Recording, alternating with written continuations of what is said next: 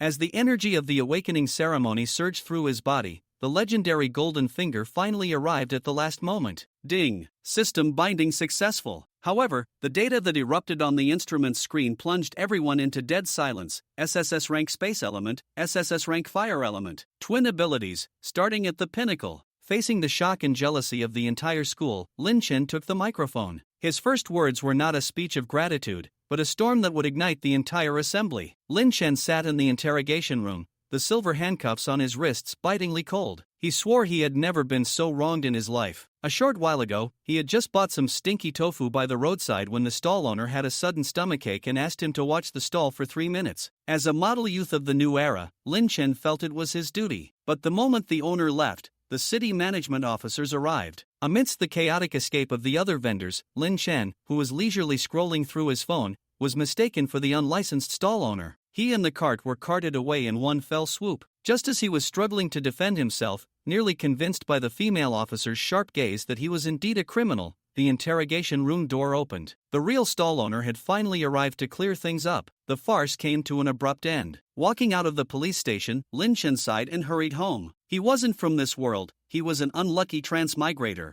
This world was largely similar to the blue star he knew, with one major difference. 20 years ago, spiritual energy had revived, changing the world forever. Humans began to awaken, gaining control over elements like water, fire, and lightning. Animals, in turn, mutated into enormous, intelligent beasts. A world-sweeping beast tide nearly sent human civilization backward, leaving countless cities in ruins. In the end, it was the first generation of awakeners who turned the tide, allowing humanity to catch its breath and enter an era of universal cultivation. In this perilous world, awakening was the only way for an ordinary person to change their destiny. Pushing open the door to his home, a petite figure flew into his arms like a returning swallow. "Big bro, you're back." The girl was Tang Xinyan, his nominal younger sister. The original owner's parents were soldiers and powerful awakeners who had sacrificed themselves in a beast tide 10 years ago. Afterward, the widow of his parents' comrade in arms, Aunt Lin Shenshan, adopted him, treating him as her own son. "Xinyan, you're not a kid anymore. Stop being so clumsy," Lin Chen chided, though he didn't push away the soft body in his arms. Hee, bro, you smell like stinky tofu. Were you sneaking snacks again? Tang Xinyan nuzzled him like a kitten. "Don't mention it." "I ate some stinky tofu and got myself sent to the police station," Lin Chen mocked himself helplessly. "Put, ha, bro,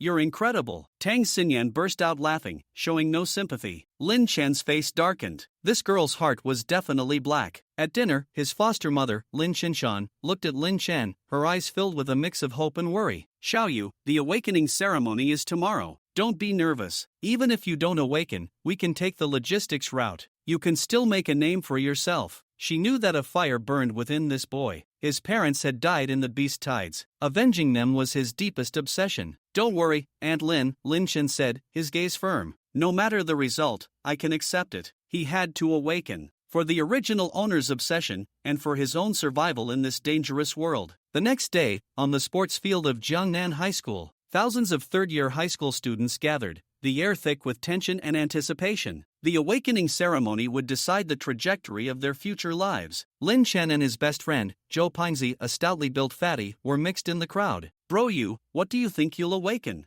"I'm hoping for an ice element, then I won't need an air conditioner in the summer," Zhou Pingzi daydreamed. "I hope it's fire," Lin Chen said, his gaze fixed on the distance. "That way, I can burn those beasts to ashes with my own hands." His voice was quiet, yet it carried a chill that didn't belong to someone his age. The ceremony proceeded in an orderly fashion. Students went up to the high platform one by one, placing their hands on the awakening instrument. B rank, Earth Element. C rank, Wind Element. Unawakened. Next, most awakened C or D rank abilities. Reaching B rank was rare and drew gasps of admiration. Time passed. More than half the students had been tested, yet fewer than 100 had awakened. Next, from Class 1, Li Hangshuang. The principal's voice fell, and the entire field erupted. Li Hangshuang, the recognized school belle, was also a rumored genius predestined to have an SS-Rank talent. Under the watchful eyes of thousands, a tall, elegant girl in a white dress with a cool demeanor walked onto the stage. She placed her delicate hand on the instrument. It glowed brilliantly, and a line of dazzling golden text appeared on the screen. SSS-Rank Ice Element. Student Li Hangshuang awakens. An SS-Rank Ice Element. The principal roared out the result with all his might, his voice trembling slightly. The crowd was stunned, then burst into a tsunami of shouts and discussions. My wife is awesome. Oh my god, it's really SS rank. Beside Lin Chen, Zhou Pingzi's eyes were wide with envy as he smacked his lips. Soon, it was Class 15's turn. Student Zhou Pingzi,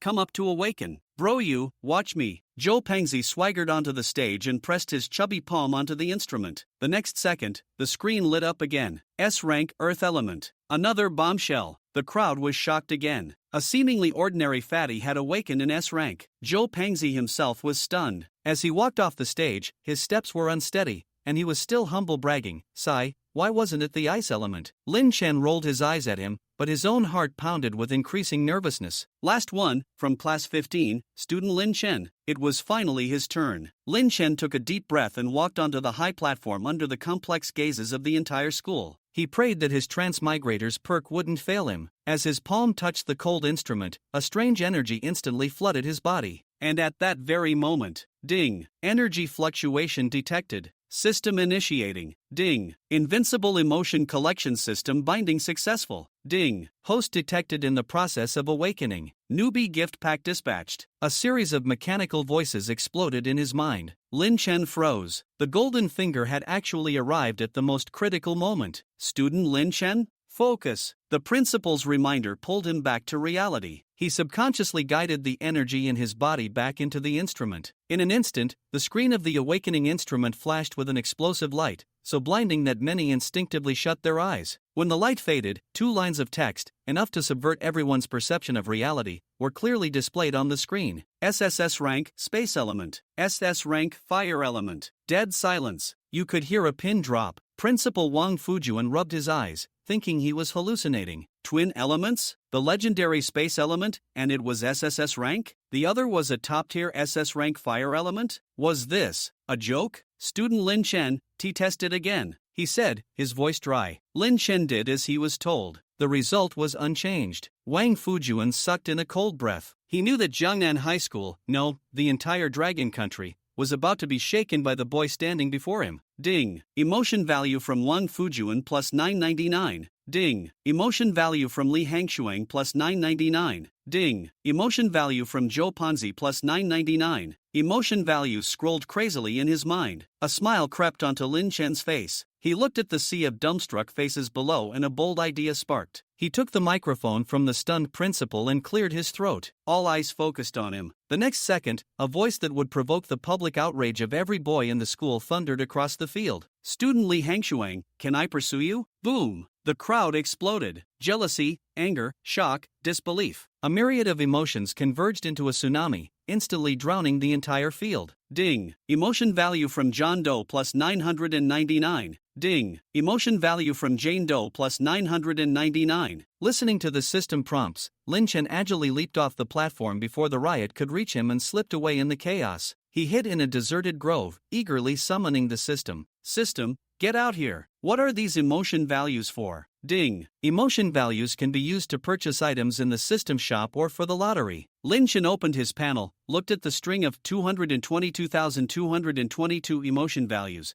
and said without hesitation, what's in the newbie pack? How does the lottery work? Ding. Newbie gift pack opened. Congratulations to the host for obtaining Golden Treasure Chest ×1, Marrow Cleansing Pill ×1, SpongeBob SquarePants Underwear ×1. Each lottery draw costs 10,000 emotion points. Lin Chen's mouth twitched. Ignoring the weird underwear, he commanded, give me a 10 pull. Ding. Congratulations to the host for obtaining Patrick Star Underwear ×5. Thank you for playing ×5. Lin Chen's face turned black. System, are you messing with me? Ding. The lottery probability is completely random and has nothing to do with this system. Like hell I believe you. Again. This time, he finally got something. 2 marrow cleansing pills, an ordinary dagger, and a few pairs of socks. Whatever. Open the treasure chest first. Ding. Golden treasure chest opened. Congratulations to the host for obtaining the S-rank weapon Dragon Abyss Sword. That was some consolation. Just as Lin Chen was about to find a place to consume the pills, he remembered something and sent a message to Zhou Pingzi. Fatty, you there? Bro you. Where did you run off to? Li Hangshuang just came to the classroom looking for you. Her eyes looked like she wanted to eat someone. You didn't sell me out, did you? Of course not.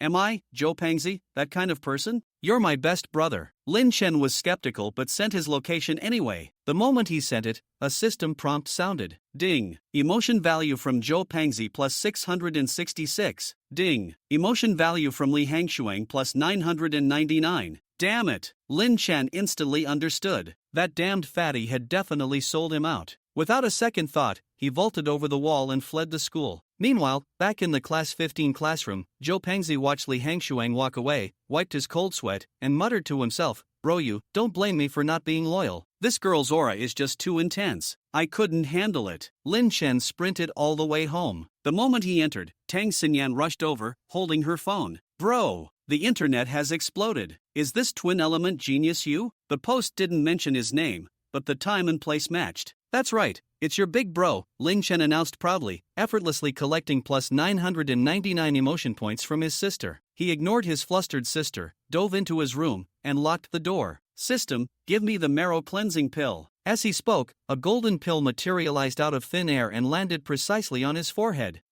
Lin Chen rubbed his head, resisting the urge to curse the system. He looked at the fragrant pill in his hand, and an unprecedented light shone in his eyes. The path of revenge, from this moment on, officially begins. However, the next second, Lin Chen's attention was drawn to the elixir in front of him. Without a second thought, he swallowed the cleansing pill. Tisk. TSK, nothing's happening. Is this pill expired? System, come out. Tell me, is the pill you gave me expired? Why am I not feeling anything at all?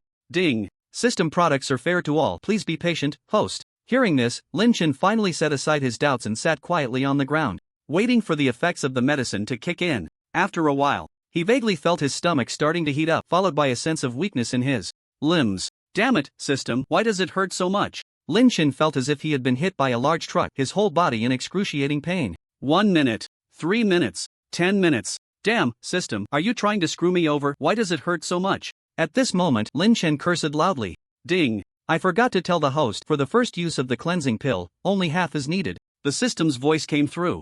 Lin Chen felt like he was about to explode. This damn system had kept this from him. He wanted to uninstall it. He didn't want it anymore. Damn it, system, you've messed me up. Ugh. A mouthful of old blood nearly spewed from Lin Chen's mouth. It hurts so much. Immediately after, the effects of the cleansing pill erupted, and Lin Chen curled up into a ball, clenching his fists tightly. Outside the room, Tang Xinyan heard Lin Chen's agonizing wails and hurried to the door, knocking loudly. Knock knock. Knock knock knock. Bro, what's wrong? What happened? Tang Xinyan sounded extremely anxious. It's nothing, I was just trying out the spatial power and accidentally bumped into something. I'm fine now. Oh, as long as you're okay, just take it easy, don't cripple yourself. Tang Xinyan sighed in relief upon hearing this. She thought someone had broken in and was beating Lin Chen up. Inside the room, Lin Chen was still unaware that Tang Xinyan was secretly cursing him. Ding. Tang Xinyan's emotional value plus 555. System, open the personal information panel. Ding. Opening personal information panel. Soon, a panel displaying his personal information appeared before him. Host, Lin Chen. Age, 19 level, bronze 3 stars. Personal items, S-grade Long Yuan sword, magical potion, cleansing pill, SpongeBob underwear, Patrick underwear. Abilities, SSS-grade spatial ability, SS-grade fire ability skills, none weapons, none beast pets, none emotional value, 333222. System, why is there a question mark after this level? What does it mean? Lin Chen looked at the personal information panel, instantly overjoyed. He hadn't expected that just by taking one cleansing pill, he would break through 2 stars. Suddenly, he noticed a question mark appearing after the level, which hadn't been there before. Ding. The host can click to view it. The system's voice rang out, and Lin Chen was so angry he felt like he might burst a blood vessel. Fine, system, you can do that. After making a firm decision, Lin Chen pressed the question mark without hesitation. The next second, a pop-up window appeared. Strength, 80, average person, 50, stamina, 88, average person, 50, intelligence, 53, average person, 50, mental power, 98, average person, 50, speed, 56, average person, 50. What? These are my attribute values? Why is my intelligence only 3 points higher than an average person? Is it that hard to? System, can these attribute points be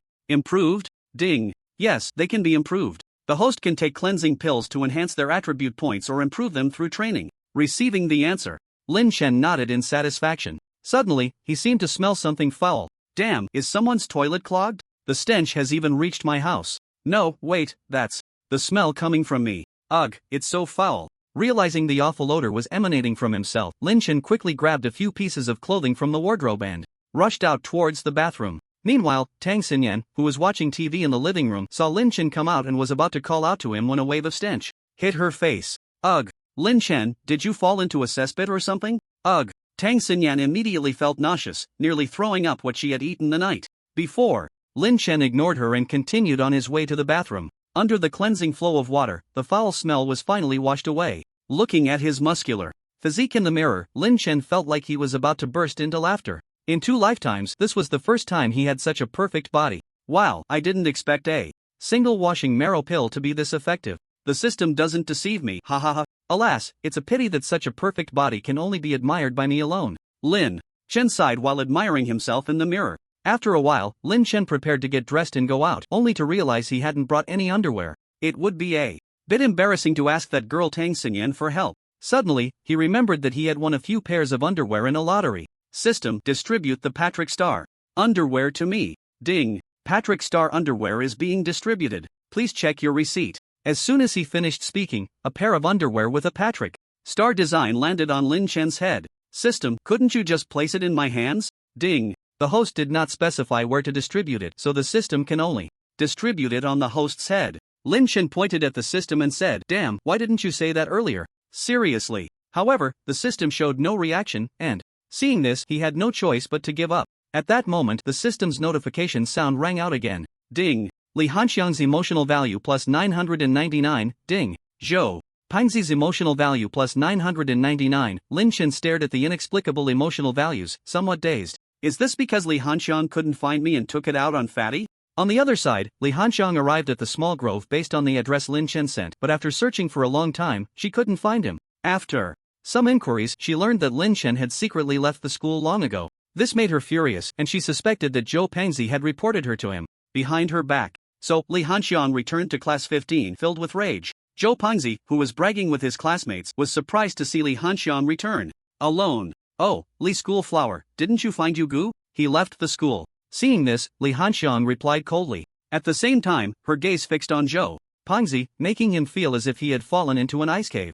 Zhou Pengzi stammered, Li Schoolflower, why are you looking at me like that? Was it you? What? Was it me? Li Schoolflower, just ask me directly what you want to know. Did you secretly tell Lin Chen to leave the school after I walked away? Li Hanxiang stared at Zhou Pengzi without blinking. Hearing this, Zhou Pengzi felt more wrong than Doi. Li Schoolflower, you can't wrong an innocent person. I, Zhou Pengzi, may like to peep at girls. No, I mean, I have a peculiar taste, but I would never betray a beauty for my brother. I swear, I absolutely did not tell Lin Chen about this. If you don't believe me, you can check my chat records. Saying this, he handed his phone to Li Hanxiang, who took it without hesitation and began to check. When the messages were still stuck on the text Lin Chen sent, Li Hanxiang believed Zhou Pengzi's words and left without looking back. Wow, that was close. I don't know why you go provoked Li Xiaohua. Now look at the situation. Forget it, this is their business, I won't get involved. Evening. Lin Yu hurried back from work, eager to find out if Lin Chen had awakened. When she opened the door, she found Lin Chen playfully wrestling with Tang Xinyan. The scene was very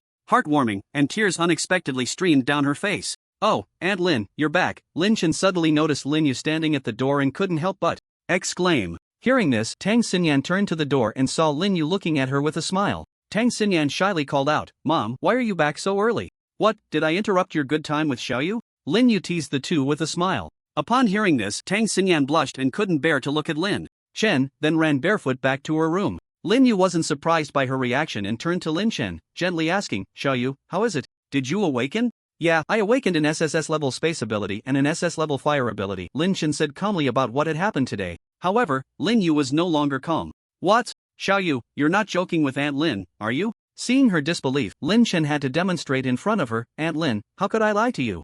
Look. As he spoke, a flame the size of a pigeon egg appeared in his hand. Lin Yu stared at the flame, momentarily lost in thought. Back then, Lin Chen's father was also a fire ability awakener. It seemed Lin Chen had inherited his father's fire ability. Aunt Lin, now you believe me, right? Lin Chen proudly played with the flame in front of Lin Yu. Lin Yu curiously asked, what about your space ability? Can you show Auntie? I can't use my space ability right now, Lin Chen said awkwardly, scratching his head. Lin Yu wasn't too disappointed that he couldn't use his space ability. After all, the space ability was recognized as the most powerful in the world, except for time abilities, as so far, no one had been reported to awaken a time ability. Alright, Auntie understands. You must be hungry now, so I'll go make you some food. Lin Yu comforted Lin Chen and then headed towards the kitchen. Aunt Lin, make a bit more later, Lin Chen called out. To Lin Yu. Lin Yu happily responded, got it. She knew that the food required for awakening was more than usual, so she wasn't surprised by Lin Chen's request. At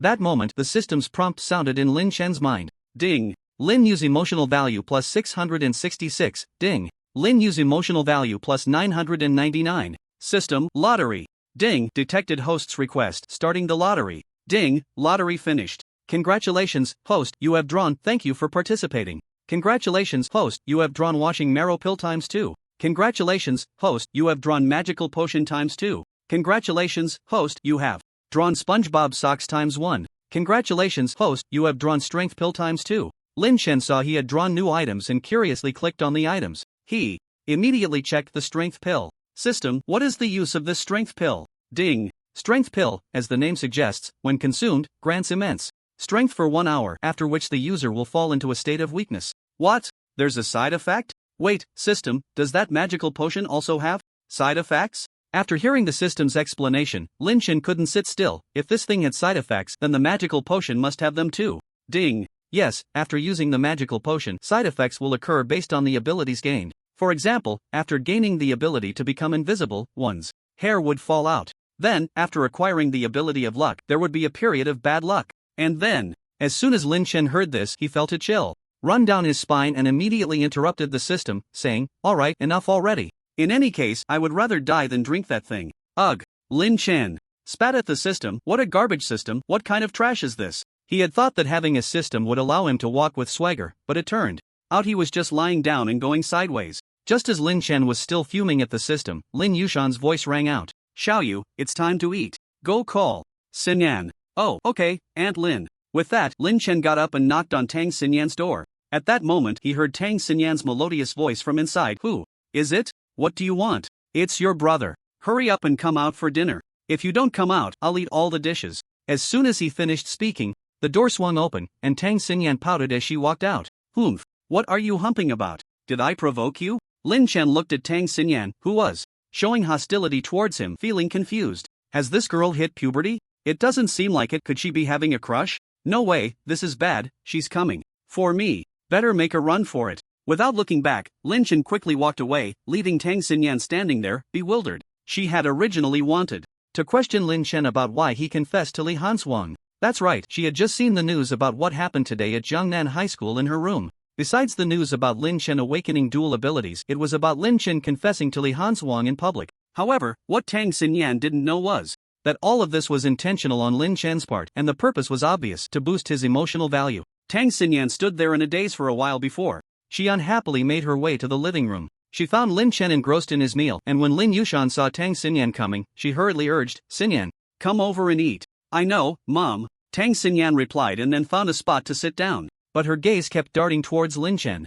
It seemed she sensed something. Lin Chen looked at Tang Xinyan and asked, Xinyan, what's wrong? Why are you staring at me? Is there food on my face? No. Then why are you looking at me? Can't I look at you if there's nothing going on? The way you put it, I don't even know how to respond. For a moment, Lin Chen felt a headache coming on. Suddenly, Tang Xinyan began to question him. Brother, did you do something at school today? Why are so many people cursing at you? Ha? What the hell? Someone is cursing at me? Who is it? Are they looking for trouble? Hearing Tang Xinyan's words, Lin Chen frowned and said angrily. Lin Yushan, who was nearby, was about to speak to calm Lin Chen down. But then Tang Xinyan spoke again. Brother, I heard that you confessed to Li Hanswang in front of the entire school today? Upon hearing this, Lin Chen felt awkward and at a loss for words. He couldn't explain this matter, nor could he, as it involved the system. Just as he was trying to find a way to explain, Lin Yushan spoke up. Oh, how nice. I didn't expect our little Yu to have someone he loves. I was worried you wouldn't find a girlfriend. Go ahead and pursue her, Auntie won't stop you. I believe your parents would be very happy to see you get married and have children. Seeing this, Lin Chen immediately cleared his throat. Ahem. Aunt Lin, it's not what you think. Oh, it's not what I think. Well, at that time, I made a bet with Fatty Zhou. Whoever awakens a higher talent would go confess to Li Hanswang. As a result, that guy was useless and only awakened an S-level Earth ability, while I, as you all should know. So I had no choice but to go on stage and confess to Li Hanswang in front of the whole school. Lin Chen immediately decided to use Zhou Pinzi as a scapegoat. After all, he had betrayed himself, so he deserved it. After listening to Lin Chen's explanation, Lin Yushan and her daughter showed different expressions of Course, Tang Xinyan's expression was the most changeable. After hearing Lin Chen's explanation, she instantly transformed from displeasure to a cheerful demeanor.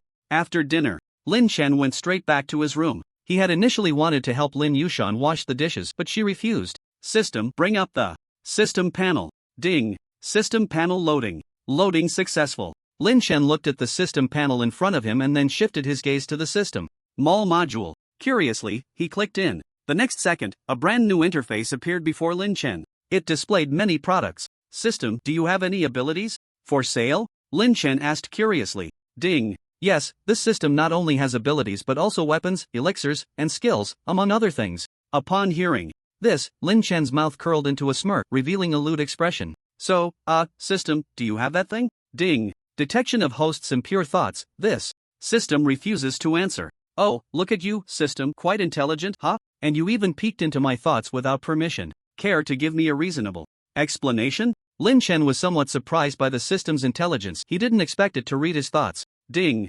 System refuses to answer. The system's cold voice rang out again. Lin Chen fell into deep thought. Could this system be impersonated by someone? That shouldn't be possible. How could it be? If it were a person, that would be an unimaginable existence. Besides, as a mere corporate slave, the other party had no reason to waste time on him. Unable to figure it out, Lin Chen decided to stop thinking about it. System, help me find some products related to abilities. Ding. Detecting host's needs. System mall is querying all abilities. Query successful. Please pay attention to the results. As the voice fell, the previously dizzying product interface suddenly transformed into a uniform display of abilities. It showed various types of abilities, such as ice, earth, space, fire, summoning, beast transformation, and nearly 100 other abilities. What the hell, system, are you planning to rob me? The prices are so high. One ability costs 99999999999 points of emotional value. When will I ever be able to afford that? Lin Chen looked at the abilities in the mall, utterly shocked. It was ridiculously expensive.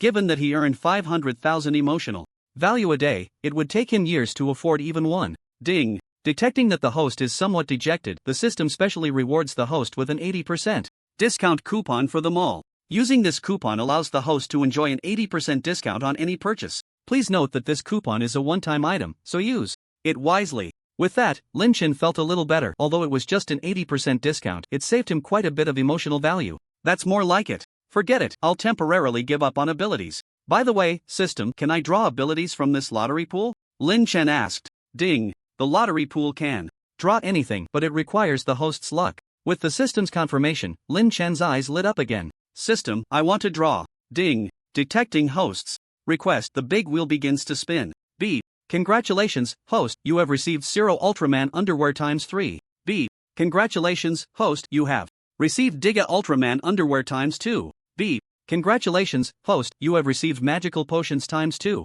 B. Congratulations, host, you have received a Beginner Chef Skill Book, which has been automatically learned successfully. B. Congratulations, host, you have received Beginner Driving Skills, which have been automatically learned successfully. Soon, the system's prompt sound began to ring. Lin Chen looked at the two skills that appeared in his personal information panel and became excited. Finally, something new had come out. Although it wasn't a supernatural ability, gaining a few skills was still pretty good.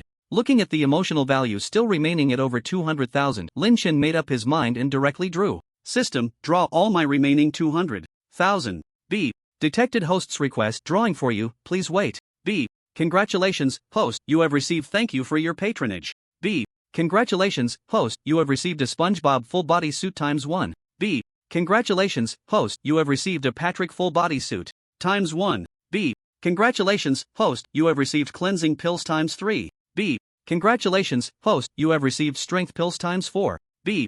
Congratulations, host, you have received speed pills ×4. B. Congratulations, host, you have received a beginner massage skill book, which has been automatically learned successfully. Seeing that he had drawn some new good items, Lin Chen hurriedly checked. System, what is the use of the speed pills? B. Speed pills, as the name suggests, will grant the host very fast speed after consumption. Note that after use, the thighs will enter a temporary state of numbness. After hearing the system's introduction, Lin Chen couldn't help but twitch his mouth. Indeed, the system's items often come with side effects. This thing wouldn't even be eaten by a dog. However, he could try giving it to that Joe Pangzi guy. Since he sold him out, he had to get back at him. Then, Lin Chen began to tally up today's gains. An SSS level space ability, an S level Long Yuan sword, along with some scattered pills and some inexplicable underwear. Overall, today was quite fruitful. Soon, Lin Chen fell into a deep sleep. Meanwhile, in a vast mountain range, an elderly man with a rosy complexion and white hair was looking at the messages on his phone, his brows furrowing tightly. Interesting, I didn't expect that Long Country has produced another space-type awakener, and a dual ability awakener at that. This kid is mine, no one else can have him, I mean it. Saying this, the old man vanished in a flash. This person was the only space-type awakener in Long Country. Lu Hongba, no, it should be 2 now, as Lin Chen had emerged. Moreover, Lin Chen's talent was SSS level, 1 rank higher than Lu Hongba. But don't underestimate that 1 rank, the difference is significant. From everyone's attitude towards Zhou Pingzi and Li Hansuan, it's clear that one is an S-level Earth-type, while the other is an SS-level Ice-type. But it was obvious that everyone favored Li Hansuan more. Of course, her stunning beauty played a big part, but more importantly, it was her talent. After the revival of spiritual energy, countries began research, and after several years of exploration, they finally established a ranking system which includes bronze, silver, gold, platinum, diamond, king, extraordinary realm, and destiny realm. Each major realm is further divided into 1 to 9 stars, and at the 3rd, 6th, and 9th stars, awakeners need to absorb a beast core to comprehend new abilities. Those with higher talent often find it easier to break through, and the bottlenecks they encounter are smaller. The next day, Lin Chen quickly tidied up and headed out towards the school. He wondered if he would run into Li Hansuan today. To be honest, he felt a bit guilty towards her. He had publicly confessed just to earn emotional points, causing her to suffer from others' criticism. Sigh, forget it, I'll find a chance to apologize to her another day. If worst comes to worst, I'll give her a cleansing pill to help improve her health. Lost in thought, he unknowingly arrived at the school gate. Just then, Zhou Pingzi's voice rang out from behind. You, go, wait for me. Hearing this, Lin Chen instinctively stopped and turned to look at Zhou Pingzi. Anger surged within him. Fatty, how dare you show your face in front of me? I called you brother, and you actually sold me out behind my back. Zhou Pingzi's heart sank at Lin Chen's words. He hadn't expected the other party to know about this. He quickly put on a smile and said, You go, let me explain. Alright, go ahead and explain. If I'm not satisfied, we'll cut ties. Lin Chen looked at Zhou Pingzi with an air of superiority. Although cutting ties was a bluff, he needed to give this fatty a good talking to. Otherwise, he might get sold out again next time. Zhou Pingzi panicked at the thought of Lin Chen wanting to sever ties with him. After all, this was a future big shot, and if he didn't cling to him now, when would he? He quickly jogged over to Lin Chen's side and began to explain in a low voice. You go, I really didn't want to sell you out. It was mainly because Li, the campus beauty, threatened me, and I didn't dare to refuse. Besides, wasn't it you who stirred this up? How can you blame me? As soon as he finished speaking, a notification sound echoed in Lin Chen's mind. Ding! Zhou Pingzi's emotional value plus 999. Hearing this notification, Lin Chen's gaze towards Zhou Pingzi changed. This was simply an emotional value-making machine. Just a little provocation could generate a lot of emotional points. Lin Chen smiled and patted Zhou Pingzi on the back, reassuring him, Alright, I get it. Don't worry, we're still good brothers. Zhou Pingzi felt a wave of relief wash over him upon hearing this. Ding! Zhou Pingzi's emotional value plus 666. Listening to the notification, Lin Chen felt much happier. It seemed he would have to keep this fatty's emotions fluctuating often. Let's go back to the classroom. By the way, fatty, what are we awakened ones supposed to do now? Well, based on previous years, the school will gather all the awakened ones together and start teaching some related knowledge about abilities. Zhou Pingzi pondered for a moment before sharing his thoughts in response to Lin Chen's question. The reason Lin Chen asked Zhou Pingzi was that the original owner had very vague memories about this aspect, leaving him a bit confused about what to do next. In fact, this world was quite similar to the Earth Lin Chen had been on before, with the same college entrance examination. However, 20 years ago, after the revival of spiritual energy, the country readjusted its policies, and all awakened individuals at the age of 18 would enter the 9 major academies for study. After that, those who wished to join the military could do so, and those who wanted to become police officers could also pursue that path, with far fewer obstacles compared to ordinary people. Of course, anyone with thoughts of treason would definitely face the pursuit of awakened individuals nationwide. Over the years, many people who thought the grass was greener abroad ended up in miserable situations, with grave markers already 3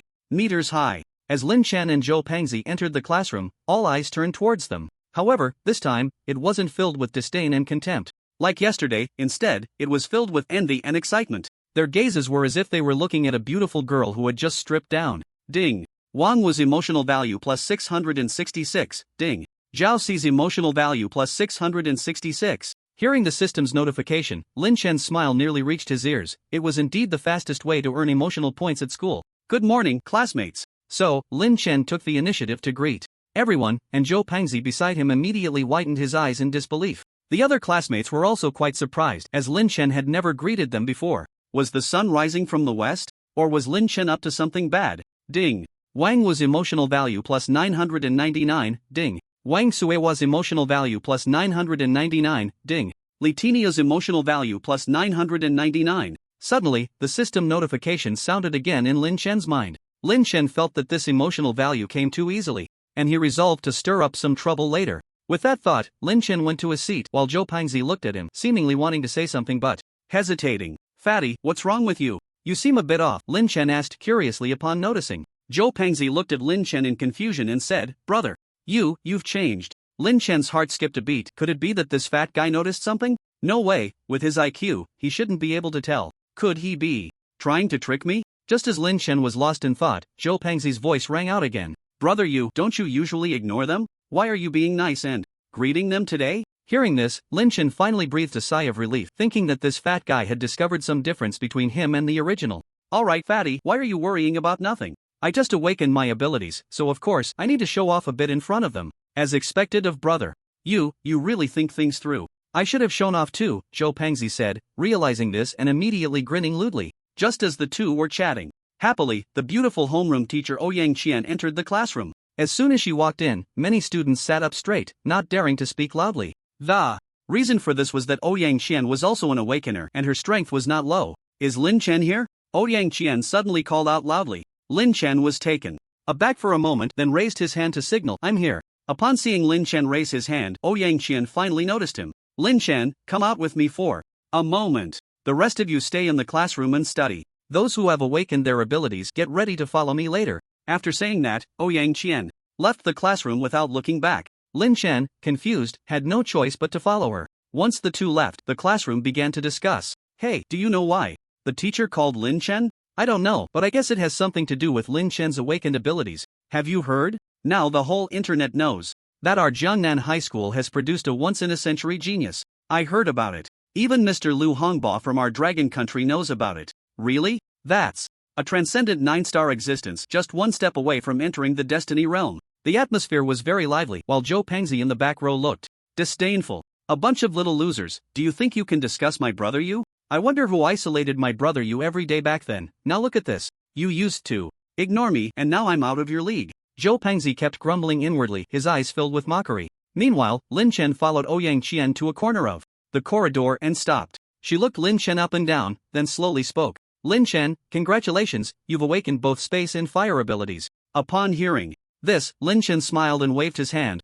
It's just luck. As soon as he finished speaking, the system notification sounded in his mind. Ding. Ouyang Qian's emotional value plus 666 inch ding. Ouyang Qian's emotional value plus 888 inch. Listening to the system's notification sounds, Lin Chen felt an immense joy. To succeed, one must first go crazy, charging forward without regard for anything, fighting for a chance to be a rich third generation. Only by striving can one avoid failure. Seeing that he had almost finished reaping the benefits, Lin Chen quickly forced a smile.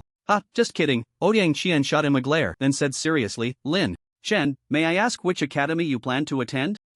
Well, I haven't decided yet. How about you recommend one for me? Lin Chen looked at Ouyang Qian with big, bright eyes and a smile. Upon hearing this, Ouyang Qian felt a surge of joy. She had only asked out of curiosity, not expecting Lin Chen to ask for her help in making a recommendation. Ouyang Qian was definitely going to promote her alma mater. After all, she was also from one of the 9 major academies. After a moment of contemplation, Ouyang Qian began. Let me introduce you to these 9 major academies one by one. First is the Capital Academy. Although it accepts practitioners of any system, most of its students are from official families, so they are not to be trifled with. Next is the Demon Sea Academy, which also accepts practitioners of any system, but most of the students here are exceptionally gifted. At this point, Lin Chen suddenly interrupted. Sister Qian, which academy are you from? Me? I'm from the Demon Sea Academy. Oh, I see. Please continue. Okay, next is the Beast Master Academy, which mainly recruits summoners and beast transformation practitioners. Of course, they also accept students from other systems, but those 2 systems are more favored.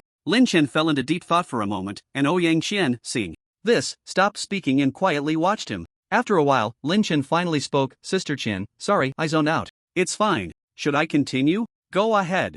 Alright, the remaining academies are the Sangyan Academy, Tianlang Academy, Jinshi Academy, Zhenchan Academy, and Qingling Academy. They belong to the elemental system colleges, and as their names suggest, they mainly recruit practitioners of the 5 elemental attributes, though they also accept students from other systems. That's already 8. What about the last academy? Lynch counted on his fingers and realized he was missing one. The last one is the Spirit Machinery Academy, which accepts everyone, even ordinary students. Hearing Ouyang Qian say that the Spirit Machinery Academy accepts all kinds of people, Lin Chen became interested. Sister Qian, you mean they accept ordinary people? I know what you're thinking, but it's not that easy for ordinary students to enter the Spirit Machinery Academy. They must be exceptionally talented to get in. Moreover, the Spirit Machinery Academy does not focus on cultivation, they mainly engage in weapon development. After listening to Ouyang Qian's introduction of the 9 major academies, Lin Chen had a general understanding. He then asked, so, Sister Qian, which academy do you think would be best for me to enter?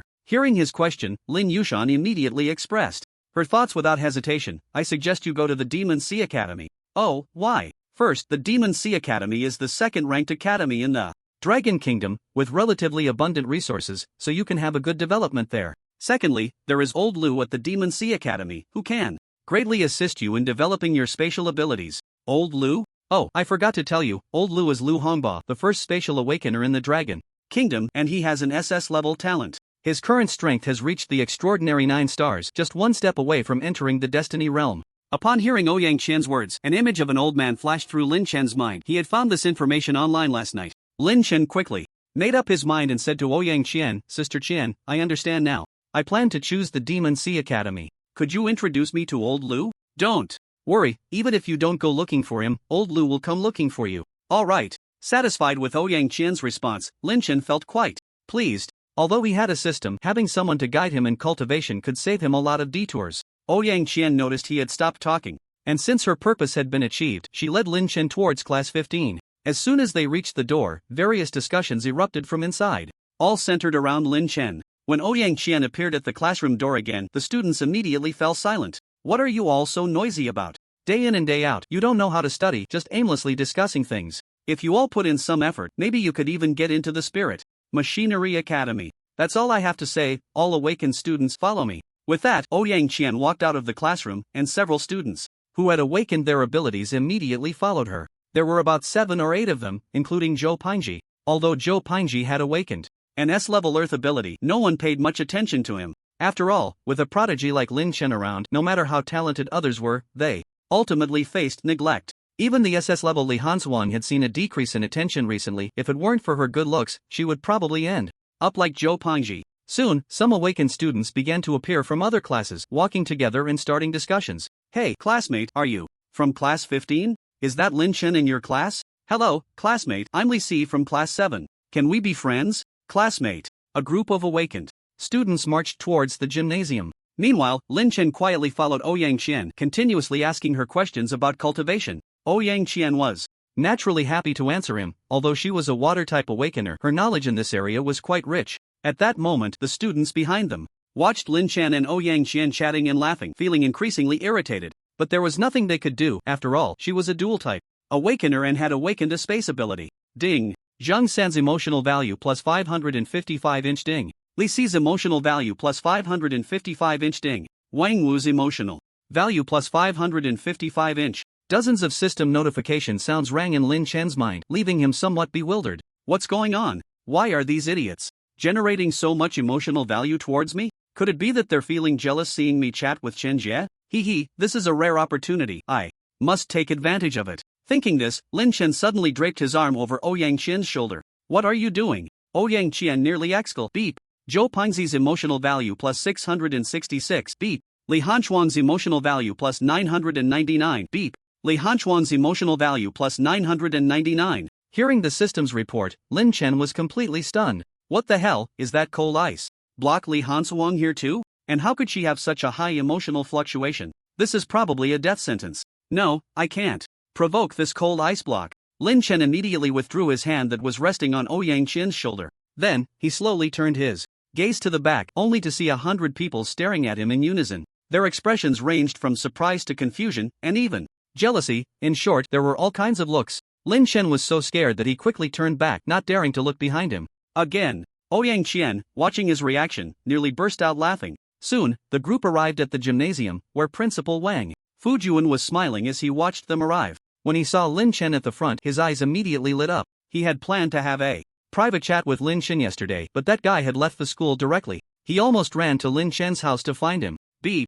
Wang Fujuan's emotional value plus 999. A sudden system prompt echoed in Lin Chen's mind, leaving him puzzled. He then looked towards Wang Fujuan in the distance and found him smiling at him, but the expression seemed a bit lewd. Lin Chen felt goosebumps rising all over him. Not daring to look at him anymore, he turned his gaze to the beautiful homeroom teacher, Ouyang Qian. Ouyang Qian, seeing him look at her again, was somewhat baffled. Before long, everyone arrived at the entrance of the gymnasium. Seeing this, Wang Fujuan put on a self-satisfied, amiable expression and said, "Welcome, students, to this place. You are all the hope and future of Jiangnan High School. I believe you all have some understanding, so I won't elaborate too much. In a moment, when I call your name, step forward as we prepare for class division. This time, there are more awakened students than in previous years, totaling 225. I have decided to divide you into 5 classes of awakened students. Now, I will start calling names. Lin Chen, Li Han Suang." Lin Chen was momentarily stunned when he heard his name called first, but quickly came to terms with it. This should be based on talent. He awakened the SSS level space ability and the SS level fire ability, so it was only natural he was at the front, while Li Han Suang, who awakened the SS level ice ability, was behind. Understanding this, Lin Chen no longer hesitated and walked straight out, at which point Zhou Pengzi came to his side. Suddenly, he leaned in sneakily and whispered to Lin Chen, "Brother, what are you planning to do about Li School Flower?" "What to do? Just let it be," Lin Chen replied with a roll of his eyes, indifferent. B. Zhou Pengzi's emotional value plus 666. At this moment, Li Hansuang, seemingly sensing something, turned to look at the two of them. They were discussing something, but it felt like they were talking about her. Instantly, an unnamed anger ignited in Li Hansuang's heart. Beep. Li Hansuang's emotional value plus 999. Beep. Li Hansuang's emotional value plus 1000. Lin Chen was momentarily stunned upon hearing the system's prompt. It was the first time he received an emotional value over 1000. He couldn't help but look at Li Hansuang, who was staring at him intently. It was better not to look, but once he did, he was startled to see her looking at him with a murderous glare. Zhou Pengzi, seeing Lin Chen not respond for a long time, followed his gaze and nearly gasped in shock. "You, brother, should we run? Li Schoolflower's gaze clearly wants to chop us into 1,000 pieces. Cough. Cough, fatty, look at you being so timid. How could she dare to make a move against us? Just relax." That being said, Lin Chen felt completely uncertain inside. He should have known better than to provoke this ice-cold person. Li Hansuang noticed the two were avoiding eye contact, and realized they were feeling guilty. It seemed her guess was correct, these two were indeed discussing her. Meanwhile, the system's notification sound kept ringing in Lin Chen's mind. Ding. Li Hansuang's emotional value plus 555. Ding. Li Hansuang's emotional value plus 666. Ding. Li Hansuang's emotional value plus 777. Listening to this life-threatening sound, Lin Chen felt a bit overwhelmed. Although he wanted the emotional value, he didn't plan to just grab it from someone. What if one day he exhausted it? What would he do then? So, he decided to step forward and apologize to Li Hansuang. Just then, Wang Fujuan spoke up. "Classmates, I just called your names as students of the awakened class. Teacher Ouyang Qian will be your homeroom teacher. Those whose names were called, please follow Teacher Ouyang to select a venue." As soon as he finished speaking, Ouyang Qian walked towards the gymnasium. Seeing this, Lin Chen and Zhou Pengzi exchanged glances, and hurriedly followed after her. The others quickly caught on and followed suit. Zhou Pengzi said to Lin Chen, "You good, Li school beauties. Gaze just now was really terrifying. Thank goodness." "Thank goodness what?" Suddenly, a cold voice came from behind Zhou Pengzi. He mechanically turned around and saw a pair of murderous eyes. It was Li Hansuang. In an instant, Zhou Pengzi swallowed back the words he wanted to say, his expression turning as ugly as if he had eaten something foul.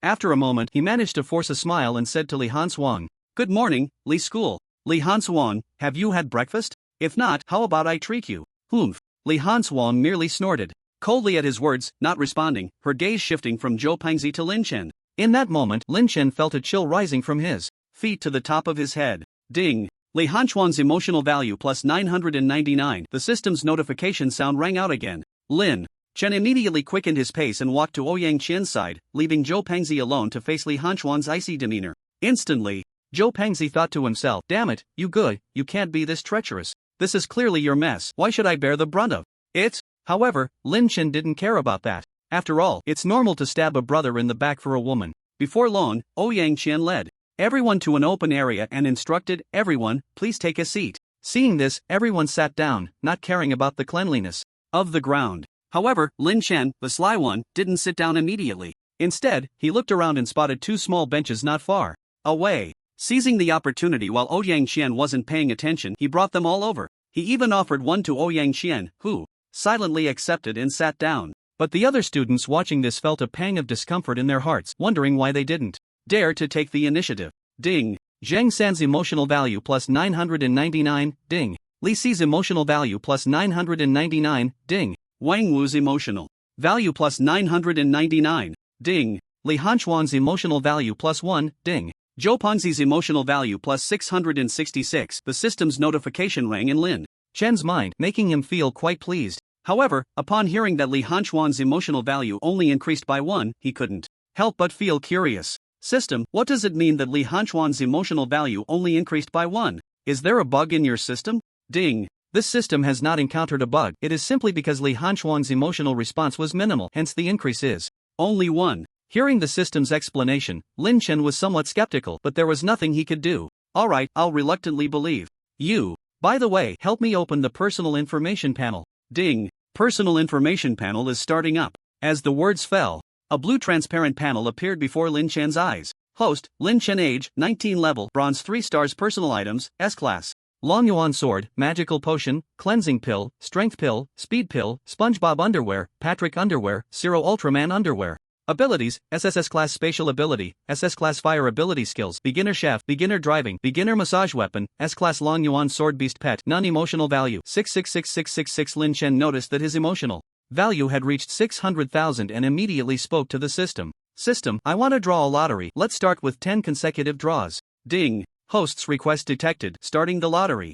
Ding. Congratulations. Host, you have obtained bronze treasure chest times 2 inch ding. Congratulations, host, you have obtained silver treasure chest times 1 inch ding. Congratulations, host, you have obtained strong kidney pill times 3 inch. Congratulations, host, you have received. Thank you for your patronage. Seeing the treasure chests drawn, Lin Chen couldn't help but smile widely. It should be noted that the previous golden treasure chest rewarded by the system had yielded an S-class Long Yuan sword, and now he had 2 bronzes and 1 silver. He estimated that this time he could also get something good. Meanwhile, Ouyang Qian saw Lin Chen grinning foolishly and was immediately filled with questions. Did what she just said really make him laugh? That couldn't be possible, right? Lin Chen, was what I just said really that funny? However, Lin Chen was lost in his joy and didn't hear her at all. Beside him, Zhou Pengzi quickly tugged at Lin Chen's clothes. Feeling someone pulling at him, Lin Chen finally came back to his senses and looked at Zhou Pengzi, who was still tugging at him. Fatty, why are you pulling me? Brother, Teacher Ouyang is calling for you. What? When did this happen? Teacher Ouyang is watching you.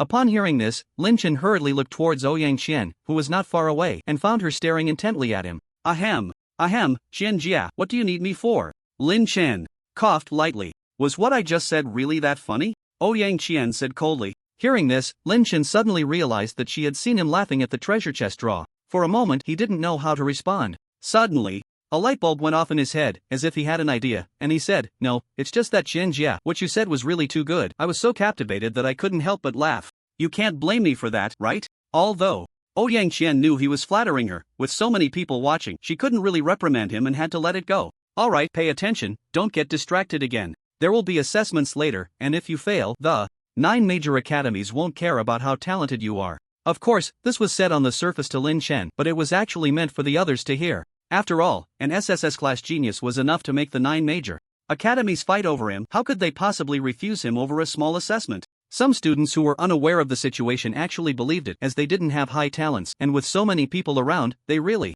could be rejected. Ouyang Qian observed the changing expressions of the others, a barely noticeable smile appearing at the corner of her mouth. However, there was one exception, and that was Lin Chen. Having lived 2 lives, how could he not see through Ouyang Qian's thoughts? But he didn't expose her. After all, Ouyang Qian was doing this for everyone's good, right? Lin Chen, take a seat. Next time, be more serious and don't get lost in thought again. After scanning the crowd, Ouyang Qian called out to Lin Chen, who was still standing. Upon hearing this, Lin Chen plopped down onto a small stool. Ouyang Qian then continued her lecture. Classmates, today we will continue. First, every time one reaches 3 stars, 6 stars, or 9 stars in their cultivation, they need to absorb a beast core, feel the energy contained within, and then comprehend their own abilities to gain new powers. Just like this, as the teacher demonstrates. As she spoke, Ouyang Qian conjured a ball of water in her hand, which then transformed into an ice spear under her control. She immediately threw it into the air while chanting, ice and snow. The ice spear shattered into Numerous ice shards, each the size of silver needles, raining down towards the ground.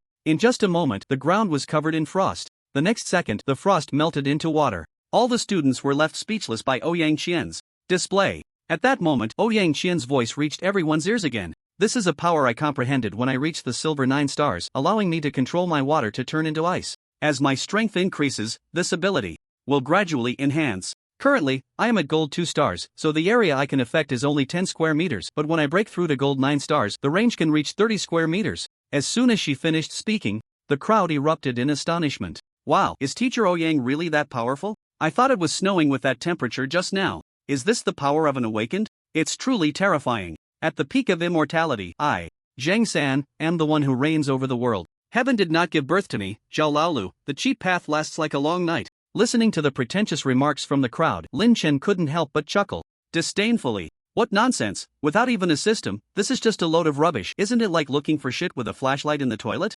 Seeing the crowd in high spirits, Ouyang Qian couldn't help but shout loudly, "Everyone, please quiet down, let's continue the explanation." Once Ouyang Qian spoke, the crowd fell silent, their eyes fixed on her. Noticing this, Ouyang Qian cleared her throat and continued her explanation. The crowd quieted down, but their hearts were still restless. After all, Jiangchang was just a small county, and most of the students had not seen much of the world. So, Ouyang Qian's display was enough to astonish them for an entire year. Of course, there were 3 exceptions. One was Li Hansuang, and the other 2 were Lin Chen and Zhou Pingzi. Li Hansuang's family, the Li family, was one of the top families in Jiangchang, and she had seen many awakened individuals growing up, so Ouyang Qian's display did not shock her much. As for Zhou Pingzi, his father was a real estate developer, and he grew up in a big city, so he had seen and heard more than others. As for Lin Chen, being a transmigrator, nothing could be more shocking than his own experience of crossing over. Classmates, next I will teach you a set of cultivation techniques, and I hope everyone can practice diligently. Seeing the crowd gradually quiet down, Ouyang Qian spoke again. Upon hearing that they could start cultivating, everyone present was excited. Soon, Ouyang Qian verbally imparted a breathing technique to the crowd, and they began to practice on the spot. Lin Chen watched as his classmates closed their eyes to absorb the spiritual energy of heaven and earth, and he too closed his eyes, but he did not practice. System, what is my current emotional value? Ding. The host's emotional value has now reached 750,000. Would you like to draw a lottery? Draw for me, draw hard. Ding. Drawing is in progress, please wait. As soon as he finished speaking, the spinning wheel began to turn, and after a moment, it came to a stop. Ding. Congratulations, host, you have obtained a golden treasure chest times 1 inch. Ding. Congratulations, host, you have obtained cleansing pills times 5 inch. Ding. Congratulations, host, you have obtained magical potions times 6 inch. Ding. Congratulations, host, you have obtained a Diga Ultraman suit times 1 inch. Ding. Congratulations, host, you have obtained strength pills times 5 inch. Ding. Congratulations, host, you have obtained speed pills times 8 inch. When Lin Chen heard he had received a golden treasure chest, he nearly gasped in surprise. This was a golden treasure chest. Last time, it yielded an S-class Lonyuan sword. He wondered if he would get something good this time. System, open the golden treasure chest. Ding. The treasure chest is opening. Ding. Congratulations, host, you have obtained an S-class breathing technique, Hunyuan Gong. This technique allows for rapid absorption of the world's spiritual energy and can also refine the body. Hearing the system's explanation, Lin Chen's eyes lit up. He didn't expect the system to be so considerate, knowing he needed a cultivation technique and delivering it right to him. Wow, is it really that awesome? System, I want to cultivate this Hunyuan Gong. Ding. Congratulations, host, cultivation successful. In no time, the system's voice echoed in his mind again, and Lin Chen felt a new memory added to his consciousness. This was indeed the method for cultivating Hunyuan Gong. Immediately, Lin Chen began to practice according to the recorded content. In an instant, the surrounding spiritual energy surged towards him, and then, at a visibly rapid pace, it was absorbed into his body. Meanwhile, Ouyang Qian couldn't help but look over. Watching his terrifying absorption speed, she was momentarily stunned. She had never seen such a scene. After all, her current golden 2-star realm couldn't achieve such a level. Could this be the SSS level monstrous talent? It really is terrifying. Ouyang Qian murmured to herself. The other students were awakened by Lin Chen's actions, and they turned their gazes towards him, discussing among themselves. What the hell, is this the talent of an SSS level monster? Damn, is this guy even human? I wonder if Lin Chen has a girlfriend. He could be a little. You might as well give up on that. Didn't you hear that Lin Chen is planning to pursue the school beauty Li? Exactly, you don't even look in the mirror. Can you compare to Li? You guys, stop arguing, let's watch how the big shot cultivates. We can learn a thing or two. Ah, right. Everyone began to gather around Lin Chen, eager to observe and learn. Ding. Li Hanxian's emotional value plus 666. Ding. Zhou Pengzi's emotional value plus 666, ding. Ouyang Qian's emotional value plus 666. The system's prompt echoed in his mind, but it did not affect Lin Chen's cultivation at all. It was as if he had said goodbye to this world. At this moment, he had entered a state of comprehension. He felt nothing of what was happening outside. Classmates, don't disturb Lin Chen while he cultivates. Quickly find a free spot to practice, Ouyang Qian urged. As she noticed, everyone had paused. Hearing this, everyone finally reacted and hurriedly found a place to continue their cultivation. At this moment, they were all like they had been injected with adrenaline, full of fighting spirit. Of course, this was mainly due to Lin Chen's impact. As expected of Yugu, this show-off is really impressive. I need to hurry up and cultivate. I can't fall behind. Zhou Pengzi sighed as he watched the scene, then closed his eyes and frantically operated the spiritual energy breathing technique. Not far away, Li Hanxiang immediately felt the pressure. She had thought her talent was only one level below his, and the cultivation technique provided by her family was enough to keep pace with him. But she didn't expect that he would create such a huge commotion on his first cultivation attempt, making her naturally competitive nature even harder to suppress. Without hesitation, he closed his eyes and continued to cultivate. However, our instigator, Lin Laolu, was still immersed in the wonders brought by the Hunyuan Gong. It must be said that this S-rank technique is truly impressive. At this moment, Lin Chen, who was originally at the bronze 3-star level, faintly showed signs of a breakthrough, just one step away from advancing to bronze 4-star. However, just as he was preparing to break through, he got stuck. Lin Chen suddenly remembered what Ouyang Qian had said earlier. Breaking through to 3-star required absorbing beast cores. For a moment, Lin Chen felt a bit at a loss, but then he suddenly thought of something. He quickly opened his eyes, looked at Ouyang Qian, not far away, and shouted, "Sister Qian, do you have a beast core?" Upon hearing this, Ouyang Qian's pupils suddenly constricted, her face filled with disbelief. Had Lin Chen really broken through to bronze 3-star? It had only been a little over an hour. No matter how monstrous one was, it was impossible to break through to 3-star in such a short time, right? Lin Chen, why are you asking this? Did you really break through to 3-star? Yes, otherwise why would I ask you for a beast core? Logically, the dragon country should be distributing some resources, right? Lin Chen replied. Based on his experience from his previous life, the country would provide certain resources to support students' cultivation. After all, most awakeners were from the lower class, so the country would grant cultivation resources over time. Just like in his last life, the country implemented a 9-year compulsory education system to cultivate talent for the nation. Sure enough, after Lin Chen finished speaking, Ouyang Qian silently nodded. Then she spoke. You're right, some cultivation resources have indeed been allocated from above, but did you really break through to bronze 3-star? Faced with Ouyang Qian's skepticism, Lin Chen unhesitatingly condensed a fireball the size of an egg in his hand. Feeling the energy fluctuations coming from him, Ouyang Qian finally believed that he had broken through to bronze 3-star and faintly showed signs of breaking through to 4-star.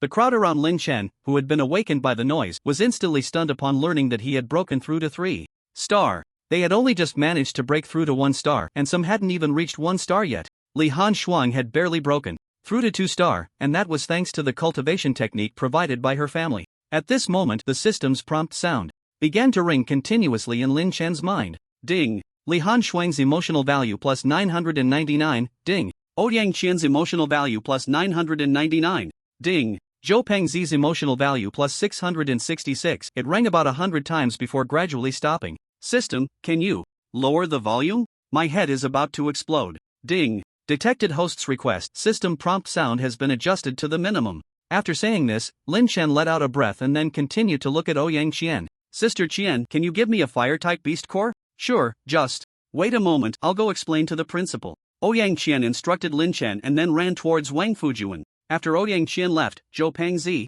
with a smug look on his face, approached with a lewd grin. Brother, did you really break through to bronze 3-star? Of course, why would I lie to you? If it weren't for not having a beast core, I might have broken through to 4-star, Lin Chen said nonchalantly. As soon as he finished speaking, a classmate who had been eavesdropping nearly choked on his own saliva. He originally thought Lin Chen breaking through to 3-star was already the limit, but he didn't expect this was just the beginning. Zhou Pengzi rolled his eyes at the person but didn't chase him away. He enjoyed the attention of others watching him and Lin Chen show off. However, Lin Chen had no reaction to this. He was more than happy for others to create emotional value for him. 3 minutes passed. 10 minutes passed. Just as Lin Chen was getting a bit impatient, he saw Ouyang Qian approaching with a fiery red stone in her hand. Wait, a stone? No, is this thing a beast core? Lin Chen thought to himself as Ouyang Qian walked over. Here, the fire-type beast core you wanted. By the way, Lin Chen, there are currently no space-type beast cores available. You know space-type ones are already rare, and even among demon beasts they are quite scarce. I understand, but it's fine, take your time, I'll encounter one sooner or later. Lin Chen waved his hand dismissively. With the system in place, this really isn't a problem. If necessary, I can just buy one directly from the system mall, although it might be a bit expensive. Hearing this, Ouyang Qian nodded in satisfaction, then handed the fire-type beast core to Lin Chen, reminding him, this is a beast core from a flame tiger, which ranks among the fire-type demon beasts. I hope you can comprehend a powerful ability from it. I got it. Lin Chen replied, then sat cross-legged, spreading the fire-type beast core in his palm. He then began to operate the mixed origin technique, starting to absorb the energy contained in the fire-type beast core as well as the peculiar substances within it. Suddenly, Lin Chen's consciousness plunged into a strange world. This world was entirely gray, with no visible boundaries. At that moment, a flame appeared before Lin Chen, which then transformed into a tiger engulfed in flames. This was the flame tiger Ouyang Qian had mentioned earlier, although Lin Chen had never seen it before, based on what Ouyang Qian had said in the flames. On the tiger, it wasn't hard to guess. Just as Lin Chen was lost in thought, the flame tiger lunged at him fiercely. In a flash, Lin Chen sidestepped to avoid it. The flame tiger, seeing that he had evaded its attack, immediately roared, its flames becoming even more vigorous. The next second, a massive fireball shot out from its mouth, heading straight for Lin Chen's face. Damn, this tiger has no sense of martial ethics, bullying me, an 18-year-old. Damn, you're asking for death. Lin Chen cursed loudly. He had never seen such a disregard for martial ethics in a tiger, spraying fire at him without a word. Lin Chen was instantly enraged by the flame tiger and grabbed the incoming fireball with both hands, then hurled it back at the flame tiger with force. Bang, bang. The flame tiger let out several muffled sounds as it was struck, then was knocked to the ground. Seeing this, Lin Chen condensed another fireball in his hand and threw it at the tiger again. The flame tiger was sent flying several meters away once more, and Lin Chen continued to condense fireballs and throw them at it. His life philosophy was to never give the enemy a chance to turn the tables. Taking advantage of the flame tiger's inability to stand, Lin Chen relentlessly bombarded it. With the final blow, the flame tiger transformed into a speck of light and vanished in this strange world. Phew, that was close. Luckily, I watched a lot of cartoons in my past life, otherwise, I might have really been intimidated by this guy. Lin Chen panted, talking to himself, a smug expression on his face. The next second, Lin Chen disappeared from the strange world, and when he opened his eyes again, he found himself surrounded by people. They all wanted to know what changes would occur after Lin Chen absorbed the beast core. What are you all staring at me for? Have you all been dazzled by my handsome appearance? Lin Chen scratched his head in confusion as he noticed everyone staring at him intently. However, what he received in return was a unanimous roll of the eyes from the crowd, along with countless emotional values. Ding. Zhang San's emotional value plus 999, ding. Li Xi's emotional value plus 999, ding. Wang Wu's emotional value plus 999, ding. Zhao Lu's emotional value plus 999. Listening to the system's continuous reports, Lin Chen couldn't help but think, classmates, you're all doing great, let the storm, no, let the emotional values come even more fiercely. Just as Lin Chen was still lost in his thoughts, a voice from the crowd interrupted his daydreaming. Lin Chen, did you just feel anything, or do you have any experiences you can share with us? Upon hearing this, Lin Chen pondered for a moment, then spoke up. Just now, I inexplicably entered a strange world, and then a tiger engulfed in flames appeared before me. As his words fell, the entire room fell into an eerie silence. Of course, Ouyang Qian was not surprised, she had experienced this many times before. However, what piqued her curiosity was what kind of ability Lin Chen had comprehended, so she immediately asked, Lin Chen, do you have any comprehended abilities? Yes, Sister Qian, do you want to try my move? Lin Chen's lips curled into a slight smile. Seeing this, Ouyang Qian did not decline. Instead, she cheerfully said, sure, go ahead and show me. Everyone else, step back a bit so you don't get hit. As she finished speaking, the onlookers quickly dispersed. They certainly did not want to suffer any unwarranted misfortune. Once the crowd had cleared out enough, Lin Chen mobilized the spiritual energy within him and began to condense a fireball the size of a watermelon in his hand. Flame fireball. With Lin Chen's roar, the fireball shot straight towards Ouyang Qian, transforming in midair into a flaming tiger as it pounced at her. Alright, watch this, water barrier. Ouyang Qian immediately formed a shield made of water around herself, successfully blocking Lin Chen's fireball outside. Watching this scene, the crowd was not surprised. After all, Ouyang Qian was at a much higher level than Lin Chen, so how could he possibly defeat her? Not bad, your flame fireball is quite powerful. Given time, it will surely become your signature move, Ouyang Qian praised as she felt the power of the fireball, knowing that she was currently 2 major realms above Lin Chen. The fact that Lin Chen's fireball could shake her water barrier was enough to prove its considerable power. If Lin Chen reached her level, the power would be unimaginable. Hearing this, Lin Chen sighed, I thought this move could break through Sister Qian's defense, but it seems I was being overly ambitious. Don't sigh, after all, I'm 2 major realms above you. It's normal that you can't break through. If you did, it would actually seem a bit abnormal for you. Ouyang Qian immediately comforted him. However, Lin Chen did not listen to her but was instead pondering a question. What if he could use spatial abilities to flash in front of Ouyang Qian and then smash a fireball into her face? The more Lin Chen thought about it, the more feasible it seemed, so he prepared to try this idea when he suddenly remembered that he seemed to not know how to flash. Sister Qian, can you find a spatial beast?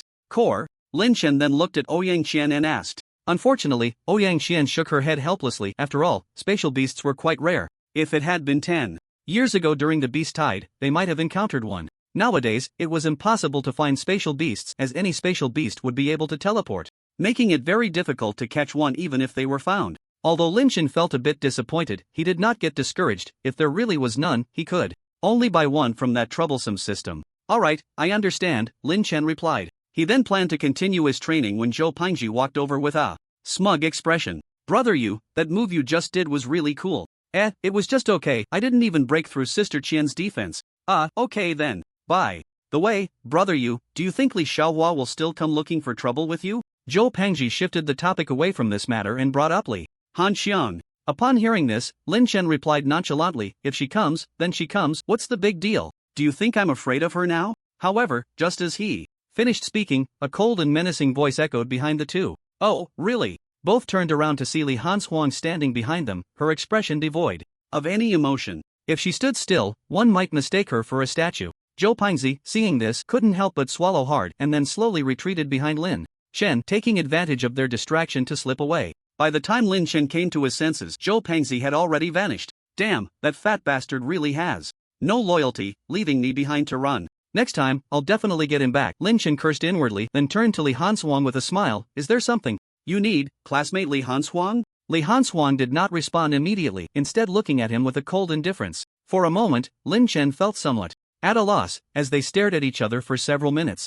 Unable to bear the silence any longer, Lin Chen finally spoke up to explain. Classmate Li Hanxuang, I sincerely apologize for what happened yesterday. I truly didn't mean it. It was mainly because that fat bastard bet me on whose talent was better and in front of you. So, if you want to blame someone, blame that fat bastard. I was just forced into it. Without hesitation, Lin Chen threw Zhou Pingzi under the bus, trying to portray himself as a victim. At that moment, the system's voice echoed in Lin Chen's mind. Ding. Li Hanxuang's emotional value plus 999, ding. Li Hanxuang's emotional value plus 999. What the hell? Why is she having an emotional reaction to me? Didn't I just throw that fat bastard under the bus? Why is she still reacting? Could it be that she doesn't believe what I said? What do I do now? Lin Chen kept guessing in his mind but couldn't figure out the reason, so he decided to stop speculating. He turned to leave, but at that moment, Li Hanxuang suddenly called out to him. Stop. Seeing this, Lin Chen wisely halted his steps and turned back to look at Li Hanxuang, but this time her eyes were no longer indifferent. What is it, classmate Li Hanxuang? Do you have something else to say? Lin Chen asked, puzzled. Why? Did you break through so quickly? After thinking for a moment, Li Hanxuang finally voiced her confusion. Since awakening yesterday, she had started practicing the techniques her family provided, and only today had she managed to break through to bronze 2 stars. Yet Lin Chen had managed to break through to bronze 3 stars in just over an hour, which made her question her own talent. Could it be that a 1-level difference in talent could lead to such a vast gap? Seeing her ask this, Lin Chen realized she hadn't taken the earlier incident to heart, and he secretly breathed a sigh of relief. He then explained, after I got home yesterday, I felt the spiritual energy entering my body, so I practiced all night, and somehow this morning I broke through to bronze 2 stars. After saying this, Lin Chen looked at Li Hanxuang with a "that's just how it is" expression, but to his surprise, her brows furrowed even tighter after hearing him. Just when Lin Chen thought this excuse wouldn't fool her, she unexpectedly showed a look of sudden understanding. Did he actually get away with it? Lin Chen thought to himself as he watched Li Hanxuang softly say, I understand now. Thank you for clarifying, Lin. Classmate. I have other matters to attend to, so I won't disturb you any longer. With that, Li Hanxuang slightly bowed to Lin Chen and then turned to walk away. Phew. That was close, I managed to get past this. Now I won't have to be on edge every day. Lin Chen sighed in relief as he watched her leave. Meanwhile, Zhou Pingzi, who had been watching from a distance, saw Li Hanxuang leave and immediately scampered over, a lewd grin on his face. Brother you, how did it go? Is the matter resolved? Will Li Xiaohua still cause us trouble? Lin Chen looked at the fat guy's lewd expression and couldn't help but roll his eyes at him. This dog always backstabbed him. He really wished he could knock some sense into him. Last time, he told Li Hanswang his location, and this time he ran off alone, leaving him behind. If it weren't for the fact that this guy was good friends with the original owner, he would have kicked him away long ago. Ahem. You misunderstood me. I was helping you call the teacher. I was just worried you couldn't handle Li Xiaohua, so I. Before he could finish, Lin Chen interrupted him. Enough, fatso, I know what kind of person you are. Let's go to the cafeteria and grab something to eat. I'm a bit hungry. Oh, okay, then let's go. This time, you go. It's on me to celebrate your successful breakthrough to 3 stars, Zhou Pangzi said with a smile beside him. Lin Chen merely nodded. In acknowledgement, the two walked towards the cafeteria. Wow, you can really eat. Are you sure you can finish all that? Want to share some with me? Zhou Pangzi exclaimed as he looked at the food in front of Lin Chen. Come on, this isn't even enough to fill my gaps. If I weren't worried you couldn't pay, I would have taken more. Lin Chen shot Zhou Pangzi a glare. Ever since he took the cleansing pill yesterday, his physical condition had improved tremendously. Compared to other awakened ones, his appetite had increased astonishingly. What used to be a single person's portion now could rival that of 5 grown men. So, he didn't think much of the food in front of him. Ding! Zhou Pangzi's emotional value plus 666. The system's voice suddenly rang out, but Lin Chen paid it no mind and continued eating. You good. With how much you can eat, won't your family go bankrupt? Zhou Pangzi joked. If they do, I'll just go eat at your house. I believe Uncle Joe won't mind. That's actually true. Yesterday, Zhou Pangzi went home and told Zhou Dafu about Lin Chen's awakening. As a result, he got his ear pulled by Zhou Dafu, who insisted he must cling tightly to Lin Chen's leg or else he wouldn't have a son like him. So when he heard Lin Chen say he would come to his house to eat, Zhou Pangzi nodded without hesitation. Sure, no problem. Yuga, let me tell you, my dad reminded me yesterday to hold onto your big leg tightly. Upon hearing this, Lin Chen was taken aback. Wow, is the whole family planning to rely on him? Ahem. Fatty, since your dad said to hold onto my leg tightly, why did you run off alone when facing Li Hanswang? Lin Chen smirked. Hearing this, Zhou Pangzi looked around, unsure of what to say. Yuga, I already said, I wasn't running away, I was going to call the teacher. You have to believe me. Do you think I would believe that? Alright, if you want me to stop dwelling on this, you know what to do. Here, Lin Chen's gaze shifted to the plate in front of him. Seeing this, Zhou Pangzi immediately understood that he hadn't eaten enough. Got it, you good, you sit here for a bit, I'll be right back. Without further ado, Zhou Pangzi quickly took Lin Chen's plate and went to line up. Hey, isn't that Li Feiyu? Just as Lin Chen was getting a bit bored waiting, he suddenly spotted a familiar figure in the distance. Thinking about it, wasn't this another chance to take advantage? Without hesitation, he got up and walked towards Li Feiyu. At that moment, Li Feiyu was still unaware that trouble was coming his way, happily munching on a chicken leg. Just then, a large hand suddenly pressed down on his shoulder, startling him so much that he almost dropped the big chicken leg he was holding. Fortunately, he reacted in time. Who the hell? Li Feiyu was about to curse, but when he turned his head, he saw Lin Chen, and his mouth went silent, as if he had eaten a dead rat. Ding! Li Feiyu's emotional value plus 555, ding. Li Feiyu's emotional value plus 999. Listening to the system's notification, Lin Chen's lips curled up. Indeed, this sheep had quite a bit of wool. If he could harvest 10,000 a day, that would be over 3 million emotional points in a year, right? Seeing Lin Chen staring at him without saying a word, Li Feiyu thought he was preparing to cause trouble.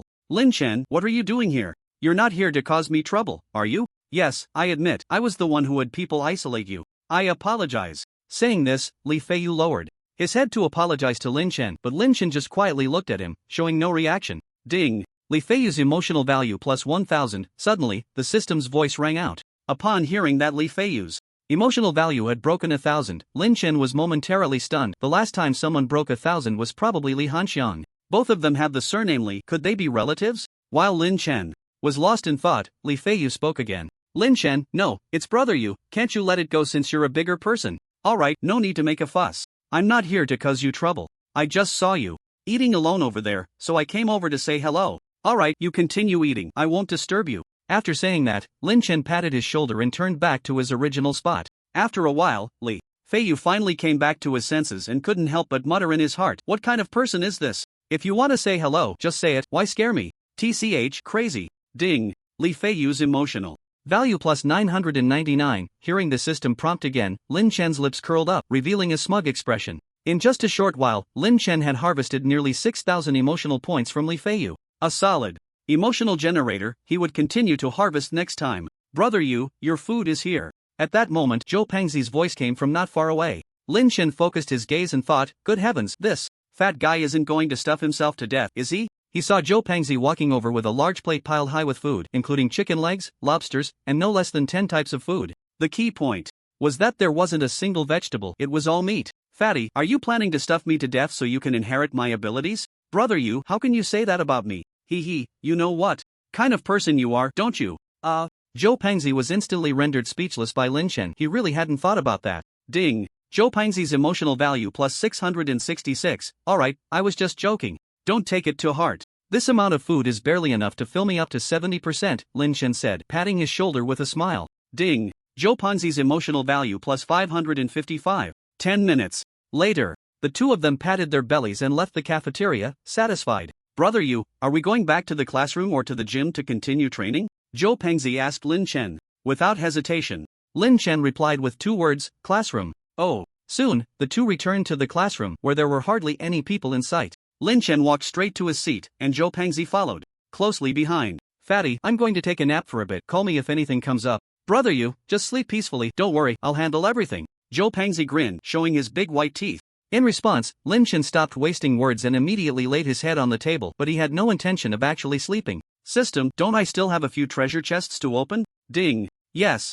The host previously drew 2 bronze chests and 1 silver chest. Then open them for me. Ding. Detecting host's request, the treasure chests are being opened, please wait. Ding. Treasure chests. Opened successfully. Congratulations, host, you have obtained B-grade weapon, crossbow ×1. Congratulations, host, you have obtained C-grade weapon, windbreaker arrow ×20. Congratulations, host, you have obtained space-type beast core, phantom spirit cat beast core ×1. Lin Chen, who had been feeling a bit drowsy, suddenly stood up from his seat upon hearing that he had obtained a space-type beast core. This startled Zhou Pangzi beside him, causing his hand, which was still picking his nose, to freeze in midair. Why you? Brother you, what's wrong? Cough. Sorry, I had a nightmare, you can continue picking. Upon hearing this, Lin Chen cleared his throat. He then lay back down, while Zhou Pangzi looked at this scene, his mind filled with question marks. Lin Chen excitedly looked at the phantom spirit cat beast core displayed on the system panel, and for a moment he felt an unreal sensation wash over him. But the facts were right in front of him, and he had to believe it. He never expected to actually open a space-type beast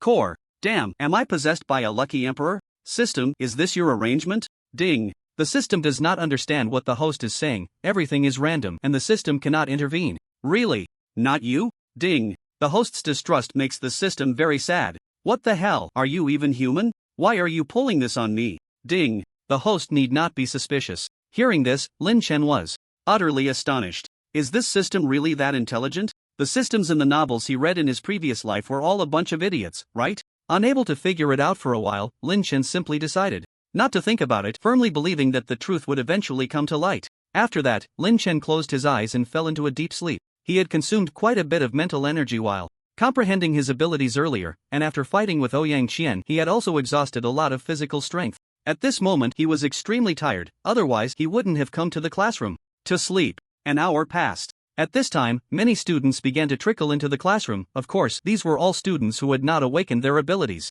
They could only participate in the college entrance examination and take another path, although the number of awakened individuals in Long Country was much higher than in other countries. However, the quality was mostly low, with most people being B-grade, which led to many getting stuck at gold and platinum levels. Although the countries had formed a federal government, there were still frictions between them. In the past, when spiritual energy had not revived, countries constantly competed using technology. Now, with the revival of spiritual energy, they gradually began to compete for talent. Of course, the development of a country cannot be separated from the construction of infrastructure, and most of these non-awakened students were invested in national construction. Brother you, wake up, Sister Qian is coming. Zhou Pangzi whispered in Lin Chen's ear. Lin Chen was sleeping soundly, but when Zhou Pangzi called out, his bad temper flared up. What are you shouting about? If she's coming, she's coming. What can she do to me? Just as he finished speaking, Ouyang Qian's voice rang out beside them. Oh really, Lin Chen, it seems you don't take me seriously. Upon hearing Ouyang Qian's voice, Lin Chen immediately stood up without even opening his eyes. I was just joking, Sister Qian. Although I don't take you seriously, I keep you in my heart. Ding. Ouyang Qian's emotional value plus 1000, wow, breaking 1000 again. Hearing the system prompt, Lin Chen couldn't help but be taken aback. Did he just say something wrong? Damn, he seemed to have said, keep her in my heart. Could this girl have misunderstood that he was interested in her? Please, this could lead to a title being revoked. No, he had to clarify, or else he would be misunderstood by her. Ahem, that Xianjia, don't get me wrong, what I mean is that you are very important to me. I mean you are like a mother to me. Ding. Ouyang Qian's emotional value plus 999, ding. Zhou Pengzi's emotional value plus 666. Beside him, Zhou Pengzi looked at Lin Chen's flustered expression and couldn't help but laugh, secretly. Praising TSK as expected of you go, even daring to tease Jianjia, your little brother, am in awe. Meanwhile, Ouyang Qian blushed for a moment, then suppressed her restlessness and said coldly, "Alright, Lin Chen, hurry up and go to the gym to practice, don't disturb the other students' studies here." "Yes, I'll leave right away." Saying this, he walked towards the door with a guilty conscience, and Zhou Pengzi, seeing this, hurriedly followed. "Damn, why didn't you wake me up, fatty?" Lin Chen complained to Zhou Pengzi beside him. "I did call you," Zhou Pengzi said innocently, blinking at Lin Chen. Hearing this, Lin Chen felt a bit embarrassed but still seriously blurted out, "Your voice was too soft, I didn't hear it. Next time, be louder." Seeing this, Zhou Pengzi couldn't help but mutter, "Got it. It's clearly you who didn't get up, yet you say Jianjia came and went, what could she do to you?" Upon hearing him mumble, Lin Chen asked suspiciously, "What did you just say?" "Nothing." "Nothing," Zhou Pengzi almost blurted it out but thankfully swallowed the words back. "Alright, let's hurry up and go." Lin Chen no longer dwelled on it and urged him. Oh. Soon, the two arrived at the gym again, but it was already packed with people, each one seemingly energized, continuously absorbing the spiritual energy of heaven and earth. Of course, the reason for such madness was mainly due to Lin Chen's impact. After all, he was the first to break through to 3 stars and even comprehended a new ability, which put pressure on those who considered themselves extraordinary. Everyone wanted to be the second person to break through to 3 stars, but in Lin Chen's eyes, it was just child's play. He was mainly focused on earning emotional value. "You good, do you have any way to help me quickly break through to 3 stars? Zhou Pengzi looked at Lin Chen with hopeful eyes. Lin Chen thought for a moment and shrugged helplessly, no. In fact, he really wanted to give this fatty a cleansing pill, but he was worried that this guy would sell him out later. This was a product of the system, and he didn't even know if there were cleansing pills available in this world. If he gave it to this fat guy, with his character, it wouldn't take a day before someone would come to investigate him. It was better to wait a few days and find a suitable excuse. Zhou Pengzi, hearing that Lin Chen had no way, sighed in disappointment. He then pulled Lin Chen to sit down while he closed his eyes and began to practice again. "You go, I'm going to start practicing now." Lin Chen responded and immediately began to operate the Han Yuan Ju to absorb the spiritual energy of heaven and earth. Time passed little by little, and he didn't know how long it had been. Suddenly, Lin Chen opened his eyes wide. He had successfully broken through to bronze 4 stars. Phew! Finally broke through to 4 stars. This Han Yuan Ju was really impressive. I wonder if I can let that girl Xin Yen practice it. Forget it, I'll wait until she awakens to talk about it. Anyway, there's still plenty of time. System, open the personal information panel. B. Detected host request, personal information panel is loading. After a moment, a blue panel appeared before Lin Chen. Host, Lin Chen age, 19 level, bronze 4 stars personal. Items, magic potion, cleansing pill, strength pill, speed pill, kidney strengthening pill, SpongeBob underwear, Patrick underwear, Ultraman Zero underwear. Abilities, SSS level space ability, SS level fire ability, flame fireball. Skills, beginner chef, beginner driving, beginner massage cultivation method, S level mixed yuan. Technique weapons, S level long yuan sword, B level crossbow, C level wind breaking arrow beast pet. Non-emotional value 521413 system, I want 30 consecutive draws. I don't believe you won't give me good stuff this time. B. Detected host request drawing lottery, please wait. B. Congratulations host, you have obtained SpongeBob socks times 5 inch. B. Congratulations host, you have obtained cleansing pill times 2 inch. B. Congratulations host, you have obtained strength pill times 3 inch. B. Congratulations host, you have obtained bronze treasure chest times 3 inch. After 30 draws, he ended up with 3 bronze treasure chests, and for a moment, Lin Chen nearly spat out a mouthful of old blood. This is just too rigged. He seriously suspected the system was up to something behind the scenes. System, did you cheat? B. Please do not slander this system. The system absolutely did not engage in any underhanded tactics. Look, you're getting anxious, yet you say there's nothing. B. Detected host slandering the system. The system will automatically lower the lottery probability. Upon hearing this, Lin Chen immediately panicked. Damn. No, please, great system, I was wrong.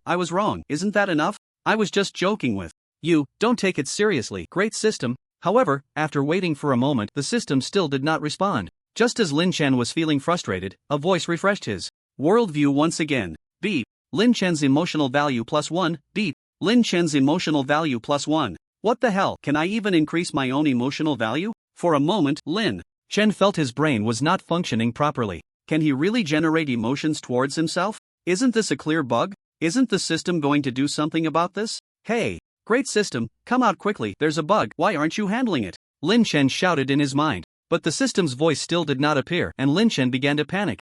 Could it be that the system was driven away by his anger? If it left, would his SSS level space ability go with it? How would he dominate in the future? Damn, he shouldn't have been so mouthy, slandering such a good system. Now look, he was happy, right? B. Detected that the host has deeply realized his mistake. The system will cancel this penalty. The system's voice rang out again, and Lynch couldn't help but be stunned. Then he excitedly started dancing. A few classmates who had just finished their training saw this scene, their minds filled with confusion, and they immediately began to whisper, "Wow, could it be that this guy broke through again? No way, he just broke through to 3 stars this morning. How could he break through again so soon? Maybe this is the world of geniuses." Sigh. B. Wang Wu's emotional value plus 999. B. Zhao Lu's emotional value plus 999. B.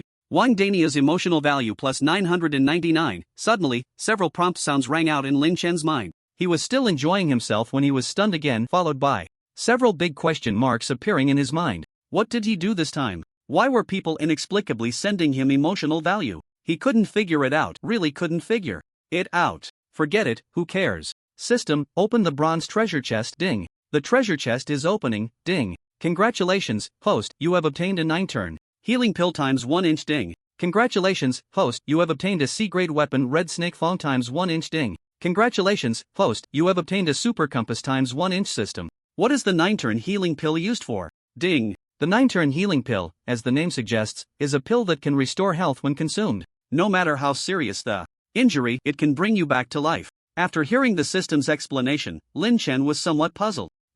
System, is it really appropriate to put such an amazing pill in a bronze treasure chest? There won't be any side effects, right? I just want to make it clear that if there are side effects, I won't take it even if I die. Ding. The 9-turn healing pill can save your life, but after consuming it, you will be unable to move for 3 days. Damn, there really are after effects. Good thing I asked in advance. You're such a scam, system. Lin Chen was somewhat speechless. He thought this thing could save his life and he could go wild, but he didn't expect to just lie flat after taking it. Although he wanted to lie flat in his previous life, now that he had the system, he decided not to slack off anymore. Then, Lin Chen turned his attention to another item. System, what is the function of this super compass? Ding. The super compass, as the name suggests, is better, more accurate, and stronger than an ordinary compass, and it can still be used in areas with strong magnetic fields. After hearing this, Lin Chen exclaimed, "Wow, is this to prevent me from getting lost? Forget it, having it is better than not having it. Who knows when it might come in handy?" Lin Chen collected his thoughts and stopped paying attention to the system, then looked over at Zhou Pengzi.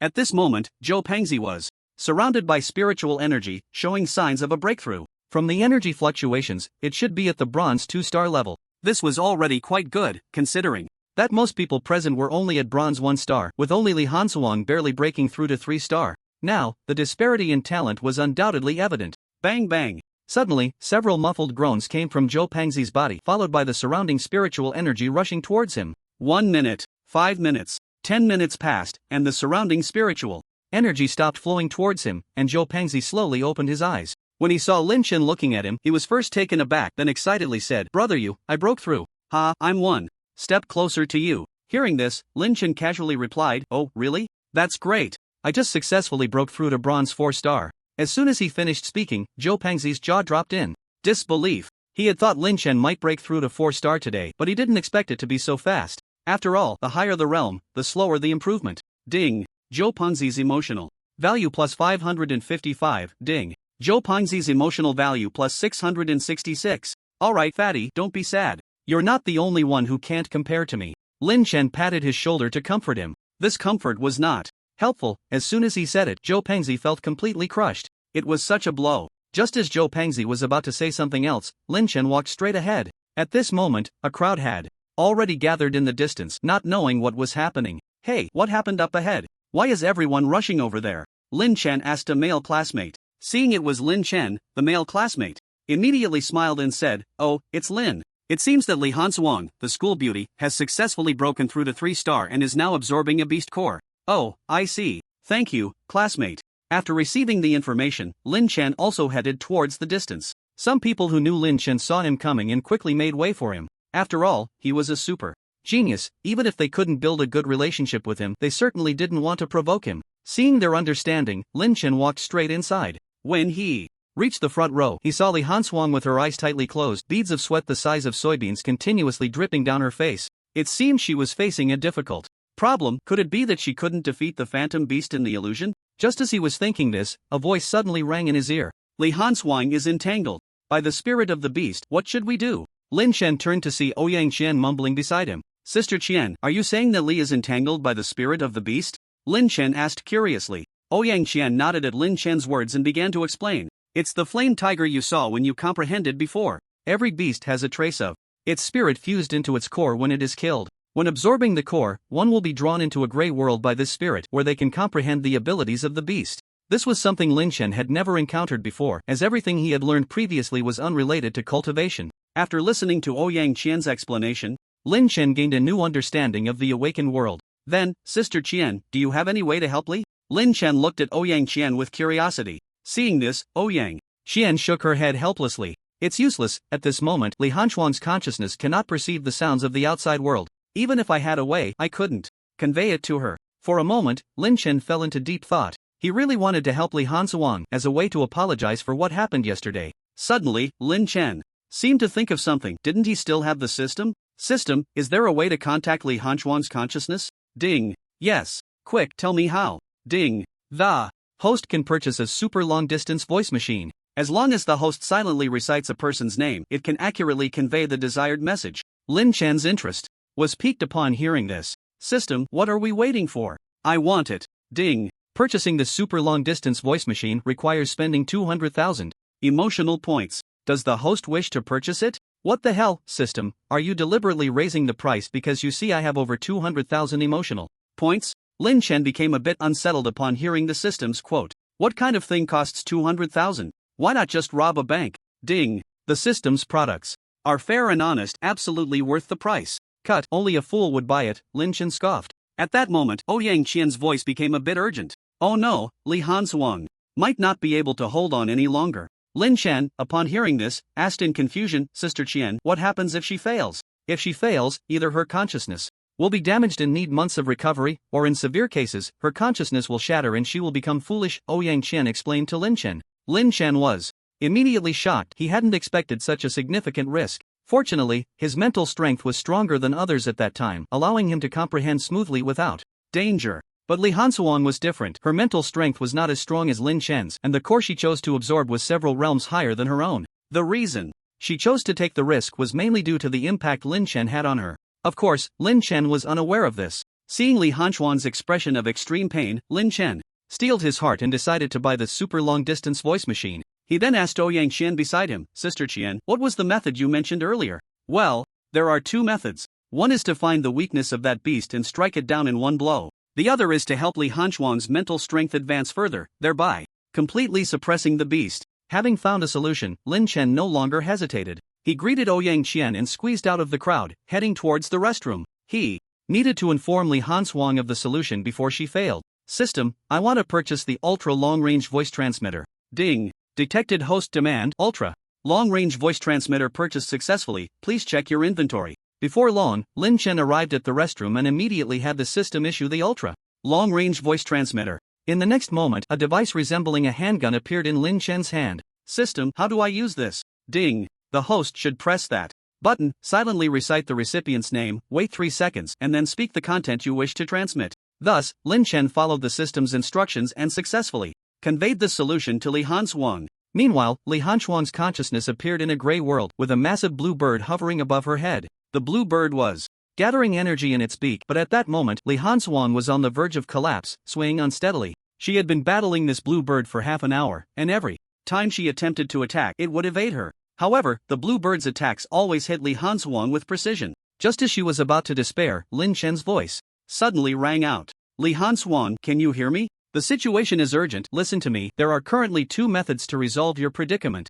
Lin Chen, fearing that Li Hanshuang might not hear him, decided to send her multiple messages. Upon hearing Lin Chen's voice, Li Hanshuang was momentarily stunned, then her gaze sharpened as she looked at the blue bird. At that moment, the blue bird was still charging up, preparing to strike her down. Seizing the opportunity, Li Hanshuang dashed behind the blue bird, and as it momentarily failed to react, she condensed a 1-meter-long ice spear in her palm and shot it forcefully at the blue bird's abdomen. Whoosh! Then, a mournful cry escaped the blue bird. Following that, the blue bird stumbled down from the air, landing directly in front of Li Hanshuang. Without hesitation, her expression firmed, and she gathered another ice spear in her hand, aiming directly at the blue bird's head. Whoosh! Whoosh! The blue bird let out several mournful cries before finally transforming into a cluster of light and vanishing. Li Hanswan also emerged from that gray space, slowly opening her eyes. In the next moment, she stood there in a daze, as she found herself surrounded by a crowd.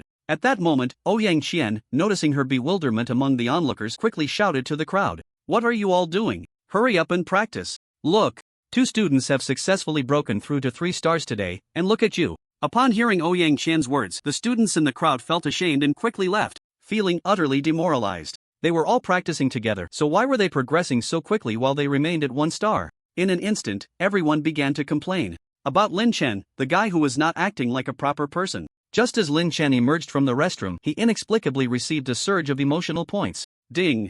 Zhang San's emotional points plus 999, ding. Li Si's emotional points plus 999, ding. Wang Wu's emotional points plus 999, ding. Li Hanchuan's emotional points plus 1000, what the hell, why do I have so many emotional points? I feel like I didn't do anything. System, is there a bug? Ding. The system is operating normally. Hearing the system's response, Lin Chen was even more confused. If this wasn't a system bug, then what was the source of these inexplicable emotional points? System, how many emotional points do I have now? Beep. The host's current emotional value is 250,940 points. Goodness, I just spent 200,000 and now I've inexplicably earned it back. This is really exhilarating. When Lin Chen arrived at the place where everyone had gathered earlier, it was already empty, and Li Hanxue had also disappeared with Ouyang Qian. Suddenly, Zhou Pangji's voice came out of nowhere. "Yuge, where did you just go? I looked for you for ages and couldn't find you." I just went to the bathroom."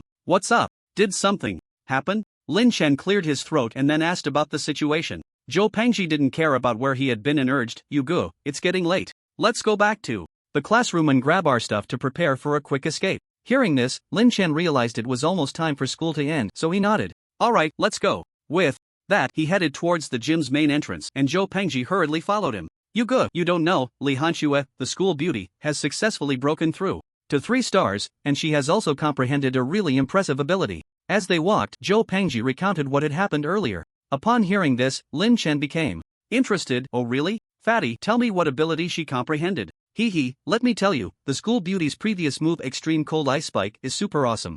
Completely on par with your Flame Fireball, and even Chen Jia's water barrier almost couldn't hold it back."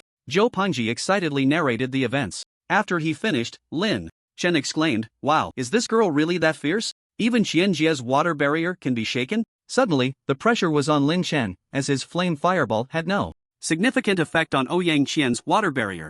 It was like a mere tickle, and that was with all his strength. However, what Lin Chen didn't know was that his fireball was completely restrained by Ouyang Qian's water barrier. In contrast, while Li Hanxue's Extreme Cold Ice Spike couldn't achieve a restraining effect, it was significantly more powerful than Lin Chen's attack. The two chatted as they walked, and before they knew it, they had arrived at the teaching building. Although the school bell had rung, many students were still studying. They couldn't awaken their abilities and had to study hard, hoping to enter the Spirit Machinery Academy. This was their chance to change their fate. In this world where strength is paramount, only with certain abilities could one survive. Otherwise, if one day the demon beasts launched another beast tide, all that awaited them would be death. As Lin Chen and Zhou Pengji entered the classroom, they immediately attracted a lot of discussion, and the originally quiet classroom became lively. "Did you know? I just got the news that Lin Chen has broken through to bronze 3 stars. Really? Of course it's true, and I heard he even fought with teacher Ouyang. Wow, is Lin Chen really that strong? Isn't he? I heard that Li Hanxue wanted to cause trouble for him but ended up in the hospital instead. Is that true? Would he dare to lay a hand on such a beautiful school beauty?" Exactly, Lin Chen even confessed to Li Hanxue in public yesterday. How could he possibly hit her? You guys don't know, do you? It's said that Li Hanxue wanted Lin Chen to take responsibility, but he didn't want to, so she kept pestering him, and in the end, Lin Chen gave her a beating. Damn, isn't that just a typical scumbag? Listening to his classmates' discussions, Lin Chen's face turned as dark as coal. When did I ever hit Li Hanxue? And how did I not take responsibility?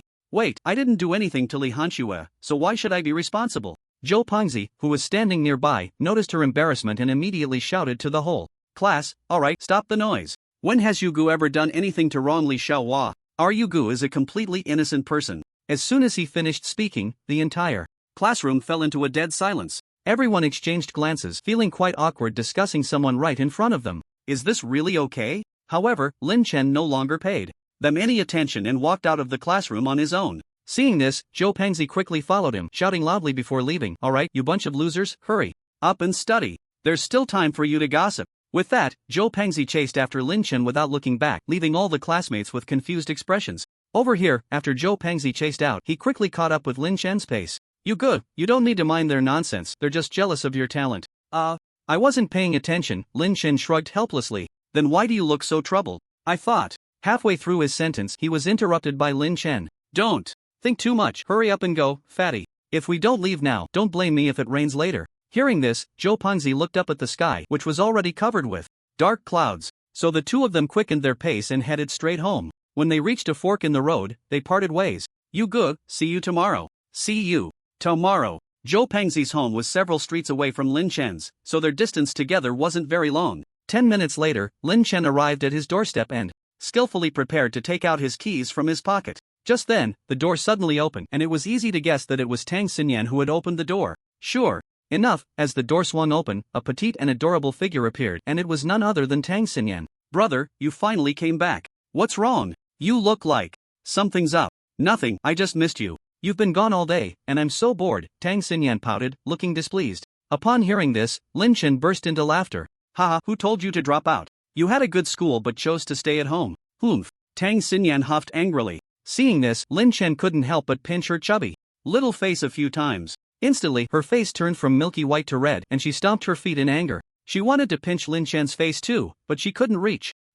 With her height of 1.60 meters, how could she reach Lin Chen's 1.80 meters? Lin Chen pressed one hand on her head, making it nearly impossible for her to get close. After a while of playfully tussling, Tang Xinyan couldn't keep up with Lin Chen and helplessly slumped to the ground, panting heavily. Yet her eyes were filled with killing intent. "Humph. Lin Chen, I'm going to tell Mom that you bullied me. Hee, do you think Aunt Lin would believe you?" I'll make Mom believe me." However, Lin Chen ignored her and walked towards his bedroom. Ding. Tang Xinyan's emotional value plus 555. Ding. Tang Xinyan's emotional value plus 999. Tang Xinyan's emotional value exploded in Lin Chen's mind, and he felt extremely happy. Outside the window, the sky was dark as ink and large raindrops fell from 10,000 meters above. Pedestrians hurried along the road, completely unprepared for the sudden downpour. Lin Chen walked out of his bedroom and saw Tang Xinyan watching SpongeBob happily sucking on a lollipop. Looking around, he noticed that Lin Yushan hadn't returned yet, probably still working overtime. "Xinyan, hasn't Aunt Lin come back yet?" "No, she might be on the way," Tang Xinyan replied, without turning her head, focused on the television. "Did Aunt Lin bring an umbrella?" Lin Chen asked, a bit worried. Seeing this, Tang Xinyan scratched her head in thought for a moment. It seems she didn't. "Alright then, you wait at home, I'll take an umbrella to Aunt Lin." "Oh, got it. The earlier you go, the earlier you come back," Tang Xinyan responded and then continued watching TV. Lin Chen shook his head helplessly at the sight, then put on his shoes, grabbed 2 umbrellas, and headed out. Lin Yushan's workplace was about a 20-minute journey away, so Lin Chen headed straight to where she worked. In the outskirts of Zhengcheng, 2 figures were chasing each other, and one of them shouted loudly, "Zhang Jun, stop right there. If you keep running, don't blame me for taking action." The figure named Zhang Jun scoffed. "Ha, you think a mere Golden 9 star can stop me? You're really overestimating yourself. Zhang Jun, you'd better surrender. The Dragon Guard is about to arrive. If you come back with me now, you might get a lighter sentence." The other figure continued to shout. However, the middle-aged man named Zhang Jun raised his middle finger at him, his face full of mockery. Seeing this, the figure began to condense an ice spear in his hand and shot it straight at Zhang Jun. Ice Dragon Drill. Just as the ice spear was only 2 meters away from Zhang Jun, he roared in fury. Flame Fury. The next moment, Zhang Jun was engulfed in flames, and then he turned to grab the incoming ice spear. As the ice spear approached Zhang Jun, it began to melt rapidly, until in the end, the spear, which was over a meter long, shrank to the size of a silver needle. Seeing his Ice Dragon Drill easily countered, the figure furrowed his brows tightly. Immediately, he gripped his hands tightly, and 2 ice spears, longer and thicker than before, were held in his hands. Then, with a strong thrust, he shot them directly at Zhang Jun again. Whoosh, whoosh. 2 piercing sounds accompanied by an unstoppable force surged towards Zhang Jun. However, Zhang Jun was unfazed. He suddenly flared up in flames, completely engulfed in fire. From a distance, he looked like a walking fireball. The key was that this fireball was also quite fast. But no matter how fast it was, it couldn't match the speed of the 2 ice spears, which caught up to him in no time. Yet, before they could get close, the ice spears melted into water at a visible speed, and the water quickly turned into steam, dissipating into the air. Watching his 2 attacks being neutralized, the figure was instantly filled with rage. "Zhang Jun, Stop resisting and come back with me for interrogation. Haha, is that all you've got? You can't beat me and you want me to surrender? What a pipe dream. Zhang Jun's tone was extremely arrogant. He completely disregarded the figure, making him feel both ashamed and angry. But there was nothing he could do. He had no long-range attacks. Soon, the two of them made their way from the outskirts to the city center of Jiangcheng. With the presence of the crowd, the figure was very cautious and did not make a move. After all, their duty as the Dragon Guard was to protect the common people. So, he wouldn't act unless he was sure. If he accidentally hurt an ordinary person, he could very well be dismissed and investigated. This was the oath he took on the day he joined the Dragon Guard. On the other side, Lin Chen was holding an umbrella, hurrying to Lin Yushan's workplace. System, what is my current emotional value? Ding. The host's current emotional value is 389,408 points. System, let me draw a lottery. This time, I want something good to appear. Ding. Raffle in progress, please wait. Ding. Congratulations, host, you have obtained a B-level weapon, Heavenly Machine Umbrella times 1 inch. Ding. Congratulations, host, you have obtained a 7 Ultraman suit times 1 inch. Ding. Congratulations, host, you have obtained thank you for your patronage times 5 inch. Ding. Congratulations, host, you have obtained Happy Sheep Rain Boots times 2 inch. Ding. Congratulations, host, you have obtained Lazy Sheep Raincoat times 2 inch. Hearing the system's report, Lin Chen was initially delighted, but his expression instantly darkened. 20 draws, and he only got a B-level weapon, and it's a damn umbrella. Who would carry an umbrella to fight? He's not that expert. Yi Bushio, isn't this just asking for trouble? But in the next second, Lin Chen was stunned. He looked at the introduction of the Heavenly Machine Umbrella and suddenly burst into laughter. Damn, this thing actually has hidden weapons. What does it mean that it's made of special metal? System, aren't you going to come out and explain this to me? Ding. Special metal, with a strong recoil force, can rebound enemies to death at the right moment. Upon hearing this, Lin Chen gasped, then became somewhat suspicious. This thing is so powerful, how can it only be a B-level weapon? Could it be that this system is hiding something? As if sensing Lin Chen's thoughts, the system's voice came out. Again. Ding. The reason the Heavenly Machine Umbrella is only a B-level weapon is mainly because the special metal can only rebound a certain amount of damage, and once it exceeds the range the umbrella can withstand, it will be scrapped. Damn, I knew it. How could something so strong only be B-level? Turns out it's a one-time use item. Lin Chen immediately cursed. System. Then, Lin Chen took the Heavenly Machine Umbrella out of the system. But to be fair, the design of the umbrella was quite cool, with the surface made of that special metal glimmering with a metallic sheen. When he opened the umbrella, the scene inside stunned him. It was unexpectedly filled with various anime characters, including SpongeBob and Happy Sheep, with nearly 100 characters. System, aren't you going to explain this? And why are the rewarded underwear all featuring these anime characters? Ding. All of this reflects the host's inner preferences.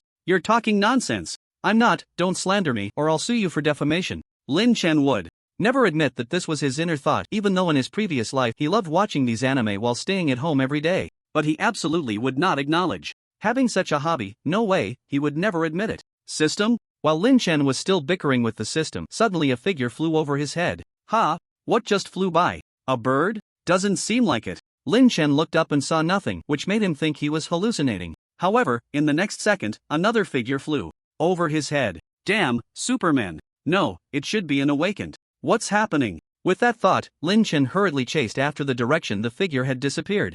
Zhang Jun, don't waste your efforts, surrender. I've already notified the Dragon Guard of Jiang City, you can't escape. Heh, your Dragon Guard is really like a sticky plaster, but dreaming if you think I'll surrender.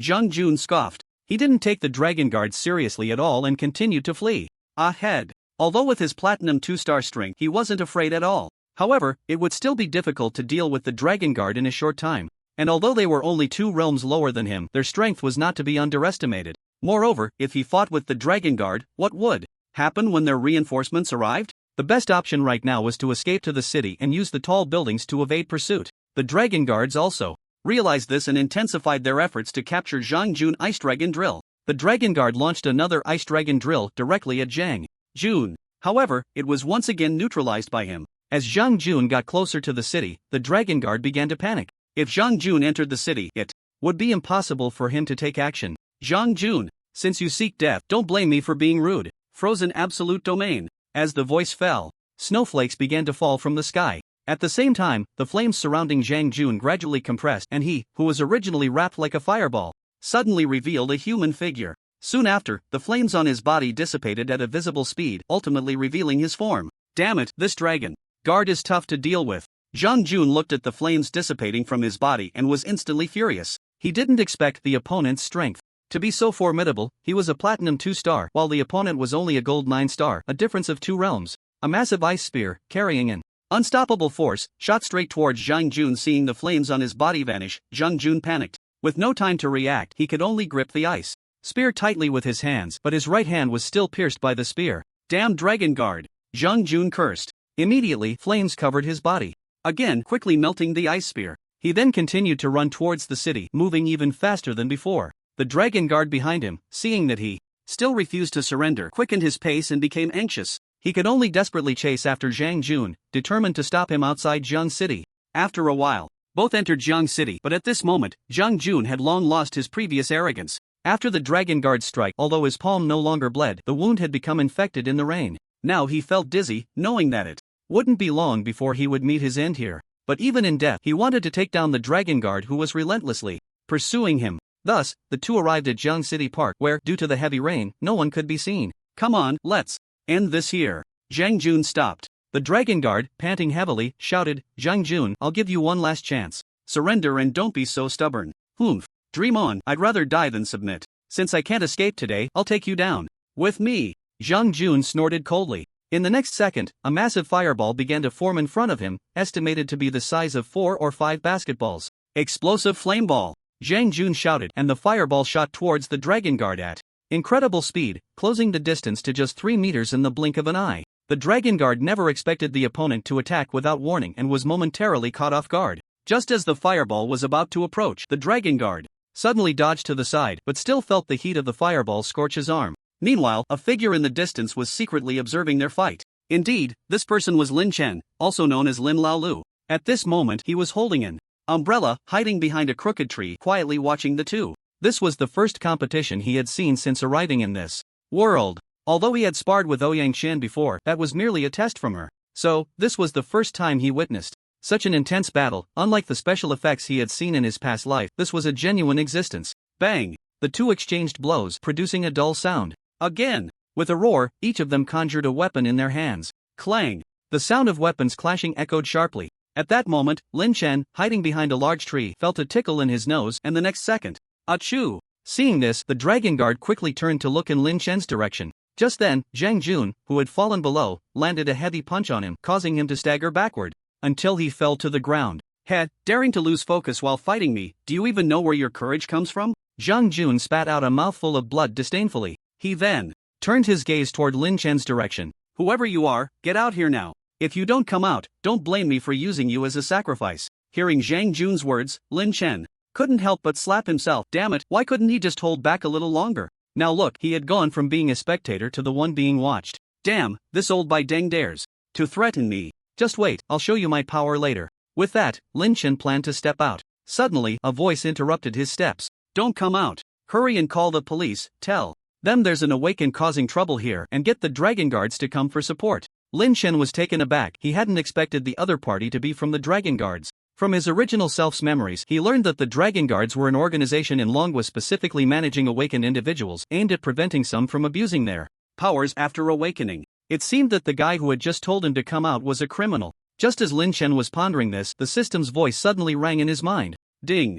Zhang Jun's emotional value plus 1000, ding. Li Ming's emotional value plus 999. Hearing the system's voice, Lin Chen quickly deduced who the two were. The one threatening him to come out must be Zhang Jun, while the other was Li Ming from the Dragon Guards. Thus, Lin Chen no longer hesitated and directly called the police, informing them of the situation here. Meanwhile, seeing that Lin Chen hadn't come out for a long time, Zhang Jun was furious and immediately wanted to rush over to deal with Lin Chen. But he was stopped by Li Ming from the Dragon Guards. Zhang Jun, don't even think about it. Humph. You can't even protect yourself, how can you care for others? Protecting the people is our duty as Dragon Guards. Li Ming stood up straight, albeit unsteadily. He fixed his gaze on Zhang Jun, ready to fight back if he tried to advance. However, at this moment, Zhang Jun was already at the end of his rope and couldn't make another move. Just as the two were at a standstill, Lin Chen's figure emerged from the thicket. Both of them were taken aback upon seeing him, not expecting the newcomer to be a boy around 17 or 18 years old.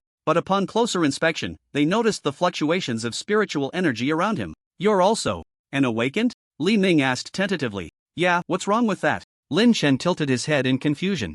Hearing this, Li Ming instantly felt hopeful. Did you call the police just now? Yeah, I did. The police will be here soon. Lin Chen nodded, pretending to be very obedient, while Zhang Jun, upon hearing that Lin Chen had called the police, was immediately enraged. Following that, a fireball was hurled directly at Lin Chen, but it was quickly intercepted by Li Ming, who had been keeping an eye on Zhang Jun's movements even while conversing with Lin Chen. So when Zhang Jun launched the fireball, he immediately stepped in to block it. Then Li Ming shouted at Lin Chen, "Little brother, you need to hide quickly, this isn't a place for you." However, how could Lin Chen leave? This was a rare opportunity to earn emotional value. Hadn't Zhang Jun's emotional value just surpassed 1,000? It's fine, I'm standing this far away, he can't hit me. By the way, is he about to go down? Should I help you take him out later? Lin Chen said with a grin. Hearing this, Li Ming was momentarily stunned, not expecting this little brother in front of him to be so fierce. Whose subordinate is this? At this moment, Zhang Jun, who heard Lin Chen's words, was instantly filled with rage. He had never seen such a reckless person.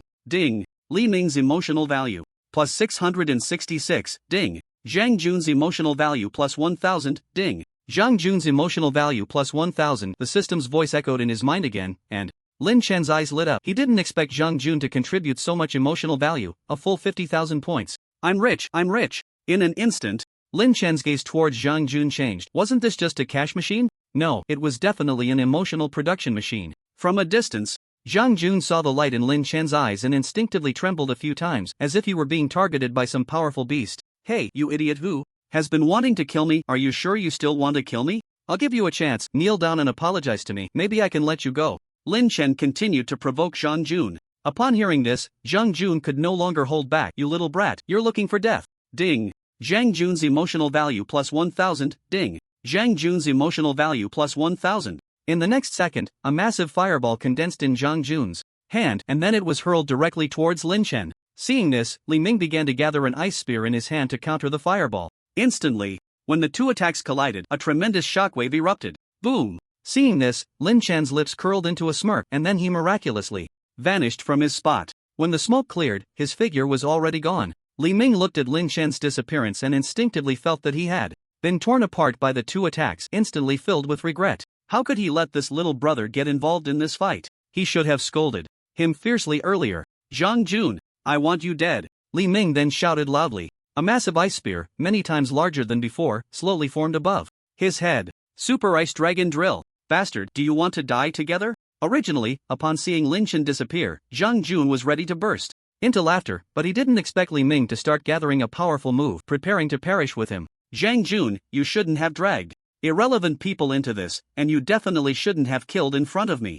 Today, you will undoubtedly die. Super Ice Dragon Drill. Go. With the command, the enormous ice spear, no, it should be called an ice column, shot straight towards Zhang Jun. The pressure from it nearly overwhelmed Zhang Jun. Inferno Rage. Immediately, Zhang Jun shouted, flames instantly engulfing his body, and then a massive figure covered in flames began to soar into the sky. The raindrops in the air hadn't even approached before they turned into steam and returned to the sky. Following that, the gigantic figure directly grabbed the incoming ice column, and then the massive figure retreated under the impact of the ice column. Time passed, and the two collapsed weakly to the ground, letting the rain beat down on their faces. Just then, a mocking voice exploded in their ears. You didn't expect that I still had a backup plan, huh? Luckily, I didn't act impulsively. Hee, you're out of moves now, right? It's my turn to strike. As the words fell, Lin Chen's figure suddenly appeared in front of the two. Looking at the unharmed Lin Chen, Li Ming let out a sigh of relief. He had originally thought that even if Lin Chen wasn't dead, he would at least be injured. But unexpectedly, he was completely fine, while he himself had suffered damage to his meridians and had no strength left.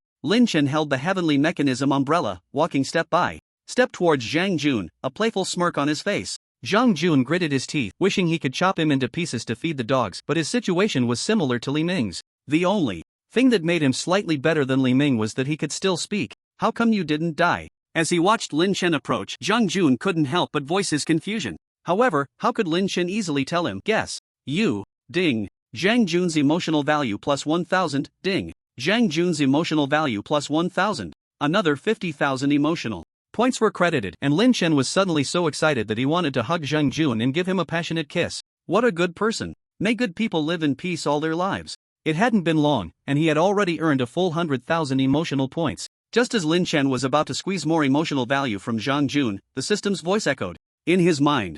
Ding. System prompt: the host can only earn a maximum of 100,000 emotional points from one person each day. Hearing the system's words, Lin Chen was momentarily stunned. What the hell? Why can he only squeeze 100,000 from one person? But after thinking it over, he felt relieved. If he kept squeezing one person, he would probably skin them alive. With that thought, Lin Chen lost the desire to continue squeezing Zhang Jun. Standing in front of Zhang Jun, he coldly said, "I was just curious to see what was going on. You guys can fight among yourselves. Why drag me, a fragile spectator, into this? I, on the other hand, am quite willing to help. Go ahead and say your last words. It will make me feel a bit better."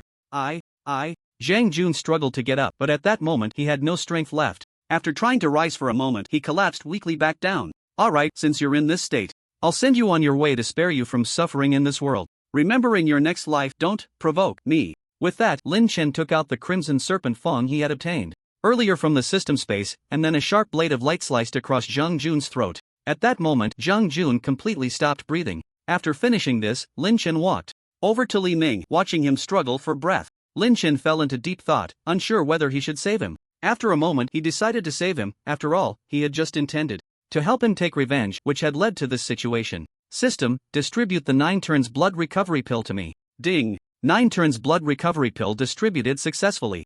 The next second, a blood-red pill appeared in Lin Chen's hand, and without hesitation, he stuffed it into Li Ming's mouth. The moment the pill entered, it melted, and as the 9 turns blood recovery pill settled in his stomach, Li Ming's injuries began to visibly heal at an astonishing speed. Simultaneously, the damaged meridians also began to slowly recover under the effects of the 9 turns blood recovery pill. As the sky grew darker, Lin Chen finally remembered why he had come out, so he carried Li Ming to a drier spot under the crooked tree and laid him down. After that, Lin Chen opened the heavenly mechanism umbrella and left Jiangcheng Park without looking back. However, halfway there, he suddenly felt a wave of nausea. It was his first time killing someone. Although the victim was a criminal, it was still hard to accept. Leaving Jiangcheng Park, Lin Chen headed straight towards Lin Yushan's workplace. Just then, his phone suddenly rang. He picked it up and saw it was a call from Tang Xinyan. "Hello, Xinyan, what's up? Bro, where are you? I asked you to deliver an umbrella. Where have you taken it?" Cough.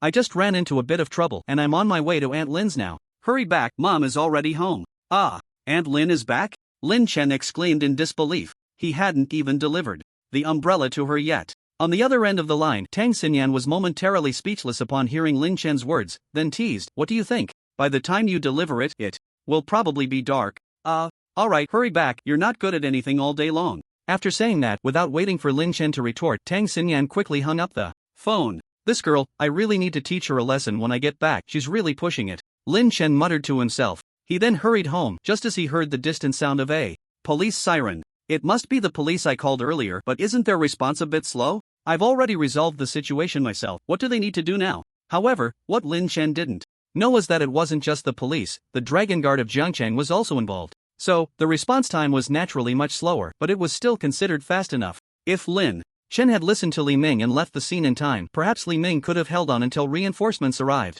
He wouldn't have had to take the risk of a mutual destruction. Fortunately, Lin Chen still had a 9-turn recovery pill, otherwise, Li Ming would have really been done for today. At this moment, although Li Ming was in a deep sleep, his bodily functions were intact, he just couldn't wake up and would need 3 days to regain consciousness. Lin Chen no longer paid attention to the police matter and focused on getting home quickly. If he returned late, he might have to endure Lin Yushan's nagging again. Ever since he merged with the original body's memories, he knew everything. He remembered one time when the original body returned late and was lectured by Lin Yushan for an entire night. The next morning, she woke him up with her nagging. That pain was almost comparable to Tang Sang reciting the tightening spell. At this moment, although the rain had lightened up a bit, there were basically no people on the road. Seeing this situation, Lin Chen immediately stopped hiding. Phantom step. As soon as he finished speaking, Lin Chen appeared 10 meters away. This was the spatial ability he comprehended from absorbing the core of the phantom spirit cat, allowing him to instantly appear at a designated location based on his thoughts.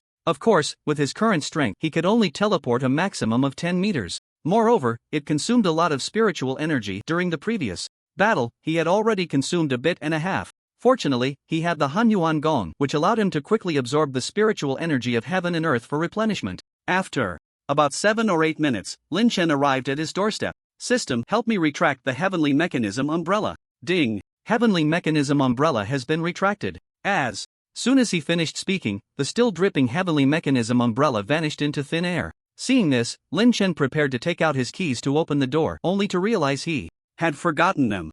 Should I just knock? After thinking for a moment, Lin Chen knocked on the door. Knock, knock, knock. After a while, the door opened, and Tang Xinyan looked at him with an unhappy expression. Cough. Xinyan, why are you looking at me like that? Lin Chen scratched his head in confusion. Hearing this, Tang Xinyan snorted coldly, humph. You come back and don't even think to buy me some snacks.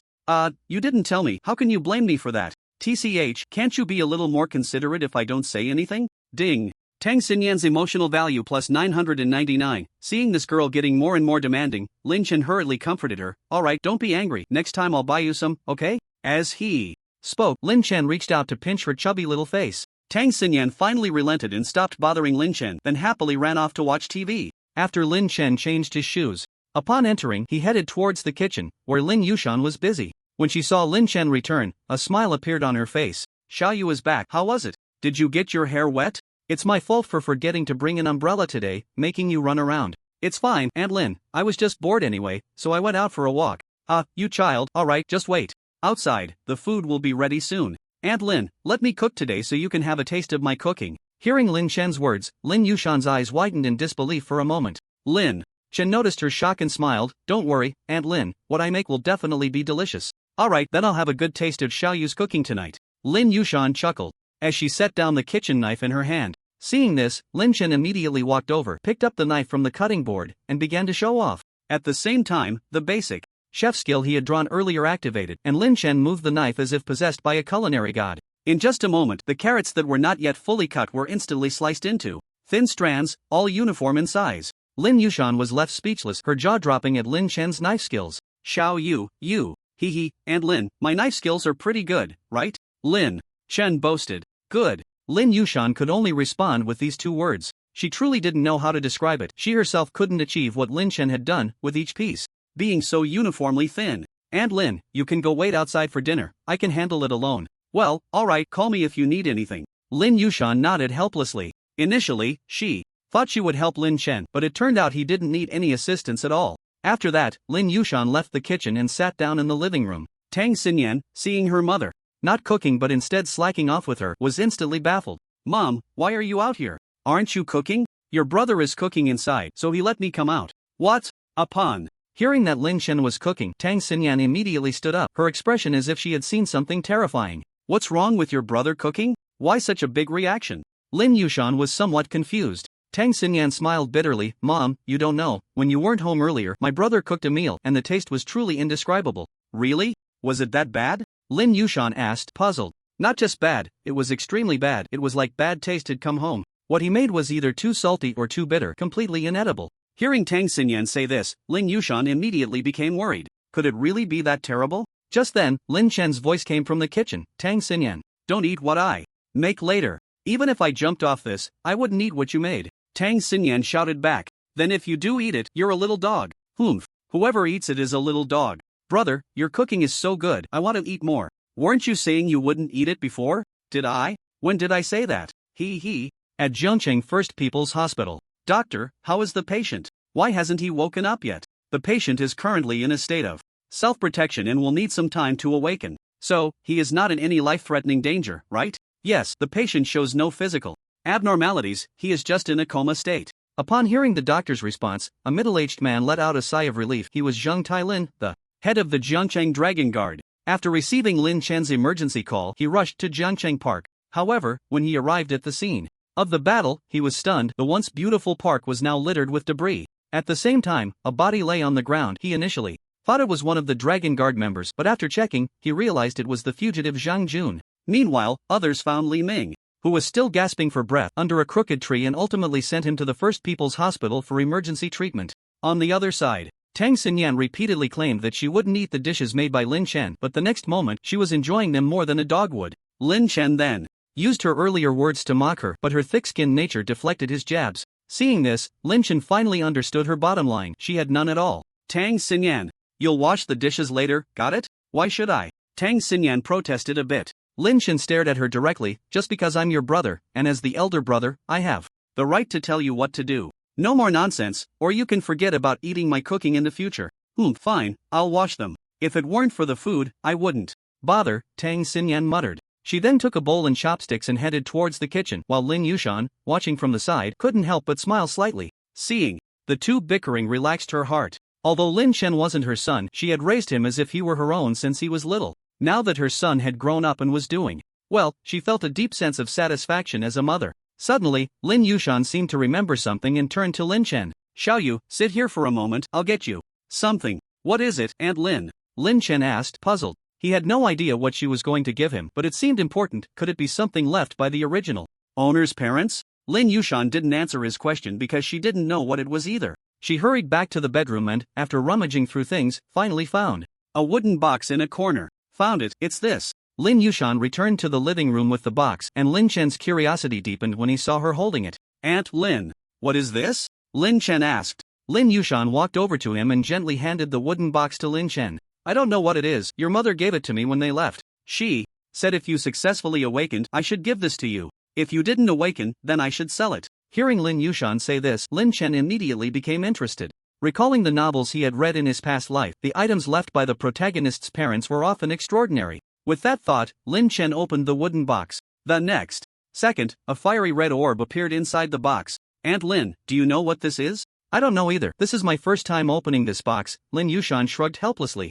After receiving the box from Lin Chen's mother, she hadn't opened it until today to see what was inside. For a moment, the two stared at each other, both unsure of what the fiery red orb was for. Lin Chen's mind raced. Could this be the legendary golden pill? No way, aren't golden pills supposed to be golden? This one is clearly not. Could it be the legendary fire spirit pearl? But this size doesn't seem right, does it? A fire spirit pearl should be at least the size of a billiard ball. This thing is only as big as a quail egg. How could it be a fire spirit pearl? At that moment, Lin Yushan spoke up. Alright, Xiaoyu, if you can't figure it out, just stop thinking about it. Okay, Aunt Lin, can I take it? Lin Chen grabbed the orb and was about to make a quick exit. Lin Yushan didn't mind. After all, it was meant for him. Yeah, take it. It was meant for you. Hearing this, Lin Chen took the orb and returned to his room. Although Lin Yushan didn't know what it was, it shouldn't be difficult for the system. System, can you check what this orb is? 4. Ding. Detecting host's request. System starting detection. Please wait. Ding. This item is called the Lihua Pearl, which contains a trace of Nanning Lihua and can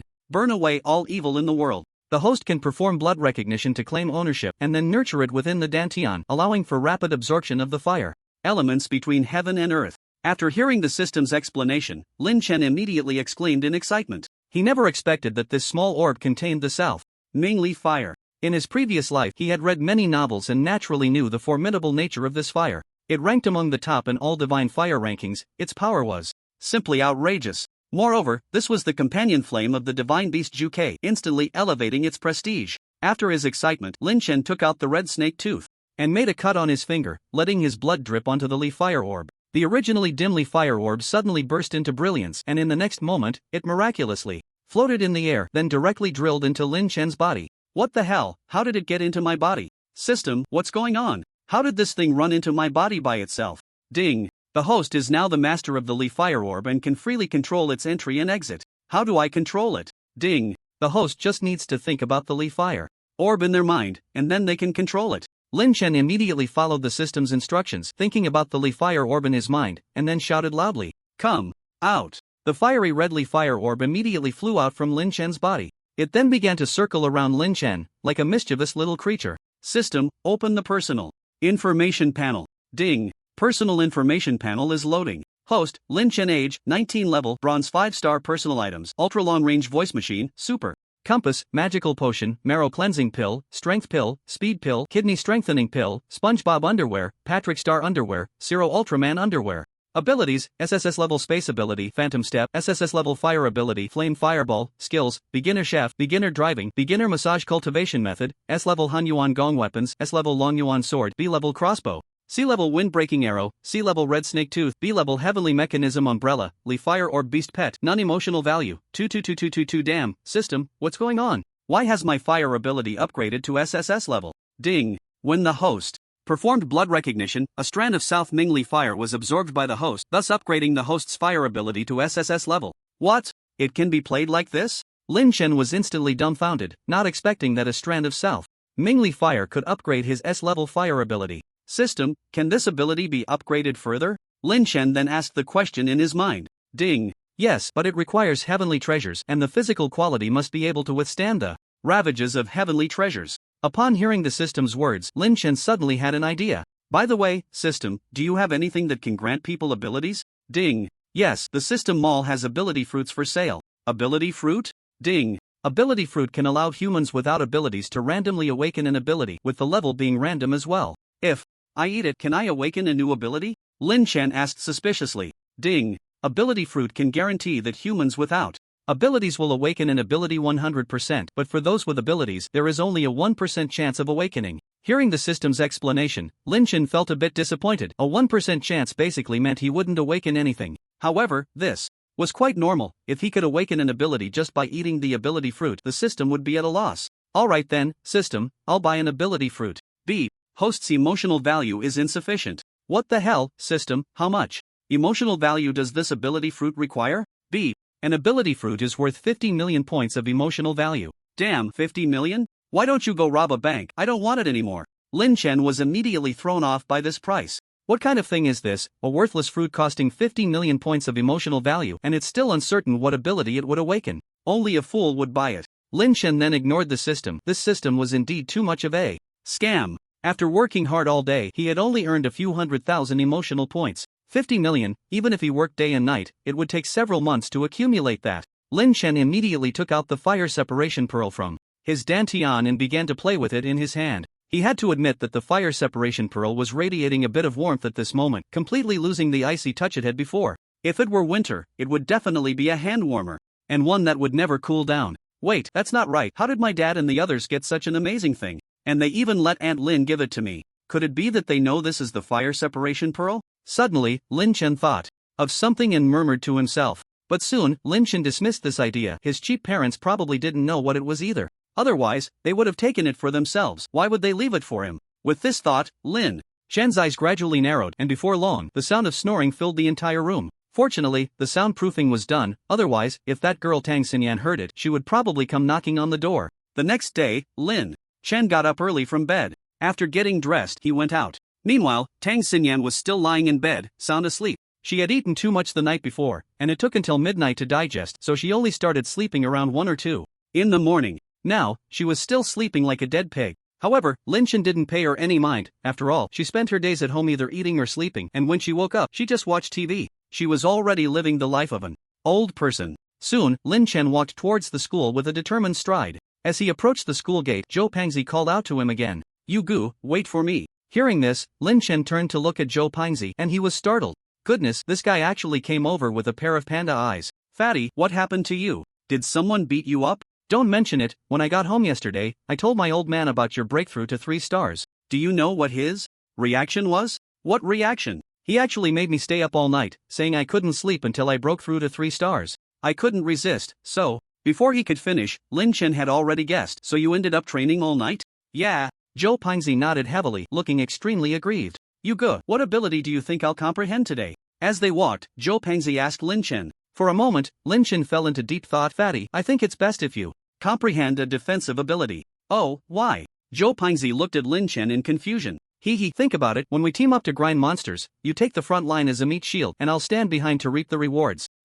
You Gu, are you serious?" "Of course, and don't you think with your build, being a meat shield is the perfect choice? Just stand there, and no one can move you." After Lin Chen said this, Zhou Pangzi immediately became interested. How come he hadn't thought of this before? All his abilities were defensive. Who could possibly move him? Just lie flat, okay? With this thought, Zhou Pangzi confirmed Lin Chen's idea in his heart. "Alright, brother you, I'll listen to you." Seeing Zhou Pangzi say this, Lin Chen's sense of mischief was immediately satisfied. He originally just intended to trick this guy a little, but he didn't expect him to take it seriously. However, now that it had come to this, he didn't plan to come clean with Zhou Pangzi. After all, this fat guy was indeed quite suitable for a defensive route. Let's see if he can find some good stuff to help his S-level Earth ability advance to SS level, or even SSS level. It's too early to talk about that now. The two then walked towards the classroom.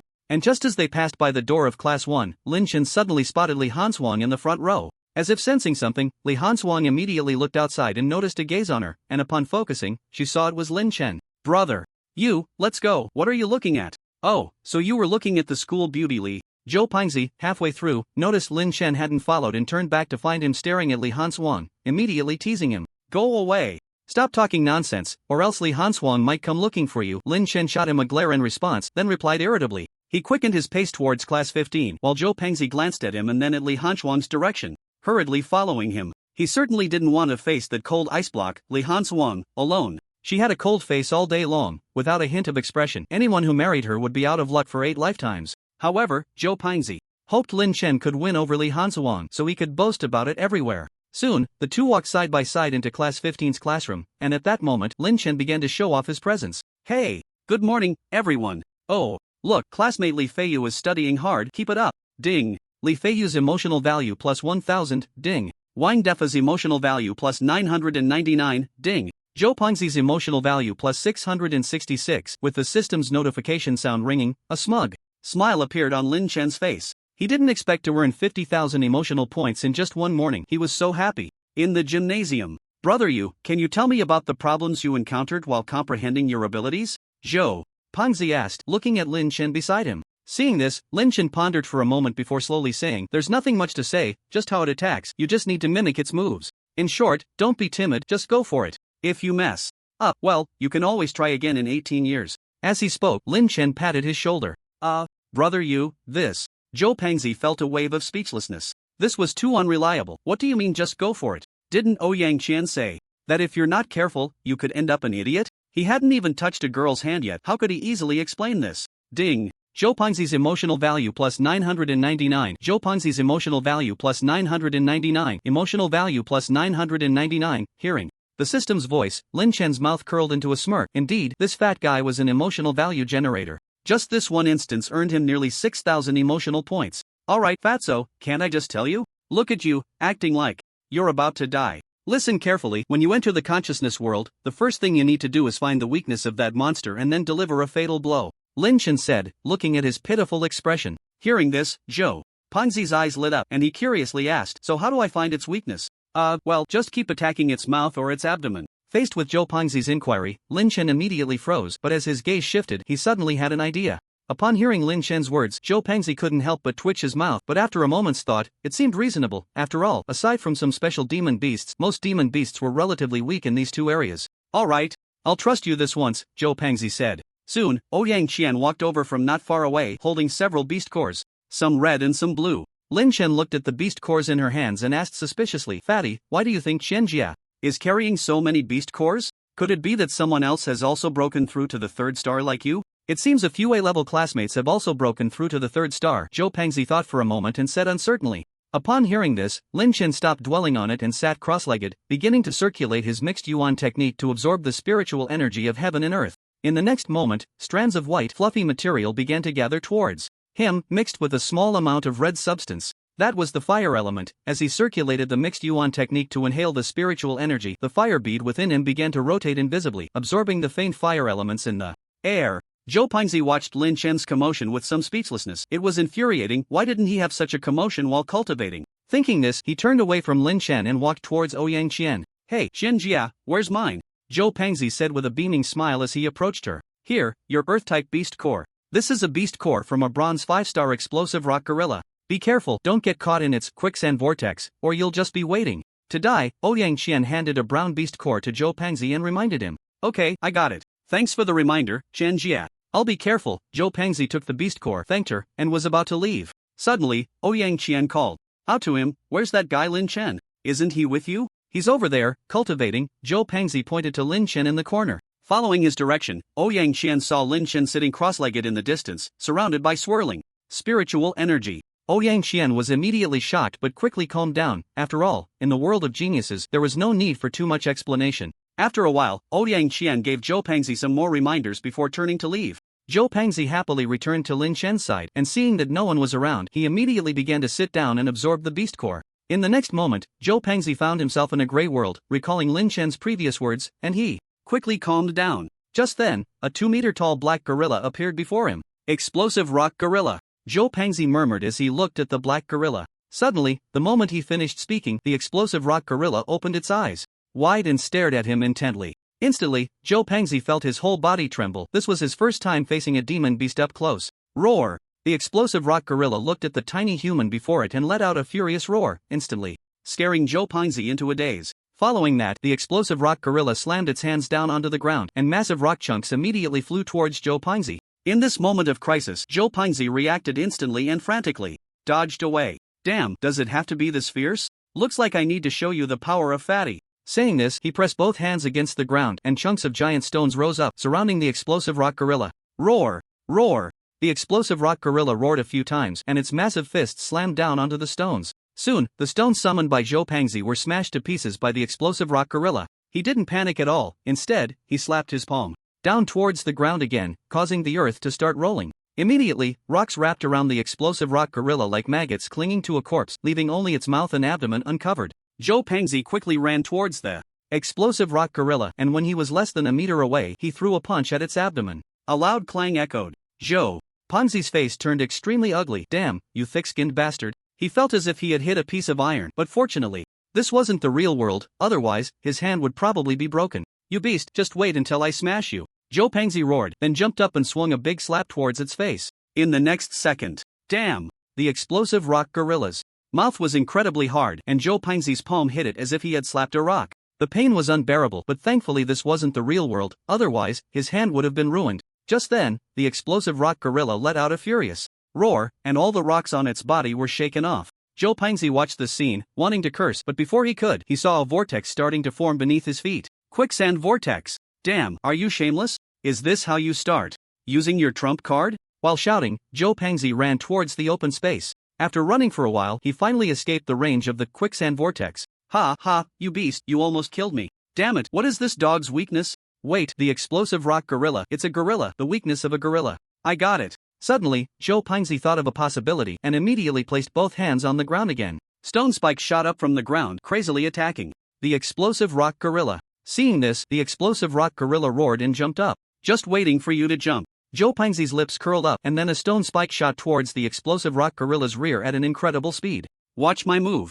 1,000-year kill. The stone spike pierced directly into the explosive rock gorilla's rear, then shot out from its mouth. Before the explosive rock gorilla could roar, it died from the shock and fell from the air. Then the figure of the explosive rock gorilla began to dissipate, and Zhou Pingzi's consciousness gradually returned. The moment he opened his eyes, he saw Lynch looking at him with a worried expression. Brother you, fatty, what happened? Why did it take so long? I thought you were in trouble, Lynch said with a frown. Hearing this, Zhou Pingzi sighed. Sigh, it's a long story. What you said before didn't work at all. Lynch felt a mix of amusement and frustration. He had only made a suggestion, and it depended on the situation. So how did you find its weakness? Hee, I gave it 1,000-year kill, making it go in one end and out the other. As he said this, Zhou Pingzi couldn't help but smirk. Lynch felt an urge to hit him. This guy was as lewd as ever, even coming up with such a dirty trick. However, it was a good method. He could try it next time. Although it was somewhat unethical, there was no need to be moral with those beasts. Alright fatty, look at you all proud. Let's go. Where to? Where do you think? To the cafeteria. Can't you see it's mealtime? Lin Chen shot him a glare. Zhou Pingzi quickly took out his phone to check and found that there were only 5 minutes left until class ended. If they were late, they might not get a spot in line. Let's go, brother you, hurry up or there won't be any seats left later. Zhou Pingzi hurriedly followed Lin Chen and urged him on. In the past, he and the original body were the kings of eating in the class. They would usually run to the cafeteria to eat before class even ended. By the time the other students arrived, the two of them had already finished eating and drinking and had gone back. Now they had become awakeners, no longer needing to attend those tedious trigonometry classes in the classroom. Soon, the two arrived at the cafeteria, where there were still relatively few people. Suddenly, Zhou Pingzi seemed to see something and kept nudging Lin Chen. Damn, you go, look quickly, it's Li Xiaohua. Looking. In the direction he pointed, Lin Chen saw Li Han Shuang in the distance, nibbling on her food. It was unclear if Zhou Pingzi's voice was too loud, but as Lin Chen was observing, Li Han Shuang slowly lifted her originally lowered head. Those beautiful, emotionless eyes were now staring directly at the two of them. Ahem, fatty, you talk too much, let's hurry and go. Seeing this, Lin Chen cleared his throat and quietly complained to Zhou Pingzi beside him. Zhou Pingzi realized he had spoken out of turn and quickly turned his head away from Li Han Shuang, heading straight to the food counter. He certainly didn't want to be held at gunpoint by Li Han Shuang. Meanwhile, seeing the flustered expressions of the two, Li Han Shuang couldn't help but slightly raise the corners of her mouth. Fortunately, there was no one around, otherwise, people would be shocked as Li Han Shuang had never smiled at anyone in the past 3 years. However, Lin Chen and the others were unaware of this, and even if they knew, it wouldn't matter. The two quickly got their meals, and of course, this time it was still Zhou Pingzi who paid. After all, his dad had insisted on tightly holding onto Lin Chen's thigh. Just yesterday, after Zhou Dafu heard about Lin Chen's situation again, he raised his pocket money from 500 to 1,000.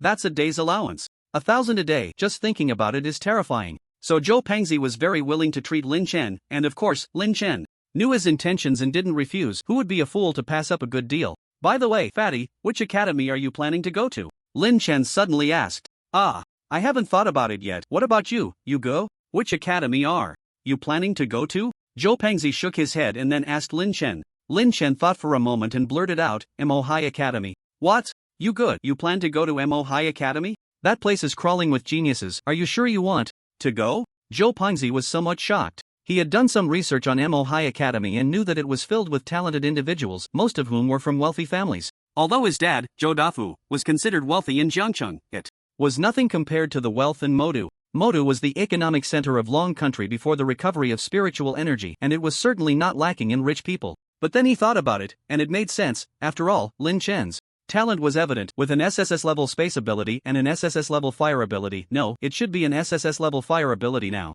Of course, Zhou Pengzi didn't know that Lin Chen's fire ability had already upgraded. If he knew, his jaw would probably drop. Since the recovery of spiritual energy, there had never been a dual SSS-level awakener. One could say Lin Chen's talent was already the best in the world. But with your talent, you should be able to secure a place at Mo High Academy. You good, then I'll go to Mo High Academy with you. Zhou Pengzi thought of Lin Chen's monstrous talent and immediately grinned. Mainly, it was because Chen Jie told me that there's a big shot with space abilities at Mo High Academy that I decided to go. Lin Chen directly confessed about his conversation with Ouyang Qian that day. Upon hearing this, Zhou Pengzi's mouth dropped open again. You good, the big shot you're talking about wouldn't be Lu Hongba, would it? Yeah, it's old Lu. Lin Chen nodded. Damn, old Lu was a transcendent 9-star big shot. You good, doesn't that mean you'll be walking sideways at Mo High Academy? Cough, low profile, low profile. Lin Chen lightly coughed, signaling Zhou Pengzi to lower his voice, but the smile on his face was unstoppable. Ding. Zhou Pengzi's emotional value plus 666. Zhou Pengzi's emotional value plus 666. Emotional value plus 666. At that moment, the system's prompt suddenly rang in Lin Chen's mind, nearly causing him to burst out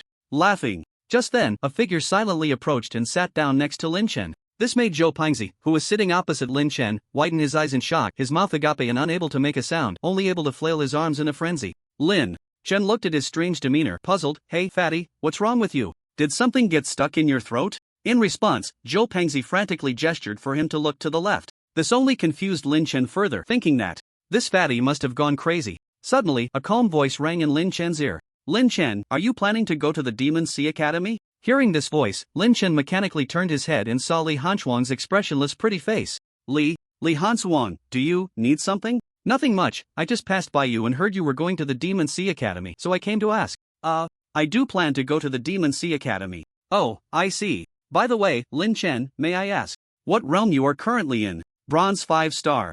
Okay, I understand. Sorry to interrupt your meal. With that, Li Hanchuang stood up and bowed to Lin Chen, then left without looking back. Lin Chen and Zhou Pengzi exchanged glances, both seeing confusion in each other's eyes. You good, did I eat some poisonous mushrooms and hallucinate? Zhou Pengzi patted his chubby face, puzzled. Maybe we both ate poisonous mushrooms. Forget it, let's hurry up and eat, then go back to sleep. Lin Chen shook his head helplessly. By the way, you said earlier that you've broken through to Bronze 5-star, is that true? Zhou Pengzi suddenly asked. He found it hard to believe it hadn't been long since Lin Chen had broken through to 5-star, while he had stayed up all night and only reached 3-star. It would be a lie to say he wasn't jealous. Lin Chen, hearing this, nodded nonchalantly. After absorbing the beast core of the Phantom Spirit Cat yesterday, he had moved from early 4-star to late 4-star. Then, after absorbing a trace of Southern Brightly Fire from the Li Fire Pearl, he smoothly entered 5-star, and now he was just one step away from breaking through to 6-star. Soon he could absorb another Beast Core 4. Comprehension, but Lin Chen felt there was no need to rush. He planned to refine his body well with the Southern Brightly Fire.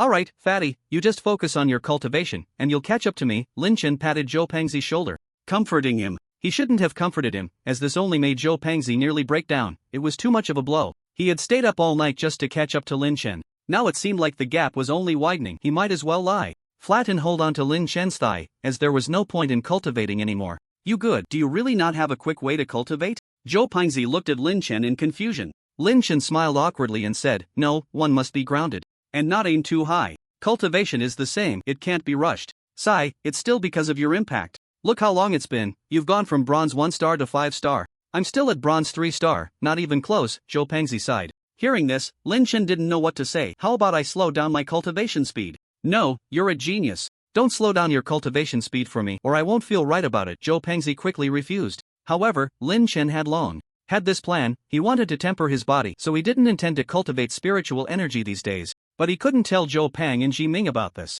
Soon, the two returned to the teaching building, and as they passed by Class 1's classroom again, they found that Li Hanshuang was not in her seat. Lin Chen guessed that Li Hanshuang must have gone to the gym to practice. When he mentioned breaking through to 5 stars before, her eyes had shown a clear change. That gaze was filled with shock and disbelief. She felt that she should also be able to break through to 5 stars. However, Lin Chen didn't care about this and walked straight towards Class 15's classroom. Meanwhile, in the small grove of Jiangcheng High School, Li Hanshuang was sitting cross-legged on a large rock, meditating with her eyes closed. Around her, spiritual energy was continuously gathering towards her. At this moment, she was on the verge of a breakthrough, just one step away from breaking through to 4 stars. The next second, she let out a cold snort. Break! The spiritual power within her rolled continuously, and then the surrounding spiritual energy was instantly absorbed into her body. Bang, bang, bang. Suddenly, several muffled sounds exploded within her, but soon it returned to calm. Li Hanshuang successfully broke through to the bronze 4 stars. Phew, still too slow. I've only just broken through to 4 stars. Li Hanshuang exhaled a breath of turbid air, and then began to mutter to herself. If Lin Chen were present, he would know what she meant, but unfortunately, the surroundings were silent and empty. Li Hanshuang stood up, stretched her limbs a bit, and then walked out of the small grove, heading straight for the gym. She wanted to see if Lin Chen was secretly practicing behind her back. A few minutes later, Li Hanshuang looked around and found no sign of Lin Chen. This made her feel puzzled. Could it be that Lin Chen wasn't practicing in the gym? Or was he breaking through somewhere else like her? Thinking of this, Li Hanshuang found a corner and began to practice frantically. At this moment, Lin Chen, who was sound asleep, suddenly heard the system's voice. Ding! Li Hanshuang's emotional value plus 999. Li Hanshuang's emotional value plus 999. After hearing the system's prompt, Lin Chen opened his hazy eyes in confusion and scanned the surroundings, only to find that Li Hanshuang was nowhere to be seen. This left him feeling perplexed. Could it be that the system had a bug again? Or did that girl Li Hanshuang suddenly go crazy?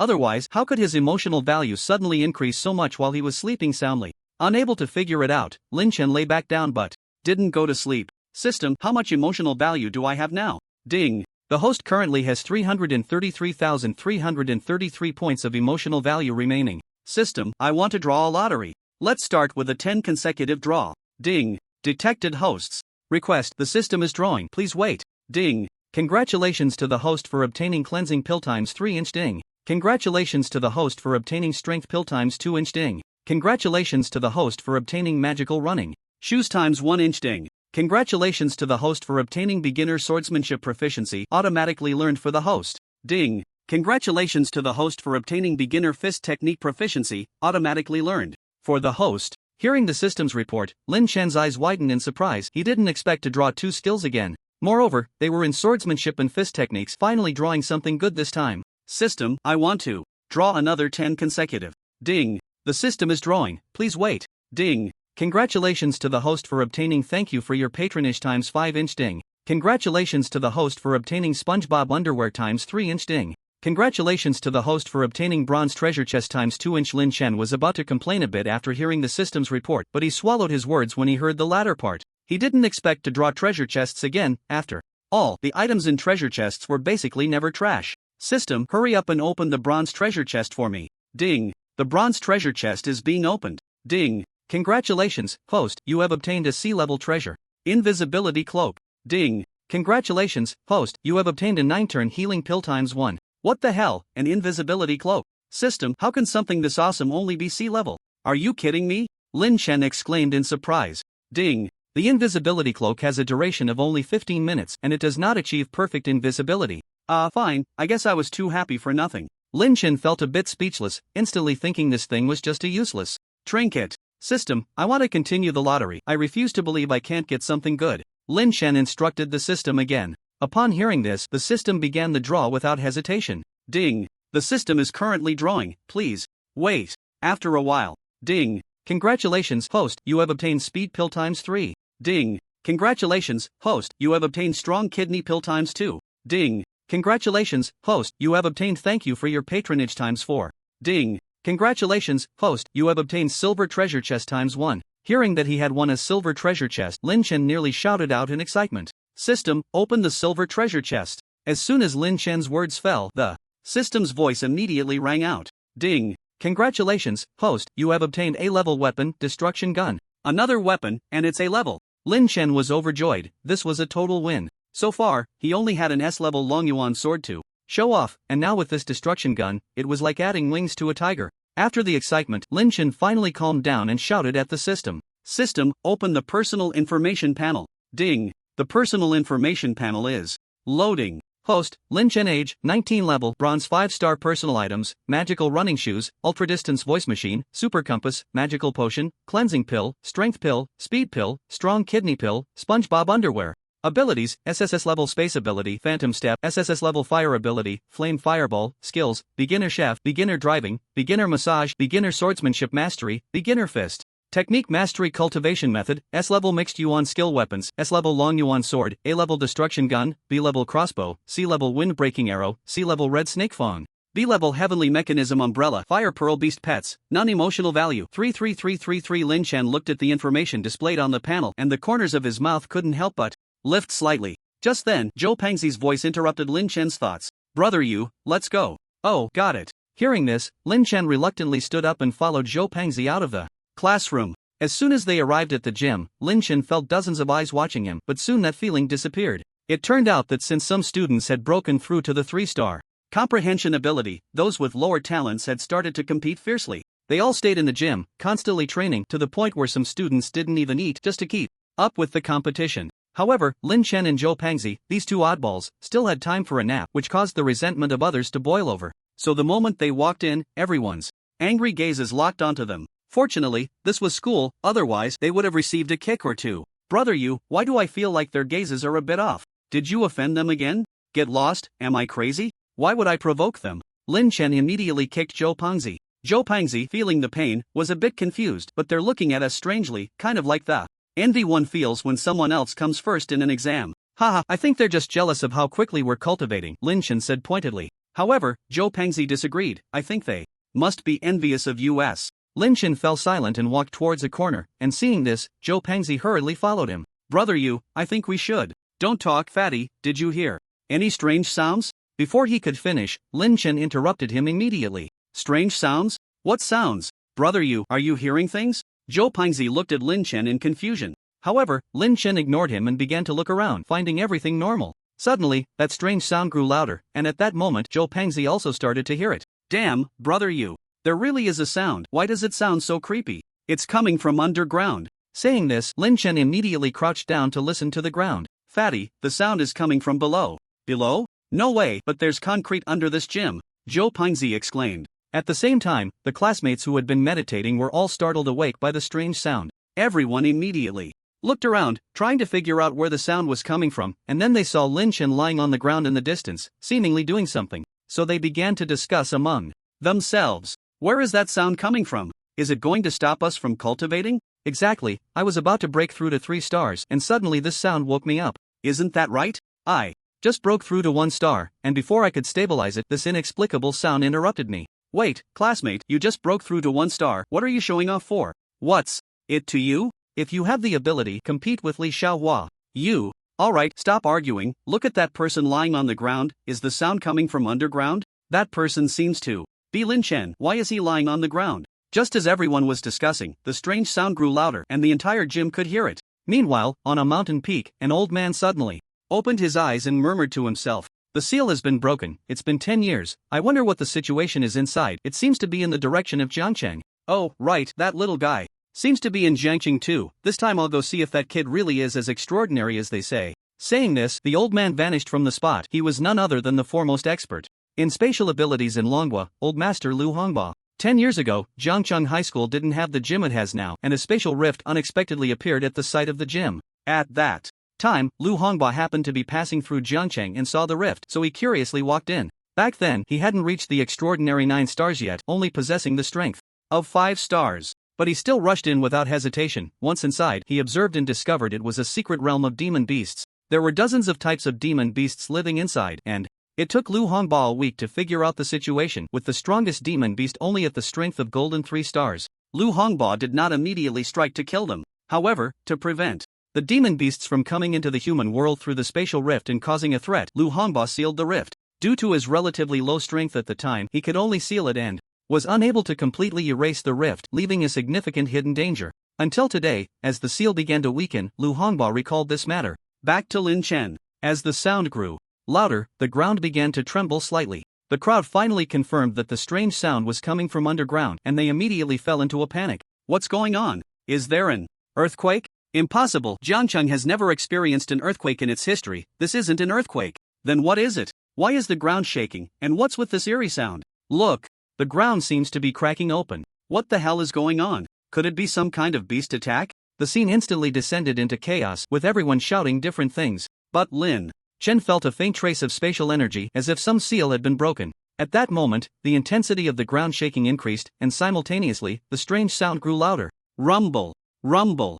The sound continued for a while before finally stopping, just as the crowd began to relax. Suddenly, the center of the gymnasium started to crack, and the cracks began to spread outward at a visible speed. The students who had been watching from below, upon seeing such a terrifying scene, immediately ran frantically towards the upper stands. It's an earthquake. Seeing this, Lin Chen grabbed Zhou Pengzi and ran towards the upper stands. After a while, the intensity of the ground shaking gradually weakened, and the cracks stopped spreading, but then the surrounding spiritual energy began to converge towards the center. In the center, it gradually formed a vortex, and at that moment, the spiritual energy was being wildly sucked into this vortex. This process lasted about 20 minutes before it slowly came to a halt. Suddenly, cracks began to appear above the center like a mirror. Soon, more and more cracks emerged. Just then, a sound like a mirror shattering echoed throughout the gymnasium. Crack! Crack!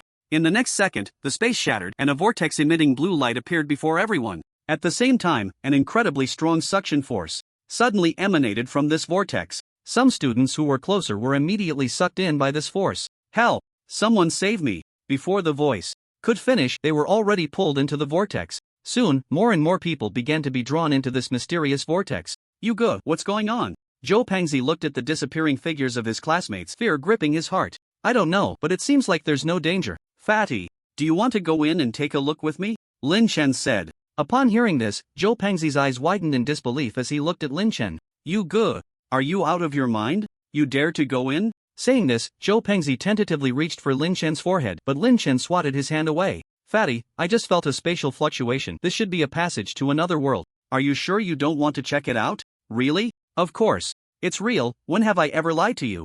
Zhou Pengzi hesitated for a moment, but how could he miss such a good opportunity? Alright, Yuge, let's go. With that, Zhou Pengzi prepared to step forward, and seeing this, Lin Chen followed him as they gradually approached the vortex. However, before the two could get close, they were instantly sucked into the blue vortex. When they opened their eyes again, the scenery before them left both of them stunned. They found themselves in a lush green meadow, with no end in sight. Yuge, where are we? I don't know, but we should definitely not be on Blue Star. Lin Chen shook his head. What do we do now? We're not familiar with this place at all. How are we supposed to get back? Zhou Pengzi suddenly felt a wave of regret. He shouldn't have let himself be brainwashed by Lin Chen. Now look, they couldn't get out. Lin Chen ignored him and began to observe the surroundings. Apart from an endless expanse of grass, there was basically nothing else here, not even the classmates who had been sucked in earlier. Fatty, we must have been transported to another place. Look around, there aren't even any other classmates in sight, Lin Chen said after a moment of thought. What? Zhou Pengzi hurriedly got up from the ground and looked around. Brother you, what do we do now?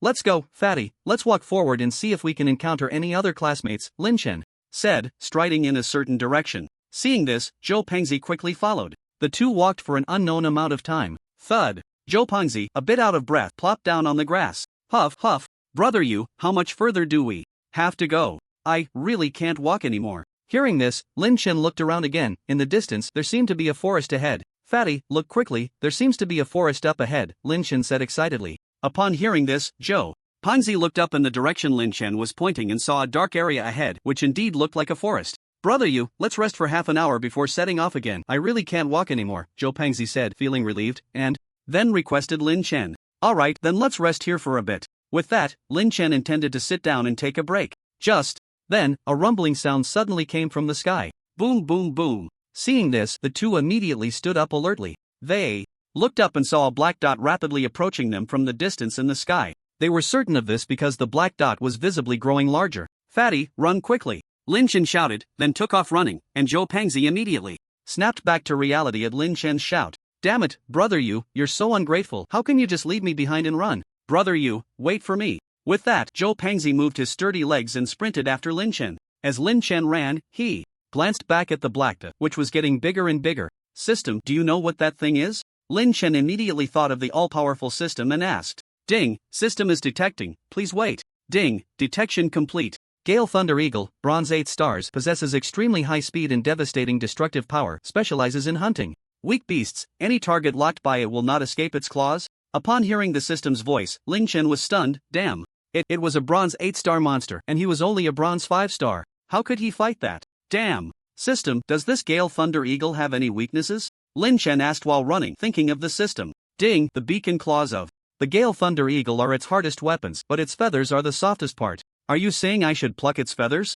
How can I do that? Ding, the host only needs to set its wings on fire. Hearing this, Lin Chen suddenly remembered that he could start a fire. Why would he need to pluck feathers? Was he out of his mind? With a solution in mind, Lin Chen slowed down, and at the same time, Zhou Pengzi thought he was slowing down because he couldn't run anymore. Brother, you hurry up and run. If we don't, that thing will catch up to us, Zhou Pengzi urged anxiously. Seeing this, Lin Chen's lips curled up slightly. Then he shouted back to Zhou Pengzi. Fatty, let's stop running. You cover me and we'll take it down together. Zhou Pengzi was a bit confused upon hearing this. What did it mean for him to cover? While he was still puzzled, Lin Chen slowly came to a stop. Seeing this, Zhou Pengzi hurriedly slowed down and rushed straight towards Lin Chen. Fortunately, it stopped just in time. Huff, huff. Brother, you, what did you just say? Let me act as cover? Zhou Pengzi gasped for breath.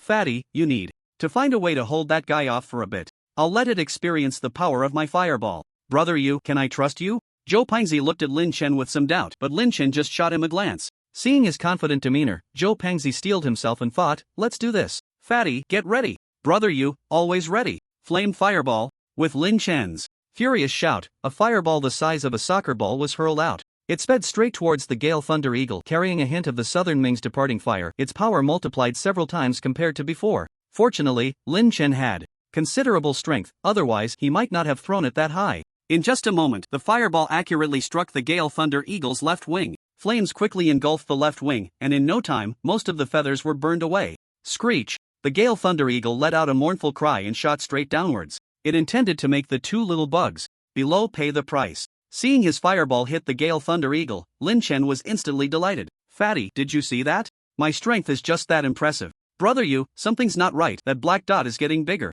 Just as Zhou Pengzi was about to praise him, he noticed the black dot above them was rapidly approaching. Hearing this, Lin Chen quickly looked up, and his brows furrowed tightly. Could it be that his fireball hadn't caused any damage? Logically, it shouldn't be possible. How could a Bronze 8-star beast withstand that attack? While Lin Chen was pondering, Zhou Pengzi shouted, Earth Barrier. The next second, the ground began to tremble, and a thick stone wall suddenly rose from the ground, instantly surrounding the two of them. At that moment, the Gale Thunder Eagle, filled with rage, charged straight at them. Boom! The Gale Thunder Eagle crashed violently into the stone wall, causing it to crack and splinter, while the eagle stumbled, nearly falling from the sky. Fatty, this isn't working. How can it crack just from one hit? Brother, you, stop joking around. Let's find a way to get through this crisis, Zhou Pengzi said with a pained expression. Lin Chen laughed upon hearing this. I saw very clear burn marks on that beast's left wing. I suspect it must be injured. Really? Yeah, I took a quick look through the crack. Brother, you, how many more times can you use that move? I can probably use it about 5 more times before my spiritual energy runs out. What about you, Fatty? How long can your barrier hold? Sigh, my barrier can withstand 2 more impacts like that before it shatters. Zhou Pengzi sighed helplessly. Lin Chen fell into thought. Since Fatty could only withstand 2 more heavy impacts, he needed to act quickly. Fatty, when that beast charges again, you need to remove this barrier immediately. Remember to be quick, okay? Why? Zhou Pengzi asked, puzzled. Just trust me, I promise you won't get hurt, Lin Chen assured, patting his chest. Zhou Pengzi hesitated for a moment but then nodded heavily. Alright, brother, you, whatever you say, I'll follow your lead. Seeing this, Lin Chen smiled and continued to look outside through the gap. At that moment, the Gale Thunder Eagle, realizing it couldn't break through the barrier with its first strike, was filled with fury. Screech, screech. After roaring a few times, it flew upwards, and when it reached a certain height, it suddenly turned around and charged towards Lin Chen and the others at an incredible speed. The impact this time was several times greater than before. As the Gale Thunder Eagle rapidly approached, Lin Chen immediately shouted to the fat man, Fatty, be careful, the beast is coming. Got it, you goo. As soon as he finished speaking, Zhou Pengzi pressed his palms to the ground, ready to withdraw the barrier at any moment. Meanwhile, Lin Chen began to gather flames in his hands, forming a fireball the size of 3 footballs. As the two waited anxiously, a loud crash echoed above them. They knew it was the Gale Thunder Eagle crashing in again, and the previously shattered earth barrier began to shake violently. Some fragments of rock started to fall. Seeing this, Zhou Pengzi exerted force, causing the barrier to disappear quickly. Lin Chen immediately looked at the still approaching Gale Thunder Eagle and threw the fireball with all his might. It struck the Gale Thunder Eagle squarely on its back. The fireball infused with southern Mingli fire began to burn its wings. Like a maggot clinging to bone, the Gale Thunder Eagle let out a mournful cry and plummeted straight to the ground. Lin Chen and Zhou Pengzi were overjoyed. They had finally dealt with this creature. Let's go, fatty, let's check it out. Yuge, this beast shouldn't be dead yet. Zhou Pengzi said with some concern. Don't worry, this creature was hit by my fireball. It won't be alive, and besides, it has a beast core inside. We can probably sell it for a good amount of money, Lin Chen said, patting his shoulder dismissively. Seeing this, Zhou Pengzi said no more, as he was also eager to see what kind of beast had attacked him. Then let's go. The two ran towards the direction where the Gale Thunder Eagle had fallen. At this moment, the Gale Thunder Eagle was already on the brink of death, with a large hole burned in its back and its wings completely charred. After falling from such a height, it was barely breathing. When the two were only 10 meters away, they stopped. Yuge, it looks like this thing is done for. It's best if it is. Let's wait a bit and see if it reacts. Okay. So, they waited for half an hour until the Gale Thunder Eagle showed no more signs of life before they cautiously approached, fearing that the creature might feign death and deliver a final blow. However, what they didn't know was that the Gale Thunder Eagle had already died 10 minutes earlier, completely lifeless. Lin Chen quietly approached the back of the Gale Thunder Eagle's neck, then reached into his pocket and pulled out the red snake tooth. He had taken it from the system space earlier, but to prevent Zhou Pengzi from becoming suspicious, he had kept it in his pocket. Just as Lin Chen was less than half a meter away from the Gale Thunder Eagle, he quickly struck, slicing through its neck in an instant. Fortunately, the Gale Thunder Eagle was still in the bronze stage. Otherwise, the red snake tooth wouldn't have easily cut through its skin. Yuge, it seems this beast is really dead. Hey, where did you get that dagger?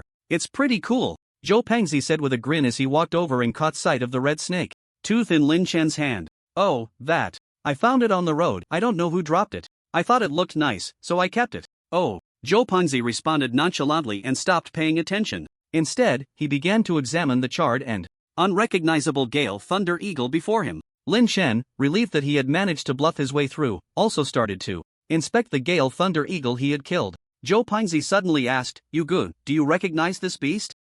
It seems to be an eagle. Right, this seems to be a Gale Thunder Eagle. Lin Chen had already learned about this creature from the system, but he had never dared to say it outright, fearing it would be hard to explain later. However, now that the fat man had asked, he had to pretend a bit. Swift Wind Thunder Eagle? I've never heard of it. Brother what do you think its strength is? Zhou Pengzi shook his head. I guess it should be around 8 stars. If it were 9 stars, my flames wouldn't be able to hurt it so easily. Lin Chen stated the rank of the Swift Wind Thunder Eagle while providing a reasonable explanation. Upon hearing this, Zhou Pengzi's mouth dropped open in disbelief as he looked at Lin Chen. After a long pause, he finally spoke. Brother you're not joking, are you? Is this Swift Wind Thunder Eagle really that powerful? Forget it, believe it or not, hurry over and help me turn it over. Lin Chen shot him a glance and then called out. Oh, Zhou Pengzi replied and hurried over to Lin Chen's side. The two of them then worked together to flip the Swift Wind Thunder Eagle onto its back. Under Zhou Pengzi's puzzled gaze, Lin Chen took the red snake tooth and began to cut into the body of the Swift Wind Thunder Eagle.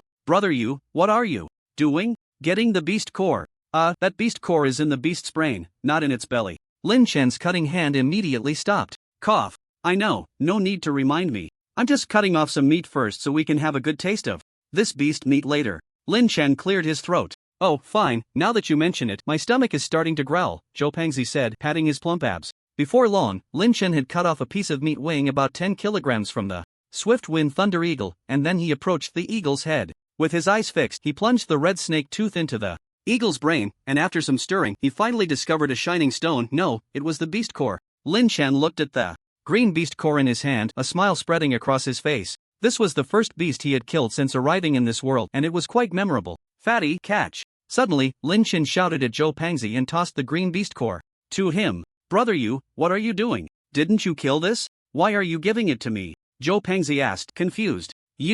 Take it, give it to your old man when we get back, and let him sell it. We'll split the profits 3-7, Lin Chen explained. The reason he wanted Zhou Dafu to help sell it was mainly because of Zhou Dafu's connections. If he sold it himself, he might get cheated without even realizing it. Plus, if Zhou Dafu helped sell it, the price might be higher than the market rate. Zhou Pengzi thought for a moment and then tucked the beast core into his pocket. This was all money, after all. Although he wasn't short On cash, no one would ever complain about having more money. Brother, you hurry up and roast the meat. I've never tasted eagle meat in my life. Sure, no problem. With that, Lynch plucked the remaining wings from the swift wind thunder eagle and built a small fire pit. He then gathered a ball of flame in his hand and instantly ignited the wings. About half an hour later, the air was filled with the aroma of roasted meat, making Joe Pingzi's mouth water. Brother, you, can we eat now? I'm starving. Here, eat up, fatty. Lynch handed a piece of roasted meat to Joe Pingzi, who quickly took it and bit into it before it had even cooled down. Ah, wow, it's so hot, so fragrant. Brother, you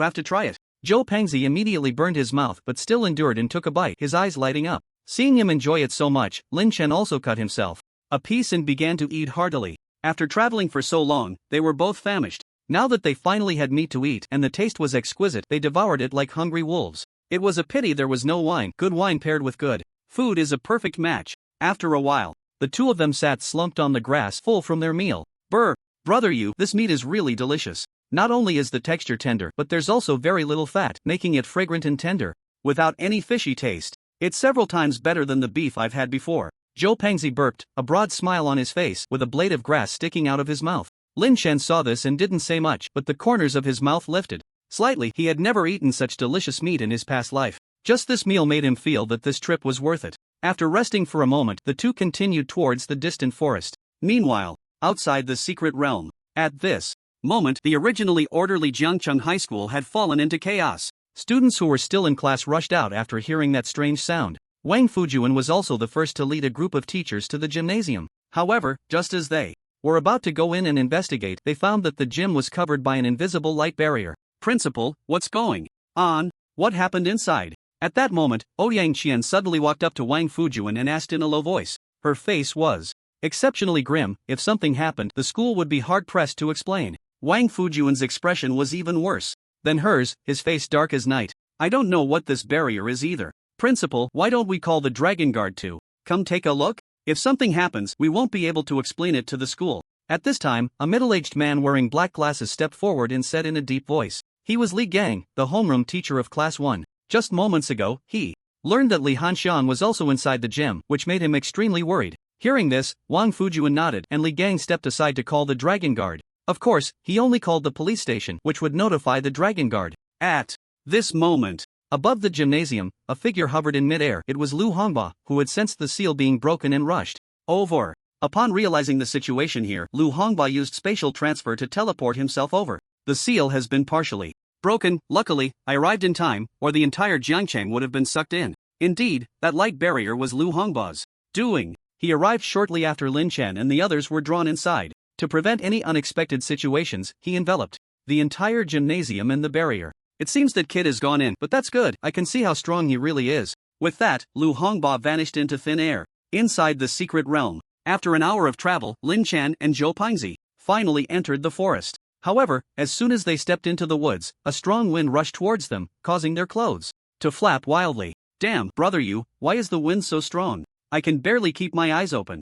Zhou Pingzi shouted. Fatty, quickly use that trick from before. Oh, okay. Zhou Pingzi immediately placed his hands on the ground and a stone wall suddenly rose up in front of them, blocking the strange strong wind. The bizarre wind lasted for more than 10 minutes before dissipating. Seeing this, Lin Chen cautiously poked his head out and looked deeper into the woods. Noticing that the strange wind had disappeared, Lin Chen turned back to Zhou Pingzi. Let's go, fatty. It should be fine now. Brother, you, should we wait a bit longer? What if that strange wind comes back? Zhou Pingzi's face showed some fear. But that was normal. After all, this wasn't Blue Star and they didn't know what unknown things existed here. In response, Lin Chen patted his shoulder. Don't worry, nothing will happen. Besides, I'm here, so what are you afraid of? Seeing Lin Chen say this, Zhou Pingzi immediately felt more at ease and the two of them walked deeper into the forest. After walking for about 10 minutes, Lin Chen suddenly stopped. Zhou Pingzi nervously asked, What's wrong, you go? Is there a situation? I see a deer up ahead. Lin Chen replied. A deer? Zhou Pingzi felt confused. Could there really be deer in this world? It should be noted that 20 years ago, after the revival of spiritual energy, all animals on Blue Star underwent mutations and some that once seemed harmless became extremely ferocious. Many herbivores turned into carnivores after this mutation. Of course, there were still some animals that did not change during this mutation, namely the livestock raised by humans. However, even though they did not mutate, their meat quality improved significantly. So when Zhou Pingzi heard Lin Chen's words, he felt puzzled and confused. Could there really be deer here that had not mutated? It seemed that Lin Chen noticed Zhou Pengzi's confusion and immediately made way. Why don't you come and see for yourself? Upon hearing this, Zhou Pengzi quickly leaned in and looked in the direction Lin Chen pointed. In the distance, he saw a deer drinking from the lake, looking just like the deer before the mutation, with one exception. This deer was green, yes, green, not the deep green kind, but a kind of bluish green. More importantly, the deer was surrounded by circles of halo, appearing very sacred. Zhou Pengzi was instantly mesmerized, unable to tear his gaze away. System, help me check the information on that deer. Lin Chen immediately communicated with the system in his mind. Ding. Detecting host request, please wait. Ding. Luying Bisha deer, silver 3 stars. The Luying Bisha deer prefers to live alone deep in the forest, has a gentle temperament but should not be provoked, otherwise the consequences are on you. After hearing the system's explanation, Lin Chen had a general understanding of this deer. He just never expected that this deer's strength had already reached silver 3 stars. He should leave quickly, he really couldn't win. Fatty, stop looking, let's hurry and go. We can't afford to provoke this deer. After Lin Chen spoke, he noticed that Zhou Pengzi did not respond. Lin Chen immediately went up to nudge him, but he remained completely still. This made Lin Chen feel puzzled. Could it be that this guy was so mesmerized by some beauty that he couldn't move? To be honest, at this moment, what Zhou Pengzi saw was a bunch of bare beauties standing in front of him. Lin Chen's figure had long since disappeared, so he hadn't heard Lin Chen's earlier words at all. Seeing Zhou Pengzi frozen in place, Lin Chen became anxious. Damn it, this fat guy couldn't have fallen under a spell, could he? Suddenly, Lin Chen seemed to remember that the system had mentioned earlier that the Luying Bisha deer seemed to have the ability to create enchanting illusions. Could it be that this fat guy was entranced by the illusion created by the Luying Bisha deer? System, help me check if this fat guy has been affected. Ding. Detecting host request, processing. Ding. The target has been affected by the illusion of the Luying Bisha deer and is currently trapped in an illusion. Damn, as expected, this fat guy is too unreliable. System, do you have any way to wake him up? Ding. Currently, there is only one way, to kill the Luying Bisha deer, and the illusion will naturally be lifted. Upon hearing this, Lin Chen was stunned. What the hell? Asking a bronze 5 stars rookie like him to take on a silver 3 stars? Was this a joke? System, don't you have any other methods? Ding. There is currently only this one method. The system's response was concise, but Lin Chen was not satisfied. He had already struggled greatly when killing that Gale Thunder Eagle before. However, at that moment, the luminescent Bisha deer was stepping towards the two. Earlier, when they were changing positions, they had made quite a noise, causing the luminescent Bisha deer to instantly lock onto Zhou Pengzi and then cast an illusion on him. Lin Chen listened to the increasingly close footsteps, and his heart sank. It seemed that the luminescent Bisha deer had discovered them. With no other choice, he had to brace himself. Immediately, Lin Chen stood up, strode out of the grass, and faced the luminescent Bisha deer directly. The deer was taken aback. When it saw Lin Chen voluntarily reveal himself, it hadn't expected this ant to show up on its own. Its gaze towards Lin Chen began to turn wary, although it had never seen a human before. The aura emanating from him seemed somewhat unfriendly. Yo, yo, the luminescent Bisha deer called out twice, a warning. However, Lin Chen did not understand the language of beasts, so he had no idea what it meant. He just fixed his gaze on the luminescent Bisha deer, ready to dodge the moment it attacked the human. And the beast stood there in a standoff, neither daring to make a move. Lin Chen thought to himself, why isn't this beast making a move? My legs are going numb. Damn it, if it doesn't act soon, I might just have to take action myself. Meanwhile, the luminescent Bisha deer, observing the unmoving Lin Chen, couldn't comprehend with its fist-sized brain why this humanoid creature was standing still. Thus, the human and the beast glared at each other for half an hour. Just when Lin Chen could no longer feel his legs, he finally couldn't take it anymore and shouted at the luminescent Bisha deer. Hey, we can talk this out. You help my brother out of the illusion, and I'll take him away. What do you think? After saying this, Lin Chen pointed at Zhou Pengzi, who was still in the grass, drooling all over the place. The luminescent Bisha deer looked in the direction Lin Chen was pointing and instantly understood his meaning, then let out 2 more calls. Yo yo. Zhou Pengzi, who had been immersed in the illusion, saw the 2 calls from the deer and all the vibrant scenes in his eyes vanished. Wasn't I just on the beach? Where's my beauty? Coming back to his senses, Zhou Pengzi exclaimed softly, then looked around and realized this was the grass where he and Lin Chen had been. Right, where's Lin Chen? Not seeing Lin Chen anywhere, Zhou Pengzi immediately panicked and shouted loudly, Brother you, where are you? However, before he could finish shouting, Lin Chen's voice came from outside the grass. Alright fatty, stop shouting and come out quickly. Hearing this, Zhou Pengzi was overjoyed and immediately scrambled to his feet, walking straight out of the grass. As soon as Zhou Pengzi emerged, he was met with a shocking sight. Lin Chen was actually mingling with a beast. Ding. Zhou Pengzi's emotional value plus 999, ding. Joe Pingzi's emotional value plus 999. Brother you, what is this? Enough fatty, don't be so surprised. This luminescent bisha deer means us no harm, it just created an illusion because we disturbed it while it was drinking. Lynch hurriedly explained. This reassured Joe Pingzi, who had been worried. Brother you, since this deer has no hostility towards us, can we leave now?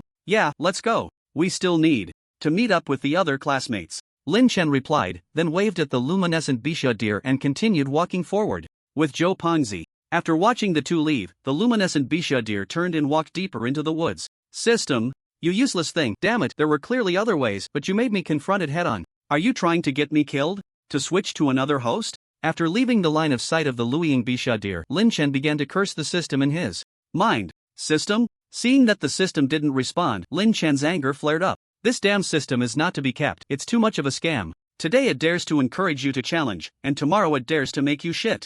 Lynch held his breath and ran wildly, not knowing how long he had been running when he suddenly stopped. Joe Pingzi, seeing this, was somewhat puzzled. Could it be that they encountered some monster again? You good, what's wrong? Did another monster appear? Fatty, come over and take a look, isn't that Li Feiyu? Lynch urged. Upon hearing this, Joe Pingzi was taken aback, then widened his eyes, staring intently at a figure in the distance among the trees. He saw that figure sneaking around, looking left and right, seemingly trying to avoid something. After watching for a while, Joe Pingzi vaguely recognized that it was indeed that guy Li Feiyu, and a lewd smile appeared on his face. Hee, you go, it really is that guy. Should we go scare him a bit? I bet we can scare the piss out of him. Let's wait a bit. He seems to be hiding from something, Lynch observed more clearly than Joe Pingzi. He could see the expression on Li Feiyu's face, which showed some panic and fear. The only thing that could scare him in this place was probably a powerful monster. Without knowing the situation, it was best not to act rashly, otherwise, the outcome would definitely be tragic. The reason Lin Shen thought so far ahead was mainly because he had watched a lot of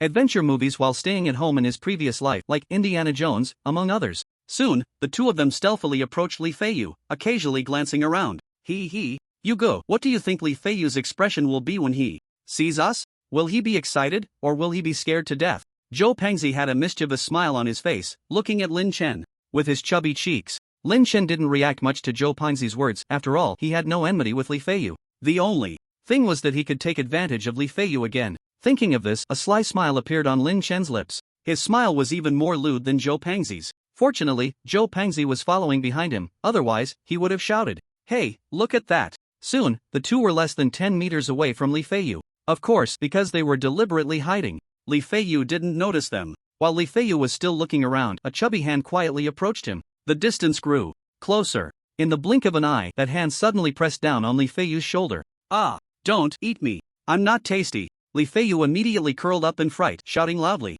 At the same time, a light yellow mysterious liquid flowed out from beneath him. Joe Pingzi looked at his cowardly appearance and couldn't help but sneer. Tsk, you go, look at how scared he is. Li Feiyu, why don't you look up and see who I am? Hearing this, Li Feiyu trembled and raised his head. When he saw that it was Joe Pingzi, his heart immediately relaxed. Phew, Joe Pingzi, it's you. No, why the hell did you scare me? Smack. Before he could finish, Joe Pingzi slapped him. Call me fatty, don't call me by my real name, got it? You. What? Do you mean, you? Call me fatty. Joe Pingzi glared at him. Seeing that he couldn't win, Li Feiyu had no choice but to compromise. Fatty. Here, this is a reward from Fatty for you. Joe Pingzi, seeing that he was so sensible, took out a piece of meat wrapped in cloth from his pocket. This is the meat of the Gale Thunder Eagle. Before leaving, Lin Chen had dried the meat using fire and then shared some with Joe Pingzi to carry with him. After all, the situation here is unclear, and they arrived in a hurry without any food, so it was wise to prepare some rations for emergencies.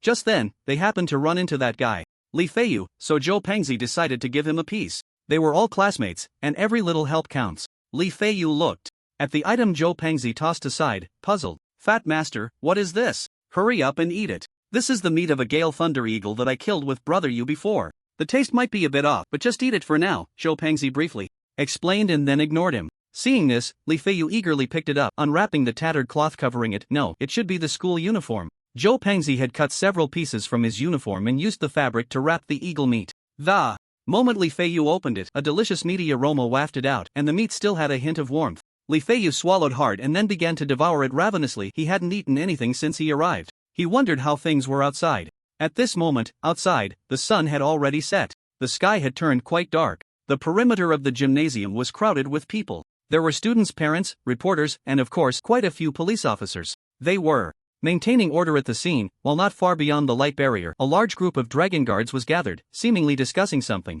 Captain, this light barrier won't open. Yeah, even with our combined efforts. We can't inflict any damage on this barrier. Captain, what should we do now? Should we report to the higher-ups? Let's report to the higher-ups, Captain. Hearing the crowd, Zheng Tailin hesitated for a moment. He also wanted to open this light barrier quickly. After all, not long ago, Wang Fujuan had told him that there was an extraordinary genius inside, and if anything happened, it would definitely be a loss for the Dragon Country. Alright, for now, we can only report to the higher-ups. I hope they can send some powerful personnel over. Zheng Tailin nodded helplessly, then took out his phone from his pocket and dialed an unknown number. Inside the secret realm, Li Feiyu quickly finished the piece of eagle meat. Brr, Zhou, Fat Master, thank you for the meat. If you want to thank someone, thank Brother Yu. This Gale Thunder Eagle was killed by him, and he also cooked the meat, Zhou Pengzi said, looking at him with a proud expression. Upon hearing this, Li Feiyu hurriedly turned to Lin Chen, who was looking around. Brother Yu, Master Lin, thank you for saving my life. Please allow me to bow to you.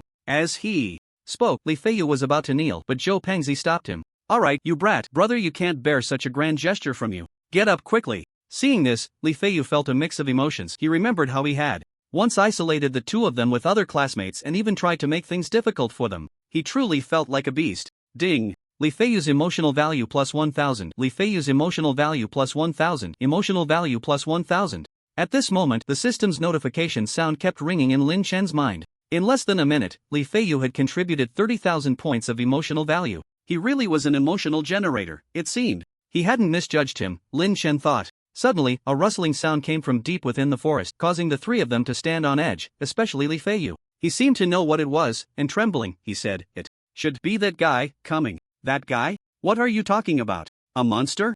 Zhou Pengzi looked at him with a puzzled expression.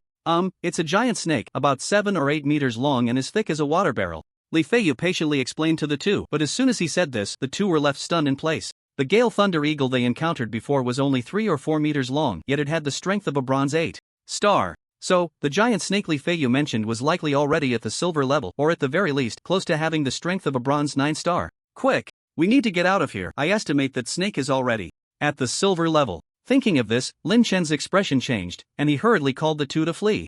Zhou Pengzi and Li Feiyu were taken aback by Lin Chen's words, and their faces immediately changed drastically. Without thinking too much, they quickly followed Lin Chen's lead. However, in the distance, a large tree had a pair of eerie green eyes fixed on the three. Hiss, hiss. Phew. Brother Yu, we should have shaken it off by now, right? Zhou Pengzi panted. At this moment, the three had no idea how far they had run, but they thought they had escaped the giant snake's range. Lin Gu, are we safe now? Li Feiyu asked quietly. Lin Chen did not respond to the two but instead stared intently in the direction they had come from. Silence. It was too quiet. As they walked, Lin Chen noticed that the surrounding environment was eerily silent. It was so quiet that it was frightening. Logically, such a large forest shouldn't be this silent. Unless, just as the thought crossed his mind, he saw the trees in the direction they had come from moving without wind. Quick, fatty, there's no time, run. Lin Chen shouted urgently. Zhou Pengzi and Li Feiyu exchanged glances and instinctively looked back. They saw the trees swaying, and without thinking, they took off running. Damn, brother Yu, that thing is chasing us. Lin Gu, what should we do? Run. Lin Chen shouted, his pace quickening, leaving the two far behind. The two widened their eyes at how fast he was running. Damn, brother Yu, wait for us. Lin Gu, don't leave us behind. However, Lin Chen couldn't care less about them. Survival was the priority. That was a silver-level creature. How could he fight it? If it were only a bronze 9 star, he might have been able to use the Long Yuan sword to confront it. System, what's the deal with that snake behind us? Ding, detecting, please wait. Ding. Eerie-eyed green-scaled snake, silver 1 star, its venom is highly toxic. Preference, after biting its prey, it enjoys injecting its venom into the prey's body, and then quietly watching as the prey succumbs to the poison. After hearing the system's words, Lin Chen felt numb all over. This was a freak among snakes. Fatty, run quickly, there's a freak behind us. Lin Chen shouted to the two behind him. Unfortunately, the two didn't hear clearly and thought Lin Chen was just encouraging them to run faster. Hiss, hiss. Just as the two were desperately running, a sound suddenly exploded in their ears. They mechanically turned their heads and saw a massive snake head staring intently at them, its mouth constantly flicking its tongue. Seeing this scene, the two felt as if they had fallen into an ice cave, their faces turning pale. They never expected to be caught up by this beast. Zhou Pengzi regretted coming here to seek death. Lin Chen, who was about to turn back to check on the two, changed his expression upon seeing the giant snake beside them. Damn! This freak! actually caught up. Fatty, hurry over here. Saying this, Lin Chen quickly stopped, but due to inertia, he still fell to the ground. Fortunately, his physical condition was excellent. Zhou Pangzi and the others were overjoyed. To see Lin Chen stop, there was still hope. Xiao Fizi, let's hurry to brother you. Hearing this, Li Feiyu nodded, then quickened his pace, running straight towards Lin Chen. Just as the two were about to approach Lin Chen, they heard him shout, "Get out of the way!" Immediately after, a fireball shot past them, directly hitting the Ghost Eye Blue Scale Snake. It turned out that just moments ago, the Ghost Eye Blue Scale Snake was less than 2 meters away from them. Seeing this, Lin Chen immediately took action to save the two. Huff, huff, brother you. I really can't run anymore, let's just fight him directly. Zhou Pangzi gasped for breath as he reached Lin Chen's side, then plopped down onto the ground. Fatty, you and Li Feiyu go first, I'll stay back to hold it off. What? Brother you, are you crazy? Zhou Pangzi exclaimed. Li Feiyu beside him also stared wide-eyed at Lin Chen. Lin Chen understood their concerns, but he had a backup plan, he just didn't want to reveal it in front of them, so he intended to let them leave first. Alright Fatty, you guys hurry and go. Don't worry, I have a backup plan. Don't forget, I've awakened dual abilities and I haven't even used my space ability yet. But, no buts, listen to me, you go first, I'll hold it off. Don't worry, if I can't beat it, I can still run away, right? Zhou Pangzi originally wanted to say that he hadn't learned how to use his space ability yet, but seeing Lin Chen like this, he had no choice but to keep running. Okay, brother you, I'll go with Xiao Fizi first. Remember, if you can't win, run. Stop talking nonsense, hurry up and go. That freak will be coming over soon. Freak? Lin Chen didn't answer, turning to walk towards the Ghost Eye Blue Scale Snake. Seeing this, Zhou Pangzi didn't think too much and immediately fled. One had to say, this fatty had great potential. Once Lin Chen saw that the two had gone far, he immediately took out the S-Class Long Yuan sword from his system backpack. One had to admit that the Long Yuan sword felt really good. In hand, as soon as he held it, he felt as if he had merged with it. The blade was engraved with a giant dragon, bearing its fangs and claws, exuding an overwhelming and domineering aura. Looking at the Ghost Eye Blue Scale Snake crawling out from the smoke, Lin Chen tightened his grip on the sword. At this moment, a fierce light erupted in the eyes of the Ghost Eye Blue Scale Snake. It was angry. Although Lin Chen's previous strike hadn't injured it, it had certainly hurt, as that fireball contained a trace of the South Mingli fire, which was naturally powerful. Hiss, hiss. The Ghost Eye Blue Scale Snake flicked its tongue and then opened its massive mouth, lunging straight at Lin Chen, determined to leave the human before it with no place to bury him. Seeing this, Lin Chen immediately used the Phantom Step, disappearing from his spot and reappearing above the Ghost Eye Blue Scale Snake. Beginner Swordsmanship Mastery. The next second, Lin Chen activated his swordsmanship mastery skill and swung the sword towards its head. Clang! With just one strike, he left a 1 centimeter deep sword mark on the Ghost Eye Blue Scale Snake's head, then Lin Chen leaped onto its back. The Ghost Eye Blue Scale Snake immediately felt the pain and hurriedly turned its head to look at Lin Chen. Looking at him, the Ghost Eye Blue Scale Snake's eyes burned with rage, and it immediately spat out a stream of venom aimed directly at Lin Chen. However, this time he didn't use the Phantom Step to dodge, as it was too exhausting on his spiritual energy. Instead, he opted to counter with Flame Fireball. Boom! The fireball collided with the venom. Instantly, the venom was burned away by the trace of South Mingli fire within the fireball. After all, this South Mingli fire specifically targeted the world's filth and impurities. And naturally, this venom was no exception. The Ghost Eye Blue Scale Snake was stunned to see its venom easily dispelled by a mere human. It was taken aback for a moment, then roared and lunged at Lin Chen again with its mouth wide open. Seeing this, Lin Chen immediately crossed the Long Yuan sword in front of his chest, ready to counter. Bang! With a muffled sound, Lin Chen was sent flying several meters away. However, the Ghost Eye Green Scale Snake had no intention of letting him go. Before he could react, another stream of venom was sprayed from its mouth. Phantom Step. Realizing he couldn't dodge, Lin Chen activated his spatial ability again, successfully evading this sneak attack. You bastard, you're really despicable and shameless, but then again, you're just a beast at the end of the day. While Lin Chen complained, he continuously dodged the attacks of the Ghost Eye Green Scale Snake. Boom! Lin Chen shot out a fireball, striking the snake's abdomen, causing it to roar in pain. Roar! Following that, a tail swipe from the snake came straight at Lin Chen. Seeing this, Lin Chen pushed off the ground with his feet and jumped up to avoid it. Seizing the opportunity, Lin Chen gripped his sword with both hands and aimed for the snake's vital spot. Clang! The sword sliced through the scales, producing a piercing sound. Soon, the Long Yuan sword made a cut, but at that moment the sword got stuck. In this critical moment, Lin Chen decisively gave up and vanished in a flash. At this moment, his spiritual energy was nearly depleted after continuously using Phantom Step. He was running on empty. Huff! Damn! What now? Alright, I still have the Fire Separation Pearl. Lin Chen gasped for breath, constantly thinking of a solution, when suddenly he seemed to have thought of something. He immediately activated the Fire Separation Pearl, which had been quietly resting in his dantian. Upon sensing Lin Chen's call, it miraculously began to rotate. It then burst out of his body, hovering in the air. Looking at the spinning fire separation pearl, Lin Chen felt a surge of excitement. So far, he had no idea of the pearl's level. After all, the weapons in the system's backpack all had levels. This fire separation pearl, however, was simply labeled with 3 words, nothing more, no level, no specific effects, nothing. So Lin Chen had no idea how powerful this fire separation pearl really was. Upon seeing the fire separation pearl hovering in front of Lin Chen, the ghost eye green scale snake instinctively sensed a threat. However, before it could react, Lin Chen controlled the fire separation pearl to attack it. Fortunately, the ghost eye green scale snake couldn't speak, otherwise, it would have had a lot to say. Are you the 6th one? Just as the fire separation pearl was less than 5 meters away from it, the snake felt the scorching heat. This was beyond what it could endure, so, to Lin Chen's shock, the ghost eye green scale snake turned and fled. Damn it, you beast, hurry up and give me back my sword. At that moment, the Long Yuan sword was still stuck in the ghost eye green scale snake, and Lin Chen was immediately anxious. Damn it, that was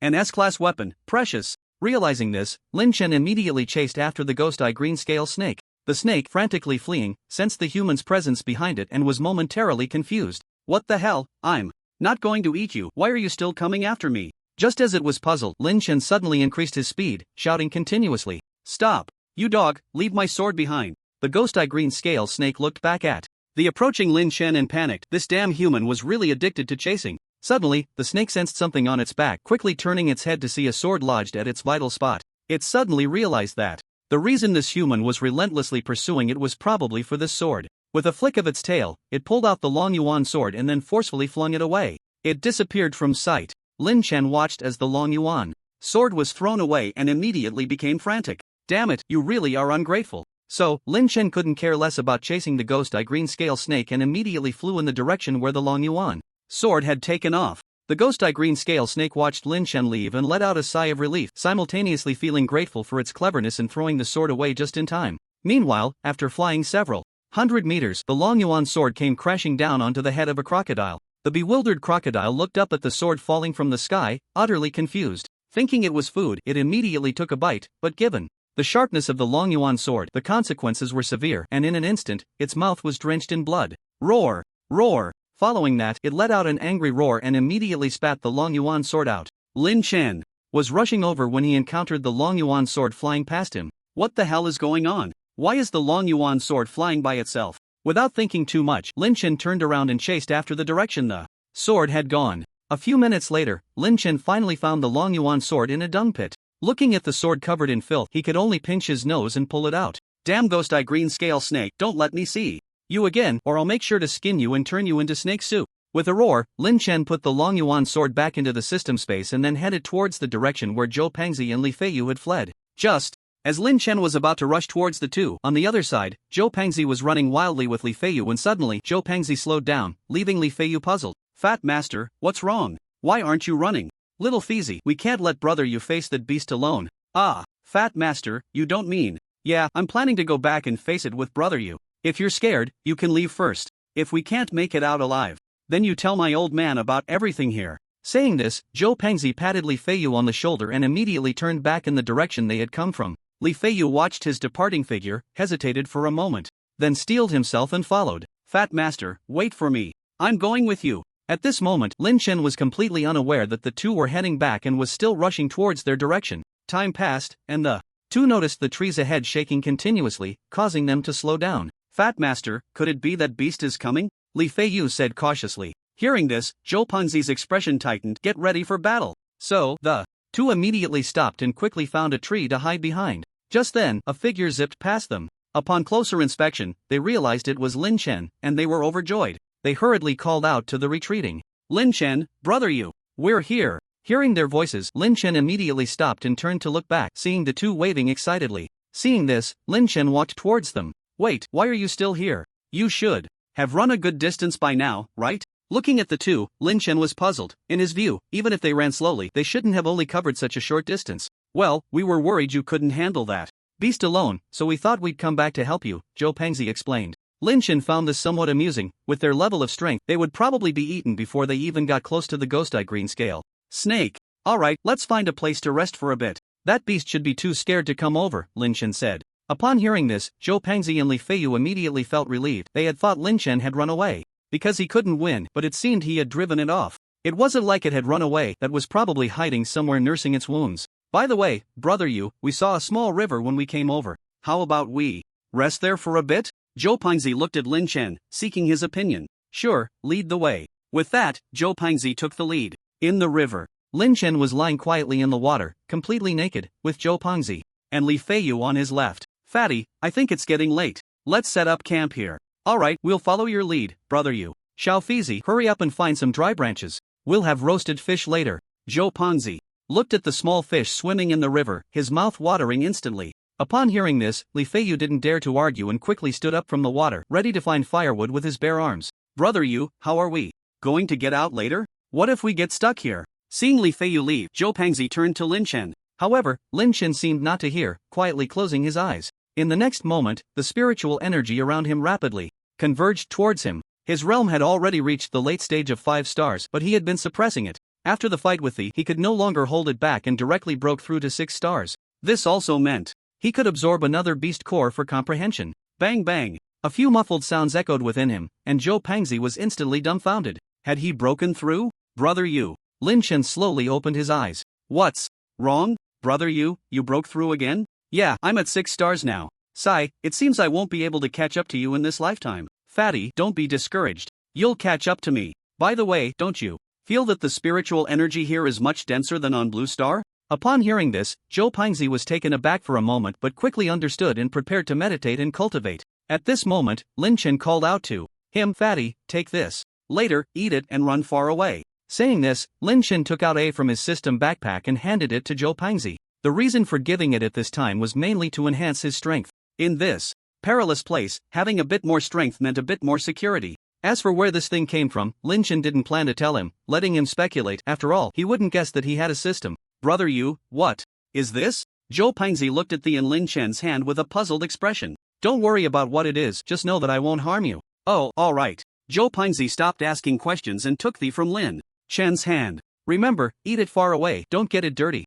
Lin Chen reminded him again. Seeing this, Zhou Pingzi ran to a spot more than 10 meters away and swallowed the in one bite. The melted in his mouth and was quickly swallowed into his stomach. Huh, why isn't this thing brother you gave me working? Zhou Pingzi mumbled, is it expired? It shouldn't be, do I have to wait a bit longer? Just like that, Zhou Pingzi lay in the river for 10 minutes, and just as he was about to ask Lin Chen, suddenly, his stomach began to hurt, followed by his limbs. Ah, it hurts. Brother you. From a distance, Lin Chen watched as he gradually curled up into a ball, knowing that the effects of the had begun to take effect. He then shouted at Zhou Pingzi, Fatty, hang in there, it's fine. Hearing Lin Chen say it was fine, Zhou Pingzi immediately felt relieved. He believed Lin Chen wouldn't harm him. Got it. It was unclear how long it had been, but Zhou Pingzi finally felt the pain subside. He then opened his eyes and looked at the figure in the water. Zhou Pingzi was instantly stunned in place. Is this me? The Zhou Pingzi in the water was no longer the chubby figure he used to be. The fat on his belly had completely disappeared, though he didn't have abs. His arms were about a size smaller, and the bulging fat on his face was gone, transforming him from a big fatso into a little chub. This was simply a rebirth. Just as he was admiring his good looks, a foul smell suddenly assaulted him. Ugh, it stinks. Did someone poop? However, the next second he couldn't speak anymore, because the stench was emanating from himself. At that moment, he finally understood why Lin Chen had told him to stay away. It was because he smelled so bad. Zhou Pingzi immediately dove into the water to wash himself, and after more than 10 minutes, he finally emerged, satisfied. Half an hour later, Li Feiyu returned, carrying a large bundle of dry branches. The moment he saw Zhou Pingzi, he was stunned, rubbing his eyes in disbelief. Fat Master?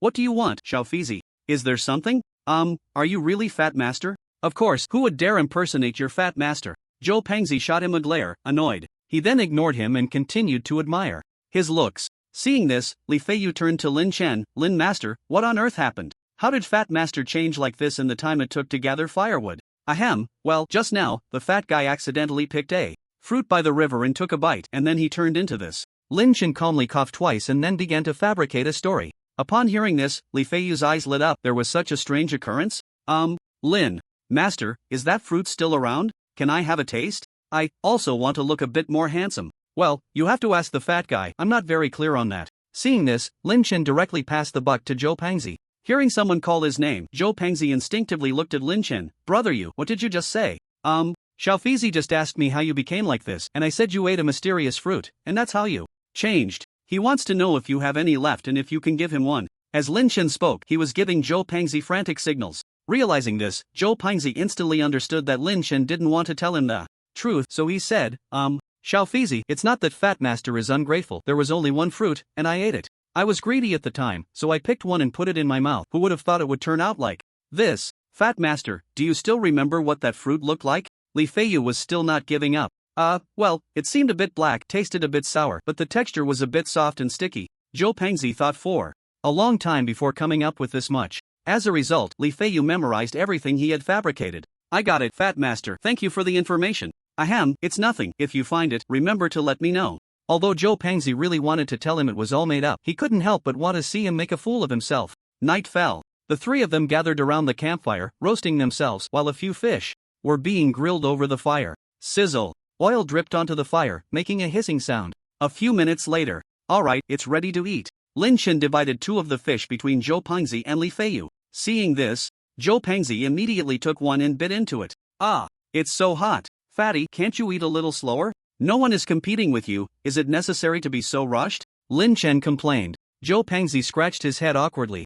Well, I just couldn't wait a bit. Who told you, brother you, that your food is too delicious? As he spoke, Zhou Pangzi took another bite, this time not burning himself. Lin Chen shook his head helplessly at this. At that moment, the long-lost system voice sounded again. Ding. Zhou Pangzi's emotional value plus 999, ding. Li Feiyu's emotional value plus 999, system, how much emotional value do I have now? Ding. The host currently has 212,194 emotional points. Would you like to draw a lottery? No, system, how much do you want me to draw? System. Alright, just draw directly from this 200,000. Ding. Detected host request, the system is drawing, please wait. Ding. Congratulations to the host for obtaining detox pill times 4-inch ding. Congratulations to the host for obtaining fire element sunflame bird beast core times 1-inch ding. Congratulations to the host for obtaining water avoidance pill times 4-inch ding. Congratulations to the host for obtaining SpongeBob underwear times 5-inch ding. Congratulations to the host for obtaining Patrick underwear times 6-inch. After hearing the system's report, Lin Chen was overjoyed. It was indeed like someone sending a pillow when he was about to sleep. He had just broken through not long ago and unexpectedly drew a fire element beast core. It seems the system still loves him. System, you are just too cute. System? Fatty, you guys will take turns on duty later. Wake me up after midnight. With that, Lin Chen walked into the simple house built by Zhou Pangzi using his abilities. Oh, got it. Zhou Pangzi immediately agreed, then looked at Li Feiyu. Little Fizi, you sleep first, I'll take the duty, and then I'll wake you up. Okay, Fat Master, no problem. Li Feiyu nodded heavily. Then, Li Feiyu also walked into the house. Calling it a house was more like a small tent made of piled stones. It wasn't large, but it was no problem for 3 people to sleep in. After the two fell asleep, the world suddenly became quiet.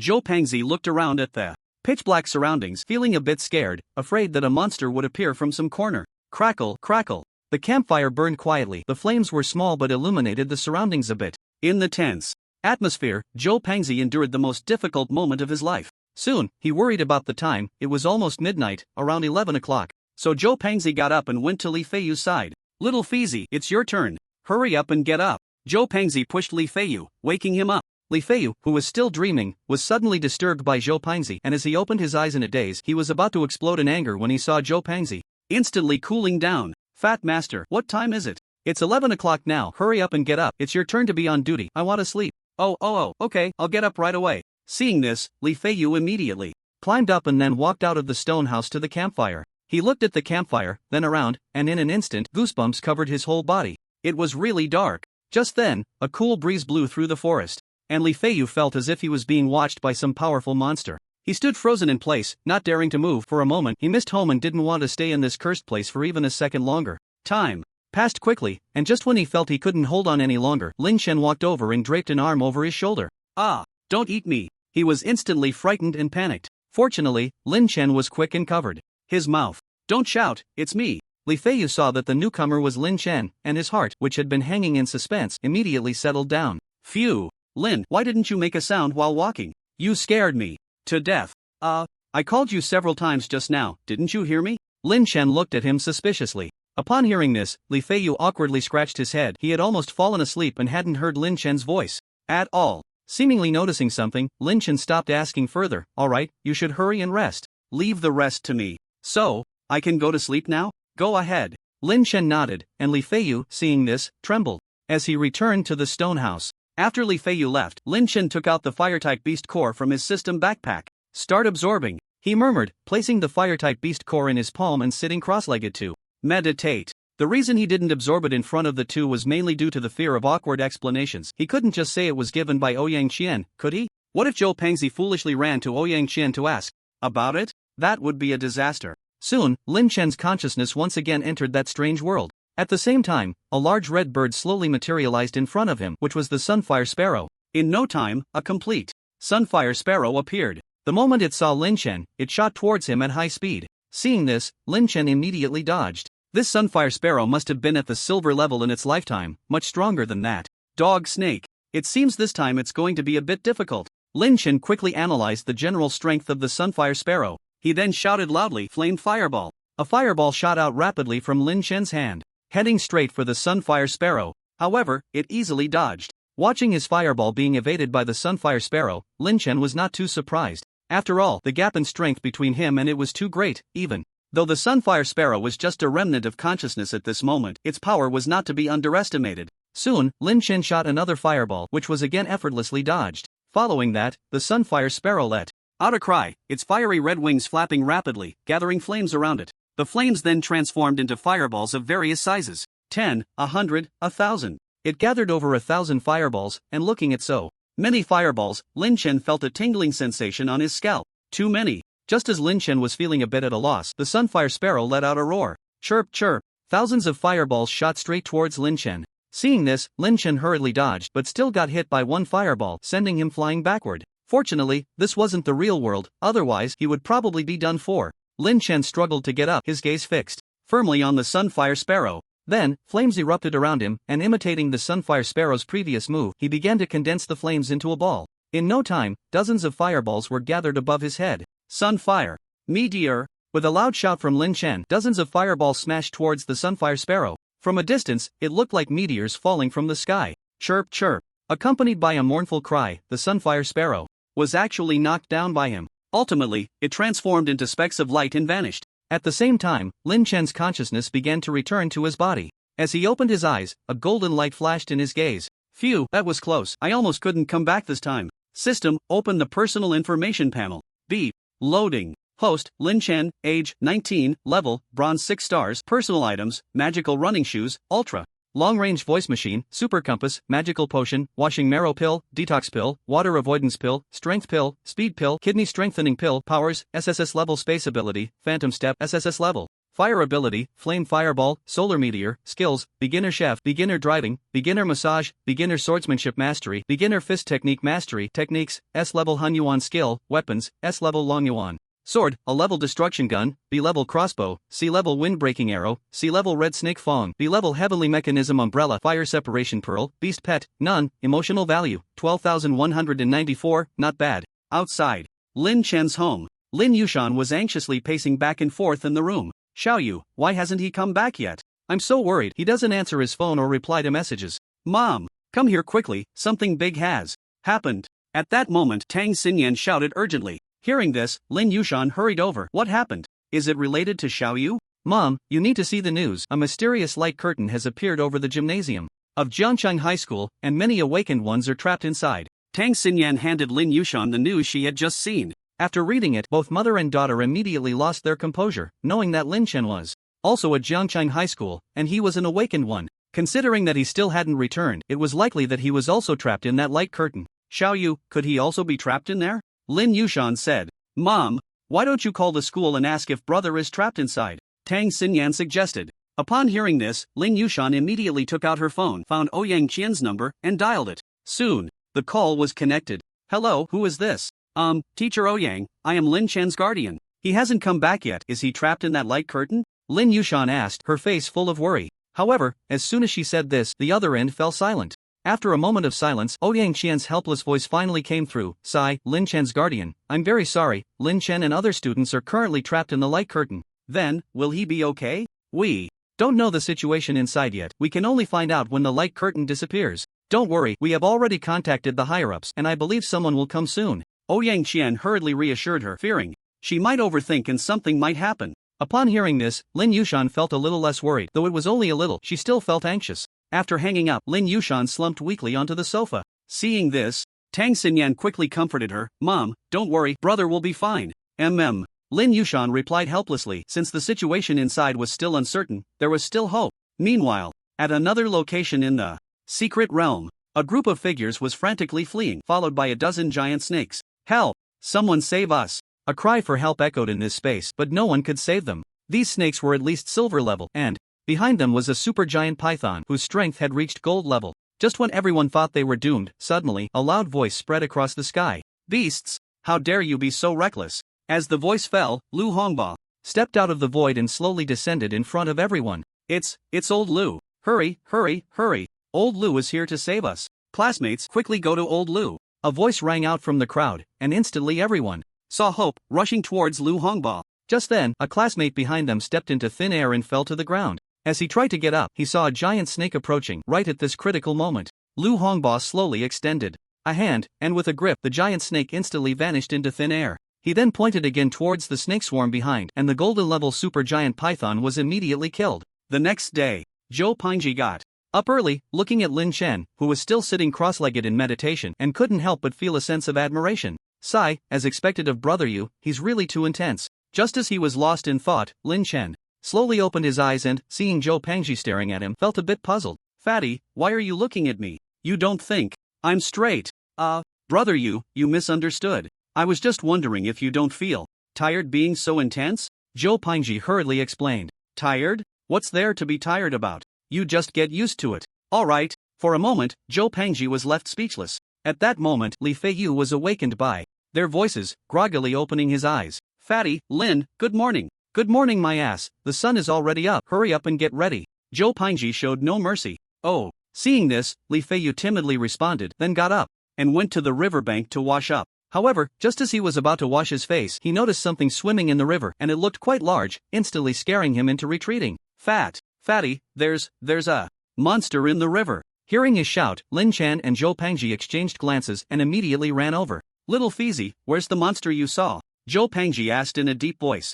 In the river, I was just about to wash my face when I saw a shadow flash by in the water. Upon hearing this, Lin Chen and Zhou Pingji cautiously approached the riverbank. Looking up, the clear riverbed was fully visible, and apart from some small fish, there was nothing to be seen. Little Feezy, did you see things? There's nothing here. Zhou Pingji looked at Li Feiyu suspiciously. Hearing this, Li Feiyu immediately began to recall what he had just seen. Fatty, behind. Suddenly, he saw the water behind the two starting to churn and shouted. Lin Chen quickly turned around and saw the water rolling continuously, as if something was about to emerge. He immediately pulled Zhou Pingji, who was still in a daze, to retreat. In the next second, a tentacle suddenly shot out from the surface of the river, heading straight for the two. Fireball. Lin Chen hurled a large fireball at it. Bang! With a loud explosion, the tentacle seemed to feel pain and instantly retracted back into the river. Brother Yu, what is that thing? It looks like an octopus tentacle? Octopus? Shouldn't they live in the sea? How could it appear here? Zhou Pingji looked at Lin Chen in confusion, wanting an answer, but Lin Chen ignored him. After thinking for a moment, Lin Chen came up with a somewhat absurd reason. I guess this octopus must have swum here from the seaside. It seems this river leads to the sea. Just as the three were racking their brains, the river's surface churned again, and another tentacle shot out, clearly different from the previous one. The previous one had been hit by the fireball and had obvious burn marks, while this one did not. Thus, the three unanimously concluded that the monster in the river must be an octopus beast. Brother Yu, what should we do now? Fatty, you and Little Feezy go lure its main body out, and I'll deal with it. Brother Yu, please don't. Zhou Pingji immediately showed a mask of pain, his face full of reluctance. Stop dawdling, go quickly. Don't worry, nothing will happen to you, Lin Chen urged. Seeing this, Zhou Pingji had no choice but to grit his teeth and slowly move towards the riverbank, while Li Feiyu, seeing him go, could only shiver and follow behind. At this moment, Lin Chen stopped talking nonsense, flames began to spread around him, and soon dozens of small fireballs slowly coalesced. At the same time, these small fireballs gradually grew larger at a visible speed. Li Huozhu, go. With Lin Chen's murmured command, the Li Huozhu, which had been lying in his dantian, instantly appeared before him. Lin Chen planned to use the other fireballs as a distraction and then deliver a final blow with the Li Huozhu, a deadly strike. Over here, Zhou Pingji and Li Feiyu cautiously arrived at the riverbank, staring at the writhing tentacles on the water's surface, unable to help but swallow hard. Then, each picked up a large stone from the ground. Xiao Feezy, when I count to 3, we'll throw them together. Okay, no problem, Fat Master. Ready, 1, 3. However, before Li Feiyu could react, Zhou Pengzi jumped straight to 3 and immediately threw the large stone down, then ran away without looking back. Damn it, Fat Master, you can't play like this. Seeing this, Li Feiyu quickly reacted, hurriedly threw his large stone down, preparing to run. Just then, the water surface churned, and a massive octopus head slowly emerged. With no time to look back, Li Feiyu ran towards the camp, when suddenly, a tentacle shot straight at him in this moment of crisis. From a distance, Lynch shouted, "Falling sun! Go!" Dozens of fireballs the size of soccer balls flew straight towards the monster.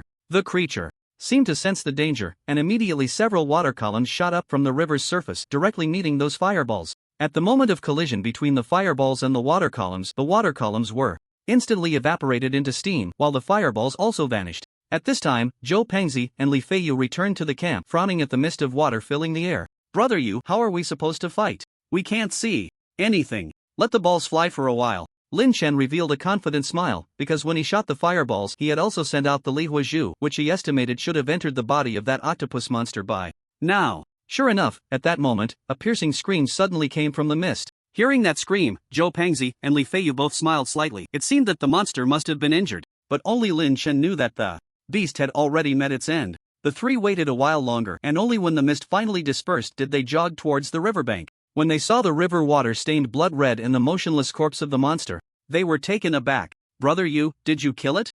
It should be," Lin Chen replied, not daring to guarantee that he had definitely killed the monster, so he chose to be vague to avoid being proven wrong. Thus, the few of them waited by the shore for a while, and seeing that the octopus monster showed no signs of life, they finally breathed a sigh of relief. "It seems to be completely dead. Fatty, you and Xiao Fizi go down and bring back its tentacles." Lin Chen thought for a moment and instructed Zhou Pengzi, "We'll have grilled octopus skewers later." "Okay, no problem." As soon as food was mentioned, Zhou Pengzi immediately became interested. An hour passed, and the three sat on the ground, full in content. "Brother Yu, where are we going next?" "I don't know, let's just walk and see. By the way, Fatty, make some marks on the path we take." "Brother Yu, do you mean you plan to let others know our whereabouts?" "Well, since we don't know the whereabouts of the others, let's leave some marks for them to find us." "Leave it to me," Zhou Pengzi assured, thumping his chest. With that, the three set off again. At this moment, on the other side, in the towering, cloud-piercing forest, a dozen figures were swiftly moving through the trees. Leading them was a woman, none other than Li Hansuan, who had also been sucked into the mysterious vortex.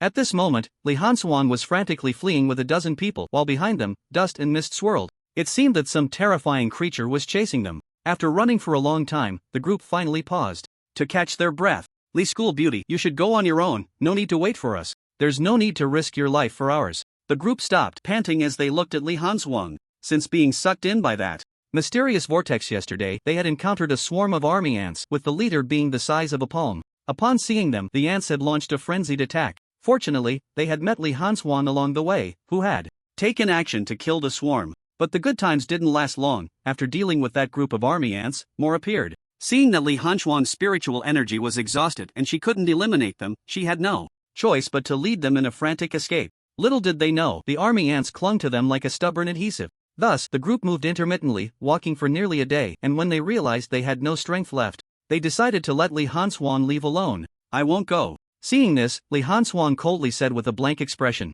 She couldn't just run away alone. After all, she was a proud person, and her heart wouldn't allow her to flee. Though her demeanor was cold, her heart was warm. She couldn't bear to watch others die while she escaped. "Li School Beauty, you're a genius and will have a better future. There's no need to waste your life with us, who have such low talents. Yes, Li Hansuan, we're counting on you to take revenge for us in the future. Hurry and go, we'll hold off these army ants." "Okay, if you make it back safely, please remember to tell our families," the group urged. Li Hansuan, each speaking in turn, but she remained unmoved. "Alright, if we're leaving together. I won't leave alone." With that, Li Hansuan ignored them and walked straight to the back of the group, wanting to see if the army ants were following. Seeing that they couldn't persuade her, the others shook their heads helplessly, but their feelings towards her changed. She could have left alone but chose to stay with them instead. Then, the group decided to rest in place. Suddenly, a classmate shouted, "Come look. It seems someone has made a mark here." "What?" Hearing this, everyone hurried over. They saw a large tree with a line carved into it. "I am Zhou Pengzi. Classmates who see this mark hurry over."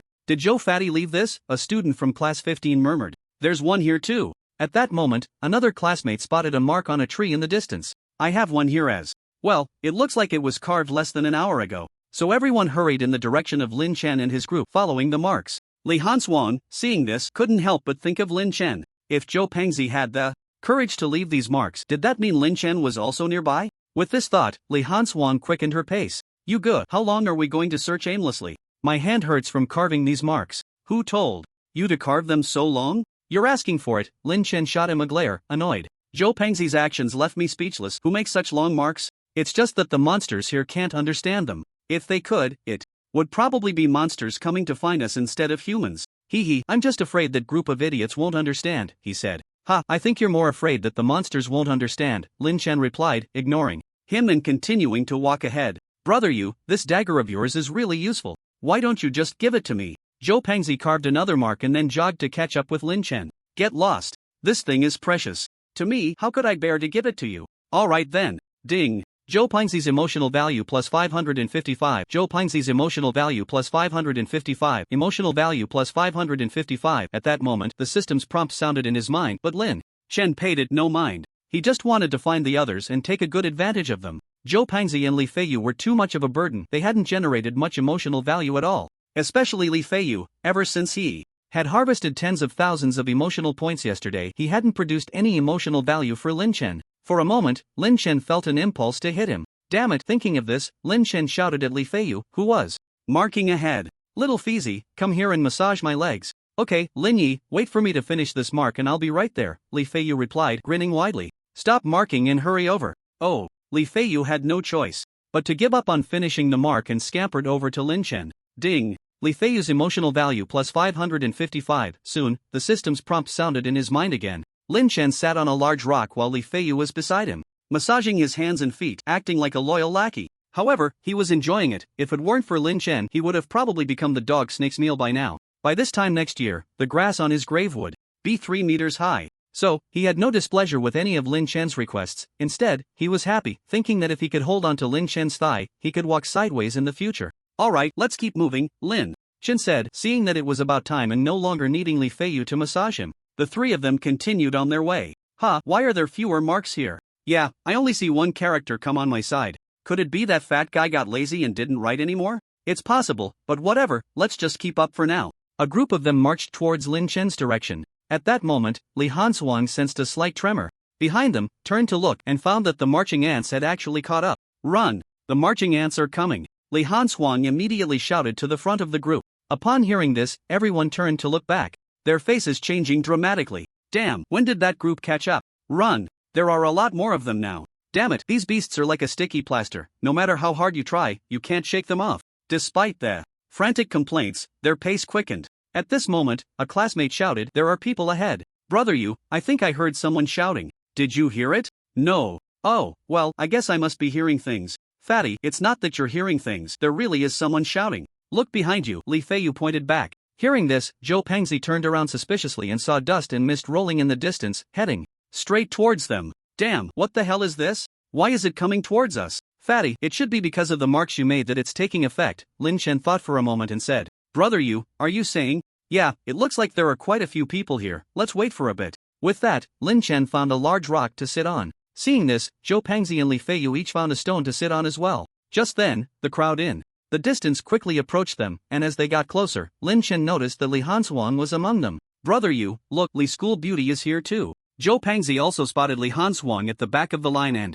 immediately shouted at Lin Chen with a lewd expression. In response, Lin Chen shot him an annoyed glare. I saw her, no need for you to remind me. Seriously, I'm not interested in Li Hanswang, so stop looking at me with that creepy expression. Brother you really aren't interested in Li School Beauty? Zhou Pengzi looked at him with suspicion. Interested in your sister? Get lost. I don't have a sister, but I have an older sister. How about I introduce her to you? Although she's already married. Zhou Pengzi continued to chatter on. Lin Chen felt an urge to hit someone, and just then, the crowd had already approached and stopped less than 10 meters away. Suddenly, a voice came from the crowd. Lin Chen, please save us. What happened? Are you being chased by some monster? We were chased here by a swarm of army ants, and Li Hanswang has already. What happened? Is she injured? Before the person could finish, Lin Chen asked anxiously. At that moment, Li Hanswang stepped out from the back of the line and said coldly, I'm fine, just exhausted my spiritual energy and can't use my powers anymore. Oh, I thought you were injured. It's good that you're fine.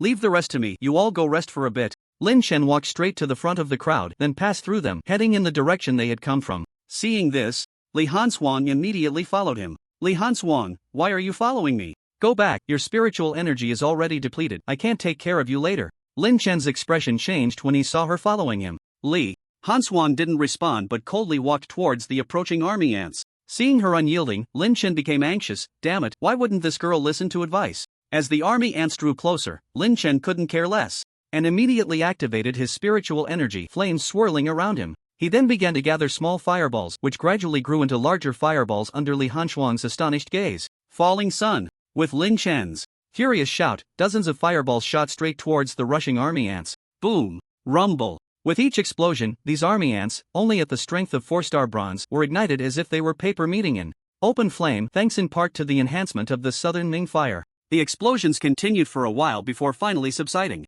All the army ants were completely wiped out, not a single one left, all turned to charcoal. Seeing this, Li Hanshuan's fingers tightened and she looked at Lin Chen and asked, "You've reached 6 stars? Yeah, what about you? 5 stars? Not yet, but I'm close." "Oh, then keep it up. The spiritual energy here is denser. Then on blue star, you can break through quickly." Lin Chen shared his thoughts and then turned to walk towards the crowd. The people resting in the distance were stunned to see Lin Chen eliminate those army ants with a single move, their eyes nearly popping out in shock. Beep. Zhang San's emotional value plus 1000, beep. Li Si's emotional value plus 1000, beep. Wang Wu's emotional value plus 1000, beep. Wang Fugui's emotional value plus 1000, before long, the system's notification sound began to ring wildly in Lin Chen's mind, and at the same time, the emotional value was increasing at a rocket-like speed. Each person contributed 100,000 points, and with a total of 17 people, Lin Chen's emotional value had already soared to over 1,700,000. It was hard to imagine. For a moment, Lin Chen felt a bit unreal.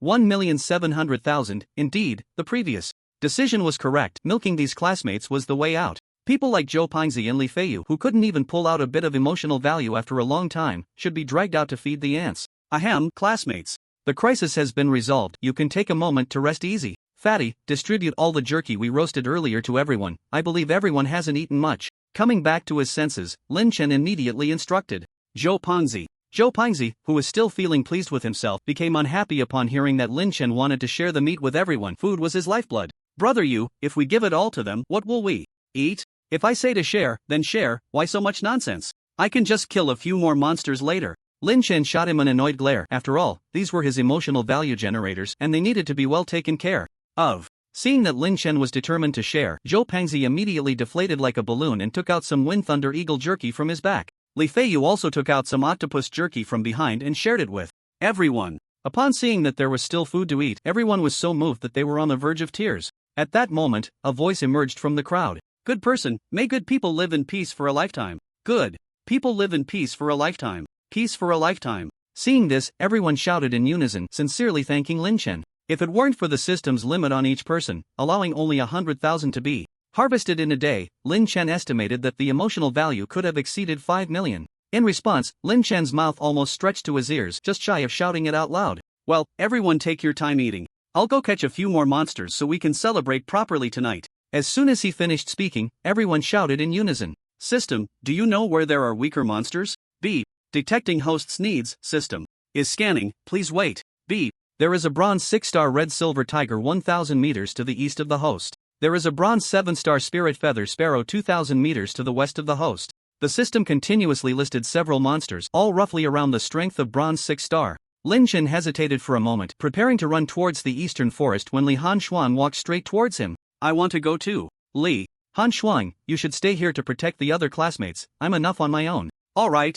Li Hanshuang replied slightly dejectedly, but her face remained expressionless. Then, Lin Chen jogged towards the eastern forest, intending to taste what tiger meat was like. It should be known that in his previous life, tigers were protected animals and he could only watch helplessly. Now he could eat tiger meat without worry. Just thinking about it made him a bit excited, and his steps unconsciously quickened. At the same time, at the space rift, a figure slowly walked out, followed by several other figures emerging one after another. We're back. As one voice rang out, the others began to cheer loudly. Woo-woo, finally back. It was so scary in there. These people were the batch of students who had been rescued by Lu Hongba. With his help, they successfully crossed the space rift and returned to Blue Star. Looking at the familiar yet strange gymnasium, everyone sighed. Just the day before, it had been fine, and now it was in such a dilapidated state. Let's hurry and get out of here, or our families will be worried sick, a short girl in the crowd timidly suggested. Hearing this, everyone suddenly remembered and began to walk towards the exit of the gymnasium. Outside the light barrier, At this moment, over 100 Dragon Guardians had gathered, sent by the higher-ups to assist with the incident.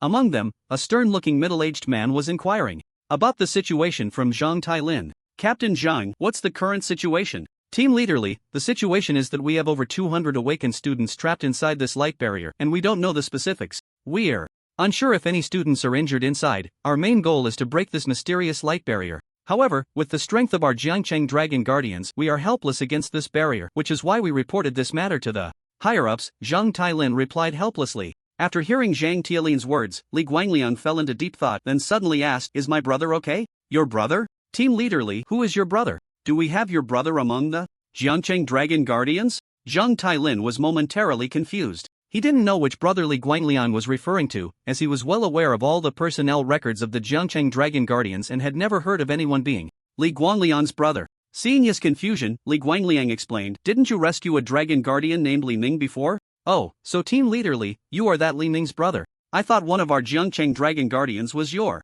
brother." Zhang Tailin suddenly realized. "Yes, that's him. He was chasing a fugitive and ended up here in Jiangcheng, and then I lost contact with him until someone told me he was sent to the hospital. I had something to attend to at the time and couldn't visit him, but when you sent out a call for help, I volunteered to come to you." Li Guangliang recounted the events. Zhang Tailin finally understood. He then said, "Well, Team Leader Li, your brother is still asleep in the city hospital's ward. But don't worry, he's not in serious condition. He just exhausted himself and hasn't woken up yet, but he should regain consciousness in a few days." Hearing that his brother was fine, Li Guangliang finally felt relieved and then returned to the main topic. "That's good to hear. By the way, we were just talking about that light barrier. You said it can't be shattered, right?" Zhang Tailin was taken aback. Why did Team Leader Li always like to digress? But since they were back on topic, he nodded. "Yes, Team Leader Li, you know, Jiangcheng is too small. We don't even have a capable person." After this, I will apply to the higher-ups to send more personnel over, but for now, let's deal with the immediate issue first. So, Team Leader Li, what do you plan to do? All the Dragon Guardians in Jiangcheng are at your disposal. Here's the plan. I'll try first to see if my Platinum 8-star strength can shake this light barrier. If that doesn't work, we'll have over 100 people attack together. I refuse to believe it's that sturdy. Li Guangliang thought for a moment and said. Seeing this, Zhang Tailin didn't say much more, just nodded. For now, that was the only option. If that didn't work, they would have to report to the highest level and have them send extraordinary personnel. Team Leader Li, time is of the essence. Let's act quickly. Alright. With that, the two quickly arrived in front of the light barrier. Looking at the massive barrier covering the entire gymnasium, Li Guangliang momentarily froze. Once he regained his composure, he shouted, "Ice arrow." An ice blue, stringless crossbow appeared in his hand, and as he made the motion to draw the arrow, a chilling arrow began to take shape. Whoosh! Seeing that he had gathered enough power, Li Guangliang released his grip on the arrow, which instantly shot towards the light curtain. In the blink of an eye, the arrow was already before the light curtain. Boom! Boom! With a loud crash, the arrowhead struck the light curtain fiercely, producing a continuous rumble. As the dust settled, the light curtain remained intact, not even showing the slightest mark, while the arrow had already turned to ice shards, vanishing completely. Li Guangliang frowned. He had used 50% of his strength for this move. Although it was impossible to shatter the light curtain, it shouldn't have left no trace at all. After some thought, Li Guangliang decided to strike again, murmuring, "Ice sealing arrow rain." Thousands of arrows began to gather in the air, and with a thought from Li Guangliang, they shot straight towards the light curtain before him. Boom! Rumble! Thousands of ice arrows relentlessly attacked a single point, the rumbling sound continuous, and each impact on the light curtain turned to powder. At the same time, many people in the distance watched this scene in shock. That was a strike from a platinum-level powerhouse. It should be noted that the strongest in Zhang City, Zhang Tailin, was only at the golden 9 stars level, a full major realm lower. Captain is giving it his all. Is this light curtain really that strong? You don't know. Yesterday dozens of our brothers teamed up for a strike, and we couldn't inflict any damage on this light curtain, which was equivalent to a full-force strike from a platinum 5-star. Hey, why does this light curtain look a bit familiar? At this moment, a member of the Dragon Guard in the crowd let out a soft exclamation. Instantly, everyone turned to look at him. Hey, why are you all looking at me like that? Xiao Wu, what did you just say? Have you seen this light curtain before? The young Dragon Guard named Xiao Wu, seeing the attention on him, couldn't help but cough twice, then explained, "Cough, cough, guys, don't look at me like that. Can't I just say it? 5 years ago, I was still a student at the Demon Sea Academy. At that time, a small-scale beast riot occurred in the northern region. Old Master Lu Hongba organized a group of students for training, and I happened to be among them." A nearby Dragon Guard hurriedly urged, "Get to the point." Alright, at that time, Old Master Lu protected us by creating a light curtain somewhat similar to this one to shield us. Seeing the crowd's impatience, Xiao Wu had no choice but to focus on the main point. But as soon as he said this, the surrounding Dragon Guards began to discuss among themselves. Could this be Old Master Lu's masterpiece? Then what are we even doing? Old Master Lu's light curtain is something we can't break. Don't argue, Shou didn't say it was definitely his, it just looks similar. An older dragon guard said solemnly, and everyone finally came to their senses. Indeed, who said this had to be done by Old Master Lu? How could he come to such a small place and create something like this? With this thought, the crowd stopped discussing, but once the seed of suspicion was sown, it would sprout instantly. They all thought this matter was probably related to Lu Hongba. Even if he wasn't the one who did it, he should still be connected. As the rain of arrows completely disappeared, the ground gradually became covered with a layer of frost. Then, a shocking scene unfolded. The light curtain still stood intact, showing no signs of cracks whatsoever. At this moment, everyone present, including Li Guangliang, was left speechless by this mysterious light curtain. Just now, Li Guangliang's move had diamond-level power. Even if there were just a slight crack, that would be considered good, but now, there was not even a hint of damage. Li Guangliang pondered for a moment and shouted to the other dragon guardians, who were watching from the side. All dragon guardians, listen up. Now, aim at the spot I just attacked and unleash your strongest move. Give it everything you've got. Upon hearing this, everyone shouted in unison, yes. With Li Guangliang's command given, over 100 dragon guardians launched an attack towards the position Li Guangliang had just targeted. Flame impact, shattering strike, thunder strike. One by one, they attacked the light screen as if they were on fire with enthusiasm. Li Guangliang and Zheng Tailin were also busy, continuously delivering their strongest blows to the mysterious light screen. Half an hour passed. Many had already exhausted their spiritual energy, sitting on the ground in a cross-legged position, preparing to recover their energy before striking again. Just then, a loud voice suddenly rang out, "Look, it seems like someone is coming out." Hearing this, everyone turned to the entrance of the gymnasium and saw a dozen people rushing towards them. Each of them wore expressions that revealed a sense of survival after a disaster, but instead of feeling happy, the crowd's faces grew increasingly grim. They knew that over 200 people had been trapped inside, and now only a handful were emerging, which meant that the others had likely perished.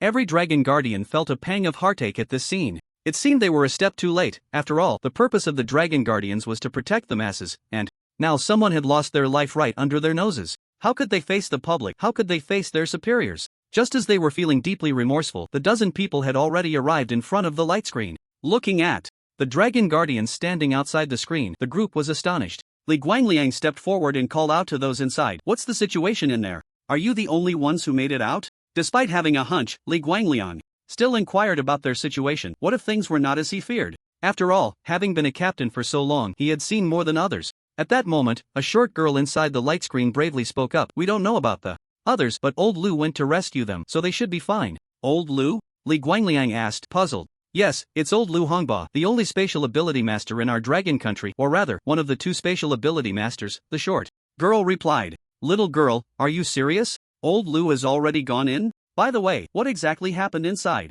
Did old Lu create this light screen too?" Li Guangliang became excited, then remembered what he needed to ask. Hearing his question, the short girl fell silent for a moment, not because she didn't know what to say, but rather she was organizing her thoughts, figuring out how to explain it so that Li Guangliang and the others would understand. 3 minutes later, the short girl finally spoke slowly. "Yesterday we were training in the gymnasium when suddenly the ground started shaking and then a huge vortex appeared in the air, sucking everyone in. When we woke up again, we found ourselves in a strange world filled with monsters, so we kept dodging them. Later, we were chased by a group of giant snakes, and just when we were in a crisis, old Lu suddenly appeared, saved us, and after sending us to the exit, he disappeared. He must have gone to rescue the other students." The short girl recounted everything that had happened yesterday, including their encounters with the monsters. The dragon guardians outside the light screen fell into deep thought upon hearing her words. They understood that the short girl was likely referring to a secret realm, which had been a subject of research ever since the sudden revival of spiritual energy 20 years ago. After more than a decade of exploration, the conclusion was reached that some secret realms had collided with Blue Star, causing the spiritual energy from the secret realms to dissipate into Blue Star. As for why this secret realm collided with Blue Star, that remains unknown. Currently, many researchers are still studying this, and it is believed that the hidden secrets will be revealed in the near future. It is important to note that most entrances to secret realms only appear in deep mountains and forests, rarely in cities. Therefore, Li Guangliang and Zheng Tailin immediately understood the purpose of this light curtain: to prevent powerful monsters from emerging from the entrance of the secret realm and threatening the lives of the public. In an instant, all the dragon guardians turned red, realizing that they had just been bombarding this light curtain, which was actually meant to protect Zhang City from monster attacks. Especially Li Guangliang, who at that moment wished he could find a hole to bury himself in. How embarrassing. He had previously sworn that he could break the light curtain, but fortunately, old Master Lu's light curtain was strong enough to prevent him from doing so. Otherwise, he would have been the sinner of the entire Jiang city, and a sinner nailed to the pillar of shame at that. Thinking of this, Li Guangliang couldn't help but shrink his neck, then looked at the reactions of the others, who seemed to share his sense of guilt. He then turned to the short girl and asked, "Little girl, did old Master Lu say anything to you?" Upon hearing this, the short girl thought for a moment and then shook her head. "I don't know." At this moment, a tall and sturdy boy stepped forward, hesitated for a moment, and said, "It seems that old Master Lu said something when he left." "What did he say?" Li Guangliang asked excitedly. Old Master Lu seemed to say that after we go out, we should tell that group of idiots outside not to attack his light curtain anymore, or they would bear the consequences." As soon as these words were spoken, the entire place fell into a deathly silence. Everyone seemed to be frozen in place as if under a spell. Especially Li Guangliang, whose mouth twitched uncontrollably. Damn it, he had good intentions but ended up causing trouble. Zhang Tailin beside him felt the same way. After all, Li Guangliang was the one he had reported to above. If blame were to be assigned, he would definitely be in trouble. Suddenly, his old face fell, and he thought, "Damn it, I want to resign and run away." The tall boy, seeing that everyone outside was motionless, scratched his head in confusion and then looked at the short girl beside him. "Do you know what's wrong with them? Why are they not moving?" Silly Dachuan, don't you know what you just said?" The short girl looked at him in disbelief. His previous words had clearly hit the nail on the head, and it was likely that many, if not all, of them had attacked the light curtain. That's why they were at a loss, fearing that old Master Lu would come out and hold them accountable one by one. Hearing the short girl's words, the tall boy was even more puzzled. What was wrong with what he just said? Wasn't it old Master Lu who asked him to convey it? Seeing that the tall boy was still confused, the short girl and the other classmates were speechless. They really didn't know how he managed to survive being so foolish. It was truly a miracle. Meanwhile, inside the secret realm, Lynch was constantly weaving through the forest. Since breaking through to 6 stars, his strength and physical fitness had greatly improved. Strange, didn't the system say there was a red-silver tiger here? Why can't I see it? At this moment, Lin Chen arrived at the location mentioned by the system, but, looking around, there wasn't even a rabbit in sight. "System, where's that red-silver tiger you mentioned?" Ding! The host has arrived late, the red-silver tiger has already left. "Damn it, why didn't you remind me, system?" Lin Chen was instantly frustrated. This damn dog system, how could it not remind him, causing him to make a wasted trip, and now the tiger meat he was about to catch was flying away. Ding! The host didn't ask me to remind you. The voice of the system came through, and Lin Chen felt a surge of old blood rising in his throat. This damn system could go to hell, let whoever wanted it take it. System, you're really something. Ding! Thank you for the compliment, host. System, oh, system, can you not understand sarcasm? Lin Chen felt utterly exhausted. Being with such a damn system would eventually drive him to a stroke. Sigh, forget it. System, are there any other low-level demon beasts in sight? Ding! The system is searching, please. Wait. Ding! There is a horned bull 500 meters to the left of the host. Strength, bronze 8 stars. Bronze 8 stars? That's not too bad. Let's go with it. System, you better remind me, don't let it get away, got it? Lin Chen murmured to the system, then set off running towards the horned bull. To prevent the system from failing to notify him again, he decided to use phantom steps this time. In no time, he dashed through the jungle and spotted the horned bull grazing not far away. A smile creeping onto Lin Chen's face. Without hesitation, he launched a fireball towards the horned bull, which was too busy eating to react, and it was immediately knocked to the ground. However, it wasn't killed, just stunned, but once it regained its senses, the horned bull was furious. Moo! With a roar, the horned bull turned towards Lin Chen and charged at him. The bull, standing 2 meters tall and weighing nearly a ton, stomped the ground, causing the earth to tremble. But Lin Chen remained unfazed, quickly gathering another fireball in his hand and shooting it at the horned bull again. At that moment, the horn on the bull's head glowed red and met the fireball head-on. The next second, there was a loud bang. The fireball was extinguished by the horn, and Lin Chen stood there, momentarily stunned. Goodness, that horn could probably fetch a good price. With that thought, Lin Chen took out the A-grade destruction gun from the system's backpack. Although he wasn't very familiar with guns, he had seen quite a few movies about them in his past life, so he began to recall some techniques. Just as the horned bull was about to charge, Lin Chen moved, thrusting the destruction gun into the ground. At the moment the bull was about to get close, he gave a powerful flick. The horned bull was flipped over, and then with a swift motion he shot directly at the bull's throat. However, it didn't penetrate. Seeing this, Lin Chen exerted force with both hands, gradually pushing the gun's tip inside, and blood instantly gushed out, splattering all over Lin Chen. With a mournful cry, the horned bull finally breathed its last. This destruction gun seems pretty good, but unfortunately, I'm not very skilled with firearms. Otherwise, that move just now could have taken this beast's life, Lin Chen muttered to himself. He then returned the gun to the system space and grabbed the horned bull, preparing to head back. But the next second, he found it awkward, he couldn't drag it at all. System, do you have anything to enhance strength? Ding! Dragon Elephant Pill can permanently enhance the host's strength with no side effects. Then that's it. How much emotional value? Ding. Dragon Elephant Pill, priced at 500,000 emotional points. What? 500,000? Lin Chen exclaimed, his mouth agape in shock. System, why don't you just rob someone? Are you raising the price on purpose because you saw I earned over 1 million emotional points? Ding. The system is honest. The Dragon Elephant Pill will continuously help the host enhance strength for a week. Hearing this, Lin Chen felt tempted. It didn't seem like a bad deal after all, and 500,000 was reasonable. System, I'll buy it. Just as Lin Chen finished speaking, a black pill appeared in his hand. Looking at this dark pill, Lin Chen suddenly felt as if he had been tricked by the system. System, are you sure this thing is edible? Ding. System product, absolutely genuine. The host can eat it with confidence. Then if I eat it, wait, it won't be like that washing marrow pill, needing to be taken half at a time, right? Ding. The Dragon Elephant Pill must be swallowed whole, otherwise the efficacy will be halved. Seeing the system say this, Lin Chen immediately stopped hesitating and swallowed the Dragon Elephant Pill. The moment the pill entered his mouth, it turned into liquid and directly flowed into his stomach. After waiting for a moment, Lin Chen suddenly felt an inexhaustible strength in his arms. He then grabbed the horn of the rhinoceros bull and moved forward. In that instant, the previously motionless rhinoceros bull was dragged along by him. Although it was somewhat strenuous, he successfully got it moving, allowing him to drag the rhinoceros bull back to the main group. Meanwhile, on the other side, Zhou Pangzi and Li Feiyu were watching the direction Lin Chen had left with worried expressions. It had already been an hour since he left. Xiao Fizi, do you think something happened to Yugu? Why hasn't he come back for so long? Zhou Pangzi looked at Li Feiyu with concern. Don't worry, Pang Yi, Ling Yi will be fine, let's just wait here. Sigh. Zhou Pangzi sighed helplessly. Suddenly, a figure approached, looking at Zhou Pangzi's drastically changed appearance with disbelief. Are you Zhou Pangzi? Yes, it's me, Pang Yi. What's the matter? No, how did you become like this, Zhou Pangzi? I can change if I want to. What does it have to do with you? You, humph. The person, seeing Zhou Pangzi was unamused, left in anger. What the heck, is Zhou Pangzi something you can call? That's my UGE's exclusive title. Zhou Pangzi muttered as he watched the person leave. While everyone was chatting idly, the forest in the distance began to stir. Look, something seems to be coming towards us. At that moment, a sharp-eyed classmate spotted the scene and exclaimed.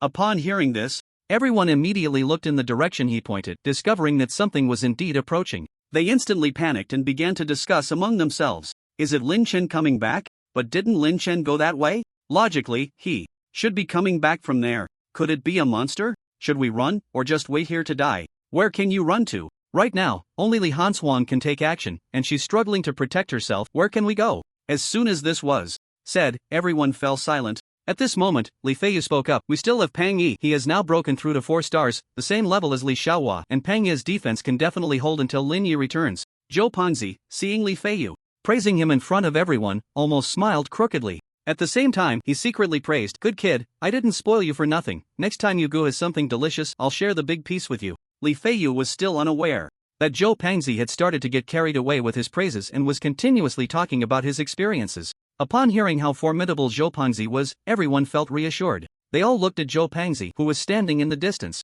as if he were a high wall standing firm in their hearts. Suddenly, a rustling sound came from the forest, growing closer. At that moment, everyone's hearts were in their throats, and Zhou Pangzi, who was right in front of everyone, was sweating profusely. But he just didn't dare to step back, otherwise the image he had just established would collapse. Thump, thump. As the sound grew closer, everyone held their breath, especially Zhou Pangzi, whose heart raced even faster. Why are you all looking at me like that? Are you preparing to welcome me? A voice came from the woods. It was Lin Chen's voice. As soon as everyone heard it, they let out a sigh of relief, thinking it was a beast coming. Seeing this, Zhou Pangzi couldn't help but wipe the sweat from his forehead and shouted towards the woods. Brother you, did you catch a beast? Yeah, I took down a cow. We'll have beef together tonight. As he spoke, Lin Chen's figure emerged from the woods, and behind him was a 2-meter-tall horned bull. Everyone looked at the corpse of the horned bull, swallowing hard in unison, as if they had seen some exquisite delicacy. Fatty, take a few people to process this cow, and the rest go find some dry firewood to prepare for a whole roasted cow. Okay. Everyone cheered in unison. From yesterday until now, they had hardly eaten anything, and now that they finally had beef to eat, they were naturally very eager. So Zhou Pangzi led Li Feiyu and a few classmates he was familiar with to drag the horned bull towards the riverbank. Brother you, how strong are you now? You pulled back such a heavy cow with just one hand? You wouldn't believe it. After I killed this beast, I couldn't move it at all. But after casually picking a fruit by the roadside and eating it, I became incredibly strong. Lin Chen lied without even blinking, speaking off the cuff, and Li Feiyu, who was pulling the cow, immediately became interested. Lin, is the fruit you mentioned the same as the one Fatty mentioned? Ahem, pretty much, just a different color. As everyone listened to their conversation, their eyes lit up. They had been wondering how Joe Pangzi had changed so much in just one day. It turned out, he had eaten the fruit here. It seemed they also needed to try the fruit here. What Lin Chen didn't know was that because of his words, the fruits in the entire secret realm would soon suffer a terrible fate. However, after hearing Lin Chen's words, Joe Pangzi initially wanted to search for some, but the latter part of the conversation left him speechless. It turned out Lin Chen hadn't eaten the fruit here at all but had consumed that mysterious elixir. Nevertheless, he didn't expose Lin Chen. After all, Lin Chen could give him such an important item. How could he betray him? Of course, his main goal was still to get Lin Chen's other treasures for free. Lin Chen looked at Joe Pangzi's lewd expression and immediately understood he must have guessed something, but he didn't remind him about it. He believed with Joe Pangzi's intelligence he wouldn't say anything reckless, so there was no need to deliberately remind him. After a while, they finally dragged the horned bull to the riverbank. Joe Pangzi then took out the red snake fawn that Lin Chen had lent him and began to gut the horned bull, followed by removing the internal organs and handing them to others to clean. Meanwhile, the others started looking for the mysterious fruit and picking up dry twigs. The entire scene was left with a leisurely Lin Chen and Li Hanzuang, who was frantically cultivating. Upon learning that Lin Chen had broken through to bronze 6 stars, she fell into a frenzy of competition, determined to catch up with him. However, Lin Chen found this quite amusing. He wanted to tell Li Hanzuang, "Girl, you'll never catch up with me in this lifetime. I have a system." Do you know what a system is?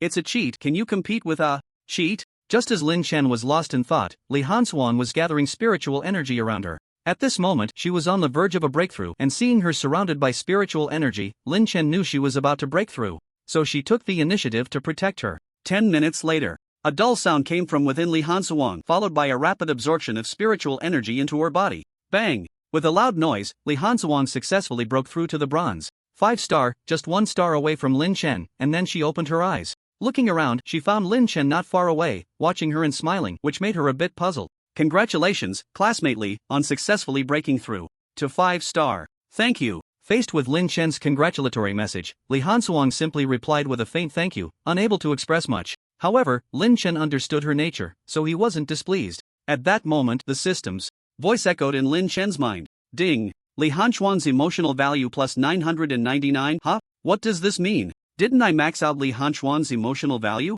This sudden system prompt left Lin Chen somewhat confused. Ding! Li Hanzuang's emotional value is not maxed out. Currently, only 20,000 emotional points have been accumulated. What the hell? Is this girl's emotional value so hard to accumulate? Only 20,000? Lin Chen felt a bit numb. He had been so attentive just to harvest everyone's emotional value, and now after all that effort, Li Hanzuang's emotional value was only at 20,000, which made him feel exhausted. He had never seen such a difficult sheep to fleece. Forget it, he had already harvested quite a bit today, so he didn't want to think too much about it. System, give me a lottery draw. Let's start with 30 consecutive draws. Lin Chen no longer paid attention to Li Hanzuang and called out to the system in his mind. Ding! Detected host's request. The system is drawing, please wait. After a moment, the system's voice rang out again. Ding! Congratulations, host, you have received thank you for your patronage times 8-inch ding. Congratulations, host, you have received spirit recovery pill times 10-inch ding. Congratulations, host, you have received wig times 2-inch. As the system's announcements finished, Lin Chen immediately inquired.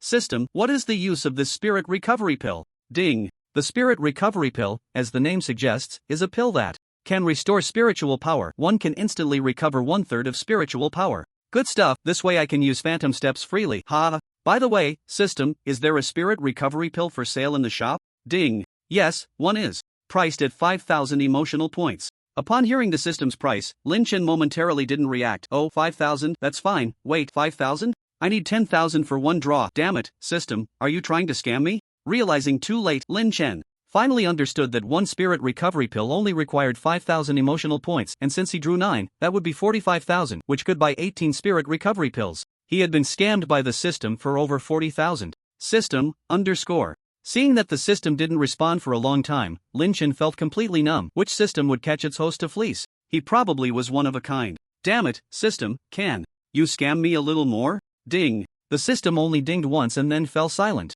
Seeing this, Lin Chen took it as a default acknowledgement. System, give me another 20 consecutive draws. I don't believe I can't draw something good. Ding! Drawing is in progress, please wait. Hearing that Lin Chen was going to draw again, the previously silent system once again emitted a prompt sound. Hee, as expected, you are a scam system. As soon as you hear about a draw, you respond faster than anyone. Ding! Congratulations! Host, you have received Spirit Recovery Pill times 10-inch ding. Congratulations, host, you have received SpongeBob SquarePants Underwear times 6-inch ding. Congratulations, host, you have received thank you for your patronage times 3-inch ding. Congratulations, host, you have received Silver Treasure Chest times 1-inch. Listening to the system's report, Lin Chen's face instantly darkened. Damn it, was this system planning to fleece him? This system is definitely manipulating things behind the scenes, otherwise, I wouldn't be this unlucky. And that silver treasure chest is definitely insulting me. System, open the silver treasure chest. Lin Chen gritted his teeth and silently chanted in his mind. Ding. The silver treasure chest is being opened. Ding. Congratulations, host, you have obtained a space-type void treasure mouse beast core times 1. What? Another space-type beast core? Lin Chen was somewhat incredulous upon hearing that he had opened another space-type beast core, momentarily stunned in place. Not far away, Li Hanswang watched his expression shift from sadness to joy, leaving her a bit confused. She called out to Lin Chen to ask what had happened, but he ignored her, leaving her at a loss. Just as she was about to walk over to wake him up, his eyes suddenly moved, and then a smile crept onto his lips. This left Li Hanswang completely bewildered. Lin Chen, are you okay? Oh, I'm fine, just remembered something. Oh. Hearing his explanation, Li Hanswang coldly responded and stopped looking at him. Instead, she resumed her cross-legged meditation, wanting to take advantage of Lin Chen's leisure time to practice frantically and break through to 6 stars as soon as possible, hoping to surpass him then. Ever since she learned that Lin Chen had dual abilities, a sense of competitiveness surged within her. She wanted to prove to everyone that even without dual abilities and extraordinary talent, she, Li Hanswang, could surpass Lin Chen. If Lin Chen knew her thoughts, he would probably laugh until his stomach hurt. Brother is like a cheat code. What can your little SS-level talent compare to me? What can you bring? Meanwhile, in a secluded part of the forest beneath a waterfall, stood an old man none other than Lu Hongba. At this moment, he squinted slightly, quietly observing the pitch-black pool of water below him, which was calm and still. It seemed very tranquil. Suddenly, Lu Hongba opened his mouth. Come out. As his voice fell, the originally calm surface of the pool began to ripple. Following that, the water started to boil and churn, as if it were bubbling. If one looked closely, they would see a massive creature slowly rising from the bottom of the pool. Lu Hongba watched the scene with an indifferent expression, a smile playing at the corners of his mouth. The water continued to churn for over a minute before gradually calming down, and then a huge shadow shot out from the water. It soared straight into the sky, then circled in the air before returning to the pool, and after a while, it poked its head out again, quietly watching Lu Hongba. Human, it's you again. Do you have business with me? Mo Jiaoing Jiao, long time no see. Why don't you welcome your old friend? Lu Hongba said with a smile. Humph. Old silver coin, if you have something to say, just say it. Mo Jiaoing Jiao snorted coldly. If it weren't for the fact that it felt inferior to Lu Hongba, it would have already attacked instead of being so polite in conversation. Ha, Mo Jiaoing Jiao, it seems you still hold a grudge over what happened back then. After all these years, you still harbor such hostility towards me. Lu Hongba stroked his beard at the corner of his mouth. Humph. Do I need to remind you of what you did to me in the Silver Serpent secret realm back then? Don't say it like that. I was forced into that situation at the time, and now that my strength is sufficient, I will naturally withdraw. Ha, would you really be so kind? Speak, what do you want from me today? Ahem. Well, yesterday the seal loosened and my disciple got swept in. I hope you won't harm him and his friends. Lu Hongba cleared his throat and said with a thick face. After hearing this, Mo Jiaoing Jiao's gaze swept over him repeatedly as if trying to discern what scheme he was up to. It couldn't believe that the old silver coin in front of it was here just for this matter. There must be something deeper hidden, but it wouldn't say, and it couldn't guess. Lu Hongba noticed that the inkhorn silver dragon was constantly scrutinizing him, so he knew it was somewhat skeptical of his words, and he explained. Don't worry, I definitely have no ulterior motives. This time, I plan to train my disciple here, and all you need to do is ensure that the Silver Snake Secret Realm's silver-level beasts don't attack humans. After that, I will remove the seal here, allowing you to advance further. What do you think? Human, are you telling the truth? The inkhorn silver dragon looked at Lu Hongba suspiciously, trying to discern something unusual in his eyes. Lu Hongba smiled and said, yes, really. At that time, I will move the exit of your secret realm to a suitable place, and then you can come and go freely to Blue Star. Upon hearing this, the inkhorn silver dragon hesitated for a moment and then said, alright, what does your disciple look like? I will notify all the beasts in the secret realm to not attack humans. I don't know what he looks like either.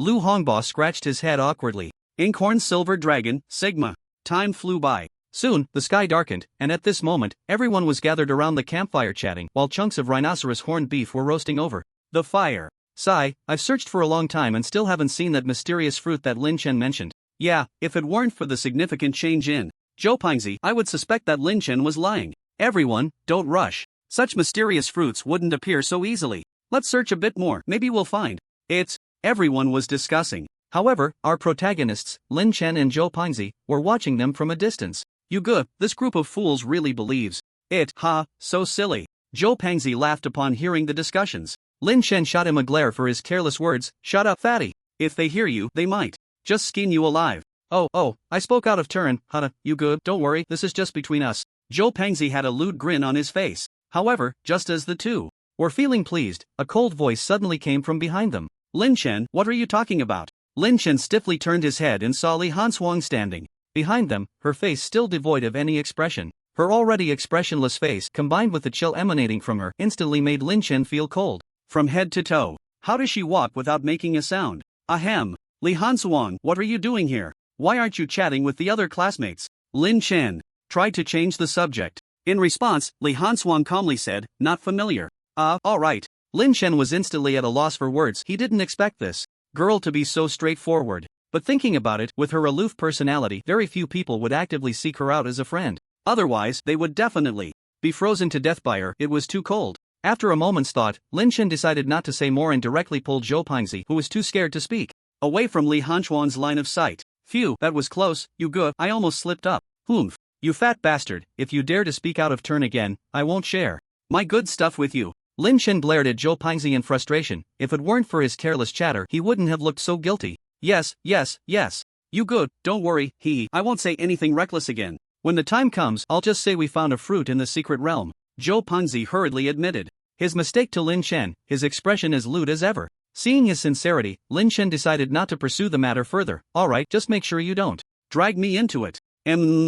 Just as the two were quietly chatting, Li Hanshuang stealthily approached them from behind again. Ding! Li Hanshuang's emotional value. Plus 222, the system's voice suddenly echoed in Lin Chen's mind, causing him to pause. He turned around and exclaimed, oh my gosh, you scared me. Li Hanshuang had somehow appeared behind him again. Zhou Pingzi, seeing this, looked confused and asked Li Hanshuang, Li School Beauty, why did you follow us? Didn't you want to roll my brother you to death? I've already reached a bottleneck in my cultivation. No, Li School Beauty, your bottleneck has nothing to do with following us, right? Zhou Pingzi boldly expressed his thoughts, mainly because Lin Chen was nearby. He felt completely at ease knowing he had Lin Chen to back him up. Hearing Zhou Pingzi's question, Li Hanshuang pondered for a moment before continuing. I'm here to seek advice from Lin Chen. Seek advice from me? Lin Chen pointed at himself in confusion. No, Li Hanshuang. I haven't encountered your situation before, how can I help you? He had the system, so he didn't need to worry about hitting a bottleneck, and he hadn't really faced any bottlenecks himself, perhaps due to his double SSS level talent.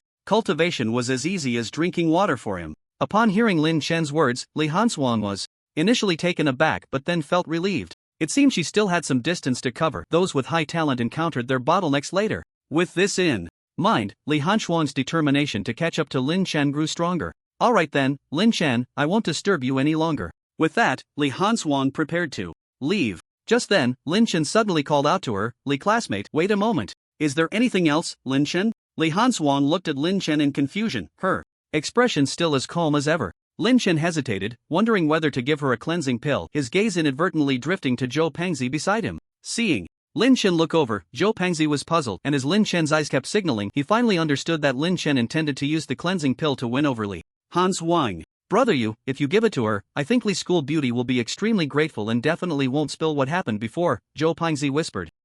Alright. After Li Hanshuang noticed Lin Chen calling her and then exchanging glances with Zhou Pingzi, she immediately felt goosebumps all over. Just as she was about to speak, Lin Chen said, Li Hanshuang, I have a way for you to break through your bottleneck, but you need to promise me that you won't tell anyone else, or your realm will never improve. After he finished speaking, Li Hanshuang was momentarily stunned, then looked at Lin Chen and Zhou Pingzi beside him in shock. Her previously cold expression finally showed some change, no longer so calm and unruffled. Lin Chen, are you serious? Of course, do you want it? Yes, Li Hanshuang replied. Without hesitation, to her, nothing was more important than improving her strength. Even if she knew it was someone else's charity, she didn't care. Strength was the ultimate goal. At worst, when she surpassed him, she would return the humiliation of today. Good. Lin Chen praised her for her decisiveness. He then took a cleansing pill from the system space. Here, take this. Find an opportunity to go to the riverbank, strip off your clothes, jump in, and then swallow this. Why go to the riverbank? Just trust me on this, you'll understand the rest later. Oh, Li Hanshuang could only respond helplessly to his words. By the way, if others ask later, just say I found a mysterious fruit. Before Lin Chen could finish, she interrupted him directly. Cough, cough, well, you just need to know. Lin Chen coughed lightly, and sure enough, she heard something. Don't worry, this won't involve you. After saying this, Li Hanswan left without looking back. You go, this woman is definitely after us, she's too cunning. No way, you can't fall for her, or one day you'll lose your kidneys. At this moment, Zhou Pengzi chimed in, complaining about Li Hanswan's back. Lin Chen ignored him and turned to walk towards the camp. The beef was almost done, it was time to eat. Fatty, save some for Li Classmate later. Ah, what the hell, you don't even listen to me? Oh, Zhou Pengzi replied helplessly and silently followed behind Lin Chen. After leaving the two, Li Hanswan walked straight along the river for a while, stopping only when she could no longer see the firelight. She then looked around, and seeing no one, she slowly began to undress. Next, she tentatively dipped her foot into the water, finding it not too cold, and quickly dove in. Then she placed the washing marrow pill given by Lin Chen into her mouth. The pill instantly turned to liquid as it entered, sliding down her throat into her stomach. At first, Li Hanswan felt no reaction, but after 10 minutes, she began to feel a burning sensation in her abdomen. Soon after, her limbs started to ache, and the pain began to spread throughout her body. Li Hanswan clenched her fists, enduring it with all her might. After a while, she finally stopped. Feeling the changes in her body, Li Hanswan was momentarily in disbelief. She had already broken through to the bronze 6 star. Besides that, she felt much lighter, her strength had increased significantly, and her vision and hearing were far superior to before. Just then, she suddenly caught a whiff of a foul odor. Looking closely, she realized it was emanating from her own body, and at that moment, she understood what Lin Chen had meant earlier. So she began to wash herself. On the other side, after Lin Chen and Zhou Pengzi returned to the camp, they organized everyone to eat. Instantly, more than 10 people rushed forward, some tearing with their hands, others biting directly, leaving Lin Chen and the others dumbfounded. Where did these starving ghosts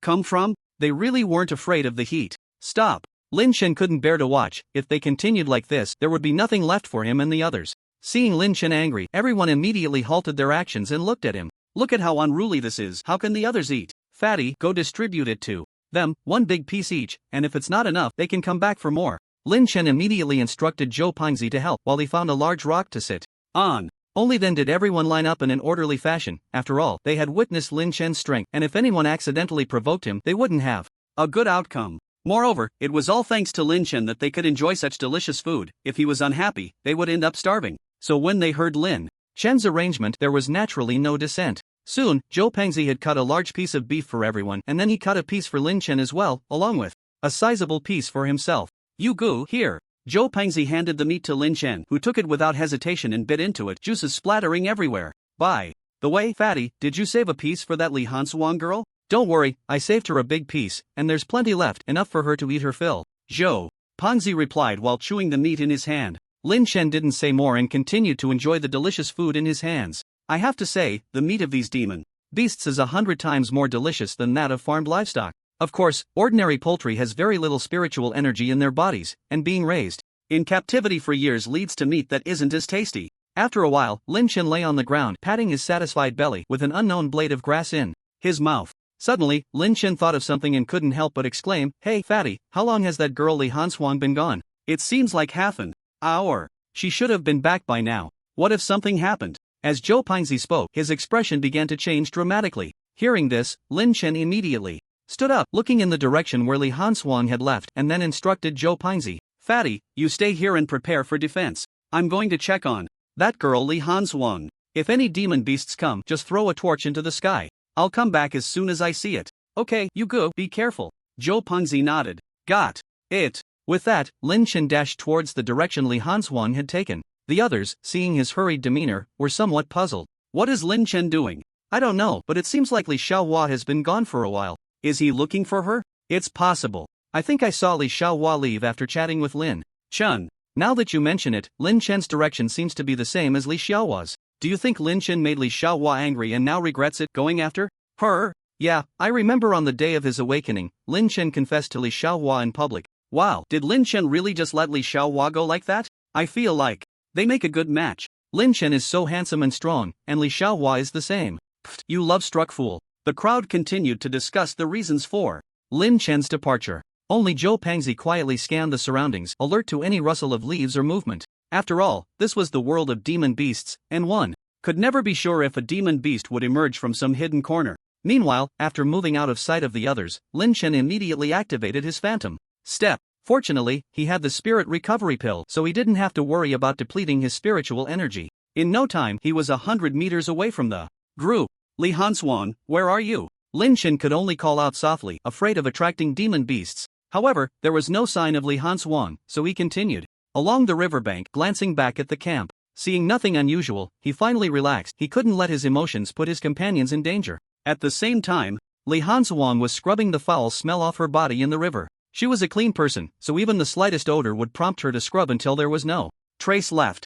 That's about enough. I should head back. With that, she swam towards the shore. Just as she was about to get out, she heard a voice from afar. Li Hanswan, where are you? Lin Chen. Li Hanswan exclaimed, recognizing the voice as Lin Chen's. It was unclear whether she had called out too loudly or if Lin Chen had superhuman hearing. The moment she spoke, Lin Chen, far away, heard her and immediately ran towards the source of the voice. As Li Hanswan heard the footsteps getting closer, she panicked. Just as she put on her underwear, both she and Lin Chen froze. The sight was blindingly white, causing Lin Chen's eyes to hurt. Without thinking, he quickly turned away. Li Hanswan, don't worry, I swear to heaven, I didn't see anything. Li Hanswan snorted coldly, hurriedly putting on her clothes, her expression turning extremely gloomy, her gaze sharp and cold. If looks could kill, Lin Chen would have died 1,000 times already. Seeing that Li Hanswan was fine, Lin Chen decided not to linger any longer. Well, since you're okay, Li Hanswan, I'll be leaving now. However, Li Hanswan remained silent, just quietly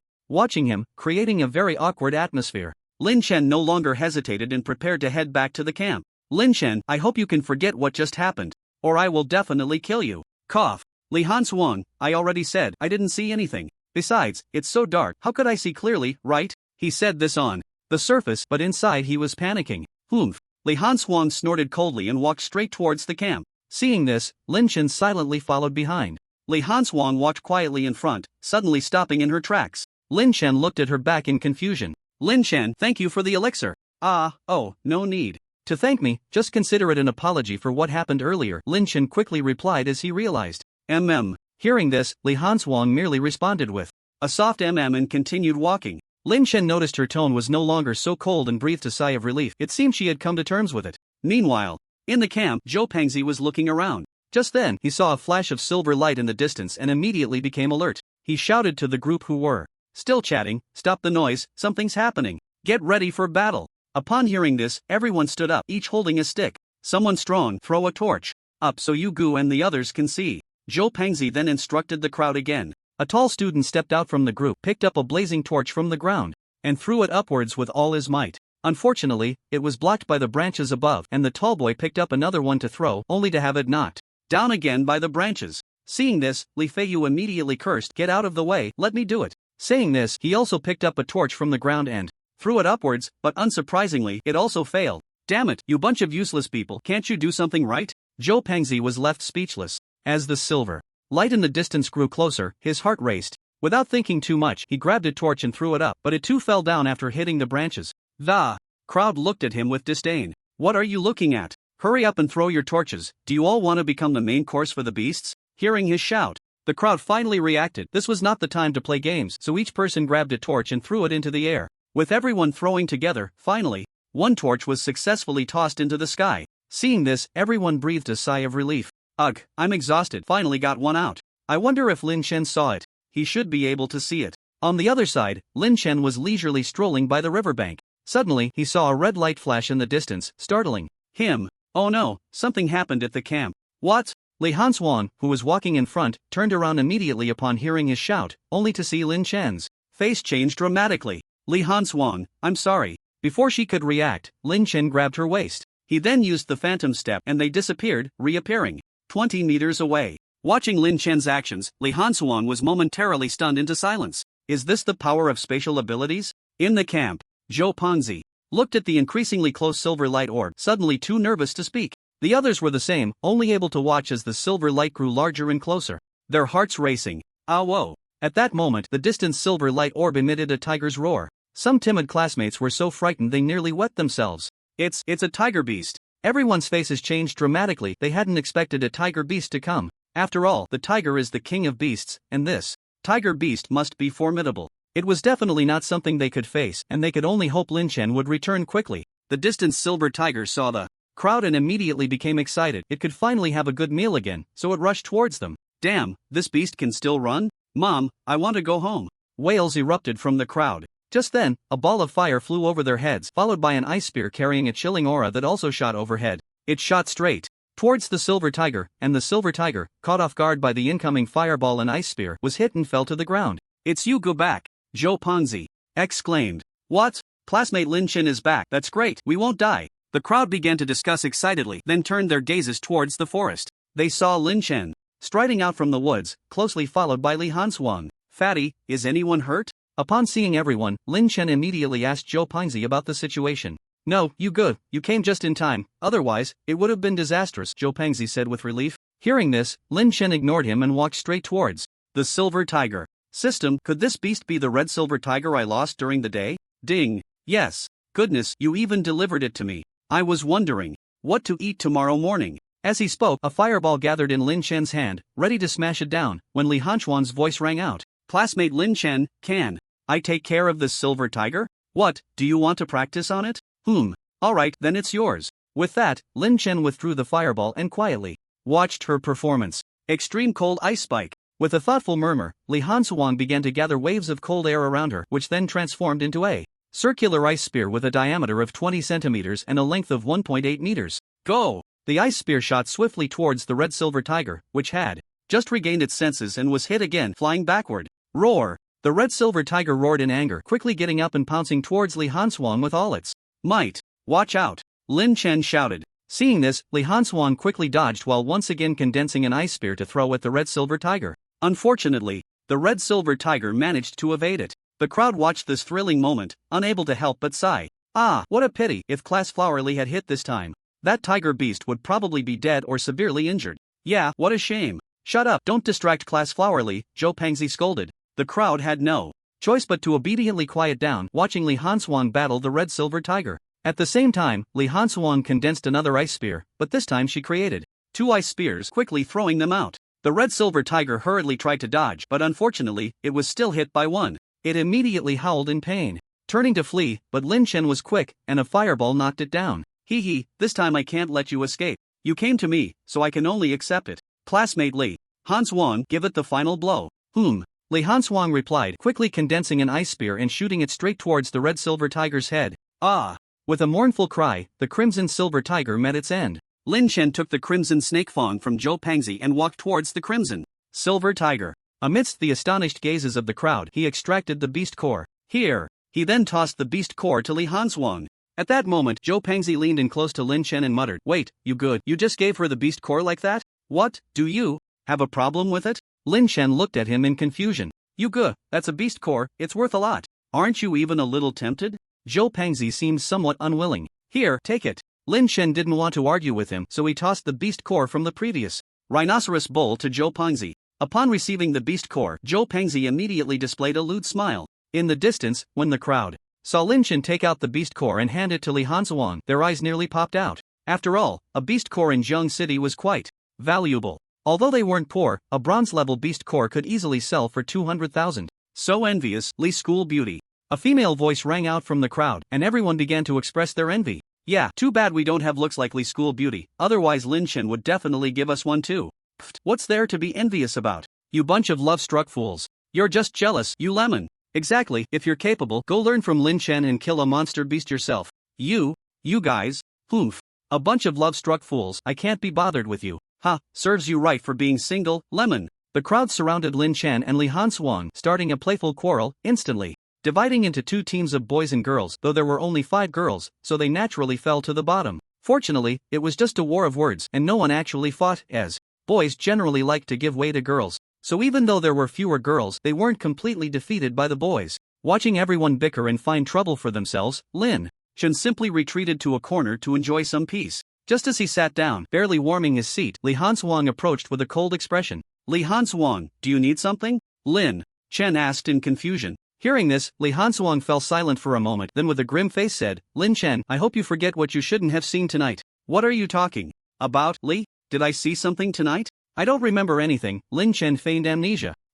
Hearing him say this, Li Hansuang felt a sigh of relief in her heart, then snorted coldly and turned to leave. As night deepened, after a round of arguments, everyone went to sleep. They all slept in the stone canopy built by Zhou Pangzi, as having something overhead made them feel much safer. Lynch quietly kept watch by the campfire. Seeing that everyone was asleep, he finally took out the space-type beast core he had obtained earlier, preparing to absorb it. On the other side, Lu Hongba disappeared after reaching a deal with the inkhorn silver flood dragon. After all, there were still many people who hadn't been rescued yet, and he was busy saving the rest. Finally, after a day of hard work, he managed to send out almost everyone who had been caught. Outside, watching the crowd trickle out of the gymnasium, Zhang Tailin and Li Guangliang both breathed a sigh of relief. Li team, it seems we won't have to face the music from above. Yeah, but if old Lu finds out we've been attacking his light curtain, will he make fun of us? Li Guangliang expressed his concern. Don't worry, old Lu isn't the type to hold grudges. He won't take it out on us juniors, Zhang Tailin replied dismissively. Hearing this, Li Guangliang felt much more at ease.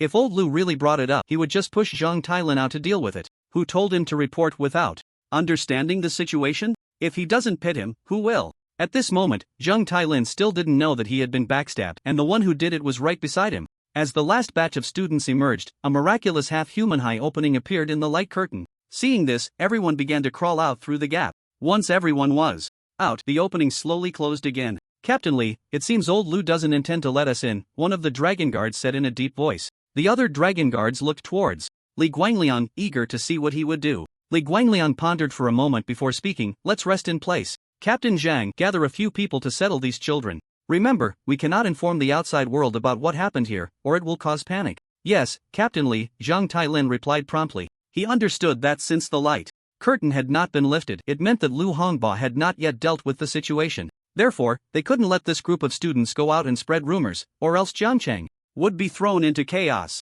Zhang Tailin took a few trusted aides and led the group of students away from Jiangcheng Middle School, but outside the school, a crowd had already gathered. There were worried parents looking for their children, as well as media reporters wanting to cover the story, but they were all blocked at the door by the dragon guards. After all, they didn't even know what was happening inside, so how could they let the crowd in? Fortunately, the dragon guards had enough authority and quickly arranged for several buses, then took the group of students to a hotel. The hotel manager, seeing the situation, didn't dare to say a word and immediately instructed the hotel staff to prepare to accommodate the more than 200 students. Hey, what did you encounter in there? Don't ask, we were chased by several giant snakes, almost died in there. Luckily, old Lu came and saved us. We were chased by a pack of wolves and we almost didn't make it back. Sigh, it was really terrifying. Hey, where's Li Xiaohua? A sudden voice rang out from the crowd. Everyone looked around and indeed couldn't find Li Hanshuang. It seems Lin Chen isn't here either. A student from class 15 exclaimed as he scanned the surroundings. Damn, don't tell me we're the only ones who made it back?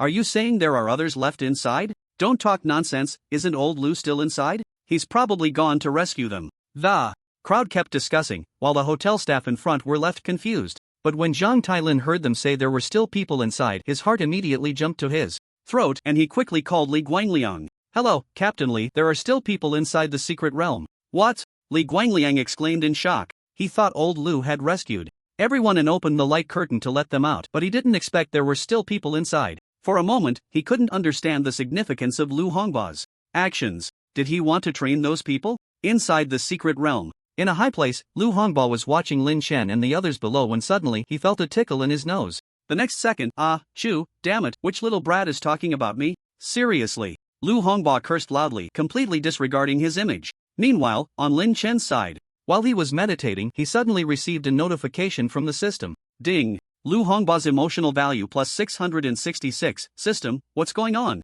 Who is Lu Hongba? Wait, Lu Hongba? That name sounds familiar. Oh crap, isn't that? Over the past few days, Lin Chen had killed several demon beasts one after another, providing food for everyone. Gradually, some students who had been stuck at 2 stars began to break through to 3 stars. Zhou Pangzi had unexpectedly broken through to 4 stars. After all, he had already consumed the Marrow cleansing pill, so his cultivation naturally progressed much faster. As for Li Hanshuang, ever since that night when Lin Chen had seen her body, she hadn't sought him out again, and Lin Chen was quite happy to enjoy his peace. A group of people wandered aimlessly through the forest until this day. Brother Yu, Xiaofizi is missing. Zhou Pangzi ran back from the woods, panting heavily. As soon as he returned, he immediately approached Lin Chen, who was meditating. Seeing his anxious expression, Lin Chen knew something serious had happened. Fatty, you just said Xiaofizi is missing. What happened? Lin Chen's brows furrowed. Zhou Pangzi took several deep breaths before gradually calming down, then looked at Lin Chen. To explain, brother you, just now Xiaofizi and I were competing by the river to see who could urinate farther, and while we were at it he just disappeared. Lin Chen, Sigma? Asterisk. Ah, I searched everywhere, not even a shadow of him. Seeing that Lin Chen seemed skeptical, Zhou Pingzi spoke again. Noticing he didn't look like he was lying, Lin Chen finally confirmed that this fat guy was telling the truth, so he set aside his cultivation and immediately stood up. He then walked straight to Li Hanshuang, and before she could speak, Lin Chen said directly, "Classmately, I have something to attend to for a while. You're the strongest here, could you please keep an eye on things?" "Okay." Li Hanshuang replied lightly without asking too many questions, then continued her cultivation. Seeing this, Lin Chen stopped wasting time, turned around, and left with Zhou Pingzi. "Fatty, where were you and Xiaofizi? Urinating before?" "Over there." Zhou Pingzi pointed to a spot in the distance. So, under Zhou Pingzi's guidance, Lin Chen arrived at the place where the two fools had been competing to urinate. Looking around, he found no traces of any demon beasts, which left Lin Chen puzzled. Could it be that Li Feiyu had vanished into thin air? Or had he been taken away by some flying demon beast? If that were the case, it would be troublesome. "System, can you help me locate Li Feiyu?" Lin Chen directly asked the system. However, the system fell silent upon hearing Lin Chen's request. After a moment, it responded. "Ding. The target is located 50,000 meters to the west of the host. Warning, there is a powerful demon beast surrounding the target that could threaten the host's life at any moment. Please pay attention to safety." Hearing the system's words, Lin Chen felt a wave of dread wash over him. What the hell? What was Li Feiyu doing, running so far away? "Fatty, how about we just go back? Let's not look for Li Feiyu anymore," Lin Chen said with a long face. Upon hearing this, Zhou Pingzi looked puzzled. "Brother you, did you discover something? Was Xiaofizi taken by some demon beast?" "Yes, I did find something. That demon beast was able to take him away without anyone noticing, so its strength must be considerable. I suspect it's at least at the golden level." Although Lin Chen didn't know how powerful the system meant by strong, it was definitely formidable. After hearing Lin Chen's analysis, Zhou Pingzi immediately protested. "Damn, brother you, then we shouldn't go. It would be pointless, and we might even get caught up in it ourselves." Seeing his cowardly demeanor, Lin Chen looked at him with disdain. As expected, this fat guy was as unreliable as ever, wanting to run away when faced with a problem. Zhou Pingzi, realizing he was a bit cowardly, felt embarrassed to look at Lin Chen. After a long pause, Lin Chen said solemnly, "Fatty, you go back to the camp first. I'll check the situation and see if there's a chance to rescue Xiaofizi." "Brother you, are you planning to go alone? What else? Should I take you along? You wouldn't even be able to run away then." Cough. "I admit I'm a bit overweight, but haven't I lost quite a bit already? Look, alright, just stay at the camp. Li Hanshuang might need your help. And besides, running with two people is exhausting for me." "Oh, fine, I was just saying, since you won't let me go, I won't go." "Okay, hurry up and get lost, don't be a nuisance." Seeing this, Zhou Pingzi scampered away. Lin Chen then used the phantom step to disappear from the spot. At the same time, in the sky, Lu Hongba quietly watched Lin Chen's disappearing figure, murmuring, "This kid suits my taste, just a bit too impulsive, but I like it. I need to give him Jiaoying Jiao a good warning later. I can't let anything happen to my beloved disciple." What Lin Chen didn't know was that Lu Hongba had already left him some clues, but he hadn't paid much attention and naturally overlooked them. Fortunately, Lin Chen had the system's prompts, so he wouldn't be completely in the dark. System, how far is it now?" "Ding. The target is still 5,000 meters away from the host." "System, how much emotional value do I have left?" "Ding. The host currently has 2,500,940 emotional points. Would you like to draw a lottery? Draw, give me 30 consecutive draws." "Ding. The system is drawing, please wait." "Ding. Congratulations, the host has obtained Patrick Starr's underwear times 3-inch ding." "Congratulations, the host has obtained revitalizing pill times 15-inch ding." "Congratulations, the host has obtained silver treasure chest times 1-inch ding." "Congratulations, the host has obtained thank you for your patronage times 10-inch ding." "Congratulations, the host has obtained gold treasure chest times 1-inch." What the hell, a gold treasure chest? "System, when did you become so generous?" "System, Sigma. Hurry. System, quickly help me open it." "Ding. The gold treasure chest is being opened, please wait." "Ding. Congratulations, the host has obtained substitute doll times 1-inch. Hey, system, what does this mean? Are you saying I'm going to die this time?" "System, come out and talk. Are you hoping something happens to me?" Lin Chen kept calling out to the system in his mind, but the other party didn't say a word. "Open my silver treasure chest, did you hear me, system?" "Ding. The silver treasure chest is being opened, please wait." "Ding. Congratulations, the host has obtained A-class weapon electromagnetic pulse cannon." "What? Hot weapon? Damn, system, you have hot weapons? Why didn't you say so earlier?" "Ding. The system mall has them, the host didn't check, can't blame this system." I really haven't checked much, but isn't it because the stuff in there is too overpriced that I lost interest? Lin Chen retorted. A dragon elephant pill cost a full 500,000 emotional points, if it weren't for the fact that he had no other choice at the time, only a fool would buy it. Ding. Where is it overpriced? It's been this price for so long, okay? Don't just open your eyes and talk nonsense. It's hard for me, system. Sometimes look for your own reasons. Have you earned emotional points properly all this time? You damn. But Lin Chen nearly spat out blood. Following the system's instructions, Lin Chen arrived deep in the forest where he saw a waterfall in the distance, and below the waterfall was a pool dark as ink from afar. System, the beast you mentioned is in the pool, right? Ding. Yes, that beast is currently in a deep sleep. What about that Li Feiyu guy? Why can't I see him? Ding. The target is in the cave behind the waterfall. What? Lin Chen exclaimed, not expecting Li Feiyu to be hiding behind the waterfall. This is going to be difficult. I definitely have to go through it, which means there's a high chance of waking up the monster lurking beneath the pond. System, do you have any solutions? Ding. The host can try the magical potion. Hearing the system's suggestion, Lin Chen felt a bit uneasy. Can that magical potion really be consumed? The side effects are huge, and the abilities gained are uncertain. System, are you just waiting for me to get into trouble? System, forget it, it's come to this, let's gamble. Damn it, useless system, I curse your grandmother. With that, Lin Chen found a slightly more concealed spot and took out the magical potion he had drawn earlier from the system's space. If it weren't for the system's reminder, he might have really forgotten he had this thing, mainly because the side effects were a bit hard to accept. Pop. Lin Chen opened the cap of the magical potion. Looking at the pale yellow liquid, he couldn't help but swallow. Then, closing his eyes, he gulped it down. As soon as it hit his mouth, Lin Chen felt a cool sensation, followed by a rush of grassy flavor flooding his brain, making him feel incredibly refreshed. Why is there no change? System, is this a fake? I'll tell you, if it's fake, I'll demand 10 times the compensation. Ding. The system's product is absolutely genuine. Please rest assured to use it. No, why did nothing happen after I drank it? Lin Chen was a bit speechless. Ding. Please wait patiently, host. Alright. Helpless, Lin Chen had to wait quietly, occasionally picking his nose. Suddenly, he was astonished to see his fingers miraculously disappear before his eyes. Holy crap, did I just gain the ability to become invisible? Gradually, Lin Chen's whole body began to turn transparent until he became completely invisible.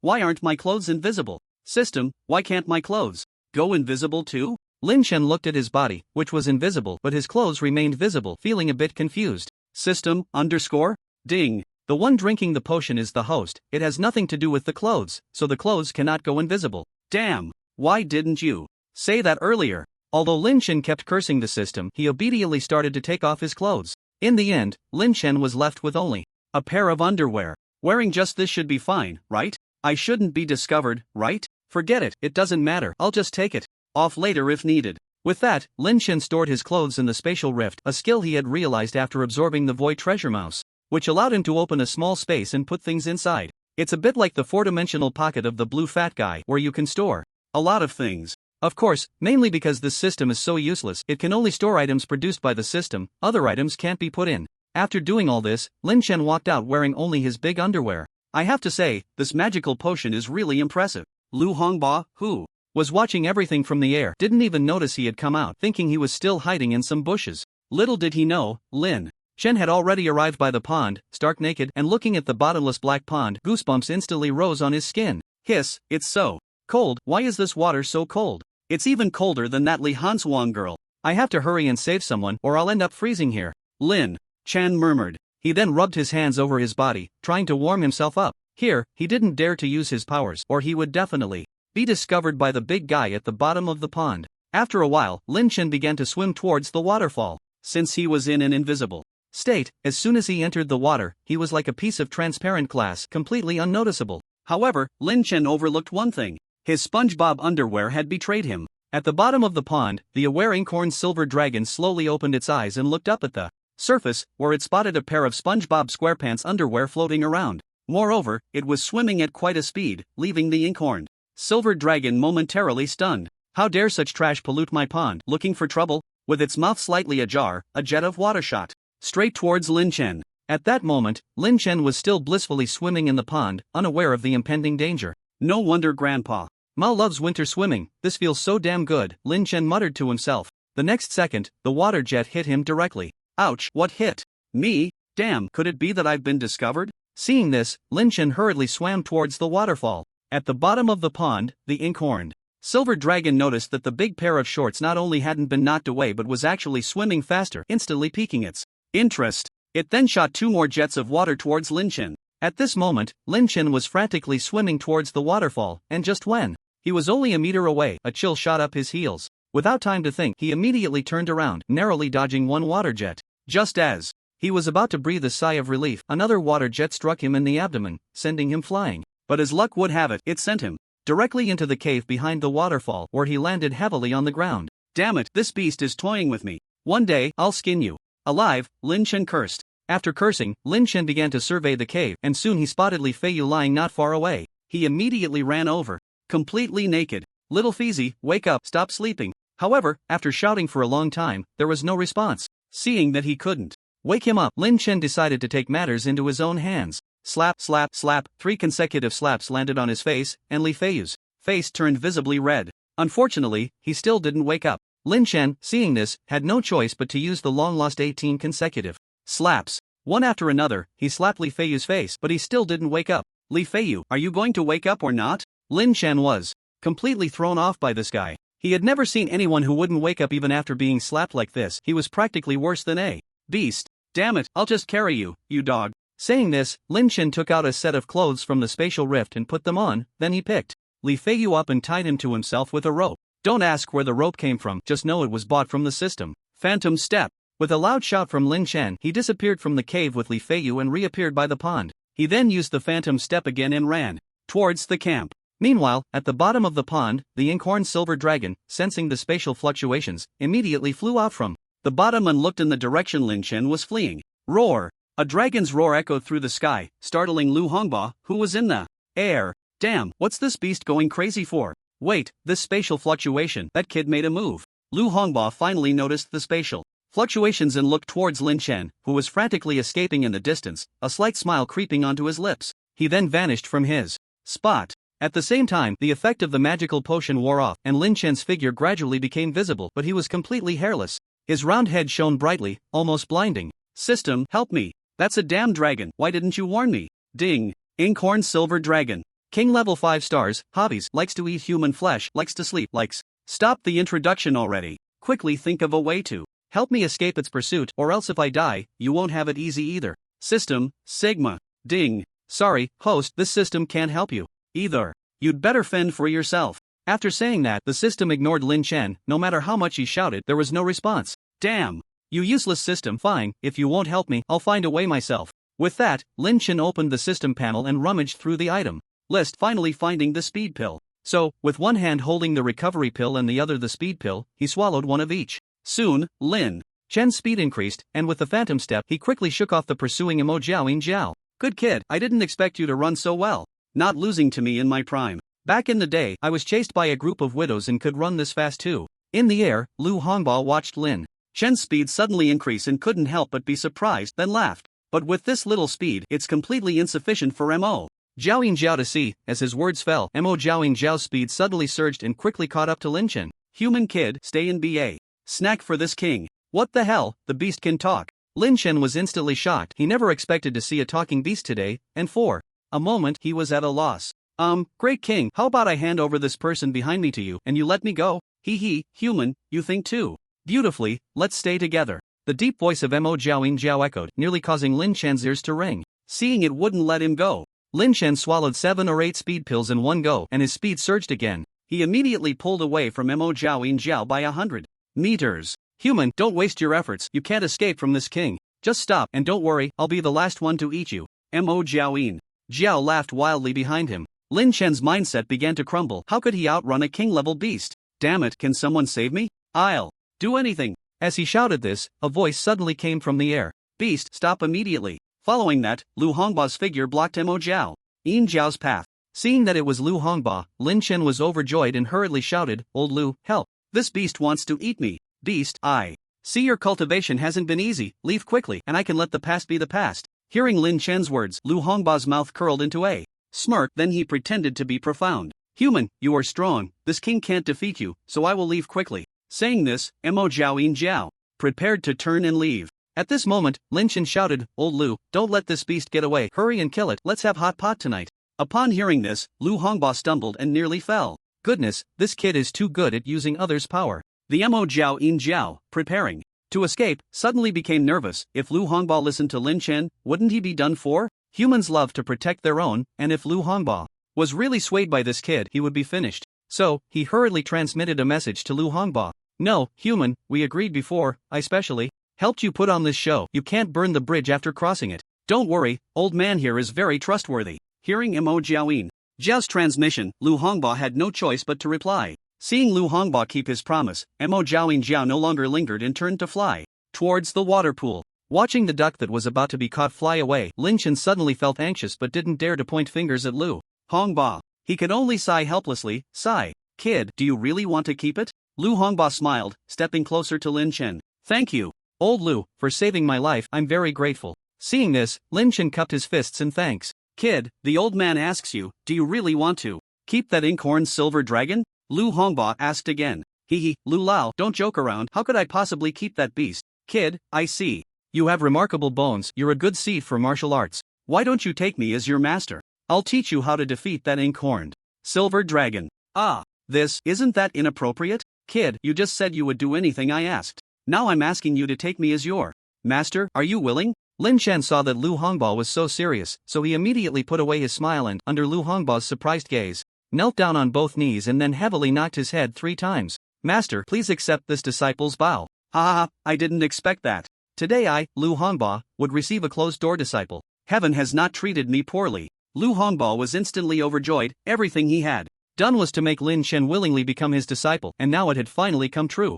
"Good disciple, get up quickly." "Yes, master. From now on, just call me teacher, no need to call me master." "Okay, teacher." "Good disciple, you have awakened dual abilities, right?" "Yes, one is spatial, and the other is fire." "What level are you at now?" "Currently, I'm at bronze 6 stars, just a little short of breaking through to bronze 7 stars. Good, not bad, just a little behind where I was back then, but keep working hard." "Yes, teacher. By the way, what's up with your hair and your eyebrows?" Lu Hongba asked in confusion. As soon as he said this, Lin Chen's heart skipped a beat. He didn't know how to explain it. He couldn't possibly say it was because he drank a magical potion from the system. After thinking for a moment, he could only change the subject. So he flashed a big white smile and said, "Teacher, since this is our first meeting, shouldn't you give your disciple a little gift for becoming a disciple?" "Ha, you kid, very much to my taste. Alright, since you asked, I'll give you these spatial beast cores." As he spoke, Lu Hongba waved his hand, and a spatial rift appeared, much larger than Lin Chen's. Then, more than a dozen spatial beast cores fell out of the rift and landed on the ground. Seeing so many spatial beast cores, Lin Chen's eyes lit up and he hurried over to pick them up. "Oh, right, there are also these. I'll give them to you too." Lu Hongba took out some more beast cores from the spatial rift, which he had obtained while saving other classmates. "Hee, thank you, teacher. Now I'm rich." "Alright, hurry up and put them away. I'll take you all out. You are the only ones left in the secret realm now." "Teacher, are you saying everyone else has been rescued by you?" Lin Chen was a bit shocked. "Yes, they've all gone out. I didn't step in to send them out because I wanted to train you." "Oh, I see. So that inkhorn silver dragon just now was also arranged by you?" "Ahem, well, hurry up and grab your things and follow me." Lu Hongba coughed lightly and quickly changed the subject. Seeing this, Lin Chen's mouth curled up. Just as he was about to get up, suddenly his legs went weak and he fell down. This was the effect of the rapid pill wearing off, starting to produce side effects. Outside the camp, Zhou Pangzi was anxiously pacing back and forth. It had already been several hours since Lin Chen left. Whether dead or alive, there should be some news, at least a signal would do.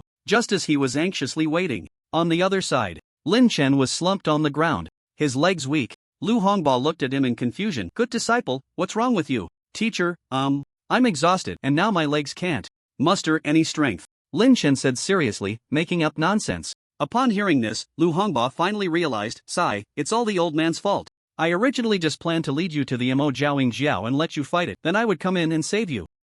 Teacher, you think too highly of me. Do you really think I can fight that beast that has become a spirit? Then wouldn't I be finished in no time?" Lin Chen blinked, his big eyes staring blankly at Lu Hongba as if he wouldn't get up until he received an explanation. Under Lin Chen's gaze, Lu Hongba's old face suddenly felt embarrassed, so he cleared his throat. "Ahem. Well, I've discussed it with the Mo Jiaoing Jiao. It won't go all out against you. Teacher, is it really okay for you to scheme against your own student like this?" Lin Chen's innocent eyes fixed on him. It should be known that when the system said it couldn't help before, Lynch felt a bit desperate, but he didn't expect this was just a test from Lu Hongba. What kind of test involves a king-level beast? What young man could withstand such a trial? Lu Hongba felt a bit embarrassed, so he quickly changed the subject. Ahem. Anyway, Xiaoyu, let's head back to the camp. Your friends are waiting anxiously. Teacher, do you think I can still walk like this? Lynch helplessly spread his hands. His legs felt as if they had been numbed, with no sensation at all. If he didn't know this was a side effect of the speed pill, he would have thought his legs were useless. Ha, no worries, with me here, it's a matter of minutes. Saying this, Lu Hongba lifted the limp Lin Chen with one hand and the unconsciously Feiyu with the other. With a single step, he vanished from the spot. When they reappeared, they were already above the camp. Lin Chen was instantly stunned by this move. Was this the ability of space-type powers? Truly terrifying. Teacher, how far can you teleport in one go? Ah, it's nothing to mention, just half of Blue Star at a time.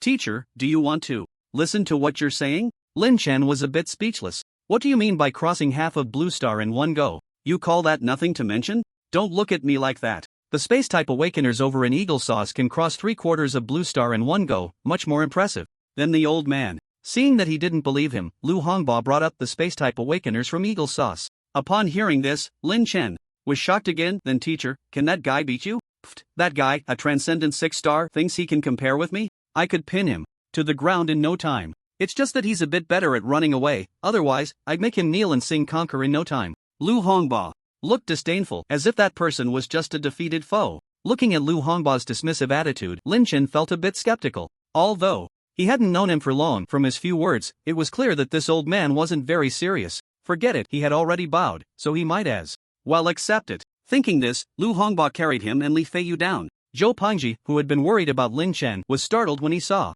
the sudden appearance of the three, and he immediately cursed. Damn! When he realized it was Lin Chen and Li Feiyu, he exclaimed even more, brother. It's so great that you can come back. Fatty, what happened? Lin Chen noticed his strange expression and asked in confusion. Nothing. I was just worried about you. Worried about me? Worried I wouldn't come back? Zhou Pengji weakly replied, not daring to look at Lin Chen. Lin Chen rolled his eyes at him and then said, alright Fatty, hurry up and call everyone over. We need to head out. Is this really it? Zhou Pengji's eyes widened. What, do you want to stay here? Should I ask the teacher to leave you behind? As he spoke, Lin Chen glanced at Lu Hongba, who was holding him. No, you can't just leave me behind. Hey, the teacher you just mentioned, it wouldn't be this old man behind you, would it? Zhou Pengji exclaimed in surprise, then turned to look at Lu Hongba behind Lin Chen. Seeing this, Lin Chen directly confessed. Lu Hongba's identity, yes, he is my teacher, the only space awakener in Longwa. Oh, I should say one of the two. What the heck, old Lu? You are old Lu. Zhou Pengji instantly realized he had thought the old man in front of him looked familiar. It took him a moment to remember, but with Lin Chen's hint, he suddenly understood. After all, who in Longwa didn't know old Lu Hongba? Seeing him still frozen in place, Lin Chen urged, Fatty, why are you still standing there? Hurry up and call the others. Okay, I'm going now. Zhou Pengji hurried back to the camp and shouted to everyone, classmates, we are saved, old Lu is here. Get up and come with me. As soon as he finished speaking, everyone was momentarily stunned. At that moment, one girl incredulously asked, Zhou Pengpeng, what did you just say? Old Lu? Is it the old Lu we are thinking of? Yes, it's old Lu. Hurry up and get up and come with me. Zhou Pengji urged impatiently. Seeing that he wasn't joking, everyone immediately sprang to their feet, as if they had been injected with adrenaline. Even Li Hanzuan, who had been meditating, stood up at the sound. They quickly followed Zhou Pengji to the place where Lin Chen was with Lu Hongba. Upon seeing Lin Chen being held by Lu Hongba, everyone was momentarily taken aback. They didn't understand why old Lu was holding Lin Chen, while that guy Li Feiyu had already been thrown to the ground by Lu Hongba. He had been immobilized by Lu Hongba before, and now that it was lifted, it wouldn't be long before he woke up on his own. Everyone, we can go back now. Lin Chen shouted loudly when he saw everyone had gathered. Finally, we can go home and sleep. I haven't slept well these past few days. Me too, count me in. Everyone cheered in unison, finally relieved that they wouldn't have to stay there any longer. Seeing this, Lu Hongba waved his hand, and a transparent light shield enveloped everyone. Then they disappeared from the spot. When they reappeared, they were back in the gymnasium. Looking at the familiar scene, everyone was so excited that they burst into tears. Alright, you all hurry back, Lu Hongba instructed the crowd. Yes, thank you, old Lu. Everyone bowed in gratitude to Lu Hongba. In response, Lu Hongba simply waved his hand lightly. One by one, they left, leaving only Lin Chen and Zhou Pengji behind. As for Li Feiyu, he woke up and followed the others out. Yuga, why were you being held by old Lu the whole time? And your hair? After thinking for a moment, Zhou Pangzi finally asked the question that had been on his mind. Damn it, talking about it just brings tears. To save that guy Li Feiyu, I almost ran my legs off, and my head is bald now. By the way, hurry over and carry me. Being held like this by the teacher is unbearable. Lin Chan's eyes welled up as he heard the question. Oh, Zhou Pangzi was taken aback at first, but after realizing, he hurried over, and Lu Hongbo placed Lin Chen onto Zhou Pangzi's back. Lu Hongbo looked at Lin Chen, then at Zhou Pangzi. Since you two are here, I'll show you something today. With that, Lu Hongbo waved his hands, and the dilapidated gymnasium began to restore itself bit by bit, returning to its original state in just a minute. Wow, old Lu is so powerful? Zhou Pangzi exclaimed. Beside them, Lin Chen was also stunned by the scene. Teacher, how is this the same as time reversal? Oh, you little rascal know about time reversal? But this old man is not talking about time reversal, it's space reversal. Space reversal? Yes, space reversal is somewhat similar to time reversal, but time reversal involves time, and I won't elaborate on that, you'll understand in the future. Teacher, it seems there haven't been any awakened ones with time abilities in the world yet, right? How do you know so much? Lin Chen looked at Lu Hongbo with confusion, wanting to know where he had learned all this. After all, his understanding of time was only from the movies and novels he had seen in his past life, which had some records. Seeing his curiosity, Lu Hongbo thought for a moment and then said, although there are no awakened ones with time abilities among humans, there are quite a few beings among the monsters that possess time manipulation. I've seen 3 of them. Which 3? Teacher, can you tell me about them? Well, the first is the Nightmare Dragon in the Northern Territory, which can make people unknowingly return to the past. The second is the Ice Queen on the Antarctic continent, who has the ability to freeze time. As for the last one, it's a state secret of the Dragon Kingdom, and you're not qualified to know it yet. Okay. Lin Chen didn't dwell on it too much. After all, he knew this involved the highest secrets of the Dragon Kingdom, and naturally, they wouldn't let someone like him know. Plus, with that unreliable guy Zhou Pangzi around, it was better not to say anything. Alright, you all hurry up and go out, Lu Hongbo said. Seeing that he seemed to have something else to do, Lin Chen couldn't help but ask, Teacher, are you planning to do something? Yes, I'm preparing to completely close this space rift. 10 years ago, I discovered it, but my strength was too low to close it completely, so I had to seal it. Now that my strength is sufficient, it's time to completely seal this rift. As he spoke, Lu Hongbo walked towards the space rift. Watching Lu Hongbo gradually disappear, Lin Chen had no choice but to let Zhou Pangzi carry him out. You Gu, I didn't expect you to take Lu Lao as your master, but then again, no one in the entire Dragon Kingdom knows more about space than him. As they walked, Zhou Pangzi kept talking, making Lin Chen feel a bit overwhelmed. Alright fatty, stop rambling, it's giving me a headache. Okay, by the way, you good, when is your hair going to grow back? You look pretty weird like this. Mind your own business, hurry up. He was already troubled by this matter, and hearing Zhou Pangzi's question instantly made him lose his temper. Damn it, to save that useless Li Feiyu, he ended up losing all his thick black hair. And the most crucial part was that he didn't even leave any eyebrows for himself. Now his head looked like a big meatball. On the other side, Lin Yushan and Tang Xinyan were anxiously waiting outside the light curtain. Since learning that some students had come out, the mother and daughter hurried to the school, and after communicating with Principal Wang Fujuan, they were allowed to enter. At this moment, outside the light curtain, dozens of dragon guards were standing there. They had been waiting for several days, yet the light curtain showed no signs of disappearing. For a moment, they were all getting a bit impatient. Just then, a dozen students began to come out of the gym one after another. Seeing someone come out, Tang Xinyan immediately excitedly shouted to Lin Yushan, Mom, look, someone is coming out. What? Lin Yushan immediately looked towards the gym. She saw a dozen people, both male and female, gradually walking towards them. However, when all the people got closer, she noticed that Lin Chen was nowhere to be seen. In an instant, Lin Yushan felt as if all her strength had been drained away, and she could barely stand. Seeing this, Tang Xinyan hurriedly helped her up. Mom, don't worry, my brother will be fine, he might still be behind. Lin Yushan weakly responded. Over the years, she had long regarded Lin Chen as her own son, and now that she couldn't see his figure, she instinctively felt that something had happened to him, that he wouldn't come back. The group arrived in front of the light curtain, and at that moment, the light curtain revealed a gap again. Seeing this, Li Feiyu took the lead and stepped out. Lin Yushan looked at them coming out and anxiously asked, Have you seen Lin Chen? He's the tall one. However, before she could finish, Li Feiyu directly interrupted. Auntie, are you Lin Ye's parent? Don't worry. Lin Yi is fine, he's with old Lu right now, and it might take a while for him to come out. Lin Yi? Oh, that's Lin Chen, I'm just used to calling him that, Li Feiyu quickly explained. Oh, I see. Lin Yushan realized. Auntie, I need to head back, my family must be worried.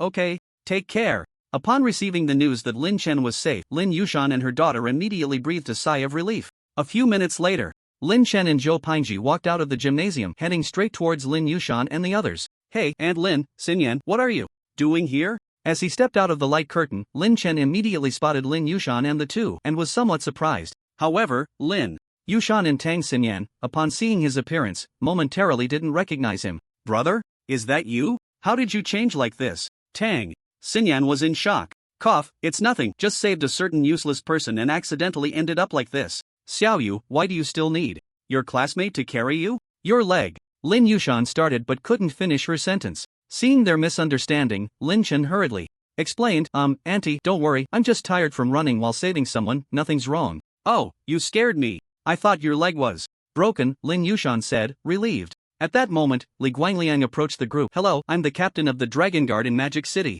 My name is Li Guangliang. Hello, Captain Li, is there something you need? Lin Chen looked at him suspiciously. Noticing Lin Chen's wariness, Li Guangliang flashed a big smile. So, you're Lin Chen, right? Don't be nervous, I just want to ask, is there anyone still inside? Yes, Lin Chen answered without hesitation. Do you know how many people are still inside? One person. One person? Yes, my teacher Lu Hongba is inside dealing with that spatial rift. He might need a little more time. However, just as he finished speaking, the light curtain slowly disappeared. It seems my teacher has successfully dealt with the spatial rift, Lin Chen murmured as he looked at the vanishing light curtain. Teacher? Lin Chen, are you saying your teacher is old Lu? Li Guangliang looked at Lin Chen in shock. Seeing his disbelief, Lin Chen helplessly shrugged. Come on, I'm one of the only two spatial system practitioners in Dragon Country, of course he would take me as his disciple. At this moment, Lin Chen's expression was quite smug. Now that he had a big shot backing him, he naturally felt inflated. Originally, he had planned to go to Magic Sea Academy and then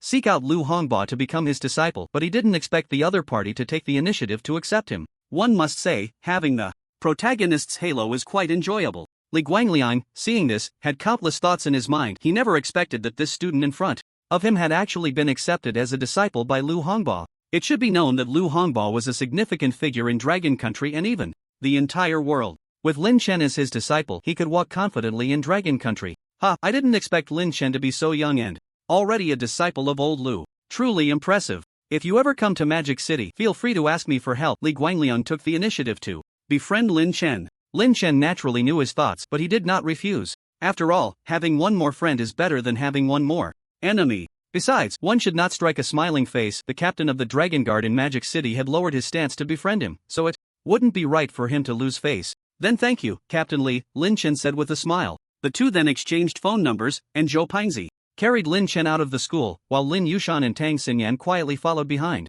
After walking for an unknown amount of time, Lin Chen vaguely felt the sensation returning to his thigh, indicating that the side effects of the speed pill had worn off. Put me down, fatty. Brother. Can you walk now? Yeah, I can. Just let me down. Okay. With that, Zhou Pingji set Lin Chen down. As soon as he landed, Lin Chen nearly stumbled and fell, but fortunately, Lin Yushan, who was following behind, caught him just in time. Slow down, Xiaoyu, can you still walk? If you can't, let Auntie carry you. No need, Aunt Lin, I just need to stand for a bit. Lin Chen quickly declined her kindness. Seeing this, Lin Yushan had no choice but to help him to the side. After a few minutes, the side effects of the speed pill completely disappeared. Lin Chen then stood up and moved his legs a bit. It must be said, Lin Chen now looked quite like Teacher Saitama, both sporting a shiny bald head. However, while Saitama had eyebrows, he did not, and he also lacked nose hair. Brother, are you feeling better now? Zhou Pingji asked, looking at the lively Lin Chen. Yeah, I'm fine now. Thanks for carrying me for so long, fatty.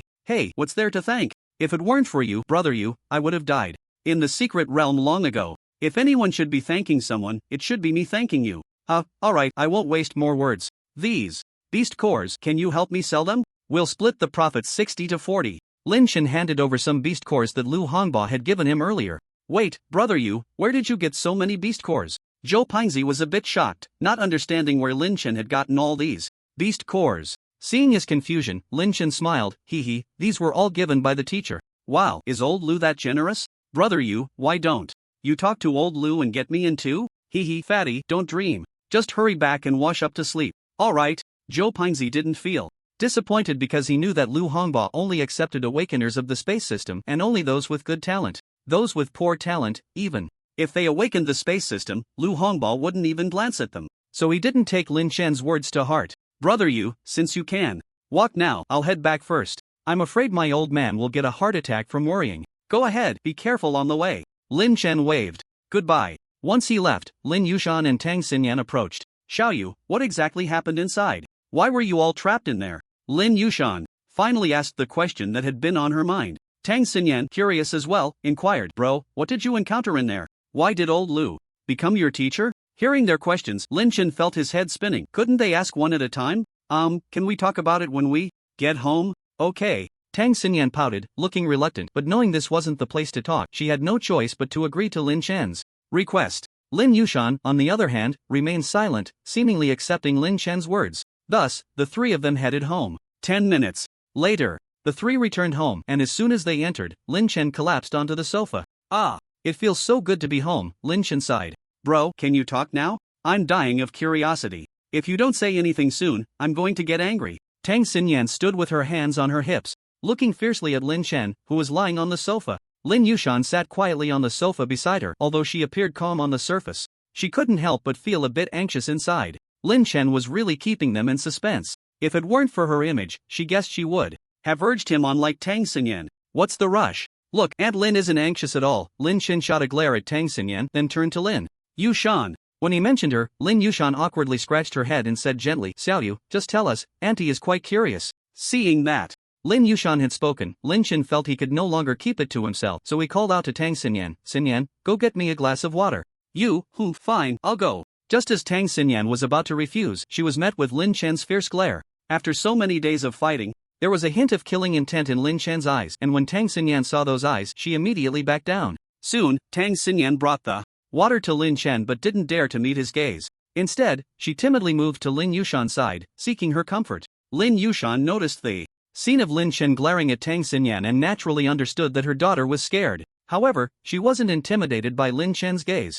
After all, her husband and Lin Chen's parents had far fiercer looks than Lin Chen's, and even then, she was unafraid. Instead, she felt a sense of relief because Lin Chen had taken the first step, daring to face the fierce monsters without fear. After all, not everyone can look directly at fierce monsters, only those who are unafraid can do so. She didn't know what Lin Chen had experienced inside, but seeing the fierce look in his eyes, it was clear he had killed quite a few monsters. Realizing that Tang Xinyan was afraid of him, Lin Chen quickly recognized he had overstepped and hurriedly apologized. Sorry, Xinyan, did I scare you just now? I'm really sorry, it was my fault. Tang Xinyan didn't respond or look into his eyes. Lin Yushan quickly comforted her. Alright, Xinyan, Xiaoyu just lost control for a moment. He didn't mean to scare you. Tang Xinyan pouted and huffed, and even though Lin Yushan said that, she still didn't dare to look at Lin Chen. The two of them decided not to persuade each other further, and then Lin Chen began to recount what had happened earlier. Meanwhile, after the light curtain disappeared, Li Guangliang and his team arrived at the gymnasium. Looking at the perfectly normal gym facilities, they were momentarily at a loss. They had heard from the previous students that the gym was in ruins, but upon entering, everything was perfectly intact. Captain Li, did old Lu help fix this place? A member of the Dragon Guard expressed his opinion. Li Guangliang nodded. It should be old Lu who helped restore it, and that spatial rift must have been dealt with by him as well. Captain Li, then should we stand down, rest for the night, and prepare to return to Magic City tomorrow? Yes, everyone responded in unison. Then, Li Guangliang led the Dragon Guard out of Jiangcheng High School. At this point, the matter finally came to a close. However, as the previous students were sent home, the incident of the monster's secret realm at Jiangcheng High School quickly sparked heated discussions online. But only Lin Chen and a few others knew the truth behind this matter. At this moment, Lin Chen was intently recounting the events of the past few days to Lin Yushan and her daughter. When they learned that Lin Chen had encountered a fierce monster as soon as he entered the secret realm, both mother and daughter couldn't help but clench their fists, feeling shocked and worried for his ordeal. The events unfolded roughly like this. In the end, old Master Lu took me as his disciple. After Lin Chen finished speaking, he picked up the water on the table and drank it all in one go. However, Lin Yushan and her daughter were still in shock. Upon hearing that Lin Chen had fought desperately to escape from a king-level monster, they couldn't help but hold their breath. They could never have imagined how a bronze rookie like Lin Chen remained calm in the face of a king-level beast. Bro, you really have a charmed life, daring to escape from a king-level monster. I can't believe it. If I were there, I would probably have wet myself in fear. At this moment, Tang Xinyan looked at Lin Chen with a gaze that was no longer so fearful. Sigh, I didn't want to face that terrifying beast either. You guys have no idea, it had become so intelligent that it could speak human language and even threatened to turn me into a snack.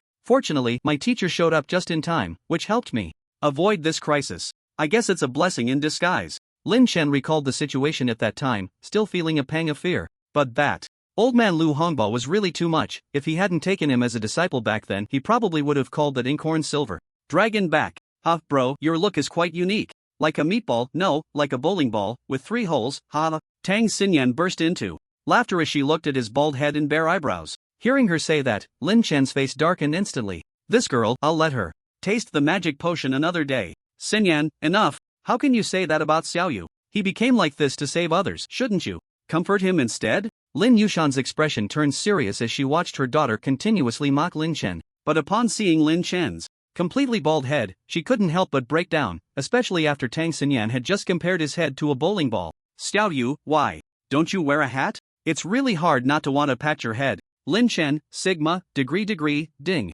Lin Yushan's emotional value plus 1000. Ding. Tang Xinyan's emotional value plus 1000. At that moment, the system's voice suddenly echoed in his mind. In response, Lin Chen got up with a face full of despair and returned to his bedroom. This was just too much. Damn it, I will never drink this ridiculous magic potion again. It's just too much of a scam. System, do you have anything that can help me grow hair quickly? Back in his bedroom, Lin Chen called out to the system directly. Soon, the system's voice rang out again. Ding. In light of the host's needs, this system currently has no related items that can promote rapid hair growth. TCH, useless system, you don't even have this? How can you show your face? Lin Chen's face was filled with disdain. Ding. Although this system does not have items for rapid hair growth, it does have items that can grow hair within 3 days. Damn, why didn't you say so earlier? And can you finish your sentences in one go? Lin Chen directly cursed at the system in his mind, causing the system to feel a bit withdrawn. System, comma. After a long while. Ding. Would the host like to purchase hair growth potion? Purchase. Lin Chen chose to buy without hesitation. He really couldn't stand the expressions of others when they saw him like this, filled with disdain. Ding. Congratulations, host, purchase successful. This transaction costs 200,000 emotional points. What? 200,000? Upon hearing the system's voice, Lin Chen immediately stood up from the bed. He never expected that a bottle of hair growth potion would cost 200,000 emotional points. He worked so hard that he couldn't even earn that much in a day, and now a bottle of this lousy potion cost him 200,000. How could he not be excited? Come on, system, give me a reasonable explanation. Why does a bottle of hair growth potion cost 200,000? Isn't this robbery? Ding. The effect of the hair growth potion is lifelong, and the side effects of the host gaining invisibility after using the magical potion will be greatly reduced, preventing situations like today where there's not a single cent left. After hearing the system's explanation, Lin Chen felt a bit better. If he had to buy this often, he would probably go bankrupt.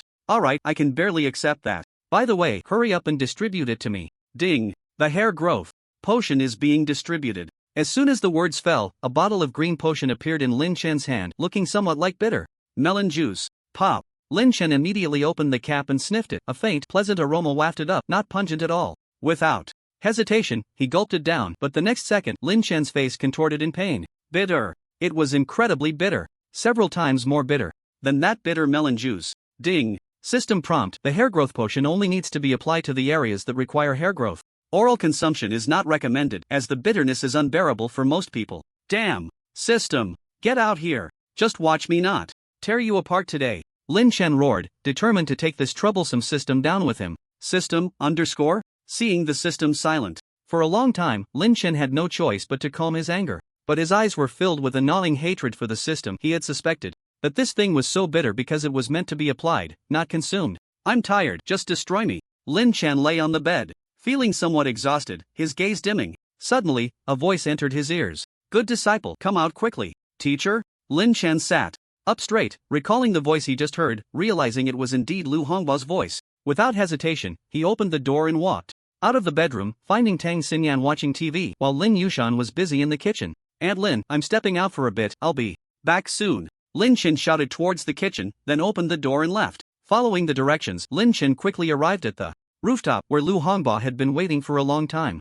Teacher, why did you call me over? Is everything settled with the secret realm? Lin Chen asked, puzzled as to why he was summoned. Lu Hongbao looked at him quietly and said, it's all settled. I've moved the secret realm exit to the northern region. Don't worry, there won't be any more secret realms appearing in Zhangchang. Oh, that's good. By the way, teacher, you haven't said why you called me. Oh, it's nothing much, just wanted to give you a few instructions. What is it? There are some matters in Modu that I need to handle, and I have to head back. Are you planning to stay here or come with me to Modu? Teacher, isn't the MO High Academy still not enrolling students? Why would I go to Modu? Lin Chen asked, confused. Originally, his plan was to wait until the MO High Academy started enrolling before going to Modu, and for now, he intended to stay at school and cultivate in peace. However, after experiencing this incident, his thoughts changed. He wanted to grow stronger, strong enough to make all the monsters submit so that they would avoid humans at all costs. Teacher, I plan to go out and train a bit, then head to MO High Academy. What? You plan to go train?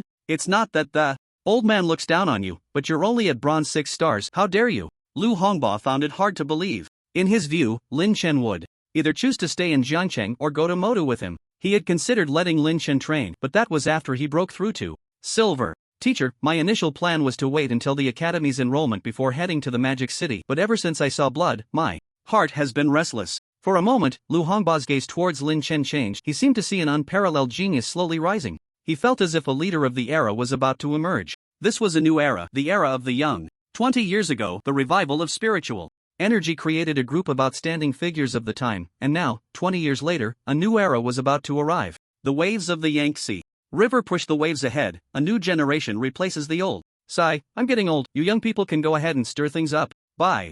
The way, take this, it's a small space I've opened up, you can put some things inside. Lu Hongba sighed and then took out a silver metal bracelet covered in strange patterns. Thank you, teacher. Lin Chen received it with a respectful bow. Alright, I'm off. I'll reserve a spot for you at the Magic Sea Academy, just register under my name when the time comes. With that, Lu Hongba vanished from the spot. Goodbye, teacher. On the way back, Lin Chen could still vaguely taste bitterness in his mouth, and he couldn't help but feel angry again. System, come out and fight me. System, System, if you don't speak up, I'm going to lose it. System. Thus, Lin Chen continued to curse the system in his mind while walking down the stairs, heading home. In no time, he arrived at his doorstep, opened the door, and walked in. At that moment, Lin Yushan had prepared the meal and was waiting for him to return. As soon as she saw him enter, she hurriedly called out, "You're back. Hurry up and wash your hands to eat."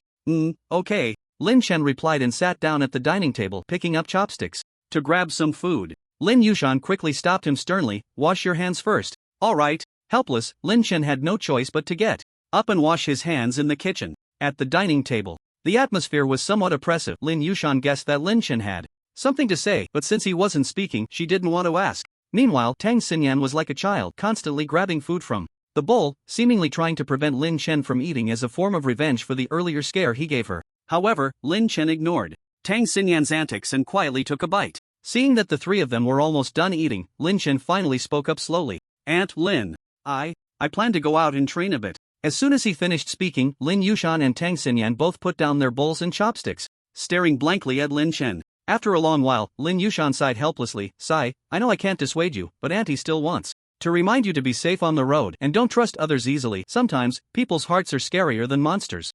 I know. Lin Chen nodded, acknowledging Lin Yushan's words. After all, in his past life he had seen so many films and dramas, knowing that most protagonists fell into trouble because they trusted others too easily. So even if Lin Yushan didn't remind him, he would still be vigilant. Seeing that Lin Chen took her words to heart, Lin Yushan finally showed a slight smile. She then asked, "Xiaoyu, when do you plan to set off?" Hearing this, Lin Chen thought for a moment and replied, "In a week, I still have some things to handle at school." Okay. Tang Xinyan, listening to their conversation, had a myriad of thoughts in her mind. "Brother, when will you be back?" "Don't worry, it won't be too long. Once the 9 major academies start enrolling, I'll come back and take you to the Magic City." Lin Chen smiled as he patted her head. Although they were not biological siblings, he treated her like a real little sister. Even though he was not the original body, everything about the original body had merged with him. At this moment, he was the original body, and the original body was him. Alright, Tang Xinyan pouted, seemingly dissatisfied with Lin Chen's answer.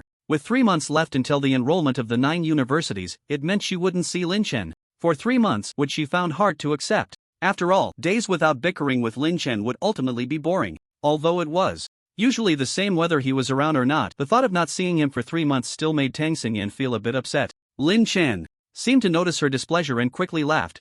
Big brother will bring you lots of snacks when I come back, how about that?" "Really?" Tang Xinyan blinked her big, sparkling eyes at Lin Chen. "Of course. By the way, I'll also bring you some delicious beast jerky to eat. Let me tell you, the meat of these beasts is way tastier than our pigs and cows. Not only is it delicious, but it can also help you grow taller. Don't look at your height now, once you eat the beast meat, you'll shoot up in height." The more he spoke, the brighter Tang Xin Yan's eyes became, and she was almost drooling. Lin Yushan watched her daughter's greedy expression and couldn't help but laugh. She knew her daughter's nature. She loved to eat and preferred staying at home. Now, hearing about delicious food that could help her grow taller, her eyes sparkled with excitement. Brother, just so you know, if you come back without bringing me anything, I won't talk to you anymore. Don't worry, I will definitely bring you something. I guarantee you'll eat until you want to throw up. As he spoke, Lin Chen pinched her cute little face, causing her cheeks to flush bright red. Humph. Tang Xinyan immediately slapped his hand away, then looked at Lin Chen with a fierce expression, as if ready to take him down with her. To this, Lin Chen just laughed it off. After chatting with the two for a while, he returned to his bedroom. Lying on the bed, Lin Chen took out the bracelet that Lu Hongba had given him earlier. I seem to have forgotten to ask the teacher how to use this thing? System. Come out and tell me how to use this. System, Sigma? Asterisk. Ding. The host only needs to attach their mental power to it to use it freely. Alright, I'll give it a try. Saying this, Lin Chen concentrated his mental power and began to slowly flow it onto the space bracelet. Soon, a strand of his mental power attached itself to it. With a thought, Lin Chen felt a pulling force emanating from the bracelet. Seeing this, he grabbed the pillow next to him, and in an instant the pillow disappeared. With another thought, the pillow reappeared. Good stuff, but I wonder how it compares in size to the space I opened up. As he spoke, Lin Chen directed his mental power into the space within the bracelet, and the next second he was astonished to find that the space contained in this bracelet was as large as a football field. Teacher, this is too extravagant. He said it was a small space. If this counts as a small space, then my space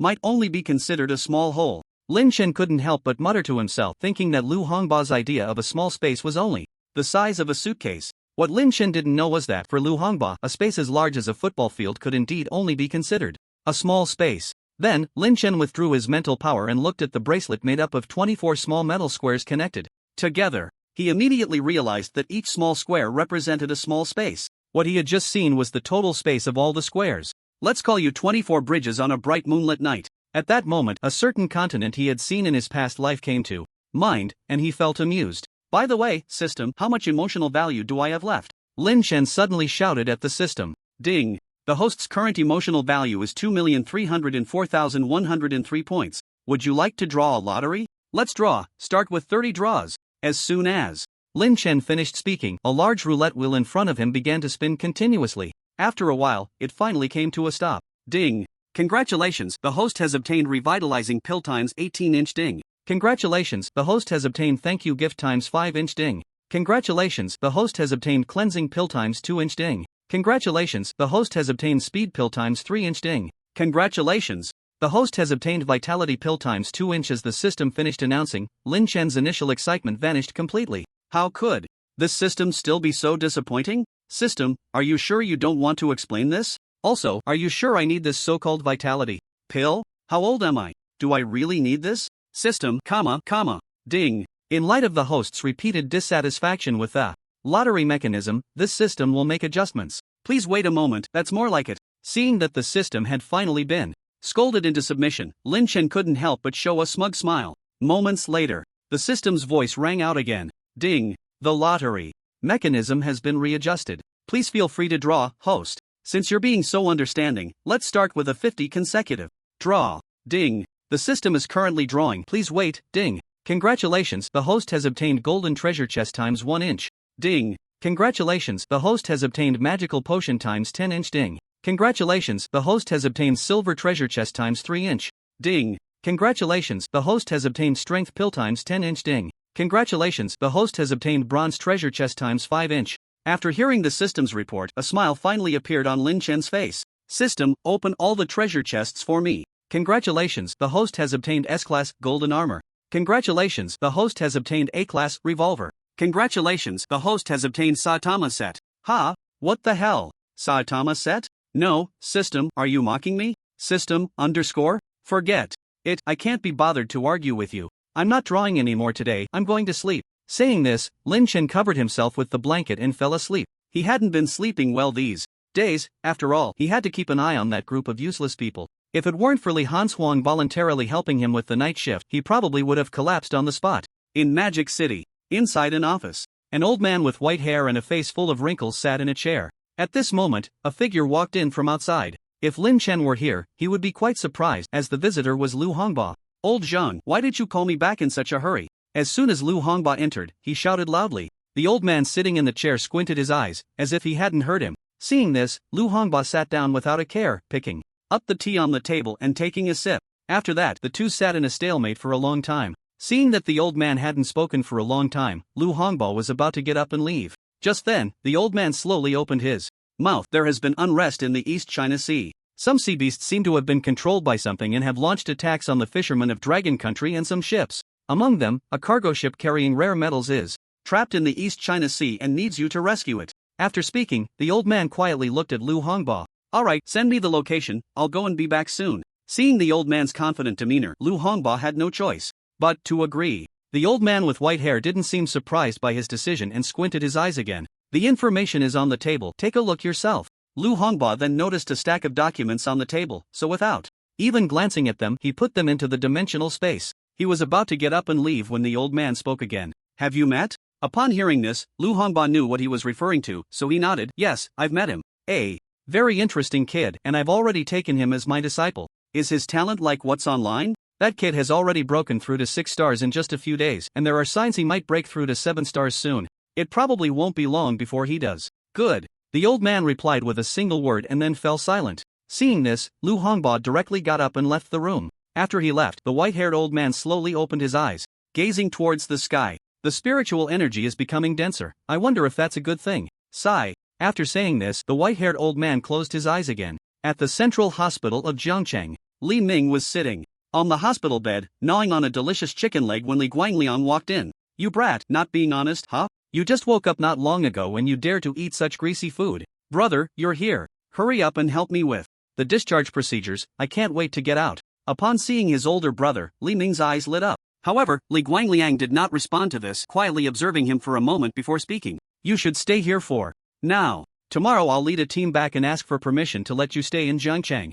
Ha? Why? I plan to have you protect someone, Li Guangliang said. Who? Why do I need to protect someone as a dragon guard? It wouldn't be some big shot, would it? Li Ming looked at his brother suspiciously. But Li Guangliang had no intention of revealing Lin Chen's identity. He was mainly worried that once Li Ming knew who Lin Chen was, he would immediately fawn over him. It would be better to wait for Lin Chen to tell him himself. He's just a student from Jiangcheng High School. As for the rest, you don't need to know. Fine. Li Ming felt a bit displeased at his brother's refusal to say more, but there was nothing he could do. After all, he couldn't beat him now. I'll send you the information later. You should stay here for a few days, and I'll arrange for someone to let you out afterward. Okay, fine. The two brothers chatted for a while before Li Guangliang left the hospital room. The next day, Lin Chen got up early and put on the wig he had drawn earlier. Checking the time, he headed out to school to sort things out. However, when he arrived at the school gate, he was immediately stunned. The school gate was closed. What the hell, isn't today Friday? Why isn't it open? Is the school closed down? Just then, a security guard in the distance seemed to have read his mind and shouted, Student, didn't you see the notice from the school? The school won't reopen until next week. You should hurry back and catch up on your sleep. I really didn't pay much attention to that. Forget it, since I'm already out, I might as well find something to do. Seeing this, Lin Chen had no choice but to turn around and leave the school. Jiangcheng, not too big, not too small, but it housed several million people. The original body, like an ordinary kid, had hardly ever left Jiangcheng, having lived here all his life. Although he wasn't familiar with every street, he wouldn't get lost. Thus, Lin Chen wandered aimlessly down the street, but just as he was about to turn a corner, he bumped into someone. Ouch! Who the hell walks without looking? What the hell? Both cursed simultaneously, but when they saw each other clearly, they were both stunned. It's you! Oh my, it's you! Lin Chen discovered that the person in front of him was the dragon guardian he had saved in the park earlier, to whom he had even given a 9-turn blood recovery pill. Wait, buddy, are you okay now? Yes, I must thank Lin Chen for saving my life that day. Li Ming looked at Lin Chen and couldn't help but recall the information his older brother had sent him last night. When he saw Lin Chen's picture, he was stunned because Lin Chen was the young man who had saved him that day. Initially, he was reluctant to take on this task, but upon seeing Lin Chen, all his reluctance vanished instantly. You know me? Lin Chen was somewhat shocked when he heard his name called out. Li Ming noticed the confusion in his eyes and immediately thought of sharing the information he had seen about Lin Chen, but then reconsidered, thinking it inappropriate, and came up with an excuse instead. Haha, Lin Chen, you forgot, I'm a dragon guardian, so it's normal for me to find out about you. Right? Oh, that's true. After all, you dragon guardians have more power than the police. Lin Chen suddenly understood, without a hint of doubt about Li Ming's words. Seeing that he believed him, Li Ming let out a sigh of relief and then curiously asked, Hey, Lin Chen, where are you planning to go? Oh, I'm just wandering around. What about you? Did you just run out of the hospital? Lin Chen looked him up and down and noticed he was still wearing a hospital gown. Although he had somehow managed to cover it with another piece of clothing, his pants were still the hospital gown. Li Ming then realized he had rushed out without even changing his pants, feeling a bit embarrassed. Ahem, I really just came out of the hospital, and I didn't have time to change before running into you. By the looks of you, you probably haven't eaten yet. It's almost noon. How about we find a place to eat and chat? Sure, I didn't bring any money. Li Ming was about to agree when he realized he had left his wallet at the hospital. No worries, it's on me, Lin Chen said generously. Then, let Lin Chen treat me. Li Ming wanted to refuse, but his stomach betrayed him with a loud growl. Soon, the two of them sat down at a nearby small restaurant. Lin Chen told him to order whatever he wanted, and seeing this, Li Ming shamelessly ordered 6 or 7 dishes, but Lin Chen didn't seem displeased at all. By the way, big brother, I still don't know your name. Lin Chen looked at Li Ming, although he already knew his name. However, he couldn't reveal that, so he pretended not to know and asked. Oh, look at my memory, I'm Li Ming. I'm older than you, so you can call me Xiao Minggu or Li Gu. Realizing that he had been chatting for so long without telling Lin Chen his name, Li Ming felt a bit sheepish. Alright, then I'll call you Li Gu. Sure, Li Ming replied nonchalantly. By the way, Li Gu, can you conveniently tell me what kind of person the one I killed last time was? What, are you worried about his people coming to take revenge on you? But don't worry, he has no one behind him. That's good. In a few days, I'm planning to leave Jiang City to go out and train. I'm worried that he might have accomplices who would threaten my family. Upon hearing that Lin Chen was going out to train, Li Ming was immediately shocked and stood up, exclaiming, What? You're going out to train? Fortunately, there were no other customers in the restaurant at that moment, otherwise his sudden outburst might have given someone a heart attack. Ding! Li Ming's emotional value plus 1,000. Li Ming's emotional value plus 1,000, emotional value plus 1,000, just as Lin Chen was about to explain, the system's voice rang in his mind, and it took a while before it stopped. Goodness, this one interaction had directly earned him 10,000 points. Lin Chen's gaze towards Li Ming changed instantly. What a find, another emotional generator. Seeing that Li Ming no longer generated emotional value, Lin Chen finally spoke up. Li Gu, I'm going out to train. Why are you so excited? It's as if you're the one going out to train. No, Lin Laudi, what are you thinking? You just awakened, how can you dare? Hee, don't worry, Li Gu, as long as it's not a silver level or higher monster, I can handle it. What level are you at now? Oh, just bronze 6 stars, almost bronze 7 stars. I should be able to break through to 7 stars today. What? Li Ming was shocked again. After all, as far as he knew, Jiangcheng High School had only recently started holding awakening ceremonies. To go from an ordinary person to bronze 6 stars in just a few days, what a monstrous talent. Lin Laudi, what type of ability did you awaken? What is your talent level? Me? I awakened an SS level fire ability. Oh, no wonder, so you have an SS level talent. No wonder you're cultivating so fast. Hearing Lin Chen's words, Li Ming finally calmed down. After all, while SS level talents are not very common, there are a few every year, so he wasn't too surprised. But Lin Chen's next words dropped his jaw to the ground. Li Gu, I also awakened an SSS level space ability. Bang! Li Ming lost his balance and fell to the ground. After a while, he finally came to his senses, mumbling to himself. No wonder the big brother asked me to protect him. I didn't expect he was a dual-type awakener. No wonder there was no record of his abilities in the data. In fact, in Li Guangliang's plan, he only needed Li Ming to protect him from the shadows, and there was no need for him to know anything else. So besides some basic information like his name, there was nothing else in the data given to him. However, Li Guangliang never expected that Li Ming and Lin Chen knew each other, and that Lin Chen was Li Ming's lifesaver. Seeing him mumbling there and not getting up, Lin Chen prepared to go over and help him up. Just then, the system prompt sounded again. Ding! Li Ming emotional value plus 1,000, Li Ming emotional value plus 1,000 plus 1,000, goodness, he earned another 10,000 emotional points, having harvested 20,000 emotional points from Li Ming in less than half a day. Just as Lin Chen was marveling at how easy it was to earn emotional value, Li Ming, who had figured everything out, immediately stood up from the ground, dusted himself off, and sat down on the stool. So, where were we? Oh, Lin Laudi, you're planning to go out to train, right?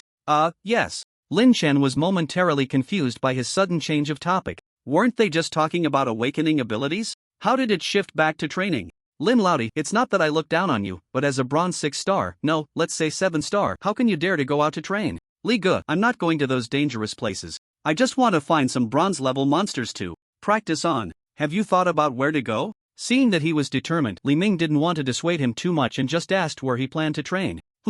I haven't thought of a place yet, Li Gu. I see you're not from Jiangcheng, you must have been to quite a few places. Why don't you recommend one? Hearing that Lin Chen wanted him to help recommend a place, Li Ming fell silent for a moment, thinking of a place that could both train Lin Chen and not pose too great a risk. Suddenly, his eyes lit up as he thought of a place. There's a place I think would be perfect for you. Where? As soon as Lin Chen heard there was a place, he stood up excitedly. Yinfeng Mountain Range. Yinfeng Mountain Range? Why haven't I heard of it? Lin Chen looked at him suspiciously, wanting to hear his explanation. In response, Li Ming smiled and said, "It's normal not to know. After all, very few people are aware of the Yin Wind Mountain Range. You know, I'm part of the Dragon Guardian, so I often have missions that take me all over the Dragon Kingdom. By chance, I ended up in a very strange place where all the demon beasts were only at the bronze level. Anyone or anything above the bronze level, whether beast or human, would be suppressed to the bronze level. Later, I asked some locals and learned that this place is called the Yin Wind Mountain Range. Before the spiritual energy revived, there were often Yin winds blowing there, and that's how the Yin Wind Mountain Range got its name.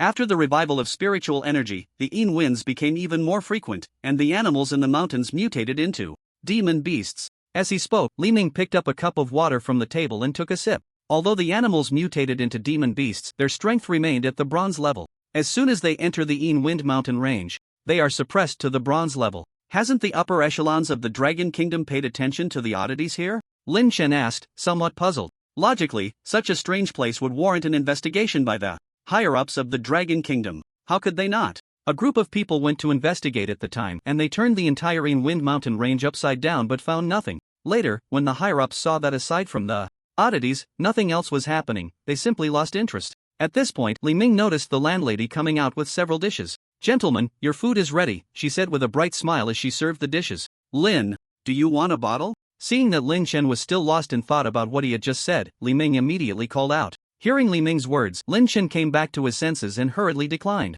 "Oh, no need, I'm still young, I can't drink." "Alright then, I'll drink by myself." With that, Li Ming downed a bottle of beer. Brr, so refreshing. I haven't had a drink in days, now I can drink to my heart's content. Li Ming chatted away, but Lin Chen's mind was focused on the Yin Wind Mountain Range he had mentioned. Such a strange place piqued Lin Chen's interest, and since Li Ming had just said that all the demon beasts inside were only at the bronze level, he decided to visit the so-called Yin Wind Mountain Range in a few days. After all, he had an all-powerful system at his disposal. He could just ask the system for the reason when he got there. I really am quite clever. System? Lin Chen looked at Li Ming, who was indulging in food, and couldn't help but pause for a moment before speaking. "By the way, Li Gu, can you tell me where the Yin Wind Mountain Range is?" "Brr. What, are you thinking of going there?" "Yeah, hearing you describe it as so strange, I really want to see it for myself. You also said that there are only bronze-level demon beasts inside, so He didn't finish his sentence before being interrupted by Li Ming. "Sure, I'll take you there when the time comes. For now, let's eat, the food will get cold."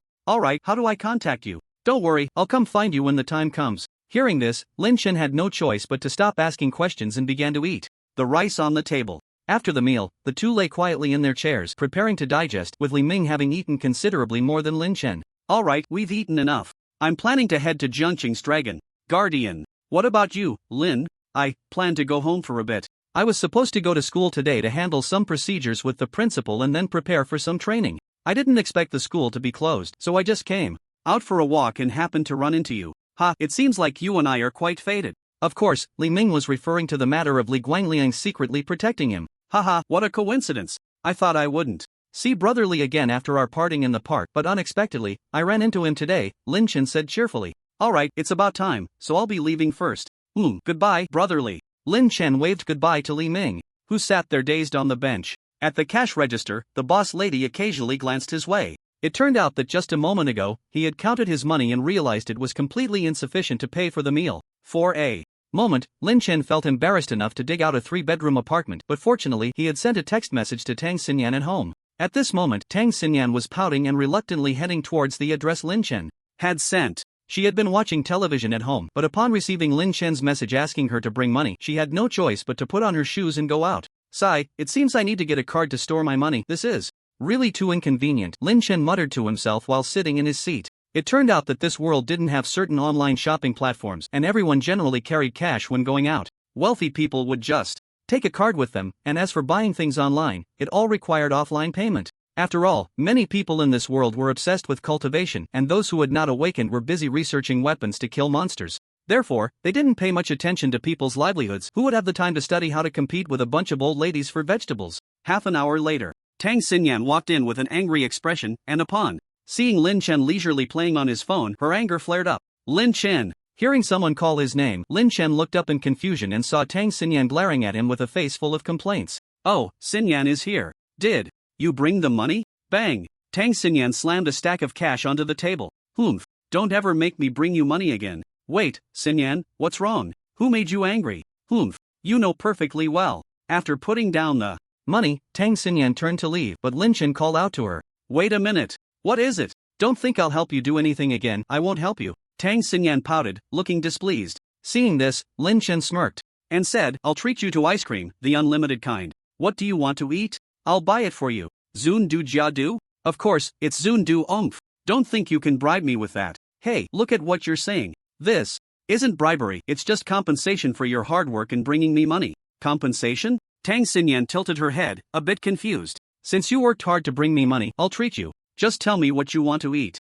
That's more like it. Hearing him say this, the displeasure on Tang Xinyan's face slowly faded, and her lips involuntarily curled up slightly, revealing a hint of pride. Lin Chen looked at her proud expression and shook his head helplessly. After paying the bill, Lin Chen left the restaurant with Tang Xinyan. Walking down the street, Tang Xinyan looked around curiously. She hadn't been out of the house much lately, spending her days watching TV and snacking. This was quite similar to Lin Chen's previous life, where he also stayed home every day binge-watching shows and reading novels, occasionally going downstairs to eat. Unfortunately, he had missed the chance to even eat a bowl of instant noodles before coming over. Sigh, my old pickled cabbage, what a pity. Lin Chen reminisced about the past and couldn't help but sigh. On the other side, after some inquiries, Li Ming finally arrived at the Dragon Guard base. Halt! Who goes there? Just as he was about to approach, a loud shout stopped him. Comrade, don't be nervous, we're one of our own. You're also one of the Dragon Guards? How come I haven't seen you before? Hey, I'm from the Magic City. By the way, your captain is Zheng Tailin, right? You know Captain Zhang?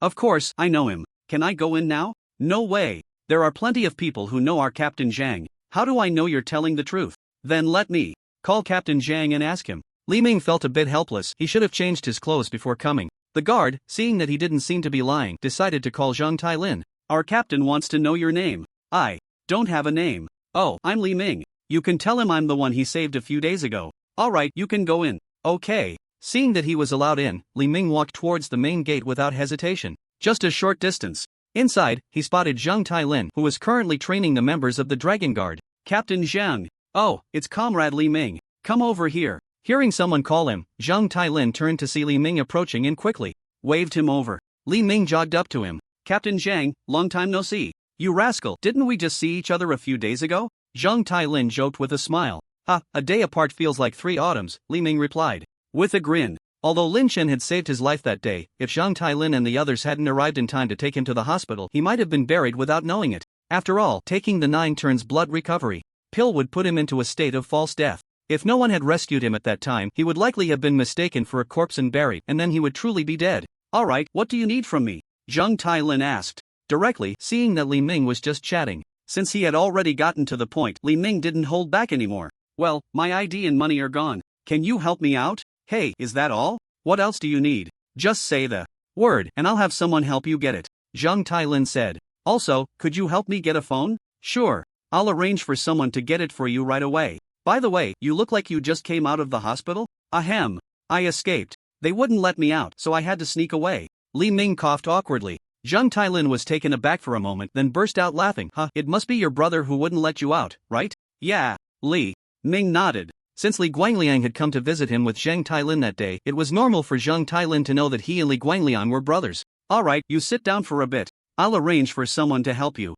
Saying this, Zheng Tailin walked aside and called over a Dragon Guard member, explaining Li Ming's situation before instructing him to take care of it. Seeing him go off to make arrangements, Li Ming curiously wandered over to the training area. Watching a group of Dragon Guard members doing push-ups, he couldn't help but shake his head. At that moment, Zheng Tailin finished making arrangements and walked over. Seeing Li Ming shaking his head, he looked puzzled. What's wrong? Is there something wrong with my training method? Captain Zhang, is this really how you train normally? Li Ming asked. Zheng Tailin was even more confused by this question. He didn't understand what Li Ming meant, but he sensed that Li Ming had noticed some flaws. We usually train our physical fitness in the morning and have one-on-one combat in the afternoon. Captain Zhang, haven't you ever done one-to-many or many-to-many battles? Now that you mention it, it seems we really haven't. Zheng Tailin pondered for a moment, shaking his head uncertainly. This cannot be blamed on him, after all, Jiang City is such a small place and there are rarely any large-scale criminal activities. Sometimes, when 1 or 2 awakened individuals rob a bank, they only send out 1 or 2 members of the Dragon Guard to handle it. This leads to their personnel being fine when facing 1 or 2 criminals, but once the numbers increase, problems arise. Ah, why didn't I think of that? You kid really is from a big city, your experience is broad. By the way, are you interested in having a match with me? Zhang Tailin said. Li Ming rolled his eyes at him, not in the mood. Captain Zhang, you're a platinum 5-star and you're bullying me, a gold 9-star. Is that fair? Don't worry, I'll suppress my strength to match yours. I see you're about to break through, this is a perfect opportunity. For you. Alright then. Li Ming hesitated for a moment but nodded. The two immediately went to the training ground, and a group of Dragon Guard members watched the two of them with interest. It's known that Zhang Tailin rarely makes a move, so seeing him fight today naturally excited them. You go first so no one can say I'm bullying you, Zhang Tailin called out to Li Ming. In response, Li Ming shouted loudly, Ice Blade! Immediately, cold air gathered around him, transforming into an ice blade. Li Ming grasped the ice blade and rushed towards Zhang Tailin at high speed. Good one! Earth Spike! Zhang Tailin praised, and the ground began to tremble as spikes shot towards Li Ming. However, he easily dodged them, maintaining his speed as he continued to charge at Zhang Tailin. With less than 5 meters between them, Zhang Tailin shouted again, Absolute defense! Just as Li Ming was about to get close, a stone wall rose from the ground, blocking his attack. Seeing that his ice blade couldn't harm Zhang Tailin, Li Ming had to retreat and quickly fell back 10 meters. Ice Dragon Drill! As his voice fell, an ice cone, as thick as a water barrel, slowly formed. In the air. Go! The ice cone spun rapidly as it shot towards Zhang Tailin, and at the moment of impact with the stone wall, it drilled a hole through it. Inside the stone wall, Zhang Tailin watched this scene with a slight smile. The next second, he shouted loudly, Quicksand Vortex! Then, he pressed his hands to the ground, and the sand beneath Li Ming's feet quickly gathered, forming a vortex. Seeing that he was about to fall in, Li Ming also unleashed his power. Without reservation. Ice Wings! A pair of ice blue wings materialized behind him, carrying him away from the quicksand vortex. Good kid, I didn't expect you to have this trick up your sleeve. Zhang Tailin happened to see the scene through the broken hole and couldn't help but exclaim. But this ends here. Drawing the earth as a prison. Zhang Tailin pressed his hands to the ground, drawing a circle. The next second, a circle appeared beneath Li Ming. By the time Li Ming noticed, it was already too late. He was directly pulled down, or more accurately, pressed down by gravity. Thus, Li Ming was heavily pinned to the ground. At this moment, Zhang Tailin released the stone wall and slowly walked towards Li Ming. How about it? Will you accept defeat? True to your word, Captain Zhang, I accept defeat. Li Ming had to admit that Zhang Tailin was indeed formidable, but compared to his older brother, he still fell short. Of course, with his brother's strength level, it was normal for Zhang Tailin to be unable to compare. Suddenly, Li Ming sensed something within him about to shatter, so he hurriedly sat cross-legged. Seeing this, Zhang Tailin understood he was about to break through and immediately withdrew his suppression. At this moment, a large amount of spiritual energy continuously gathered around Li Ming, enveloping him in a white cocoon. 10 minutes passed. Li Ming's body was constantly emitting crackling sounds, a sign that he was about to break through. You all step back quickly, don't crowd around him, Zhang Tailin shouted to the onlooking dragon guards. Hearing this, everyone moved away from Li Ming, giving him a large circle of space. 3 minutes, 5 minutes, 10 minutes. Bang, bang, bang. With 3 consecutive sounds, Li Ming officially stepped into the platinum level. Phew, finally broke through. Li Ming exhaled a breath of turbid air, murmuring to himself. Congratulations to brother Li Ming on successfully breaking through. Zhang Tielin's hearty laughter rang out. Seeing this, Li Ming hurriedly stood up and brushed the dust off his clothes. Thank you, Team Zhang, for your help. No need to be polite, you were about to break through anyway, I just gave you a little push ahead of time. Nothing to mention. Zhang Tailin waved his hand dismissively. Seeing this, Li Ming didn't say much more, but he still remembered this kindness in his heart. By the way, Team Zhang, how's my matter coming along? Li Ming suddenly remembered he had important business to attend to. Zhang Tailin, seeing he recalled this matter, immediately instructed the previous Dragon Guard to bring over the items. Here, the things you wanted, a Dragon Guard ID, a bank card, and a mobile phone. Oh, by the way, there's 100,000 in the card, that should be enough for you. That's enough. Well, Team Zhang, I won't disturb you any longer. Li Ming prepared to take his leave. Zhang Tailin, seeing he was about to leave, wanted to keep him. Why are you in such a hurry to go? Is there something? There is indeed something. My brother plans for me to protect someone. That student named Lynch? No, Team Zhang, how do you know? Li Ming was somewhat shocked, not understanding how Zhang Tailin knew this. Li Guangliang had only told him, and no one else knew. Don't be nervous, I just guessed. That day I happened to overhear your brother chatting with that student named Lynch and learned that Lynch was actually accepted as a disciple by old Lu. What? Accepted as a disciple by old Lu? What, didn't your brother tell you? Oh no, I spoke out of turn, Zheng Tailin then realized he might have said too much. After all, the fewer people who knew about this, the better. If it got out and was discovered by foreign spies, it would be equivalent to exposing Lu Hongbao's weakness to the enemy. It's fine, you don't say, I won't say, no one will know. Besides, my brother has already sent me to protect that kid, so there's no need to worry. Alright, then you be careful, don't let that kid get into trouble. Otherwise, with old Lu's temper, the whole world might tremble. I will be careful. Li Ming nodded, indicating he understood. And then after bidding farewell to Zhang Tailin, he walked out of the Dragon Guard base. On the other side, Tang Xinyan was holding Lin Chen's hand, leisurely strolling down the street. Brother, look over there. At this moment, Tang Xinyan pointed at a vendor in the distance who was making sugar figurines. Xinyan, you can't eat anymore, look, your teeth are getting a bit yellow. If you eat more, you'll get cavities. Lin Chen shook his head, not planning to buy for her. Ding. Tang Xinyan's emotional value plus 1,000. Tang Xinyan's emotional value plus 1,000. At this moment, the system prompt suddenly rang in Lin Chen's mind. In just a few seconds, he earned 5,000 emotional points, instantly lifting his spirits. Seeing the smile at the corner of his mouth, Tang Xinyan immediately became furious. What happened to you buying me whatever I want? You liar? Tang Xinyan, alright, I'll buy it for you, okay? Lin Chen had no choice but to agree.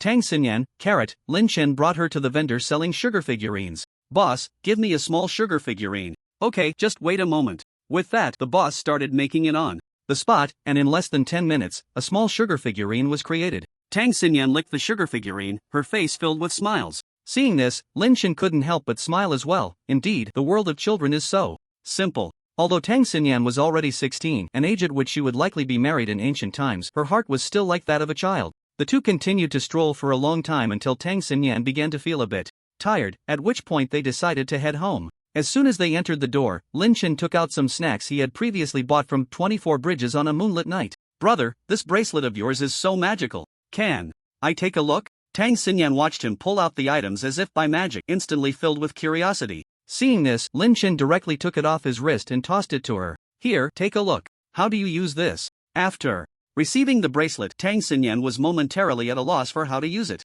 Hearing this, Lin Chen shrugged. You can't use it, you haven't awakened yet and your mental power isn't usable. Then I'll give it back to you. As soon as Tang Xinyan heard she couldn't use it, she lost interest. Initially, she had wanted to act cute to see if she could charm Lin Chen into giving it to her. Now it seemed she could only return it as she hadn't awakened yet, and this thing was just a piece of jewelry to her at the moment. Seeing this, Lin Chen had no choice but to take it back from her and put it back on his wrist. By the way, Xinyan, you should hide these snacks quickly, otherwise, if Aunt Lin finds out, she'll probably throw them away. Brother, can you help me move them to my room? Move them yourself. Lin Chen couldn't be bothered to deal with her. He had told her to buy less, but she wouldn't listen, and now she wanted him to do the work and pay for it too. Dream on. With that, Lin Chen headed straight back to his bedroom, leaving Tang Xinyan pouting in place. Looking at the mountain of snacks, she felt a bit regretful, wondering why she had to buy so many. Now she had to move them herself. Stinky brother, if you want to move them, then move them. As if anyone cares about you. Tang Xinyan, asterisk. Thus, Tang Xinyan began to busy herself. Meanwhile, Lin Chen, back in his bedroom, lay lazily on the bed. He had to admit, accompanying a girl shopping was really exhausting. He had run for his life in the secret realm and hadn't felt this tired. Just as he was lamenting this in his heart, his phone suddenly vibrated. He picked it up and saw it was a message from Zhou Pangzi. It read, Brother you, I've already had my dad sell those beast cores of yours. Seeing this message, Lin Chen immediately became interested and quickly edited a reply. Great. By the way, fatty, how much do you think you can sell them for? Not long after sending the message, Zhou Pangzi replied right away. Conservatively estimated, it should be around 2 to 3 million. Of course, how much we can actually sell them for depends on how my dad negotiates.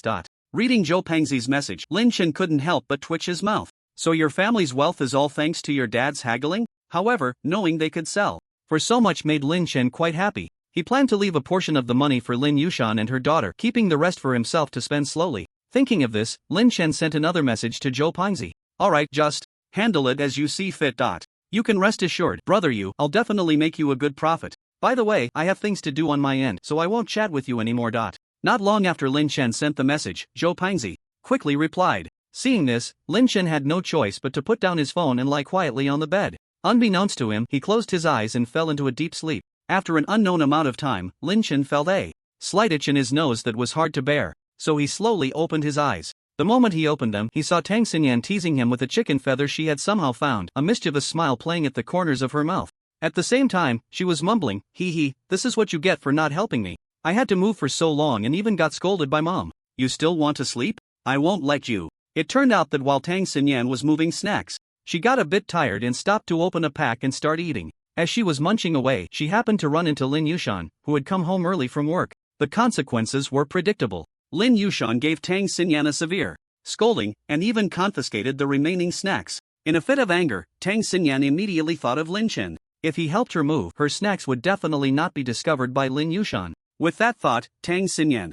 stealthily made her way to Lin Chen's bedroom door. When she opened the door, she saw Lin Chen lying on the bed, sound asleep. This made her even more agitated. Why should she be scolded while Lin Chen could sleep peacefully? Determined not to let Lin Chen off easy, she yanked a feather from the chicken feather duster and stormed into Lin Chen's room. "Lin Chen, what are you doing?" Lin Chen, still groggy from sleep, was immediately annoyed by her actions and shouted, "Humph, what do you think?" Tang Xinyan huffed, then turned and walked out without looking back, leaving Lin Chen staring blankly on the bed. Just then, Lin Yushan's voice came from outside the bedroom. "Xiao Yu, come out for dinner." "Coming." Lin Chen quickly replied, then put on his shoes and walked out of the room. When he saw that there were no snacks in the living room, he muttered, "Looks like that girl Tang Xinyan has moved all the snacks to her room." With that thought, Lin Chen sat down at the dining table, while Tang Xinyan sat in her chair, looking utterly dejected. When she noticed Lin Chen looking over, she shot him a glare, just as Lin Yushan came out carrying a plate of food. "Tang Xinyan, eat properly. Why are you glaring at your brother?" "Humph. Tang Xinyan,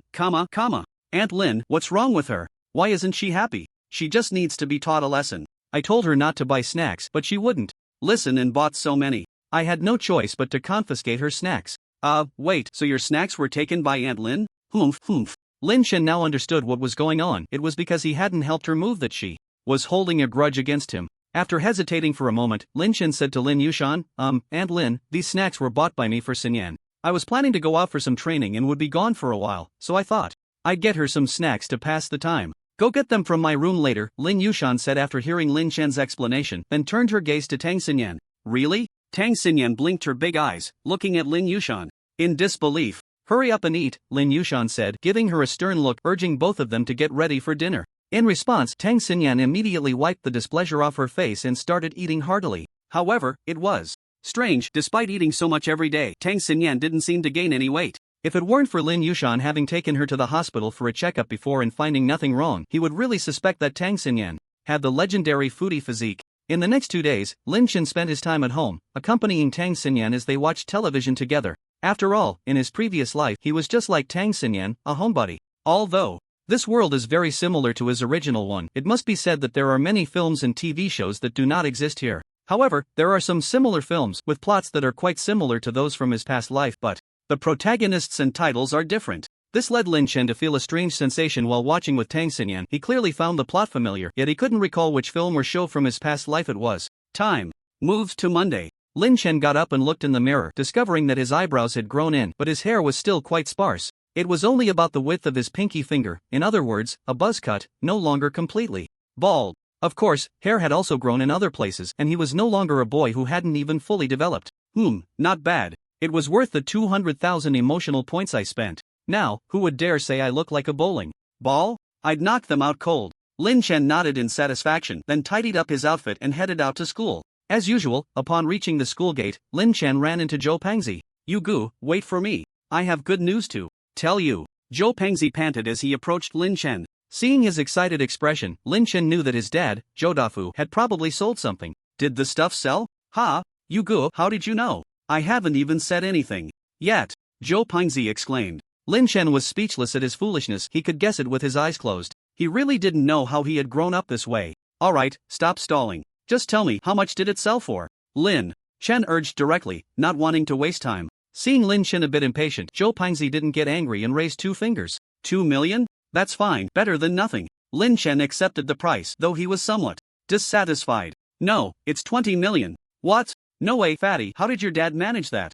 Are you sure he's not lying?" Zhou Pangzi saw Lin Chen's disbelief and had to patiently explain. To be honest, he couldn't believe they made that much either. "It's like this, there was a wind-type beast core among your pile of beast cores, and someone happened to want it and was willing to pay a high price. But my old man said, sure, if you want to buy it, it'll be 20 million, and you have to buy all the beast cores in hand. That person, seeing this, didn't hesitate and bought all the beast cores right away. Awesome. No wonder he's your dad, that's some top-notch bundling sales. Lin Chen genuinely praised him. Originally, he thought Joe Dafu would sell them one by one, which would only fetch about 4 to 5 million at most. He didn't expect his dad to seize the opportunity of the buyer wanting to pay a high price and sell all the other beast cores at once. No wonder Joe Pangzi said he wanted to see how his dad would sweet-talk the buyer. It turned out that was how he did it. If the buyer hadn't been rich, he probably wouldn't have been able to pull it off. Fatty, what about the money? Didn't your dad give it to you? Lin Chen directly hit the nail on the head. Joe Pangzi realized this and quickly pulled out a bank card from his pocket. You go, here, 20 million, every penny is in. There, password 68. Wait, why are you giving me all 20 million? Didn't we agree to split it 60-40? You 4, I 6. Lin Chen was momentarily stunned. He remembered telling him before that the earnings would be split 60-40, so why was it all given to him? Was this looking down on him? Joe Pangzi saw Lin Chen's confusion and hurriedly explained, You go, I know it's not easy for you to make money. This is all what you worked hard to earn. How could I shamelessly ask you for money? Damn it, are you looking down on me? I already said I would give you a share and now you don't want it. What will others say about me? Lin Chen erupted in a furious tirade, instantly drawing the attention of the surrounding classmates. Seeing this, Lin Chen glared at them until they dared not look anymore. Joe Pangzi hurriedly stepped in to mediate, managing to calm Lin Chen's anger. You good? Don't be mad. Can't I still do it? You're acting like a gangster, and it's scaring the other students. Send me your card number, and I'll transfer it to you. Alright. Joe Pangzi quickly sent his bank card details to Lin Chen, and after a flurry of operations on his phone, he transferred 8 million to Joe Pangzi. Ding dong, you have received 8 million. At that moment, Joe Pangzi's phone chimed, and looking at the 8 million that had suddenly appeared in his account, he was overwhelmed with thoughts. However, Lin Chen ignored him and walked straight towards the principal's office. Gradually coming back to his senses, Joe Pangzi hurriedly followed. You go, are you planning to go to the principal? Yeah, I'm planning to leave Jiang City in a few days to train outside, so I need to handle some paperwork with the principal in advance. What? Joe Pangzi exclaimed in shock. Did he just hear that Lin Chen was preparing to go out for training? This couldn't be a joke, could it? Seeing his astonished expression, Lin Chen rolled his eyes at him. Alright, calm down. No, you go, are you really planning to go out for training? Joe Pangzi still couldn't believe it. Hearing this, Lin Chen sighed. If it weren't for what happened before, I might have stayed with you to wait for the admissions of the 9 universities before leaving Jiang City. But now I really can't focus. Staying here to cultivate is just too boring. It is indeed a bit boring, but there's nothing we can do. Our strength is too low. Joe Pangzi agreed with Lin Chen's words. In fact, during these few days in the secret realm, he had gradually come to enjoy this adventurous feeling, but he couldn't train like Lin Chen. First, his family would definitely not agree, and second, his strength was a bit low. He still hadn't broken through to bronze 5 stars. Alright, fatty, you stay here to cultivate. We'll meet at the Demon Sea Academy later. Okay, go on, I'll come find you after I finish my business. Hearing Lin Chen say this, Joe Pangzi had no choice but to head towards Class 15's classroom. Lin Chen then walked towards Principal Wang Fujuan's office, and before long, he arrived at the door. Knock, knock, knock. Come in. Upon hearing the voice, Lin Chen opened the door and walked in. Wang Fujuan was surprised to see Lin Chen. Lin Chen, do you need something? Principal, I'm planning to leave Jiang City and want to go out for some training. I need to handle some paperwork with you. What? Wang Fujuan suddenly stood up from his chair, looking at Lin Chen in disbelief. Lin Chen, did you just say you want to go out for training? You're not joking with me, are you? What level are you at now? Bronze 7 stars. What? Wang Fujuan was once again shocked, eyeing Lin Chen with suspicion. Seeing this, Lin Chen directly released his aura of bronze 7 stars. At this point, Wang Fujuan finally believed that Lin Chen had indeed broken through to bronze 7 stars, and his face was filled with excitement. Lin Chen, you are the most extraordinary student I have ever seen. Bar none, Wang Fujuan couldn't help but praise. He had seen thousands of students, and it was the first time he had encountered someone like Lin Chen who had broken through to bronze 7 stars in less than half a month. Perhaps only the children of those families in big cities could reach such a level, but that was built up with resources, which is different from Lin Chen's gradual self-cultivation. However, what Wang Fujuan didn't know was that Lin Chen had a system as a cheat, which allowed him to cultivate so quickly. Principal, you flatter me. Let's talk about this training matter. I plan to go out for 3 months of training, Lin Chen said, not caring about Wang Fujuan's praise. What he cared about was only the training. Seeing him say this, Wang Fujuan wore a worried expression. To be honest, he didn't want Lin Chen to go out for training right now. First, his strength was only at the bronze level, and it was too dangerous to go out. Second, he wanted Lin Chen to inspire the other awakened students. After hesitating for a long time, Wang Fujuan sighed helplessly. Sigh, fine, go find Ouyang Qian to discuss the situation, and let her help you with the leave of absence procedures. Of course, when you come back, it will be automatically lifted. Thank you, Principal. Lin Chen nodded in gratitude. Lin Chen, you are my most valued student. Please be sure to pay attention to safety during your training. Don't eat anything given to you by strangers, and remember to always be on guard against others, Wang Fujuan reminded him. In response, Lin Chen bowed gratefully to him and then walked out of the office. Watching his departing figure, Wang Fujuan shook his head helplessly. After leaving the principal's office, Lin Chen headed straight to the teacher's office. In no time, he arrived at the door of the teacher's office, where it was bustling with noise as they prepared for today's classes. So, Lin Chen followed his memory to Ouyang Qian's desk, looking at her enjoying her breakfast with a contented expression. He immediately broke into a mischievous smile. Sister Qian, good morning, Lin Chen shouted, startling Ouyang Qian so much that she dropped the dumpling in her hand onto the floor. Lin Chen, ding. Ouyang Qian's emotional value plus 1,000, Ouyang Qian's emotional value plus 1,000. The system's prompt sounded incessantly in his ears. Lin Chen roughly calculated, wow, he had almost harvested 30,000 emotional points. Ahem. Sister Qian, I didn't mean to do it. Do you believe me? Humph. I don't care, you have to compensate me, Ouyang Qian said, looking at him with puffed cheeks, like a wronged little girl. Compensate you? How do you want me to compensate? Daytime or nighttime? Seeing her like this, Lin Chen immediately began to tease. Horror. Upon hearing this, Ouyang Qian's eyes widened, her face filled with astonishment. Lin Chen, I think you're getting a bit too cheeky, daring to tease a teacher. Seeing her say this, Lin Chen immediately played along. Sister Qian, what are you talking about? I don't understand. How did I tease you? You. Alright.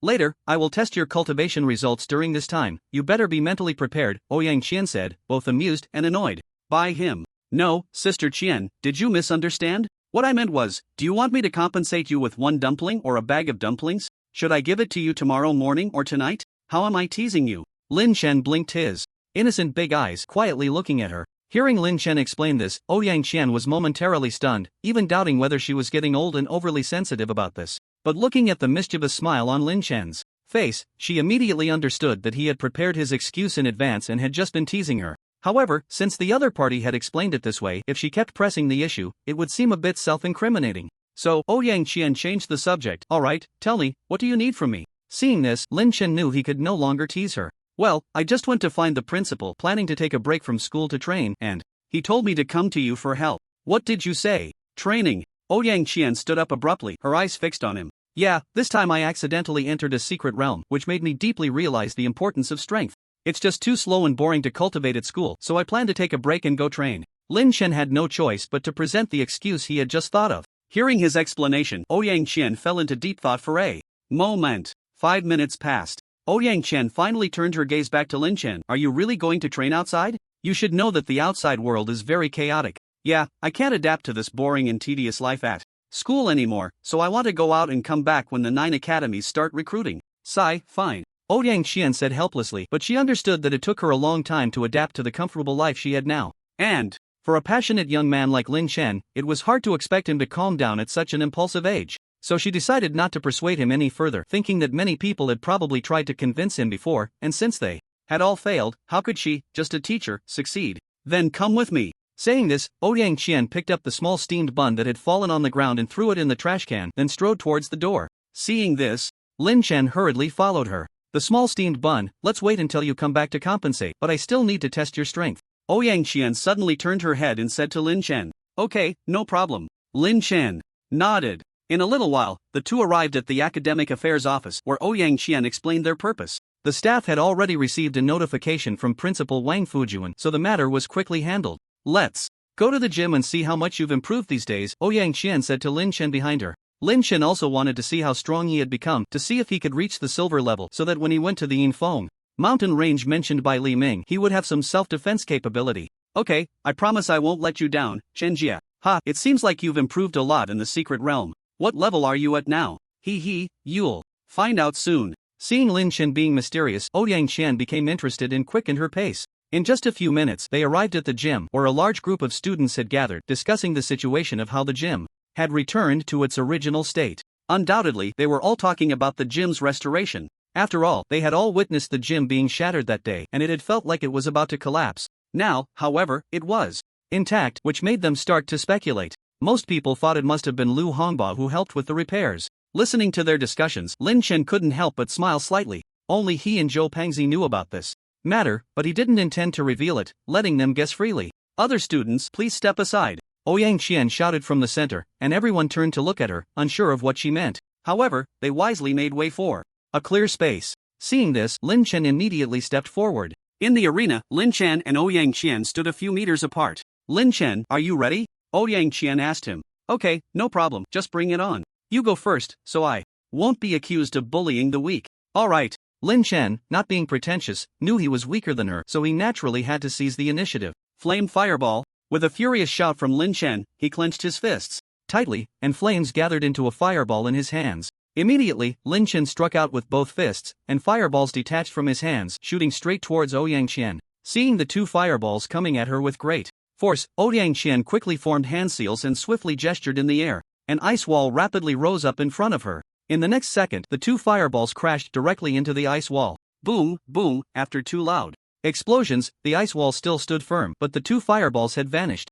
The students watching from the side erupted in exclamations. Teacher Ouyang is powerful. Teacher Ouyang Qian is fierce. Wow, amazing. Damn, that's impressive. Everyone was praising Ouyang Qian, and no one was complimenting Lin Chen, except for one person, Zhou Pingzi, who was standing in the crowd waving a flag in support of Lin Chen. Is that all the strength you have? I think you should stay here a bit longer. Let's see when you can break my defense before you leave. Ouyang Qian taunted Lin Chen from a distance. However, Lin Chen was not angry. Instead, he grinned. Sister Qian, you should be careful. Falling sun. As soon as he finished speaking, dozens of small fireballs began to gather above Lin Chen's head. They rapidly grew in size at a speed visible to the naked eye until each fireball was the size of a soccer ball. Go! Dozens of fireballs shot towards Ouyang Qian like meteors. Soon, the ice wall began to crack after being struck by the 20th fireball, ultimately shattering into ice shards. The remaining fireballs continued to rain down on Ouyang Qian. Just as everyone thought Ouyang Qian would be hit, they heard her shout, "Water barrier!" A blue light curtain quickly enveloped her. Dozens of fireballs crashed against the blue curtain but were all deflected. Instantly, the area was filled with smoke, obscuring Ouyang Qian from view. After a while, the smoke cleared. Everyone then saw that Ouyang Qian's blue curtain was intact, while Lin Chen's fireballs had disappeared. Sister Qian, that move of yours is the same one you used to block my fiery fireballs last time, right? Yeah, are you thinking of trying that move again? This time, I wonder if you can withstand this attack of mine. With that, Lin Chen summoned the Lihua pearl within him, drawing out a trace of the South Ming Lihua's aura. Fiery fireball. This time, Lin Chen formed a fireball in one hand, compressed to the size of a soccer ball. He then threw it, swiftly shooting it towards Ouyang Qian. Bang, bang, bang. The fireball infused with the South Ming Lihua's aura melted a large hole in the blue curtain while continuing to rush towards Ouyang Qian, catching her off guard. Just as the fireball was about to hit Ouyang Qian, Lin Chen forcibly altered its trajectory, preventing it from striking her. Although this trace of South Ming Lihua's aura wouldn't cause her serious harm, it would give her a burning sensation. This was something Lin Chen did not want to see. So powerful. Why is it like this? Ouyang Qian murmured as she regained her senses. Just now, she had felt a strong burning sensation, and her intuition told her that if she took it head-on, it would likely be very painful. At that moment, Lin Chen jogged over. Sister Qian, are you okay? Did you get hurt? If you're hurt, I would be really sad. Ding. Ouyang Qian's emotional value plus 1,000. Ouyang Qian's emotional value plus 1,000. Upon hearing this, Ouyang Qian shot him an annoyed glare. You brat, can't you just leave me alone? Haha, how am I teasing you? I'm just concerned about you. By the way, are we still fighting? No more fighting. I don't know what you've eaten, but you managed to break my water barrier with just one move. However, although your move is impressive, there are still some issues. You should think it over yourself. Despite not wanting to admit it, she truly lost this time. Although there were suspicions of her going easy, it had to be acknowledged. Lin Chen was invincible in the same realm. This was her evaluation of Lin Chen. By the way, when did you break through to bronze 7 stars? Hee, I just broke through last night. Alright, it seems that no one below silver can match you now, but remember, when you're out and about, think more. Sometimes, you don't necessarily need to solve things with force. I remember. Lin Chen nodded. Seeing him humbly accept it, Ouyang Qian finally smiled and then turned to walk towards the door. Not long after she left, discussions erupted on the scene. Wow, Lin Chen is awesome. Lin Chen is amazing. TCH, if it weren't for Teacher Ouyang going easy on him, he wouldn't have one. Are you a lemon? You're so sour. Exactly. While the crowd was in an uproar, the system's voice kept ringing in Lin Chen's mind. Ding. Zheng San's emotional value plus 999, ding. Wang Tinio's emotional value plus 999, ding. Wang Defa's emotional value plus 999, ding. Li Hanchuang's emotional value plus 1,000. Listening to the continuous system prompts, Lin Chen felt that this fight was worth it. In the crowd, Li Hanchuang quietly watched. Lin Chen, her expression unchanged, as if everything was unrelated to her. However, only she knew in her heart that she had been left behind by Lin Chen again. She originally thought she would catch up to Lin Chen and surpass him in no time, but unexpectedly, she was the one being surpassed. Moreover, the more critical point was that Lin Chen's strength was far above hers. She clearly saw that Lin Chen's fireball had directly melted through Ouyang Qian's water barrier. Lin Chen, I will surpass you. Li Hanshuang muttered in her heart, then turned and left, no longer paying attention to him. Whether it was an illusion or not, Lin Chen subconsciously looked in the direction Li Hanshuang had left. I look forward to the day we can face off. Saying this, Lin Chen turned and walked towards the main entrance. At that moment, Zhou Pangzi came bouncing over from the crowd. Brother Yu, has everything been taken care of? I was just about to tell you. By the way, Fatty, while I'm away, I'll trouble you to help take care of my family. Don't worry, I've got it covered. By the way, brother Yu, when are you leaving? Should I see you off? In a few days. You don't need to come see me off. Just focus on your training, or else you might get left behind by me. Ha, that won't happen. I will definitely catch up to you. Good. By the way, here, take this. Lin Chen took out a few cleansing marrow pills. Although the effect of the cleansing marrow pills wasn't as good as the first time, they could still change some of the body's meridians, thus increasing the training speed. This, I can't accept. Zhou Pangzi naturally knew the value of these things, so he dared not accept them, but Lin Chen insisted on giving them to him. Zhou Pangzi was so moved that tears were almost falling, and Lin Chen, seeing this, distanced himself a bit in disdain. Once Lin Chen felt that things were mostly settled, he walked straight out of the campus. However, he didn't head home but instead went to the largest shopping center in Jiangcheng. He planned to buy some supplies for emergencies. After all, the previous experiences were still fresh in his mind, and this time it would last for 3 months, so he had to buy some gear. This time, he was determined to prepare everything, including at least 10 outdoor tents. Especially the water. During the last expedition, if it weren't for his ability to use fire to boil the river water, everyone would have likely been completely drained. As he walked into the shopping mall, Lin Chen began to look around. At that moment, he spotted a store not far away, named Super Outdoor Travel. Seeing the 2 big characters for travel, Lin Chen instinctively felt that this should have what he wanted. So he strode towards the store, and as soon as he entered, a beautiful young lady approached him. Handsome, is there anything you want? We have everything here. Before she even got close, her sweet voice reached Lin Chen's ears, and for a moment he felt goosebumps all over his body.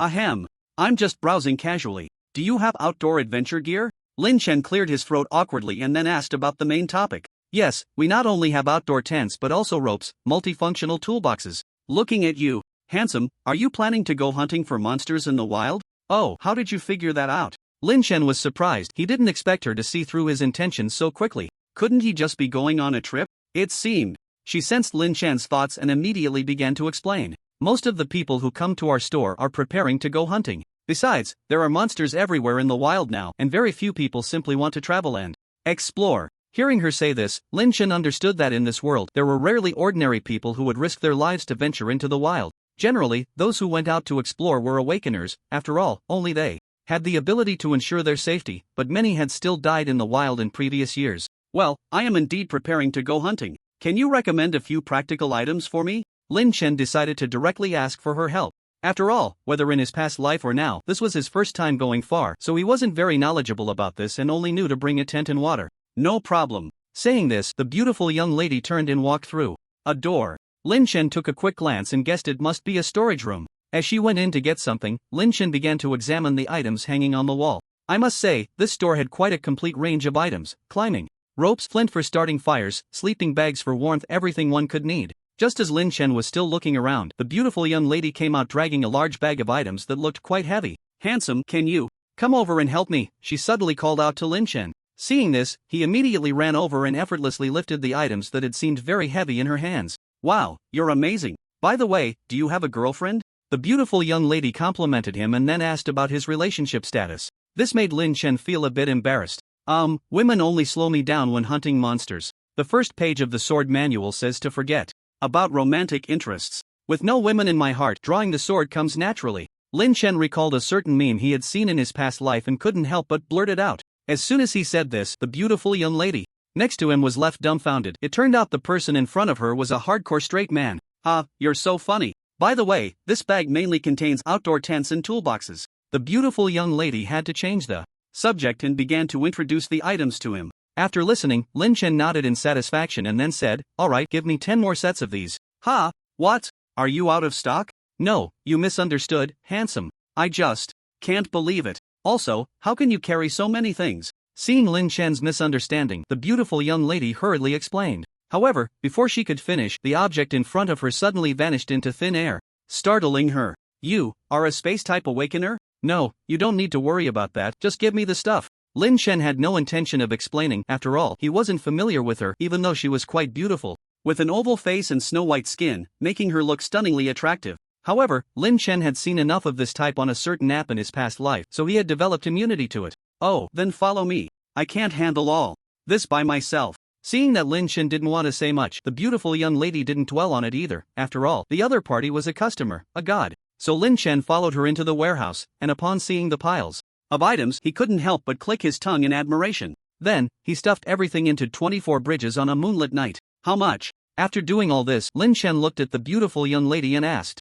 For one set, it's 5,500 yuan. You just took 10 sets, so that's a total of 55,000 yuan. Since you bought so many, I'll just charge you 50,000. The beautiful young lady calculated the total price and then quoted a surprisingly low price that caught Lin Chen off guard. He didn't expect her to be so generous, but then he thought that she must have seen his earlier display of skill and wanted to make a good impression. Adhering to the principle of taking advantage of a good deal, Lin Chen directly transferred 50,000 to her and leisurely walked towards the door. Handsome, come again. However, before he could step out the door, the sweet voice of the beautiful young lady reached him, sending goosebumps all over Lin Chen's body. Damn, this woman was just flirting with me. Luckily, I kept my composure. Not far from the super outdoor travel store, Lin Chen couldn't help but murmur to himself. By the way, I need to buy some drinking water. This time, I can't show off 24 bridges on a moonlit night again, or I'll get into trouble. After thinking for a moment, Lin Chen decided to have the store deliver the water to his home. Without further ado, Lin Chen began to stroll around the shopping center and eventually found a shop specializing in drinking water in a corner.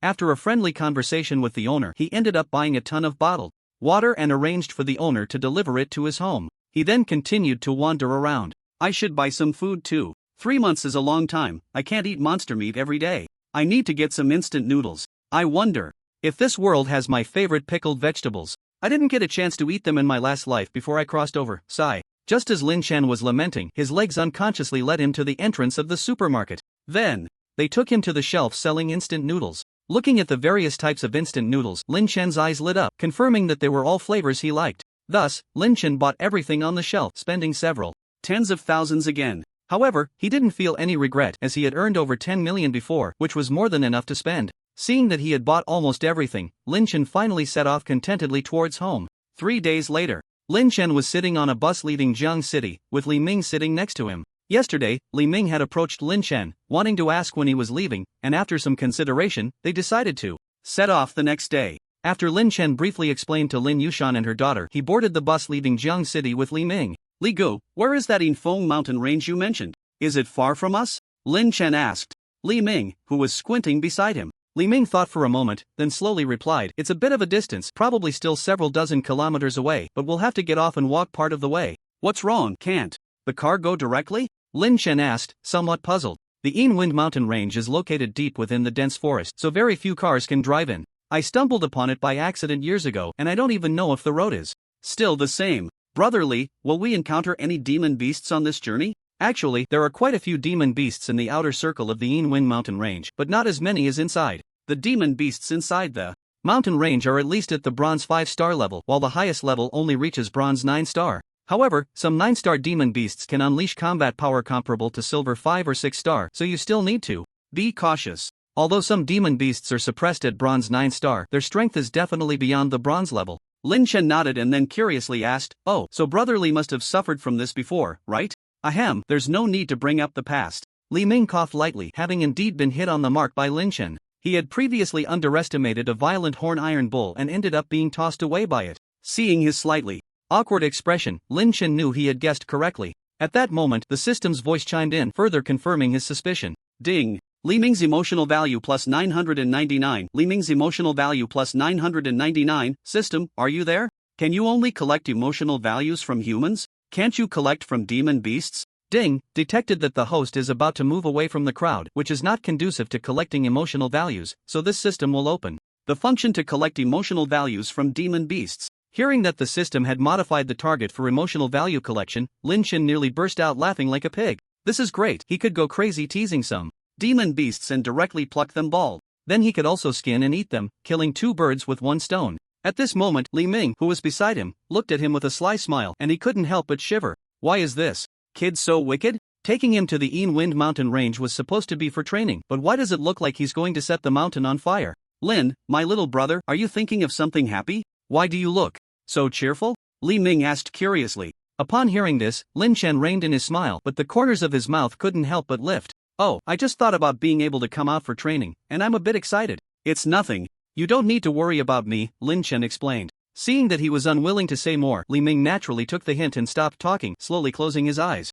As Lin Chen noticed that he was no longer paying attention to him, he immediately called upon the system in his mind. System, open the personal information panel. Ding, personal information panel is loading. Host, Lin Chen, age, 19 level, bronze 7-star personal items, healing pill, magical potion, cleansing pill, strength pill, speed pill, kidney strengthening pill, aphrodisiac pill, SpongeBob underwear, abilities, SSS level space ability, phantom step, dimensional space, SSS level fire ability, flame, fireball, solar meteor, skills, beginner chef, beginner driving, beginner massage, beginner swordsmanship mastery, beginner fist technique mastery cultivation method, S-level Hanyuan gong weapons, fire separation pearl, S-level. Longyuan sword, S-level golden armor, a level electromagnetic pulse cannon, a level revolver, a level destruction gun, C-level red snake fong, B-level heavily mechanism umbrella, beast pet, non-emotional value, 2509, 400 looking. At the S-level golden armor in the weapons section, Lin Chen couldn't help but smile. I really want to test how effective the defense of the S-level golden armor is. I wonder if it can withstand attacks above silver level.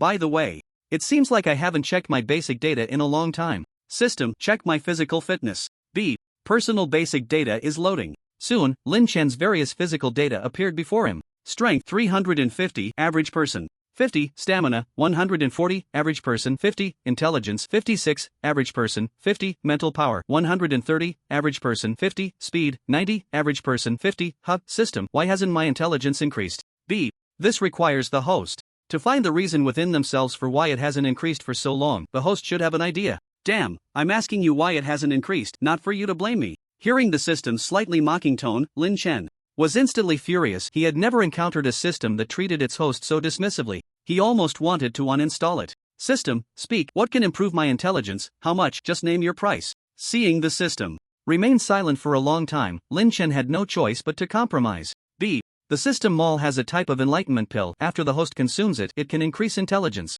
How many emotional points? B. System. Product, absolutely genuine, one costs 500,000 emotional points. The host won't suffer losses or be deceived. Upon hearing the system's quote, Lin Chen was stunned. 500,000, how long would it take him to earn that back? Just as Lin Chen hesitated on whether to buy it, the system's voice rang out again. B. Given that the host has accumulated over 1 million points in the system mall, the system specially rewards the host with a buy one, get one free opportunity. Now, if the host buys 1 enlightenment pill, the system will additionally give half a pill. Wait, this is buy 1 get 1 free, buy 2 get 1 free, why are you doing a buy 1 get half? Aren't you just bullying honest people? Lin Chen thought the system had a change of heart and was preparing to give him a full pill, but instead, it only gave half. B. The host shouldn't misunderstand. With the host's current brain capacity, they can only digest 1.5 enlightenment pills. If consumed too much, the host will suffer from severe headaches, dizziness, and a heated mind. Alright, stop right there. If you keep talking, my head is going to explode. Lin Chen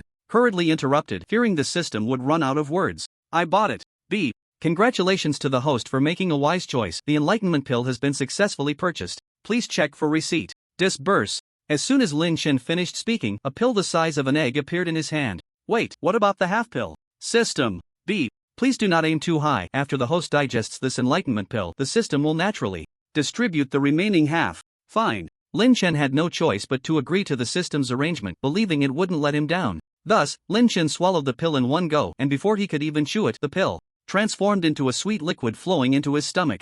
10 minutes later, Lin Chen felt his mind suddenly become clear, and questions he previously didn't understand were instantly comprehended. Damn, if I had eaten this thing in my past life, getting into Qingbei would have been a piece of cake. Lin Chen couldn't help but exclaim. Time flew by. Lin, wake up, we're here. Li Ming looked out at the scenery and immediately woke the sleeping Lin Chen. Arrived? Lin Chen groggily opened his eyes, and with the effect of the enlightenment pill, his mind quickly cleared. Just then, the car slowly came to a stop, and Li Ming immediately got up. Seeing this, Lin Chen followed suit. The two then got out of the car together. As soon as he got out, Lin Chen saw an endless expanse of dense jungle before him. Let's go! Li Ming called out to Lin Chen behind him. Hearing this, Lin Chen hurriedly followed along. Li Gu, do you still remember the direction? Lin Chen questioned as he looked at Li Ming, who was glancing around in front of him. Lin Chen remembered that this was the third time he had circled back. Upon hearing the question, Li Ming felt a bit embarrassed, but still stubbornly replied, "Don't worry, I definitely remember. Even if 10 years pass, I won't forget."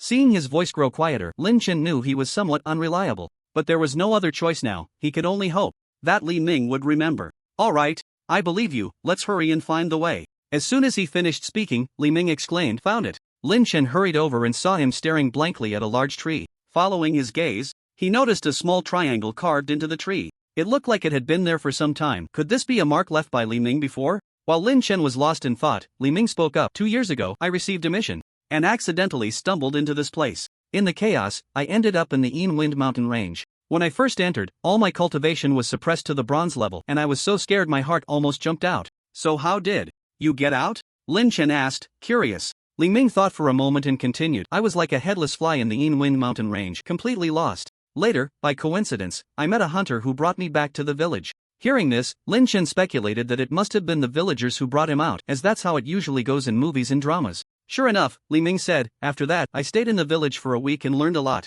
including the name of the place I had been to. They told me it was called the Yin Wind mountain range. Lin Chen interrupted, so what about this mark? Oh, I secretly made that mark when they brought me out, hee. Li Ming grinned at Lin Chen, showing his 2 big front teeth. At that moment, Lin Chen, having taken a wisdom pill, had a sudden surge in intelligence and quickly identified a problem. Li Gu, was anyone watching you when you made the mark? What do you mean? Li Ming asked, puzzled. Seeing this, Lin Chen had to explain, I mean, is it possible that after you left, they erased your marks? Hiss, now that you mention it, I seem to remember one of the 3 people who sent me off, occasionally glancing at me. At first, I thought he was gay, so I didn't pay much attention to him. Never mind, you should go check if it has been erased. After hearing Lin Chen's words, Li Ming immediately began searching for other marks. After a long while, Li Ming finally let out a sigh of relief. Phew, luckily they didn't erase my marks. Lin Laudi, let's go, you were just overthinking. Lin Chen softly replied and fell silent, quietly following behind Li Ming. As the two walked deeper, the trees became increasingly sparse, which puzzled Lin Chen. He then looked at Li Ming and asked, Li Gu, have you noticed that the trees seem to be getting scarcer the further we go in? Before, there was a tree every 3 or 4 meters, but now it seems like there's one every 10 meters or so. Oh, I hadn't noticed until you mentioned it, Li Ming said with a light exclamation, and then began to look around. Just then, rustling sounds came from the grass in the distance. The two exchanged glances and immediately became alert. Lin Chen then took out the A-grade weapon, the destruction gun, from the system space. Seeing the long gun appear out of nowhere, Li Ming was taken aback. Lin Laudi, where did you get that? Oh, my teacher gave me a spatial storage device, Lin Chen casually replied. Lu Lao? How did you know? Hearing him say that, Lin Chen felt a bit curious. It seemed he hadn't spoken to him before, right? Li Ming then realized he had let something slip and had no choice but to bring up that guy Zhang Tailin. It was Captain Zhang who told me, you know, the captain of your Jiangqing Dragon Guard. He said he overheard you admit that you are Master Lu's disciple. Lin Chen immediately recalled that day when he was talking to Li Guangliang. Not far away, there was a middle-aged man standing there, and at first he thought he was just some minor character. Now it seemed that the person was indeed the Captain Zhang Li Ming mentioned. But knowing it was no big deal, what was there to hide? I understand, Li Gu, let's focus on the matter at hand. Alright. With that, the two of them turned their attention back to the rustling grass in the distance. Hiss, hiss. At that moment, a sound came from the grass. It should be a snake, but I don't know how strong it is, Li Ming said confidently. Upon hearing his words, Lin Chen immediately called upon the system in his mind. System, help me investigate what is in that grass. Ding. System is investigating. Ding. Black-scaled snake, strength, bronze 5 stars, covered in black scales. Possesses strong defensive capabilities and releases a toxic black mist when fleeing. Hearing that the opponent was only at bronze 5 stars, Lin Chen immediately grabbed his shattering gun and ran over. Li Ming was so startled that he shouted, Lin Laudi, come back. Don't worry, Li Gu, just a common snake, nothing to worry about. Lin Chen turned back and smiled at him. Then, he used the phantom step and disappeared from his spot, reappearing above the grass. Without hesitation, Lin Chen thrust his gun down, and a mournful cry came from the grass, followed by silence. Li Ming, witnessing this scene from a distance, was momentarily stunned. Is Lin Laudi really that fierce? He didn't even know what kind of beast was in the grass, and Lin Chen just killed it outright. Was he really that ruthless? Moreover, he didn't even use his abilities. What was that about? Aren't awakeners supposed to use their powers? Why was Lin Chen just charging in with a long gun? At that moment, Li Ming's mind went blank, and he stared blankly as Lin Chen pulled out the corpse of the black-scaled snake. Looking at the dead black-scaled snake, which couldn't be more dead, Li Ming finally believed that Lin Chen had indeed killed it with his long gun. Lin Laudi, you're too fierce. This black-scaled snake must have at least bronze 5-star strength, and you just killed it with one shot? No big deal, this snake isn't as strong as the beasts I killed in the Silver Snake Secret Realm. Silver Snake Secret Realm? Oh, it's the secret realm that appeared at Jiancheng High School, you should know about it. I know. Li Ming nodded. While he was lying in the hospital, he had heard others mention it, so upon hearing Lin Chen's explanation, he instantly understood what the Silver Snake Secret Realm was. The two continued on their way. Li Ming led Lin Chen through the forest, following the marks he had left earlier. About half an hour later, Li Ming suddenly stopped. Li Go, what's wrong? Something's off. Something's off? What do you mean? Lin Chen was puzzled, not understanding what he meant. Could it be that beasts had appeared again? When I came out before, I clearly remembered there was a small stream. Now, look, it's all trees, and there's not a sound of water. Hearing this, Lin Chen immediately looked around, and sure enough, it was densely packed with trees, not a hint of water sound. At the same moment, both of them realized something. The markers have been tampered with. Li Go, it seems that the people in that village don't want us to disturb them. After thinking for a moment, Lin Chen expressed his opinion. Upon hearing this, Li Ming silently nodded, indicating his agreement with Lin Chen's statement. Brother Lin, I see it's getting late. Should we find a suitable place to rest? That works, I'll follow your lead. Lin Chen had no objections. The two had set out in the morning and had been walking for several hours, and the sky had already darkened. It was time to take a good break. After all, Lin Chen was out here for training, not for a vacation, so the speed didn't matter much. Subsequently, under Li Ming's guidance, the two found a relatively flat area to rest. Brother Lin, let's rest here for the night and set off again tomorrow.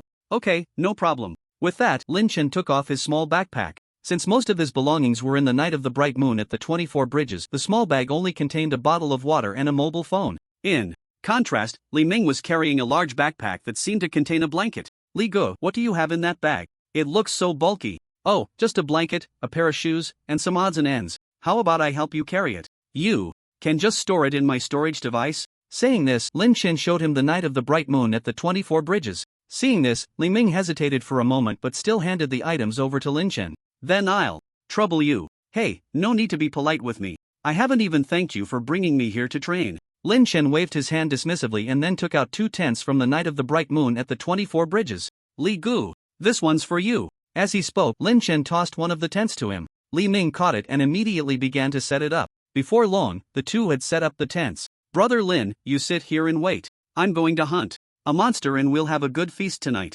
Alright, I'll wait for your monster, Li Gu. Li Ming immediately got up, took a few steps, leaped up to the treetops, and looked around. He soon heard strange noises in the distance. He quickly jumped down from the tree and dashed towards the source of the sound. A few minutes later, as he got closer, the strange noise became clearer and he could sense a powerful aura approaching. When Li Ming arrived at a small valley, he saw a monster standing 3 to 4 meters tall. This beast had black fur, a large and strong body, and its eyes revealed ferocity and cruelty. Blood Moon Violent Bear. Li Ming couldn't help but exclaim, clearly recognizing this giant beast. Immediately, his eyes lit up and he slowly approached the Blood Moon Violent Bear. When he was only 10 meters away, he charged at the bear without hesitation. He swung his ice blade, quickly closing in on the Blood Moon Violent Bear, and at that moment, flashes of blade light appeared. In an instant, Li Ming severed one of the bear's paws. Roar! The Blood Moon Violent Bear was instantly enraged by Li Ming's attack, letting out a furious roar, and then swung its other paw directly at Li Ming. Feeling the force coming from above, Li Ming quickly dodged, avoiding the bear's attack.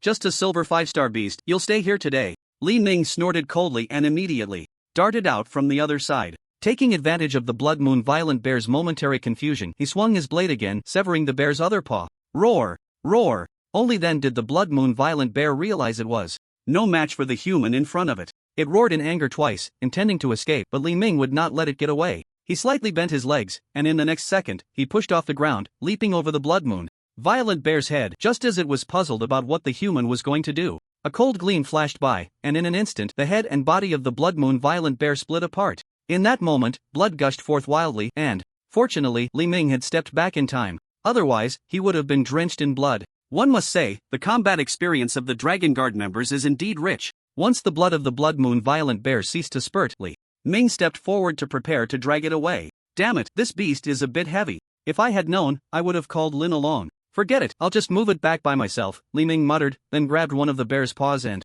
started walking towards the camp. Meanwhile, Lin Chen, feeling a bit bored after seeing Li Ming leave, immediately began to circulate his Hunyuan Gong, continuously absorbing the spiritual energy in the area. Although the spiritual energy here was not as dense as that in the Silver Snake secret realm, it was definitely several times thicker than that in Zhang City. Practicing here was incredibly fast. Lin Chen, who had just broken through to the bronze 7 stars, faintly sensed signs of breaking through to the 8 stars, though he still needed a few more days to truly achieve it. As the sky gradually darkened, Lin Chen stopped circulating his Hunyuan Gong, slowly opened his eyes, and gently exhaled a breath of turbid air. I wonder how Brother Li is doing. Has he managed to hunt any demon beasts? Just then, a rustling sound came from a distance, followed by Li Ming's voice. Lin, come over and help me. This demon beast is just too big, I'm struggling a bit, Hearing Li Ming's voice, Lin Chen quickly stood up from the ground and walked straight towards the direction of the sound. Before long, Lin Chen saw Li Ming dragging a black demon beast towards him. The night was too dark for Lin Chen to see what kind of demon beast it was.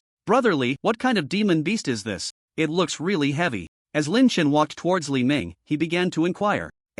Silver-level blood moon violent bear, Lin, you're in for a treat tonight. They say the paws of this bear are the best to eat, Li Ming replied with a laugh. Upon hearing this, Lin Chen's eyes lit up. He knew that in his previous life, the country had strictly prohibited the capture of wild bears, and he had been craving this for a long time. He never expected to encounter one today. Lin Chen immediately grabbed the other paw of the blood moon violent bear, and together, they dragged it into the camp. Lin, didn't you awaken a fire-type ability? Hurry up and deal with this guy. Back at the camp, Li Ming looked at Lin Chen and said. Upon hearing this, Lin Chen no longer hesitated. Flames gathered in his hands, and then a fireball smashed directly into the blood moon violent bear. The next second, roaring flames engulfed its entire body. The black fur of the blood moon violent bear quickly turned to charcoal in the flames. Seeing that it was almost done, Lin Chen finally withdrew the flames. He then took out the red snake fang and began to clean up the charred remains. At Jiang City High School, Zhou Pengzi was meditating when a striking figure slowly approached him. Zhou, where's Lin?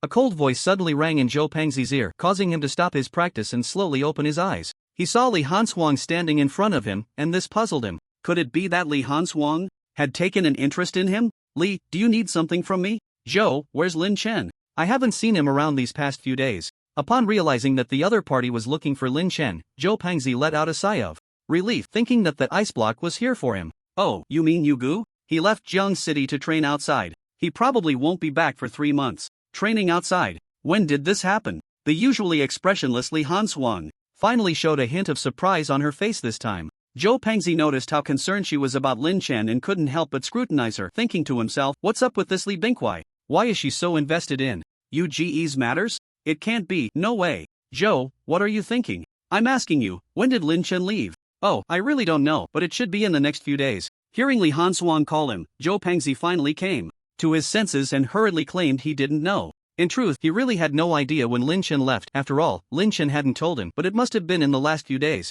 Seeing that she couldn't get any information, Li Hanshuang simply lost interest in Zhou Pengzi and turned to leave. So strange, whatever, I can't be bothered with her. I should focus on my training. As for Li Bingquai, I'll leave that to you good a handle. Zhou Pengzi muttered as he watched her walk away, then closed his eyes and began to meditate again. Meanwhile, after turning away, Li Hanshuang headed straight for the principal's office. In no time, she arrived at the door of Wang Fujuan's office. Knock, knock, knock, come in. As Wang Fujuan's voice rang out, Li Hanshuang opened the door without hesitation and walked in. Seeing that it was Li Hanshuang, Wang Fujuan was somewhat surprised and an inexplicable emotion surged within him. Li Hanshuang, is there something you need? Principal, I heard that Lin Chen has left the school to train outside? Wang Fujuan looked at her quietly, unsure of what she meant by that. The next moment, he found it hard to sit still, but before he could speak, Li Hanshuang's cold voice cut in, Principal, I also want to apply to train outside. Just as he thought, Wang Fujuan mused, having guessed she would say that the moment she spoke. Li Hanshuang, you don't know how dangerous it is out there. It's safer for you to stay in school, and besides, your family won't agree to let you go train. Wang Fujuan had to soothe her. It should be noted that the Li family, to which Li Hanshuang belonged, had donated a building to Jiangcheng High School, so he had to take this seriously. Hearing Wang Fujuan's words, Li Hanshuang calmly took out her phone from her pocket and, right in front of him, dialed a number. After saying a few words, she handed the phone to Wang Fujuan. Seeing the phone being handed over, Wang Fujuan's heart sank, feeling tense as he realized it was likely that Li Hanshuang's family had approved of this. Even though he had an inkling, Wang Fujuan still took the phone. The next moment, a rough voice came through the line. Principal Wang, I won't waste time with pleasantries. Just make sure my daughter Hanshuang's matters are handled well, and I'll donate another teaching building later. Understood. Mr. Li, I won't let you down. Wang Fujuan had no choice but to flatteringly agree to Li Hanshuang's request. After speaking, Wang Fujuan returned the phone to Li Hanshuang. Li Hanswang, rest assured, the school will take care of everything. Alright, then I'll take my leave, principal, Li Hanswang replied coldly. With no other option, Wang Fujuan nodded, signaling that she could go. Without looking back, Li Hanswang left the office and headed straight for the school gate. Amidst the astonished gazes of her classmates, Li Hanswang walked out of the school. On the other side, Lin Chen and Li Ming were gathered around a campfire, with 2 bear paws roasting above the flames. It smells so good, I can hardly resist wanting to taste it, Lin Chen said, gazing at the sizzling bear paws, saliva almost dripping from the corner of his mouth. In this life and the last, this is the first time I've tasted bear paw. If I said I wasn't excited, that would be a lie. After all, didn't the ancients say, fish, I desire, and bear paw, I desire as well? Today, with no fish, bear paw it is. Brother Lin, I have to say, your skills have truly shocked me for an entire year. If I didn't know better, I'd think you were here on vacation.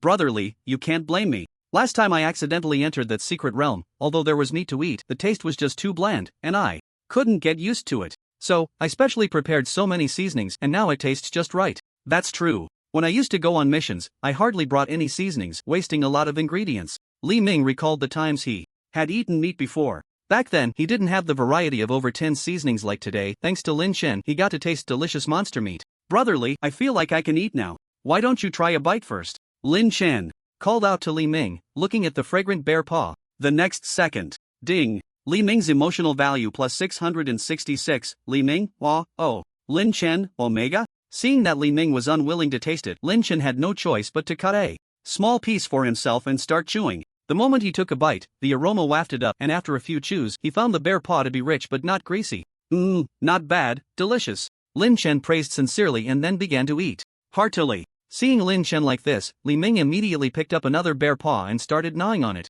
With Lin Chen's beginner chef skills enhancing the already delicious bear paw, it became even better. After a long while, the two finally finished the bear paw. After a satisfying meal, Lin Chen lay lazily on the ground. If I had known, I should have brought a sofa. This ground is just too hard, my butt hurts. Brother Lin, you're here for training, not to enjoy life. I know, but training is training, and we should enjoy ourselves too. What's the purpose of our training if not to enjoy later? For a moment, Li Ming was left speechless. Damn it, he felt what Lin Chen said made a lot of sense. He worked so hard just to enjoy life when he got old. Why can't he enjoy while he works hard now? Enjoying when old? Forget it. Brother Lin, you take the watch for a while, I'm going to sleep. Wake me up later. Okay. Li Ming took off his shoes and quickly dove into the tent, lying down in no time, and soon the sound of snoring filled the air. Meanwhile, Lin Chen sat quietly in front of the fire, occasionally adding some firewood to prevent the flames from dying out. Just then, a sudden gust of wind blew through, sending a chill straight to his head, making his hair stand on end, and he immediately became alert. He slowly scanned the surroundings but found nothing unusual, which made him doubt whether it was just his imagination. Just when Lin Chen thought it was merely an illusion, 2 ghostly green lights lit up in the distance among the trees. What the hell? The moment he saw the lights, Lin Chen couldn't help but curse in fright. Are those eyes? After a moment of shock, he fixed his gaze on the 2 motionless ghostly green lights, involuntarily exclaiming. It was no wonder he thought so. The 2 lights were very close together, resembling a pair of human eyes. Seeing them unmoving, Lin Chen felt even more fearful. He hurriedly called out to the system. System, quickly help me check what that thing is and why it looks so creepy. B. System is detecting. B. The Mingyan Mountain Demon, bronze 8 stars, possesses the ability to manipulate dreams, capable of silently trapping people in their dreams.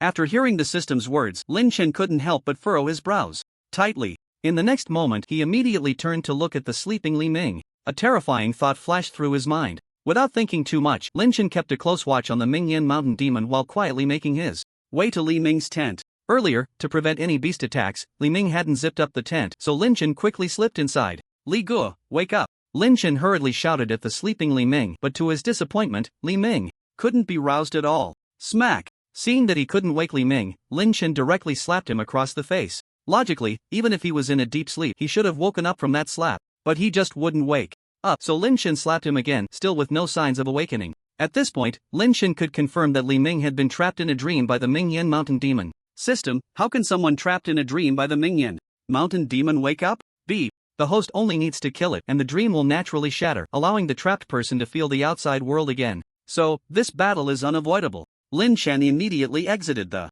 tent, his gaze fixed on the distant light. Since it was motionless, it meant that the Mingyan Mountain Demon couldn't attack at that moment, making it a good time to strike. Without hesitation, Lin Chen took out the Long Yuan sword from the system space. He then immediately activated the Phantom Step, disappearing from his original spot. On the other side, the Mingyan mountain demon looked at Lin Chen, who had suddenly vanished from the camp, its expression momentarily stunned. It didn't understand how the human had disappeared. It had originally planned to wait until Lin Chen fell asleep before making its move to drain both of their brain fluids. However, it didn't expect Lin Chen to miraculously vanish. But it also thought in that direction, and immediately, the green light in its eyes surged. It firmly trapped Li Ming in the dream while slowly making its way toward the camp. Just as it was secretly pleased, a flash of cold light zipped past its eyes. Just when Lin Chen thought he could kill it with one strike, the Mingyan mountain demon's reaction speed left him dumbfounded. When the tip of the sword was less than 2 centimeters from the Mingyan mountain demon, it surprisingly dodged to the side. Damn, this thing is so fast, Lin Chen complained, swinging the Long Yuan sword again toward the Mingyan mountain demon.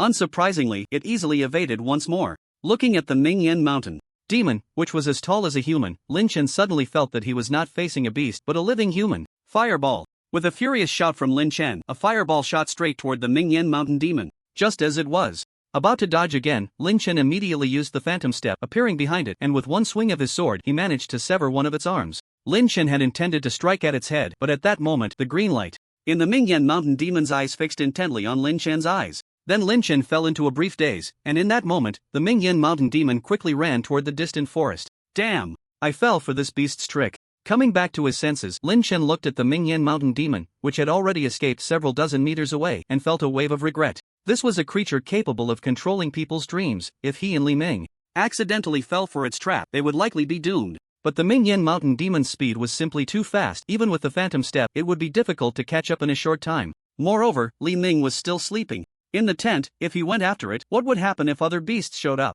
Thinking of this, Lin Chen had no choice but to turn around and quickly run back towards the tent. Just as Lin Chen stepped into the tent area, the previously unresponsive Li Ming surprisingly sat up with a confused expression. Seeing Lin Chen emerge from the woods, Li Ming couldn't help but ask curiously, "Lin, where did you just go? Did you go to the bathroom? Li Gu, didn't you feel the commotion just now?" Upon hearing this, Li Ming shook his head. "Alright, Li Gu, you were just trapped in a dream by a mountain demon. So you just went to..." "Yeah. Unfortunately, it got away, but I managed to chop off one of its hands." Before he could finish, Lin Chen directly interrupted him. Why does my face hurt so much?" Realizing it, Li Ming felt an intense sting on his face. Seeing him cover his face, Lin Chen immediately turned his head away, feeling a bit embarrassed. After thinking for a moment, Lin Chen decided it was better to tell him what had happened to avoid any wild guesses. "Ahem, well, Li Gu, your face was slapped by me." Li Ming equals degree smiley face. "What did you just say, Lin?" "I said, your face was slapped by me. When I noticed something was off, I thought to wake you up, but after calling for a long time with no response, I had to slap you. When that didn't wake you, I guessed it might be the mountain demon's doing, so I chased after it." "Are you sure you only slapped me once?" Li Ming looked at him suspiciously, not believing that one slap could hurt this much. It had to be more than one slap. Seeing him focus on this, Lin Chen awkwardly scratched his toes. It wasn't just one slap that didn't wake you. I thought you were in a deep sleep, so you slapped me a few more times?" "Aha!" Lin Chen weakly nodded, not daring to meet his gaze. Just then, the system's voice rang out. Ding! Li Ming's emotional value plus 1000. Li Ming's emotional value plus 999. Ding! Underworld Eye Mountain Demon emotional value plus 10. Ding! Underworld Eye Mountain Demon emotional value plus 10. Ha! This Underworld Eye Mountain Demon actually generated emotional value for him? Lin Chen was taken aback at first, then burst into laughter. He had been wondering how to make the demon beast generate emotional value for him, and now he knew. In the latter half of the night, Lin Chen quietly slept in the tent while Li Ming kept watch by the fire. Fortunately, the Underworld Eye Mountain Demon did not return. Li Ming guessed it must have been seriously injured, which was why it hadn't come back. However, based on his years of experience, he believed that the Underworld Eye Mountain Demon would definitely return, but when that would be was uncertain. Soon, a night passed. Nothing else happened during that time, and Lin Chen also woke up from his sleep. Although sleeping here wasn't as comfortable as at home, it was still better than the last time he had slept in the secret realm. Stepping out of the tent, he saw Li Ming looking a bit drowsy.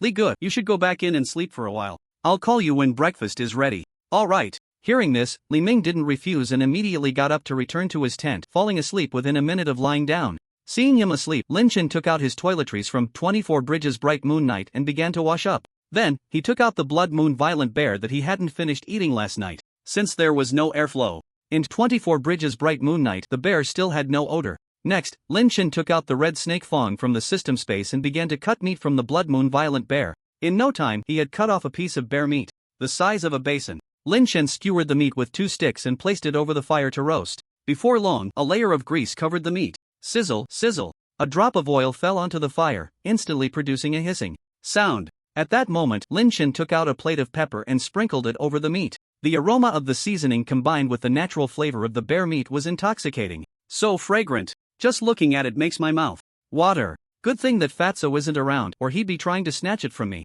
While roasting the meat, Lin Chen kept mumbling to himself. Just then, a rustling sound came from the bushes, causing Lin Chen's expression to change dramatically. He immediately wanted to wake up Li Ming. However, before he could get up, a shadow suddenly jumped out. When Lin Chen saw clearly, he discovered it was a rabbit. But this was no ordinary rabbit, as ordinary rabbits don't have patterns on their fur, nor do they have 3 eyes. System, quickly check what this rabbit is. Lin Chen hurriedly called out to the system in his mind. Upon receiving Lin Chen's request, the system quickly began to search. In no time, it found the information. Ding! 3-eyed spirit pattern rabbit, strength bronze 5 stars, personality relatively gentle, likes to act cute, enjoys eating. Just as Lin Chen finished listening to the system's introduction, the 3-eyed spirit pattern rabbit blinked its 3 lively eyes at him. 3-eyed spirit pattern rabbit?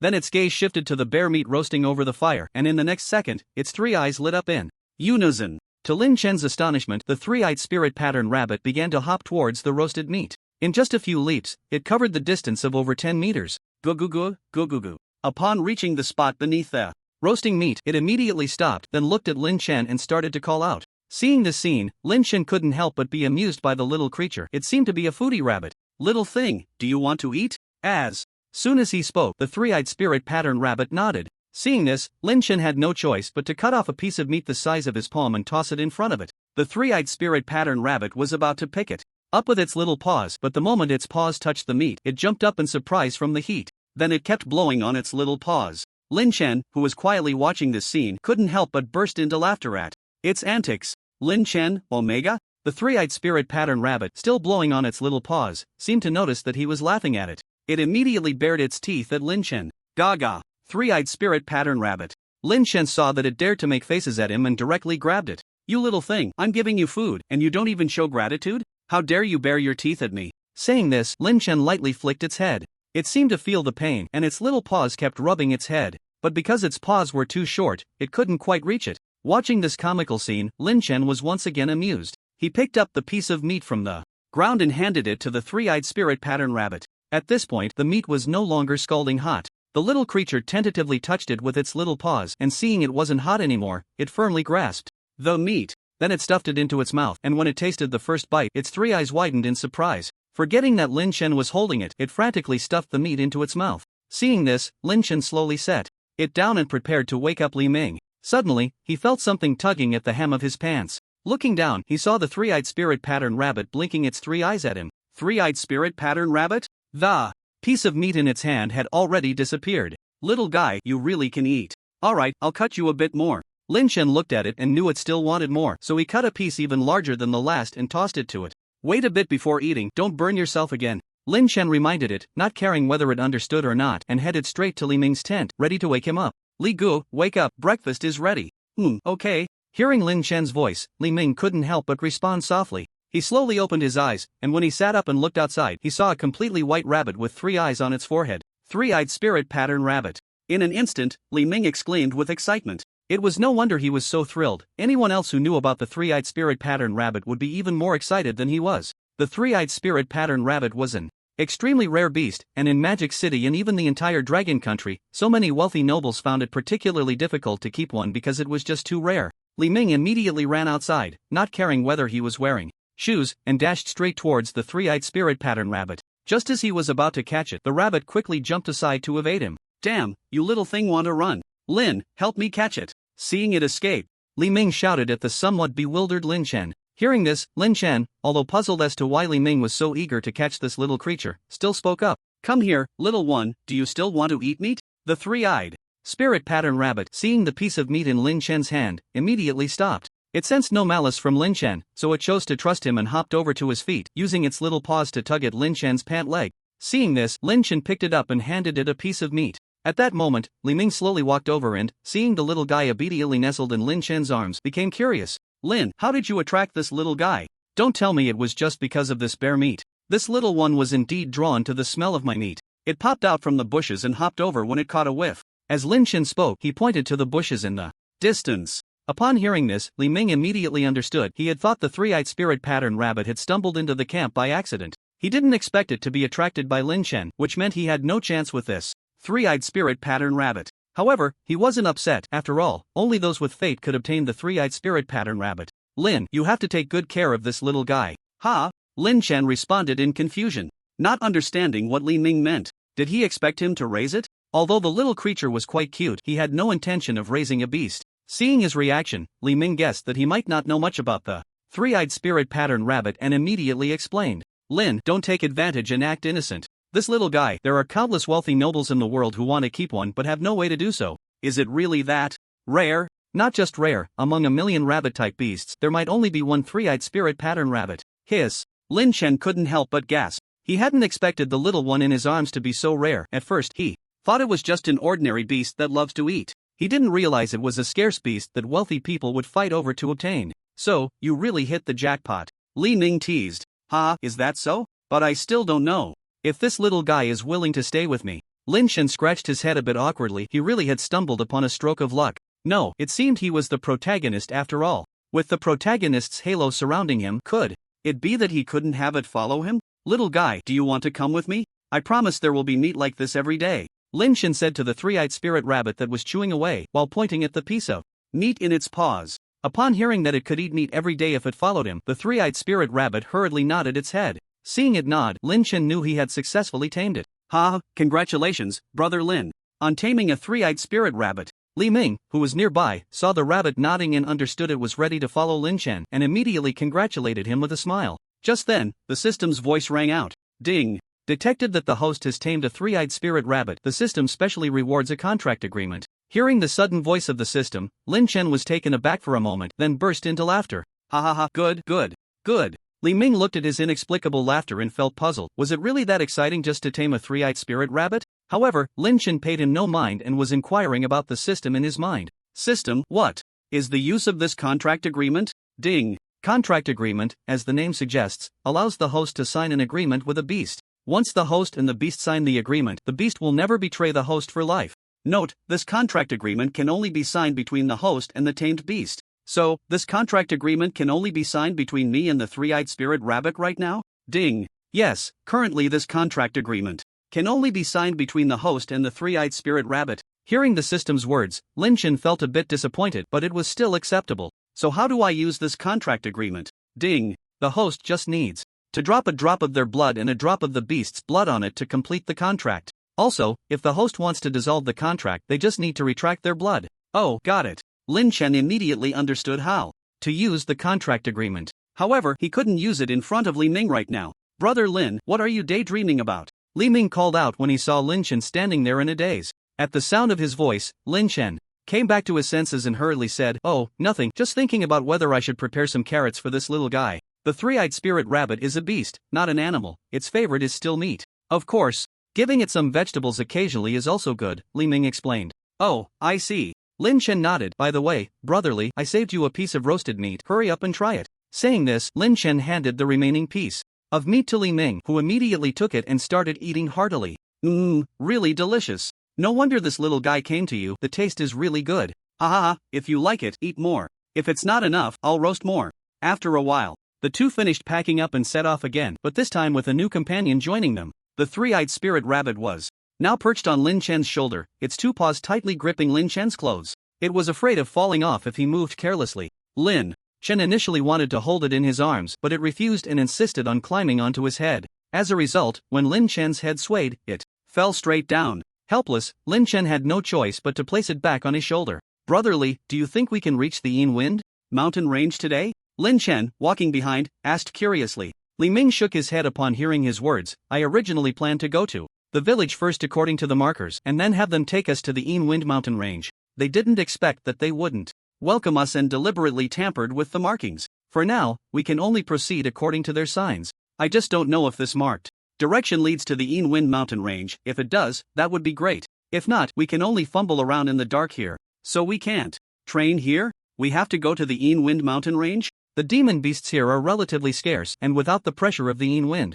mountain range, most of the demon beasts here are silver level. With your current strength, that would be like looking for trouble. Hearing his Explanation: Lin Chen immediately understood and fell silent, quietly following behind Li Ming. Lin Chen didn't plan to tell him that he had a way to kill silver-level demon beasts, as that involved the fire separation pearl. Although the power of the fire separation pearl could allow Lin Chen to face silver-level beasts of 8 or 9 stars without any problem, what good would that do? He couldn't just use the fire separation pearl every time he fought. If someone with ulterior motives got wind of it, wouldn't that be disastrous? One must be steady, develop cautiously, and not be reckless. The fire separation pearl could only be considered a trump card. Just as Lin Chen was lost in thought, Li Ming, who was walking ahead, suddenly stopped. Li Gu, what's wrong? Shu, listen. Listen to what? Lin Chen was a bit confused. There's a baby's cry. What? Shu, keep it down. Li Ming hurriedly signaled Lin Chen to lower his voice. Seeing this, Lin Chen immediately shut up and followed Li Ming toward the direction of the sound.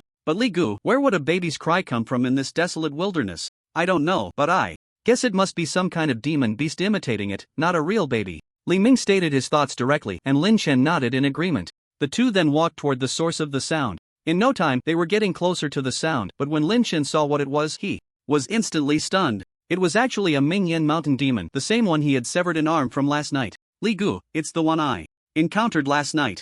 Mingyan mountain demon. Li Ming finally recognized the appearance of the Mingyan mountain demon and couldn't help but exclaim. Just as he finished speaking, the Mingyan mountain demon sensed the commotion and, upon seeing Lin Chen, immediately got up and ran. Chase! Li Ming shouted and dashed out. Seeing this, Lin Chen instructed the three-eyed spirit-patterned rabbit on his shoulder, Xiaobai, you hide in the bag first. Upon hearing this, the three-eyed spirit-patterned rabbit turned around, unzipped the backpack and dove inside. Lin Chen then activated the phantom step, moving quickly, and soon caught up with Li Ming, rapidly pursuing the Mingyan mountain demon. The Mingyan mountain demon, noticing that the humans were getting closer, immediately quickened its pace. Seeing it speed up, Lin Chen quickly took out several spirit recovery pills from the system space. He stuffed several into his mouth at once, and as soon as the pills entered his stomach, the nearly depleted spiritual power was instantly replenished. He then continued to use the phantom step, chasing after the Mingyan mountain demon. Watching as a person and a beast were about to disappear from sight, Li Ming was momentarily stunned. As a platinum-level expert, he was actually being outpaced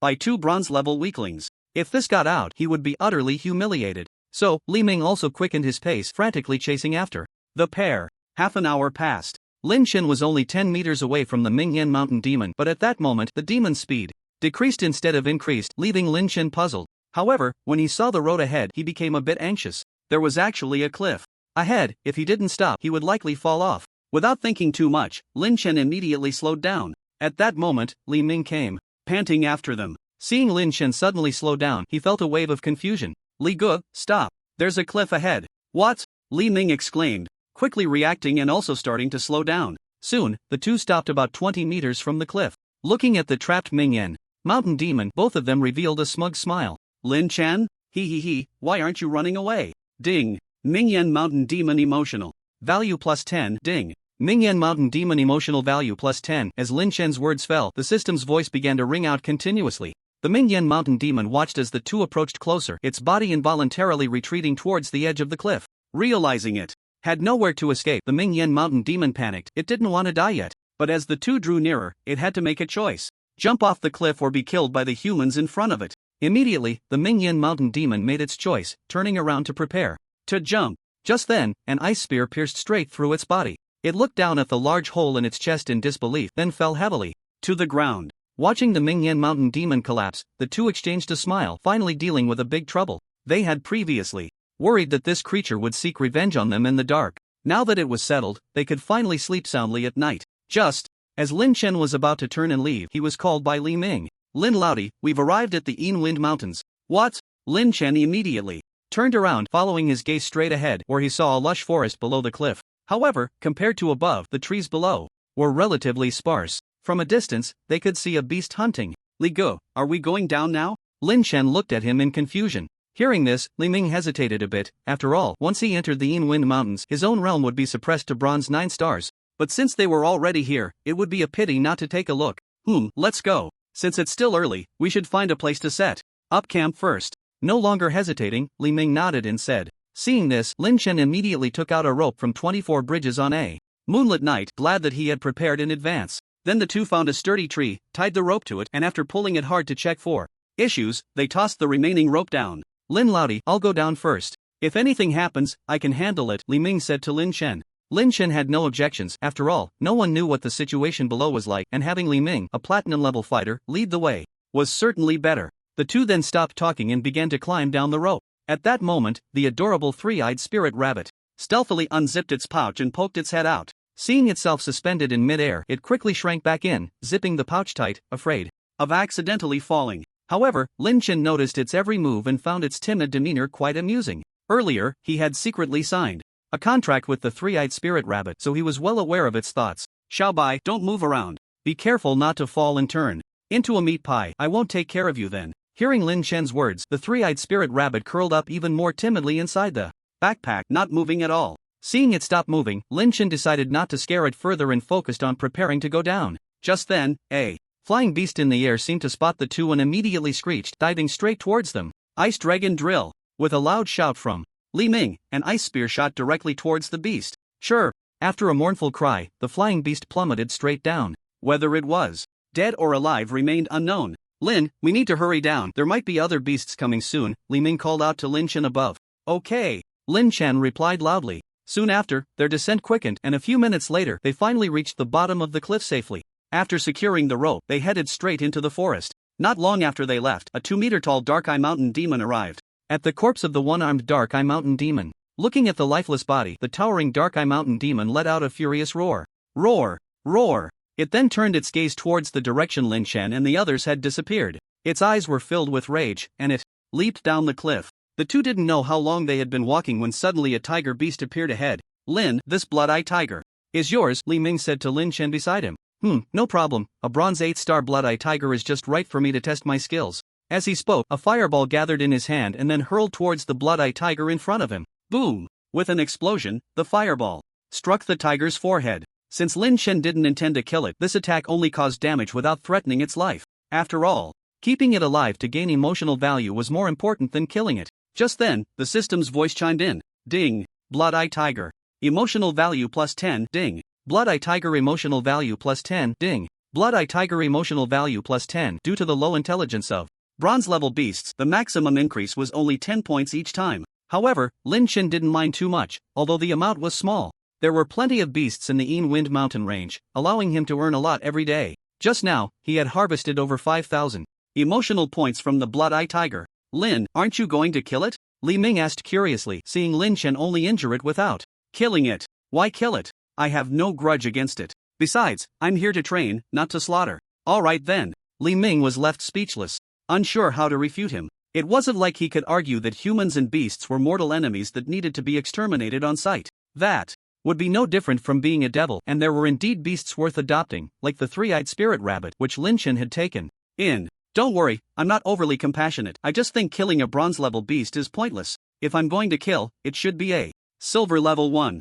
Of course, Lin Chen wouldn't reveal his true intentions. After all, he had finally found a way to harvest emotional value from beasts, and he intended to make the most of it. He couldn't just kill them outright, he needed to save them to gradually generate emotional value for himself. This place was a veritable emotional value production factory. If each beast could produce 5,000 emotional points a day, with so many beasts around, injuring about 20 a day could yield over 100,000 emotional points daily. After 3 months, that would amount to around 10 million emotional points. He would be set for life. If he killed them all, where would he find such good beasts later? It was a win-win situation, and Lin Chen was well aware of it. Upon hearing this, Li Ming's worries were instantly dispelled. Initially, he had wondered if Lin Chen was being overly compassionate, reluctant to kill the beast, but now it seemed he had been mistaken. However, silver-level beasts were not so easy to kill, and he was looking forward to Lin Chen surprising him. Let's go, Li Ge, and look for other beasts. Lin Chen turned to Li Ming and said. Li Ming nodded in response, and the two continued on their way, leaving behind the bewildered blood-eyed tiger, who stood there in a daze. It had thought it was about to meet its end, but unexpectedly, those two humans had let it go. As Lin Chen and the others walked further away, the blood-eyed tiger trembled and stood up, limping back towards its lair. After they left, a dark-eyed mountain demon slowly jumped down from the tree. With a gaze full of resentment, it watched the direction the two had gone, choosing not to act immediately, as close combat was not its strong suit. It preferred to lure its prey into a dream and then slowly gnaw at their brain, so it waited for the opportunity, planning to strike once Lin Chen and the others were sound asleep. Meanwhile, on the other side of the Shadow Wind Mountains, 3 figures were frantically fleeing, seemingly pursued by some terrifying beast. Brother, think of a way, one of the girls urged the boy beside her. The boy helplessly shrugged. Little sister, I told you before that this place is too dangerous, but you wouldn't listen. Now look where we are.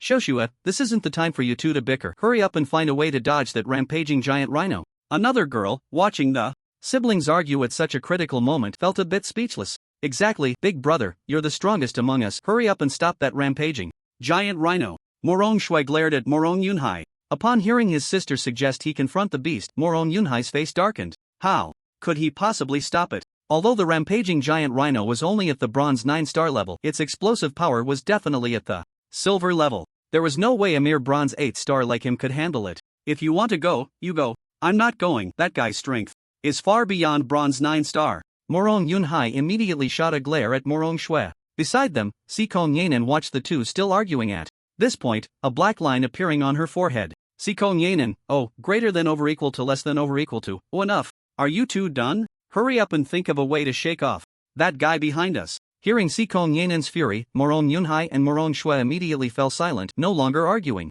Clearly, both were afraid of the angry Sikong Yanan. What if we ask for help? Morong Shui thought for a moment and suddenly spoke up. The response was 2 eye rolls from Sikong Yanan and Morong Yunhai. Realizing how they were looking at her, Morong Shui felt embarrassed, realizing that in this desolate place, how could anyone come to help, and she dared not look at them. Roar! Roar! Just as the three were still trying to think of a way, a furious roar came from behind. The ground began to shake and the three's faces changed dramatically. Quick! Xiaoxue, you and Yanan run. I'll stay behind to hold it off. Morong Yunhai shouted to Morong Shui and Sikong Yanan. Brother, you're no match for it. Morong Shui panicked. It's fine. You guys go first, don't worry about me. I'll find a way to catch up with you after I hold it off. Morong Yunhai seemed to have made up his mind, slowing his pace. He had promised his parents he would never let his sister get hurt. Seeing her brother insist on staying behind, Morong Shui couldn't help but shed tears. Brother, don't worry, I'll find someone to save you. Morong Shui cried, quickening her pace, while at the same time, water columns shot up into the air, trying to attract attention. On the other side, Lin Chen and Li Ming were aimlessly searching for beasts. At that moment, the little white creature in the backpack, the three-eyed spirit pattern rabbit, suddenly unzipped the bag and crawled out. With a gentle leap, it jumped onto Lin Chen's shoulder. Just as Lin Chen was about to pick it up and give it a few strokes, he saw Xiao Bai's little paw pointing incessantly in another direction. GG. What, you say something is coming from that way? GG. Xiao Bai nodded repeatedly. Seeing this, Lin Chen and Li Ming exchanged glances and immediately headed in the direction Xiao Bai was pointing. Morong Yunhai, noticing that Morong Shui and Sikong Yanan had escaped a distance, prepared to flee in another direction. He intended to divert the rampaging giant rhinoceros, but for some reason, perhaps because the two women smelled particularly enticing, the giant rhinoceros did not chase after him. Instead, it charged straight towards Morong Shui and Sikong Yanan. Damn it! After running a long way, Morong Yunhai saw that it had not pursued him, but was instead heading directly for his sister, and he couldn't help but curse. But with the situation as it was, he had no choice but to turn around and chase after the two women. On the other side, Lin Chen and Li Ming spotted the two women rushing towards them from a distance, and they were momentarily stunned by the sight. Li Go, where did these girls come from in this desolate mountain? They can't be transformed from some beast, can they? I don't know, but logically speaking, while not many people know about the Yin Wind Mountains, there are still some who would. Come, Li Go, could they be those villagers you mentioned before? Impossible, I've seen the villagers' clothing, and it definitely doesn't look like this. Li Ming shook his head, dismissing Lin Chen's speculation. While the two were talking, Morong Shui and Sikong Yanan also saw them, and the two women were instantly overjoyed. Morong Shui immediately shouted towards Lin Chen and the others, help, please, save us. Li Ge, should we help them? Lin Chen did not rush forward at the sound of their plea but looked towards Li Ming beside him. After all, Li Ming had more experience in this regard. Let's go take a look first. Okay. With that, the two ran towards Morong Shui and the others. Seeing this, Morong Shui and Sikong Yanan breathed a sigh of relief. It seemed the other party was not the type to ignore someone in danger. In no time, Lin Chen and Li Ming stopped, standing about 10 meters away from Morong Shui and Sikong Yanan. Who are you? How did you get here? Li Ming was the first to ask the two women. Hearing this, Morong Shui blurted out everything, with Sikong Yanan unable to stop her. We come from Magic City. My name is Morong Shui and she is Sikong Yanan. We came here for training, but halfway we encountered a rampaging giant rhinoceros of the bronze 9 stars. We couldn't fight it off, so we ran. All right, please save my brother. He went to hold off that rampaging giant rhinoceros by himself. After hearing Morong Shui's words, Li Ming fell into deep thought, noticing that both of them were only bronze 7 stars and were from magic. city, he couldn't help but think of something. Are you from the Morong family and the Sikong family? You know the Morong family? So you are. Also from Magic City? Morong Shue's eyes lit up at his words, surprised that the person in front of her knew about her Morong family. However, Li Ming did not answer her question but continued to ask, what is your relation to Morong Tian? At this, the two women were taken aback. Morong Shue cautiously replied, you know my dad? You are Morong Tian's daughter? Li Ming couldn't help but size up Morong Shue. Just then, Sikong Yanan directly interrupted their conversation. Sir, since you know Uncle Morong, please help save Morong Yunhai, he is Uncle Morong's son. Seeing her interrupt his words, Li Ming was not angry. Instead, he looked towards the direction they had come from and said calmly, they're coming. The two were momentarily stunned by his words. What was coming? Could it be that raging giant rhinoceros? That would mean Morong Yunhai. Just as the two women turned around, they saw Morong Yunhai rushing over, panting heavily. Little sister, hurry up and run. Seeing the two women standing still, he thought they were waiting for him and shouted urgently. Upon hearing Morong Yunhai's voice, the two women immediately breathed a sigh of relief, thinking that he had encountered some misfortune. Alright, you two quickly stand behind me, Li Ming called out to the somewhat dazed women. Oh, okay. Morong Shue was the first to regain her senses and immediately pulled Sikong Yanan to stand behind Li Ming. At that moment, Lynch suddenly spoke up. Li Gu, leave it to me later. I'll support you, you can go with peace of mind, Li Ming nodded. After all, he was here to accompany Lynch for training, so a bronze 9-star beast wasn't worth him stepping in. Seeing this, Morong Shue kindly reminded that raging giant rhinoceros may only be at the bronze level but its strength is genuinely at the silver level. Hearing Morong Shue's words, Li Ming immediately wanted to have Lin Chen step back, but he spoke up first. That's just right. Li Ming knew that Lin Chen's decision would be hard to change, so he could only sigh helplessly, but he was prepared to save Lin Chen in time. Before long, Morong Yunhai arrived in front of the group, looking at Morong Shue and Sikong Yanan hiding behind Li Ming, feeling a bit confused. Little sister, what are you doing? Brother, come over here quickly. Morong Shue waved at him urgently, and seeing this, Morong Yunhai walked over, even though he didn't know who the two men were. But judging by their aura, they were definitely not someone he could provoke, and since they showed no hostility towards him, he braced himself and walked past Li Ming to Morong Shue's side. Xiao Xue, who are these two? I don't know, but it seems they know Dad. Morong Yunhai, Sigma, degree, Zun Du Jiadu? He knows Dad's name and even calls him directly, so you conclude that they know Dad?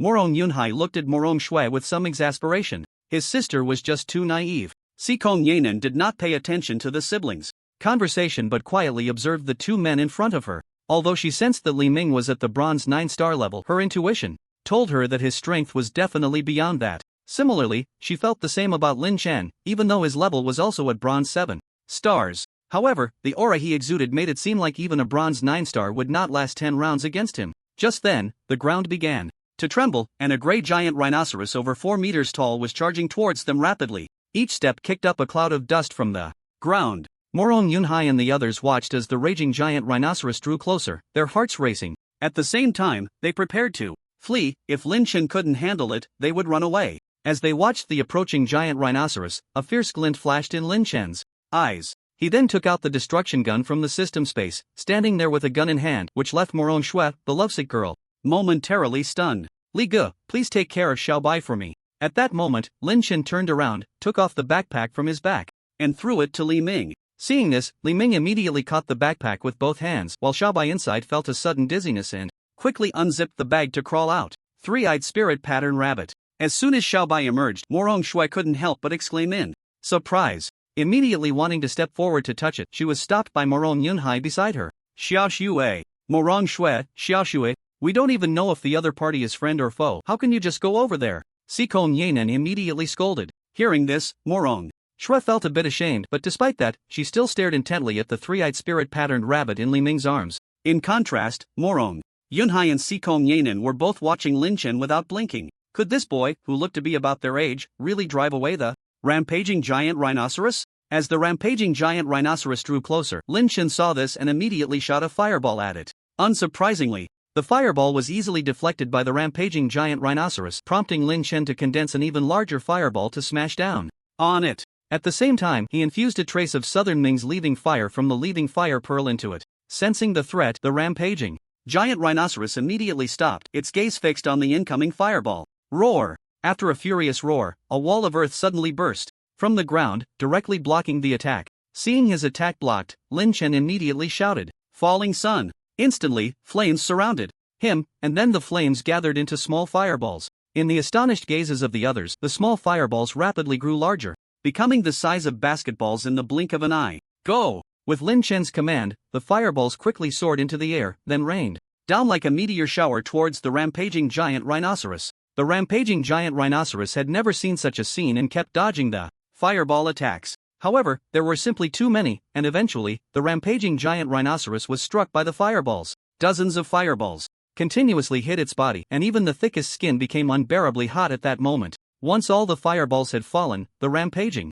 giant rhinoceros lay on the ground, gasping for breath. Just as Lin Chen was about to deliver the final blow, the giant rhinoceros's eyes suddenly turned blood red. It had entered a state of rage. This was also the reason for the name of the rampaging giant rhinoceros. When it suffered fatal damage, it would enter a state of rage, during which all tactile pain would disappear. Lin, run! Li Ming shouted loudly, suddenly remembering that the rampaging giant rhinoceros could enter a rage state. This was his oversight. Upon hearing Li Ming's call, Lin Chen immediately used phantom steps to escape the attack range of the rampaging giant rhinoceros. Seeing Lin Chen disappear, the rampaging giant rhinoceros turned its gaze towards Li Ming and the others. Roar! Roar! With an angry roar, the rampaging giant rhinoceros charged straight at Li Ming and the others. Just as Li Ming was about to take action, a voice echoed through the sky. Beast! Die! Everyone turned to see Lin Chen carrying a large cannon, or more accurately, an electromagnetic cannon. This was the A-class weapon, the electromagnetic pulse cannon, that Lin Chen had previously activated. As Lin Chen pressed a button, a beam of blue light shot from the cannon's muzzle, piercing straight through the giant rhinoceros's head before it could react. Dead as can be. Moron Yunhai and Sikon Yanen couldn't help but swallow hard, becoming even more vigilant. If the other party could obtain such a weapon, they were either military personnel or something akin to mercenaries. This made them feel as if they had just escaped from a tiger's den only to enter a wolf's lair. Yanen, who exactly are they? How do they even have such weapons, and where did he just pull that from? Moron Yunhai quietly asked Sikon Yanen beside him. Sikon Yanen shrugged helplessly. She also didn't know who the other party was. I'm not sure either, I just know that guy seems to know your dad. Saying this, Sikon Yanen pointed at Li Ming, who was watching the show while holding the three-eyed spirit-patterned rabbit. Upon hearing this, Moron Yunhai was instantly dumbfounded. Knowing his own father, that was at least someone of his father's level. How could it possibly be an official? But it seemed he didn't know him at all? Thinking of this, Moron Yunhai became even more confused. Over here, after Lin Chen killed the rampaging giant rhinoceros with a single shot, he immediately used the phantom step to appear above its head while the electromagnetic pulse cannon was stored in the system space. Lin Chen took out the destruction gun again, then gently pried open its skull and retrieved the beast core inside. You little thing, still daring to rampage in front of me, I won't let you off. Lin Chen glanced at the beast core in his hand and couldn't help but smirk disdainfully at the rampaging giant rhinoceros beneath him. Next, he used 24 bridges on a moonlit night to absorb the rampaging giant rhinoceros. After doing all this, Lin Chen swaggered over to Li Ming and the others. Brotherly, I didn't let you down, ha. Lin, did that just now come from Lu, your teacher? Li Ming started to say, only to realize there were outsiders present, so he quickly changed his words. Lin Chen caught the meaning in his words and nodded immediately. Yes, my teacher left some life-saving items in 24 bridges on a moonlit night before he left. Since Lu Hongba wasn't here, Lin Chen simply pushed all the unreasonable things onto him. After all, it wasn't surprising for someone as impressive as Lu Hongba to have these strange items. Hearing Lin Chen say this, Li Ming quickly felt relieved. He had been puzzled about where Lin Chen got these things from. After chatting for a while, they finally turned their attention to Moron Yunhai and the other two, noticing their tense expressions, and immediately spoke up. By the way, I almost forgot to introduce myself. I'm Li Ming, and this is Lin Chen. Hello, I'm Moron Yunhai. Thank you for your help. Moron Yunhai introduced himself with a beaming smile. Ha, no need to be polite, it was just a small effort, Li Ming replied with a laugh. Seeing that the two were quite friendly, Moron Yunhai mustered his courage to ask, by the way, who are you, and how did you end up here? Oh, I'm here accompanying Lin, the little brother, on a training trip. Then this little guy sensed something unusual here and brought us over, Li Ming said, pointing to the little white creature in his arms. This is a three-eyed spirit pattern rabbit? Yes. How did you catch it? Funny enough, this little guy was attracted by the roasted meat made by Lin, and then it just wouldn't leave. Li Ming chuckled, then handed the little white creature back to Lin Chen. Seeing this, Lin Chen quickly took it and placed it on his shoulder. At that moment, Morong Shui, who had been eyeing it longingly, bounced over to Lin Chen's side, looking at him with a pitiful expression. Can I hold it? No. Lin Chen refused without hesitation. Ding. Morong Shui's emotional value plus 1000, ding. Morong Shui's emotional value plus 1000.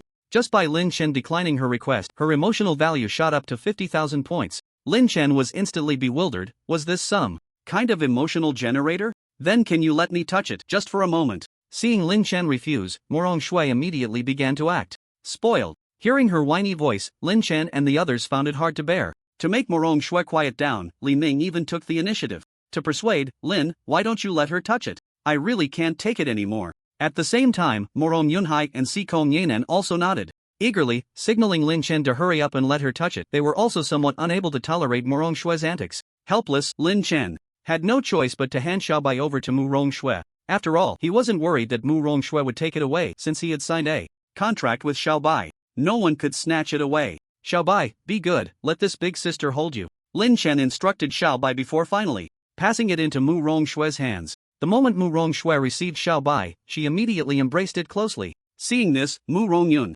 Hai helplessly rubbed his forehead and then explained to Lin Chen and the others. I'm really sorry, my sister is just like this, she loves these small magical beasts and has many at home. Unfortunately, she has never found a three-eyed spirit-patterned rabbit. Now that she sees Lin Xiao Ji's three-eyed spirit-patterned rabbit, she can't help herself. Please forgive her. Lin Chen waved his hand dismissively. It's fine, it's normal. For a young girl to like these cute magical beasts, my sister likes them too. As he spoke, Lin Chen couldn't help but think of that little girl, Tang Xinyan, wondering if she was thinking of him. However, what Lin Chen didn't know was that Tang Xinyan had only thought about him briefly the night before and then continued binge-watching her shows, not really caring about him at all. Upon hearing Lin Chen's words, Mu Rong Yun Hai immediately felt a common topic with him. He instinctively lowered his guard. However, Si Kong Yanan remained wary of the two, as the other party had yet to reveal their identities. In contrast, due to Mu Rong Shui's openness, everything was laid bare on their side. Seeing her so alert, Li Ming spoke up. Miss Si Kong, don't be nervous, we're not bad people.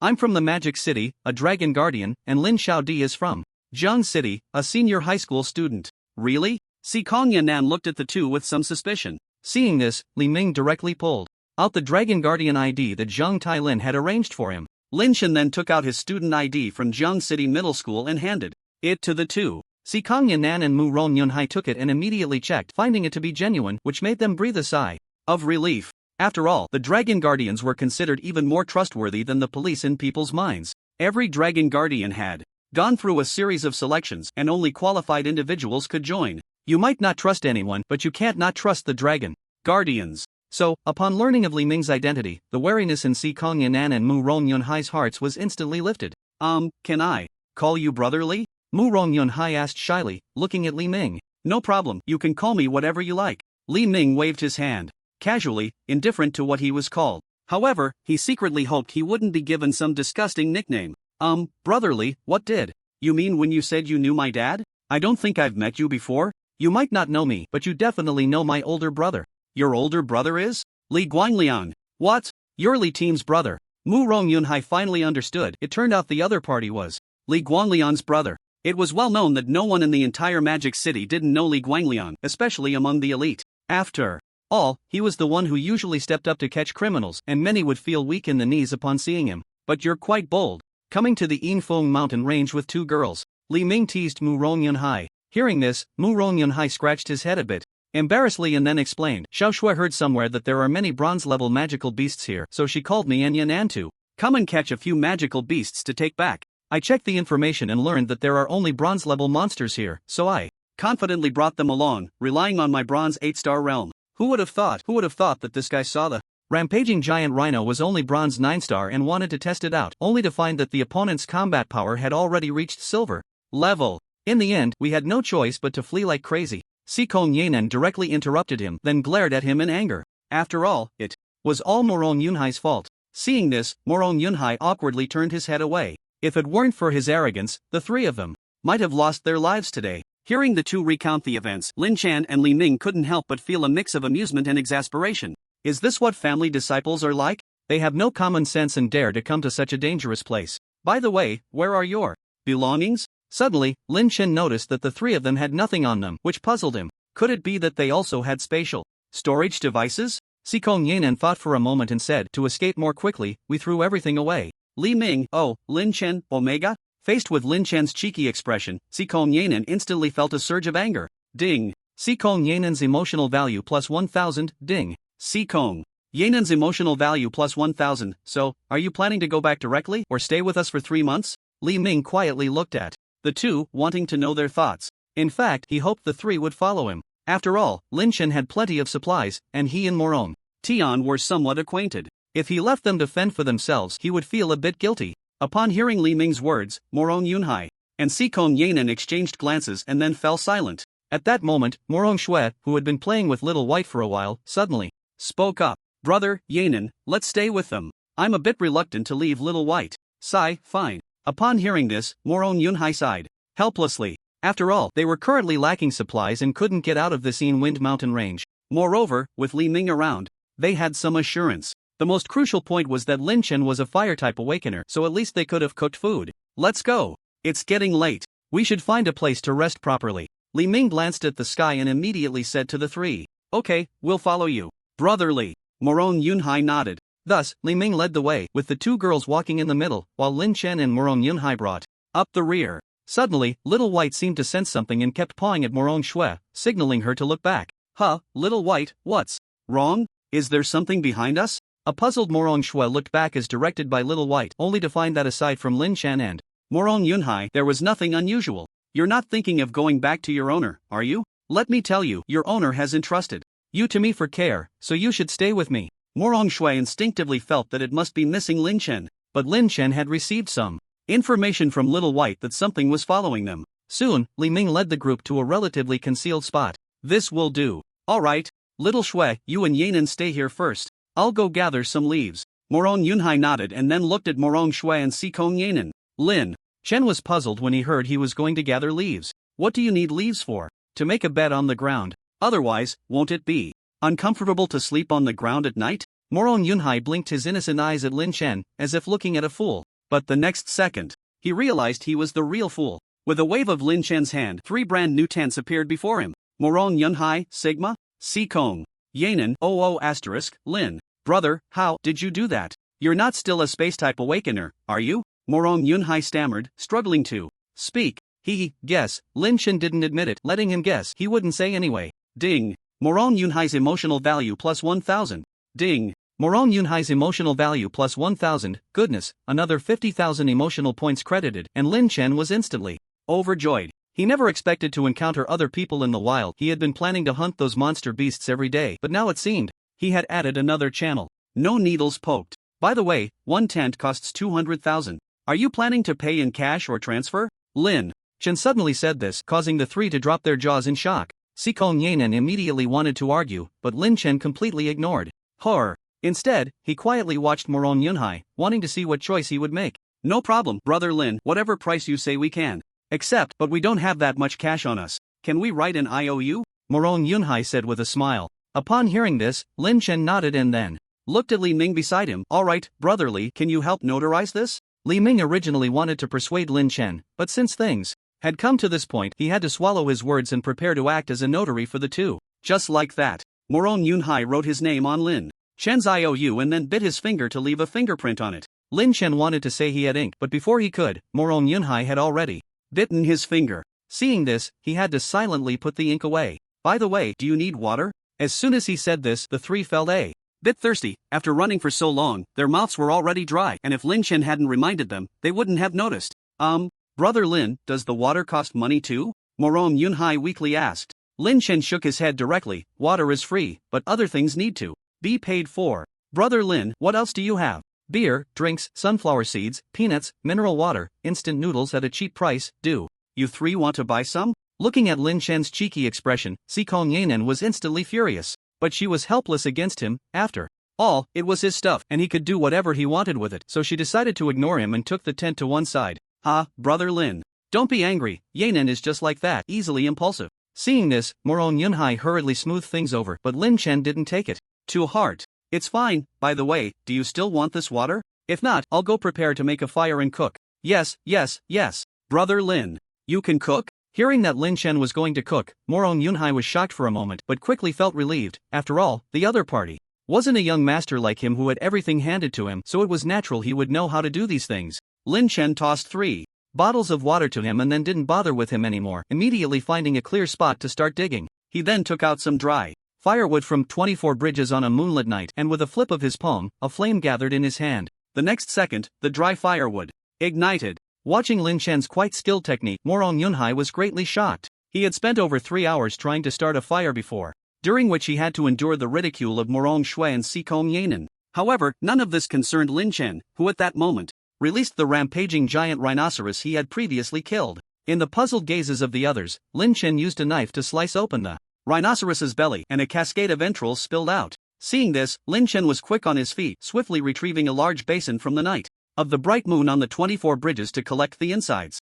Li Ge, help me throw all this offal away, Lin Chen called out to Li Ming, who was meditating. Hearing Lin Chen's voice, Li Ming opened his eyes and walked over to him. Murmuring Yunhai, who had witnessed everything, felt a bit queasy and found it hard to accept. He had no such reaction when killing demon beasts, but the thought of dissecting one made him uneasy. Lin Xiaoge, how can you bring yourself to do this? It's nothing, you get used to it. I was a bit uncomfortable the first time I dissected one, too, but after a while, you just get accustomed to it, Lin Chen replied, referring to his experience in the Silver Snake secret realm, where he had no food and had to fill his stomach with demon beast meat. Hearing Lin Chen's words, Morong Yunhai inexplicably felt a sense of respect for him. After all, Lin Chen looked to be about the same age as him, and his cultivation was even a level lower, yet he could dissect a demon beast without batting an eye. This clearly indicated that he had killed not just 1 or 2 beasts, but many, to the point where he had become desensitized to such things. It was like someone who might hesitate when killing 1 or 2 chickens, but after slaughtering dozens or hundreds, the action becomes fluid, not even a blink of an eye.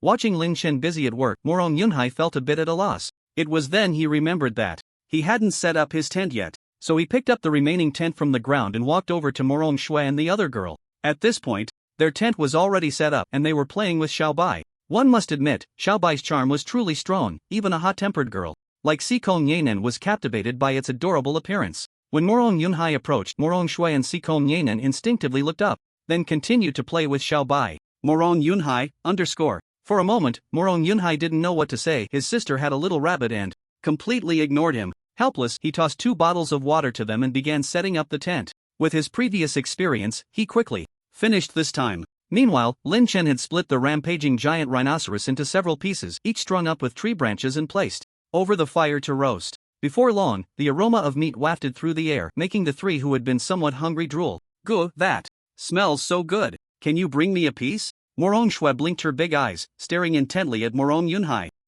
Goo, I'm really hungry. Can you go get me a piece? Seeing him unmoved, Morong Shui immediately began to act cute, and a somewhat exasperated Morong Yunhai stood up and walked towards Lin Chen. As night fell, the group sat together, feasting on the chunks of meat. At that moment, Morong Shui suddenly praised Lin Chen. Delicious. Lin Chen Gij, I didn't expect you to be not only powerful but also an excellent cook, unlike my unreliable brother. As she spoke, Morong Shui gave Morong Yunhai a hard kick, instantly provoking laughter from everyone. Morong Shui, it seems I've spoiled you too much. I didn't expect you to dare to tease your brother. Morong Yunhai glared at Morong Shui, who was stuffing her face with food. However, Morong Shui pretended not to hear and continued munching on her meat. Although they had eaten plenty of beast meat at home, compared to now, those meals felt utterly bland. After all, Lin Chen's basic chef skills were enough to outclass 90% of the chefs in this world, so the barbecue he made was naturally several times better than what Morong Shui had at home. By the way, I still don't know what abilities you all awaken. Can you share? Lin Chen's question immediately broke the competitive tension between the siblings. Hearing this, Morong Shui spoke first. I awakened a water type ability, and my brother awakened a metal type ability. As for Yanan, wind type ability. Before Morong Shui could finish, Sikong Yanan spoke up herself. Oh, got it. Lin Chen nodded. Li Ge, what about you? What's your ability? Morong Yunhai looked at the silent Li Ming. Seeing this, Li Ming smiled and said, Me? I awakened an ice type ability. From then on, everyone knew each other's abilities. Suddenly, Sikong Yanan seemed to think of something and fixed her gaze on Lin Chen. Feeling someone staring at him, Lin Chen instinctively looked up and saw Sikong Yanan staring intently at him, seemingly hesitant to speak. Miss Sikong, why are you looking at me like that? Do I have something on my face? Lin Chen was puzzled, not understanding why she was staring at him so intently. Could it be that she was attracted by his charisma and unconsciously fell for him? Just as he was lost in thought, Sikong Yanan finally spoke up, unable to bear Lin Chen's gaze any longer. Your name is Lin Chen, you come from Jiangcheng, you study at Jiangcheng High School, and you awakened an SS Fire type ability and an SSS Space type ability? Upon hearing this, everyone was stunned, and Lin Chen was even more shocked. After a long pause, Morong Yunhai, looking confused, asked, Yanan, what did you just say? Lin, little brother awakened a space-type ability too? Yes, I just remembered that I saw a message online before, although it has been deliberately deleted now. I still remember the content. What was it? The gist of it was that a student at Jiangcheng High School awakened both fire-type and space-type abilities. How can you be sure that person is little brother Lin, and how can you be sure that message is true? Morong Yunhai still found it hard to accept and wanted to refute Sikong Yanan's words, but Sikong Yanan's next sentence instantly silenced him. Then how do you explain where that electromagnetic cannon came from? And what about this tent? Lin Chen and Li Ming quietly watched the two argue, as if this matter had nothing to do with them. As Sikong Yanan finished speaking, Morong Yunhai finally turned his gaze to Lin Chen, wanting to hear any defense he might have. Sensing his intention, Lin Chen helplessly shrugged and then spoke. Miss Sikong is right, I do indeed have dual abilities. As he spoke, Lin Chen moved his hand and a dimensional wormhole appeared before everyone. He then reached inside and when he pulled his hand back, a box of chilled cola appeared. Wow! Seeing this scene, Morong Yunhai couldn't help but curse. Morong Shui and Sikong Yanan were also stunned by his display of skill. Brother Lin Chen, you're amazing. Morong Shui's gaze towards Lin Chen instantly turned infatuated. Morong Yunhai felt speechless as he saw his sister falling for Lin Chen again. Previously, she had stayed up all night chasing some celebrity, clinging to that celebrity's avatar without letting go. It was only when that celebrity fell from grace that she returned to normal. Sikong Yanan seemed to notice Morong Yunhai's concern and quickly whispered something in Morong Shui's ear. Gradually, Morong Shui calmed down, but what Sikong Yanan said remained unknown to the others. What Sikong Yanan didn't know was that after the cleansing of the Marrow pill, Lin Chen's hearing far exceeded that of ordinary people. What she said was overheard by Lin Chen. For a moment, Lin Chen felt a mix of amusement and exasperation. It turned out that Sikong Yanan had just told Morong Shui about his public confession to Li Hanshui. That day, he merely wanted to test the system's capabilities, which was why he confessed to Li Hanshui in front of everyone. He didn't expect the results to be so remarkable, earning him hundreds of thousands of emotional points in just one day. However, Lin Chen didn't anticipate that Sikong Yanan would know about this matter. He wanted to explain, but seeing that the other party seemed to be ignoring him, he decided it was better not to bother and let them misunderstand. Ahem, well, you all chat, I'm going to sleep, Lin Chen said as he stood up and walked towards the tent. Seeing this, Li Ming also prepared to leave. You all chat. I'm going to keep watch. Morong Yunhai wanted to say something, but as soon as he opened his mouth, he froze. He didn't know what to say, so he could only remain silent, watching the two leave. Meanwhile, in a tall building in the Magic City, a middle-aged man wearing gold-rimmed glasses was intently operating the computer in front of him. At that moment, a beautiful woman dressed as a secretary walked in. Boss, the young master took the young lady out. Oh, got it, you can go now, Secretary Wang. The middle-aged man merely responded with a light acknowledgement and continued with his work. However, Secretary Wang did not immediately turn to leave. Instead, she hesitated, looking at the middle-aged man. Noticing that Secretary Wang hadn't left, the middle-aged man finally looked up at her. Is there something else? Boss, young Master Yunhai and Miss Schwer, what happened to them? The middle-aged man immediately put down what he was holding, his face showing concern as he looked at Secretary Wang. This man was Morong Tian. They are no longer in the Magic City. What? Morong Tian was instantly shocked and stood up, staring intently at Secretary Wang. Seeing this, Secretary Wang had no choice but to brace herself and say, 3 days ago, Miss Schwer left the Magic City with young Master Yunhai and Miss Sikong Yanan to catch demon beasts. As for where they are now, we have no way of knowing. Why didn't you say it earlier? Morong Tian was somewhat furious, not understanding why his subordinates hadn't informed him sooner. Secretary Wang, seeing him get angry, immediately dared not speak, fearing she would provoke Morong Tian. Speak, why didn't you say it earlier? Young master, Yunhai warned us not to tell you about this. Who calls the shots in the Morong family? Just because he told you not to tell me, you won't say anything? What use do I have for you? Morong Tian, already in a bad mood, couldn't help but curse upon hearing this. After a long while, Morong Tian finally vented his anger and then looked at Secretary Wang. Did they say where they were going? According to the subordinates, it seems young Master Yunhai and the others are preparing to go to the Yin Wind Mountain Range. Hearing Secretary Wang's words, Morong Tian quickly searched for information about the Yin Wind Mountain Range in his mind, and soon he found some relevant content. Yin Wind Mountain Range? Is that the place where only bronze-level demon beasts are found? However, Secretary Wang was not familiar with this, so she chose to remain silent in response to Morong Tian's inquiry. After a moment, Morong Tian waved his hand at Secretary Wang. All right, I understand. You go down and arrange for a few people to meet them there. Okay, boss. Seeing that his tone seemed to have improved a bit, Secretary Wang immediately understood that Marrow, Yunhai and the others should currently be in no life-threatening danger, which made her feel a little more at ease. Afterward, Secretary Wang turned and left the office. Once she was gone, Marrow Tian took out his phone and dialed a number. After receiving a response from the other party, Marrow Tian finally let out a heavy sigh of relief. What Marrow Tian didn't know was that Marrow Yunhai and the others were almost doomed in the Wind Mountains. Wind Mountains. The next day, Lynch walked out of the tent with dark circles under his eyes. Yesterday, he had guessed that something was following them due to Xiaobai's unusual behavior, so he stayed up all night waiting for that thing to appear. After waiting all night, he could no longer bear it and had to sleep, but it was already 4 in the morning by then. Just as Lin Chen was thinking about getting a bit more sleep, he was woken up by Marong Shui and Sikong Yanan. Li Ming, who had also been awakened, had stayed up until midnight and called Marong Yunhai up. He originally wanted to wake Lin Chen as well, but then he thought that Marong Yunhai had been living too comfortably and needed to experience some hardship, so he woke up the still sleeping Marong Yunhai instead. At this moment, Marong Yunhai was already half asleep,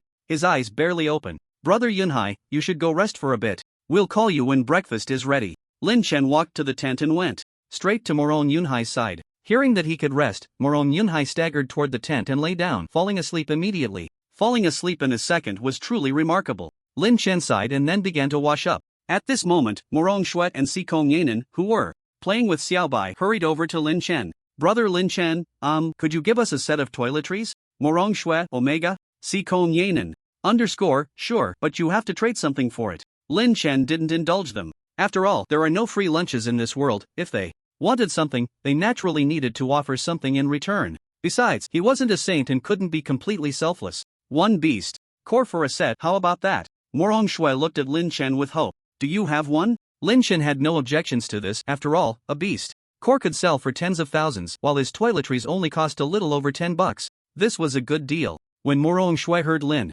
Chen question her, she immediately replied confidently, "I don't have one, but my brother does. You can ask him for it." Lin Chen, _O, Sikon, Yanan, _. "Alright, I can give you the items first, just remember to give me the beast core later." Saying this, Lin Chen took out 2 brand new sets of toiletries from 24 Bridges on a Bright Moonlit Night. Marong Shui took them and pulled Sikong Yanan aside to start washing up. Just as Lin Chen was about to ask if they needed water, he saw Marong Shui gesturing with her hands in the air, gathering a ball of water. Seeing this scene, Lin Chen suddenly remembered that Marong Shui had mentioned before that she was a water-type awakener, and he awkwardly turned his head away. 2 hours later, the group finally had their fill and set off, satisfied and ready. "Lin, little brother, I see that your aura seems to be on the verge of a breakthrough." Marong Yunhai, walking at the back of the group, looked at the signs of Lin Chen's impending breakthrough and couldn't help but feel curious. Upon hearing this, Lin Chen gently nodded. "Yeah, soon. I should be able to break through before tonight." "Ha, then I congratulate you in advance, Lin little brother."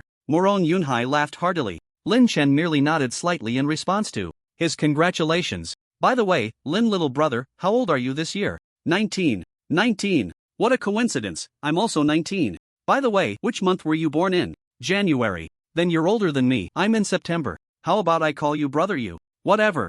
I don't mind, it's just a title. Brother Yu. Just like that, the two chatted idly, and before they knew it, their relationship had become less awkward. Marong Yunhai was thinking of befriending Lin Chen. After all, the other party possessed dual abilities and had a bright future ahead. If he were to take Lu Hongba as his master, he could definitely walk freely in Longhua. At this moment, getting close to Lin Chen was undoubtedly a wise choice. However, what Marong Yunhai didn't know was that Lu Hongba had already accepted Lin Chen as his disciple. Suddenly, Li Ming, who was walking in front, stopped in his tracks. Seeing this, everyone else also came to a halt. "Li Go, what's wrong? Is there another beast appearing?" Lin Chen asked curiously. "Lin Laudi, things feel a bit off." Li Ming couldn't help but frown. Upon hearing this, several people's expressions changed drastically. If Li Ming said things were off, it was enough to indicate the seriousness of the situation. "Li Go, what exactly happened? It seems we are surrounded by beasts." "What?" The others were stunned into silence by his words. Being surrounded by beasts meant that something big was about to happen. At that moment, several beasts began to emerge from the grass behind them. Moreover, all these beasts were at the bronze 9-star level. This was a disaster. Damn it, how could there be so many beasts? Marong Yunhai cursed loudly. There must be something. Manipulating all of this from behind, Lin Chen thought of what Xiaobai had mentioned yesterday. He initially thought the other party would take advantage of everyone's sleep to launch a surprise attack, but unexpectedly, it seemed the other side had seen through Lin Chen's thoughts and directly manipulated other beasts to trap them. Lin Laudi, do you know something? Yesterday when Xiaobai kept pointing behind, I paid special attention and found something following us. So I stayed up all night waiting for it to make a move, but it never showed up. I didn't expect it was waiting for us here. I was wondering why you had dark circles under your eyes this morning, but you wouldn't say anything. Morong Shui couldn't help but mumble upon hearing Lin Chen's words. Everyone immediately turned to look at Morong Shui, making her feel a bit embarrassed. Alright, at this point, we can only fight. Li Ming spoke up, pulling everyone back to reality. Li Ge, I'll handle the back, you take care of the front. Yun Hai, you protect your sister and the others. Lin Chen directly assigned tasks. Seeing this, Morong Yunhai wanted to say something, but Lin Chen had already charged towards the beasts with his gun in hand, prompting a helpless sigh from Morong Yunhai. Falling sun. With a loud shout from Lin Chen, dozens of fireballs shot straight towards the beasts. Boom! The several bronze 9-star beasts were immediately pushed back several meters. Unfortunately, it didn't cause them any serious harm, instead, it only enraged them. Roar! The furious roars echoed as the beasts charged towards Lin Chen. Seeing this, Lin Chen took the lead, gripping the destruction gun tightly and thrust it towards the leading beast. Clang! The tip of the gun collided with it, creating a shower of sparks. Realizing he was at a disadvantage, Lin Chen used the momentum to retreat a certain distance. He then executed the phantom step, disappearing before the beasts. When he reappeared, he was already behind them. Damn it, watch this move. 1,000-year kill. Lin Chen threw the destruction gun through the air, then pierced it straight into the rear of one of the beasts. Oh whoa. The beast howled in agony before collapsing, though it did not die immediately. The three watching from a distance were completely stunned by Lin Chen's actions. Why was he resorting to such underhanded tactics? As a demon beast fell, Li Ming's confidence instantly surged. Imitating him, Li Ming summoned an ice spear and shot it straight towards the rear of one of the demon beasts. Soon, the ice spear pierced through the beast's head and emerged again, and Li Ming looked at the ice spear covered in feces with a face full of disgust. But he couldn't care less. The ice spear shot towards another demon beast's rear. Morong Shui and Si Kong Yanan, seeing both of them resorting to such lowly tactics, were momentarily at a loss for words. Who fights while focusing on others' rears? It was probably just these two. However, Morong Yunhai's eyes lit up. How had he not thought of this method before? If he had, he wouldn't have been chased so helplessly by that raging giant rhinoceros. Just poke it in the rear and take it down. The battle continued. Lin Chen saw that this method was effective and immediately retrieved the shattered gun from the rear of the fallen demon beast. System, retract. System, the shattered gun was retracted into the system space, and all the feces on it were expelled by the system. Following that, Lin Chen took out a brand new shattered gun from the system space free of any filth. He replicated the same method to knock down the remaining demon beasts. Although they weren't dead, their internal organs were all crushed. Death was just a matter of time. He planned to keep them alive to generate emotional value for himself. Ding. Unicorn lizard emotional value plus 20, ding. Blackhorn horse emotional value plus 20, ding. Blue-scaled wolf emotional value plus 20, ding. Black-haired pig emotional value plus 20. At that moment, the system's voice kept ringing in Lin Chen's mind. He had no idea how much he had earned, but he felt it should be no less than 100,000. Meanwhile, Li Ming had also finished his battle, but he was more ruthless, directly piercing through the heads of those demon beasts. Morong Shui and Si Kong Yanan dared not look at Li Ming's side, fearing nightmares at night. Brother Li, we need to find that mastermind behind this. Otherwise, it will strike at us again, Lin Chen shouted to Li Ming, who was cleaning up the battlefield. Hearing Lin Chen's words, Li Ming finally put down his work and began to look around. Suddenly, he saw a large tree in the distance shaking continuously. Over there! Li Ming immediately pointed to a direction in the east, and everyone turned to look where he was pointing. Without thinking much, Li Ming quickly headed that way. Seeing this, Lin Chen wanted to follow, but Li Ming stopped him. Lin, you stay here, I'm worried this is a ploy to lure us away. Alright. Helpless, Lin Chen had to stay behind to protect Morong Yunhai and the others.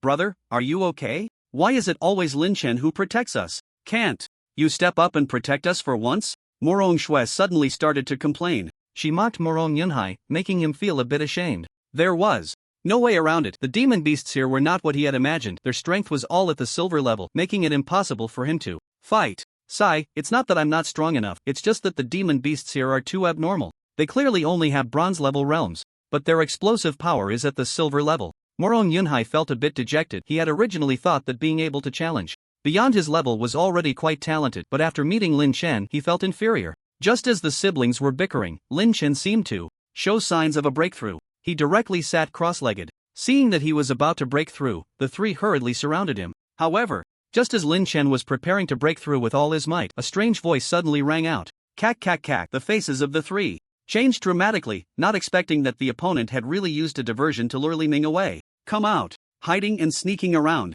is no skill. Mu Rong Yunhai looked around but did not see the opponent's figure and couldn't help but shout angrily. As his words fell, a shadow quickly darted through the forest and soon appeared in the sight of the three. When they saw it clearly, their hair stood on end. The beast before them resembled a human, the only difference being its terrifying, grotesque face. Just a glance sent chills down their spines. What are you? Mu Rong Yunhai shouted boldly at it, but the creature seemed not to understand. Brother Yunhai, it looks like a mountain demon. Si Kon Yanan gathered her courage and whispered in Mu Rong Yunhai's ear. Mountain demon? Yeah, I've seen it online. Just as the two were discussing, the Mingyan mountain demon slowly approached them, making a series of chilling, eerie sounds. Stop. If you come any closer, I will attack. Mu Rong Yunhai shouted loudly. However, the Mingyan mountain demon showed no signs of stopping. Seeing this, Mu Rong Yunhai no longer hesitated and immediately launched an attack. Silver Light Slash. With a furious shout, Mu Rong Yunhai's hands were enveloped in silvery energy, transforming into a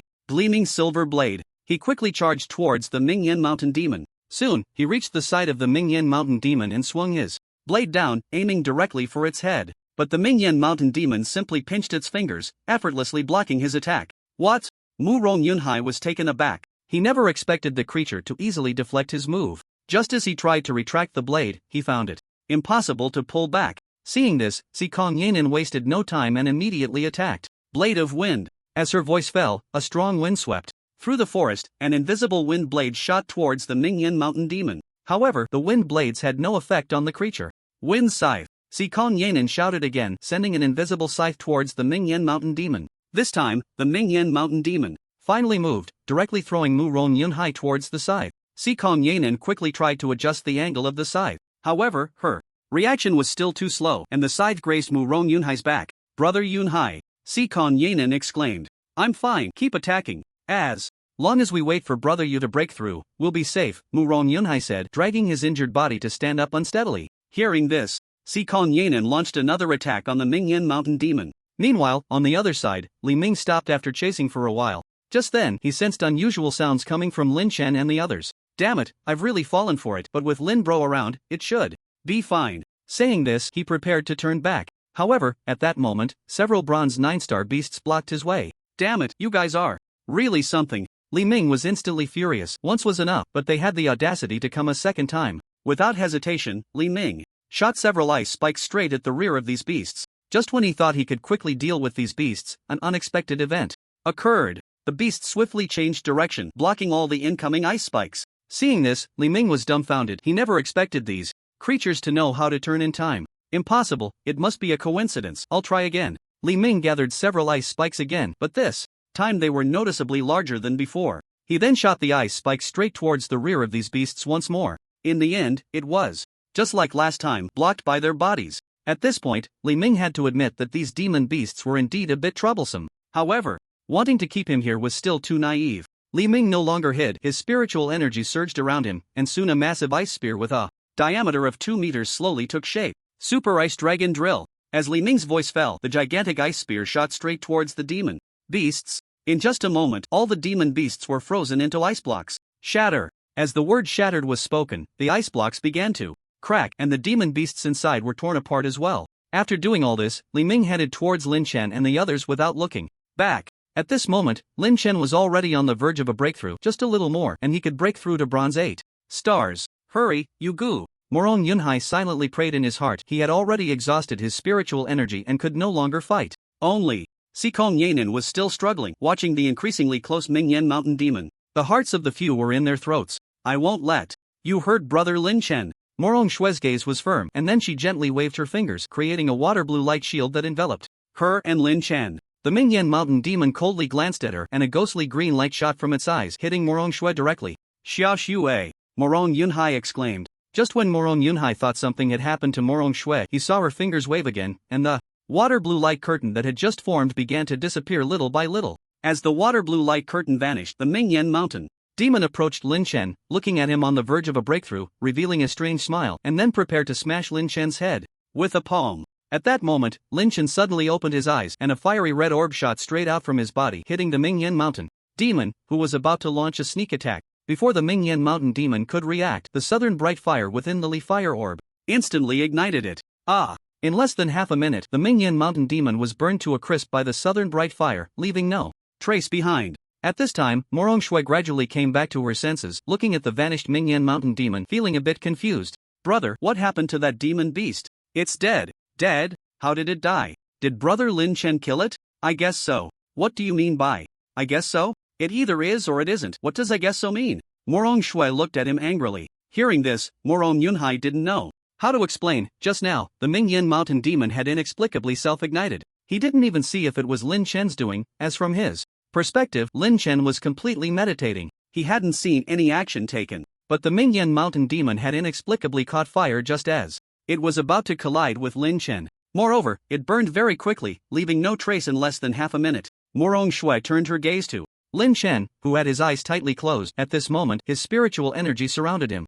Moans were continuously coming from within him. Bang! Bang bang bang! The muffled sounds continued for 5 minutes before stopping. As Lin Chen slowly opened his eyes, he saw the three of them looking at him with strange expressions. Why are you looking at me like that? Do I have flowers on my face? Brother Lin Chen, did you kill that demon beast? Otherwise, how could you possibly defeat it? Morong Yunhai? Sikom Yanen, Morong Shui, alright, don't be sad. This time I was able to successfully break through thanks to your help, so I won't charge you for the barbecue later. Morong Yunhai.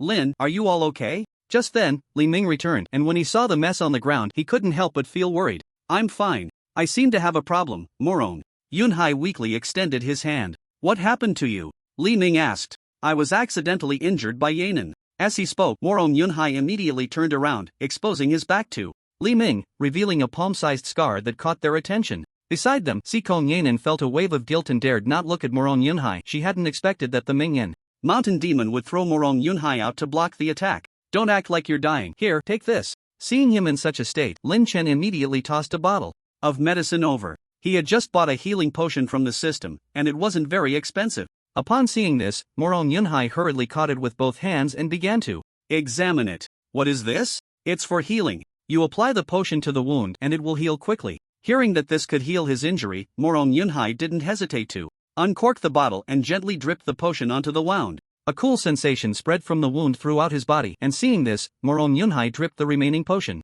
onto other wounds. After a while, the potion began to take effect, and the originally gruesome wound was visibly healing at an astonishing speed. Soon, Morong Yunhai's wound was as good as new, leaving no scar at all. The others who witnessed this were instantly amazed, especially Li Ming, who had never seen such a miraculous potion. If this could be used on the battlefield, it could save many lives. Lin, do you have any more of that potion? What, brotherly, are you injured too? That shouldn't be the case. Ding. Li Ming's emotional value plus 999, huh? Lin Chen was a bit stunned. This emotional value came a bit too suddenly.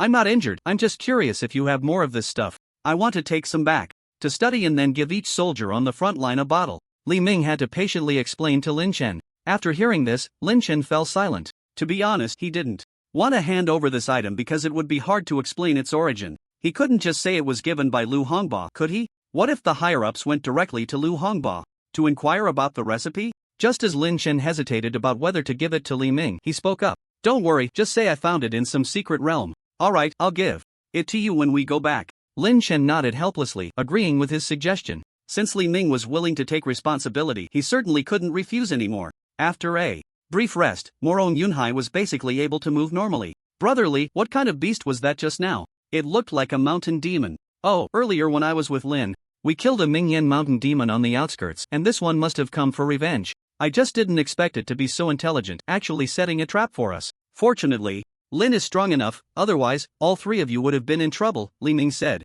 I was wondering why that guy didn't attack us. It turns out it was mainly targeting you, Gu.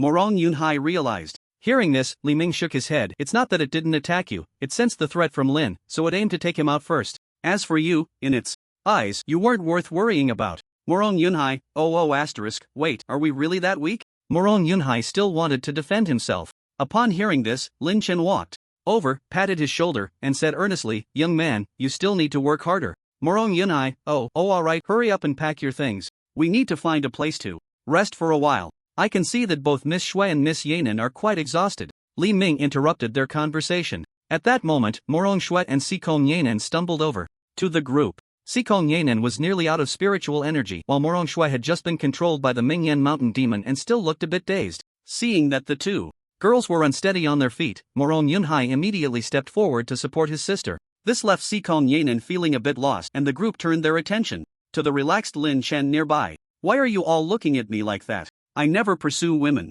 Ding. Morong Yunhai's emotional value plus 666. Ding. Morong Shui's emotional value plus 666. Ding. Li Ming's emotional value plus 666. Ding. Sikong Yanan's emotional value plus 1000. Alright, can I carry you or not? Seriously. The system's voice echoed endlessly in his mind, and Lin Chen had no choice but to agree to carry Sikong Yanan. Ignoring Sikong Yanan's protests, he walked straight up to her and, under the gaze of the others, directly wrapped his arms around her backside and lifted her up. In an instant, Sikong Yanan felt her face flush bright red. No male had ever dared to touch her backside before. Originally, Sikong Yanan wanted to scold Lin Chen, but seeing that he had no other intentions besides holding her backside, she decided to keep quiet. After all, if she spoke up, it would be too embarrassing, not just for Lin Chen, but for herself as well. Thinking of this, Sikong Yanan chose to pretend she was being carried by a dog. In contrast, Lin Chen appeared completely relaxed and unfazed, not treating Sikong Yanan as anything special. The main reason was that Sikong Yanan was quite light, and Lin Chen had previously consumed a dragon elephant pill,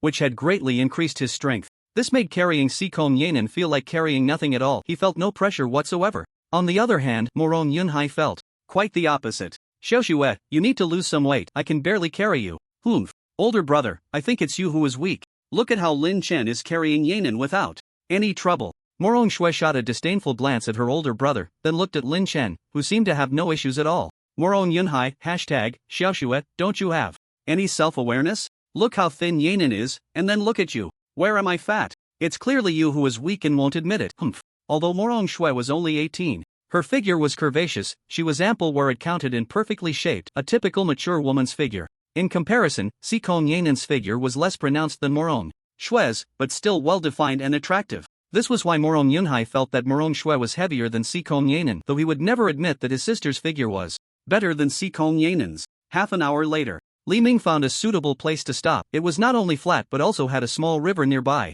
Let's set up camp here. This place is great, and there's a small river. We can take a bath later. We've gotten pretty dirty over the past few days. Lin Chen nodded in satisfaction. At that moment, Sikong Yanan, who was on his back, suddenly spoke up. Yuge, could you put me down first? Oh, sorry, I almost forgot about you. Saying this, Lin Chen squatted down and slowly let Sikong Yanan down. Take it slow. Sikong Yanan replied in a voice as soft as a mosquito's buzz, then quickly ran over to Morong Shui. Hey, Yanan, why is your face so red? Did you get hurt? As Morong Shui noticed Sikong Yanan approaching, she finally realized the blush on her face and felt a bit puzzled. It's nothing, just a bit hot. Sikong Yanan stammered, struggling to articulate her words. Fortunately, Morong Shui's focus was elsewhere. Hearing you say that, I feel a bit stuffy too. By the way, there's a river over there. Why don't we go wash up? Okay. With that, Morong Shui took her hand and led her towards the riverbank. Meanwhile, Lin Chen and the others were setting up tents. After Morong Yunhai had set up his tent and Morong Shui's tent, he was about to help Sikong Yanan with hers when he saw Lin Chen had already started helping her. Thus, Morong Yunhai had no choice but to join Li Ming in going to the river to catch fish. Brotherly, let's catch a few fish to roast for dinner. Let's go. At the same time, deep within the Yin Wind Mountains, a large group of people was gathered around a strange altar, surrounded by piles of corpses, some belonging to demon beasts, others to humans, with the former being more numerous. The attire of this group was evidently very different from that of the outside world. If Li Ming were present, he would be shocked, for these people were the villagers from the village he had previously stayed in. Village chief, a few outsiders have come, should we? At that moment, a burly man leaned close to an old man and whispered, his eyes revealing a hint of malice and cunning. No need to pay them any mind, just send someone to keep an eye on them and ensure they don't disrupt our plans. The old man slowly opened his eyes upon hearing the burly man's words, revealing a pair of exceedingly strange eyes. His eye sockets were gray, lacking whites and pupils, exuding an eerie and chilling aura that made one shudder and hesitate to meet his gaze. Upon receiving the old man's orders, the burly man quickly turned and left. After he departed, the old man's lips curled into a sinister smile, and a strange sound emerged from his throat. In another month, the altar will be activated. In Kyoto, within a dilapidated Taoist temple, an old Taoist with an ethereal demeanor was sitting cross-legged when he suddenly seemed to sense something and slowly opened his eyes. He then began to form hand seals, as if calculating something. After a moment, his brows furrowed. Following that, his fingers moved in the air as if writing something. When the final stroke was made, several lines of golden text suddenly appeared in the air. Go! With the old Taoist's command, the golden text transformed into a burst of golden light and flew off into the distance. After completing this, the old Taoist closed his eyes once more. At the same time, in the demon city, within a thatched hut, an old man suddenly opened his eyes wide, gazing towards Kyoto. What happened to Nyo Nizi? What could possibly require his intervention? As soon as he finished speaking, he vanished from the spot. On the other side, within the Wind Mountains, after Lin Chen finished setting up the tent for Sikong Yanan, he began to dig a pit in the ground. Before long, the pit was ready and he pulled out a bundle of dry firewood from 24 Bridges Bright Moon Night, which he had started collecting. When he entered the forest, whenever he saw dry branches on the ground, he would casually gather them into 24 Bridges Bright Moon Night. Initially, Li Ming was a bit puzzled, but after hearing his explanation, he understood. Thus, the two of them picked up firewood while on the road, and so far, Lin Chen had no idea how much drywood was in 24 Bridges Bright Moon Night. However, burning it for 3 months should be no problem. Lin, come over and help quickly. Just then, Li Ming's voice called from the riverbank, and Lin Chen looked in the direction of the sound. Li Ming and Marrow Yunhai were seen carrying a basket of fish towards the shore. Upon seeing this, Lin Chen had no choice but to put down his work and rush into the river, helping to lift the basket of fish onto the bank. Just as the three were about to sit down and rest for a moment, they heard Morong Shue's cry for help. Brother, come save me. Upon hearing this, the three quickly got up and ran towards the direction of the two women's voices. Just moments ago, Morong Shui and Sikong Yanan were playing and splashing in the river when suddenly a dark shadow swam beneath them. Instantly, they were both frightened and the two quickly swam towards the shore. Just as they were about to climb up, the shadow opened its massive mouth and swallowed Sikong Yanan in one gulp, then sank into the water. In a moment of crisis, Morong Shui hurriedly climbed onto the bank and called out for Morong Yunhai. Hearing the cry for help, the three rushed over and saw Morong Shui, drenched and trembling. Shuer, where's Yanan? Morong Yunhai asked. Immediately upon seeing that only Morong Shui was there, brother, you have to save Yanan. She was swallowed by a monster. Seeing the newcomers, Morong Shui quickly cried out, recounting what had just happened. Upon hearing this, the three furrowed their brows. Li Ge, you stay here to protect Yunhai and the others, I'll go save Yanan. Lin Chen stepped forward and instructed Li Ming. Lin, you don't worry, I'll be fine. With that, Lin Chen jumped into the river alone and took the water avoidance pill he had drawn earlier. The next moment, gills sprouted from his neck, allowing him to breathe the water's air. System, help me locate Sikong Yanan. Ding, searching. Ding, target located 500 meters to the right of the host. After obtaining Sikong Yanan's location, Lin Chen immediately paddled with both hands and feet, swimming straight towards her.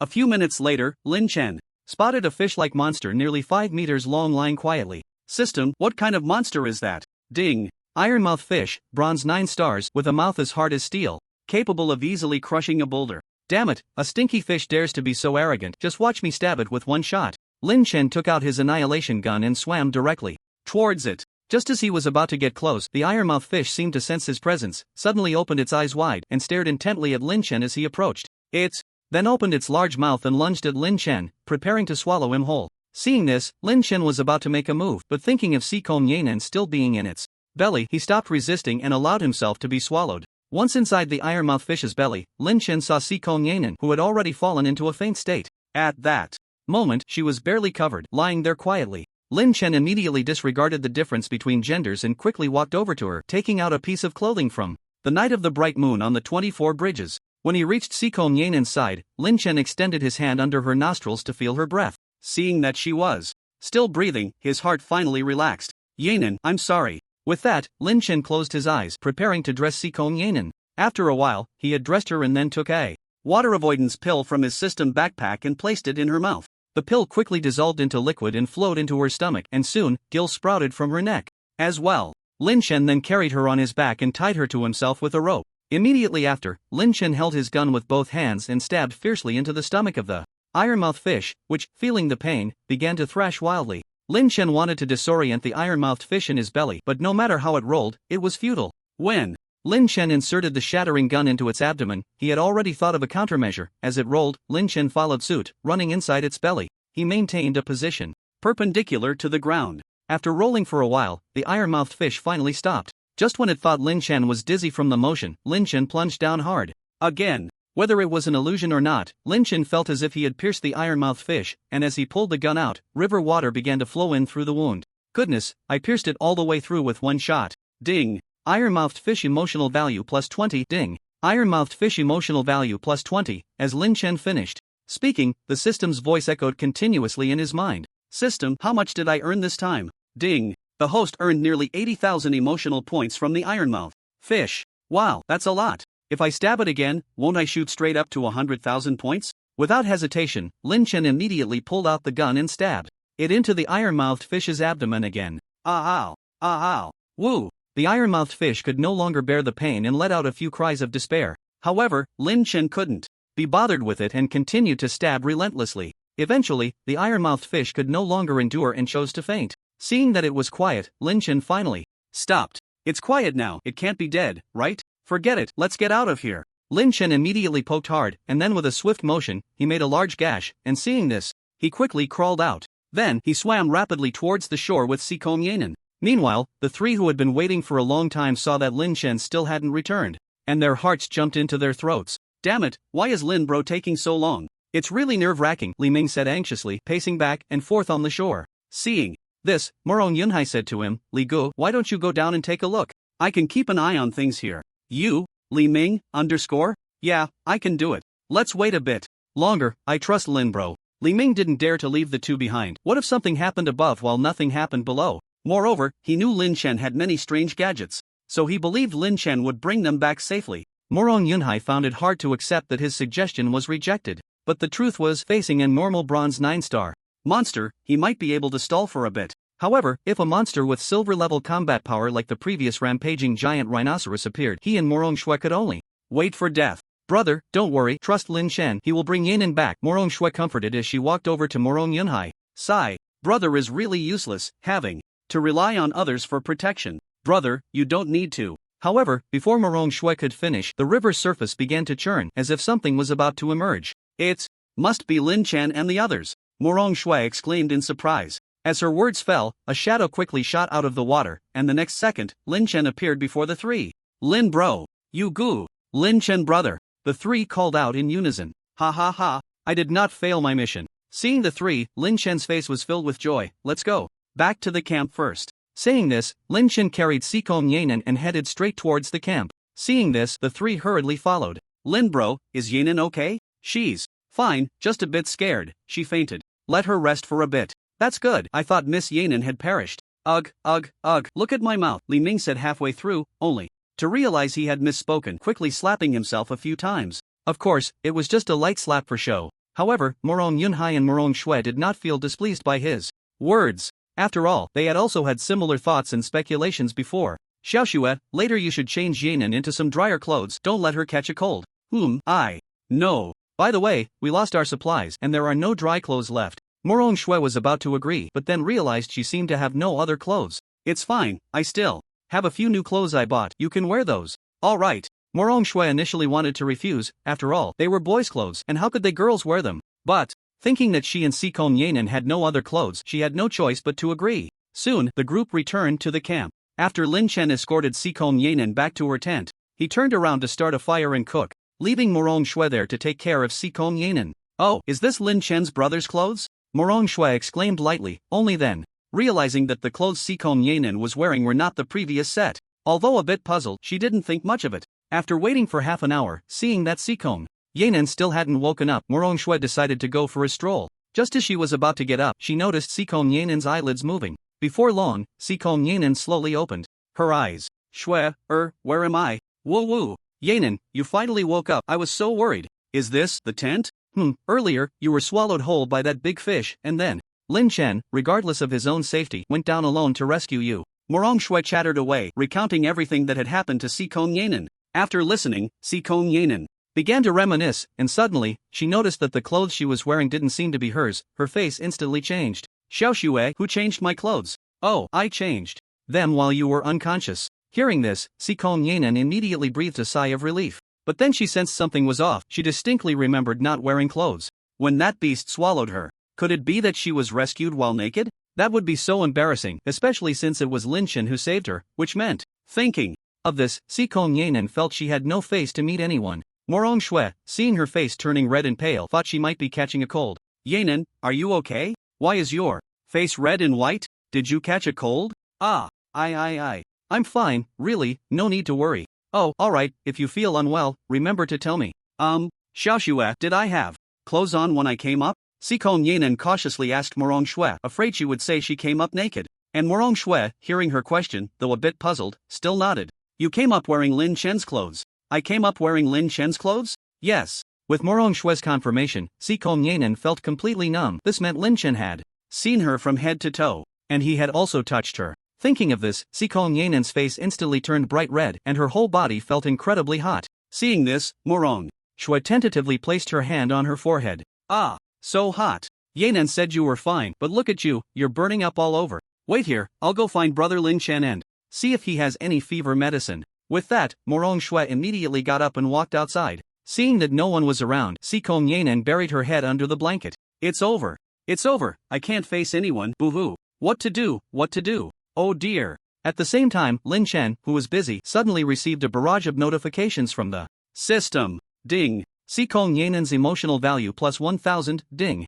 Sikong Yanan's emotional value plus 1000, ding. Sikong Yanan's emotional value plus 1000. What the hell? What's going on with Sikong Yanan? Why is she generating so much emotional value for me? Wait, could it be? Damn it, has she noticed? I'm done for, there's no way to clear this up now. Just as Lin Chen was thinking about how to explain to Sikong Yanan, Morong Shui suddenly walked over. Brother Lin Chen, do you have any cold medicine? Yanan seems to have a fever. I just touched her forehead, and it was so hot. Upon hearing this, Lin Chen immediately understood that Sikong Yanan wasn't actually sick, but he couldn't bring himself to say it. After a moment's thought, Lin Chen shook his head. I don't have any fever medicine, but you can serve her a bowl of ginger soup. Brother Lin Chen, you made ginger soup? Morong Shui looked at Lin Chen suspiciously. Seeing this, Lin Chen immediately scooped a spoonful from a small pot nearby, and then a ceramic bowl miraculously appeared in his hand, after which he poured the soup into the bowl. Here, you try it first. Morong Shui took it, gently blew on it, and when it was no longer scalding, she took a sip. Tasty, now take this bowl. To Yanan. Okay. Morong Shui wasted no time and took the ginger soup from Lin Chen's hand, heading straight for Sikong Yanan's tent. When Morong Shui returned to the tent with the ginger soup, she saw Sikong Yanan had buried her head in the blanket. At the same time, she was mumbling something, but Morong Shui didn't pay it any mind. Yanan, get up, I brought you a bowl of ginger soup, hurry up and drink some. I don't want to drink, I'm fine. This is specially made by brother Lin Chen for us, so hurry up and drink it, don't waste his kindness. Upon hearing it was made by Lin Chen, Sikong Yanan immediately popped out from under the blanket. You just said it was made by Lin Chen? Yeah, he was worried we might catch a cold, so he specially made a pot of ginger soup. Before she could finish, Sikong Yanan snatched the bowl from her hand and quickly drank the ginger soup in a few gulps. Delicious. By the way, Xiaoxue, did Lin Chen say anything to you? No, why? Morong Shui looked at her in confusion. Oh, it's nothing, I'm just a bit tired and plan to take a nap. Wake me up when it's time to eat. With that, Sikong Yanan returned the bowl to her, then covered herself with the blanket, intending to sleep. All right. Seeing this, Morong Shui shrugged helplessly and quietly stepped out. Meanwhile, on the outskirts of the camp, Morong Yunhai was weakly lying on the ground. Get up, keep practicing. Li Ming shouted in a deep voice. Brother Li, can you let me rest a bit? I really have no strength left. Morong Yunhai pleaded. But Li Ming did not grant his request. When you encounter a crisis, do you think that monster will give you time to rest? Fine. Hearing this, Morong Yunhai had no choice but to struggle to get up. It turned out that half an hour earlier, Morong Yunhai had approached Li Ming, wanting him to help train him. Previously, all of this made Morong Yunhai deeply aware of the difference between himself and Lin Chen. He was unwilling to accept it. After all, he was the eldest young master of the Morong family. So many resources from the family had been invested in him, yet he was still inferior to a guy from a small city. This was more painful than death, so he decisively sought out Li Ming, wanting him to provide special training. He didn't expect to surpass Lin Chen, but at least he wanted to be able to easily defeat a bronze 9-star.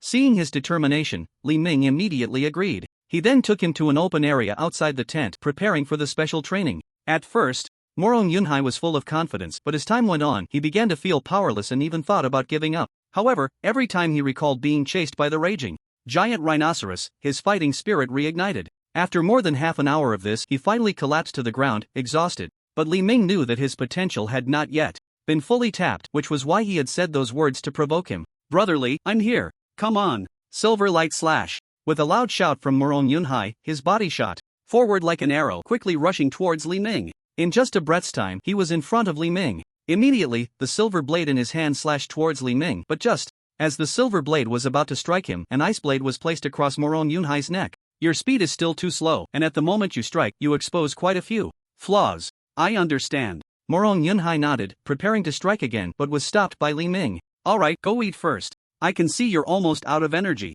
No matter how much you train, you need to be full to have strength. Okay. The two simply brushed off the dust on themselves before heading towards the camp. Hey, you're back. Yunhai, how's it going?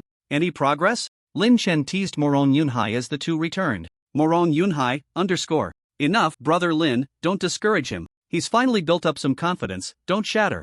It's. Li Ming shot Lin Chen an annoyed glance, knowing that Lin Chen was trying to motivate Morong Yunhai in his own way. The two then took their seats, waiting for the meal to begin. Hey, where are Xiaoxue and Yanan? Suddenly, Morong Yunhai noticed that his little sister and Sikon Yanan were not there. Oh, Yanan isn't feeling well, so I asked Xiaoxue to help take care of her. Let's eat, don't worry about them. What? Did Yanan catch a fever? Morong Yunhai asked, puzzled. Should be, yeah. Alright, hurry up and eat so we can continue training after. Lin Chen didn't want to get too involved in this matter, as he knew the real reason Sikon Yanan was avoiding him was that she was afraid to face him. Pretending to be sick was just her excuse. Similarly, Lin Chen didn't know how to face her either, although he had only glanced at her a few times. A glance was still a glance, and that was a fact. Morong Yunhai was curious but prioritized training, so he didn't ask further and quietly started eating the grilled fish. Meanwhile, Li Ming was nonchalantly enjoying the grilled meat in front of him, appearing indifferent to the situation. After a satisfying meal, Li Ming took Morong Yunhai for more training.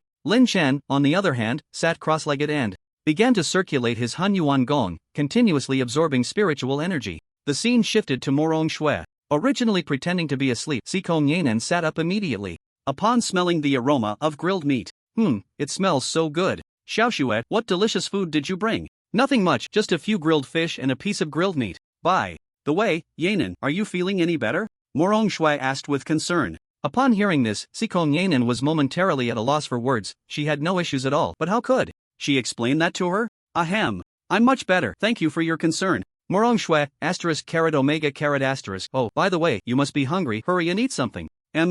Sikong.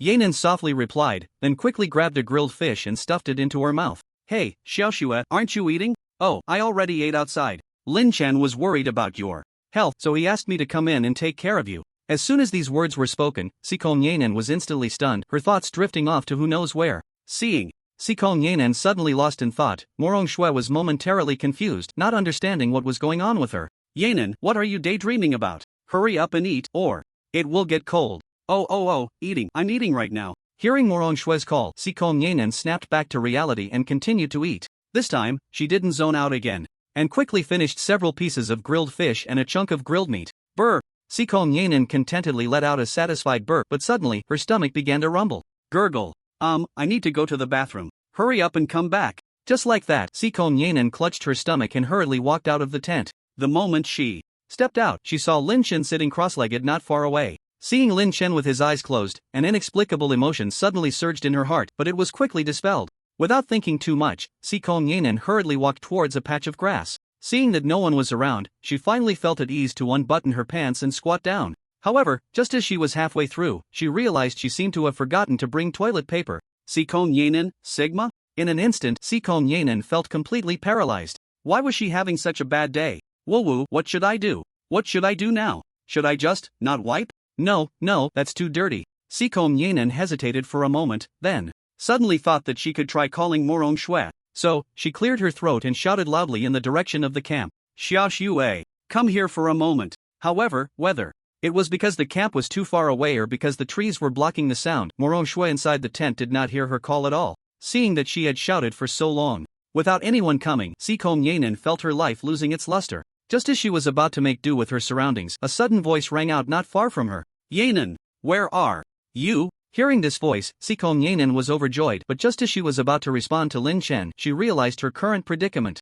So, she hurriedly covered her mouth, not daring to make a sound. Sikong Yanan, where are you? Is something wrong? Lin Chen's voice came again, tinged with urgency. Seeing this, Sikong Yanan knew she couldn't delay any longer, thought for a moment, and spoke up. Lin Chen, I'm in the bathroom, I forgot to bring paper. Oh, I see. I thought you were in danger again. He mentioned it, and immediately Sikong Yanan recalled the incident where Lin Chen had seen her. Although they both tacitly avoided mentioning it, there was always something weighing on her heart. Just as she was lost In her thoughts, Lin Chen continued, Yanan, where are you? Raise your hand to signal, and I'll throw you some paper. Oh, I'm here. Upon hearing this, Sikong Yanan immediately snapped back to reality and quickly extended her hand out from the grass. Seeing Sikong Yanan's raised hand, Lin Chen immediately threw the wad of paper he had just taken out towards her, and as expected, she caught it. After doing this, Lin Chen did not rush to leave but quietly stood guard not far away. He was worried that Sikong Yanan would encounter another crisis, but fortunately, nothing happened from the moment she got up to when she came out.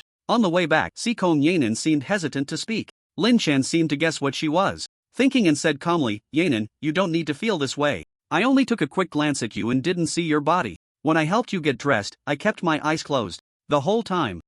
I understand. But still, thank you for coming to save me without hesitation. Upon hearing this, Sikong Yanan felt much more at ease. After all, her situation had been so dire at the time, it was only natural for Lin Chen to see it. However, Lin Chen claiming he had his eyes closed while dressing her changed Sikong Yanan's perception of him. Previously, she had viewed Lin Chen as a scoundrel who relied on his talent and enjoyed flirting with girls everywhere. Now, it seemed he was quite a gentleman, at least not taking advantage of her while she was unconscious. The misunderstanding between them was resolved. Thus, Sikong Yanan chatted casually with Lin Chen, and before long, they returned to the camp. At that moment, Morong Yunhai and Li Ming had not yet returned, and Morong Shui was still inside Sikong Yanan's tent. Gradually, the sky darkened. Seeing that Sikong Yanan had not returned for so long, Morong Shui stepped out of the tent. She saw Lin Chen and Sikong Yanan chatting happily, which immediately made her furious. She had waited inside for so long, and here they were, laughing and talking. Morong Shui? Oh, what are you two chatting about, so engrossed?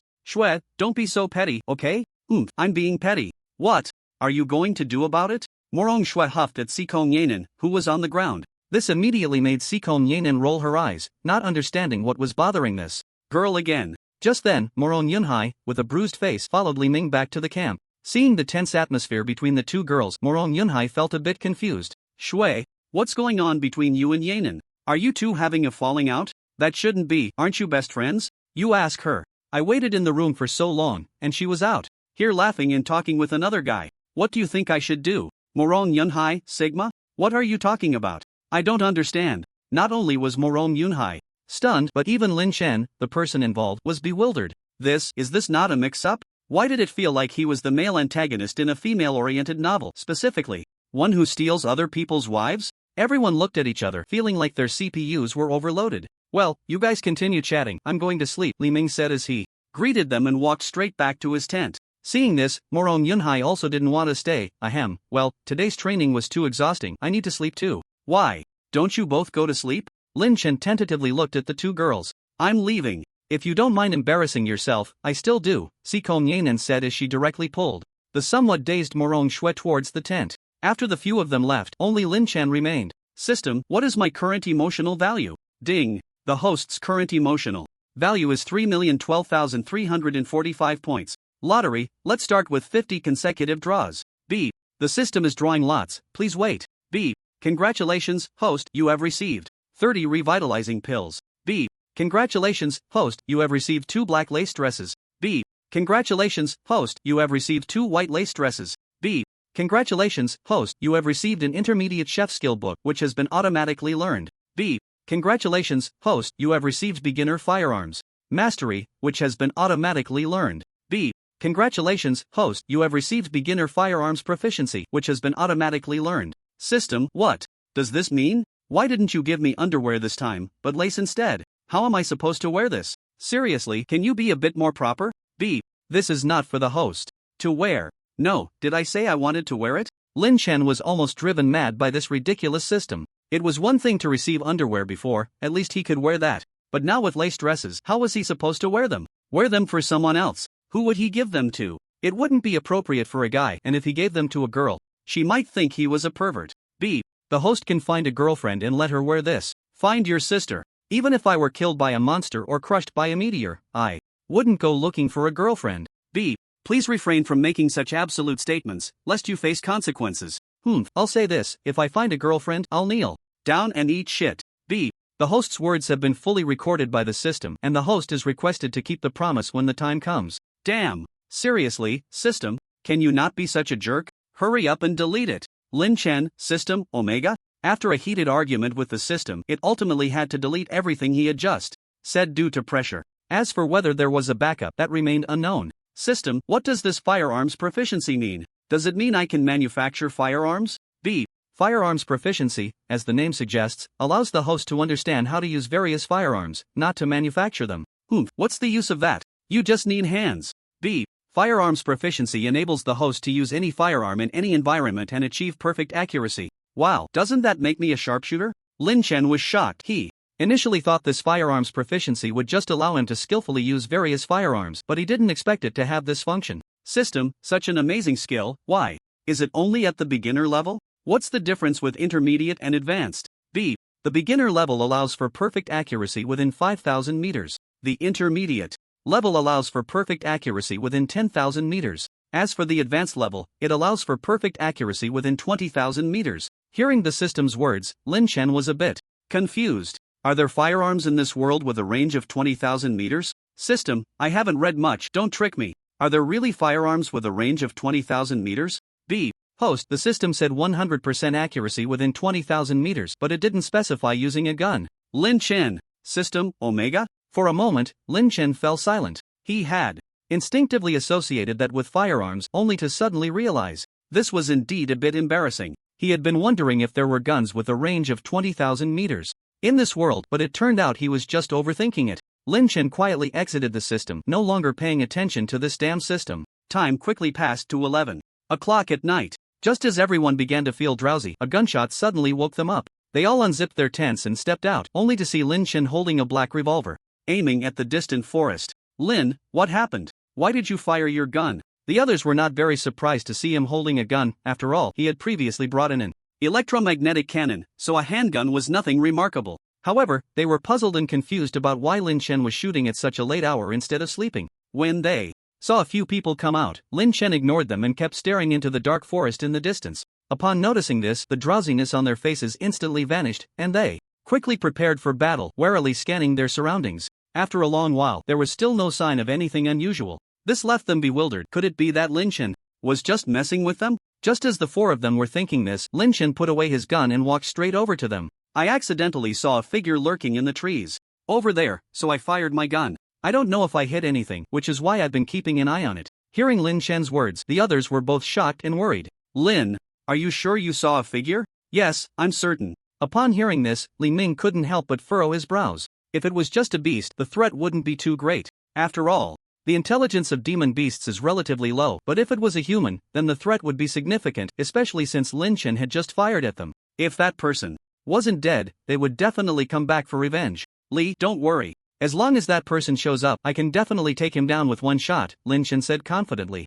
That's not what I'm worried about. I'm afraid he might have a group behind him, and we don't know how strong they are, Li Ming replied anxiously. After this, the group fell into silence. They never expected that there would be someone in such a desolate place. Forget it, let's take it one step at a time. Two of us will keep watch every night. Lin, you go rest. First, I'll stay here with Yunhai. Xiaoshui, you and Yanin can sleep together. That way, you can look out for each other. Morong Yunhai instructed Morong Xiaoshui, who was standing nearby. Morong Xiaoshui nodded in agreement. She had often shared a bed with Sikong Yanin before. After arranging everything, Morong Xiaoshui took Little White and followed Sikong Yanin back to her tent. At that moment, Little White was completely immersed in sleep, and the earlier gunfire had barely disturbed it. Lin Chen thought for a moment and quietly returned to his own tent, but he didn't go to sleep right away. Instead, he reflected on the earlier scene. After learning about the skill of firearms proficiency from the system, he took out the revolver he had previously fired. He then tried to use his firearms proficiency to aim at the distant forest, and just as he did, he happened to see a figure in a tree. The reason he was so sure it was a person was that the figure, upon noticing Lin Chen staring intently at it, panicked and unconsciously stood up. If it had been a demon beast, it wouldn't have reacted that way, so Lin Chen fired at the figure. With the gunshot, the figure on the tree was momentarily stunned before falling down. Not knowing what was happening, Lin Chen stayed at the camp until Morong Yunhai and the others came out. What Lin Chen didn't know was that his shot had hit the person's lung. Although they weren't dead yet, they were not far from it. After a night passed, Lin Chen woke up from his dreams, rubbed his eyes, and slowly got up to walk outside. As soon as he stepped out of the tent, he saw Morong Yunhai sound asleep by the campfire, while Li Ming sat nearby, his eyes squinting incessantly. Seeing this, Lin Chen quickly approached the two of them. Li, you should go back and get some sleep. I'm here, so it's fine. Okay. Li Ming didn't refuse. After guarding for so long, he was indeed a bit tired. Saying this, he got up and walked back to his tent. Seeing That Li Ming had left. Lin Chen was about to wake up Morong Yunhai but found him sleeping soundly. Lin Chen had no choice but to let him sleep there. After all, there was a campfire, so he didn't have to worry about him catching a chill. After a simple wash, he began to process the meat of the raging giant rhinoceros. Although they had eaten quite a bit before, there was still more than half left, considering that the raging giant rhinoceros was at least 4 to 5 meters tall. After removing some internal organs, there was still a good amount of meat left. The 5 of them had only eaten 1/5 of it. If they weren't awakeners, they probably would have eaten even less, as ordinary people don't have such a large appetite. Soon, Lin Chen cut the meat into 5 equal portions, then skewered them with wooden sticks and placed them over the fire to roast. Just then, Morong Shui and Si Kong Yanin crawled out of the tent. Upon seeing Lin Chen busy, they greeted him immediately. "Good morning, brother Lin Chen." "Good morning," Lin Chen replied with a smile. Suddenly, a small white figure sprang out from their tent and jumped straight towards Lin Chen. "Gg, Xiaobai, are you hungry?" Lin Chen laughed as he looked at the little white creature jumping towards him. "Xiaobai, carrot oh carrot?" Then, Lin Chen picked it up and placed it on his shoulder, saying, "You can't eat yet, we have to wait a little longer. Be good and listen." "Xiaobai." The 2 girls looked at the displeased Xiaobai and couldn't help but laugh, not expecting it to be such a greedy little rabbit. Meanwhile, in a snow-covered mountain, a man and a woman were trudging through the heavy snow. The woman was none other than Li Hansuang, and the man was actually Li Feiyu. "Sister Hansuang, let's find a place to rest. I really can't walk anymore." Li Hansuang softly replied, then found a large rock to sit on. Seeing this, Li Feiyu plopped down onto the snow. "Sister Hansuang, why on earth did you come to such a place? There's not a soul around," Li Feiyu complained. However, no matter how much he said, Li Hansuang did not respond. Helpless, Li Feiyu had to keep quiet. Just a few days ago, he had returned home as usual, only to be told to accompany Li Hansuang on an outing. At first, he thought it was a good deal and didn't refuse, but regretted it once they arrived. Now that they were here, he had no choice but to stick closely to Li Hansuang. Although he didn't know why she wanted to come to such a place, he guessed it must have something to do with Lin Chen. "Sister Hansuang, you're not planning to go out and train like Lin Yi, are you?" Li Feiyu asked tentatively. Upon hearing this, Li Hansuang merely nodded slightly without speaking, leaving Li Feiyu feeling numb. He probably wouldn't be going back anytime soon. Just as he was thinking this, a loud noise came from the distance, followed by the slow appearance of a white demon beast with horns. "Tianchao White Bull. Sister Hansuang, it's the Tianchao White Bull. Let's run!" Li Feiyu shouted and immediately tried to escape, but Li Hansuang stood still, seemingly frozen in fear. Seeing this, Li Feiyu was about to go over and pull her away when he suddenly heard Li Hansuang coldly shout, "Extreme cold ice spike." As her words fell, a 2-meter-long ice spike with a diameter of 10 centimeters quickly formed in front of her. Then, Li Hansuang grabbed the ice spike and forcefully hurled it at the Tianchao White Bull. Moo roar! As if sensing the danger, the Tianchao White Bull let out an angry roar, and then its horns began to gather energy. Just as the ice spike was about to hit, the energy in the bull's horns was also nearly gathered, and the next second, a white beam shot out from the horns, colliding with the ice spike. Boom! When Li Hansuang saw this, she immediately shot out another ice spike, and the Tianchao White Bull didn't have time to react, getting pierced straight through the left leg by the ice spike. Moo! The Tianchao White Bull let out a miserable cry and immediately limped away towards the distance. Seeing this, Li Hansuang quickly chased after it, leaving Li Feiyu, who was left in a daze. "Damn, Sister Hansuang, wait for me." Once he came to his senses, he hurriedly ran in the direction Li Hansuang had gone. The scene returned to the Inwind mountain range. Ding! Red Flame Blood Lion. Emotional value plus 20. Ding! Thunder Wind Leopard emotional value plus 20. Ding! Extreme Fire Golden Bird emotional value plus 20. System, help me calculate how much emotional value I've earned these past few days. Ding! The host has earned nearly 500,000 emotional points in total over these days. Not bad, let's call it a day for today and continue tomorrow. With that, Lin Chen, feeling satisfied, prepared to return to the camp. Just then, a shadow flashed by in the distance among the trees. Could it be that person's accomplice? Lin Chen couldn't help but murmur. He hadn't slept well these past few days, worried that the guy he shot before would come looking for revenge, but after waiting for several days, no one had come, which puzzled him, yet he didn't let his guard down. Now encountering a mysterious person again, he immediately disregarded everything else and quickly used the phantom step to chase after the shadow. The shadow seemed to sense someone behind and hurriedly dodged through the trees to evade Lin Chen's pursuit. Seeing this, Lin Chen deliberately slowed down but maintained a certain distance from the shadow, not letting it notice him. The shadow glanced back,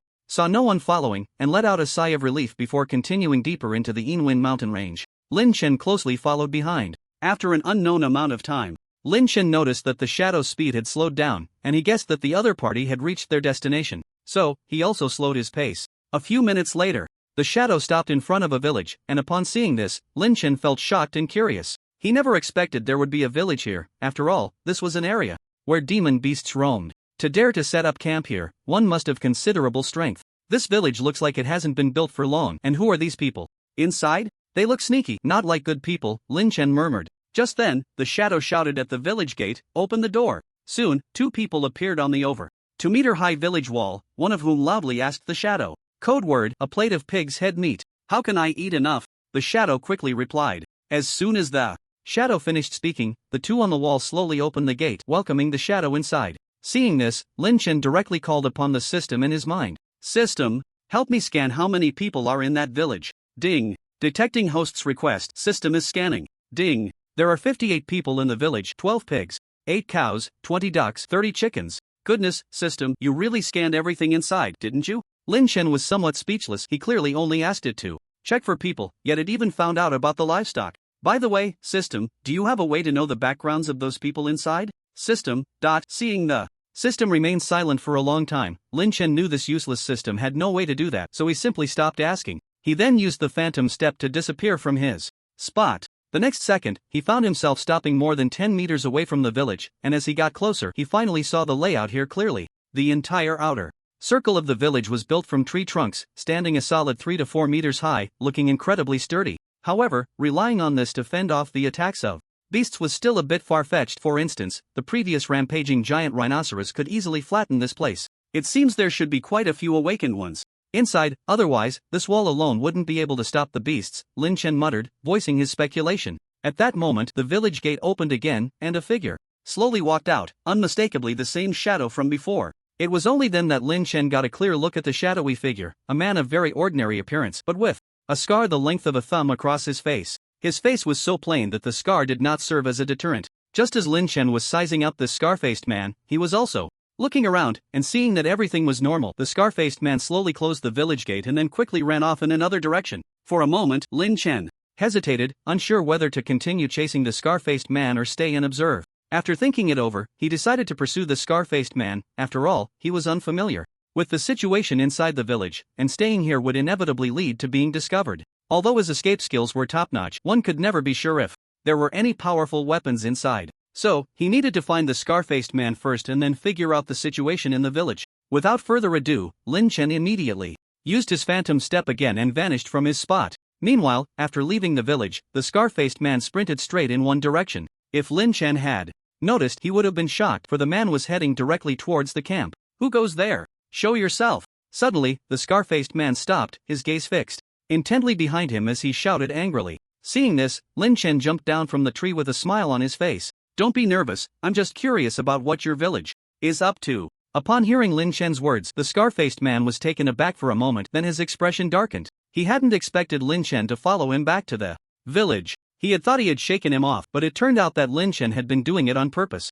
Who are you? The scar-faced man coldly stared at Lynch. Ha ha, I'm just a student, school is too dull, so I came out for some experience. Lynch replied calmly, leaving it up to the scar-faced man whether to believe him or not. A student? Do you think I would believe that? The scar-faced man looked Lynch up and down, and seeing his somewhat youthful face, he believed it halfway. As for the other half, the scar-faced man was skeptical. If he were really out for experience, why not go look for beasts instead of following him? Moreover, he had been sneaking around for so long. Anyone would find that hard to believe. Seeing the wary expression on the scar-faced man's face, Lynch shrugged helplessly. Really, in this day and age, no one believes the truth. I've answered your question. Whether you believe it or not is up to you. However, in the spirit of reciprocity, you have to tell me what your village is doing here, and why you've set up camp, Lynch said fearlessly, looking at the scar-faced man. However, the scar-faced man had no intention of answering his question, his gaze still fixed on Lynch. Alright, since you're unwilling to speak, I won't force you, but I'd like to know your name, at least. Wang Ergu. What? Lin Chen? Lin Chen truly did not expect the man to be named Wang Ergu. Damn, how famous is that name? There must be tens of thousands of people named Wang Ergu across the country. Suddenly, Lin Chen seemed to think of something and asked, "Are you from Mang village?" Hearing Lin Chen's words, Wang Ergu was instantly shocked. After all, very few people knew about their Mang village. Every time an outsider came, the whole village would come to watch, and Wang Ergu had lived in the village for so long. Not every outsider had been seen, but he definitely had never seen the person in front of him. It must have been someone who went out and told him, and with that thought, Wang Ergu's gaze became even colder. Kid, I don't care where you learned about our village, but you have to stay here today. As he spoke, a surge of black energy erupted from Wang Ergu, and immediately a 2-meter-tall black monster appeared in front of Lin Chen. Looking at this black monster, Lin Chen felt a chill run down his spine. The monster gave off a sense of death. System, what is this thing? Ding. This is a product of the soul of the evil beast from the evil world combined with a human. The system's voice quickly echoed in Lin Chen's mind. But after hearing the system's introduction, Lin Chen was even more confused. What the heck, the evil world? What does that mean? Is this world connected to some evil world? As if sensing Lin Chen's doubts, the system's voice came again. Ding. In the terms of this world, it is called a secret realm. The Silver Snake's secret realm you visited before was a small world. Oh, I understand now. Lin Chen finally grasped it. However, just as Lin Chen was lost in thought, Wang Ergu immediately controlled the black monster to charge at Lin Chen. Seeing this, Lin Chen didn't think much and used Phantom Step to escape a distance before stopping. He wasn't in a hurry to attack Wang Ergu. After all, he still didn't know what strange abilities he had. Wang Ergu looked at the disappearing Lin Chen, momentarily stunned, but quickly reacted and began to look around. He saw Lin Chen standing not far away, watching him with a smirk, seemingly mocking him. Kid, I don't care what means you used to escape there, but this ends here. Go, nightmare. With Wang Ergu's words, the black monster transformed into a mass of black light and rushed towards Lin Chen. Lin Chen quickly took out the destruction gun from the system, then held the gun with both hands and charged straight at the attacking black monster. In the next second, Lin Chen was about to collide with the nightmare when, unexpectedly, the gun barrel passed through the monster's body. However, before Lin Chen could react, the black monster threw a punch at him. Just as it was about to hit, Lin Chen used Phantom Step again to dodge the attack. What the hell is this thing? Why is it so difficult to deal with? I can't even hit it. Nightmare. Continue the attack. Kill him for me. Wang Ergu, seeing that his 2 attacks had been dodged by Lin Chen, was instantly filled with rage. He didn't expect this student-looking guy to be so troublesome, but no matter how troublesome, he had to keep Lin Chen here. After all, if he let him escape, it would definitely affect the upcoming plan, so he had to keep him here. Lin Chen glanced at the time and realized it was getting late, so he no longer held back. He immediately activated the fire pearl within him. The fire pearl, which had been quietly resting in Lin Chen's dantian, began to cheerfully spin upon sensing its master's call. It then disappeared from the dantian and appeared in front of Lin Chen the next second. Fire pearl, go. With Lin Chen's command, the fire pearl swiftly charged towards the black monster. Just like before, the fire pearl directly entered the monster's body. Wang Ergu looked at this scene with a hint of disdain, just as he was about to mock Lin Chen. Suddenly, the fire pearl began to release the southern Ming fire, and in no time, the flames quickly enveloped the entire monster. Before Wang Ergu could react, the black monster was burned to nothing. For a moment, Wang Ergu stood there in a daze, and after a while, he finally shouted, "Evil nightmare." However, before he could finish, Lin Chen had already walked straight up to him. Taking advantage of his moment of distraction, Lin Chen quickly subdued him to the ground and then tossed a pill into his mouth. This was a truth pill he had just bought from the system. Once consumed, it would force him to speak only the truth and never lie. What is your real name? Lin Chen asked. Wang Ergu, what are you planning to do? To kill someone. Who are you going to kill? I don't know. I only know I have to kill 3 men and 2 women. Hearing this, Lin Chen's face turned ashen. It was clear that he intended to kill his group. Not understanding why he wanted to kill them, Lin Chen continued to ask, why do you want to kill them? They killed our people. Did that person die from a gunshot? Yes, he was shot in the lung and ultimately died despite attempts to save him. Upon hearing this, Lin Chen gained a rough understanding. The person he had shot earlier was also from Mang village. It seemed that Wang Ergu had received orders to kill, which was why he had come out to eliminate Lin Chen and his group, but unfortunately, he was captured before he could reach them. After thinking for a moment, Lin Chen continued to ask, why did you send someone to monitor us?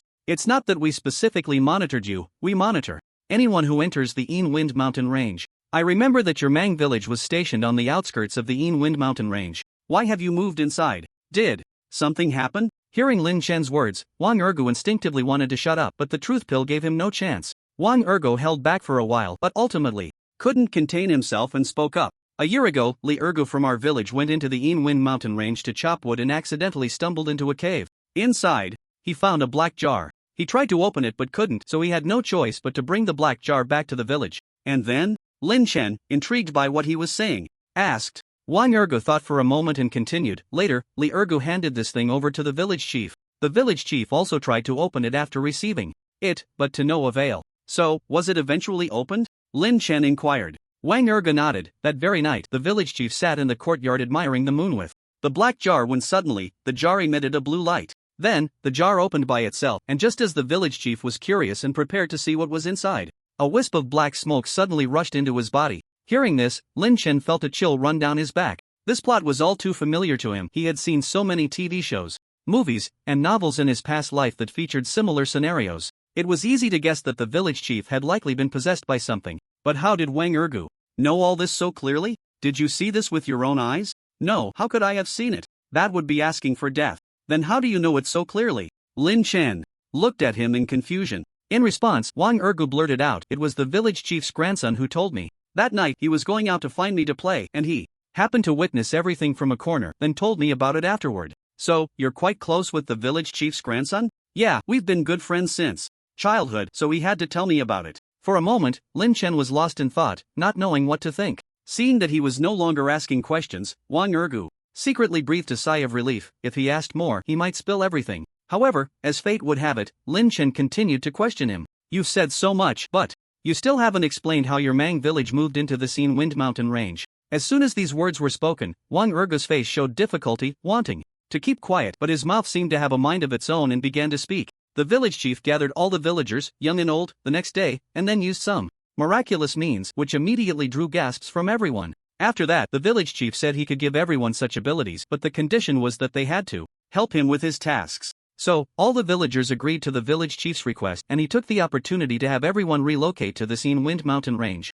There were some who wanted to oppose, but somehow, the village chief whispered something in their ears, and they became like walking corpses, no longer opposing. Hiss. Lin Chen inhaled sharply. The village chief could actually grant ordinary people the abilities of awakeners, which was utterly unbelievable. As far as Lin Chen knew, the only thing that could grant people the abilities of awakeners was a system. Could it be that the village chief had also bound a system? That couldn't be, right? This thing shouldn't only belong to protagonists like himself, should it? Why would an old man like him have it? Aside from the system, what else could grant someone the ability to awaken? Unable to figure it out, Lin Chen turned his gaze back to the bound Wang Ergu. "You just said your village chief could give you extraordinary power. What does that mean?" "Like what? You just mentioned?" "Yes. Then when he had you relocate, was it to make you help him with something?" In Lin Chen's view, the other party must have some purpose, otherwise, they wouldn't have made such a grand move to relocate the entire village. "The village chief had us help him build a..." Wang Ergu was about to say it but suddenly lost his voice. Seeing this, Lin Chen couldn't help but frown. "Speak, what did he have you build?" Saying this, he turned Wang Ergu over, only to find him staring wide-eyed, dead. At this sight, Lin Chen was shocked and stepped back, his gaze fixed on Wang Ergu. "System, what's going on? Why did he suddenly die?" Ding. Due to his involvement in certain matters, his consciousness was forcibly erased. He is dead beyond revival. Damn it, this must be the village chief's doing. Damn. Lin Chen cursed loudly, knowing without a doubt that the other party didn't want him to find out what they had built. But if they wouldn't say it, he was determined to find out. After all, there were still so many people in the village, he didn't believe he couldn't get any information. With this thought, Lin Chen was about to return to the village when he noticed the sky gradually darkening, realizing it was getting late. Immediately, a fireball struck Wang Ergu's body, and soon his corpse was burned to ashes, leaving nothing behind. After doing this, Lin Chen rushed towards the camp. Meanwhile, deep within the Scene Wind Mountain range, in front of an altar, an old man slowly opened his eyes. This man was the village chief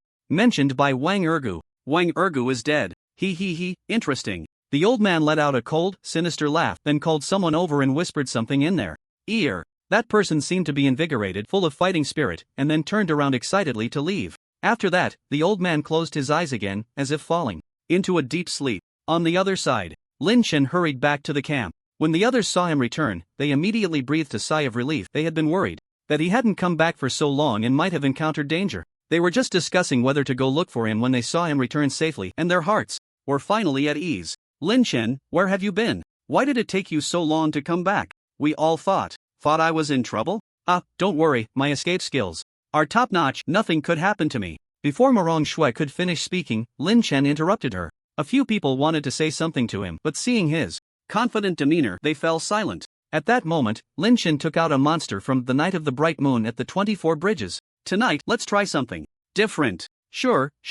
As soon as food was mentioned, Morong Shui immediately became interested, while Morong Yunhai and Sikom Yanen rolled their eyes at her. Morong Yunhai Sikom Yanen Alright, stop dawdling and come help me out. I can't manage this alone. Lin Chen called out to the few who were standing there in a daze. Hearing this, Li Ming was the first to get up. Morong Yunhai followed closely behind, while Lin Chen had no intention of letting Sikom Yanen and Morong Shui pitch in. "You two can stay out of it. With Yunhai and Brotherly here, that's enough. Just wait for the food. Moronshue nodded, then pulled Sikong Yanan, who wanted to help, and they started petting the little white creature. Night fell. The group sat together, and at that moment, Lynch suddenly spoke up. There's something I need to tell you all. What is it? Li Ming looked at Lin Chen in confusion, unsure of what he was about to say, but seeing his serious expression, it seemed important. This afternoon, I ran into people from Mang Village. They've all moved into the Een Wind Mountains. Upon hearing this, Li Ming was first taken aback, then stood up in shock. Lin, you can't be joking, right? Those villagers from Mang Village are just ordinary people. Moving here is just asking for death. Brotherly, what is this Mang Village you're talking about? Mo Rong. Yunhai asked curiously from the side. Seeing his inquiry, Li Ming had to suppress his shock and began to explain to the three. 2 years ago, I accidentally ended up here and, unfortunately, lost my way. Just when I was feeling a bit desperate, I met a hunter. I explained my situation to him and he led me out of the Een Wind Mountains. I was injured at the time, so the hunter took me back to his village. I stayed there for a while and learned from the villagers that this place is called the Een Wind Mountains, and their village is called Mang Village. After listening to Li Ming's explanation, the three finally understood the whole story. Immediately, Morong Yunhai looked at Lin Chen. Brother, what did you mean when you said those people from Mang Village moved in? After thinking for a moment, Lin Chen recounted how he had followed Wang Ergu to the village and how he had interrogated Wang Ergu in detail. As he finished speaking, everyone present was left stunned, unable to calm down for a long time. This was truly shocking. Who would have thought that there were people in this world who could grant others the abilities of an awakened? What kind of existence could achieve that? Not to mention anything else, even the big shots in the destiny realm of the Dragon Kingdom probably couldn't manage it. This made Li Ming's brows furrow involuntarily. Things seemed to be beyond what he could handle. He had originally thought he was just accompanying Lin Chen for some training, but unexpectedly he had unknowingly fallen into a whirlpool. After hearing Lin Chen's analysis, it seemed that all the people from Mang Village might be awakened. He had roughly estimated that there were about 100 or 200 people in Mang Village. If a fight broke out, how could they possibly win against them? If it were on the outskirts of the Een Wind Mountains, he might have been able to rely on his realm advantage to hold his own. But now, his realm was suppressed at bronze 9 stars. Although he could unleash combat power comparable to silver 8 or 9 stars, the other side could easily trap him with their numbers and then attack Lin Chen and the others. Even if he could escape, what would happen to Lin Chen and the others? Lin Chen is indeed Lu Hongba's disciple. If something happens to him, the whole world will be in turmoil. Lin Chen, standing nearby, watched as Li Ming's expression changed repeatedly, guessing that he must be worried. Li Gu, don't worry. If we really encounter a crisis, the teacher will come to save us. What? Lin Laudi, are you serious? Alright, as long as Lu Lao is here. Upon hearing that Lu Hongba would lend a hand, Li Ming immediately breathed a sigh of relief. Just then, he noticed Mu Rong Yunhai looking at him with a strange expression. Why are you looking at me like that? Li Ming asked, feeling guilty. Mu Rong Yunhai's eyes fixed on him for a long while before he finally spoke. Li Gu, the Lu Lao you just mentioned, it wouldn't be the old man Lu Hongba, would it? What? Did I just say Lu Lao? I don't remember saying that. Hearing this, Li Ming tried to brush it off, but the more he tried to evade, the more Mu Rong Yunhai pressed on. Li Gu, don't try to fool us. Just look at the sweat on your face, is it necessary? Cough. What? Sweat? You must have seen it wrong. Saying this, Li Ming quickly wiped the sweat from his forehead, only to find there was no sweat at all. It dawned on him that he had fallen into Mu Rong Yunhai's trap. He immediately glanced at Lin Chen, who was watching the show, wanting to see what he would say, but Lin Chen simply shrugged helplessly. Seeing this, Li Ming sighed in resignation. He never expected that due to a slip of the tongue, he would inadvertently mention Lu Lao. Sai, Lin Laudi, is Lu Lao's disciple.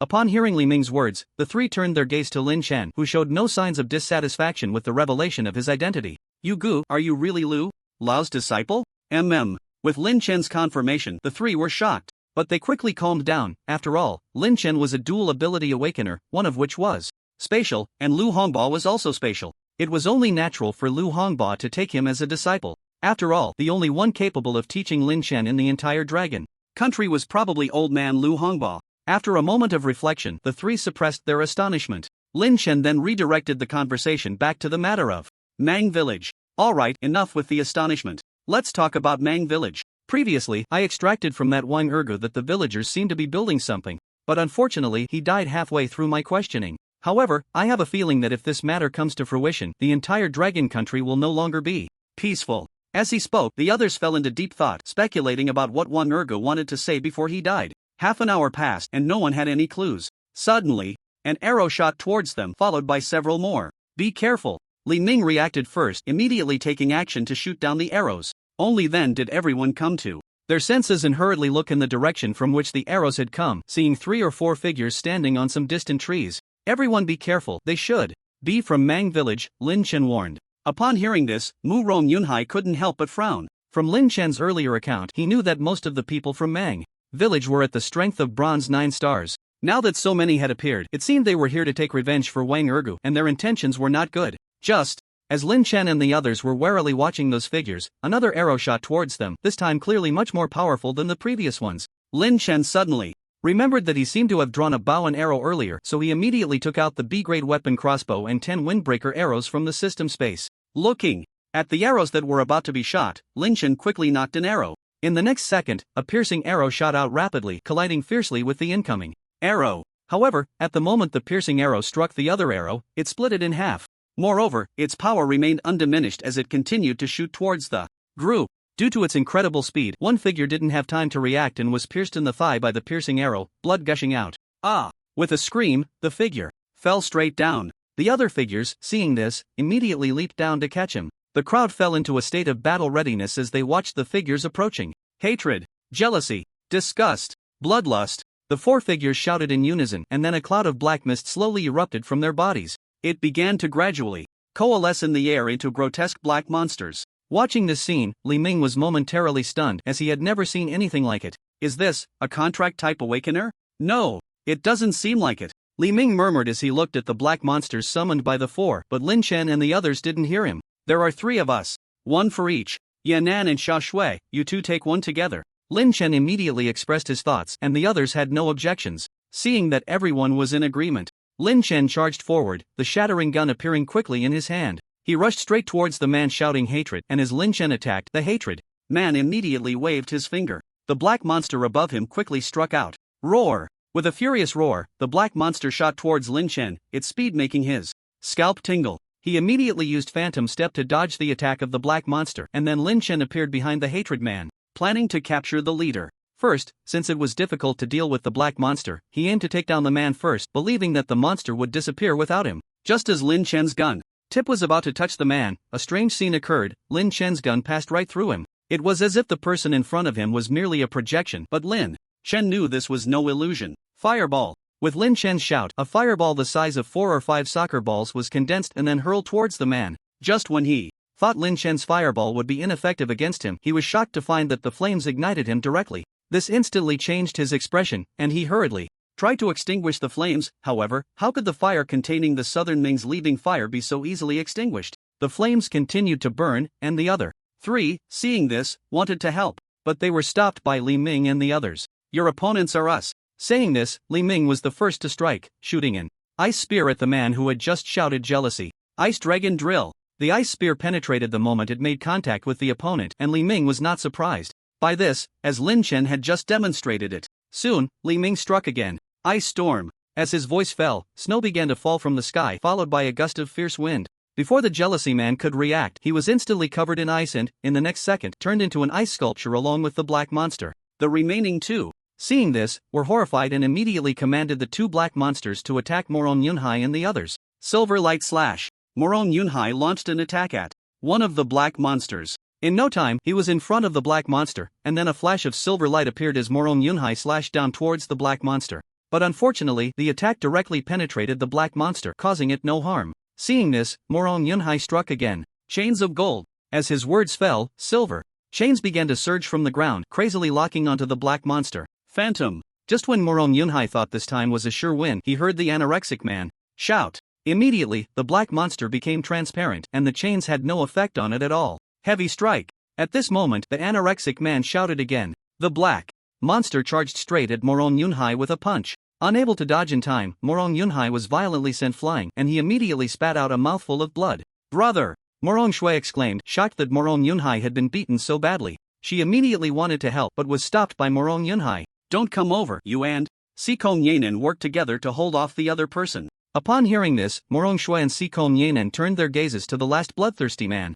At this moment, although his thigh was severely injured, the fierce look on his face did not diminish as he glared at the 2 women. Blade of Wind. In response, Sikong Yanen unleashed a blade of wind. An invisible wind blade shot quickly towards the bloodthirsty man. Shadow shield. A black light shield instantly enveloped him, and the wind blade struck directly against it. Boom! After a tremor, the black light shield remained intact, causing Sekom Yanan to furrow her brows tightly. Just then, Morong Shui also launched an attack. Water ball. A water ball the size of a soccer ball shot rapidly towards the man. Bang! Boom! As the water ball hit the black light shield, a crack slowly appeared on its surface. Seeing this scene, Morong Shui was overjoyed and immediately wanted to fire more water balls. Suddenly, an attack shot out from within the shield, and Morong Shui's face changed dramatically upon seeing it. The opponent had used her own water ball, but this one was black. With no time to think, Morong Shui shouted, "Water shield!" A water blue light shield quickly enveloped Morong Shui and Sekom Yanan. In response, Sekom Yanan quickly reacted and launched an attack against the incoming black water ball. Wind. Sigh. An invisible giant scythe attacked the black water ball. Bang bang. With a loud noise, the black water ball was instantly sliced in half by the scythe. Seeing this, the two women prepared to breathe a sigh of relief, but at that moment, a black wind began to swirl inside the black light shield. Sekom Yanan's face changed drastically. The opponent had used her own blade of wind. Just as the two women were stunned, the black wind blade sliced towards them, reaching them in the blink of an eye. It then struck heavily against the water blue light shield. With just one blow, it shattered the water blue shield completely. Morong Shui staggered back a few steps, barely stabilizing herself, but her face was drenched in sweat. At the same time, her complexion began to pale, as if she were on the verge of collapse. "Xiao Shuat, are you okay?" Sekom Yanan hurriedly ran over to support her, concerned. "I'm fine, just too much energy consumption. I just need to rest for a bit," Morong Shui replied. Upon hearing this, Sekom Yanan nodded. "Then, you rest over there, I'll handle this." "No, we can't defeat him together. How can you do it alone?" Morong Shui firmly refused. "But you. It's fine, just hold on a little longer. Brother Lin Chen will come to help us after he deals with that person." As she said this, Morong Shui's gaze turned to Lin Chen in the distance. Feeling something, Lin Chen immediately turned to look at the two women. Upon seeing them, Lin Chen was instantly filled with rage and no longer held back. Li Huizhu. With a roar, a fiery red orb shot out rapidly from his body. It then flew straight towards the disgust man, who was about to extinguish the flames. Upon seeing the incoming Li Huizhu, the disgust man's expression changed drastically. Before he could react, the southern bright fire erupted from the Li Huizhu, instantly enveloping him, and he visibly dissipated into the air. After doing this, Lin Chen retracted the Li Huizhu back into his body, performed the phantom step, and vanished from the spot. The next second, he appeared in front of Sekom Yanan and the other woman. "Are you okay?" "We're fine," the two women replied in unison. Seeing that the two women were unharmed, Lin Chen then turned his gaze towards the violent blood man. After hesitating for a moment, he shot a fireball directly at him. The violent blood man, encased in a black light shield, immediately shot out a black water ball to collide with Lin Chen's fireball. However, the fireball, infused with southern bright fire, evaporated the water ball into steam upon contact. The violent blood man was utterly shocked at this scene. Just as he was still in shock, the fireball pierced through the black light shield and rushed towards him. Realizing this, the violent blood man quickly reacted. He attempted to block the fireball, but it was too late. Before he could make a move, the fireball struck his abdomen, and a burst of flames instantly engulfed him. Ah, no! In less than a minute, the violent blood man was reduced to ashes. After dealing with the violent blood man, Lin Chen turned his gaze towards Morong Yunhai, who was currently being relentlessly groped by the anorexia man, blood streaming from the corner of his mouth. "Brother Lin Chen, please go save my brother." Morong Shui also saw this scene and immediately pleaded with Lin Chen. In response, Lin Chen said nothing more and directly used the phantom step to flash in front of Morong Yunhai. "Yunhai, can you hold on?" Cough. "I'm fine, I can still hold on." "Well, since that's the case, I'll be leaving now." As he spoke, Lin Chen pretended to walk away.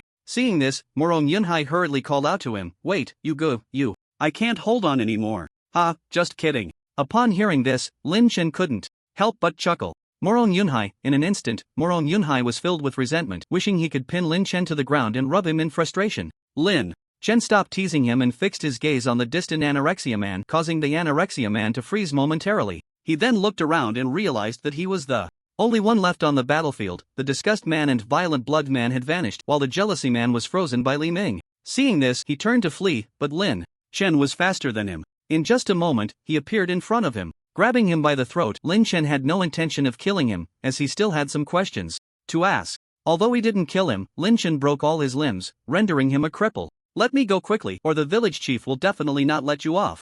The anorexia man shouted incessantly, but Lin Chen couldn't be bothered to respond, dragging him straight towards the camp. On the other side, seeing this situation, Li Ming immediately unthawed the jealousy man. The moment he was fully thawed, an ice blade appeared in his hand. With a couple of swift motions, he severed all the meridians in the jealousy man's body, and then Li Ming dragged him back to the camp. Now, tell me, who are you? The few of them surrounded the two, and at this moment, Lin Chen spoke to the anorexia man. Humph. In response to Lin Chen's inquiry, the anorexic man let out a cold snort and did not answer his question. It seemed to imply that Lin Chen was asking a question he already knew the answer to. In response, Lin Chen directly bought a truth pill from the system, and as soon as the man was distracted, he quickly popped the pill into his mouth. The pill dissolved instantly, turning into a pool of liquid that he swallowed. Who are you? Why did you come to attack us? As soon as Lin Chen finished speaking, the anorexic man, who had initially been reluctant to speak, began to talk. We are from Mang village, sent to kill you intruders. On the orders of the village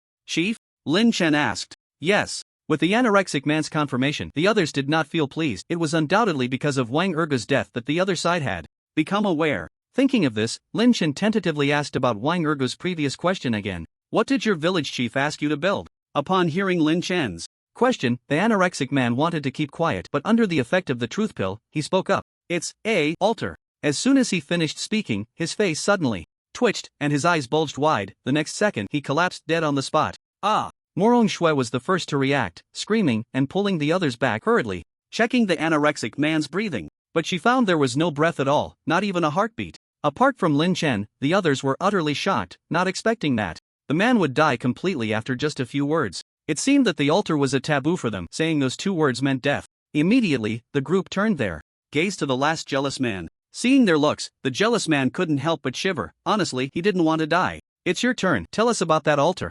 Be honest, or I will be forced to use the same method as before, Lin Chen said with a hint of threat. Upon hearing this, the jealous man was horrified, thinking Lin Chen would use the same strange method on him. However, seeing that Lin Chen did not intend to use that method, the jealous man breathed a sigh of relief. Well, I'm not very clear on the specifics. I only know that the village chief cares a lot about it. A year ago, our entire village worked together to build it, and then the village chief ordered us to hunt some monsters and humans who intruded here every day to put into the altar. It seems to be for opening something, but I don't know what exactly. After speaking, the jealous man quietly looked at the others, thinking he had said all he knew, so they should let him go now. However, Lin Chen and the others ignored him, casually tossing him aside and starting to discuss among themselves. Li Ge, what do you think about this? You have the most experience here. Upon hearing this, Li Ming pondered for a moment, before slowly speaking. To be honest, this is the first time I've seen a situation like this. As for what to do, my thought is that we should quickly get out of here and report the situation to the higher-ups, so they can send someone to resolve this. After he finished speaking, Morong Yunhai and the others nodded in agreement with Li Ming's idea. But Lin Chen did not think so. If it were before, perhaps they could escape and call for help. But now, the other side would definitely not let them go easily. Li Ge, I think they won't let us leave easily now. As soon as these words were spoken, Li Ming and the others were startled, quickly realizing the implication, and their expressions turned grim, looking worse than crying. Observing the expressions on their faces, Lin Chen pondered for a moment and shared his thoughts. Li Ge, my idea is for you to take Morong Yunhai and the others to escape and call for help while I stay behind to hold them off. No way, Li Ming directly rejected Lin Chen's proposal. He was originally ordered to protect him, so how could he run away on his own? Moreover, Lin Chen was a disciple of Lu Hongba. If something happened, not only would his brother not let him off easily, but even Lu Hongba would not spare him. Lin Chen seemed to guess his concerns and explained, Li Ge, don't worry. The teacher left me with quite a few tricks. Nothing will happen. You can take Yunhai and the others back, and I'll stay behind to hold them off. But Li Ming wanted to say something more, but was interrupted by Lin Chen waving his hand. No buts. Listen to me, you take Yunhai and the others and leave, then find a way to contact the higher-ups. I'll do my best to hold them off. Seeing Lin Chen so determined, Li Ming was momentarily at a loss for words and let out a helpless sigh. Sigh, Lin old brother, you must be careful. Otherwise, I won't be able to explain to Lu old man. Yeah, don't worry, Li Ge. I'm very cautious about my life. Nothing will happen to me. Alright. Li Ming stopped speaking. Seeing this, Lin Chen turned his gaze to Morong Yunhai and the others. Yunhai, you all get a good rest tonight, and tomorrow morning you can go out with Li Ge. You go, you. Morong Yunhai wanted to speak, but when the words reached his lips, he didn't know what to say. Lin Chen patted his shoulder, signaling him not to worry. Thus, the few of them tacitly accepted Lin Chen's plan and fell silent. After a long while, Lin Chen felt it was getting late and said to the others, alright, you all hurry up and rest a bit, we'll set off tomorrow morning. Upon hearing this, Morong Yunhai stood up and walked towards the tent, while Morong Shui and Si Kon Yanan also got up and returned to the tent. Only Li Ming and Lin Chen remained, and although Li Ming wanted to persuade him further. Seeing Lin Chen with his eyes closed, he had no choice but to give up. A night without conversation. The next morning, while the others were still asleep, Lin Chen began to get busy. After all, there was quite a distance to cover, and he needed to prepare a few days' worth of dry rations for them to avoid starving on the way. When he felt it was about time, Lin Chen started preparing breakfast. Just then, Moron Yunhai walked out of the tent and greeted the busy Lin Chen. "Yugo, good morning." Yunhai, hurry up and wake Yanin and the others." "Okay, no need, we're awake." Just as Moron Yunhai was about to speak, he saw Morong Shui and Sikong Yanin walking out of the tent. Seeing that everyone was present, Lin Chen called out, "Alright, since you're all up, come over and eat something quickly, get ready to go." Back with Li Gu. Upon hearing this, the few of them sat down and began to eat. "I made some jerky for you, remember to take it with you later since there's still quite a distance from here to the outside world." "Lin Chen Gu, are you really not coming with us?" Morong Shui looked at Lin Chen. "No, I'll stay behind. Don't worry, I have plenty of tricks up my sleeve." Lin Chen shook his head. The atmosphere fell into silence as they quietly ate their food. After these few days of contact, Morong Yunhai and the others had developed a strong reliance on Lin Chen. Especially Sikong Yanin, her feelings for Lin Chen gradually became somewhat peculiar, vaguely hinting at affection. Of course, this was related to Lin Chen's reckless rescue of her before. Soon, breakfast passed in silence. The few of them quickly packed their belongings and prepared to head back the way they came. "Yugo, take care." Morong Yunhai patted Lin Chen's shoulder as a farewell. "Alright, you're a grown man, stop being so sentimental and hurry up and go," Lin Chen said irritably, swatting his hand away. Morong Yunhai found it somewhat amusing but didn't say much more and turned to leave. Lin Chen, seeing this, hugged Xiaobai and waved goodbye to the few people who reluctantly walked a distance away. At that moment, Sikong Yanan suddenly turned around and ran straight towards Lin Chen. Then, in the astonished gazes of the others and Lin Chen, Sikong Yanan gently kissed him on the cheek and quickly turned to flee. This scene not only left Morong Yunhai and the others stunned, but even Lin Chen, the person involved, was taken aback. "Damn it, I've just been taken advantage of." Lin Chen, coming to his senses, immediately cursed, but the others had already vanished from sight. "Forget it, let's just say I was bitten by a female mosquito." With that, Lin Chen placed Xiaobai on his shoulder and walked directly in front of the jealous man. Looking at the weak jealous man, Lin Chen immediately asked, "Who is the strongest person in your village?" "I don't know." "Don't know? Or unwilling to say? Do you believe I can make you wish you were dead?" A glint of cold light flashed in Lin Chen's eyes. "I really don't know." Seeing that he didn't seem to be lying, Lin Chen simply lost interest in asking further and smashed a fireball onto him. Then, he used Phantom Step and advanced towards the previous village. Chirp chirp. "What, you say someone is approaching ahead?" After walking for an unknown amount of time, Lin Chen stopped to rest, when suddenly, Xiaobai began to call out incessantly. Since Lin Chen had signed a contract with it, he quickly understood its meaning and frowned. It seemed his guess was correct. Fortunately, he had timely sent Li Ming to take Morong Yunhai and the others away. Following Xiaobai's guidance, Lin Chen soon encountered the newcomers. This time, there were 2 more people than last night, totaling 6. Moreover, their auras were much stronger than the previous 4. However, Lin Chen was not the least bit flustered. After all, he had the Lihua Pearl, a bug-level weapon, and he was completely unafraid of them. As the 6 approached, Lin Chen immediately took out the electromagnetic pulse cannon from the system space and aimed it at one of them. "Taste my cannonball, Lin." With that, Lin Chen pressed the button, and soon, a blue beam shot out from the cannon, heading straight for one of them. "Be careful." The others were just about to warn that person when, in the next second, the blue beam pierced through his heart, leaving a hole the size of a basketball. "Hee, got one." Lin Chen was instantly overjoyed. Just then, a terrifying attack came rushing towards Lin Chen. Seeing this, he hurriedly used Phantom Step to escape the attack range. Boom! The spot where Lin Chen had been standing was instantly blown out, creating a hole. "Who are you?"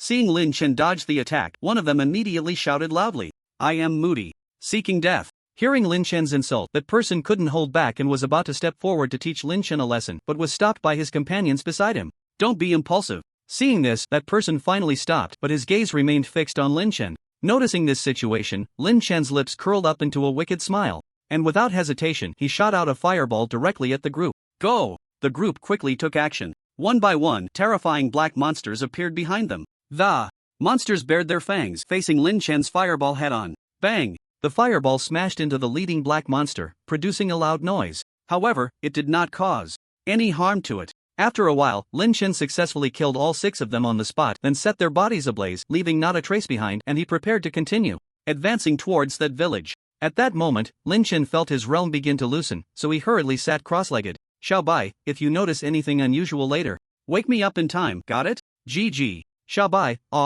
upon hearing Lin Chen's words, Xiaobai immediately nodded repeatedly. Seeing this, Lin Chen smiled and patted its soft little head, then began to prepare for the breakthrough. After so many days of battle, his realm had reached the bottleneck of bronze 8 stars, just one step away from breaking through to bronze 9 stars. As the Hanyuan Gong circulated, the spiritual energy around him surged towards him at a visible speed. In less than a quarter of an hour, Lin Chen was surrounded by spiritual energy. Looking from a distance, it resembled a large cocoon. Those who didn't know would think a beast was undergoing metamorphosis. The spiritual energy continued to increase, and Xiaobai, who was looking around not far away, stared at this scene with a dazed expression on its originally small rabbit face. Xiaobai.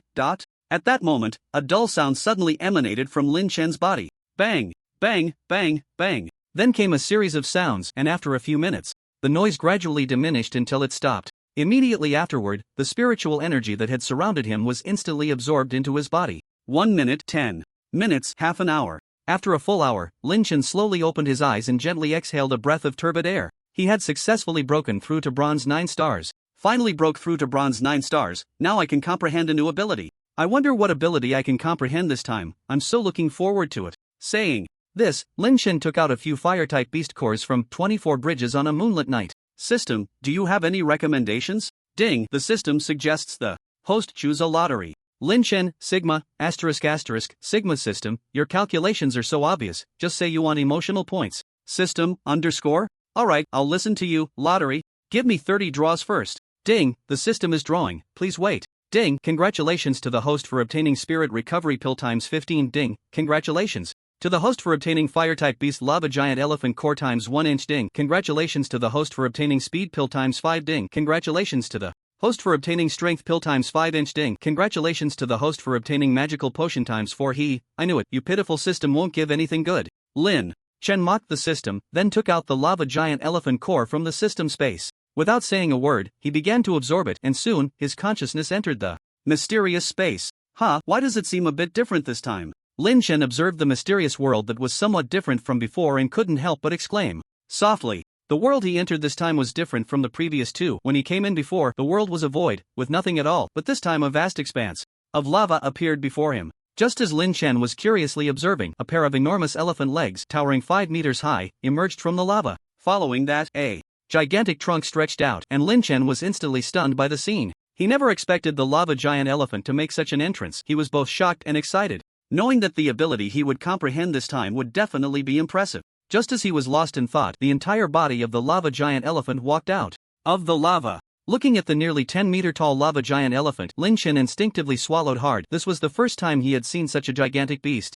It felt almost comparable to the monsters he had seen in the Ultraman series in his past life. The king-level inkhorn silver dragon I saw before was merely longer in body. Its size still fell short compared to this lava giant elephant. Just imagine, a 3-story tall beast standing right in front of you, how shocking that would be. Moo! The lava giant elephant looked down at Lin Chen, who seemed like an ant beneath it, and immediately let out a roar. The sound was so loud that it nearly shattered Lin Chen's eardrums. He was grateful that this wasn't the real world, otherwise, that roar would have definitely left him dazed. Damn it, how am I supposed to fight this guy? Just the roar almost knocked me out. Lin Chen cursed loudly and quickly distanced himself from the lava giant elephant. The previous sound had truly made him uncomfortable. If it roared again, he figured he would probably meet his end right there. After moving a safe distance away, Lin Chen stopped and shouted, "Falling sun!" Over 100 fireballs shot straight toward the lava giant elephant. After his breakthrough, the number of fireballs had suddenly increased by dozens. Boom! Boom! All the fireballs hit the lava giant elephant, but,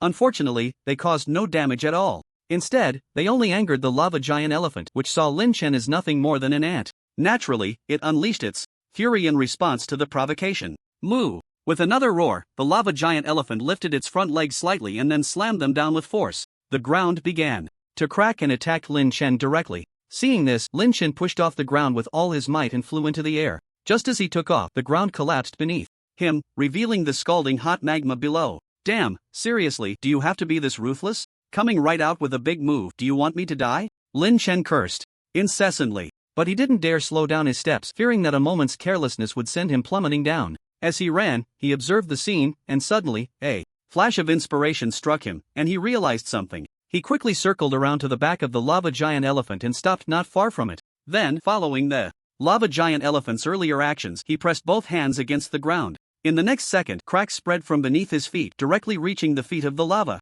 giant elephant. Looking at the fissured ground, the lava giant elephant was momentarily stunned. However, before it could react, the ground collapsed, and the lava giant elephant fell right in after it. Using its own methods against it, you can just stay here, Lin Chen said, not forgetting to give the lava giant elephant the middle finger. In response to Lin Chen's provocation, the lava giant elephant became furious, trying to escape from the magma, but its heavy body couldn't jump at all. Moo! Thus, the lava giant elephant sank deeper and deeper until it disappeared from sight, and only then did Lin Chen let out a sigh of relief. Just then, the world began to fade away, and Lin Chen's consciousness returned to his body. Phew, that was close, I almost couldn't come back. But this time, I really did gain a powerful ability. Right, let's call this move Earth. Explosion Inferno. Lin Chen grinned. After the excitement, Lin Chen suddenly remembered that he hadn't yet comprehended any new abilities for his space-type powers. He immediately took out the space-type beast cores that Lu Hongba had given him earlier. Staring at the 7 transparent beast cores, Lin Chen found himself at a loss. He didn't know which one to choose. Suddenly, he thought of the dog system and called it up in his mind. System, give me some advice. Which one do you think I should choose right now?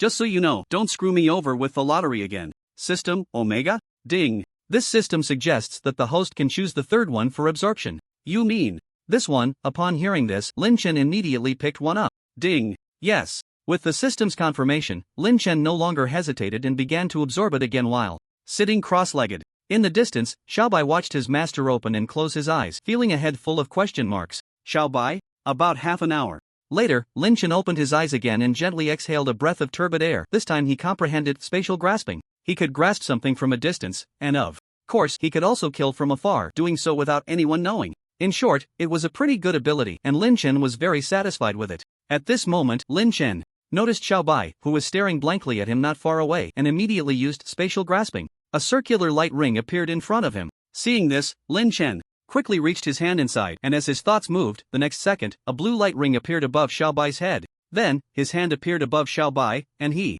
reached out to grab him. Xiaobai was immediately frightened and struggled in the air. Seeing this, Lin Chen quickly withdrew his hand, bringing Xiaobai back from the blue light ring. Looking at Lin Chen, who suddenly appeared in front of him, Xiaobai was instantly confused. Wasn't he just grabbed by something? How did he return to his master's side? Alright, little guy, I was just teasing you, look how scared you are. Xiaobai, equals? Before he could regain his senses, Lin Chen placed him on his shoulder, and then stood up, continuing towards the direction of the village. Meanwhile, Li Ming was quickly leading Morong Yunhai and the others back in the direction they came from. At that moment, Morong Shui suddenly called out to them, Brother, Li Gu, let's take a break, I'm a bit out of breath. Alright, let's rest here for half an hour. Upon hearing this, Li Ming nodded and instructed everyone to stop and rest. Seeing this, Morong Yunhai and Sikong Yanan immediately found a rock to sit on. By the way, Yanan, do you like Lin Chen Go? Morong Shui asked curiously, looking at Sikong Yanan sitting beside her. Upon hearing this, Sikong Yanan's face turned red, and she immediately wanted to find a crack in the ground to hide in. How could she have been so impulsive to kiss Lin Chen? Now it was all over, she was socially dead. Morong Shui saw her blushing and instantly understood, then teased, TSK, I didn't expect you to be this kind of person, Yanan. You've only known Lin Chen Go for a few days, and your heart has already been stolen by him. Shut up. Sikong Yanan immediately panicked. After all, Morong Yunhai and Li Ming were still here. She still wanted to save face. However, Li Ming was not interested in this matter and chose to selectively ignore the conversation between the two girls. Yanan, what do you think would happen if I told Uncle Sikong that you like Lin Chen Go? Morong Shui's lips curled up. Of course, this was just to scare Sikong Yanan. She would never actually tell Uncle Sikong. Xiao Shua, I've noticed you're getting more and more scheming. Sikong Yanan glared at Morong Shui in anger. However, Morong Shui didn't care and continued to smile and ask, Yanan, when did you start liking Lin Chen Go? I didn't know about it. Who said I like Lin Chen? Sikong Yanan snorted coldly. You don't like him? No. Then why did you kiss Lin Chen Go? Morong Shui looked at her suspiciously. That's because Sikong Yanan suddenly couldn't find a reasonable explanation. Because what? Because I want to thank him for saving my life before. Yes, that's right, I did that to express my gratitude for his life-saving grace. Morong Shui, Omega, do you think I would believe that reason? Believe it. Or not, anyway, I do not like Lin Chen. After saying this, Sikong Yanan ignored Morong Shui. No matter what she said, she wouldn't respond a single word. Feeling bored and self-pitying, Morong Shui had no choice but to close her mouth.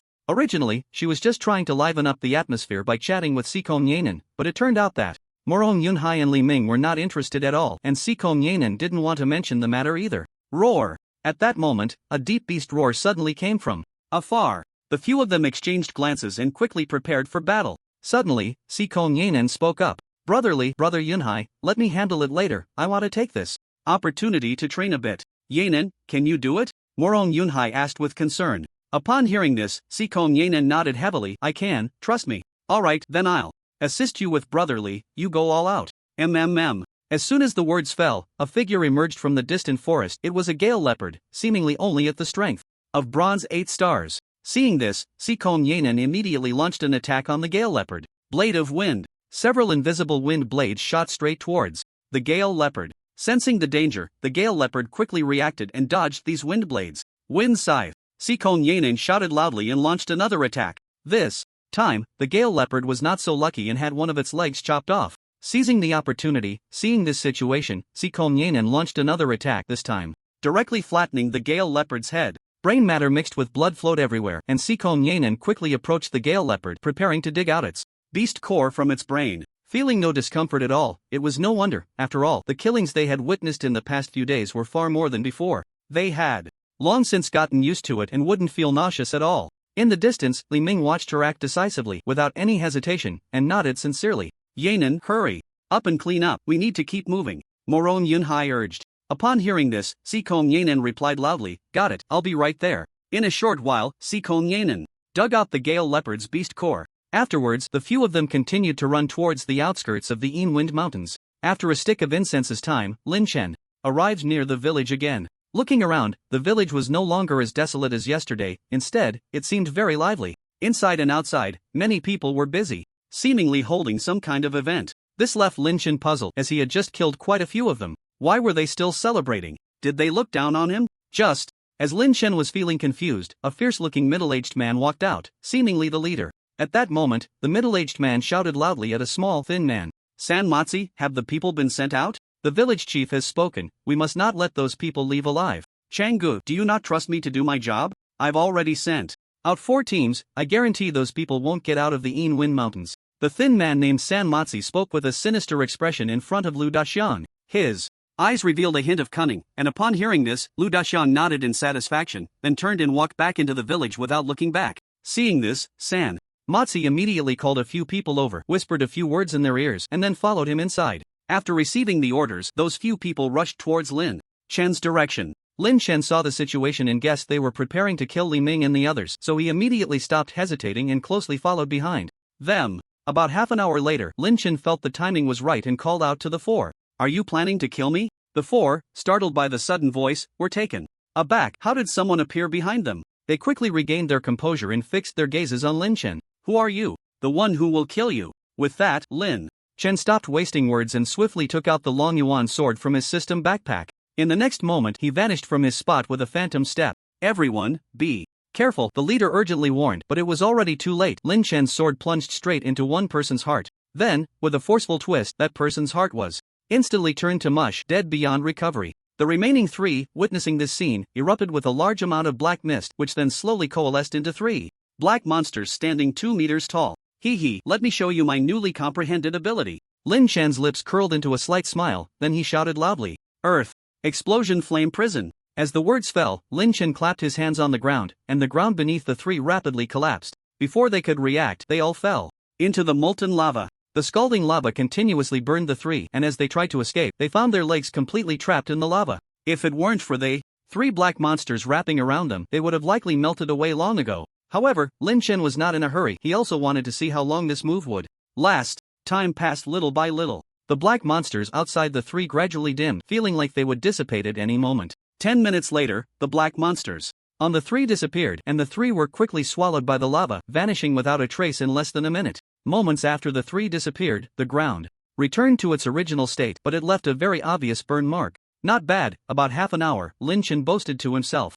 He was quite satisfied with this duration. System, can you help me locate the direction of those who were sent out? Ding. System is searching, please wait. Ding. There is a group of people about 2 kilometers southwest of the host. A group has been found about 5 kilometers northeast of the host. There is a group about 10 kilometers northwest of the host. Hearing the system's words, Lin Chen nodded in satisfaction. With the previous group he had killed, this made for a complete set. He had heard every word of the conversation between Lu Daxiang and Sanmatsi, learning that Sanmatsi had sent out 4 batches of people. Now, with the system's help, Lin Chen effortlessly located the positions of the others. Without further ado, Lin Chen spurred his horse towards the nearest group. After more than 10 minutes, Lin Chen spotted several figures lazily lying on the ground, sleeping soundly. Judging by their attire, they were undoubtedly villagers from Mang village. Lin Chen, _ Seeing this, Lin Chen wasted no time in taking out his crossbow and shot directly at one of them. The person struggled for a moment before completely losing their breath. Lin Chen's arrow had struck right at their throat, cutting off their voice.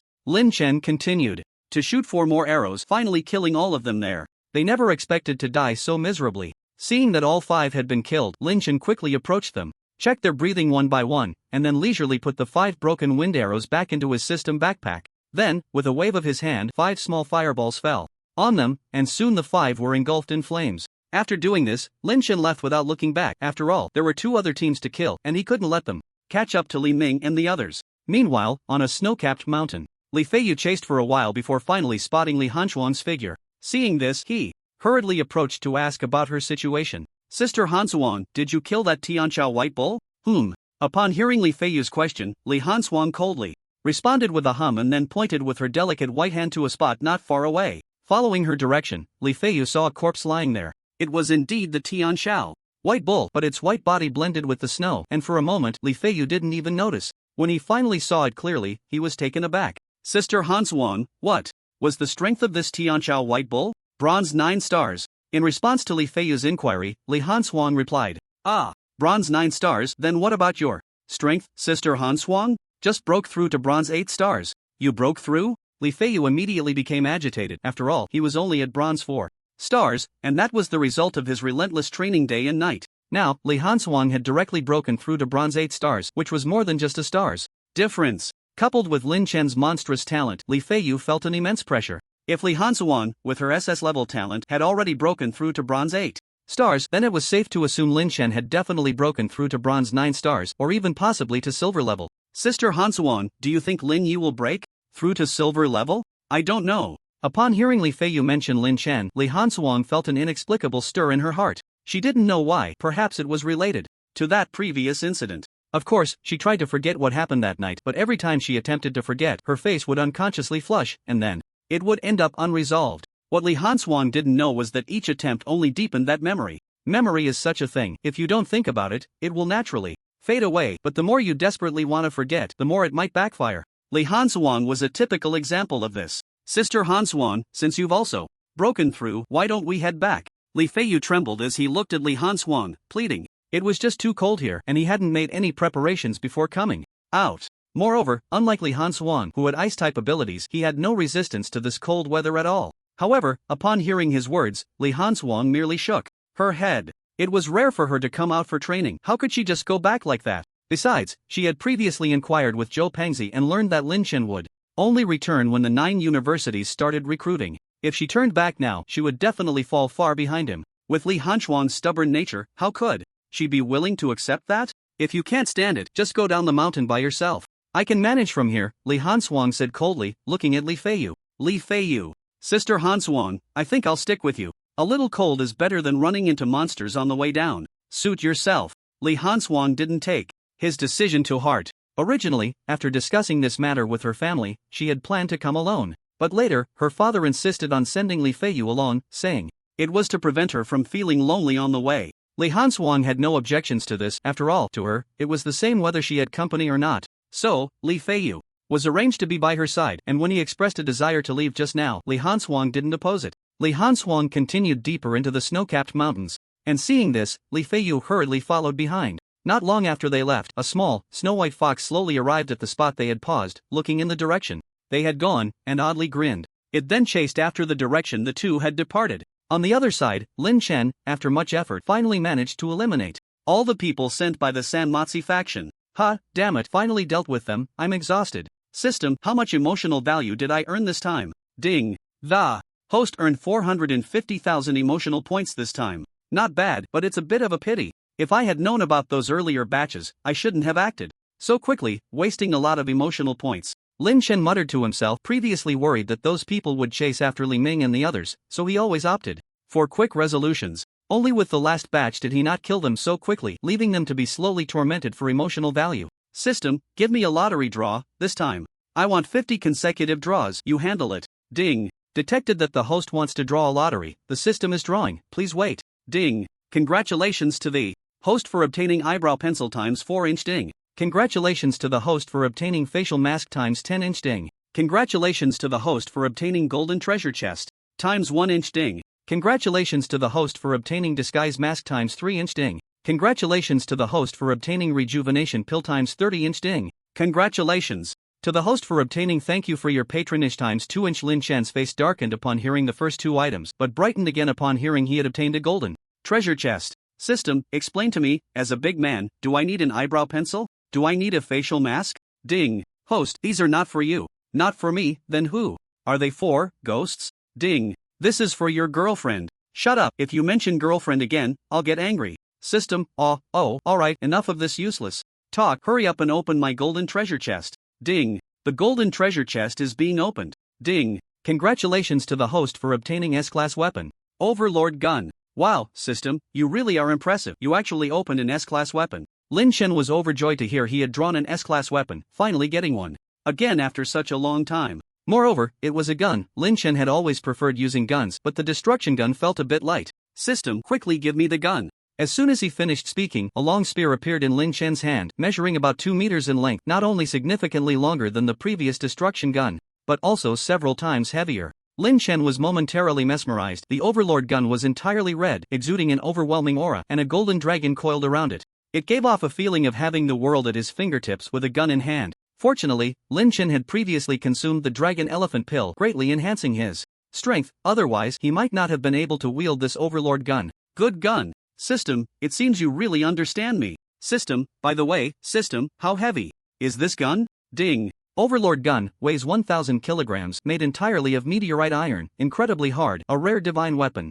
Hiss, 1,000 kilograms? No wonder it's so heavy. Lin Chen gasped upon hearing the system's introduction. The previous destruction gun was only about 300 kilograms, yet this Overlord gun was so much heavier. System, I need to discuss something with you. Ding. The host has any requests, just say it, no need to be polite. Can I buy half a dragon elephant pill from you? System, Ding. Host, are you unable to afford it? How can you say that? I'm not unable to afford it. I'm just asking if you're selling it or not. If not, then forget it, stop being so sarcastic. System /is identical to is identical to equals speak. Are you selling or not? Ding. Host, where do you find someone doing business like this? What am I supposed to do with the remaining half?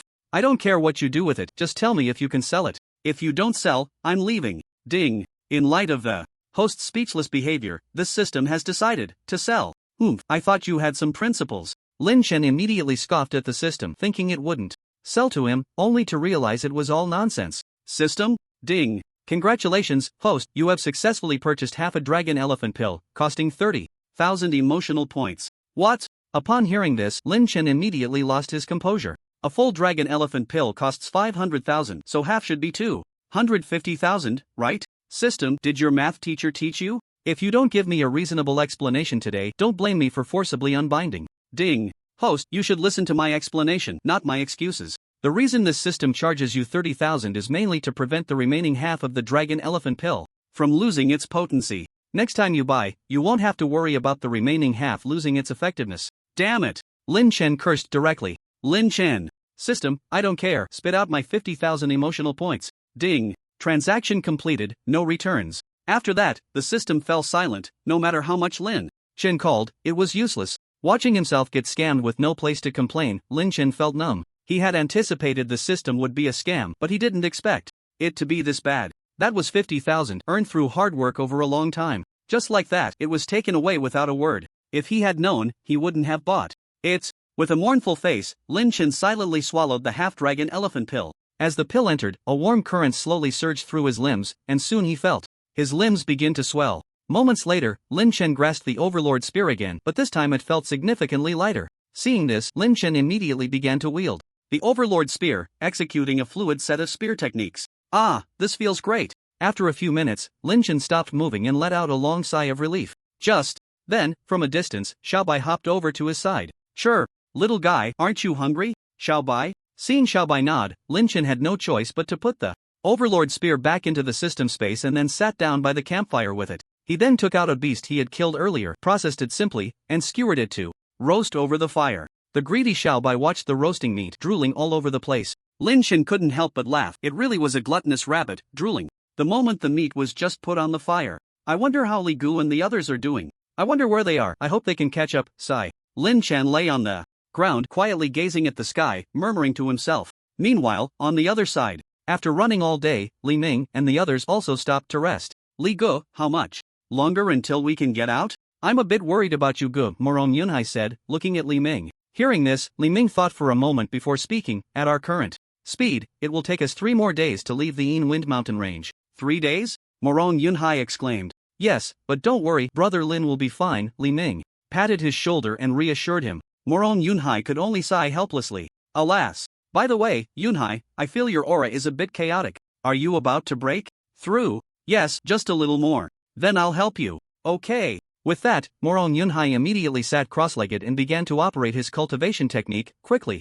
absorbing the spiritual energy around him. Meanwhile, Morong Shui and the other 2 women in the tent immediately sensed the commotion and hurried out. They saw Morong Yunhai continuously absorbing the spiritual energy of heaven and earth. Is brother Yunhai about to break through? Si Kong Yanan asked. Seeing this situation, Morong Shui seemed to have a realization and also sat down cross-legged. Xiao Xue, what are you doing? Yanan, I feel like I might also be about to break through. Ah! Si Kong Yanan's mouth dropped open in disbelief, wondering if it was really that dramatic. Just like that, a breakthrough. Just as Si Kong Yanan found it hard to believe, they saw a pulling force emanating from within Morong Shui. The spiritual energy that was originally flowing towards Morong Yunhai instantly had half of it redirected to Morong Shui. The cultivation techniques practiced by the siblings were the top-tier techniques of the Morong family, at least reaching A grade, just 1 level below Lin Shen's S grade mixed origin technique. Although it was only 1 level lower, the effects were vastly different. Not to mention, before encountering the others, Lin Shen was merely at the bronze 7 stars, the same level as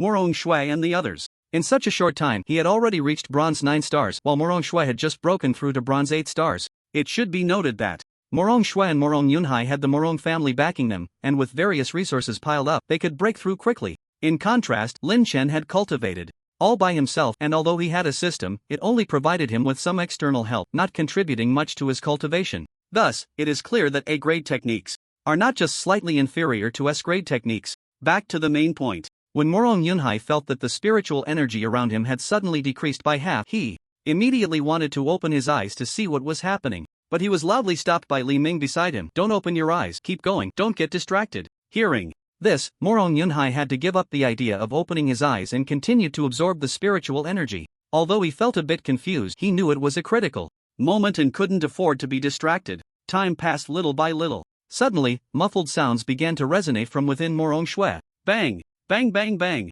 The sounds continued for a few minutes before disappearing, at which point Morong Shui slowly opened her eyes. Feeling the spiritual power rolling within her, Morong Shui was instantly overjoyed. Ah, I finally broke through. Shoo, your brother is still breaking through. Before she could celebrate for too long, Si Kong Yanan poured a bucket of cold water on her. Oh, Morong Shui softly responded, then looked over at Morong Yunhai, who was still cross-legged and absorbing spiritual energy not far away. Hey, why hasn't my brother broken through yet? This is taking too long. Si Kong Yanan, how can you say that? You just broke through and directly stole half of your brother's spiritual energy. Morong Shui, Sigma? Ah, no way? Hee hee, what do you think? Si Kong Yanan looked at Morong Shui with disdain, as if she were looking at a clown. Just a moment ago, she was mocking her older brother for being slow to break through, and now look, she had been slapped in the face. At that moment, muffled sounds also began to emanate from within Morong Yunhai. Seeing this, Li Ming immediately channeled his spiritual energy into Morong Yunhai's meridians.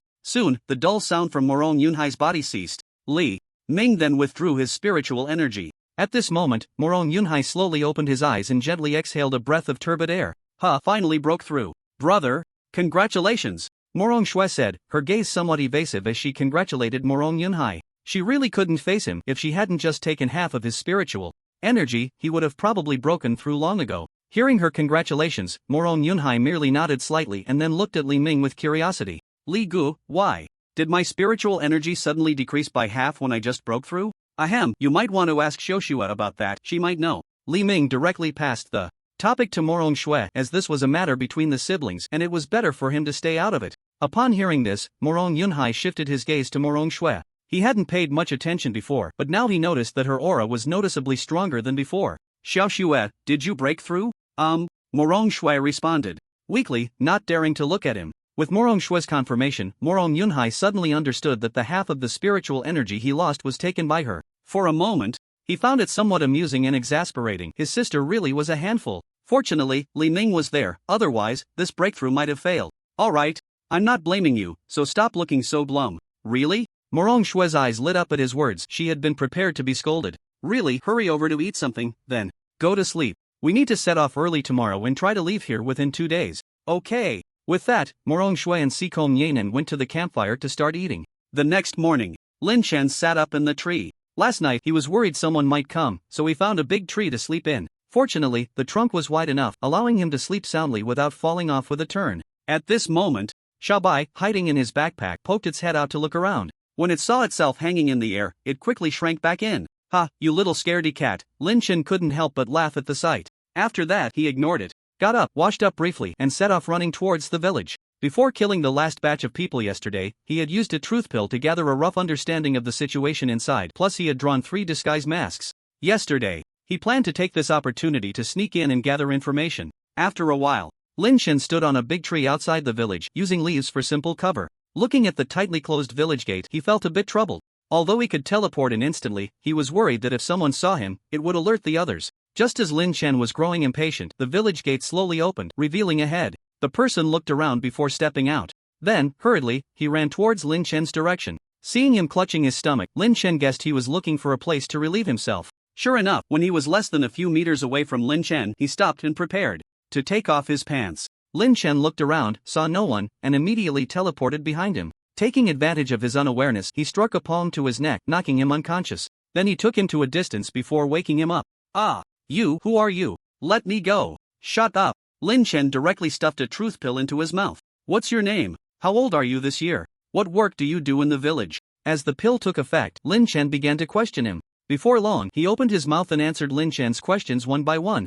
My name is Wang Dachui. I'm 32 years old, mainly responsible for the food in the village. You're called Wang Dachui? Yeah. Alright, I got it. Saying this, he directly grabbed Wang Dachui's neck and twisted it hard, causing him to lose consciousness completely. Immediately after, Lin Chen put a disguise mask on Wang Dachui's face, pressing it down until it molded into Wang Dachui's appearance. Only then did he take off the mask and put it on his own face. Lin Chen took out a mirror to check and found that his face had transformed into Wang Dachui's likeness. This disguise mask is really a good thing, Lin Chen praised upon seeing it.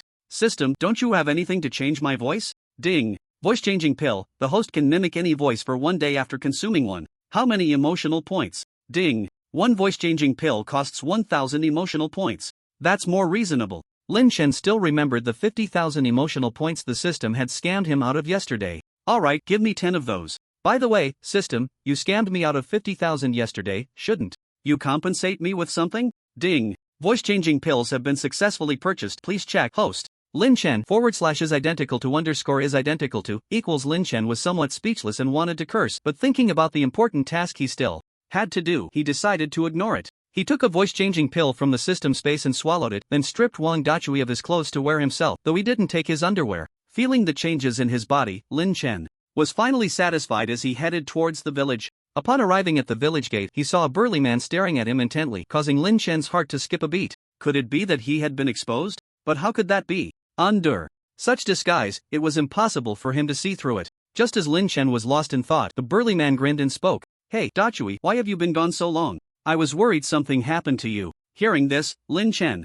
suddenly realized that this guy was questioning him, but considering the time, it indeed had been quite a while. After all, who spends over half an hour in the bathroom without something being wrong? Ha, don't mention it, I caught a chill last night. Lin Chen thought for a moment and came up with an excuse. Upon hearing Lin Chen's explanation, the burly man stopped asking and urged him instead. Alright, since you're done in the bathroom, hurry up and cook, the others will be getting up soon. Okay, I'll go right away. Lin Chen smiled obsequiously, mimicking Wang Dachui's mannerisms. He then headed towards the kitchen, having previously spent a lot of money in the system to obtain the layout of the village. He relied on his photographic memory to remember everything about the village. One could say he was now more familiar with this place than the people living in it. Before long, Lin Chen arrived at the kitchen area, and looking at the chaotic kitchen, he suddenly felt a bit regretful. How did he end up as a cook? This was going to wear him out. If he had known, he would have chosen someone else. But now that it had come to this, he could only grit his teeth and carry on. Damn it, eat, eat. Eat, just eat yourselves to death. Lynch cursed loudly, helplessly picking up the kitchen utensils one by one and arranging them neatly. Only then did he start preparing breakfast for them. Originally, there were more than 50 people in the village, but he had killed nearly half of them. Now his burden was considerably lighter. Half an hour passed. Lynch had prepared a large pot of food, and just then, 2 robust middle-aged men walked over. Their eyes lit up at the sight of the food in the pot. Hey, Dichui, why does it smell so good today? Did you add some special ingredients? One of the burly men looked at Lin Chen and exclaimed. Hearing this, Lin Chen's heart raced. He almost forgot that he possessed the skill of a junior culinary god. No matter how casually he cooked, it would be better than what Wang Dichui made. Thinking of this, Lin Chen hurriedly pretended to be modest. Ha, I just threw something together. It's not as good as you say. Hey, Dichui, you're being a bit too humble. Everyone knows your usual cooking is average, but now your skills have improved, so stop being modest. Yeah, Dichui, what you made today is really good. The other burly man chimed in. Ding. Wang Tieju's emotional value plus 999 inch ding. Li Sanpeo's emotional value plus 999 inch. At that moment, the system's voice echoed in Lin Chen's mind. After hearing this, Lin Chen immediately learned the names of the 2 men, so he quickly smiled and said, Brother Taiju, Brother Sanpao, stop teasing me. I know my own level. You guys should hurry and serve the food to everyone. Upon hearing this, Wang Taiju and Li Sanpao finally snapped back to reality, quickly lifting the pot and leaving the kitchen. Watching them leave, Lin Chen couldn't help but smirk. After a while, seeing that he had nothing else to do, Lin Chen decided to head towards Wang Dichui's room. Since the village wasn't too large, everyone was assigned a single room, but the rooms were spacious enough for 2 people to stay comfortably. As he walked, a somewhat ugly man spotted him. Dichui, the food you made earlier was really good. I hope you can keep it up. Haha, really? Don't worry, I'll make sure of it. Lin Chen replied with a smile on the surface, but inwardly he was cursing. What nonsense, keep it up. As if it's good enough as it is, and now he's being picky. If I had known, I would have made it taste worse. After chatting with this ugly man for a while, Lin Chen turned and walked towards Wang Dichui's room without looking back. Once inside, he immediately locked the door, fearing someone might notice something unusual. After all, everyone had different understandings of Wang Dichui. If someone sensed something was off, it would be a disaster, so Lin Chen had to be cautious. Phew, finally I don't have to worry about being exposed, but pretending to be Wang Dichui isn't easy either. Lin Chen found a stool to sit on and began to murmur to himself. Originally, his plan was to find someone inconspicuous to take the fall so he wouldn't attract attention or suspicion. But things didn't go as planned. He ended up as a chef and the one responsible for everyone's meals at that. Just as Lin Chen was talking to himself, there was a sudden knock on the door. Knock, knock, knock. Who is it? Lin Chen shouted impatiently, only to hear a rough voice from outside. Dichui, it's me. Who are you? What do you want? Seeing that the other party wouldn't reveal their identity, Lin Chen didn't open the door immediately, as he didn't know who it was. As his words fell, the man outside was momentarily taken aback. Logically, his voice should be easily recognizable. Although confused, the man outside didn't take it to heart, thinking that the other party just didn't recognize him at the moment. He raised his voice and shouted, Dichui, it's me, Li Dagu. Oh, it's Dagu. What's up? Do you need something? Hearing the other party introduce themselves, Lin Chen immediately responded with an "oh," but still did not open the door right away. After all, he wasn't sure how well he knew Wang Dichui, so he still needed to be cautious and probe, leaving no room for carelessness. Outside the door, Li Dagu, seeing Lin Chen hesitating to open the door, couldn't help but feel a bit annoyed. Normally, Wang Dichui would have opened the door without a second thought. How could he be asking so many questions and dragging his feet like this? Hey, Dichui, open the door and talk. What do you mean by leaving me out here? Upon hearing this, Lin Chen realized he couldn't keep this up any longer, so he hurriedly opened the door and greeted him with a smile. Sorry, Dagu, I caught a cold last night and I'm not feeling well, please forgive me. Oh, I was wondering why you took so long to open the door. I thought you were up to something shady in there. Cough, cough. Lin Chen couldn't help but cough a couple of times, not intending to dwell on that topic. So, Dagu, do you have something to tell me? If not, I really need to lie down for a bit. Oh, I almost forgot the main thing. The village chief wants us from the village to go visit him in a couple of days. Hearing this, Li Dagu finally remembered the important matter and quickly spoke up. After listening to Li Dagu's words, Lin Chen fell into a dilemma. He didn't know if his disguise could fool the village chief's scrutiny. If it couldn't, then he would be in danger. After all, someone who could grant ordinary people the abilities of an awakened one couldn't be that simple. Their strength might even rival that of Lu Hongba. Thinking of this, Lin Chen couldn't help but break into a sweat. At that moment, Li Dagu looked at Lin Chen, who seemed lost in thought, filled with questions, not understanding why he was dazed. He figured it must be because Lin Chen's stomach was bothering him. Well, Dichui, if your stomach is upset, you should go rest.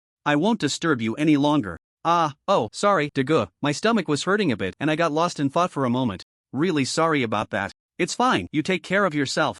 I'll head out now. Okay, take care, no need to see me off. Lin Chen waved goodbye to Li Dagu, and once he left, he quickly shut the door. Damn it, what should I do now? Should I just leave? Sitting back down in his chair, Lin Chen suddenly felt anxious, wanting to just walk away. He didn't want to face that village chief, who knows what had taken over him. Just as Lin Chen was lost in thought, time unknowingly slipped to noon, and the door was knocked on again. Dachui, are you in there? Hurry up and come out to work, everyone is waiting for you. Got it. Lin Chen replied impatiently, then opened the door and stepped outside. Meanwhile, on the other side, Li Ming, along with Moron Yunhai and the others, was making their way back along the path they had come. Just then, a nearly 5-meter-tall raging giant rhinoceros blocked their way. Seeing this, Moron Yunhai and the others exchanged glances, realizing how coincidental it was to encounter another raging giant rhinoceros here. If they hadn't known that the previous one had been taken down by Lin Chen, they might have thought they were facing the same one again. Enemies meet, and the tension rises. Moron Yunhai felt this way, even though he knew this raging giant rhinoceros wasn't the same as the last one. But just thinking about how he had to flee in panic from the previous one ignited his anger. You all step back, let me handle this. With that, Moron Yunhai stepped forward, facing the raging giant rhinoceros head-on. Sikon Yanin and Moron Shui understood immediately, realizing that Moron Yunhai intended to vent his frustrations on this raging giant rhinoceros, and they instinctively took a step back. Li Ming, standing nearby, expressed his understanding and kindly reminded Moron Yunhai. Yunhai, you need to be careful, this raging giant rhinoceros is much stronger than the one you encountered before. Don't worry, brotherly, I'm not the same as I was back then, Moron Yunhai replied confidently. Upon hearing this, Li Ming fell silent, watching Moron Yunhai take action. At the same time, the raging giant rhinoceros seemed to sense that someone was challenging it and turned its gaze toward the poised Moron Yunhai. Roar! With a deafening roar, the giant rhinoceros charged toward Moron Yunhai on its sturdy legs. Come on, let me show you my newly comprehended ability. Blade of Obliteration. Moron Yunhai shouted, and over 100 silver blades appeared behind him. Although this move was called Blade of Obliteration, his current level was not enough to condense 1,000 blades, but over 100 was still possible. Of course, this move was inspired by Lin Chen's Falling Sunday. In a way, Blade of Obliteration and Lin Chen's Falling Sun had a similar essence. The only difference was that Lin Chen condensed fireballs, while Moron Yunhai conjured blades. Go! With Moron Yunhai's command, the 100 silver blades shot rapidly toward the charging giant rhinoceros. Boom! With a loud crash, the silver blades struck the giant rhinoceros, instantly kicking up a cloud of dust. As the dust settled, the giant rhinoceros began to sway unsteadily. Seeing this, Moron Yunhai wasted no time and quickly attacked the giant rhinoceros. Silver Light Slash. Immediately, a silver blade appeared in his hand. Moron Yunhai did not choose to confront the giant rhinoceros head-on. Instead, he swiftly circled behind it, taking advantage of its momentary distraction. He struck deep into the giant rhinoceros's rear, a technique he had learned from watching Lin Chen and Li Ming fight, and he never expected to use it today. The moment the silver blade pierced in, the giant rhinoceros fell to chill, and in the next second, its consciousness began to fade. Then it collapsed straight to the ground. The onlookers in the distance were stunned by his actions. They had initially thought Moron Yunhai intended to confront the giant rhinoceros directly, but they never expected such a despicable tactic. Moron Shui, Si Kong Yanen. Li Ming, Ioto_, hey, how about that? Little Shui, isn't your brother impressive? Ha? What does that expression mean? Moron Yunhai approached the group with a grin, ready to showcase his strength in front of Moron Shui and the others, especially after being mocked by her earlier. But seeing Moron Shui's speechless expression, he felt confused. Brother, can you have some dignity? Using such despicable means, I look down on you. Moron Shui? Wasn't it me who used it first? Right, brotherly. Ahem, well, let's hurry up and get moving. Upon hearing this, Li Ming cleared his throat and urged the three to continue. Hearing Li Ming say this, Moron Shui ignored Moron Yunhai and silently followed Li Ming. Seeing this, Moron Yunhai turned to Sikong Yanen beside him and asked, Yanen, do you think this is despicable too? But I think we should use this method to deal with these beasts. Well, Yunhai, Little Shui and the others have gone far. If we don't catch up, we won't be able to later. Sikong Yanen did not respond to his question. After all, since Lin Chen had used this method, to deny it would be to deny Lin Chen himself. This made her too lazy to bother with Moron Yunhai, and she simply chased after Li Ming and the others. Seeing this, Moron Yunhai shrugged helplessly and followed suit. Inside the stockade, after sorting out lunch for everyone, Lin Chen returned to Wang Dachui's room once again. I'm exhausted, damn it, this bunch of bastards doesn't treat me like a human at all. System, do you have any slow-acting poison? Give me a few pounds, damn it, eat, and let it kill you all. Ding. This system does not recommend the host to do this. What, are you lecturing me now? Why don't you come help me work? System. Winky face.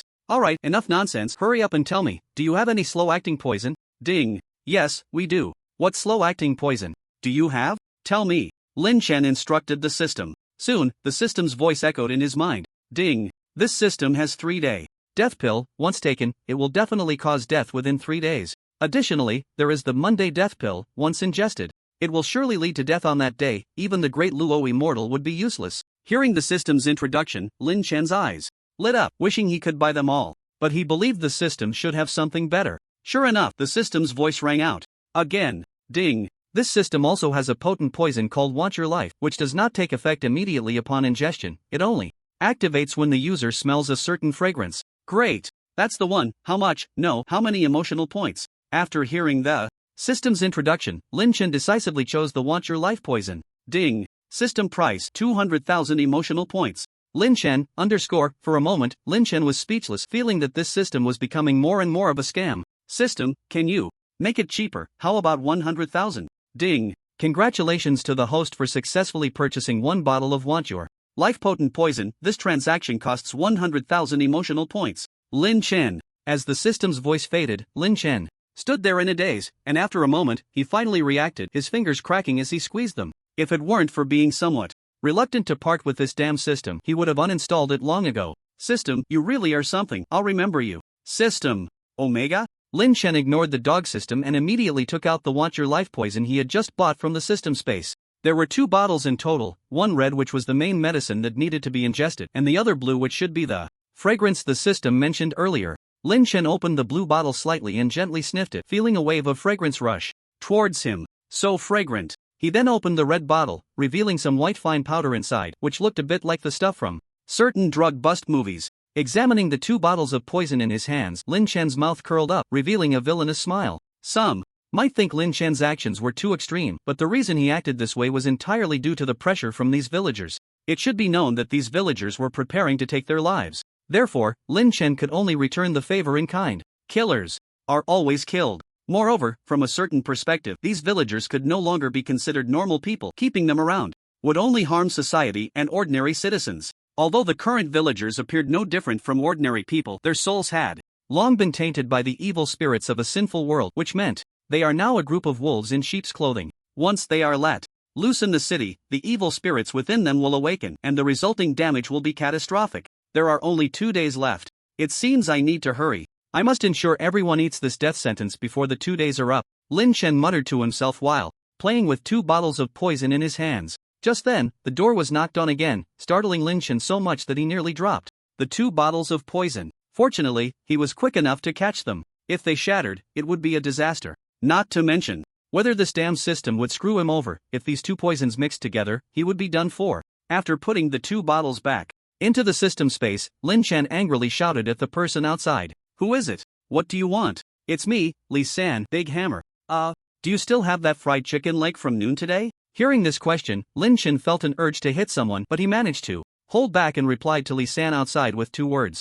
Gone. Hearing this, Li San outside turned away, somewhat dejected. As night fell, Lin Chen prepared dinner for the villagers again, but this time he added a little special seasoning to it. After finishing this, Lin Chen went back to his room without saying a word, locked the door, and took out the jerky he had prepared earlier from 24 Bridges on a Moonlit Night and started eating. He had made extra jerky when preparing it for Li Ming and the others. Just as he was about to take a big bite, there was another knock on the door. Every time someone knocked, it was never for anything good. Just as Lin Chen was thinking this, a woman's voice came from outside. Big Hammer, are you there? Upon hearing this, Lin Chen quickly put the jerky he had just taken out back and shouted sternly at the door. Who is it? What do you want? Don't you know I'm sleeping? The woman outside was startled by his shout, not understanding why he was so angry. Although a bit confused, she patiently replied, Big Hammer, it's me, Li Tsuihua. Can you open the door for a moment? It's cold outside. Hearing the name Li Tsuihua, Lin Chen couldn't help but furrow his brows.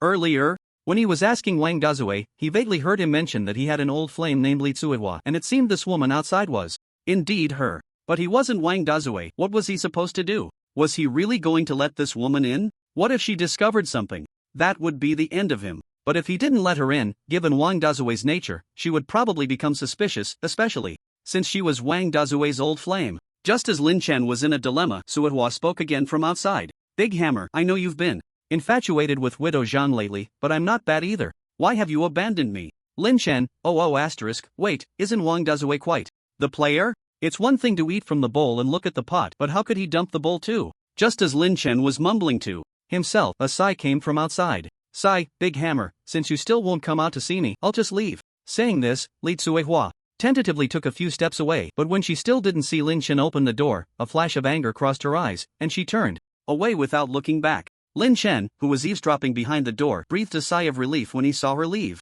He had been ready to open the door and let her in, but upon hearing her say that Wang Dazue had abandoned her, he stopped his hand from opening the door. Damn it, it seems Wang Dazue isn't a good guy either, leaving me with such a mess. Lin Chen muttered in frustration, feeling a twinge of regret. If he had known that Wang Dazue would cause so much trouble, he shouldn't have acted so quickly. Now, finding someone else to take the blame was proving to be somewhat difficult. After all, if Wang Dazue were to suddenly disappear from the village, it would definitely stir up unnecessary trouble and might even attract the attention of that village chief. With the other party's methods, unless he hid away, and the farther the better, it was unlikely he would go unnoticed. Helpless, he could only lower his head and ponder, sigh, now I can only take it one step at a time. Lost in thought, Lin Chen unknowingly fell asleep. However, at the same time, in a tent dozens of kilometers away, a girl was tossing and turning, unable to sleep. Sigh, I wonder how Lin Chen is doing. He wouldn't misunderstand that I like him, would he? Oh no, what if Lin Chen confesses to me? Should I agree or not?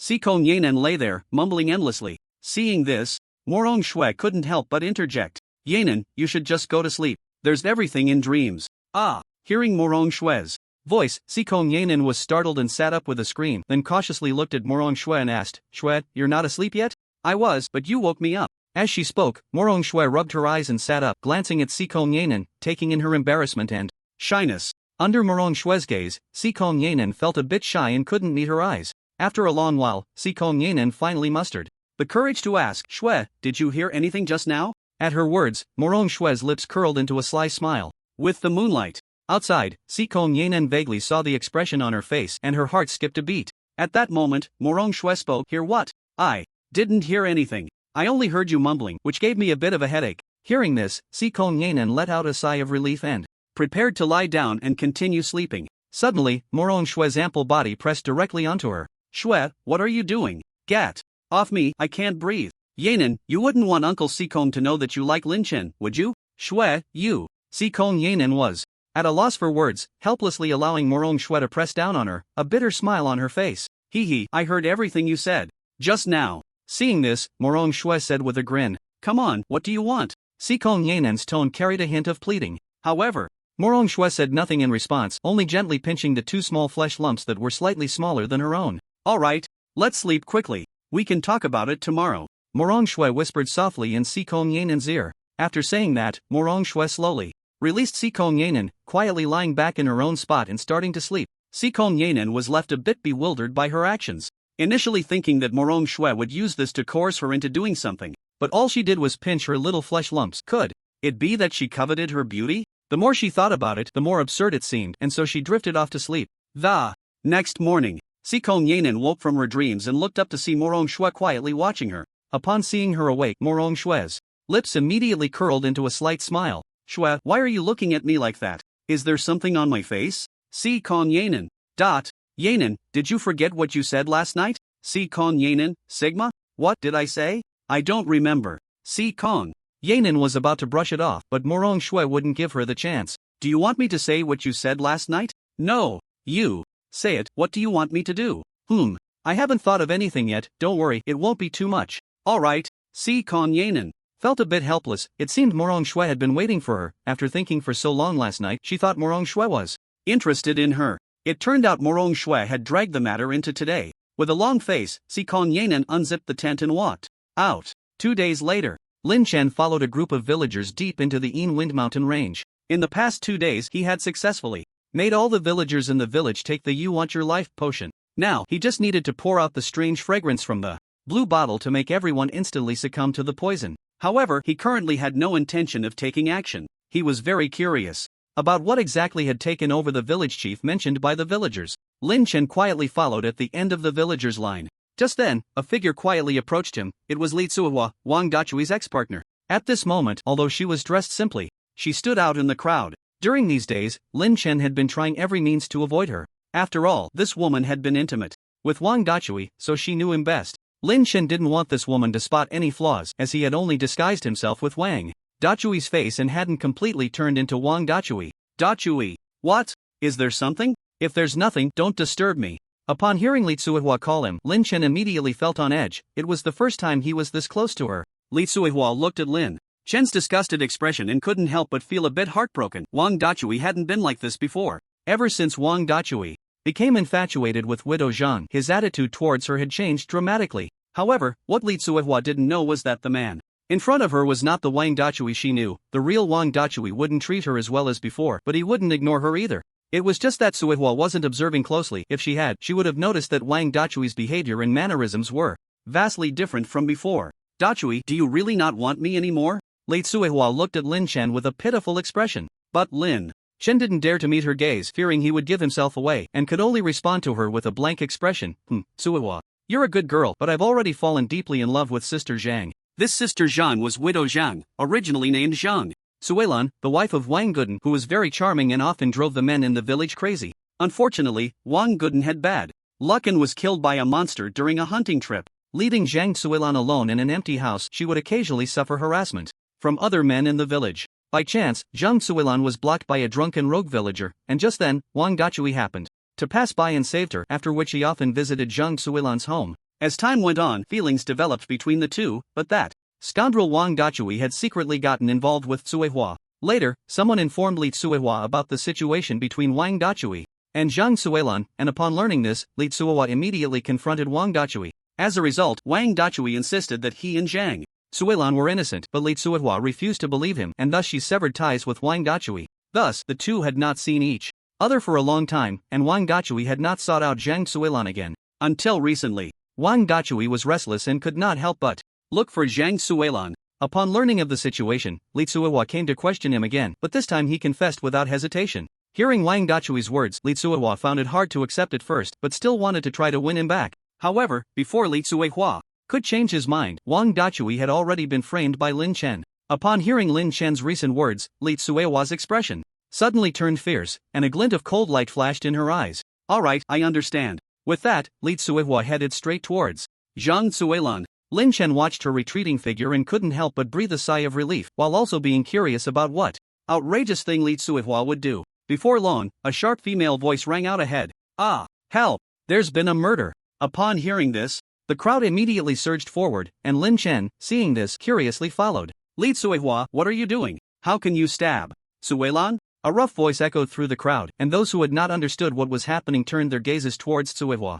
They saw her holding a bloodied wooden stick, the other end sharpened to a point. Damn, this woman is too crazy. I just said I liked Sister Zhang. Does it have to come to murder? Lin Chen, hiding in the crowd, silently complained. Just moments ago, he was curious about what Li Tsuihua intended to do, but he never expected she was going to kill someone. This was serious. If she pinned everything on him, it would be a disaster. Just as Lin Chen was lost in thought, he heard Li Tsuihua roar. Don't come any closer. Today, I am going to kill this filthy bitch. Upon hearing this, the crowd stopped in their tracks, their eyes fixed on her, each gaze filled with mockery. At the same time, it seemed something deep within them was awakening, their expressions gradually turning sinister. Seeing this, Lin Chen couldn't help but furrow his brows and immediately called out to the system in his mind. System, what's wrong with them? Why do I feel like they're all acting strangely? Ding. Their souls have all been parasitized by the evil spirits of the sinful world. Their personalities have been distorted. If they are not killed, the consequences will be severe. Is there any way to save them?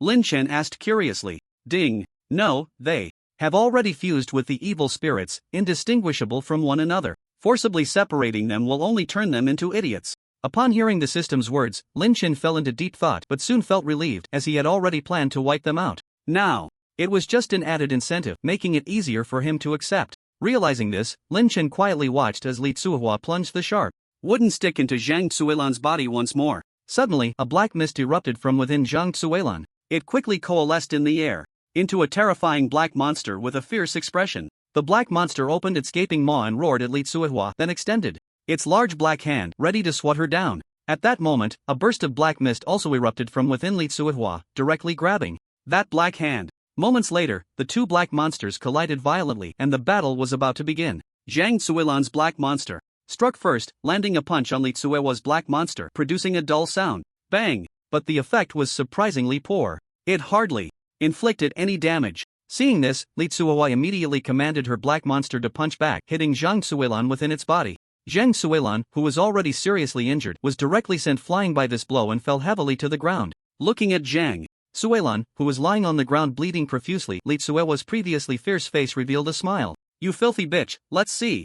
Who will save you today?" As she spoke, her gaze involuntarily glanced at Lin Chen, who was standing at the back of the crowd. Upon being looked at by her, Lin Chen immediately felt a chill run down his spine and quickly turned his head away, not daring to look at her. As Lin Chen turned away, Li Tsuehua immediately controlled the black monster to reach for Zhang Tsuilan's head. Just as the black hand was about to approach Zhang Tsuilan, a hoarse voice came from a distance. "Stop!" As the voice fell, a look of panic suddenly appeared on the faces of the villagers, and they quickly knelt down in unison. Seeing this, Lin Chen quickly reacted and hurriedly knelt down as well. At the same time, upon hearing the hoarse voice, Li Tsuewa's expression changed drastically and she immediately thudded to her knees, her head hitting the ground. In the next second, blood slowly dripped from her forehead, soon staining half of her face red. After a while, when everyone saw that the voice did not come again, they mustered their courage to stand up from the ground, then disregarded both Zhang Tsuilan and Li Tsuehua, continuing deeper into the mountains. In response, Lin Chen could only silently follow behind the crowd. It was unclear how long they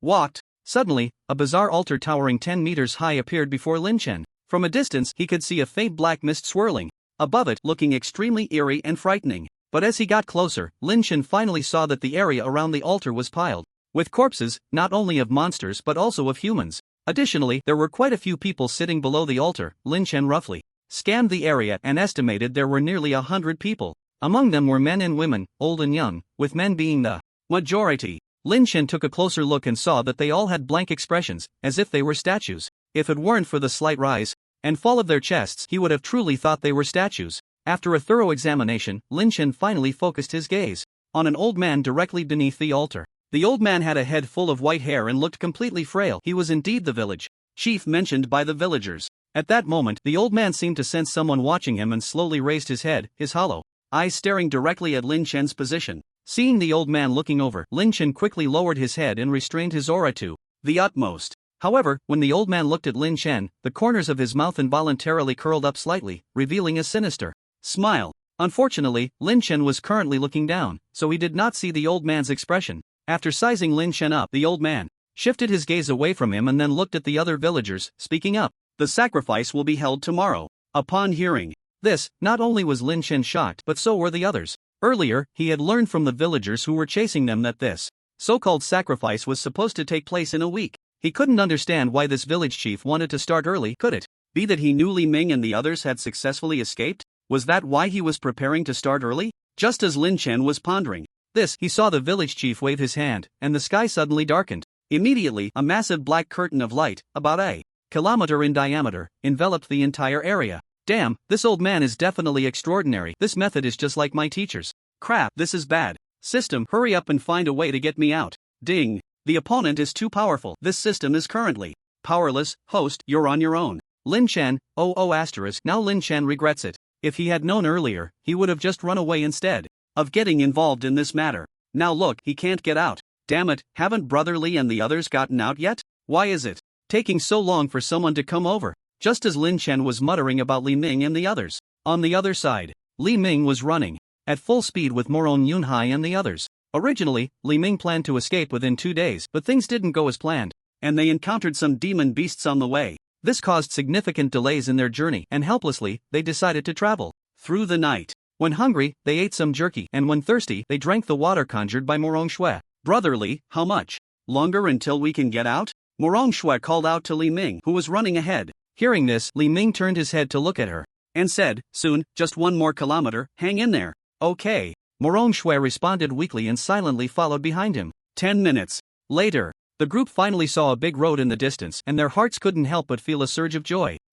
Finally out. Brother Li, hurry up and contact the people above. I'm worried about Brother Yu's safety. Okay. Hearing Morong Yunhai's words, Li Ming quickly took out his phone from his pocket. Looking at the 1 bar of signal displayed on his phone, Li Ming didn't care about anything else and immediately called Li Guangliang. In a moment, a voice came from the other end of the line. Ming, what's up? Is there something wrong? Brother, we've encountered some situations here. Can you contact the higher-ups? Li Ming quickly recounted the situations they had faced over the past few days and the information Lin Chen had gathered from those villagers to Li Guangliang. After listening to his account, Li Guanliang's brows furrowed tightly. He then said to Li Ming, Ming, wait there, I'll contact the higher-ups right away and send someone over. Okay, I understand. By the way, brother, please tell Morong Tian that Morong Yunhai is safe and he doesn't need to worry.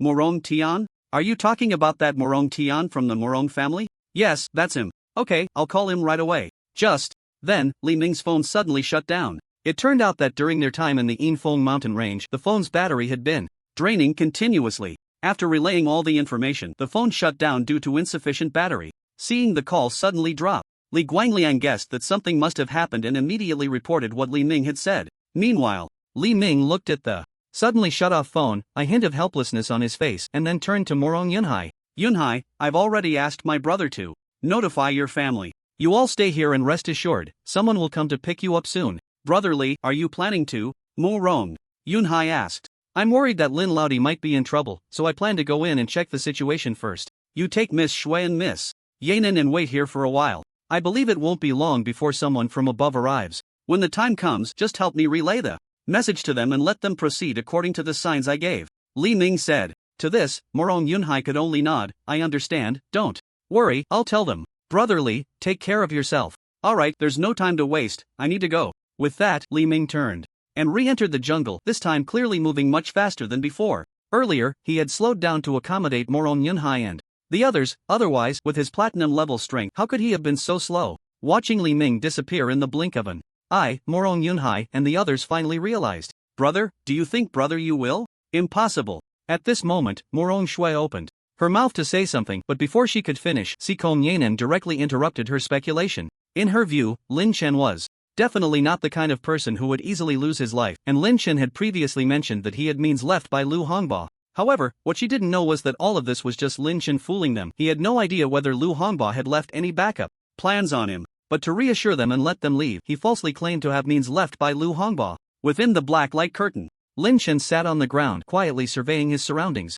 Since he couldn't get out, he might as well give up completely. After all, he was some distance away from that village chief and didn't have to worry about being detected. However, what Lin Chen didn't know was that when each villager awakened their abilities, their life souls were all taken by the village chief. This included Wang Dachui, so when Lin Chen killed Wang Dachui, the village chief noticed. And when Lin Chen appeared before the village chief with Wang Dachui's face, he was first a bit shocked, then thought that someone must be impersonating Wang Dachui. That was when he revealed a sinister smile. However, he did not act immediately. After all, Lin Chen's strength was evident, and a mere bronze 9-star ant was not a concern for his plans. He simply allowed Lin Chen to continue his antics. System, do you think I can leave safely this time? At that moment, Lin Chen silently called out to the system in his mind.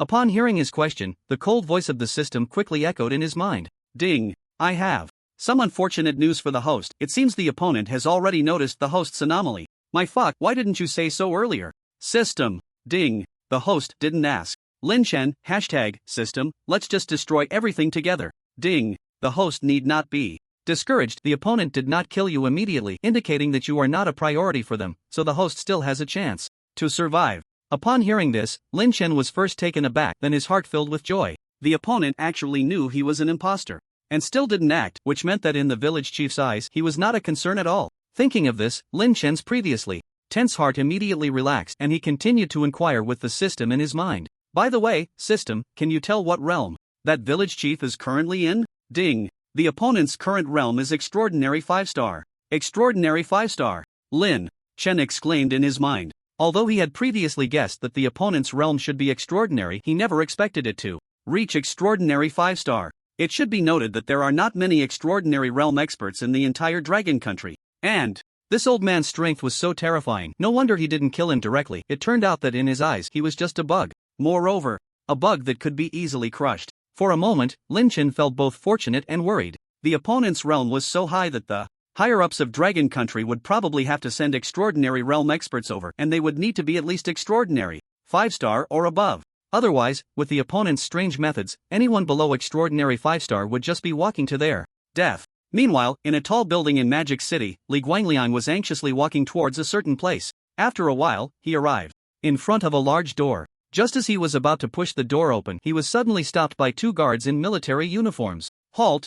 Unauthorized personnel are not allowed inside. Let me through. I have urgent matters to report." Seeing this, Li Guangliang immediately shouted at the 2 guards. However, the other party remained completely indifferent, standing there quietly like a high wall. Seeing this situation, Li Guangliang felt an overwhelming urgency in his heart. From the report he received from Li Ming earlier, the situation was extremely critical, and he couldn't afford to waste time here. As he saw the 2 men unwilling to give way, a cold glint flashed in Li Guangliang's eyes, and he immediately prepared to take down the 2 guards in front of him. Just then, a voice came from inside the room. "Let him in." Upon hearing this, the 2 guards quickly stepped aside. Seeing this, Li Guangliang reined in his fighting spirit and walked past them, directly opening the door and stepping inside. As soon as he entered, Li Guangliang saw an elderly man with graying hair quietly sitting there, savoring tea. Upon noticing Li Guangliang's arrival, the old man gently raised his head to glance at him, then slowly spoke. "Ah, Guangliang, what brings you here in such a hurry?" "Chief, I came to find you because something significant is about to happen," Li Guangliang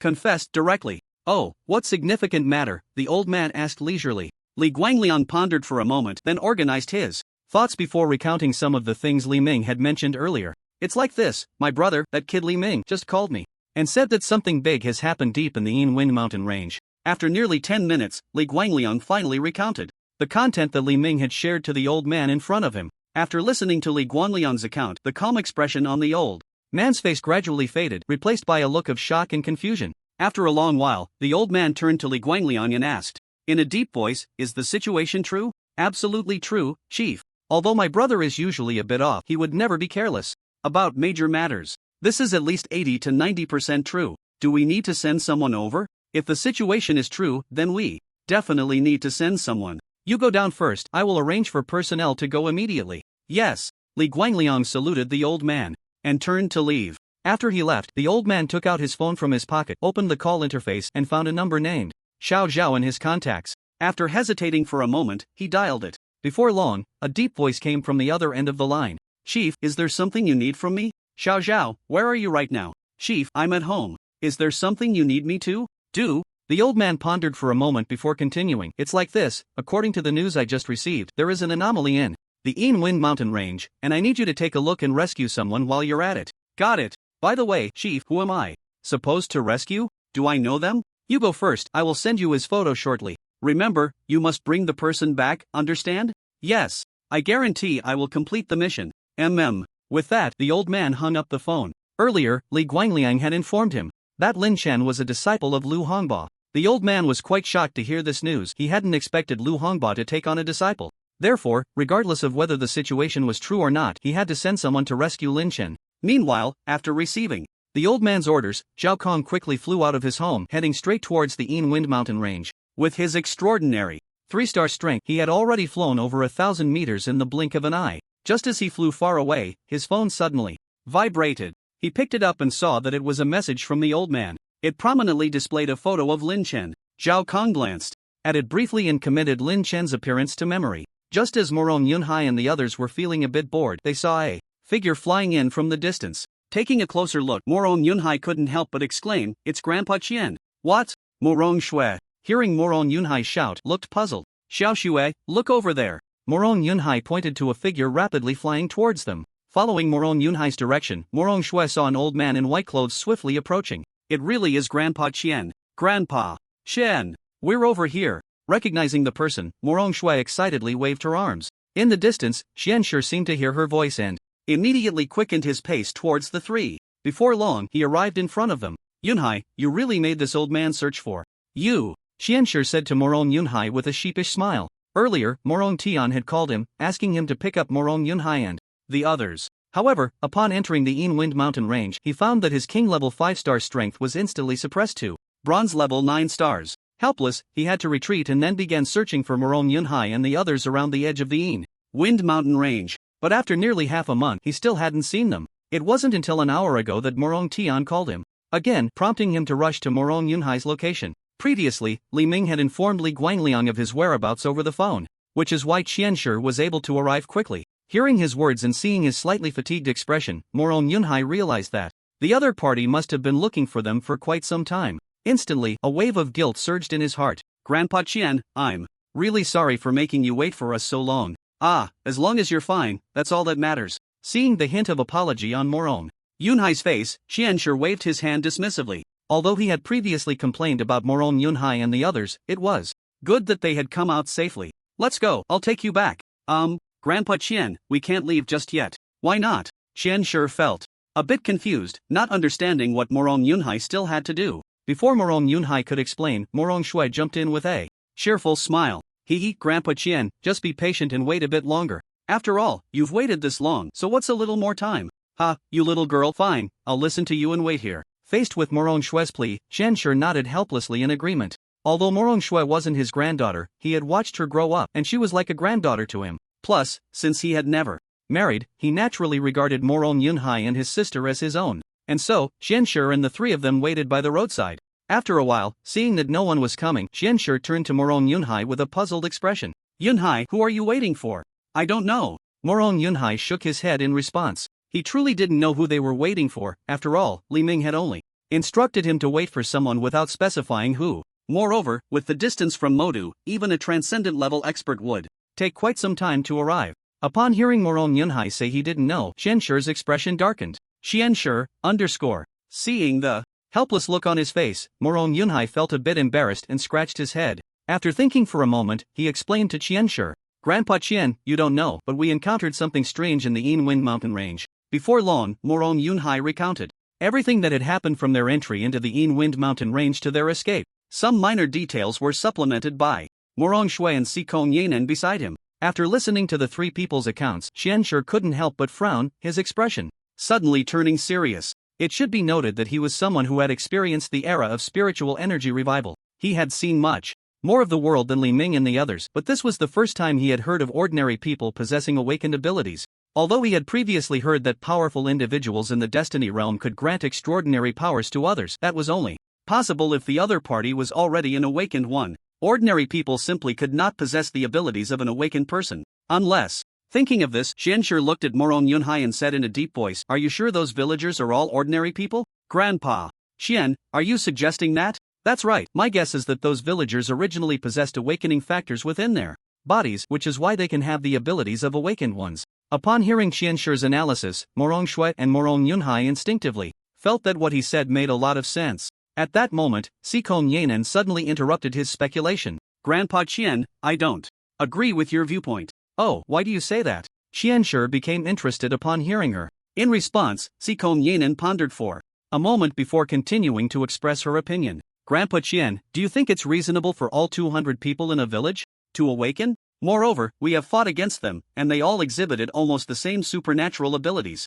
They all summoned a terrifying black monster from within their bodies. Sikong Yanen rambled on, leaving Qianshi speechless. Indeed, he had never seen an entire village where everyone could awaken. It should be noted that it had been over 20 years since the revival of spiritual energy, and now, the number of awakened individuals in the entire Long country and even the world only accounted for 2/10 of the global population. Why would a small village in a mountain valley be able to awaken? This was very unreasonable, extremely unreasonable. With this thought, Qian immediately dismissed his earlier speculation. Just as the group fell into silence, Morong Shui suddenly caught sight of a figure in the distance rapidly flying towards them, and she exclaimed excitedly, brother, look, it seems someone is coming. Upon hearing her shout, the others immediately looked in the direction she pointed. Sure enough, there was a figure, and the speed seemed astonishing. Qian focused his gaze and was taken aback. He recognized the person. It's Zhao Kong. Grandpa Qian, who is Zhao Kong? Is he very powerful? Morong Shui asked curiously upon hearing Qianshi's exclamation. He is from the Dragon Guard in Magic City, and his strength has reached extraordinary 3 stars. Ah! The three of them gasped in surprise. Just as they were astonished, Zhao Kang's figure appeared above them. He then scanned the group and finally fixed his gaze on Qianshi. Old Qian, what are you doing here? Ha, old man, I'm here to take these kids back. I wonder if Mr. Zhao is here to deal with the matters in the Yin Wind mountain range? Oh, so you know what happened inside? Old Qian? Zhao Kang asked, puzzled. In response, Qianshi shook his head and pointed to Morong Yunhai and the others, who were still in a daze. These 3 kids know, they just escaped from inside. Zhao Kang looked at Morong Yunhai and the others and asked, hello, I'm Zhao Kang. Could you please tell me about the situation inside? Morong Yunhai steadied himself and began to explain the situation to Zhao Kang. So, that kid Li Ming has already gone in? Yes, Brother Li was worried that Brother Yu would be in danger, so he went in early. He said that if someone from above came, we should proceed according to the marks he made. Morong Yunhai relayed what Li Ming had instructed earlier to Zhao Kong. Alright, I understand. If you have nothing else to do, you can head back first. There might be a great battle here.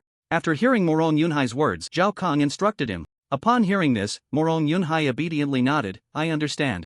Zhao Kong lightly responded, then flew up into the sky, rapidly heading towards the location of the Yin Wind Mountain Range. Watching the disappearing figure, Sikong Yanen let out a sigh of relief. With a transcendent level expert taking action, Lin Chen's safety was assured. Just as she was thinking this, suddenly, a figure appeared in front of her, startling her. Xiao Xue, what are you doing? Yanen, what?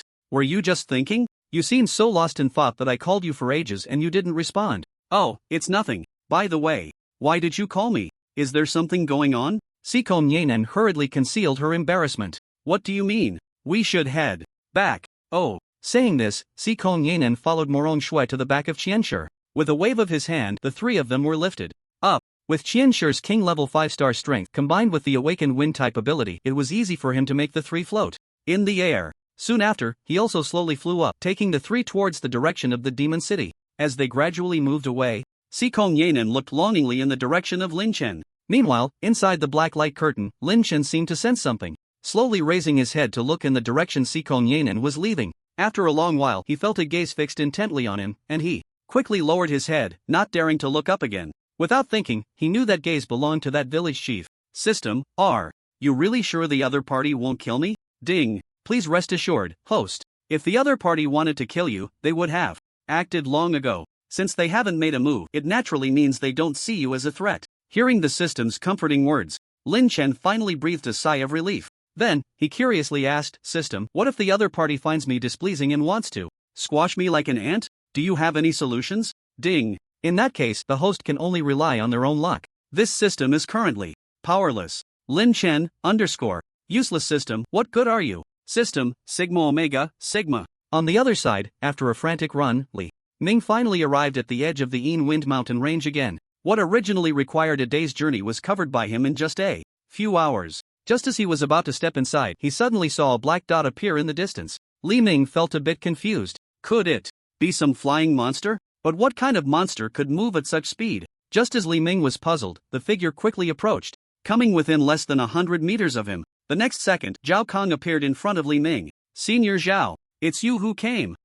I received the command from the chief, so I came. Xiao Li, are you planning to go in? Yes, I was just about to go in and check the situation, but I didn't expect you to come, Senior Zhao, Li Ming said awkwardly, looking at Zhao Kong. Zhao Kong thought for a moment and continued, Xiao Li, lead the way for me, I'll take you in. Okay, no problem. Seeing this, Zhao Kong immediately grabbed his shoulder and lifted him up, then flew straight into the Yin Wind Mountain Range. Hey, Senior Zhao, your level hasn't been suppressed? Li Ming noticed. His expression was normal and couldn't help but exclaim softly. I was indeed slightly suppressed just now, but it's not a big problem. I still have the strength of a transcendent 2-star, Zhao Kong replied. When Li Ming heard that the opponent's realm was only suppressed by 1 star, he felt an incredible disbelief, thinking that the other party would be suppressed to the same level as himself, at the bronze 9 stars. It seems that the suppression here has a significant impact on extraordinary realm experts. This suggests that the strange phenomena of the Yin Wind Mountains have little effect on those in the extraordinary realm. At that moment, Li Ming suddenly asked, Senior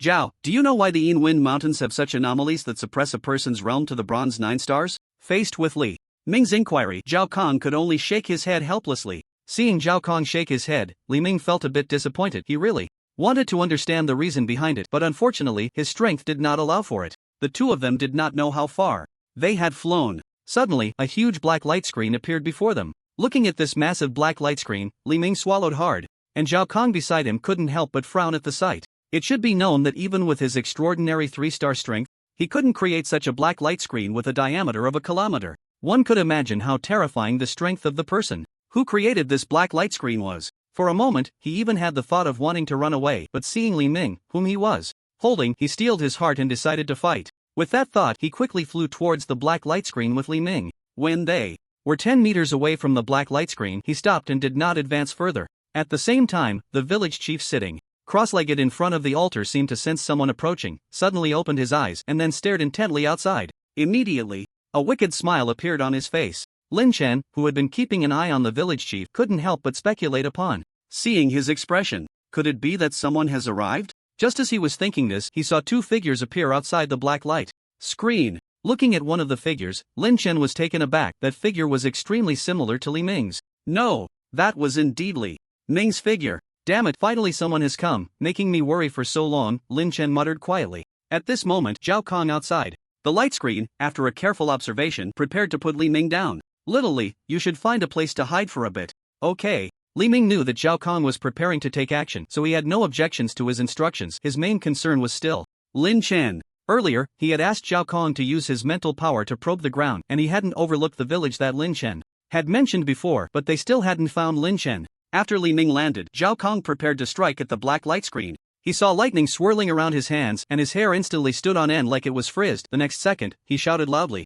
"Thunder strike!" As soon as he finished speaking, a lightning bolt as thick as a barrel streaked across the sky, directly hitting the black light screen, immediately producing a series of loud booms. Boom! Rumble! After a while, the sound faded, but the black light screen remained unharmed. Seeing this, Zhao Kong couldn't help but frown. He had used 30% of his strength for this move, yet he hadn't even made a splash. Again, heavenly thunder descends. As he spoke, the sky was instantly covered by dark clouds, and rolling lightning flickered within the clouds, exuding an aura that seemed capable of destroying the heavens and the earth. Fall! With a single command, dozens of lightning bolts struck down from the clouds, hitting the black light screen. As the heavenly thunder continued to strike the black light screen, a slight crack actually appeared in the originally indestructible black light screen. Seeing this, Zhao Kong increased his power, and the lightning went from dozens to over 100 bolts. Rumble! The sound of thunder continuously echoed, enveloping the entire black light screen. Meanwhile, Lin Chen, watching all of this from within the light screen, felt his hair stand on end.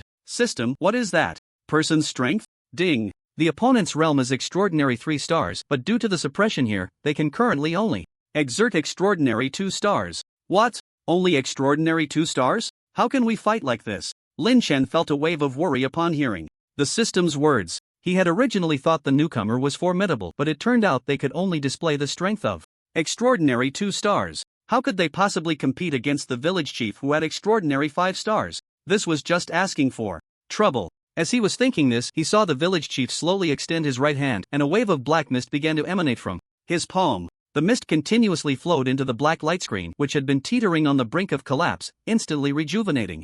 The cracks began to repair as the black mist merged in. Outside the light screen, Zhao Kong witnessed this scene. His brows furrowed even tighter, knowing that he had already exerted nearly 80% of his strength. Damn it! What the hell? Zhao Kong, who usually refrained from swearing, let out a curse at that moment. He then fixed his gaze on the village chief inside the light screen, their eyes locking. He saw the village chief slightly raise the corners of his mouth, revealing a strange smile. Under that gaze, Zhao Kong felt a tingling sensation on his scalp. Meanwhile, Lin Chen, who was quietly observing from a distance, felt puzzled. He couldn't understand why, with the village chief's strength, he should be able to easily suppress others. But why had he been in a passive defense the entire time? Was he guarding against something? With this thought, Lin Chen hurriedly scanned his surroundings, only to find that the villagers were all staring blankly at the tall altar ahead, seemingly oblivious to what was happening outside. Could it be that there's something fishy about this altar? System, do you know what this altar is for? Ding! The main purpose of the altar is to connect to the world of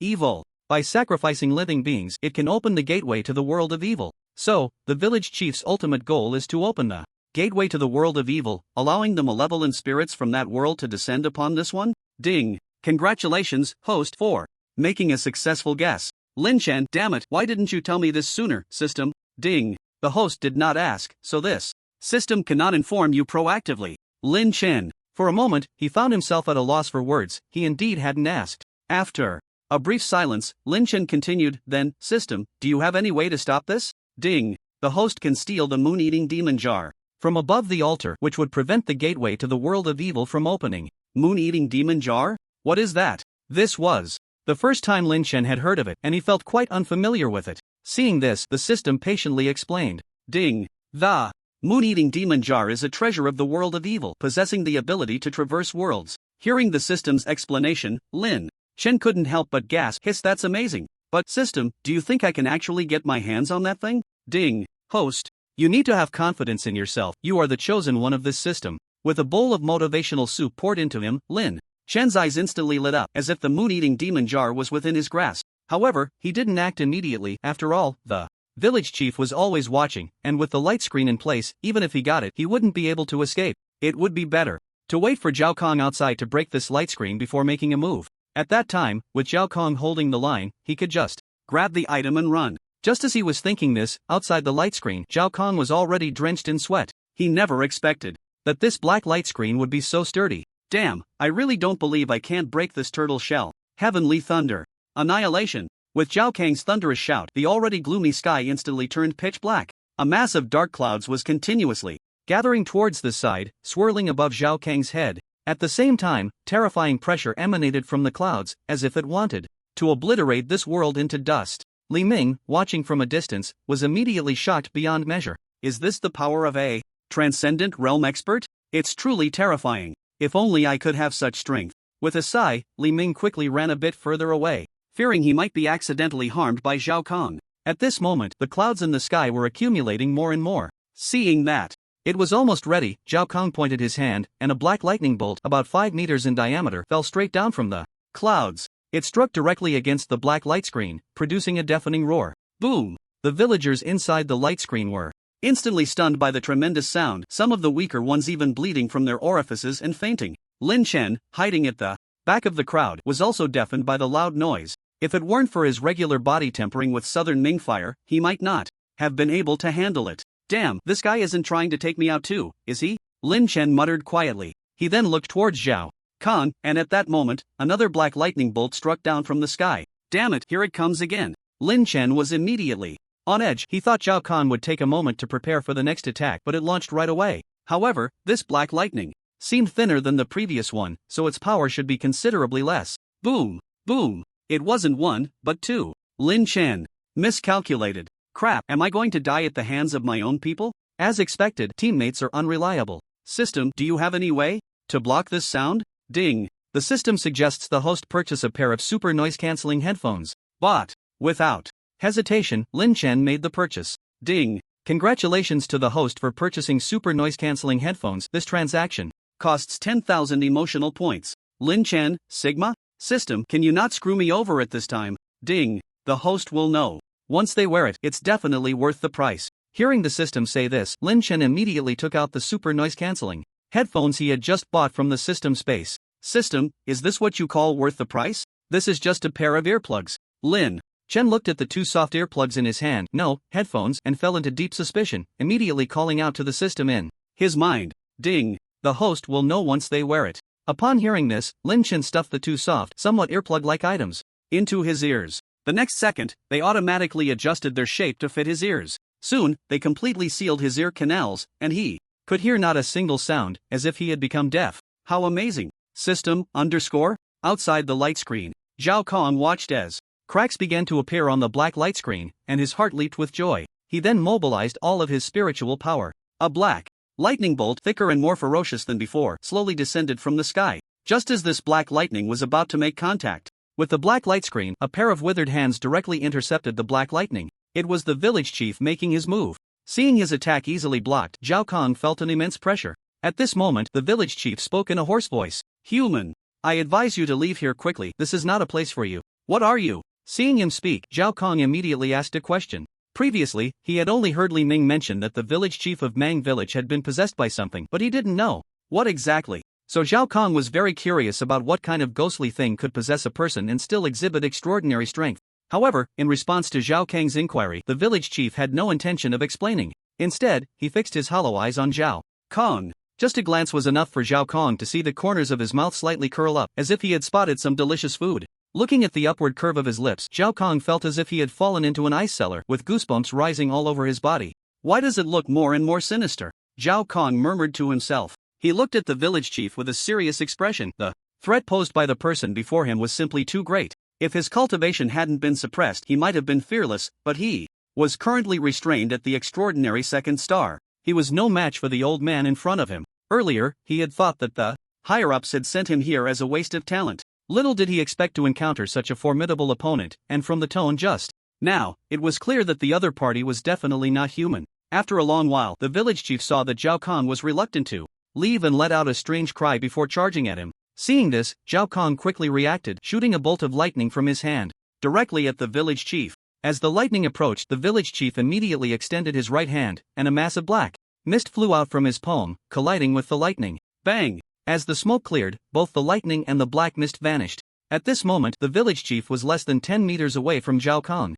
In an instant, Zhao Kong felt danger looming and hurriedly dodged to the side. The next second, the village chief appeared at the spot where he had just been standing. Kick. The village chief let out a strange laugh, then continued flying towards Zhao Kong. Meanwhile, Lin Chen, who was watching from below, was overwhelmed with shock. He never expected that as a bronze-level weakling he would have the fortune to witness a duel between two extraordinary beings. It is known that extraordinary beings do not easily engage in combat, otherwise, it would be a disaster for ordinary people, and extraordinary beings hold a transcendent status in every country. They generally do not take action unless there is a grudge, and even then, it would only be a simple exchange of one or two moves without any real intent to harm. They would never act like this, where every move is laced with killing intent, each strike potentially fatal. Watching Zhao Kong constantly dodging, the smile on the village chief's face grew wider. In contrast, Zhao Kong had already consumed more than half of his spiritual power and dared not use any powerful techniques. Lightly, kick. I told you to leave, but you didn't listen.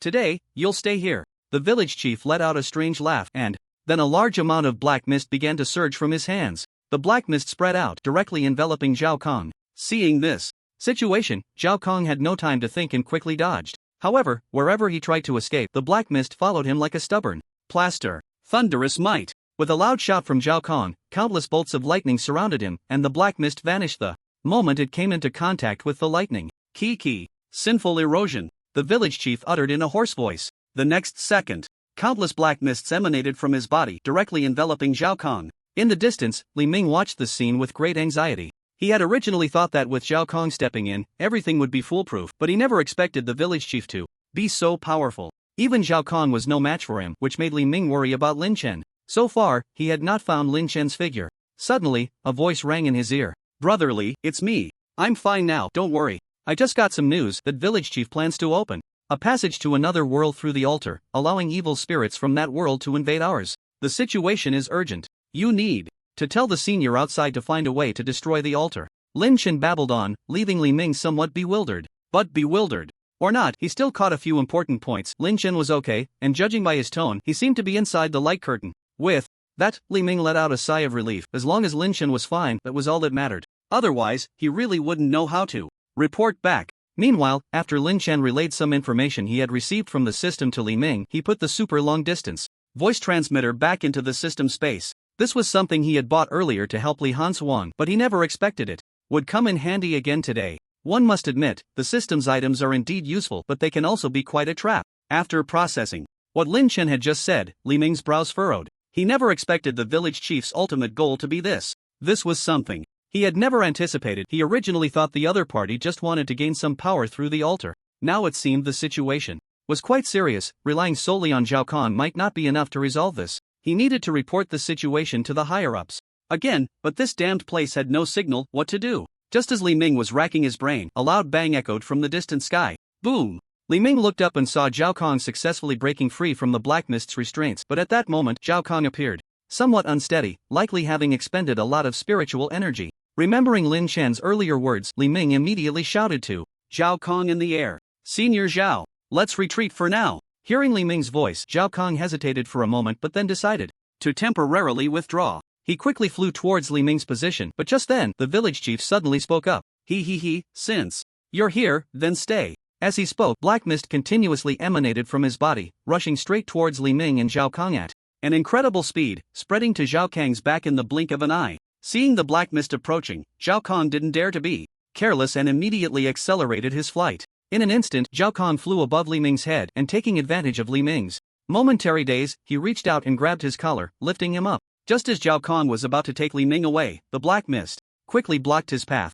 In response, Zhao Kong, holding Li Ming with his right hand, shot out a bolt of lightning with his left, creating an opening in the black mist, and then quickly passed through it with Li Ming fleeing into the distance. Watching the two leave, Lin Chen let out a sigh of relief. He was genuinely worried they might fall here. After all, he knew the village chief's strength, and with Zhao Kong only at the extraordinary 3-star level, how could he fight? Moreover, he was currently suppressed to extraordinary 2-star, so it was even more dire. Phew, finally gone. If they didn't leave, I really couldn't take it anymore, Lin Chen muttered quietly. Just then, something that made Lin Chen's scalp tingle happened. The village chief, who had been standing in the air, looked at the departing figures with a cold smile, and then his body began to twitch uncontrollably. A terrifying pressure emanated from him, and soon, a large amount of black mist surged from his limbs and bones. The black mist began to slowly condense in the air, and before long, a black monster towering 8 meters high appeared. It had a human face, its limbs resembling beastly claws, and on its back were a pair of enormous black wings, with a tail that stretched 3 meters long, constantly whipping about. Its face was twisted in a grotesque expression, and a pair of blood-red eyes fixed intently on the direction the two had left. Seeing this scene, Lynch couldn't help but feel worried for Li Ming and the others. System, what is that thing? Why does it look so terrifying, even more so than what I encountered before? In response to Lin Chen's inquiry, the system's voice quickly echoed in his mind. Ding. This is a product formed by the resentment of both beasts and humans.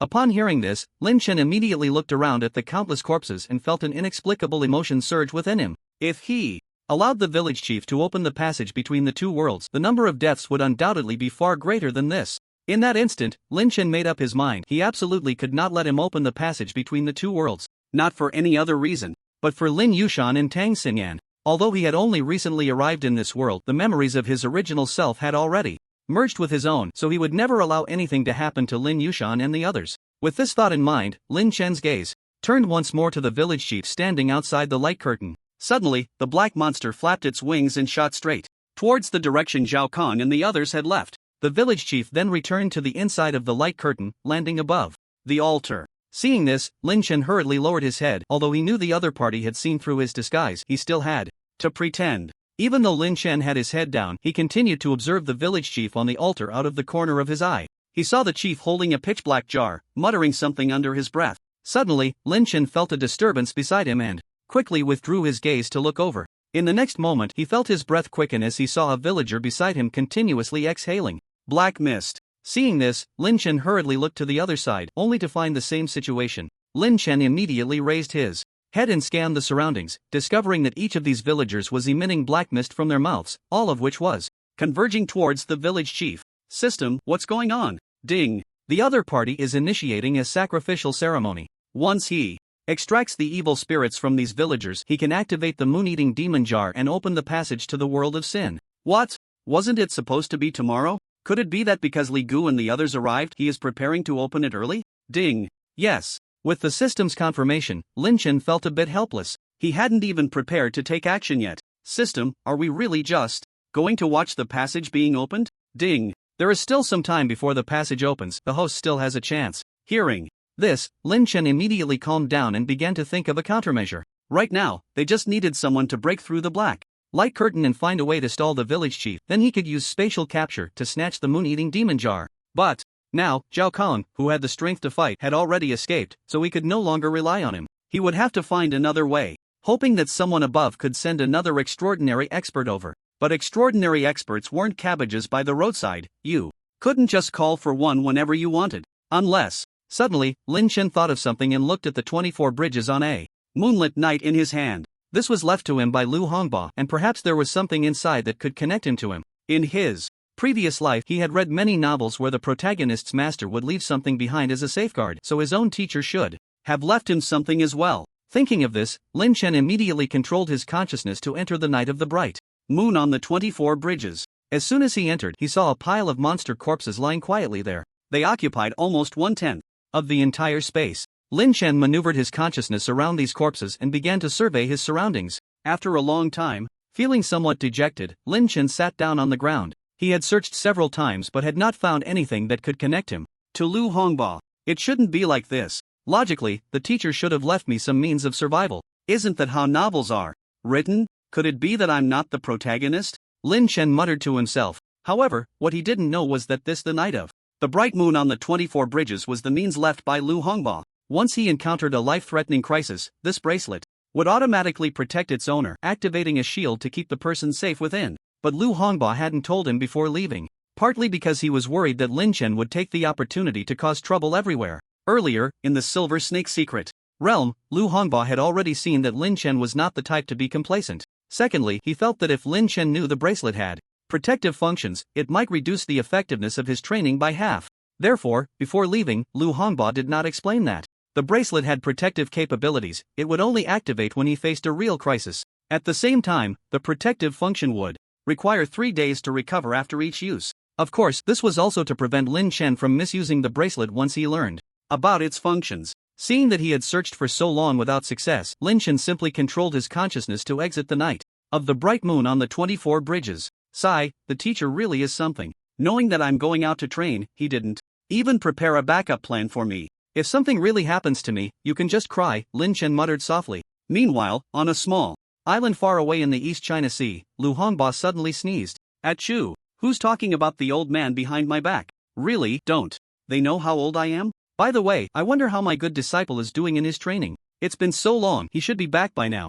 With that, Lu Hongba vanished from the small island in a flash. Tang Xinyan, image for reference only. After a while, the village chief finally extracted all the evil spirits from the villagers' bodies and stored them in the moon-eating demon jar in his hand. At this moment, the villagers began to collapse to the ground like corpses. Although they were not dead, they were no different from the dead, as their consciousness had already been devoured by the evil spirits. Seeing this, Lin Chen immediately became anxious. So far, no one had come to stop it, which made him extremely worried. System, can't you do anything to stop this? Ding. Please wait patiently, host. Hearing the system's words, Lin Chen, though still anxious, could only continue to wait. Looking at the villagers collapsing one by one, Lin Chen pretended to fall down as well. He didn't want to attract attention, especially in front of a transcendent expert. Standing above the altar, the village chief held the moon-eating demon jar high, continuously sucking the evil spirits from the villagers' bodies into it. Seeing that it was almost done, he then placed the moon-eating demon jar back in its original position. Then he began to form hand seals with both hands, muttering something under his breath. Suddenly, the moon-eating demon jar seemed to react, slowly floating in the air. Next, a purple halo began to emanate from the jar, and mysterious, strange runes appeared. In the next second, a beam of purple light shot out from the moon-eating demon jar, shooting straight into the sky. The sky, which had been gradually clearing, darkened again after this beam of purple light shot out. Boom! With a loud bang, a crack suddenly appeared in the sky, though it was not very large, about the size of a soccer ball. Seeing this, the village chief revealed a look of wild joy. At that moment, a light point suddenly lit up in the distance. In a moment, the light point gradually grew larger, and noticing this scene, the village chief immediately stopped smiling, staring intently at the light point. Before long, the light point transformed into a light sphere, and then it became a glowing mass over 2 meters tall, finally hovering above the black light screen. Then, the golden light slowly dissipated, revealing a figure. Upon closer inspection, it turned out to be an old man, dressed in a Taoist robe, looking very much like a Taoist priest. His eyes were slightly squinted, his face serene, and he held a whisk, though the whisk was pitifully sparse. Lin Chen looked at the newcomer, his eyes shining with excitement. After waiting so long, someone had finally arrived. Damn it, finally someone is here. If they hadn't come, I would have been done for. System, quickly check the opponent's strength. Ding. Sorry, the system cannot ascertain that. Lin Chen, asterisk, what the hell, system, you can't be serious. You're supposed to be an all-powerful system. How could you not know? System. Ding. The newcomer is merely a clone, so this system cannot determine his true strength. Hearing this, Lin Chen was even more shocked. He never expected that the old Taoist in the sky was just a clone. He had just noticed the village chief frowning, which indicated that the old Taoist was quite powerful. After all, Zhao Kong had not made him frown at all earlier. If it made him frown, then the old Taoist's strength was at least extraordinary. 6 stars, otherwise, the village chief would not have frowned. So it could be boldly speculated that the old Taoist's true strength surpassed the extraordinary realm and reached the destiny realm. It should be noted that there are only 3 known individuals at the destiny realm in the entire dragon country. One is the dean of the Demon Sea Academy, another is the dean of the Kyoto Academy, both of whom are deans of their respective academies. As for the last one, he is the guardian deity of the dragon country. It is precisely because of the existence of these 3 that other countries do not dare to act recklessly. Lin Chen happened to have learned a bit about these 3 online, but he had not heard of anyone being of Taoist origin. Therefore, the old Taoist in the sky should be a hidden powerhouse of the destiny realm in the dragon country. Thinking of this, Lin Chen's shock was evident. Damn it, this old Taoist's true form must be a destiny realm powerhouse. Is this really something a mere bronze level like me can comprehend? Just as Lin Chen was constantly sizing up the old Taoist was also observing the situation within the light screen. When he saw Lin Chen blinking his big eyes at him, the old Taoist nearly stumbled and fell. He then carefully examined Lin Chen from head to toe, his gaze inevitably locking onto the 24 bridges bright moon night on his wrist. A strange expression suddenly appeared on the old Taoist's face, and he muttered softly in a voice he could hear. Could this kid be a disciple of that dog Lu Hongba? Unable to make sense of it, the old Taoist simply decided not to think further. He would directly grab him and ask in person later, as the current matter was urgent. Immediately, the old Taoist waved his whisk. and the originally indestructible black light screen was instantly crushed to pieces, disappearing without a trace. Seeing this, the village chief roared ominously. "Who are you? Dare to disturb my good fortune? This old Taoist is just an ordinary priest, but I cannot stand your style and wish to advise you to stop.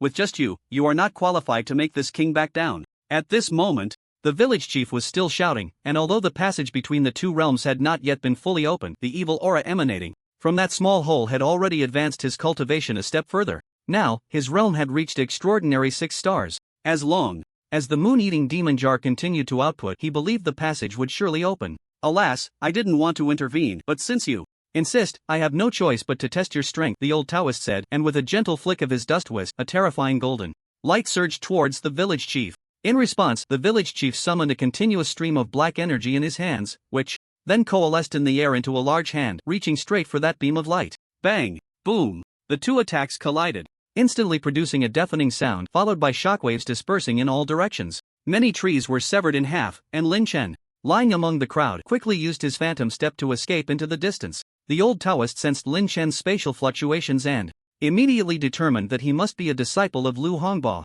"This kid, forget it, let's deal with the immediate trouble first," the old Taoist thought, shaking his head as he glanced at the fleeing Lin Chen before turning his attention back to the village chief. "May I ask how to address you? I am called Sin. This esteemed Sin, may I ask why you insist on opening the passage between the two realms?" Of course, it is to invade your world. The evil power in your world is so rich, it is a place we have long desired." Sin laughed wildly, completely disregarding the old Taoist. Just now, he sensed that his true body was rushing towards the passage. So now, he only needed to hold off the old Taoist. Once his true body arrived, they could work together to quickly open the passage. At that time, no matter how strong the old Taoist was, he would only meet his end at their hands. Upon hearing this, the old Taoist no longer held back and once again waved his dust whisk, sending forth an even more powerful golden light towards Sin. In response to this strike from the old Taoist, Sin immediately unleashed his signature move, Jia, evil corruption. As a hoarse voice escaped his lips, a burst of black energy erupted from his palm.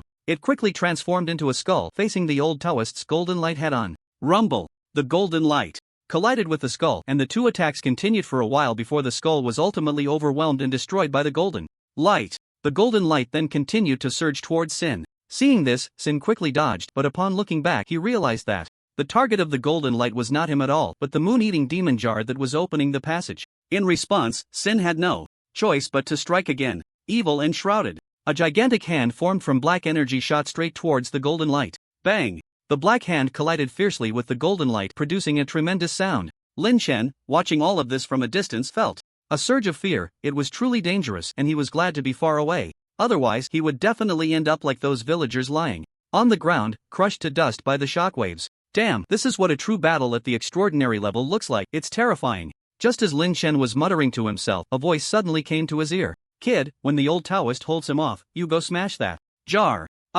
Don't be nervous, trust me to hold him back, I won't let anything happen to you." The old Taoist thought Lin Chen was scared. But Lin Chen was actually thinking about how to snatch the moon-eating demon jar. After all, he had heard the system mention it. This is a treasure that can traverse worlds. How could something so powerful be destroyed? Wouldn't it be better to keep it for oneself? Moreover, a treasure of this level cannot be destroyed by someone as insignificant as a mere bronze-level fighter. "Senior, you really think too highly of me," Lin Chen said with a bitter smile. However, the old Taoist did not respond to his words, seemingly not hearing him at all. Lin Chen looked up in the direction of the old Taoist. He saw the old man holding a whisk in his left hand, while his right hand continuously formed seals, muttering something under his breath. Soon after, several huge chains glowing with golden light appeared in the sky. In the next moment, these golden chains shot straight towards Sin. Seeing this, Sin immediately changed his expression and couldn't help but exclaim, "Chains of order! How is this possible? Who are you?" "Old Taoist, master of Longhu Mountain, Zhang Dao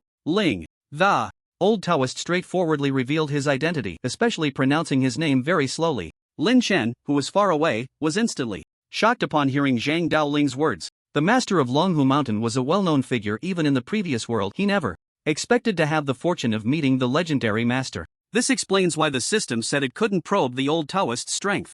The other party's true form should be an extremely powerful existence, perhaps even having broken through to the destiny realm, reaching a higher level. Upon hearing Zhang Daoling's words, Sin couldn't help but shake his head. He had never heard of this name. After seizing the village chief's body, he had gone to human society and gained a rough understanding of the strong in this world. Upon learning that there were only 3 Destiny Realm powerhouses in the Dragon Kingdom. He had no further worries and secretly began his plan. However, he never expected that there were hidden Destiny Realm powerhouses in the Dragon Kingdom and that one of them had sent a clone to stop him. After Zhang Daoling finished speaking, he controlled the several golden chains in the sky to lock onto Sin. In no time, Sin was tightly bound by these chains, unable to move. Yet, Sin wore a smile on his face, clearly not taking these chains seriously. You stinky Taoist, do you really think you can control me like this? Sin let out a strange laugh and then black mist began to emanate from his body. In the next moment, a mass of writhing black viscous substance shot out from the village chief's body, continuously absorbing the black mist scattered in the air. Eventually, this black viscous mass grew at a visible speed until it transformed into a human figure. Human, this is my true form. What you have locked is merely my shell. Facing Sin's mockery and ridicule, the old Taoist Zhang Dao Ling showed no change in expression, as if Sin were merely a clown in his eyes. Zhang Dao Ling waved the whisk in his hand again, and the golden chains that had bound the village chief's body suddenly vanished. Just like that, the village chief's lifeless body fell straight down from the air. The 3 people present turned a blind eye to this. After all, it was already a corpse, and saving or not saving it held no meaning. Instead, if Sin successfully opened the passage between the 2 realms, that would be the beginning of a disaster. Lin Chen glanced at the moon-eating demon jar, which was still continuously channeling energy upwards. He immediately prepared to take action. System, do you think I should act now? Ding. It is most appropriate for the host to act now. Alright, I will trust you for the time being. With that, Lin Chen looked at the 2 figures in the air who were in a tense standoff, and seeing that they were not paying attention to him, he stealthily crawled towards the altar.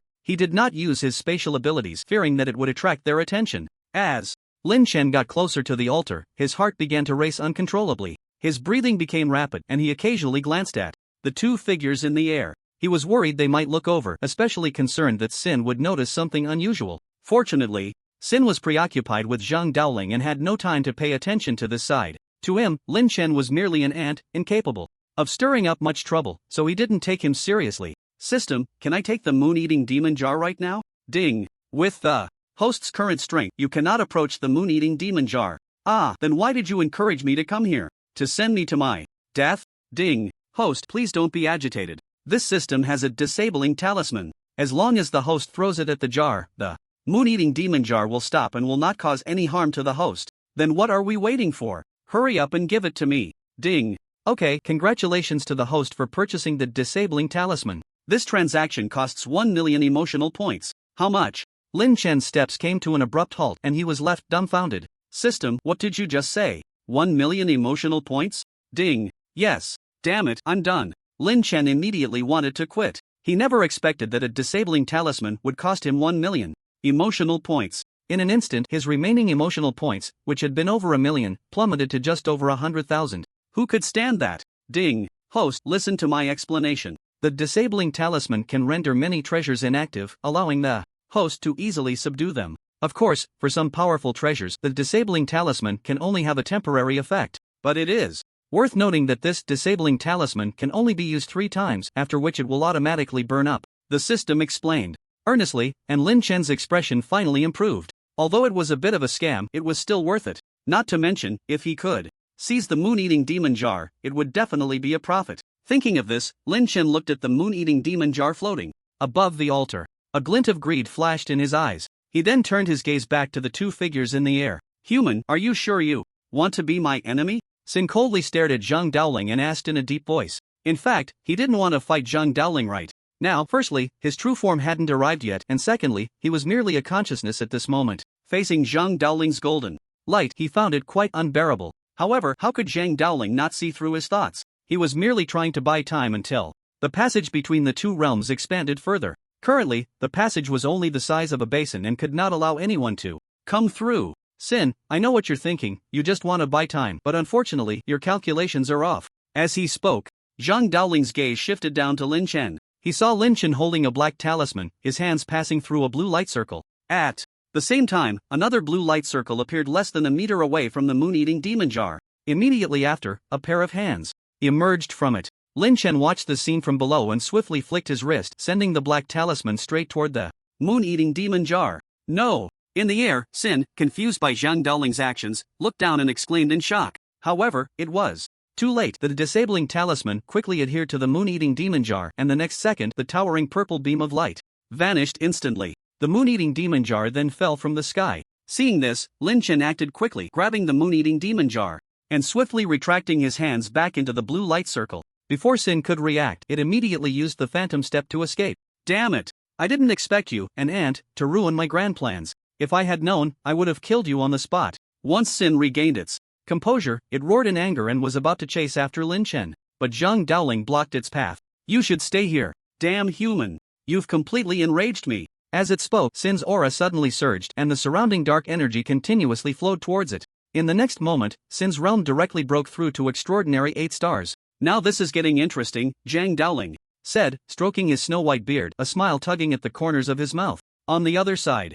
Lin Chen held the moon-devouring demon jar in both hands, racing forward while occasionally glancing back. Seeing that no one was pursuing him, he let out a sigh of relief. It seems that old Taoist is quite reliable, managing to hold Sin back. Although Lin Chen kept praising Zhang Dowling, he didn't dare to slow his pace. He strode through the forest. Not knowing how far he had run, suddenly, a loud noise came from ahead. Lin Chen quickly slowed down, cautiously moving towards the direction of the sound. Soon, a surprising scene unfolded before him. He saw 2 figures fighting. In the distance, one of them was Zhao Kong, whom he had seen earlier, and the other was the black monster that Sin had conjured. Damn it, how did I run into them? Lin Chen never expected to find himself here, truly a stroke of bad luck. Just as Lin Chen was still complaining, a large hand suddenly pressed down on his shoulder. Who? It's me, Lin, are you okay? Recognizing the person as Li Ming, Lin Chen relaxed and then curiously asked, Li Gu, why are you still here? Don't mention it. Earlier, Zhao and I were planning to go get reinforcements, but we were stopped halfway by that black monster. Oh, since you didn't go get reinforcements, then what about that old Taoist? Upon hearing his words, Lin Chen couldn't help but exclaim softly, Old Taoist? What old Taoist? And why are you holding a jar? Li Ming looked puzzled. Not understanding what he was talking about, Lin Chen had no choice but to briefly explain the situation. After listening, Li Ming fell silent for a moment before shaking his head. I haven't heard of anyone named Zhang Dowling, but I do know a bit about Longhu Mountain. Alright, since you don't know either, I guess I'll have to ask my teacher. Seeing that Li Ming had never heard of Zhang Dowling, Lin Chen decided to drop the subject and hoped that his teacher, Lu Hongba, would know something about this person. Let's focus on the situation at hand. I see Zhao is about to collapse. Li Ming didn't want to dwell on it too much. The most important thing now was to find a way to eliminate the black monster. Hearing this, Lin Chen immediately suppressed his curiosity and quietly watched the battlefield. At this moment, Zhao Kong was surrounded by lightning, continuously attacking the terrifying black monster in front of him. If he were in peak condition, Zhao Kong might not be in such a dire situation. However, after his earlier battle with Sin, he had sustained some injuries, and with his spiritual energy nearly depleted, he couldn't use some of the more energy-consuming techniques. System, can the recovery pill restore the spiritual energy of an extraordinary realm expert? Ding. Yes, consuming 10 will fully restore it. With the system's confirmation, Lin Chen turned to Li Ming and said, Li Gu, please inform that senior that I will give him something shortly, and tell him not to hesitate to take it. Li Ming? Li Ming was filled with confusion, completely not understanding what Lin Chen was saying. Seeing him in a daze, Lin Chen immediately became anxious. He couldn't explain things right now. Brotherly, there's no time to explain, just do as I say quickly. Alright. Although confused, Li Ming still shouted at Zhao Kong, who was in the midst of battle, as Lin Chen instructed. Upon hearing Li Ming's words, Zhao Kong was equally bewildered. Just then, a blue light circle appeared in front of him, and a pair of hands reached out from within. Zhao Kong instinctively prepared to attack, but suddenly he saw those hands throw something that looked like candy beans at him. In response, Zhao Kong quickly recalled Li Ming's earlier words and grabbed the candy-like objects into his palm. After hesitating for a moment, he decisively chose to swallow them. As the elixir entered his mouth, it instantly transformed into a pool of liquid flowing down his throat into his stomach. Immediately, Zhao Kong felt his spiritual power recovering at a visibly rapid pace. Good. You beast, let me show you my move. Wrath of Thunder. Zhao Kong shouted, lightning swirling around him. In the next second, countless bolts of lightning fell straight from the sky, striking the black monster repeatedly. Roar! The black monster howled in pain, preparing to flee, but Zhao Kong quickly blocked its path. After a long while, the lightning finally ceased. Zhao Kong looked at the black monster, which was lying on the ground, unable to move, and revealed a look of disdain. Thunderstorm. Zhao Kong softly uttered 2 words to it, and the next second, a ball of lightning appeared in his hand, which he then threw at the black monster. Bang! With a loud explosion, the black monster completely turned into black mist and vanished. Seeing the monster eliminated, Lin Chen and Li Ming exchanged glances and then hurriedly walked out. Senior Zhao, let me introduce you, this is my younger brother Lin Chen. He was the one who Thank you, young brother Lin Chen. Zhao Kong directly interrupted Li Ming, turning to Lin Chen to express his gratitude. You're too polite, senior. It's my honor to help you, Lin Chen replied with a smile. Ha, I can't accept that title of senior from you. Your master Lu's disciple. If you think highly of me, just call me brother Zhao, Zhao Kong responded with a laugh. Hearing this, Lin Chen smiled and called out, Brother Zhao. So, you were saved by that old Taoist? Zhao Kong asked. Upon hearing this, Lin Chen nodded and said, after you and brotherly left, Sin extracted the evil spirits from those villagers. Lin Chen recounted what had happened after he left. So this jar in your hand is the item to open the passage between the two realms, right? Yes. Can I take a look? Without hesitation, Lin Chen handed over the moon-eating demon jar to him, not worried at all that he would keep it for himself. After all, he knew his teacher was Lu Hongba, so Zhao Kong wouldn't dare to take it. Zhao Kong took the moon-eating demon jar and began to examine it closely, while Li Ming, who was nearby, also showed great interest and leaned in to take a look. The two curiously inspected it from top to bottom, finding that aside from some strange runes on the surface, there was nothing particularly special about the jar. They then returned it to Lin Chen, who took it back and, in front of both of them, bit his finger to let his blood drip onto the moon-eating demon jar. In the next second, the jar began to tremble incessantly, seemingly resisting strongly. At that moment, the disabling talisman affixed to the jar immediately suppressed it. After a while, it finally calmed down, and the drop of blood was instantly absorbed. Thus, Lin Chen officially subdued the moon-eating demon jar. Following that, the jar transformed into a stream of light and drilled into his dantian. As the moon-eating demon jar entered Lin Chen's dantian, he felt a slight tremor from the Li Hua pearl within him. It seemed to be repelling the moon-eating demon jar, and sensing the pressure emanating from the Li Hua pearl, the moon-eating demon jar immediately behaved like a submissive child, quietly staying in the corner, not daring to move at all. Seeing that the two treasures were no longer in turmoil, Lin Chen finally breathed a sigh of relief. Zhao Kong and Li Ming, who were watching the scene, felt a bit bewildered. Such a large jar had just vanished as if it never existed. Lin, did you tame the jar? Yes, the moon-eating demon jar has recognized me as its master and is currently in my dantian. As he spoke, Lin Chen willed it, and the moon-eating demon jar reappeared in his hand. Although the two were somewhat envious, they did not attempt to snatch it away. Firstly, Lin Chen had Lu Hongba standing behind him. No matter how envious they were, they lacked the courage. Secondly, this treasure was not of much use to them, and besides, Lin Chen had risked his life to obtain it. No matter how thick-skinned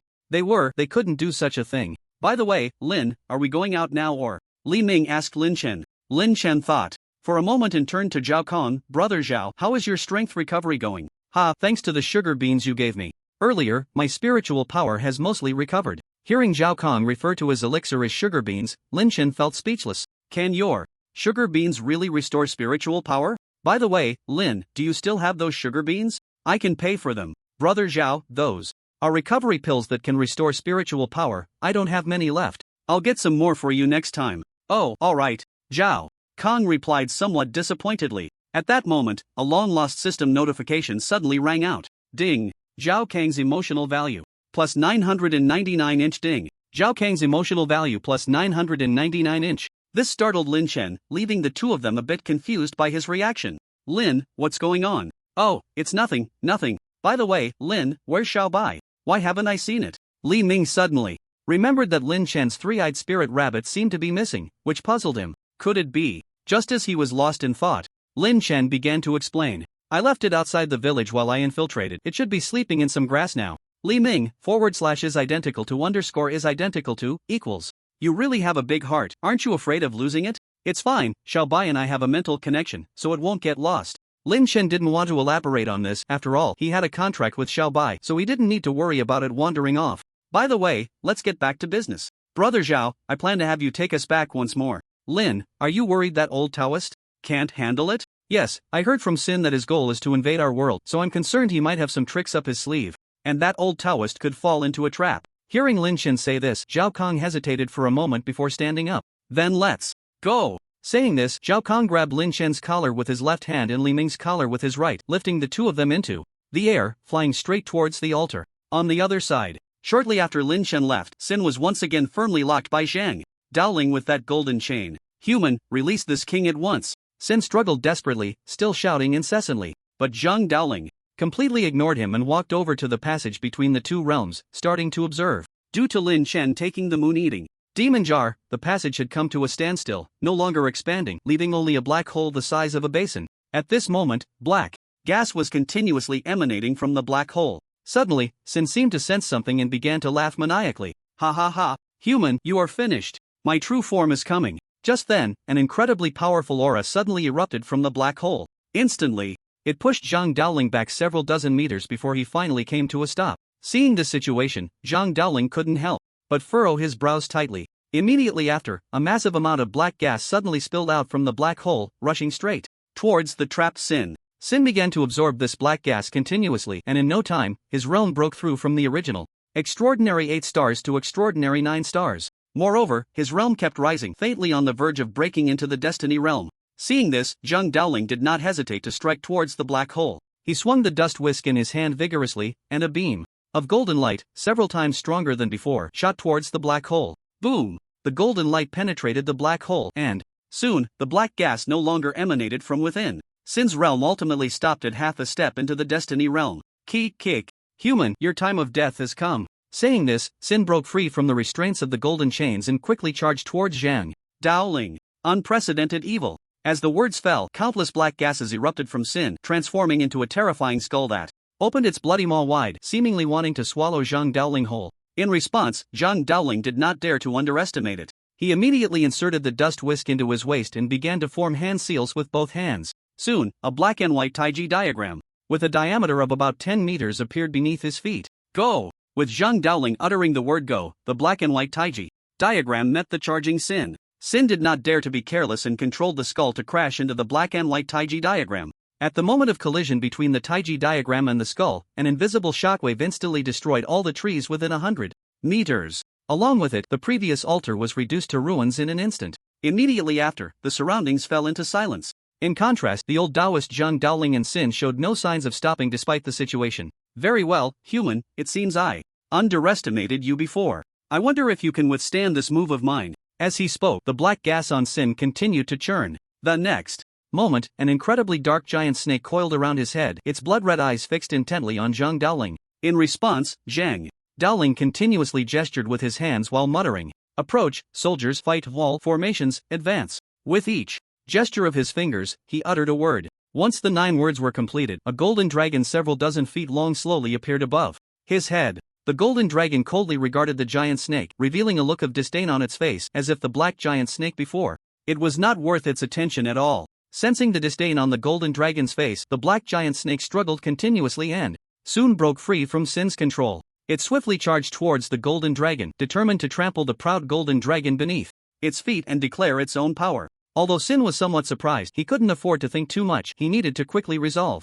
the old Taoist in front of him and then crush the human who had taken the moon-eating demon jar into dust. The golden dragon looked at the black giant snake charging towards it and let out a furious roar. Roar! Then, breaking free from Zhang Daoling's constraints, it flew straight towards the black giant snake. In just a moment of confrontation, the dragon and the snake collided heavily. The black giant snake struck first, opening its massive mouth to bite at the golden dragon's neck. The golden dragon, not to be outdone, immediately used its rock-solid horns to fiercely block the snake's mouth. Seizing the opportunity, it bit down hard on the black giant snake's abdomen. Roar! Roar! The black giant snake howled in pain, attempting to throw the golden dragon off, but the golden dragon clung on tightly. Seeing this, the black giant snake quickly wrapped its long tail around the golden dragon. The grip tightened more and more until the golden dragon could barely endure it, forcing it to release its bite. The black giant snake, seeing this, couldn't help but feel delighted, and then tightened its grip even more, intending to strangle the golden dragon to death. But at that moment, the golden dragon began to gather energy in its mouth, seemingly wanting to pierce through the black giant snake's head. The black giant snake sensed the impending danger and quickly loosened its tail to evade, but the golden dragon would not let it have its way. A beam of golden light shot out from its mouth, directly hitting the black giant snake's head, and in no time, the black giant snake transformed into a cloud of black mist and vanished. Immediately, the golden dragon turned its gaze towards Sin. It flew straight towards him, ready to eliminate Sin on the spot. Just then, a black beam shot out from the black hole above. It struck the golden dragon directly, which roared in frustration before vanishing into golden light in the sky. Zhang Daoling couldn't help but furrow his brows, looking towards the direction of the black hole. Suddenly, a black dot appeared in the distance, and Sin grinned upon seeing it. Ha ha, I didn't expect that kid to come back again. Upon hearing this, Zhang Daoling's expression immediately fell, muttering to himself, what is that kid planning? Why has he suddenly returned, and with 2 others? Although puzzled, he still fixed his gaze on the black hole. The previous black beam had truly shocked him. He hadn't expected Sin's true form could launch an attack through that opening. As he pondered, Zhao Kong arrived with 2 others, stopping less than 100 meters from Zhang Daoling. Daoist, can you handle him? Do you need my help? You all hurry and leave. Get as far away as possible. Don't worry about me. Upon hearing Zhao Kang's words, Zhang Daoling quickly understood that they were worried he couldn't deal with Sin, which was why they had come back to help him. However, they were overthinking it. Even if Sin's realm had broken through to half-step destiny, he would not fear even if his true form came. Alright, then Daoist, take care, we'll leave first. Zhao Kong immediately prepared to turn and leave with Lin Chan and Li Ming. At that moment, a strange voice echoed. Hee, since you're back, then don't leave. Human kid. Obediently hand over my moon-eating demon jar and perhaps I might leave your corpse intact. Zhao, hurry, let's go. Upon hearing this, Lin Chen urged Zhao Kong, who did not hesitate at all, grabbing the 2 and preparing to leave. But the next second, Sin's figure appeared in front of the 3. Since you are unwilling to hand it over, don't blame this king for taking action. As he spoke, a large hand swiftly reached towards the 3. Just then, the old Daoist Zhang Daoling, holding a whisk, stood in front of them. Retreat! With a shout. To retreat, a beam of golden light shot towards that large hand. Bang! The 2 attacks disappeared simultaneously. You all hurry and go, I'll hold him off. Oh, okay. Zhao Kong quickly reacted, urgently leading the 2 to continue their escape. However, a beam of light shot out from the black hole again, heading straight for the 3 of them. It was so fast that in the blink of an eye, it was less than 30 meters away from them. With no time to block, Zhao Kong immediately flung Lin Chen and the other 2 away. Just as he threw them out, the beam struck him directly. Boom! Zhao Kong was hit by the beam and slammed into the ground, kicking up a cloud of dust. Brother Zhao! Senior Zhao! Lin Chen and Li Ming shouted urgently towards the spot where Zhao Kong had fallen. However, there was no response. In the air, Zhang Daoling, witnessing this scene, was instantly enraged, not expecting Sin to act so unscrupulously. Sin, you will be completely trapped here today. Saying this, Zhang Daoling picked up his whisk with his right hand and began to gesture in the air, as if writing something. Soon, a traditional character for seal appeared before him, and in the next moment the character slowly vanished. Immediately, the sky darkened rapidly, and before long, a massive golden chain began to descend from the sky, followed by 2, 3, a full 100 golden chains fell vertically from the air. Sin looked at this scene, his face changing dramatically. He never expected the old Taoist to have such means. He quickly flew towards the black hole in the sky without a moment's hesitation. Seal! But Zhang Daoling would not let him have his way. He slowly uttered a word. The golden chains in the air rushed towards Sin. Before he could get close to the black hole, one of the chains wrapped around his ankle. The other chains followed closely, and in no time, Sin was tightly bound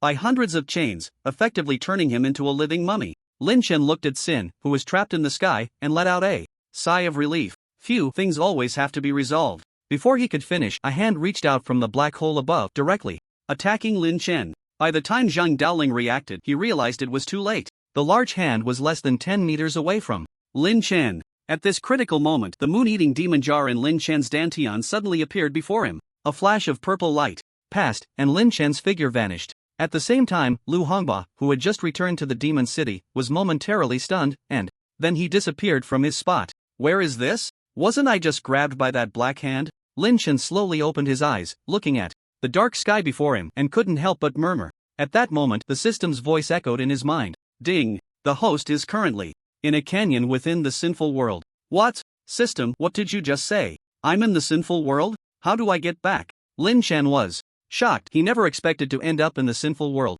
Was this some kind of joke? It should be known that Sin's true form was in the sinful world. Wasn't he just walking to his death? Ding! The host was about to face life-threatening danger, and it was the moon-eating demon jar that used all its energy to transport the host into the sinful world. Hearing the system say this, Lin Chen immediately summoned the moon-eating demon jar from his dantian. At this moment, he noticed that the mysterious symbols on the moon-eating demon jar were becoming blurry. System, what are these runes for? They aren't for storing energy, are they? Ding! Congratulations, host, you are correct. These runes are mainly used to store any energy. Once these runes become blurry or even disappear, it means the moon-eating demon jar is low on energy and needs to be replenished in time. With the system's confirmation, Lin Chen finally understood. He had been wondering what these runes were for. It turned out they were like batteries. System, how do I recharge it? And once it's full, can it take me back? B. The host just needs to place it in the dantian and then control it to absorb the spiritual energy within the dantian to complete the charging. Once the charging is complete, it can take the host back. Upon hearing this, Lin Chen unhesitatingly returned the moon-devouring demon jar to his dantian. He then controlled it to absorb the spiritual energy from his dantian, and to his shock, it was a startling experience. In less than a breath, the spiritual energy within Lin Chen was completely drained. What the hell, is it really that powerful? B. The host's realm is too low, so the spiritual energy in the body is naturally insufficient to absorb. Lin Chen, helpless. Lin Chen had no choice but to stuff the recovery pills he had drawn earlier into his mouth in large quantities. After a while, one of the runes on the moon-devouring demon jar finally became clear again. However, 99 runes remained blurred. System, don't you have any way to quickly fill it with energy? B. There is a way, but it consumes a lot of emotional value. Currently, the host only has 321,000 emotional points, so it cannot be purchased. Lin Chen was momentarily speechless. If he had known, he wouldn't have bought that disabling talisman, but then he thought, if he hadn't bought it, he wouldn't have been able to take the moon-devouring demon jar, and without it, he wouldn't have been able to escape safely from that strike. So, system, is there no free method? B. The host can choose to operate the primordial skill to absorb the evil energy here, thus quickly replenishing the energy needed for the moon-devouring demon jar. I can also absorb this evil energy? Lin Chen felt curious upon hearing the system's words. B. The primordial skill can absorb any energy. In addition to absorbing the spiritual energy from Blue Star, it can also absorb the evil energy from the evil world, as well as demon energy, ghost energy, and so on. Hearing this, Lin Chen immediately felt that the primordial skill was incredibly powerful. If it was already this impressive at S rank, how powerful would SS rank and SSS rank be? Could it even absorb farts for cultivation? He couldn't imagine it, nor did he want to. Lin Chen then sat cross-legged and began to operate the primordial skill to absorb the evil energy. In an instant, the surrounding black evil energy was continuously drawn into Lin Chen's body, and then this evil energy was converted into the purest spiritual energy by the primordial skill. Seeing this, the moon-devouring demon jar unceremoniously absorbed this spiritual energy into itself. Thus, Lin Chen continuously absorbed the external evil energy, while the moon-devouring demon jar kept absorbing the spiritual energy from within him. One person and one jar quickly fell into a state of balance. Meanwhile, on Blue Star, in the Yin Wind Mountains, not long after Lin Chen disappeared, a spatial portal suddenly appeared in the sky. Following that, a figure slowly walked out. It was Lu Hongba. At this moment, he had an anxious expression on his face. The moment Lin Chen disappeared, he felt the bracelet he had given Lin Chen vanish. Instinctively, he felt that Lin Chen had encountered an accident, so he hurried over. The moment he stepped out of the portal, he was stunned. "Nyo Bizi, what are you doing here?" Looking at Zhang Daoling standing in the air, Lu Hongba instinctively exclaimed, "Why can't I be here?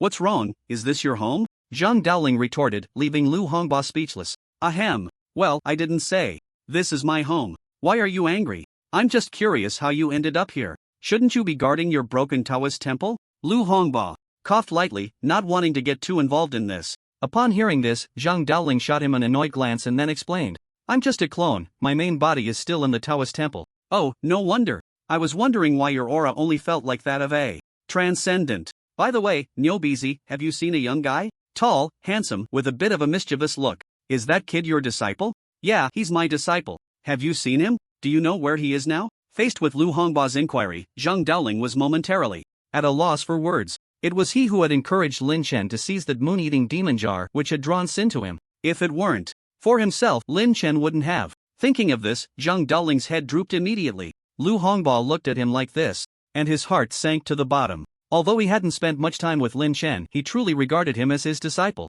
Now, seeing Zhang Daoling's dejected expression, combined with his loss of connection to the night of the bright moon on the 24 bridges, the answer was clear: Lin Chen was dead. Who killed him? Nyobizi, tell me, who killed my disciple? At this moment, Lu Hongba was like a madman, shouting loudly in front of Zhang Daoling. Upon hearing this, Zhang Daoling glanced at Sin, who he had turned into a mummy, then looked up at the black hole in the sky. Lu Hongba followed his gaze, and his anger surged. He reached out towards Sin, and in the blink of an eye, Sin, who had been far away, appeared right in front of Lu Hongba. "Is it him?" Lu Hongba asked Zhang Daoling with a grim face. In response, Zhang Daoling silently nodded, then shook his head, but just as he nodded, Lu Hongba clasped his hands together, and the next second, Sin was visibly compressed into a point. This was spatial compression, capable of compressing any object into a point until it disappeared. Although Lu Hongba's realm was stuck at transcendent 9 stars, his strength was enough to battle against Destiny Realm experts without falling behind. At the same time, it was as difficult as climbing to the sky for a Destiny Realm expert to kill him. After all,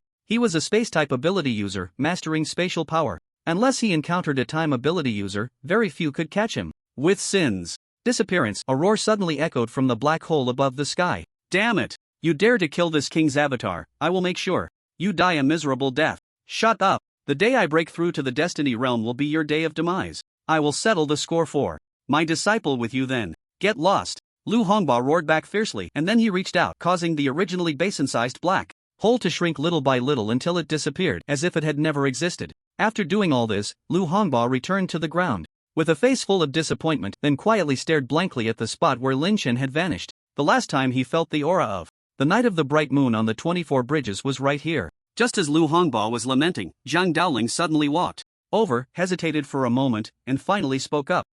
Your disciple isn't dead yet. What? The somewhat depressed Lu Hongba perked up upon hearing this. He fixed his gaze on Zhang Daoling, eager to hear his explanation. Seeing this, Zhang Daoling thought for a moment before continuing. Originally, I had him take that jar, but unexpectedly, he turned back halfway. At that time, I told him to go, but that guy actually launched a sneak attack. Just as the attack was about to land, a purple light flashed from his body and then he disappeared.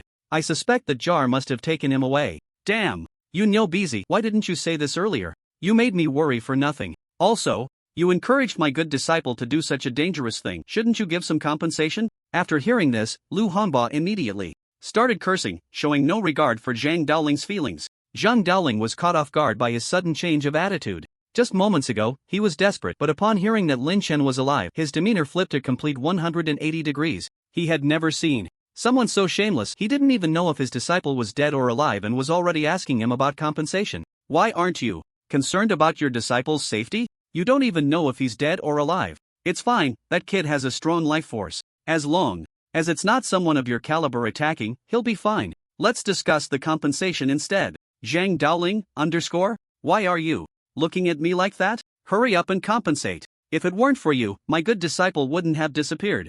Zhang Daoling was utterly defeated by him. He had never encountered someone so brazen, more concerned about compensation than the well-being of his own disciple. However, thinking it over, he indeed needed to give Lin Chen some compensation. If he hadn't taken the moon-devouring demon jar in time, it might have really opened the passage between the two realms. What do you want? Seeing Zhang Daoling relent, Lu Hongba immediately perked up and spoke. Let's do this. I don't want anything else from you, just give me 100 or so talismans. Upon hearing this, Zhang Daoling said nothing and turned to leave. Seeing this, Lu Hongba hurriedly followed. Wait, no busy. 50 talismans will do, right? 50 of each type. Zhang Daoling ignored him and continued walking toward the place where Zhao Kong had fallen. Earlier, he had seen Zhao Kong withstand a blow from the sin entity with his body. Now, he just wanted to know if Zhao Kong was gone. He couldn't be bothered with the shameless Lu Hongba. Meanwhile, Lu Hongba shamelessly trailed behind, muttering incessantly. Soon, Zhang Daoling arrived at the spot where Zhao Kong had fallen, and by then, Li Ming was already gathered there.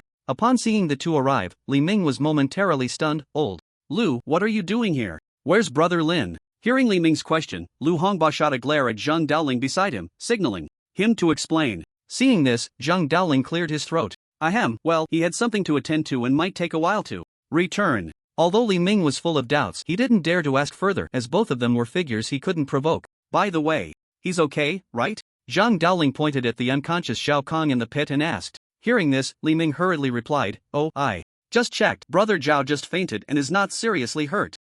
Give him this pill. Zhang Daoling took out a black pill from his somewhat tattered Taoist robe and tossed it to Li Ming. Seeing this, Li Ming immediately caught it with both hands, then pried open Zhao Kang's mouth and stuffed the black pill inside. Well, let me see you off, Lu Hongba said awkwardly from the side. Before Li Ming could refuse, Lu Hongba waved his hand and a portal appeared beneath their feet. The next second, Li Ming and Zhao Kong were teleported away. With no one around, Lu Hongba immediately latched onto Zhang Daoling again. Nyo busy, hurry up and compensate me. I really don't have 50 talismans. At most, I can give you 30. 30 is fine, but you also need to give me some healing pills. Alright, you can come to the temple to get them later. He, that's more like it. By the way, Nyo busy, you said my good disciple isn't dead, just teleported away. Do you know where he was sent? Lu Hongba had a beaming smile, very pleased with Zhang Daoling's concession. How would I know? But I suspect he should have gone to that world. That world? Which world?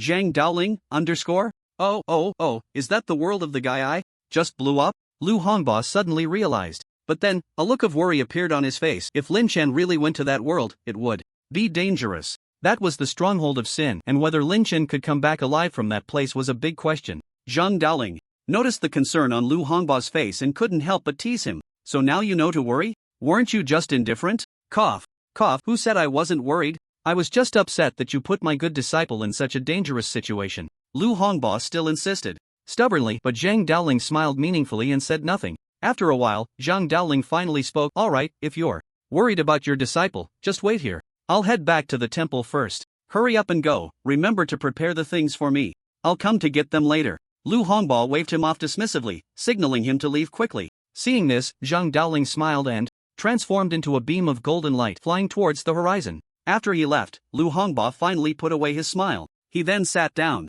at the place where Lin Chen had disappeared, waiting for Lin Chen to return. On the other side, as Lin Chen continuously absorbed the evil energy, he suddenly felt his realm beginning to loosen, so he hurriedly controlled the moon-eating demon jar to stop absorbing. Immediately, a large amount of evil energy surged towards him. In no time, he was enveloped by the black evil energy, forming a huge black ball resembling a cocoon. From a distance, it looked a bit like a black egg. Just then, a giant black bat with fangs in the distance noticed the anomaly. It flapped its massive wings and flew towards Lin Chen's direction. After an unknown amount of time, Lin Chen slowly opened his eyes. He had successfully broken through to silver 1 star. However, before he could feel happy, he saw a hideously ugly giant bat hanging on a big tree, staring at him. Just looking at its ferocious appearance made Lin Chen feel a bit of a chill. System, quickly check what kind of monster that is. Ding. System is detecting, please wait. Ding. This is a wicked wind green poison bat, strength silver 4 star, its mouth can spit out venom and once hit it will cause unbearable itching all over the body, leading to rotting. Silver 3 star, not bad, just right for you to taste my overlord gun. Saying this, Lin Chen took out the S-class overlord gun from the system space. This was the first time he would use this overlord gun in battle. He was itching to try it out. Get lost, Lin Chen shouted angrily, then with a flash, he disappeared from his spot and reappeared right in front of the wicked wind green poison bat. Immediately, Lin Chen swung the overlord gun in his hand and smashed it straight down onto its head. The 1,000-kilogram overlord gun hit its head squarely, instantly stunning the wicked wind green poison bat. It then fell straight down. Is it really that weak? I just fired one shot and it's down. Lin Chen was not very satisfied with this outcome. He had only made one move and the opponent was already knocked down. Thus, Lin Chen began searching for more powerful monsters in the canyon. After a while, Lin Chen encountered an ugly black lizard. System, check it out. Ding. Shadow Demon Lizard, strength silver 5 star, its skin armor is very tough and the spikes on its back are highly poisonous, capable of eroding a person's brain and causing them to faint without realizing it. Silver 4 star, let's give it a try. Lin Chen was not intimidated at all, shouldering the overlord gun and charging towards the Shadow Demon Lizard. As the Shadow Demon Lizard saw him charging forward, it shot out a spray of venom from its mouth.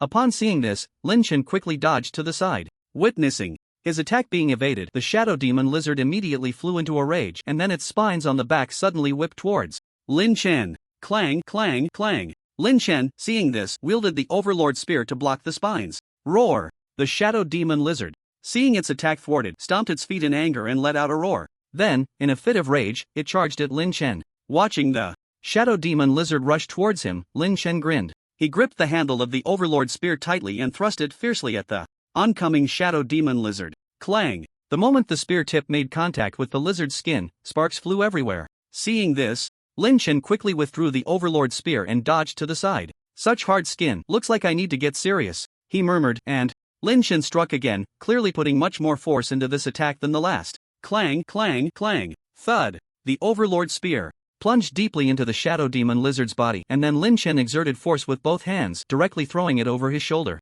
Bang! The Shadow Demon Lizard crashed heavily to the ground, no longer moving, clearly on the verge of death. Lin Chen slowly walked up to it, then split its head open and extracted the beast core. Phew, that's about done. I need to find a place to continue charging. The moon-devouring demon jar. Letting out a breath, Lin Chen said to himself, then turned to look for a concealed spot on Blue Star. At this moment, Lu Hongbo had been waiting at the spot where Lin Chen disappeared for 3 days, yet he still hadn't seen him return. Indeed, the flow of time in the Sinful World and Blue Star was different. Blue Star's flow was relatively fast, while the Sinful World flowed much slower. For every day Lin Chen spent in the Sinful World, 7 days would pass on Blue Star. Sigh, I wonder how Xiaoyu is doing. Now, damn Sin, just you wait, next time I'll skin you alive and make you wish you were dead. Lu Hongbo muttered in frustration, then stood up, and in the next moment, a golden spatial door appeared before him. He stepped through it and vanished from the spot. At the same time, in an ancient office, an old man was sitting when suddenly a golden door appeared in front of him. Lu Hongbo slowly walked out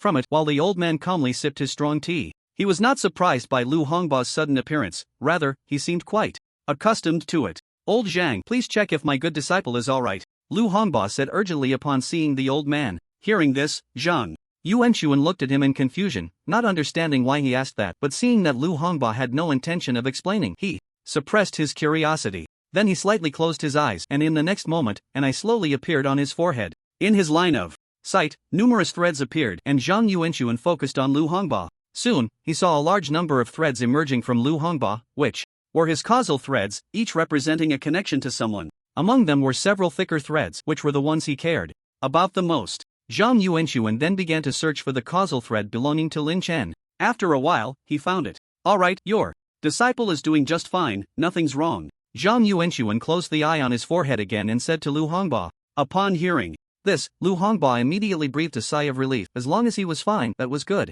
As long as there's nothing wrong, that's great. By the way, old Lu, you still haven't told me what exactly happened. Sigh, it's a long story, so I'll keep it brief. Here's what happened. Lu Hongba recounted his return from Donghai and the series of events that took place in the Yinfeng mountain range to Zhang Yuanxuan. After listening, Zhang Yuanxuan immediately showed a look of understanding.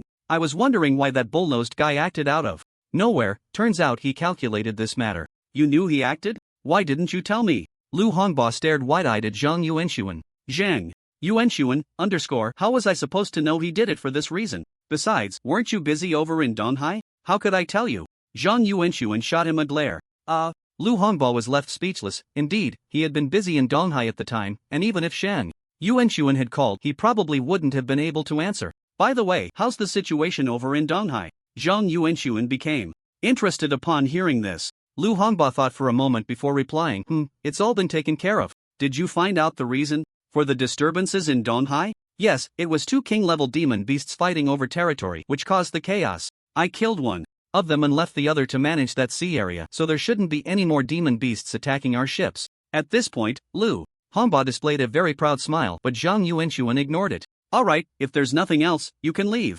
Zhang Yuanxuan directly told him to go away. Seeing this, Lu Hongba had no choice but to leave cheerfully. Once he was gone, Zhang Yuanxuan's expression immediately fell. In fact, there was something he hadn't told Lu Hongba. Although Lin Chen was currently fine, his causal line was flickering. This meant that Lin Chen could be in danger at any moment, and he didn't dare to tell Lu Hongba, mainly out of concern that he wouldn't be able to handle it. Sigh. Zhang Yuanxuan sighed helplessly, then picked up the strong tea on the table and drank it all in one go. Several hours passed. The 5 runes on the moon-eating demon jar gradually became clearer. Seeing this, Lin Chen finally stopped. Gurgle. At that moment, his stomach suddenly growled. I don't even know how long it's been, I'm starving. Forget it, I'll fill my stomach first. Lin Chen said to himself, then took out some jerky from 24 Bridges on a Moonlit Night and started eating. System, how long have I been in this world? Ding. The host has been in this world for 12 hours. By the way, system, is there no sun in this world? Why? Does it feel like the sky has always looked like this?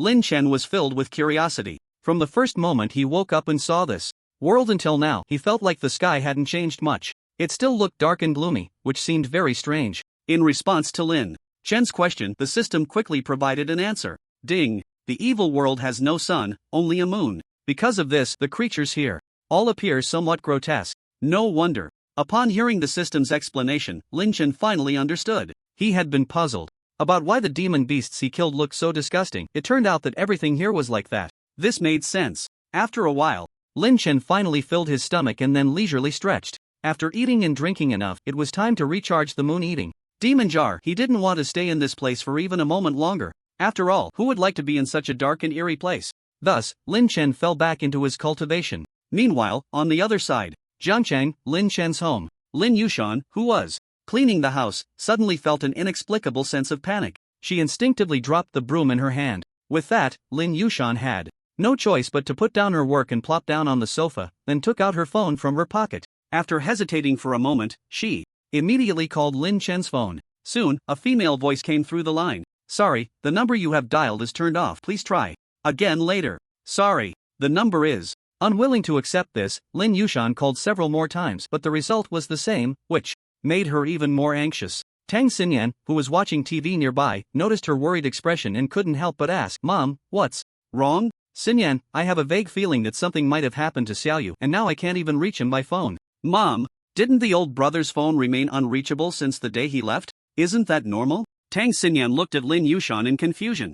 On the night Lin Shen left, she had tried to call him, but by then he had already entered the dense forest where there was no signal at all. She had tried for a long time, but it always showed that the phone was turned off. At that time, she had angrily scolded Lin Shen all night. Hearing Tang Xinyan say this, Lin Yushan did not refute, but how could she explain the sudden panic she felt? It was important to know that in this world, she only had Lin Shen and Tang Xinyan as her two relatives, and after the panic, Lin Shen's figure had unconsciously appeared in her mind. All signs indicated that Lin Shen might really be in trouble, or even in life-threatening danger. Perhaps he had already. Lin Yushan dared not think further, fearing that something terrible might actually happen. Tang Xinyan looked at her mother, who seemed a bit dazed, and hurriedly came over to comfort her. Mom, don't worry, the old brother won't get into trouble. Don't forget, he is a dual-element ability user and personally accepted as a disciple by Old Master Lu, so it's impossible for him to be in danger. Just put your mind at ease. Hearing Tang Xinyan's comforting words, Lin Yushan gradually calmed down. Even so, her heart was still filled with worry. As long as she didn't receive news from Lin Shen, she couldn't relax. Sigh, old brother, where on earth have you gone? Why haven't you sent any news home for so long? It's really driving me crazy, Tang Xinyan thought to herself. Just then, the doorbell suddenly rang. The mother and daughter exchanged glances, their eyes lighting up. Could it be Lin Chen returning? Tang Xinyan was the first to react, quickly running towards the door. Just as she opened it, she shouted, "Brother, you're back." Before she could finish, she was surprised to find that the person in front of her was not Lin Chen, but a delivery guy. Ahem. Miss, here's your package, please sign for it. Oh. Tang Xinyan, feeling disappointed, signed her name on the delivery slip and then returned to the sofa holding the package with a forlorn expression. Xinyan, what did you buy? Lin Yushan asked curiously, seeing her holding the package without opening it. Hearing this, Tang Xinyan shook her head. I haven't bought anything recently. Isn't this something you bought, Mom? I didn't buy anything either. Both mother and daughter were taken aback, then quickly opened the package to find just a letter inside.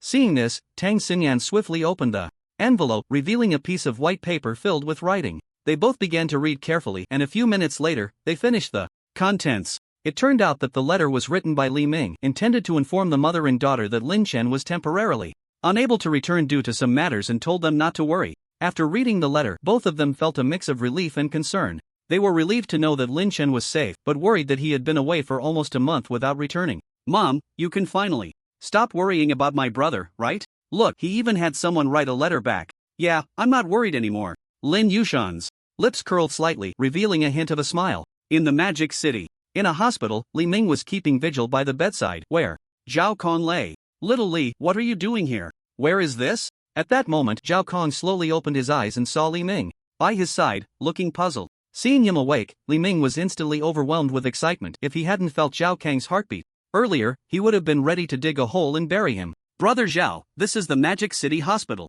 Do you feel any discomfort? I can call someone to treat you? Oh, no need. I feel fine. Zhao Kong declined his kindness, having just assessed himself and found no lingering ailments, though it seemed he had faint signs of a breakthrough in his realm. This surprised him. Little Li, how did things go? Is everything resolved? Is Brother Lin okay? Suddenly, Zhao Kong thought of something and hurriedly asked Li Ming. Li Ming pondered for a moment and replied, yeah, everything's resolved. After you fell unconscious, old Lu came over. I saw him compress the sin into a single point, dead as can be. Great! Zhao Kong exclaimed, filled with excitement, unable to hold back his praise. Li Ming, seeing this, also smiled. At the same time, on a great snowy mountain, Li Hanxuan was desperately running across the snow, and in front of her, a nearly 5-meter-tall white bear was charging ahead. Behind her, Li Feiyu was struggling to keep up. Sister Hanxuan, wait for me. I can barely run anymore. However, Li Hanxuan didn't hear Li Feiyu's calls, still focused on chasing the white bear ahead. The white bear, noticing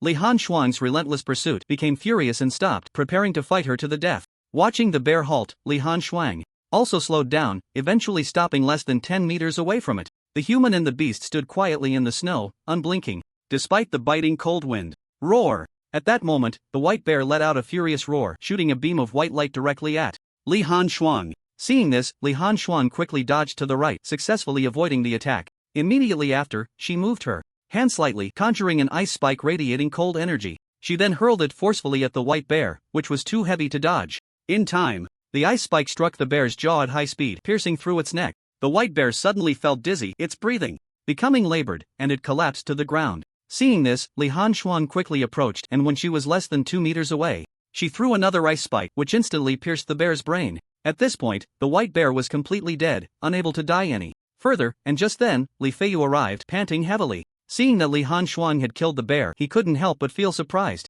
Sister Han Shuang, you killed this polar bear just like that? Yeah, Li Han Shuang replied coldly to Li Feiyu's question. No, Sister Han Shuang, this polar bear has the strength of a bronze 9 star. You're only a bronze 8 star. How did you kill it? Just like that. Li Feiyu, upon hearing this, Li Feiyu was left speechless. Goodness, what are you saying? Li Han Shuang didn't want to say much, so Li Feiyu had no choice but to stop asking. After all, in the world of geniuses, they ordinary people had no right to understand. After hesitating for a moment, Li Feiyu asked, Sister Han Shuang, are you cold? Why don't we cut off the polar bear's skin and make a warm outfit? Are you very cold? Li Han Shuang looked at him in confusion. Upon hearing this, Li Feiyu almost rolled his eyes at her. Wasn't that obvious? He hadn't brought any clothes when he went out. How could he not be cold? Ahem, it is a bit cold. Oh, Li Han Shuang softly responded, then took out a short knife from behind her and approached the polar bear. With a swift motion, she cut off a complete bear skin. In no time, without getting a single drop of blood on her hands. Li Feiyu, watching this scene, widened his eyes in surprise, but then thought to himself that Li Han Shuang had killed quite a few demon beasts in the past few days. Her skills had become quite proficient, so it wasn't surprising. Here, Li Han Shuang tossed the bear skin to Li Feiyu. Seeing this, Li Feiyu immediately picked up the bear skin with excitement, and then, under Li Han Shuang's puzzled gaze, he took off a sweater he was wearing, grabbed one of the threads, and pulled hard, completely unraveling the sweater. He then used the knife to cut the bear skin into a rough shape of clothing, and with the thread he had just unraveled, he connected the two pieces of bear skin together. Soon, a warm outfit made of bear skin was completed. Although it looked rough, the bear fur covering it made the bear outfit particularly warm. Sister Han Shuang, do you want one? I can make you one too. No need. Li Han Shuang politely declined his offer. Perhaps due to her constitution, she didn't feel particularly cold here. Instead, she found the temperature quite suitable for her cultivation. So, she instinctively rejected Li Feiyu's offer to make her a bear outfit. Seeing that she didn't need it, Li Feiyu had to give up and, noticing he still had quite a bit of yarn left, decided to make a bear pants. Instead, without hesitation, Li Feiyu got busy again while Li Han Shuang quietly watched him work without interrupting. After a while, a fluffy pair of bear pants was made. With the experience from making the bear outfit, this bear pants looked quite decent. Let's go. Li Han Shuang urged him as she saw he was done. Okay, Li Feiyu replied robustly. He no longer felt the cold at all. Instead, he felt a bit warm. The two continued deeper into the snow mountain, but due to the weight of the bear outfit, Li Feiyu's steps unconsciously slowed down. Although Li Han Shuang didn't say anything, she felt a bit dissatisfied. At their current pace, she didn't know how long it would take to get there. However, she had come for training, and besides needing to cultivate her realm, she also needed to train her mindset.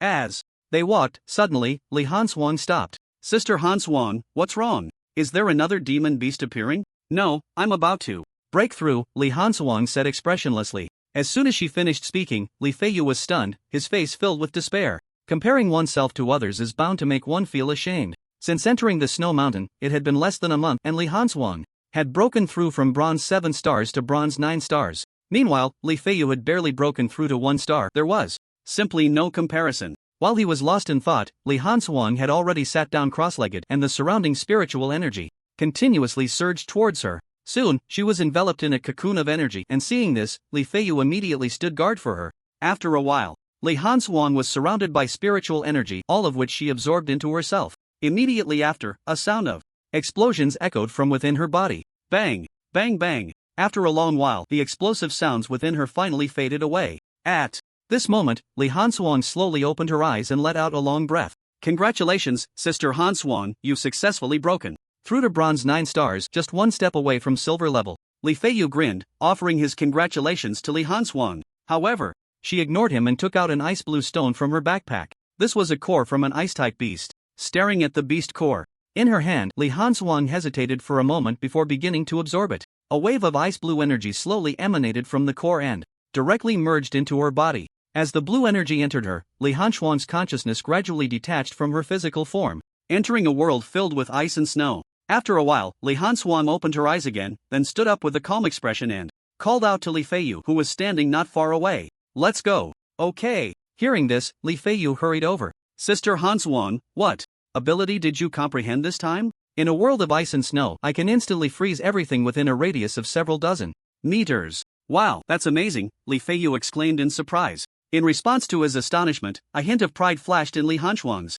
eyes, but her face remained indifferent, showing no change in emotion. The two continued on their journey. Not long after they left, a small, snow-white fox arrived at the spot where they had just paused, sniffing around with its nose. It immediately chased after the direction the two had gone. They walked for an unknown amount of time. Suddenly, Li Hanchuang stopped, looking back, but saw nothing. What's wrong, Sister Hanchuang? Is there a beast following us? I don't know. Li Hanchuang shook her head indifferently. She had clearly sensed something following them, but the moment she turned her head, it vanished without a trace. So, Li Hanchuang stood still and observed for a while, still not seeing the figure from earlier. Seeing this, Li Feiyu tentatively said, Sister Hanchuang, do you think you might be imagining things, feeling like something is following us? No. I distinctly felt a presence behind us, but it disappeared the moment I turned around. Upon hearing this, Li Feiyu immediately became alert, his gaze fixed on the direction they had come from. He found that apart from some footprints he had just made, there was nothing else in sight. Just then, a cold wind blew, making him shiver even more. The unknown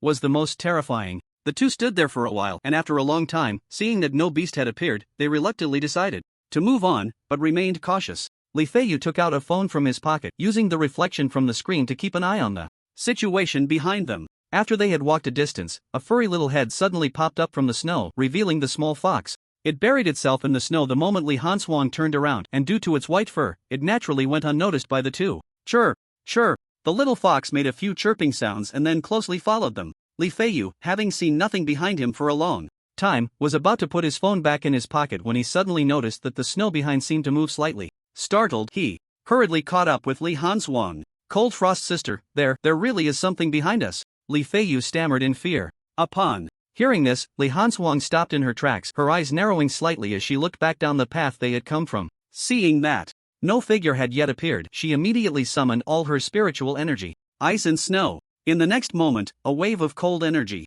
surged from Li Hanchuang, causing the ground to freeze and rapidly spread backward. At the same time, frost began to form on Li Feiyu, who was so frightened that he hid behind Li Hanchuang. The frost continued to spread, and the once soft snow quickly turned into ice blocks. In the distance, a little fox saw this and immediately jumped up in fright, then scampered up the snowy mountain, only to fall halfway. This happened several times, and just as the frost reached its feet, it surprisingly stopped. It turned out that Li Hanchuang had made her move. Seeing this situation, the little white fox finally exhaled. The earlier scene had terrified it. Come here. Li Hanchuang's cold eyes quietly fixed on it, and then she called out to the little white fox. As if it understood her words, the little white fox scampered over on its short little legs, eagerly running to stand in front of her. The two, one person and one fox, locked eyes. The little white fox blinked its ice blue eyes, sizing up Li Hanchuang, who it hadn't observed closely from afar before. Now, it seemed that this human looked quite decent, fitting its aesthetic. Chirp chirp. What do you want to say? Li Hanchuang asked expressionlessly.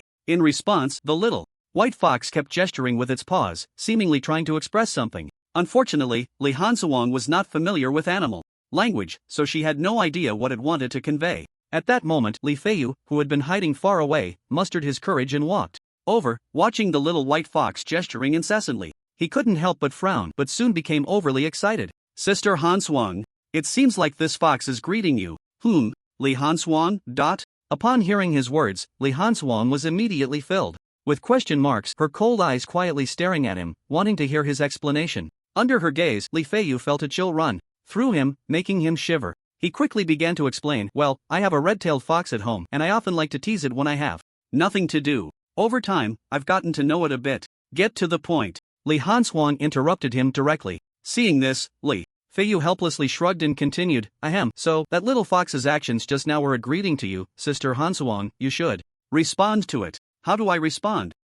Just smile at it, that would be your response. Upon hearing this, Li Hanchuang turned around and walked away. Asking her to smile was simply impossible. She had never smiled at anyone in her life. How could she break her long-maintained cold image for a fox of unknown origin? No way, absolutely no way. Li Feiyu watched as Li Hanchuang turned to leave, helplessly throwing up his hands. He knew that getting Li Hanchuang to smile was as likely as the sun rising in the west. Little fox, don't think you can make Sister Hanchuang smile. She will never smile in her life. You might as well hurry and leave, Li Feiyu said to the bewildered little white fox. After saying this, he turned and followed after Li Hanchuang, not caring whether it understood or not. Watching the two walk further away, the little white fox finally came to its senses and hurriedly scampered after them on its short little legs. The little creature kept chirping, Gigi, Gigi. Li Feiyu turned his head and saw the little white fox running towards them, instantly feeling amused. It seemed this little thing had attached itself to them. Just as he was about to reach out and let it climb onto him, he saw it bypass him and run straight to Li Hanswang.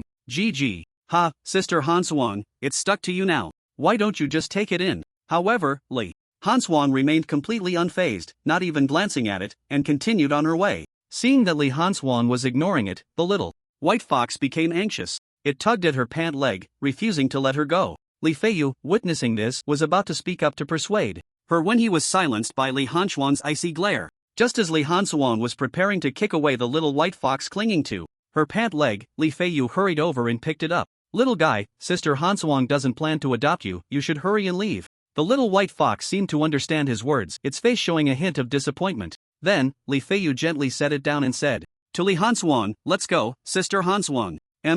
Li Hanswang replied, no longer paying attention to the little white fox, and strode forward, with Li Feiyu following closely behind. Just when they thought the little white fox wouldn't follow them anymore, Li Feiyu was surprised to find it stealthily trailing behind. When it saw him looking back, it hurriedly burrowed into the snow, hiding its figure. Li Feiyu couldn't help but chuckle at its antics and decided to let it follow. They walked for an unknown amount of time. Li Hanswang stopped again, staring at the footprints appearing on the ground ahead, lost in confusion. Could it be that she was lost? Seeing this, she quickly looked around and found the scene in front of her somewhat familiar. Li Feiyu, who had been following behind, noticed she had stopped and ran up to ask, what's wrong, Sister Hanswang? Why aren't you moving? Is there some kind of monster? However, in response to Li Feiyu's question, Li Hanswang merely stared blankly at the footprints ahead. Then, Li Feiyu followed her gaze and stood frozen in place. Sister Hanswang, are we lost? I don't know, it shouldn't be a case of getting lost. You mean to say we've hit a wall? Li Hanswang shot him an annoyed glance. Where would ghosts come from in broad daylight? Realizing he had misspoken, Li Feiyu awkwardly scratched his head. Feeling embarrassed, in this desolate place, where would ghosts come from? Then is there a monster behind the scenes?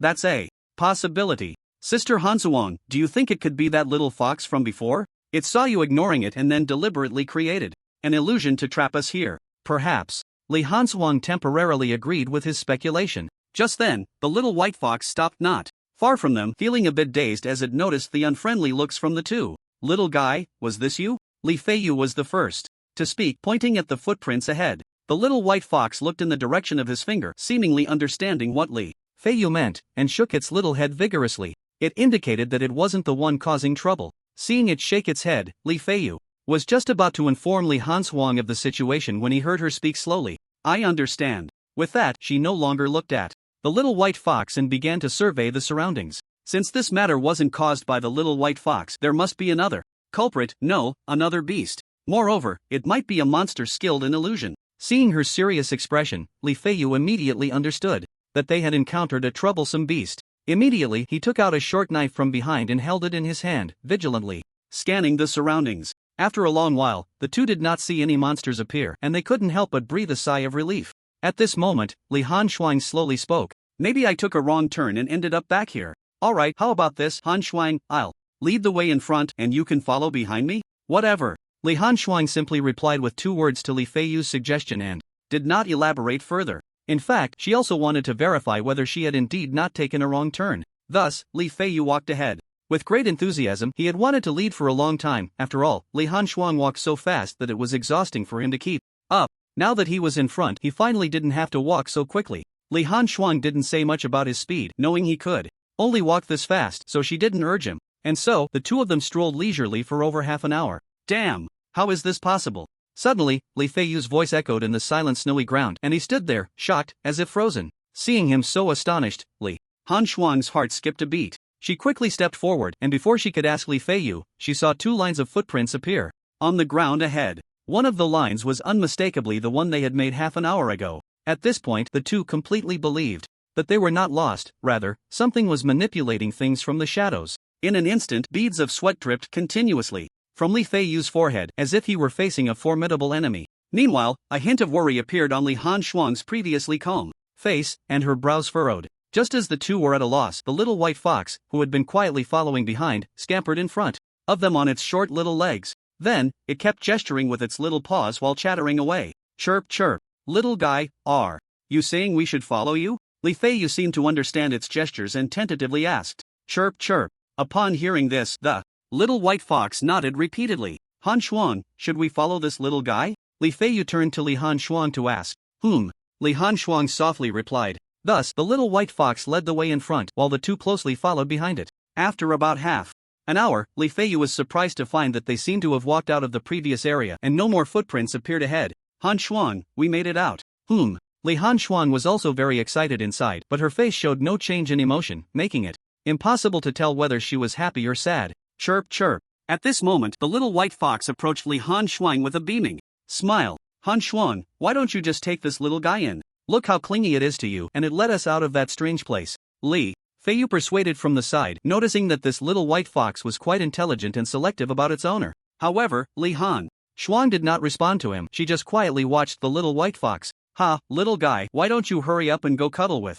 Han Xuan? Li Feiyu, seeing her inner thoughts, quickly reminded the little white fox. Hearing his words, the little white fox looked at him in confusion, as if asking if it was true. Really, hurry up or Han Xuan might just ignore you. As soon as he finished speaking, the little white fox's four short legs bent slightly and then it leaped forward with all its might, heading straight for Li Han Xuan.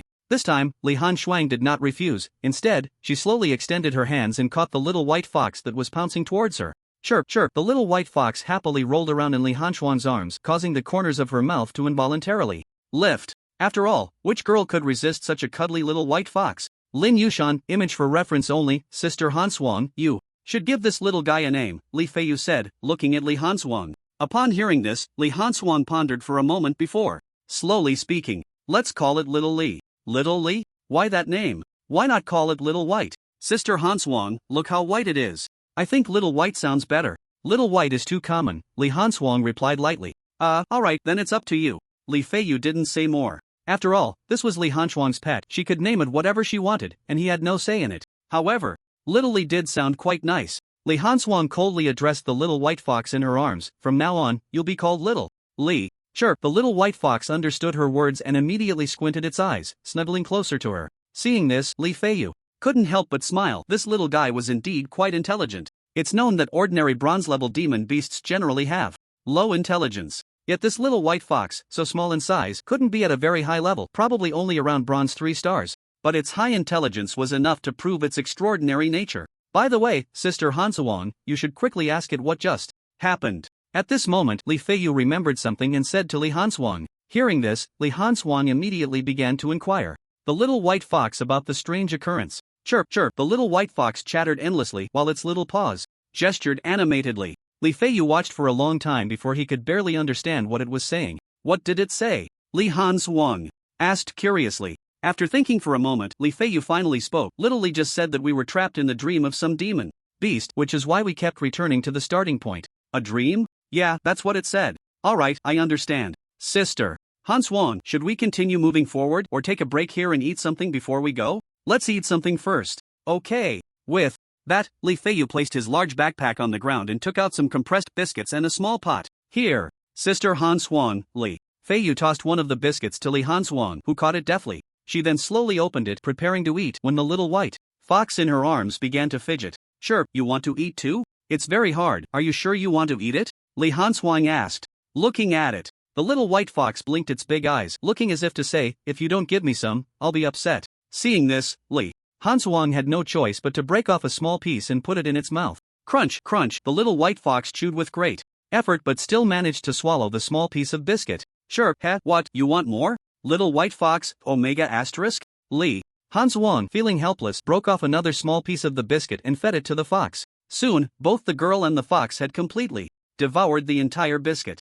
Seeing this, Li Feiyu asked, Sister Han Xuan, do you want more? I still have plenty here. No, thanks. Li Han Xuan waved her hand, signaling him not to give her any more. This type of compressed biscuit was made from demon beast meat, and one piece was enough for an ordinary person to last 3 days, making it very filling. However, the taste was quite average. It couldn't be called delicious, nor could it be said to be bad. After all, it was just to stave off hunger, so a slight deficiency in flavor was quite normal. Then have a cup of hot water. I just boiled some, Li Feiyu continued. This time, Li Han Xuan did not refuse. The compressed biscuits she had eaten earlier had left her a bit parched. She took the hot water from Li Feiyu's hand, gently blew on it a few times, and then began to drink. By the way, Sister Han Xuan, what are we preparing to take back? We've been here for a month, and your level has also broken through to bronze 9 stars. Let's stay a bit longer. Once I break through to silver level, we'll go back. After spending so many days together, Li Shuang had started to talk more with her cousin, unlike before when she would only say a few words after a long pause. Sigh, fine, Li Feiyu sighed helplessly. He had no way to change Li Shuang's decision. The two stayed for a while. Then, they set off again, starting to look for solitary monsters. In the world of sin, Lynch slowly opened his eyes and then exhaled a breath of turbid air. System, how long have I been cultivating? Ding. The host has been cultivating for 8 hours. 8 hours? Has it really been that long? Lin Chen was a bit surprised. He didn't expect to have cultivated for so long. He then took out the moon, devouring demon jar from his dantian. Carefully examining the runes on it, he found that there were currently 12 runes that had become clear again. Damn it, it took this long to only get 12 runes. When will I be able to finish all of them? System, is there really no other way to quickly recharge? Ding. The host can try to earn some emotional value and then come back to purchase recharge runes. How much emotional value does this recharge rune need? Don't tell me it's 1,000,000. Ding. Recharge rune requires 120,000 emotional points, but one can instantly restore half the energy of the moon-devouring demon jar. Lin Chen _TCH, I thought one would fill it up completely. Turns out it can only restore half. What a piece of junk. After a while, stop, quick, stop. Give me emotional value. Lin Chen was frantically chasing after the blood-toothed pig ahead, which was running away as if it had been injected with adrenaline, not daring to stop for a moment. Ding. Blood-toothed pig emotional value plus 30-inch ding. Blood-toothed pig emotional value plus 29-inch ding. Blood-toothed pig emotional value plus 28-inch. System, how much have I earned this time? Ding. This time the host has earned 22,222 emotional points, and there's still more to strive for. Damn. Just then, a tall black bull appeared in the distance. Seeing this, Lin Chen unceremoniously chased after it. Arriving in front of the black bull, he took advantage of its moment of confusion and struck it with a hammer, instantly leaving the bull dazed. Ding. Black bull emotional value plus 30-inch ding. Black bull emotional value plus 29-inch ding. Black bull emotional value plus 28-inch. The emotional value surged wildly, extracting 33,333 emotional points from the black bull. In an instant, Lin Chen looked at the rapidly increasing emotional value, his mouth stretching into a grin, estimating that it wouldn't be long before he could earn 1,000,000 emotional points. The scene returned to Li Shuang. At this moment, Li Shuang was happily holding the little white fox as she walked ahead, while Li Feiyu closely followed. Suddenly, the little white fox began to struggle and squirm in Li Shuang's arms. Chirp, chirp, chirp. It kept making incomprehensible sounds, seemingly trying to alert Li Shuang. Unfortunately, she did not understand the little white fox's meaning, so she turned to look at Li Feiyu behind her. Seeing Li Shuang looking over, Li Feiyu realized she must have something to discuss with him, so he hurriedly jogged over. As he got closer, he noticed the little white fox in Li Shuang's arms was gesturing wildly. After watching for a while, Li Feiyu uncertainly asked the little white fox, "Are you saying we should follow you?" Ga. The little white fox, seeing that Li Feiyu understood its meaning, immediately nodded. Realizing this, Li Shuang had no choice but to set it down on the ground. Once on the ground, the little white fox scampered off with its short little legs bouncing towards the snow-covered mountainside ahead. Halfway there, noticing the two had not followed, it turned back and called out a couple of times, signaling them to hurry up. Seeing this, Li Shuang and Li Feiyu had no choice but to follow. Fortunately, the mountainside was not particularly steep. Thus, the little white fox led the way, with the two closely following behind. Sister Shuang, where is little Li taking us? I don't know. Li Shuang replied in a flat tone. She also had no idea where the little white fox was leading them, but she guessed it must have discovered something or needed their help with something. In contrast, Li Feiyu wore a worried expression, unsure of what the little white fox was up to, insisting on taking them up the mountain instead of staying on flat ground. He was currently wearing a heavy bearsuit and carrying a rather heavy backpack. Climbing down, he estimated he would be exhausted. Sensing Li Feiyu's struggle, Li Shuang glanced back at him and said, "Give me your backpack." "Ha, I can see you're having a hard time, give it to me, and you can carry this one." "Oh, okay. Li Feiyu, not wanting to be difficult, immediately took off his somewhat heavy backpack and handed it to Li Shuang. He then took the almost weightless backpack from her. "Sister Shuang, what do you have in here? It looks quite full, yet it's so light," Li Feiyu blurted out instinctively. However, Li Shuang did not answer his question, as it involved a girl's privacy, and how could she possibly reveal that? Seeing her silent, Li Feiyu suddenly realized that it might contain. So he stopped asking questions and quietly followed behind. Li Shuang, noticing he no longer inquired, let out a sigh of relief. They had no idea how long they had been climbing. Just when the two felt a bit exhausted, the little white fox kept calling out from above. Sister Hanswang, little Li is urging us to hurry up, Li Feiyu said. Upon hearing this, Li Hanswang merely responded with a slight, okay, got it. She immediately quickened her pace, and before long, the two stopped. Looking at the mountaintop that seemed as flat as the ground, they were suddenly taken aback. This place is so beautiful, Li Feiyu stared at the scene before him, unable to help but exclaim. Standing atop the mountain, the entire snowy landscape was almost laid out before them. Li Hanswang was also mesmerized by the surrounding snow scenery, though she did not show the same infatuation as Li Feiyu. GG. Just as the two were admiring the snow scene, the little white fox ahead called out again. Hearing its voice, the two snapped back to reality and hurried towards the little white fox. Little Li, where are you taking us? Are we not there yet? Upon hearing Li Feiyu's question, the little white fox immediately stopped and waved its little paws, gesturing continuously. However, this time Li Feiyu did not understand its meaning.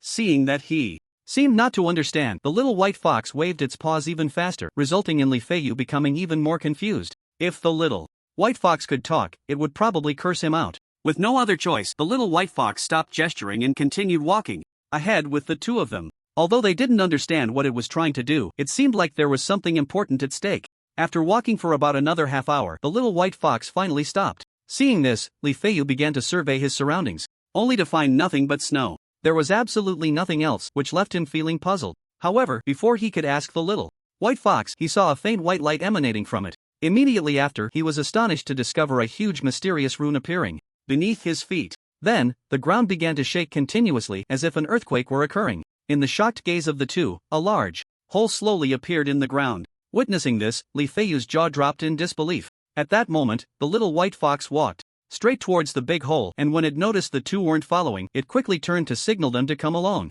Without hesitation, Li Hanxue followed, and Li Feiyu, realizing what was happening, also walked towards the big hole. Seeing that the two were following, the little white fox leaped into the hole. Li Hanxue jumped right after it, while Li Feiyu, looking at the seemingly bottomless pit, swallowed hard, hesitating about whether to jump in. What the hell, worst case, I die. 18 years later, I'll be a hero again. With that thought, Li Feiyu closed his eyes and jumped down. After he jumped, he realized that the hole wasn't a straight drop but slanted, so he slid down the smooth walls. After a while, Li Feiyu felt a bright light ahead, which he assumed meant he was nearing the bottom. Sure enough, as he approached the light, his speed suddenly slowed significantly. When he stepped out, he was met with the most shocking scene of his life. He found himself in a massive cave, surrounded by many beast statues he had never seen before. There were beasts resembling dragons and horses, as well as creatures that looked like lions but had snake-like lower bodies. They all appeared to be fierce, with very menacing faces. Just a glance would send chills down one's spine, making it impossible to look them in the eye.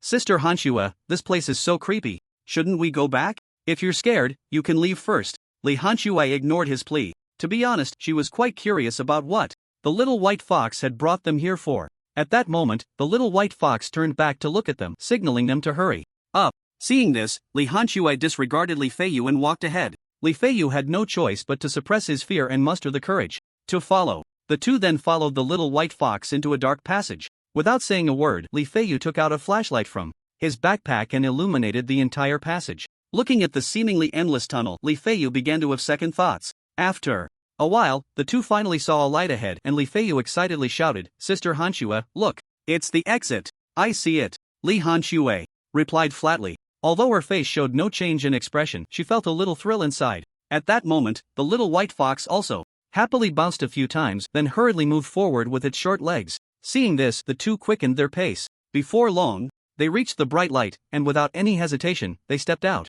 The moment they emerged, they were deeply shocked by the scene before them. The scene before her was like a fairyland, surrounded by many ice sculptures, bears, apes, and foxes, each one looking lifelike. Meanwhile, in the very center of this ice palace, a massive ice mountain floated, appearing to be an ice mountain, but in fact, it was a pedestal. Above the pedestal, a blue ice orb floated quietly, emanating a chilling aura that surrounded it. Sister Han Xuan, what is this thing? It feels so cold, just looking at it makes me shiver, said Li Han Xuan, shaking her head in confusion. She had no idea what the orb was, only that it seemed to have some connection to her. An inexplicable urge to touch it arose, but as her hand lifted, it quickly retreated. She then turned her gaze to the little white fox nearby, which was looking up at the blue orb on the pedestal. Seemingly aware that someone was watching, the little white fox slowly withdrew its gaze and then saw Li Han Xuan quietly observing it. The little white fox scampered over to her side, signaling for her to pick it up. Seeing this, Li Han Xuan had no choice but to scoop it into her arms. Little Li, is this the reason you brought me here?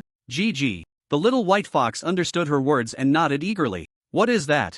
Orb? GG. GG. The little white fox lay in her arms, continuously chirping while gesturing with its paws. It wanted to tell Li Han Shuang what it was, but unfortunately she couldn't understand or interpret it. Helpless, she turned her gaze to Li Feiyu, who was still in a daze nearby. Feeling a chill on his back, Li Feiyu snapped back to reality and saw Li Han Shuang looking at him with a cold expression. He shivered involuntarily, and at that moment, Li Han Shuang spoke up. Take a look at what the little Li is saying. Oh, okay. Hearing her words, Li Feiyu turned his gaze to the little white fox lying in Li Han Shuang's arms, watching its continuous gestures. It didn't take long for him to understand what it was trying to convey. Sister Han Shuang, the little Li says you need to get that orb above. It's a gift for you. As soon as he finished speaking, the two exchanged a glance, both seeing shock reflected in each other's eyes. Little Li, are you saying that the blue orb above is a gift for me? Li Han Shuang asked the little white fox in her arms, her voice tentative.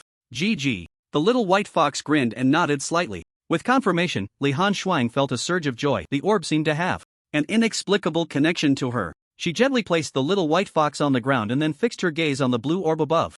Then, she began to gather ice spikes in her hand, and once she had aimed properly, she hurled them forcefully at the orb. However, before the ice spikes could get close to the pedestal, they shattered into ice shards. Seeing that brute force wouldn't work, Li Han Shuang turned her gaze to the little white fox beside her. Little Li, is there a restriction on it? Jio. The little white fox nodded slightly at her question. Then, it began to gesture with its little paws, and Li Feiyu, who had been waiting for this moment, immediately began to translate. The little Li says you need to find a way to climb up and subdue it. Attacking blindly will only trigger the restrictions above. Seeing that Li Feiyu had conveyed its message to Li Han Shuang, the little white fox reluctantly withdrew its paws. After hearing Li Feiyu's translation, Li Han Shuang couldn't help but furrow her brows. There wasn't a single place to gain leverage around here. How was she supposed to climb up? Was this some kind of joke? Just when Li Han Shuang was at a loss, Li Feiyu suddenly had a flash of inspiration and excitedly said to her, Sister Han Shuang, I have a solution. Li Han Shuang looked at him suspiciously, unsure of what he had thought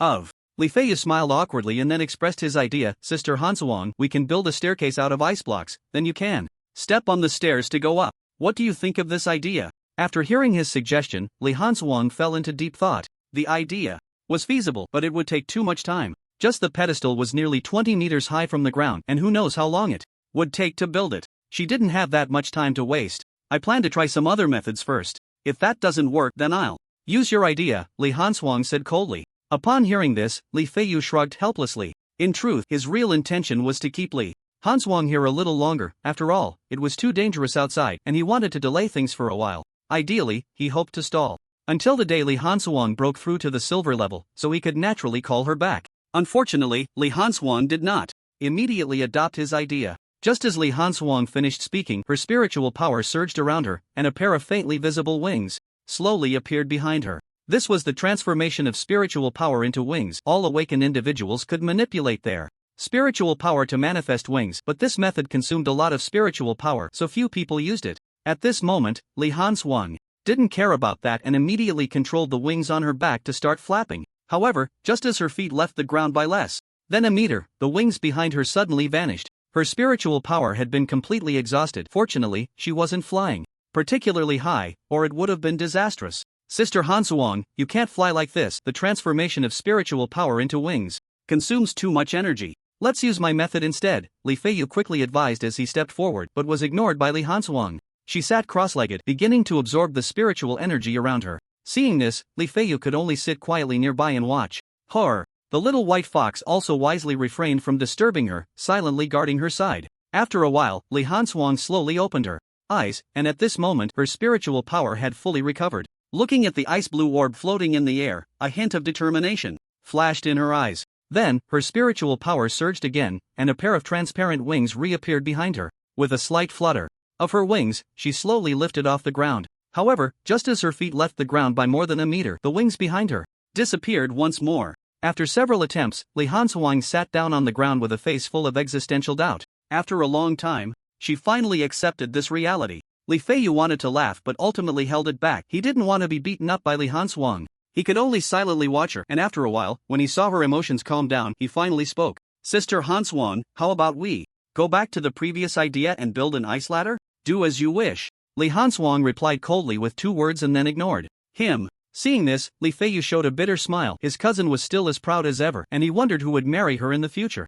Just as Li Feiyu was lost in thought, Li Hanswang suddenly stood up and walked straight towards the passage they had come from. Seeing this, Li Feiyu was immediately filled with questions, not understanding what she was up to. Did she want to try other methods again? Sister Hanswang, what are you going to do? Li Feiyu asked curiously. Li Hanswang shot him a cold glance and said, don't mind me, and you are not allowed to follow. Hearing this, Li Feiyu wanted to say something more, but seeing her increasingly cold gaze, he had no choice but to shut up and silently return to his previous spot. At that moment, Li Feiyu inadvertently caught sight of the bag on her back and instantly understood what she was planning to do. He stood there, awkwardly stunned, realizing he shouldn't have said anything. Half an hour passed. Li Feiyu noticed she still hadn't returned and began to feel anxious. Suddenly, he spotted the little white fox sleeping soundly not far away. He immediately called out, Shaoli, hurry up and see why your master hasn't come back for so long. The sleepy little white fox reluctantly ran in the direction Li Hanswang had left. 10 minutes later, Li Hanswang emerged from the passage holding the little white fox.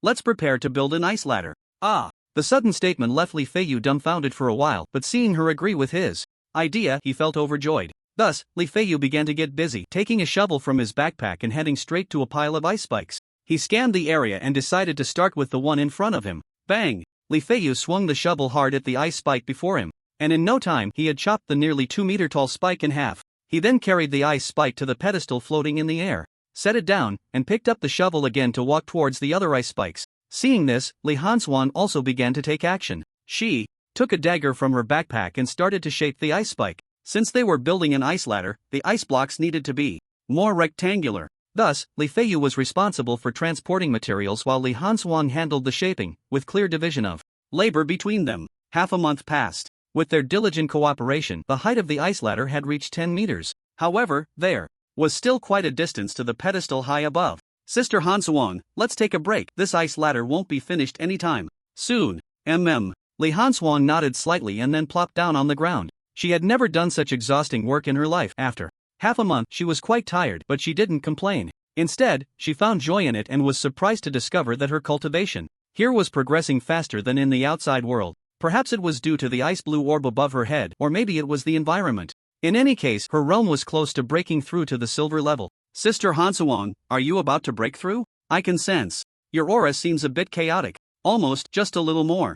Ah, why are you cultivating so fast? I've only just reached bronze. 5 stars after so long. Li Feiyu complained. Hearing this, Li Hanswang couldn't help but think of Lin Chen. Back in the Silver Serpent secret realm, Lin Chen had given her an unknown pill, and afterward she felt her cultivation flowing smoothly. It was a pity she hadn't asked him for more at the time, otherwise she could have given one to Li Feiyu to improve his cultivation aptitude. However, thinking of Lin Chen made Li Hanswang unconsciously recall that night, and her little face suddenly felt a bit warm. Sister Hanswang, what's wrong? Why is your face so red? Oh, it's nothing, just got a bit carried away earlier. Hearing Li Feiyu's words, Li Hanswang finally came back to her senses and quickly found an excuse to brush it off. Li Feiyu didn't pay much attention to it. After resting, the two of them got busy again. As time passed, the ice ladder gradually rose higher. A month passed in the blink of an eye. On this day, the two finally completed the construction of the ice ladder. Hurry, Sister Hanswang, you go up quickly. Li Feiyu shouted excitedly at Li Hanswang. Upon hearing this, Li Hanswang immediately stepped onto the ice blocks, walking step by step towards the ice blue orb floating in the air. As she got closer, her heart began to race. 1 step, 2 steps, 3 steps. Li Hanswang successfully stepped onto the pedestal, gazing at the ice blue orb just within reach, and unconsciously swallowed. She then slowly extended her hand towards the orb, but the moment her fingers touched it, a wave of cold suddenly erupted from within, freezing Li Hanswang into a block of ice in the blink of an eye. Hanswang Jia. Li Feiyu, below, was instantly shocked at the sight. He immediately wanted to rush up, but at that moment, the little white fox blocked his way, gesturing with its paws to indicate that he need not worry. Seeing this, Li Feiyu stopped in his tracks, staring blankly at Li Hanswang, who had been frozen solid. At the same time, the moment Li Hanswang was frozen, her consciousness arrived in a mysterious world. The entire world was forged from ice and snow, yet Li Hanswang felt not a hint of chill. Where is this? Is anyone there? Li Hanswang called out loudly, but no one responded. So, she began to walk around, gradually realizing that this world was vastly different from the real world. Suddenly, a loud noise echoed through the air. Following that, 2 indistinct figures appeared on the horizon. Seeing this, Li Hanswang hurriedly found a hidden spot to conceal herself. At that moment, one of the figures took the initiative to attack the other. However, the two figures were evenly matched, neither able to gain the upper hand. But in the next second, one of the figures produced a blue orb in their hand. Li Hansuang quietly observed everything, filled with confusion. Although she was a bit far away, she still recognized that orb as the one she had seen earlier. Hanpa orb, I didn't expect it to be with you, the other figure exclaimed upon seeing the blue orb, their voice so loud that even Li Hansuang, hiding in the shadows, heard it, prompting her to murmur, Hanpa orb? Is that the name of that orb? Who? Just as Li Hansuang finished speaking, both figures turned to look in her direction, shouting in unison.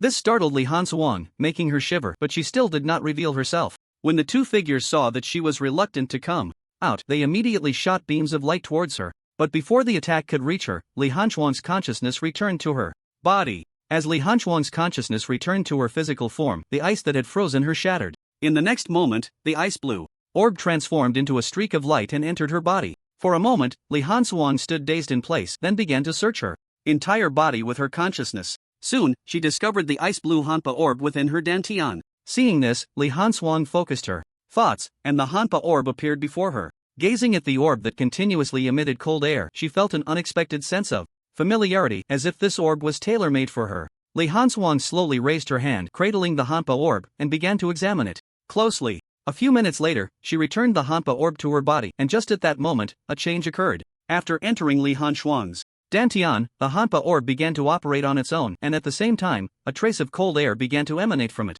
This cold air continuously flowed into her limbs and bones, and then a strange power slowly lifted her, causing her to float in the air. Li Hansuang then slowly closed her eyes, carefully feeling the changes in her body. Time passed little by little. Unbeknownst to her, her SS level talent had quietly begun to change, seemingly preparing to advance to SSS level. However, she was completely unaware of this. During the long wait, Li Hansuang's demeanor gradually transformed. Her already somewhat aloof aura became even more piercing, making it difficult for others to look her in the eye. At that moment, the strange force that had been holding her back began to dissipate, and she opened her eyes. After landing, she started to feel the changes within herself. First, there was her dantian. At this moment, the spiritual energy stored within was several times what it had been before, and her dantian was also much larger than it had been. Secondly, to her astonishment, she discovered that her realm had actually broken through to the peak of silver 2 stars, just one step away from breaking into silver 3 stars. This revelation left Li Hansuang utterly shocked. After all, she had only broken through to silver 1 star just a few days ago. It had only been a few days, and she had already advanced to 2 stars, and was on the verge of another breakthrough. What exactly is this? Hanpa Pearl? And who were those two figures I saw earlier? Li Hansuang quickly calmed down and began to ponder in her heart. However, no one would provide her with the answers. Unable to make sense of it, Li Hansuang decided not to think about it any longer. She glanced down at Li Feiyu, who was waiting for her, and immediately summoned her spiritual power to form wings. With this robust spiritual energy backing her, her wings were evidently more solid than before, no longer flickering in and out of visibility. With a slight tremor, the wings gently lifted her off the ground, flying straight downwards. Li Feiyu watched as Li Hansuang descended slowly, his expression changing dramatically, and he hurriedly shouted, "Sister Hansuang, stop. Your spiritual power can't last that long." Ignoring Li Feiyu's concern, Li Hansuang leisurely controlled her wings to soar around the vast ice palace. Seeing this scene, Li Feiyu was instantly terrified, his face turning pale. Although the physique of an awakener far surpassed that of an ordinary person, Li Hansuang's current realm was only silver 1 star. If she fell from such a height, she would surely be seriously injured. Moreover, the ice blocks on the ground were as hard as rock. If she landed face first, it would likely ruin her appearance. Just as he was worried, Li Hansuang began to gently descend with her wings. Li Feiyu stared at the wings still visible behind her, lost in thought. From the moment she flew down to when she soared around, it had been nearly 5 minutes. It was worth noting that the previous Li Hansuang couldn't even last a minute, yet now she had flown for a full 5 minutes. Sister Hansuang, you just... Oh, I just broke through to silver 2 stars. As soon as she said this, it was like a bolt from the blue, striking Li Feiyu hard, leaving him unable to calm down for a long time. He remembered that her breakthrough to silver 1 star had only happened a few days ago. How could she have advanced again in such a short time? It's because of that pearl. Seemingly sensing the confusion in Li Feiyu's heart, Li Hansuang took the initiative to explain the reason, which only made Li Feiyu more unsettled. Sister Hansuang, what is that pearl? How can it allow you to break through a star in such a short time? I only know it's called the Hanpa Pearl. I don't know what else it does. In response to Li Feiyu's inquiry, Li Hansuang casually mentioned the name of the pearl, but she didn't want to elaborate further. Hearing this, Li Feiyu stopped dwelling on it and shifted to another topic. Sister Hansuang, shouldn't we head back now? You've broken through to silver 2 stars, and we've been out long enough, our families must be worried sick. Then let's go back. Li Hanswang replied coldly. In fact, Li Hanswang had long wanted to go back. She was eager to see how Lin Chen was doing in his current realm, wondering if he had surpassed her. Moreover, calculating the time, the 9 major academies would soon start enrolling students. Upon hearing that they were going back, Li Feiyu was overjoyed. Who knows how long he had waited for this day. Now, he could finally return to his warm home. Just thinking about it made him happy. Sister Hanswang, there's no time to waste, let's hurry up and leave. Okay, little Li, come here. Saying this, Li Hanswang waved at the little white fox in the distance. Seeing this, the little white fox smiled and hopped over. Little Li, we are going back. Do you want to come with me? Upon hearing this, the little white fox nodded repeatedly with a smile. It had long wanted to leave this dreadful place. Seeing it nod, Li Hanswang couldn't help but smile slightly. If it weren't for it, she wouldn't have obtained that Han Pearl, and she vaguely felt that after the transformation from the Han Pearl, her talent might have improved. It's just a pity that there were no testing instruments here, otherwise, she would definitely want to conduct a test to see if her talent had reached SSS level. After quickly packing her luggage, they successfully exited the ice palace under the guidance of the little white fox. I'm finally out, Li Feiyu shouted to the sky, venting the depression he had felt over the past month. Suddenly, a dark shadow flashed across the sky, flying straight towards them. Damn! Sister Hanswang, help! Li Feiyu chased after Li Hanswang ahead of him. Li Hanswang glanced back at him, then looked up above his head, where a shadow was diving towards them. Upon closer inspection, she realized it was a flying demon beast. Extreme Frost Bird. Li Hanswang recognized the beast. It was indeed an Extreme Frost Bird, and judging by its aura, it was a silver 3-star Extreme Frost Bird. Extreme Cold Ice Spike. Li Hanswang shouted in a chilling tone. The next second, a massive ice spike 4 meters long and about 1 meter in diameter gathered above her head. The ice spike shot towards the Extreme Frost Bird at an incredible speed, hitting its abdomen in no time. Chirp! With a painful cry, the Extreme Frost Bird fell straight from the sky. Seeing this, Li Hanswang walked over at a leisurely pace, then swiftly extracted the beast core from the Extreme Frost Bird. After doing all this, Li Hanswang continued on as if nothing had happened. Meanwhile, in the world of Sin System, how many emotion points do I have now? Ding! The host currently has 1,190,000 emotion points, just 10,000 short of reaching 1,200,000, just 10,000 more. Saying this, Lynch summoned the moon-eating demon jar from his dantian. At this moment, half of the runes on the jar had become clear again. As for the other half, it just needed to gather 1,200,000 emotion points to purchase the charging rune, and then he could return to Blue Star. With this thought, Lin Chen prepared to get up and earn some more emotion points. Suddenly, a voice carrying a terrifying pressure came from above his head. Kick, human, you really are hard to find. Hearing this voice, Lin Chen was instantly alarmed. It was the voice of Sin. Damn, how did he find me? Just as Lin Chen wanted to use Phantom Step to escape, he realized he was locked on and couldn't escape at all. At that moment, a black figure 4 to 5 meters tall slowly descended. In front of him, it was indeed the true form of Sin, an unparalleled powerhouse of the Destiny realm. Human, have you thought about how to die? No, Sin, do you have no shame? You, a dignified Destiny realm being, are bullying someone like me, a mere silver level. Faced with the pressure of Sin, Lin Chen temporarily suppressed the fear in his heart and directly confronted it with anger. Before long, a series of system notification sounds echoed in his mind. Ding! Sin emotional value plus 1000 inch ding. Sin emotional value plus 1000 inch ding. Sin emotional value plus 1000 inch. Soon, the emotional value reached 1,199,000 points, just 1,000 points away from purchasing the charging talisman. What the hell? What's going on? Why isn't it generating emotions towards me anymore? Lin Chen was momentarily stunned. He had originally planned to provoke Sin to gain emotional value, but unexpectedly, it stopped at the last 1,000. Was this an accident or did it sense something? Heh, human, you shouldn't take what belongs to this king. Since you have taken it, be prepared to die. As he spoke, a black orb of light appeared in Sin's hand, just as he was about to strike Lin Chen down. Lin Chen spoke up again. Sin, if you dare to kill me, my teacher will never let you go. Haha, human, do you think I fear your teacher? It's no harm to tell you, this king has already crossed paths with your so-called teacher. A mere transcendent realm trash dares to challenge this king? Once I kill you, I will go to your world and kill your teacher to relieve my hatred. Upon hearing this, Lin Chen keenly sensed something and tentatively asked, your avatar was taken down by my teacher? As if struck at a sore point, Sin's expression instantly turned ferocious, its gaze fixed on Lin Chen below. Ding! Sin emotional value plus 1000 inch ding. Sin emotional value plus 1000 inch. The system's notification sound rang out again. Lin Shen was overjoyed. Not having time to think further, he hurriedly called out to the system, "System, quick! I want to purchase the charging talisman." Ding! Congratulations to the host for successfully purchasing the charging talisman. This transaction costs 1,200,000. As the words fell, a pale yellow talisman appeared in his hand. Immediately, Lin Chen quickly summoned the moon-eating demon jar and shouted at Sin, who was ready to strike. "Wait, Sin, let me go, and I will return this moon-eating demon jar to you. You must know, my teacher is a space-type ability user, and the power of spacey wheels is not something you can easily deal with."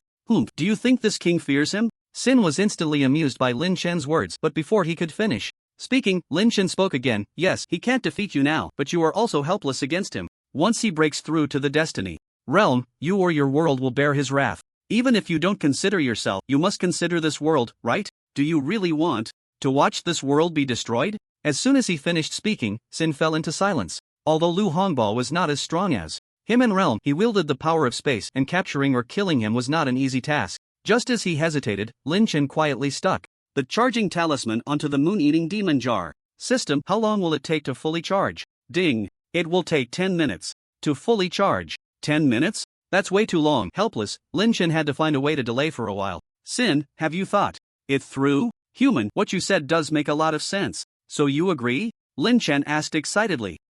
Human, although I can't kill your teacher, there is someone who can kill him." Sin laughed wildly. Hearing this, Lin Chen was shocked inside, but his expression remained calm. "Oh, really? The person you're talking about probably won't help you so easily. How do you know?" Human, you're quite clever. But even if you guessed it, so what? As long as your teacher dares to come over, I will definitely make him unable to escape." Seeing Lin Chen guess his thoughts, Sin simply admitted it directly. Hearing this, Lin Chen immediately grinned, as if mocking him. "Human, what are you laughing at?" Sin was somewhat confused. He didn't understand why the human in front of him was laughing, but from his laughter, he vaguely sensed a hint of mockery. Upon hearing this, Lin Chen stopped laughing and slowly said, "I'm laughing at how stupid you are. Although I don't know what price you plan to pay, you are definitely at a loss. Think about it, you kill an inconspicuous existence like me, and you have to pay a heavy price to settle it. Why not just let me go? That way, you wouldn't suffer any loss, and I could return safely. Can't you see it's a win-win situation?" After Lin Chen finished speaking, Sin's mouth couldn't help but twitch. Here he was, a dignified being of destiny, being schooled by a young human who hadn't even matured yet. Moreover, what he said made so much sense that he couldn't refute it. Seeing this, Lin Chen couldn't help but feel overjoyed. "System, how much longer?" Ding! 3 minutes remaining. "Please hold on a little longer, host." Hearing the system's words, Lin Chen let out a sigh of relief. As long as the moon-devouring demon jar finished charging, he could leave directly. Returning the item to him was simply a dream. He had fought for his life to snatch it away. How could he just give it back? Besides, to obtain it, he had been tricked by the dog system out of 1,000,000 emotional points. If he returned it, who would he ask for this debt later? So, returning it was absolutely impossible. "Human, what you said makes a lot of sense. But you still have to die. Your teacher has killed one of my avatars, and this debt won't be so easy to settle. So, you should just die." Suddenly, Sin's eyes turned crimson, and a ball of black light gathered in his palm. Then he hurled it straight at Lin Chen. Seeing this, Lin Chen hurriedly dodged to the side. "System, hurry up. How much longer?" Ding! Only 30 seconds left. Damn! Sin, you don't play fair. Don't let me grow stronger, or I will definitely turn your world to ashes. Let's see if you can survive first, human. Sin attacked Lin Chen again, but this time Lin Chen was enveloped by his oppressive aura and couldn't move at all. However, at that moment, the system's voice rang out. Ding! Charging complete, the host can now teleport. Sin, I won't play with you anymore. The grudge of today I will repay in the future. At the moment the attack landed, Lin Chen's figure disappeared without a trace. Human! You should die. Sin looked at Lin Chen suddenly disappearing before him and was instantly furious, a roar of rage echoing through the skies. Immediately, a terrifying pressure emanated from him, flattening the surrounding area for hundreds of kilometers. Many beasts perished under his pressure. However, he didn't care at all. His gaze remained fixed on the spot where Lin Chen had vanished, unable to let go for a long time. After living for so long, he had actually been toyed with by an ant, which made his face sting with humiliation. He had no face to meet others. Meanwhile, on a beach in Blue Star, a figure fell from the sky and plunged straight into the sea. Damn! Can you find a better place to land, you broken jar? Lin Chen stood up from the water, cursing into the air. Then, dragging his somewhat weak body, he stepped onto the shore. While crossing the world barrier, he encountered a time-space turbulence, and at that moment he was directly sucked in. Ultimately, the system couldn't bear to watch and decisively chose to intervene. This allowed him to successfully return to Blue Star, but the system shut down again due to energy depletion.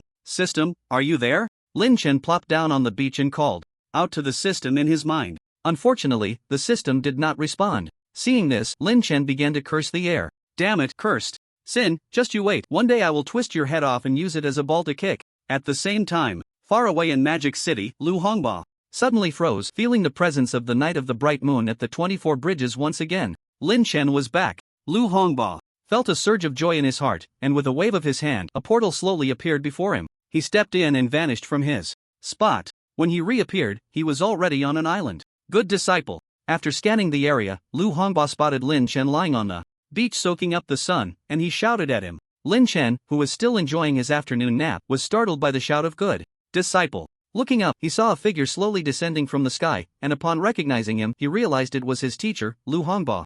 Seeing him arrive, Lin Chen was instantly overjoyed. Teacher, long time no see, I've missed you so much. Ha, indeed, it has been a long time, almost 3 months. 3 months? Teacher, what time is it now? Lin Chen was completely confused. He clearly remembered that it had only been a little over a month, so how had it turned into 3 months? Seeing his confusion, Lu Hongba immediately stated the current date. Today is the 21st year of the new calendar, August 15th. August 15th? No way, I was only there for a week. How can time pass so quickly on Blue Star? Lu Hongba, seeing him talking to himself, couldn't help but interject. Good disciple, are you saying you only stayed in that world for a week? Yes, I remember it clearly, just 1 week. Lin Chen nodded affirmatively. Upon hearing this, Lu Hongba fell into deep thought and after a moment spoke up. It seems that the flow of time on Blue Star is 7 times faster than that of that world. By the way, good disciple, what level have you reached now? Hee, I'm about at silver 2 stars, but it won't be long before I break through to 3 stars, Lin Chen said with a grin. Hearing Lin Chen's words, Lu Hongba nearly choked on his own saliva. He originally thought Lin Chen would only reach silver 1 star at most. After all, when they parted, he was only at bronze 7 stars, and he never expected that in less than 3 months he would have broken through 4 stars in a row. Moreover, according to his calculations, he had only spent a little over a month. This meant that if he hadn't accidentally entered the sinful world, his current level could have possibly broken through to silver 6 stars, or even higher. What a monstrous talent! For a moment, Lu Hongba felt he had taken in an extraordinary genius. Perhaps in just a few years he could reach the level he currently held. At that time, the Dragon Kingdom would once again have a powerful figure of destiny. At this moment, Lu Hongba's gaze towards Lin Chen had changed. Teacher, why are you looking at me like that? Lin Chen felt uneasy under his gaze. Could it be that this old man had some peculiar hobby? Just as Lin Chen was lost in thought, the voice of the system suddenly rang out. Ding! Lu Hongba's emotional value plus 999 inch. Ding! Sin emotional value plus 1000 inch. Hearing the system's notification sound again, Lin Chen was first delighted, then somewhat confused. He had already returned to Blue Star, yet Sin was still contributing to his emotional value. However, since someone was contributing emotional value to him, he naturally couldn't let the other party's goodwill go to waste. By the way, teacher, was that avatar of Sin killed by you? Lin Chen suddenly remembered that Sin had mentioned before that his avatar was killed by Lu Hongba. Seeing him inquire, Lu Hongba nodded slightly. Yes, I had just returned from the East Sea and was about to lie down to rest when I suddenly felt your aura disappear. So I rushed over immediately, and that bull-nosed guy said you were dead, so I took care of that guy called Sin. Hearing this, Lin Chen was somewhat puzzled. Who was this bull-nosed guy? Could it be that old Taoist? He curiously asked, Teacher, do you know that old Taoist? Him? Just a bull-nosed old Taoist, always protecting his broken temple like it's a treasure. Upon hearing Lin Chen mention Zhang Daoling, Lu Hongba's face immediately showed disdain. Teacher, can you tell me about him? What, are you very interested in that bull-nosed guy? Upon hearing this, Lin Chen nodded vigorously. Seeing his interest, Lu Hongba stroked his beard and slowly began to speak. The bull-nosed guy, whose real name is Zhang Daoling, was originally a little Taoist from Longhu Mountain, growing up in the temple. Later, due to his exceptional talent, he was promoted to Tianshi by his peers. 20 years ago, when spiritual energy revived and all the monsters mutated, an unprecedented beast tide broke out at that time. The Taoists of Longhu Mountain, unable to bear the suffering of living beings, resolutely took up their swords and descended the mountain, leaving only Zhang Daoling, who was a Tianshi, alone in the temple. Originally, Zhang Daoling also wanted to go down the mountain, but the other disciples insisted he stay, claiming the inheritance couldn't be broken. The Taoists who descended the mountain all perished in that beast tide, not a single one returned alive. Thus, Zhang Daoling pored over numerous ancient texts and eventually discovered a new path.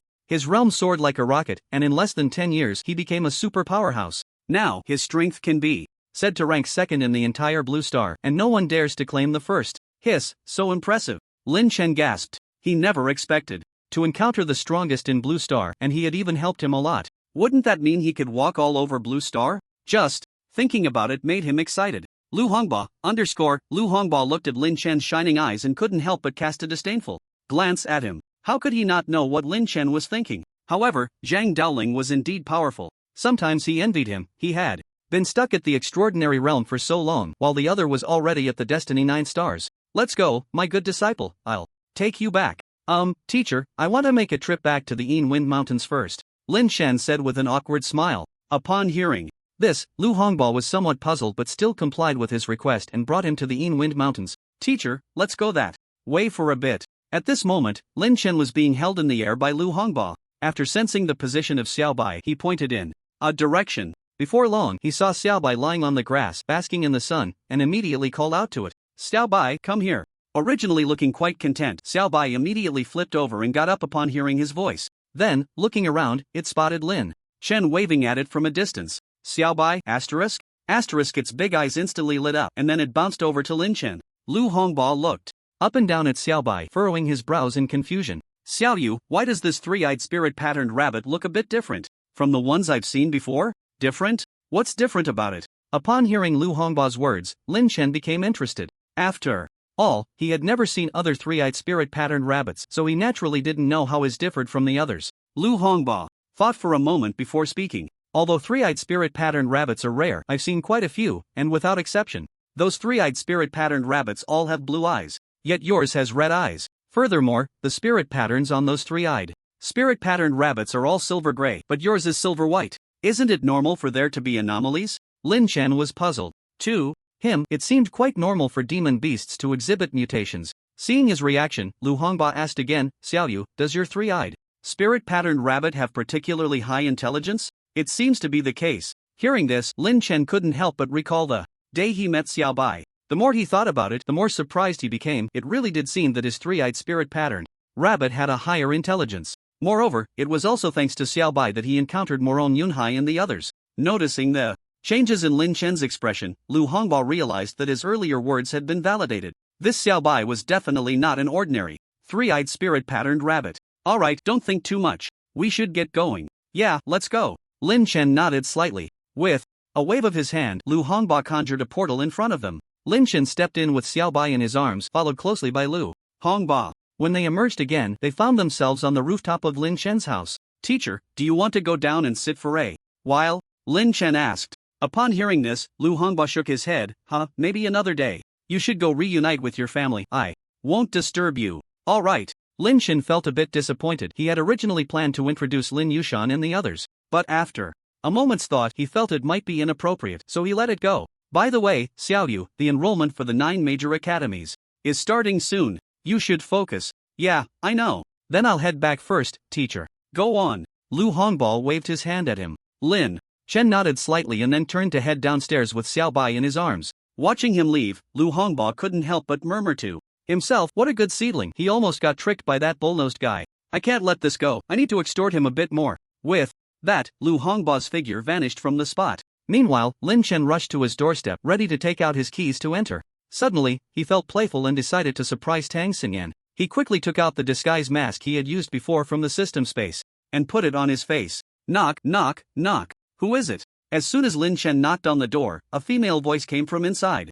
It was unmistakably Tang Xinyan's voice. However, Lin Chen did not respond. After all, he hadn't taken the voice-changing pill, so he didn't plan to speak, fearing that Tang Xinyan would recognize him. Inside, Tang Xinyan, seeing there was no response, instinctively thought it was some child causing trouble and decided not to get up. This left Lin Chen outside feeling frustrated. After waiting for a while without anyone knocking, he was momentarily dumbfounded. Knock, knock, knock. Helpless, Lin Chen had to knock on the door again. Soon, an annoyed voice came from inside. Who is it? Are you out of your mind? Cough, delivery? Lin Chen knew that if he didn't speak at this moment, Tang Xinyan would definitely become alert and not open the door, so he had no choice but to raise his voice and say a few words. Hearing it was a delivery, Tang Xinyan, who was watching TV, got up and walked towards the door. Just as she placed her hand on the doorknob, her left eye immediately started twitching. She had to let her hand drop and her eyelid stopped twitching right away. This left her feeling confused, so she placed her hand back on the doorknob, and her eyelid twitched again. Tang Xinyan equals degree smiley face strange, why does my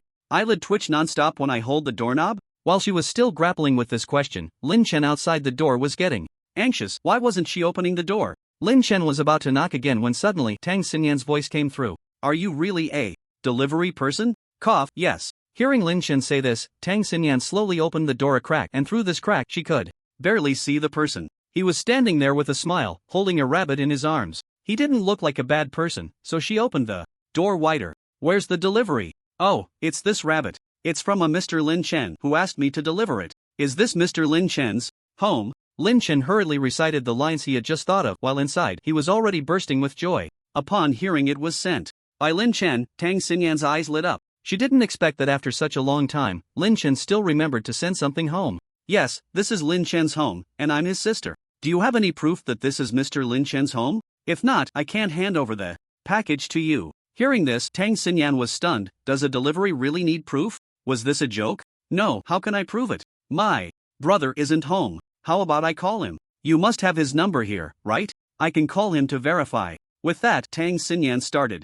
dialing. Seeing this, Lin Chen immediately thought it was bad. How did he not think of this? This was trouble. Just then, a woman's voice came from Tang Xinyan's phone. Sorry, the number you dialed is turned off. Lin Chen breathed a sigh of relief. He almost forgot that his phone had run out of battery long ago. Well, my brother's phone isn't reachable. How about you give me the package first and I'll have him call you back later? Lin Chen, Sigma? This move truly opened Lin Chen's eyes. Could it be played like this? Little girl, if you can't provide any proof, I'm leaving. Don't rush. I have another way to prove it, just wait a moment. With that, Tang Xinyan hurriedly walked towards Lin Chen's room. After rummaging through drawers, she took out a photo of her and Lin Chen together. This should prove it, right? Tang Xinyan handed the photo to Lin Chen. Alright, this can barely serve as proof. In that case, let's settle the payment. Payment? Didn't my brother pay you? Tang Xinyan blinked her big eyes, staring blankly at the man in front of her. Seeing this, Lin Chen started to speak seriously but absurdly. No payment. Mr. Lin Chen said someone would help him pay.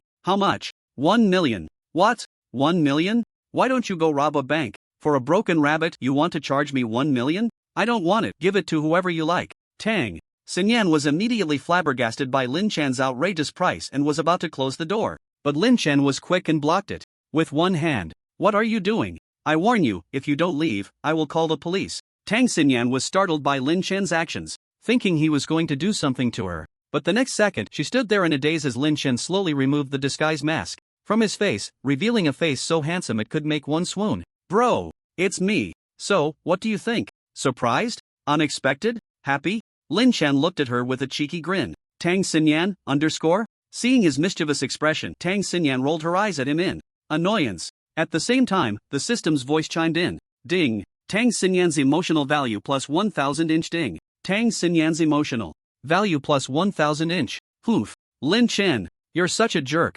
Do you know I was almost scared to death just now? Ha, I was just trying to give you a surprise. Hoof, more like a scare. Tang Xinyan propped her hands on her hips, pouting, her eyes glaring fiercely at the grinning Lin Chen. If Lin Chen hadn't taken off the mask, she would have been ready to call the police. Seeing that she was still angry, Lin Chen reached out and pinched her soft little face, then presented Little White to her. Here, play with this, don't be mad, okay? Humph. Don't think you can bribe me with just a rabbit. I'm not falling for that. Tang Xinyan huffed, then hugged Little White in her arms, still pretending to be angry. Seeing this, Lin Chen smiled and shook his head helplessly, quietly closing the door before heading straight to the sofa in the living room and plopping down. At that moment, the TV was playing Pleasant Goat and Big Big Wolf. Looking at everything familiar, the fatigue in his heart was instantly swept away. By the way, Xinyan, where's Aunt Lin? Why isn't she home? Did she go to work? Lin Chen glanced around and noticed Lin Yushan was not home, prompting his question.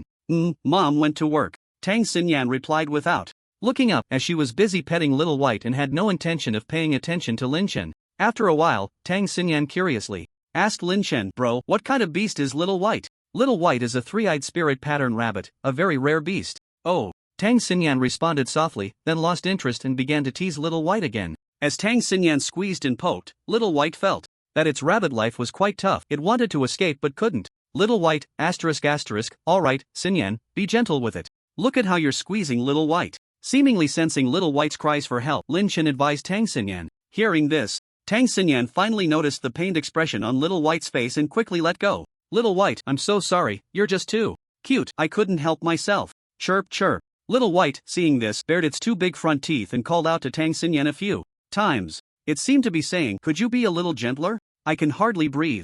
Unfortunately, Tang Xinyan couldn't understand its words, while Lin Chen, on the other hand, knew what Little White wanted to say through their contract. He immediately burst into laughter, leaving Tang Xinyan puzzled by his sudden outburst. Bro, what are you laughing at? Oh, nothing, just that Little White just said it has never seen such a bad woman as you. Tang Xinyan, Sigma? Wait, bro, can you really understand what Little White is saying? Isn't that obvious? Little White is a beast I tamed, so of course I can understand it. Tang Xinyan was left dumbfounded by his words.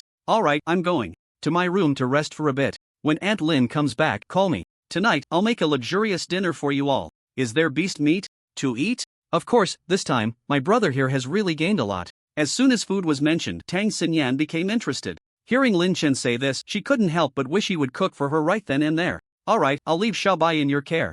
I'm going to rest for a bit. With that, Lin Chen got up and returned to his room. Before long, the sound of snoring filled the air. He hadn't had a good night's sleep in days. After all, he had to be on guard against the sneak attacks of the demon beasts, so every time he slept, it was in a half-dreaming state. At the slightest noise, he had to wake up immediately to check the situation. Now, he could finally enjoy a good, peaceful sleep. Time passed quickly. The sky gradually darkened. Lin Chen, deep in slumber, vaguely felt something soft resting on his face. When he slightly opened his eyes, he saw Xiaobai comfortably lying on him. Next to him stood Tang Xinyan, who had a slight smile on her face, looking both fierce and cute. Upon noticing Lin Chen had woken up, she quickly hid her expression and transformed into the image of a well-behaved neighbor girl. Brother, Mom is back. Hurry up and get up to cook, I'm starving. Oh, I got it. By the way, Xinyan, how long have I been sleeping? As Lin Chen's mind gradually cleared, he looked out the window and realized it was already dark. Hearing his question, Tang Xinyan counted on her fingers and finally gave an approximate time. It seems like you've slept for about 5 hours. Ah, who cares how long it was, just get up and cook. Okay, I'll get up to cook. Lin Chen was immediately defeated by her persistence and had no choice but to sit up from the bed. Brother, give me Xiaobai. Tang Xinyan pointed at Xiaobai, who was lying beside him. Seeing this, Lin Chen picked it up and handed it to her. He then got up, put on his shoes, and walked out. In the living room, Lin Yushan was sitting on the sofa, looking down at an old photograph, which prominently featured 4 people. One of the men bore a resemblance to Lin Chen. It was undoubtedly Lin Chen's father, and beside him stood a beautiful woman, clearly Lin Chen's mother. Just as Lin Chen was lost in thought, his voice suddenly rang out from behind her. Aunt Lin. That one call of Aunt Lin instantly brought Lin Yushan back to reality. Xiao you finally came back. In just a few words, her longing was evident. Seeing this, Lin Chen stepped forward and hugged her tightly. After a long moment, he finally let her go. Although Lin Yushan was not his biological mother, Lin Chen had long regarded her as such. Noticing tears in her eyes, he thoughtfully helped her wipe them away. Alright, Aunt Lin, I'm back. You should be happy. Sorry, Xiao, I couldn't help it. Aunt Lin, you sit for a bit. I'll go to the kitchen and let you taste the delicious demon beast meat. Let me tell you, brother, this meat is really delicious. What kind of meat is this? Oh, this is the meat of the cauliflower snake. Snake meat? Yeah, what's wrong? Lin Chen looked at her, puzzled, as she suddenly stopped using her chopsticks. Although the cauliflower snake was poisonous, its meat was indeed tender. Upon hearing it was snake meat, Tang Xinyan immediately stopped picking it up and turned her attention to another plate of meat. Then what is this meat? This is the meat of the raging giant rhino. It's really tasty, you should try it. Saying this, Lin Chen picked up a piece for Tang Xinyan and also served one to Lin Yushan. Aunt Lin, try this. The meat is fragrant and rich but not greasy. Okay. Lin Yushan happily accepted the piece of meat Lin Chen offered and began to savor it. I have to say, with the blessing of culinary skills and the fact that the beast meat is tender, the dishes Lin Chen made were full of flavor, aroma, and color. A dinner quietly passed in this warm atmosphere. Xinyan, you wash all these bowls and chopsticks. Later, okay? Why should I? Why do I have to wash them alone? Upon hearing she had to wash the dishes, Tang Xinyan immediately protested. Lin Yushan shot her a sharp glance and said, when I tell you to go, you go. No need for so much nonsense. You ate the most, 7 bowls of dishes, 6 of which went into your stomach. Tang Xinyan equals? For a moment, Tang Xinyan was left speechless, recalling that aside from that bowl of snake meat, she hadn't tasted anything else. Most of the other dishes had indeed gone into her stomach.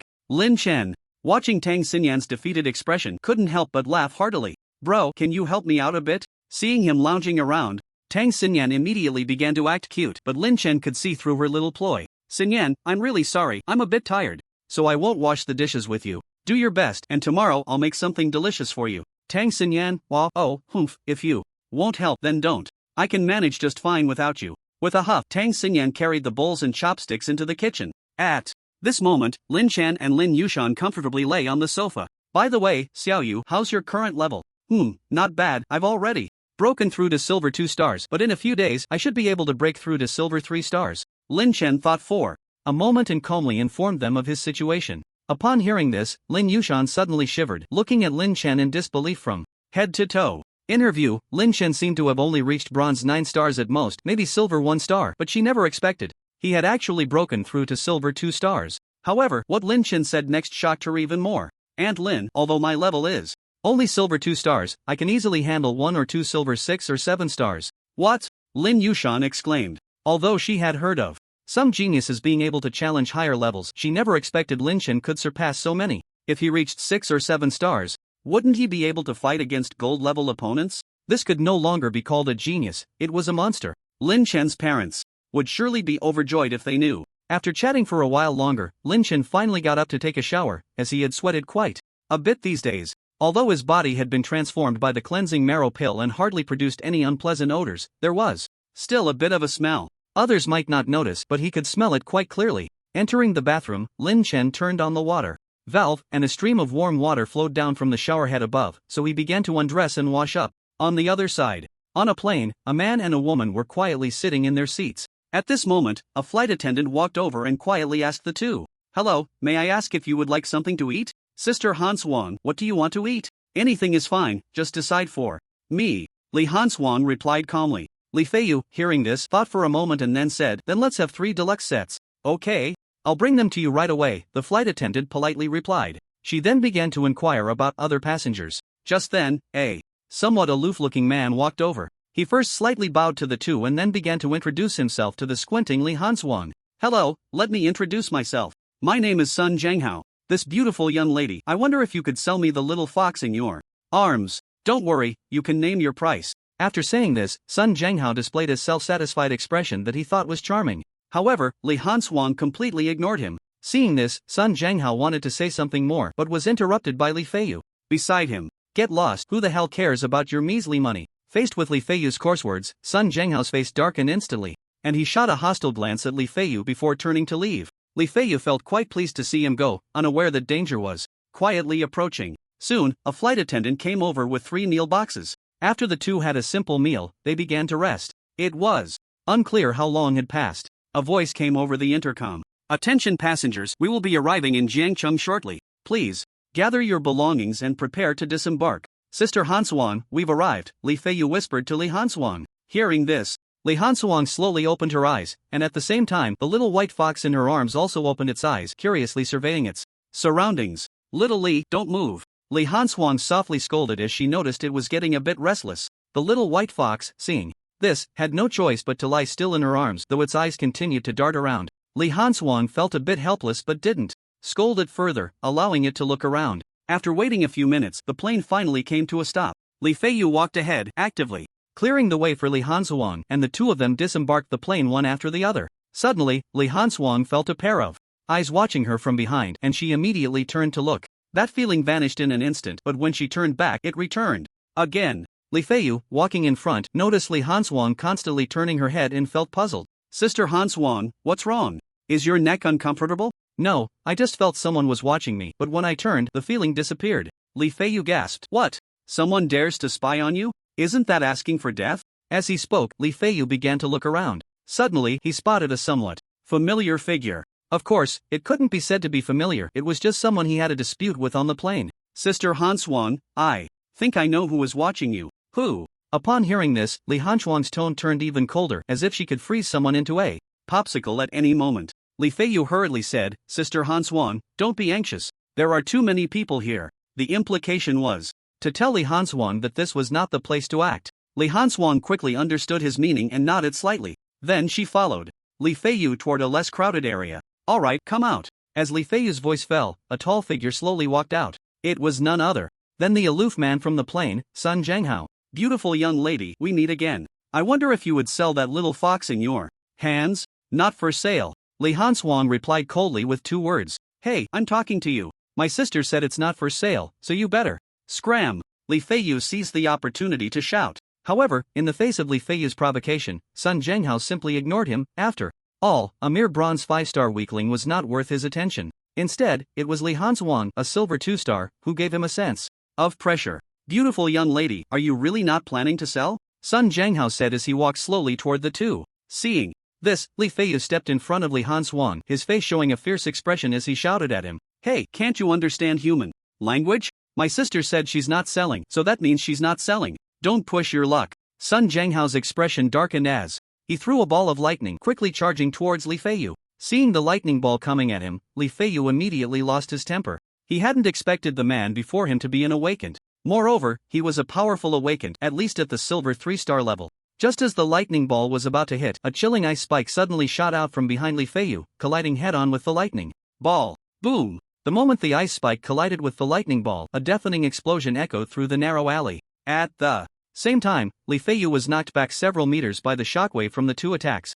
Damn it! You actually tried to sneak attack. Sister Hanswang, teach him a good lesson for me. Li Feiyu snapped back to his senses and shouted at Sun Zhenghao, then quickly found a relatively hidden spot to hide. However, Sun Zhenghao completely ignored him. The previous attack was merely a test of Li Hanswang's abilities. Beautiful lady, you're no match for me. You might as well immediately sell me that little fox in your hands, or don't blame me for taking it by force. Little Li, be good and hide over there for a while. Li Hanswang also ignored him, instructing the little white fox in her arms. The little white fox nodded, then leaped to the ground and ran straight towards Li Feiyu. Seeing this, Sun Zhenghao's expression turned even colder, his gaze fierce as he looked at Li Hanswang. Fine, since that's the case, don't blame me for being rude. As soon as he finished speaking, another ball of lightning appeared in his hand, this one more than twice the size of the previous one. Lightning sphere, go! The lightning ball quickly left his palm, heading straight for Li Hanswang. Li Hanswang remained unfazed, an ice spike forming above her head, instantly meeting the lightning ball. The 2 attacks collided once more.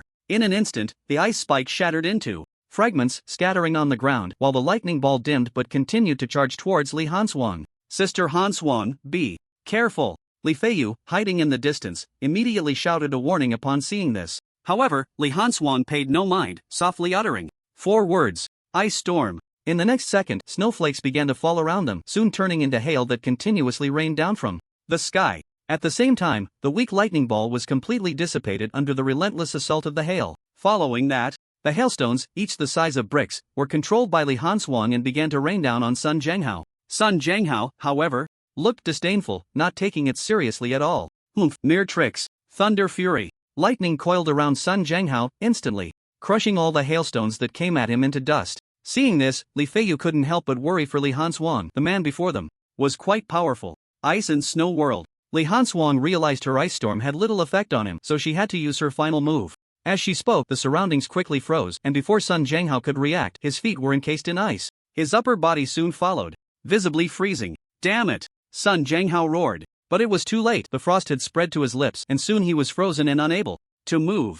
Li Hanswang looked at the frozen Sun Zhenghao and let out a sigh of relief. This Sun Zhenghao was definitely above her level. Moreover, he likely reached silver 4-star or even higher. Otherwise, he wouldn't have been able to easily break her ice storm. However, just as her thoughts were racing, the previously frozen Sun Zhenghao was suddenly enveloped by a surge of lightning. At the same time, cracks began to appear in the ice surrounding him. 1 crack, 2 cracks, until the ice covering his entire body was riddled with fissures. In the next moment, with a loud bang, Sun Zhenghao broke free. Very good, you've successfully piqued my interest. I wonder if you can withstand this move of mine. Sun Zhenghao quietly looked at Li Hanswang, a slight smile curling at the corners of his mouth, a glint of killing intent flashing in his eyes. Then, a dark cloud slowly formed above his head. No, more accurately, it was a mass of thunderclouds. Thunder strike! Sun Zhenghao shouted fiercely. The massive thunderclouds quickly descended upon Li Hanswang, followed by a bolt of lightning that shot straight down at her. Seeing this, Li Hanswang hurriedly dodged to the side, but before she could catch her breath, another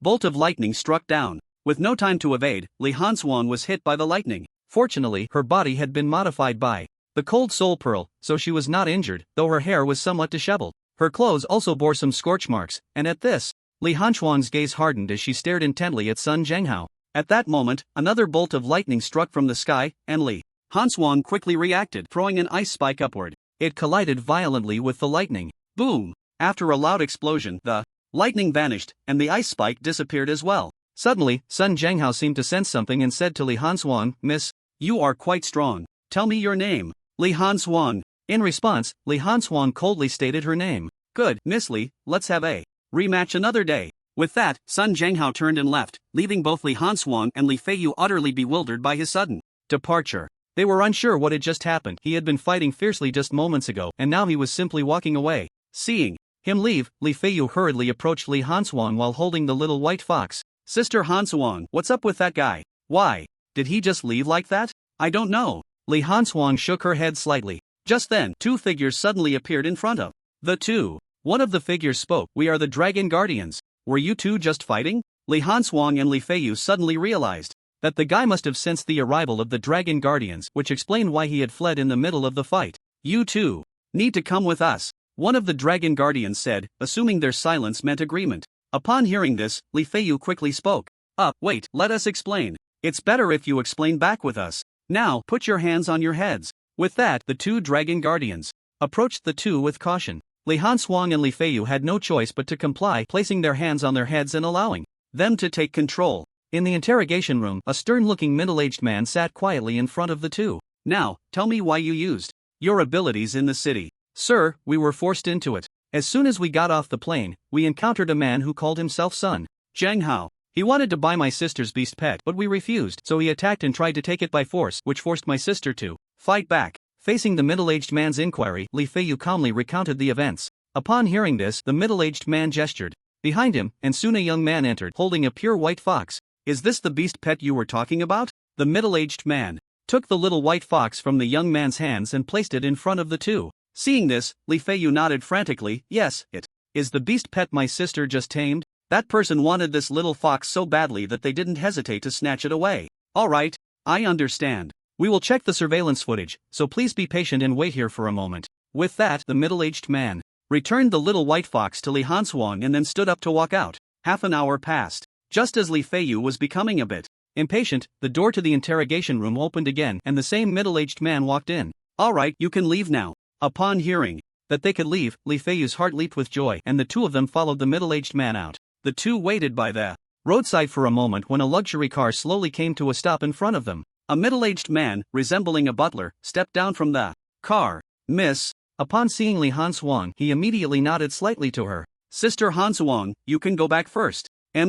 Li Hanshuang softly replied, then hugged the little white fox and got into the luxury car, driving away. Shortly after Li Hanshuang left, another luxury car approached, and Li Feiyu unhesitatingly opened the car door and got in. On Lin Chen's side, after taking a shower, he went straight back to his bedroom. System, open the personal information panel. Ding. Personal information panel is loading. Please wait. After a moment, a blue interface appeared in front of Lin Chen. Host, Lin Chen, age, 19, level, silver 2 stars. Personal items, spirit, recovery pill, strength pill, speed pill, kidney strengthening pill, magical potion, disguise mask. Abilities, SSS level space ability, phantom step, dimensional space, space grass, SSS level fire ability, flame fireball, solar meteor, explosive flame prison. Skills: beginner chef, beginner driving, beginner massage, beginner swordsmanship mastery, beginner fist technique mastery, beginner gun technique mastery, beginner firearm mastery. Cultivation method, S-level mixed yuan skill weapons, S-level long yuan sword, S-level golden armor, S-level overlord spear, a level destruction gun, spiritual treasures, Li Hua pearl, moon-eating demon jar beast pet, three-eyed spirit, pattern rabbit. Emotional value, 56789. There are slight changes here, but it shouldn't affect the reader's experience. Lin Chen looked at his information panel and nodded in satisfaction. Then, he summoned the moon-eating demon jar from his Dantian system. Besides being able to transport people across worlds, what other functions does this jar have? Ding. The host can try to probe their consciousness into it. Hearing this, Lin Chen curiously probed his consciousness into the moon-eating demon jar. Before long, he was shocked by what he found inside. The space within was exceptionally vast, many times larger than 24 bridges on a bright moonlit night. Moreover, the space inside was not static. Just then, a gentle breeze blew through, and his consciousness felt it intimately. Wow, why does this place feel like a small world? It's no wonder Lin Chen felt this way. The scene before him was simply too compelling. Before him lay an expansive wasteland, with occasional gusts of wind and sand swirling in the air, resembling a small world. Unfortunately, there was no sun or moon here. System, are you there?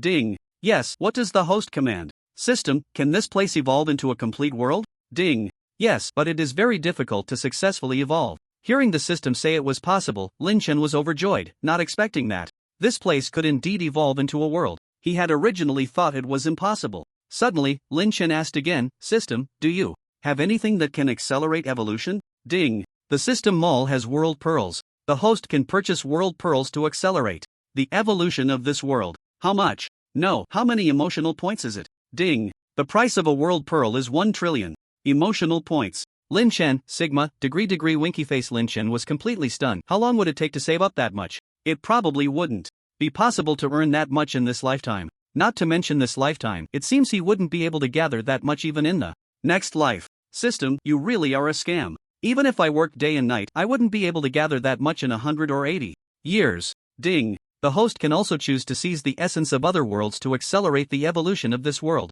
Upon hearing this, Lin Chen was instantly speechless. Heh, if I could plunder the essence of other worlds, why would I ask you? He didn't even consider what level he was at. As a silver 2-star, he couldn't even stir up a splash of thrown onto the street. He then ignored this dog of a system and began to wander through this space with his consciousness. Half an hour passed. Seeing that there was really nothing interesting, Lin Chen had no choice but to exit this world. He checked the time and found it was almost 11 o'clock, so he put the moon-devouring demon jar back into his dantian and prepared to sleep. Meanwhile, in the world of Sin, Sin returned to his castle with a face full of anger. Calling it a castle would be more accurate to describe it as a building made of dirt, stone, and tiles, surrounded by numerous potholes. Just as Sin stepped into the castle, he felt a presence that was on par with his own. Evil. What are you doing here? Oh, what's wrong? Why do you look so angry? Who dares to make you so furious? At that moment, a somewhat effeminate man with a smile at the corner of his mouth slowly walked towards Sin. As he got closer, Sin couldn't help but frown.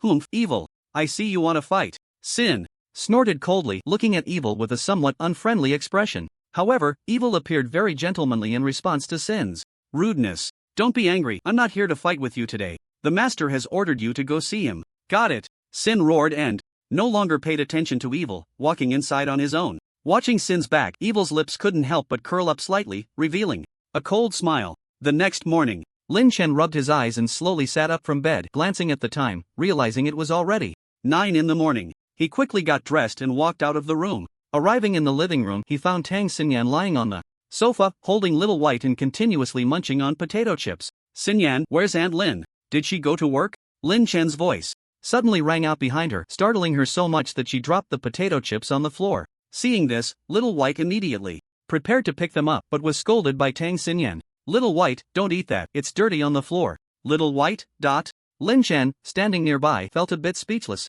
Little White was a demon beast, it wasn't as fragile as a human, so the dirtiness didn't matter much to it. However, he didn't say much and let her fuss about. Xinyan, have you eaten breakfast? Oh, I had some potato chips, I'm not hungry right now. Tang Xinyan realized Lin Chen was asking her and hurriedly replied. Alright, if you're not eating, I'll just make something simple. As he spoke, Lin Chen walked towards the kitchen. After a while, a large plate of fragrant beast meat dumplings was ready, and Lin Chen promptly brought the dumplings to the dining table and began to eat. Tang Xinyan, who had been watching TV, immediately perked up at the smell, her stomach growling. She hugged Shabai and scampered over to Lin Chen. Bro, what delicious food did you make? It smells so good. Here, just a plate of dumplings.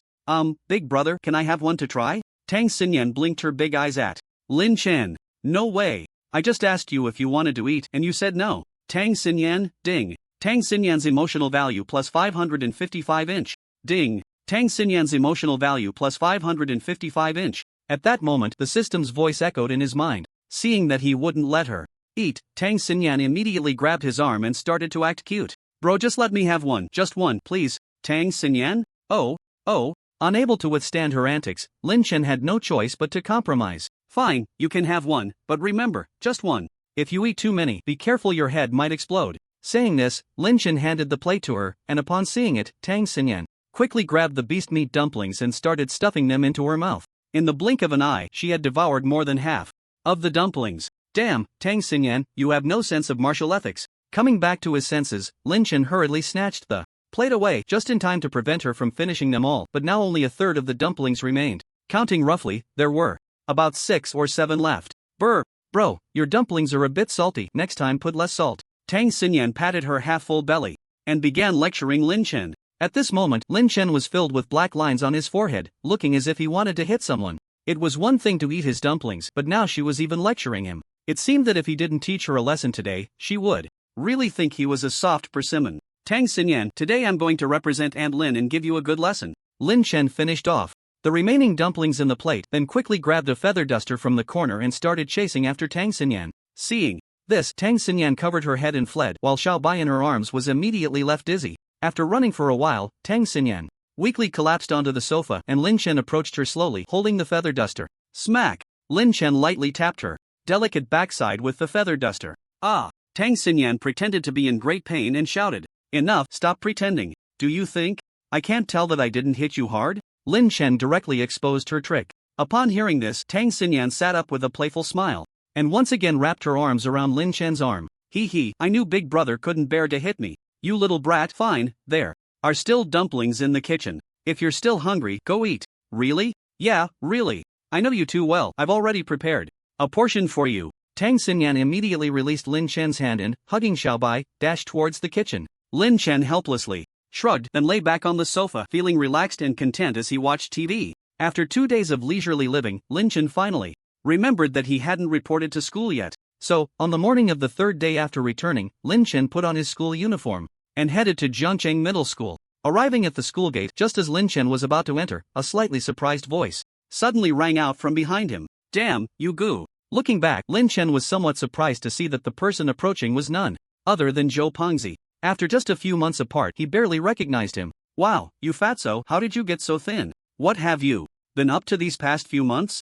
Zhou Pengzi approached with a beaming smile. Don't mention it. I've been sleeping later than a dog and getting up earlier than a rooster, afraid I wouldn't keep up with your pace. Look, I've already broken through to bronze 9 stars. Oh, really? Congratulations, Lin Chen said with a smile, patting him on the shoulder. By the way, brother, what level are you at now? Zhou Pengzi asked, looking at Lin Chen with a smug expression. Seeing his inquiry, Lin Chen smiled and replied, oh, I just broke through to silver 3 stars last night. What? As soon as he said this, Zhou Pengzi's mouth dropped open in disbelief. At that moment, the system's voice echoed in Lin Chen's mind. Ding! Zhou Pengzi's emotional value plus 1000 inch ding. Zhou Pengzi's emotional value plus 1000 inch. In just a short while, Lin Chen had extracted nearly 50,000 emotional points from Zhou Pengzi. Truly, he was an emotional generator. In less than a few minutes, so many emotional points had been produced. Alright, don't take it too hard. After all, my talent is above yours. And it's only normal that my strength is a bit higher. Brother, are you trying to make me feel worse? I'd been training day and night just to keep up with you, but it seems like the gap is only getting wider. Zhou Pengzi felt a bit dejected. Seeing him like this, Lin Chen could only comfort him. Okay, fatso, when I get the chance, I'll find some treasures for you to help boost your talent. Brother. Are you saying my talent can still be improved? It should be possible. I asked the teacher before, and he said there are things in some secret realms that can enhance a person's talent. Of course, this was something Lu Hongba had never said, but his fire-type ability had indeed broken through from SS level to SSS level thanks to the Lihua Pearl. So Lin Chen speculated that there must be similar items, like the Lihua Pearl, that could enhance a person's talent. Upon hearing this, Zhou Pengzi's eyes lit up. It seemed that his S-level talent could be raised to SS level or even SSS level. Just thinking about it made him feel excited. As the two walked and chatted, Lin Chen suddenly asked curiously, by the way, fatso, has anything major happened since I left? Hearing this, Zhou Pengzi thought for a moment, and his eyes brightened as if he had thought of something. Brother, you won't believe it. A few days after you went out to train, Li Xiaohua came to me asking about your whereabouts. After learning that you had gone out to train, she also took leave to go out, and she even took that Li Feiyu with her. Oh, I didn't expect Li to be so proactive. That's quite rare. Just as Lin Chen finished his remark, a cold female voice suddenly came from behind him. Lin, classmate, you're quite rare too. Zhou Pengzi and Lin Chen exchanged glances and turned their heads back to see Li Hanshuang standing behind them, though they didn't know when she had arrived. It seemed she had been there for a while. Ahem. Li Xiaohua, I didn't expect you to be back too. What a coincidence, Zhou Pengzi said awkwardly. However, Li Hanshuang didn't pay him any mind, so she couldn't be bothered to respond. For a moment, the atmosphere became somewhat awkward, and Lin Chen spoke up to ease the tension. Li, classmate, judging by your aura, you must have also broken through to silver 3 stars, right? During this training trip, I encountered a fortuitous opportunity, and my strength has significantly improved. Facing Lin Chen's inquiry, Li Hanshuang candidly admitted to having gained an opportunity. Oh, really? What a coincidence. I also had quite a significant opportunity. Then, Congratulations to Lynn, classmate. Ha, congratulations to both of us. The two exchanged pleasantries for a while, but Zhou Pengzi, who was nearby, immediately became displeased. It was one thing for them to have higher talents than him, but they had both gained an opportunity as well. Ahem, can you two change the topic? This way, it makes me look really weak. Well, Li, classmate, I have something to attend to. Let's talk next time. Lin Chen, realizing the situation, quickly pulled Zhou Pengzi towards the teaching building. Seeing this, Li Han Shuang expressionlessly walked towards the principal's office. Brother Yu, what benefits did you gain from your training trip this time? Zhou Pengzi asked Lin Chen with curiosity. Upon hearing this, Lin Chen shook his head. Not much, just got a broken jar. Broken jar? Forget it, I can't explain it clearly right now. I'll tell you when I have time another day. Alright, by the way, brother Yu, can you take me with you next time you go for training? Sure, no problem. Lin Chen did not refuse his request. Zhou Pengzi, seeing his agreement, was extremely excited. The smile on his face lingered until they reached the classroom door, where it finally faded a bit. But then, it grew even wider. Classmates, look who's back. As Zhou Pengzi stepped into the classroom, he immediately shouted to everyone. Then, Lin Chen slowly walked in and greeted his classmates. Everyone, I'm back. Are you happy? Are you excited? Instantly, everyone reacted and shouted in unison. Brother Yu is back. Welcome back to Class 15. Brother Yu, a warm welcome. At that moment, Class 15 erupted in excitement. They never expected that Lin Chen, who had disappeared for several months, would actually return. Students from the neighboring classes, curious about the commotion in Class 15, gathered around to find out what was happening. Upon learning that Lin Chen was back, they spread the news. In just over 10 minutes, all the students at Jiangcheng High School knew that Lin Chen had returned.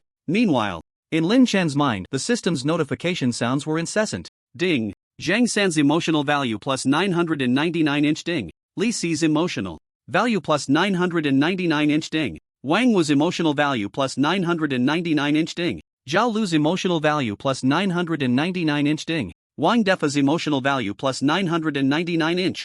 Amidst the cheers of thousands of classmates, Lin Chen's emotional value soared. The previously meager emotional value surged back to over 2 million and was still increasing, faintly approaching the 3 million mark. Listening to the system's notifications ringing, in his mind, Lin Chen couldn't help but feel excited. It turned out that gaining emotional value from humans was indeed faster. Those beast spirits had such low intelligence that they couldn't yield much emotional value at all. At the same time, upon hearing the news of Lin Chen's return, Ouyang Qian hurriedly rushed to the classroom. Upon entering, she saw a group of classmates surrounding Lin Chen, asking about his experiences during this time. In response, Lin Chen could only briefly recount his recent encounters. When Ouyang Qian arrived, some timid classmates quickly returned to their seats, while bolder ones continued to surround Lin Chen, asking questions. Lin Chen, come out with me for a moment. Ouyang Qian called out to Lin Chen. Seeing this, Lin Chen smiled and followed her outside. In a corner, Ouyang Qian spoke first. How have you been during this time? Not bad, just haven't been sleeping well every day. Ouyang Qian, what realm are you currently at? Well, it's just like that. I just broke through to Silver 3 stars last night. Ouyang Qian, Omega? Ouyang Qian was caught off guard by Lin Chen's nonchalant words. What do you mean, just like that? You should know that most of the students in Jiangcheng High School are only at Bronze 7 stars, and there are less than 5 who have reached Bronze 9 stars like Zhou Pengzi. You really are a prodigy. Not knowing what else to say, Ouyang Qian could only utter this phrase. Hearing this, Lin Chen chuckled. Sister Qian, you're flattering me. How can I be called a prodigy? I can only be considered a genius at most. Hee hee, you get all puffed up. Just from a compliment, Ouyang Qian rolled her eyes at him. By the way, in the next few days, people from the 9 universities might come looking for you. Don't be fooled by the benefits they promise. Don't worry, I will steadfastly choose the Demon Sea Academy. Ha ha, I'm glad you think that way. Ouyang Qian smiled. She was very pleased to be able to secure such a prodigious student for her alma mater. Seeing her so happy, Lin Chen decided to drop another bombshell. Sister Qian, I have to tell you something. I have already taken old Master Lu Hongba as my master. Oh, you can just take him as your master. Why tell me? Wait, who did you just say? Old Master Lu Hongba? Is that the one I know? Ouyang Qian only realized halfway through her sentence, and her mouth dropped open in shock. She looked at Lin Chen with a face that said, don't joke with me. Lin Chen teased, yeah, why not? With my talent, who else do you think could make me their disciple? You, I. For a moment, Ouyang Qian was at a loss for words. So, rest assured, I won't choose any other academy. As he spoke, Lin Chen patted her shoulder. Ding. Ouyang Qian's emotional value plus 1000-inch ding. Ouyang Qian's emotional value plus 1000-inch. The system's voice arrived as expected. After a long while, Ouyang Qian gradually accepted this fact and her gaze towards Lin Chen became somewhat profound. She had only known Lin Chen for a little over a year. Initially, he seemed like a student who lacked ambition. As she got to know him better, her impression changed, and later, when she heard he had awakened dual abilities, her attitude towards him shifted as well. Now, hearing that Lu Hongba had accepted him as a disciple felt like a shock, akin to a poor student being taken in as a closed door disciple by a professor from Tsinghua or Peking University. Lin Chen, congratulations, Ouyang Qian said with a smile. Hearing this, Lin Chen waved his hand and said, Sister Qian, don't tease me. By the way, I haven't reported to the principal yet. Then let's go, I'll take you there. I want to see how hard you've been working lately. Sure, no problem. Lin Chen was instantly interested upon hearing this. He also wanted to see if he could defeat the golden level Ouyang Qian with his current strength. The two walked towards the principal's office and happened to run into Li Hanxiang along the way. Ouyang Qian was somewhat shocked to see her. Li Hanxiang, you also reached silver. 3 stars? Yes, that's right, Teacher Ouyang. Li Hanxiang remained as aloof as ever, but Ouyang Qian didn't take it to heart. You two really are prodigies. Ouyang Qian looked at Lin Chen and then at Li Hanxiang, unable to help but praise them. However, Li Hanxiang showed no excitement on her face, as if she had heard this compliment 1,000 times before. Alright, Li Hanxiang, if you have something to do, go ahead. I still need to take Lin Chen to the principal, so I won't disturb you. Okay. Li Hanxiang lightly replied with a word of agreement and turned to walk towards the gymnasium. At that moment, Ouyang Qian was about to remind Lin Chen when she noticed his gaze fixed intently on the direction Li Hanxiang had left, so she teased, What are you looking at, so mesmerized? Have you taken a liking to her? Cough. No way, Xianjia, don't say that. I just feel something strange about Classmate Li, and her tone seems even colder than before. Upon hearing Lin Chen's words, Ouyang Qian suddenly realized that she had indeed felt a chilling aura from Li Hanxiang earlier. At first, she thought it was because Li's strength had increased, causing her own chill to grow as well. But now it seemed otherwise. Logically, the higher a person's realm, the deeper their mastery over themselves. Therefore, they would never let their own chill emanate outward. In contrast, Li Hanxiang seemed completely unable to control her own chill. The chill on Classmate Li Hanxiang seems not to belong to her, but rather like what? Lin Chen interjected. Ouyang Qian shot him an annoyed glance, clearly displeased with his interruption. It's like something is emanating from her. In any case, it's not Classmate Li Hanxiang's own. Oh, I see. Hearing her say that, and recalling that Li Hanxiang had mentioned she had gained an opportunity before, Lin Chen immediately understood. Wait, what? Do you know? Ouyang Qian asked, somewhat confused. I won't tell you. You can guess for yourself. With that, Lin Chen continued towards the principal's office without looking back, while Ouyang Qian glared at his retreating figure, nearly grinding her back teeth in frustration. Ding. Ouyang Qian's emotional value plus 999 ding. Ouyang Qian's emotional value plus 999 ding. Ouyang Qian's emotional value plus 999 . Upon entering the principal's office, Wang Dafu, who was just about to lie down, immediately stood up upon seeing Lin Chen. Lin Chen, you're back? Principal Wang, long time no see. Lin Chen greeted Wang Dafu with a smile, then casually found a chair to sit down. Ouyang Qian, standing behind him, was momentarily taken aback by his actions. Did he think this was his own home? Lin Chen, get up. Quickly, Principal Wang hasn't even sat down yet. It's fine, Lin Chen doesn't need to be so formal. By the way, Teacher Ouyang Qian, you can sit too. Wang Dafu smiled and said. Hearing this, Ouyang Qian stopped saying anything more and found a chair to sit down. At this moment, Lin Chen spoke up. Principal, I came to find you because I know, don't worry, I'll have someone help you with it later. However, before he could finish, Wang Dafu directly interrupted him. Alright then, I'll trouble you, Principal. I have something else to attend to, so I won't disturb you any longer. Lin Chen smiled and nodded, then stood up to head towards the door. Okay, since Lin Chen has important matters to attend to, go ahead. I'll have someone take care of things on this end. Wang Dafu smiled and saw the two off. From entering to leaving, it took less than 5 minutes. That was some impressive efficiency. After Lin Chen and Ouyang Qian left the principal's office, they walked towards the gymnasium. At this moment, many people had already gathered in the gym, all preparing for the final sprint to enter the 9 prestigious universities. After all, competition among the 9 universities was extremely fierce. Only those who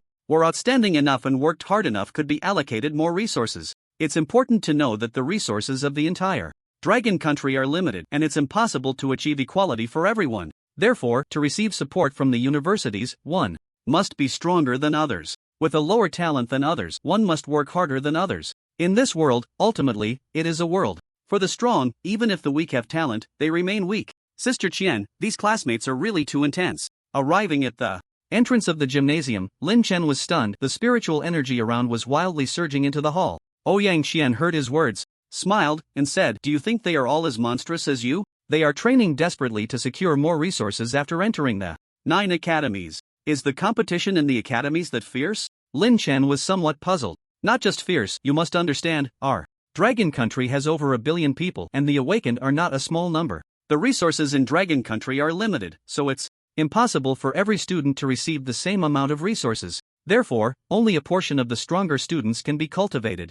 Ouyang Qian's words made Lin Chen deeply feel the intensity of competition in this world. However, no matter how fierce the competition, he was not worried at all. After all, he had the system as a cheat, so what resources could he lack? "Sister Qian, let's quickly find a place to test our skills. This time I'm confident I can defeat you." "What, you don't need me to go easy on you?" Ouyang Qian joked. Lin Chen's gaze was firm as he replied, "No need." "Really no need? During this time, I've broken through to gold 4 stars, and my strength has improved quite a bit." Ouyang Qian asked again. But Lin Chen remained resolute. "No need, I want to see where my limits are. Sister Qian, just go all out." Helpless, Ouyang Qian had to agree to his request, but whether she would secretly go easy was another matter. "Alright, then I won't go easy. Let me see the results of your recent training." Immediately, the two walked briskly towards the center of the gymnasium. Upon seeing Lin Chen in the arena, the crowd couldn't help but start discussing. "Hey, isn't that Lin Chen? It's Lin Chen, but why is he back in fighting with Teacher Ouyang? I don't know, maybe Teacher Ouyang wants to see his efforts during this time."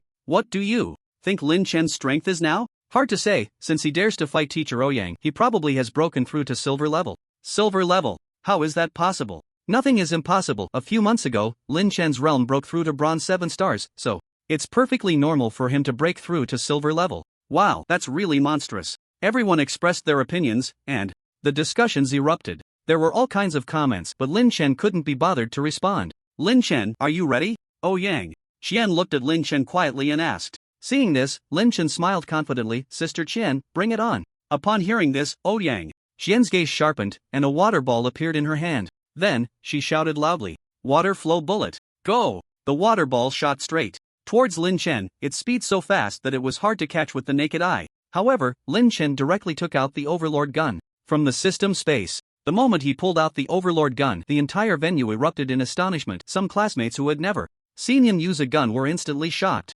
"Wow, is Lin Chen planning to fight Teacher Ouyang with physical skills? Hey, did you see the gun in Lin Chen's hand? So cool, right? It really is cool. Damn, when did Lin Chen learn physical skills? This is too demoralizing." Facing the crowd's surprise, Lin Chen paid no attention. Instead, he focused intently on the water ball shooting towards him. Just as it arrived in front of him, he gripped the gun tightly with both hands, then executed a magnificent backhand shot that directly pierced the incoming water ball. At the moment the spear collided with the water ball, a tremendous force surged from the tip of the gun, transmitting all the way to Lin Chen's hands. Feeling this terrifying power, Lin Chen immediately pushed down with his right foot, bracing himself firmly. Then, an immense force suddenly erupted from the gun, piercing the incoming water ball in half, scattering it on the ground. The onlookers were all stunned, their eyes wide open in disbelief. At the same time, Ouyang Qian was so shocked by his action that she momentarily forgot to strike back. "Qian Jia, it's my turn now." Lin Chen's deep voice rang out, and then his figure vanished from the spot.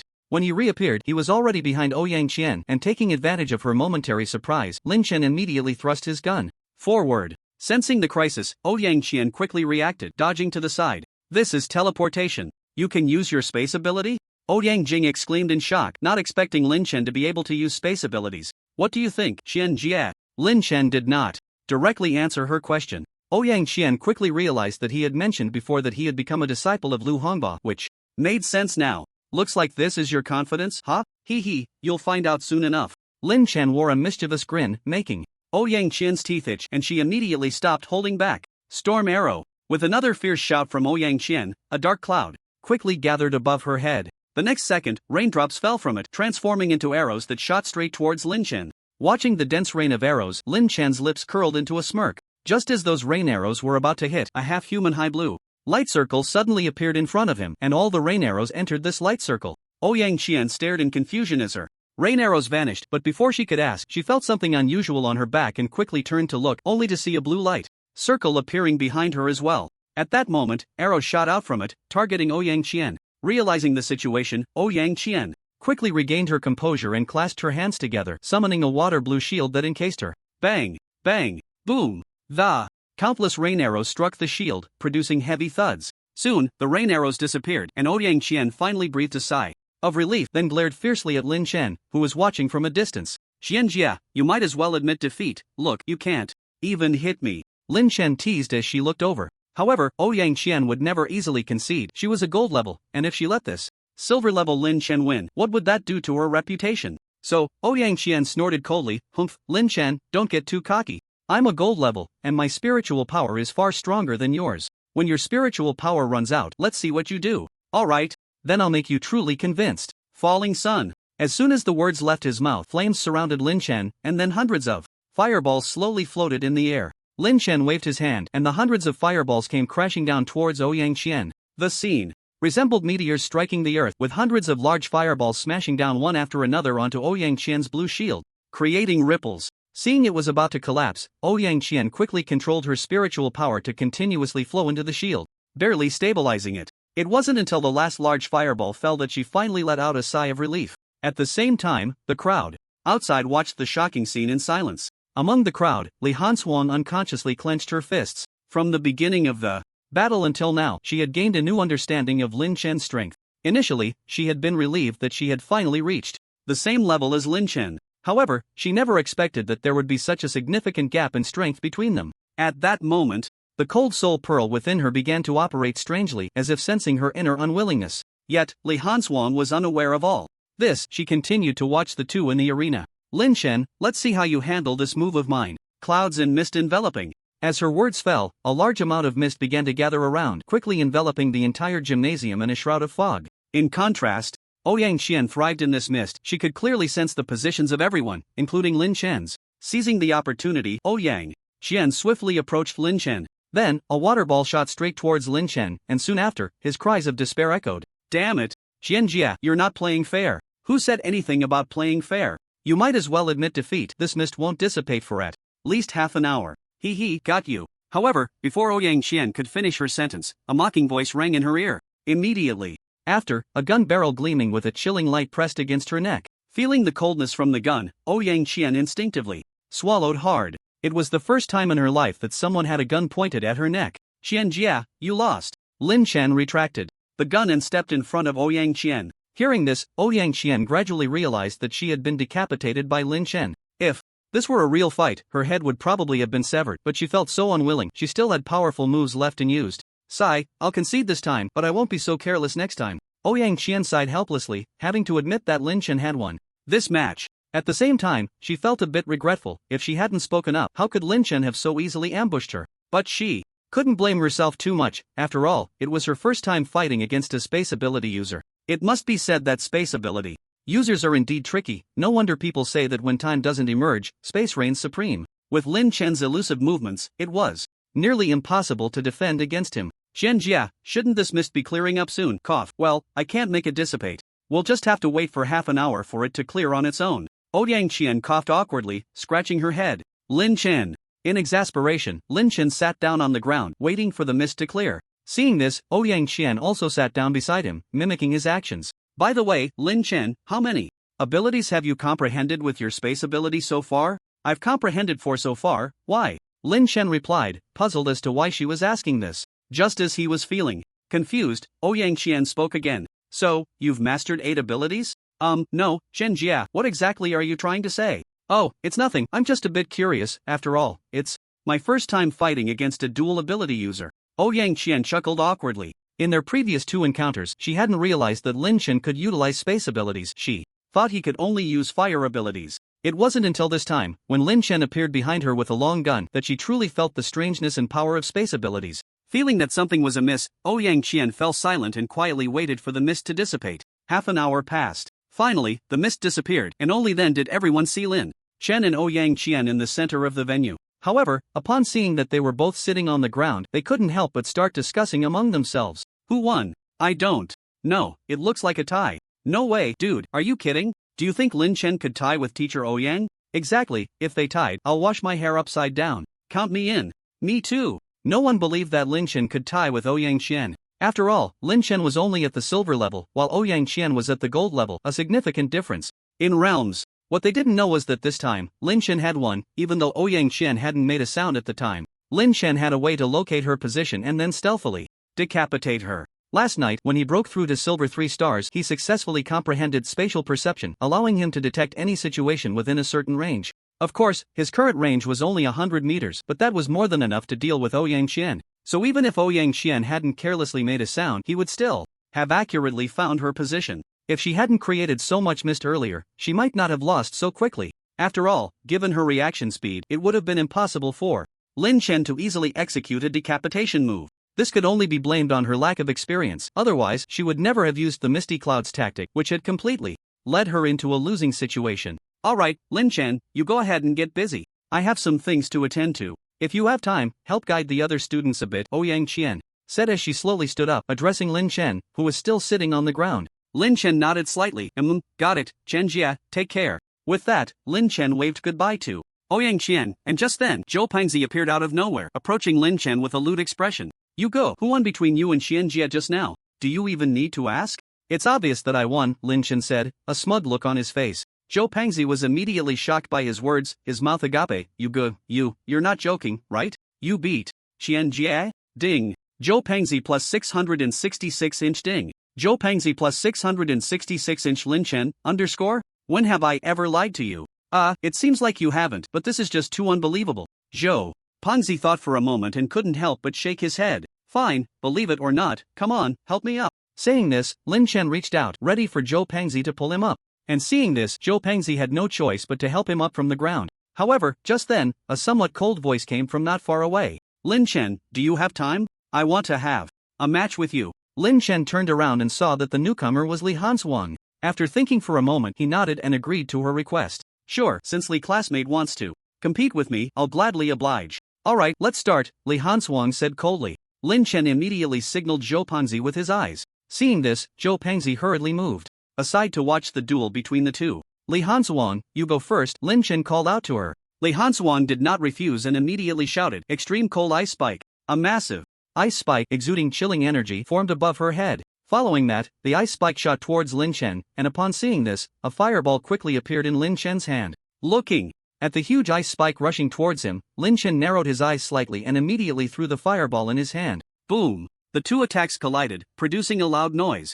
However, Lin Chen's fireball was quite powerful, melting the ice spike. Seeing the rapidly approaching fireball, Li Hanswang instinctively dodged to the side and after stabilizing her stance quickly shot out 2 ice spikes. Lin Chen didn't expect her reaction speed to be so fast and he immediately used a phantom step to disappear from his original spot. Upon seeing this, Li Hanswang took 2 steps forward before turning to look back. She saw Lin Chen smiling at her, while a blazing fireball hovered above his palm. However, before Li Hanswang could react, Lin Chen threw the fireball. The two were already close and the fireball was moving quite fast, reaching Li Hanswang in the blink of an eye. Just as Li Hanswang felt she was about to be hit by the fireball, the cold soul pearl in her dantian suddenly emitted a cold light. In an instant, it froze the fireball into an ice block, which then fell to the ground and shattered into pieces. Seeing this scene, Lin Chen's eyes widened. He didn't expect his fireball to be frozen by the opponent. Moreover, it was frozen in an instant. This made Lin Chen doubt his own flames, as his previous fireball contained a hint of Southern Ming's fire. Could it be that the opportunity she mentioned earlier helped her? Just as Lin Chen was still speculating, Li Hanswang had already regained her composure. Although she was curious about the cold soul pearl within her, she knew it wasn't the time to explore. Just as she was about to continue attacking, she noticed Lin Chen was in a daze, so she kindly reminded him, Lin Chen, let's continue. Hearing her voice, Lin Chen finally came to his senses, realizing he was still in battle, and shook his head, temporarily dismissing his earlier speculation. Alright, let me show you this move. Falling Sun. With Lin Chen's loud shout, flames surrounded his body. And then hundreds of small fireballs slowly gathered in the air to form a large fireball. Seeing this, Li Hanswang was not to be outdone and immediately shouted back, Ice Storm. As her voice fell, snowflakes began to fall from the sky, followed by thousands of ice blocks of varying sizes condensing in the air. The two exchanged glances, then waved their hands, sending the fireballs and ice blocks crashing towards each other. Bang, bang, boom, boom, rumble. The fireballs and ice blocks collided violently, and in an instant, the entire gymnasium was filled with continuous sounds, like a celebration, lasting for quite a while before dissipating. Looking at the arena, it was already a chaotic mess. The ground was covered with ice shards, and there were many charred spots, but fortunately, the ground was made of special materials, leaving no pits. Let's decide the winner with one final move. Okay. Li Hansuang did not oppose Lin Chen's suggestion, so the two began to gather their energy, preparing to unleash their strongest move to determine the victor. The spiritual energy around them began to surge, and soon the entire arena was covered in towering flames and chilling frost. The spectators outside watched this intense scene, their mouths agape in shock. At that moment, someone exclaimed first, "Is this the battle of geniuses? So shocking. Wow, Lin Chen and Li Hansuang have such great chemistry. I'm in love. TCH, love-struck, watch less of those cliché romance dramas. Hee, I think you're just jealous. Stop arguing, look, they're moving. Who do you think will come out on top this time? I think it should be Lin Chen. After all, he hasn't really used his spatial abilities. Keep watching, the results will be out soon." Everyone watched as Lin Chen and his opponent prepared to strike, holding their breath and staring intently at the two. At that moment, both sides shouted in unison, "Icebound world! Explosive flame prison!" Just as the voices fell, ice and fire collided at that instant. "Brother Yu, who won in the end, you or the school beauty Li?" Zhou Pangji followed Lin Chen around the campus. Upon hearing the question, Lin Chen's lips curled into a mischievous smile. "Guess." Zhou Pangji, "No, brother Yu, how can I guess? You and the school beauty Li were both obscured by flames and frost at that time. Let's call it a draw." Lin Chen said this and walked ahead. Hearing this, Zhou Pangji was momentarily stunned, then hurriedly followed after him. Meanwhile, in a corner of the gymnasium, a man and a woman were sitting together. The man was none other than Li Feiyu, and the woman was Li Hansuang. "Sister Shuang, who won the match between you and Lin Yi just now?" "Lin Classmate won." In response to Li Feiyu's inquiry, Li Hansuang openly admitted her defeat. In her view, losing was just losing, it wasn't shameful, and she could always win back next time. Besides, this wasn't a life and death match, she still had the chance to defeat Lin Chen. Li Feiyu was somewhat surprised by Li Hansuang's straightforward admission. He had expected her to make some excuses. Something like, "Lin Chen has dual abilities, and if I had dual abilities too, I definitely wouldn't lose. Sister Shuang, you have that cold soul pearl, yet you still couldn't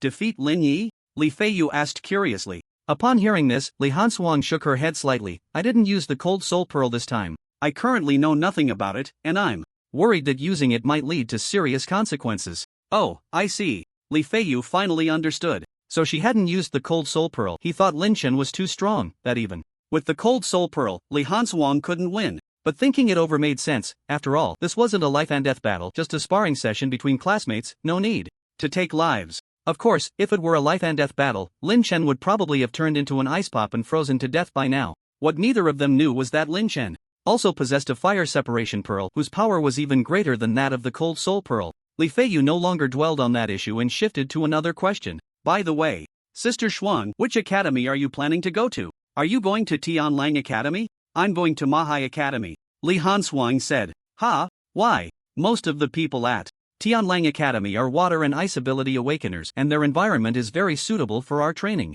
Li Feiyu was somewhat puzzled. In his view, going to Tianlang Academy was the best choice for Li Hansuang. After all, with the talent Li Hansuang had shown, she was fully deserving of being cultivated by Tianlang Academy. Although Mahai Academy is ranked second in the country and has many resources, it is not as good as Tianlang Academy in teaching ice ability awakeners. "No particular reason, I just think Mahai Academy is the place that suits me best," Li Hansuang replied. "Sister Shuang, you aren't going to Mahai Academy for Lin Yi, are you?" Suddenly, Li Feiyu seemed to think of something and couldn't help but probe. Upon hearing this, Li Hansuang felt an inexplicable stir in her heart, but quickly suppressed it, then shot a sharp glare at Li Feiyu. Under her glare, Li Feiyu immediately felt as if he had fallen into an ice cellar, as if his whole body had been frozen. "Don't. I'm sorry, Sister Shuang, spare me." Li Feiyu couldn't take it anymore and hurriedly begged for mercy. In response, Li Hansuang finally reined in her aura. Ever since Li Feiyu had accompanied her on her training for so long, she had gradually let go of the barriers she had towards her cousin. Although her tone remained cold, deep down, there was a sense of kinship. Seeing Li Hansuang retract her coldness, Li Feiyu finally felt warmth and still, not giving up, asked, "Sister Shuang, since you're not here for Lord Lin, at least you should give me a reasonable explanation." Li Hansuang coldly replied, "You don't need to know." Alright," Li Feiyu timidly responded, silently closing his mouth. In the Magic City, inside a magnificent manor. At this moment, three figures were sitting together chatting, and one of the men let out a slow sigh.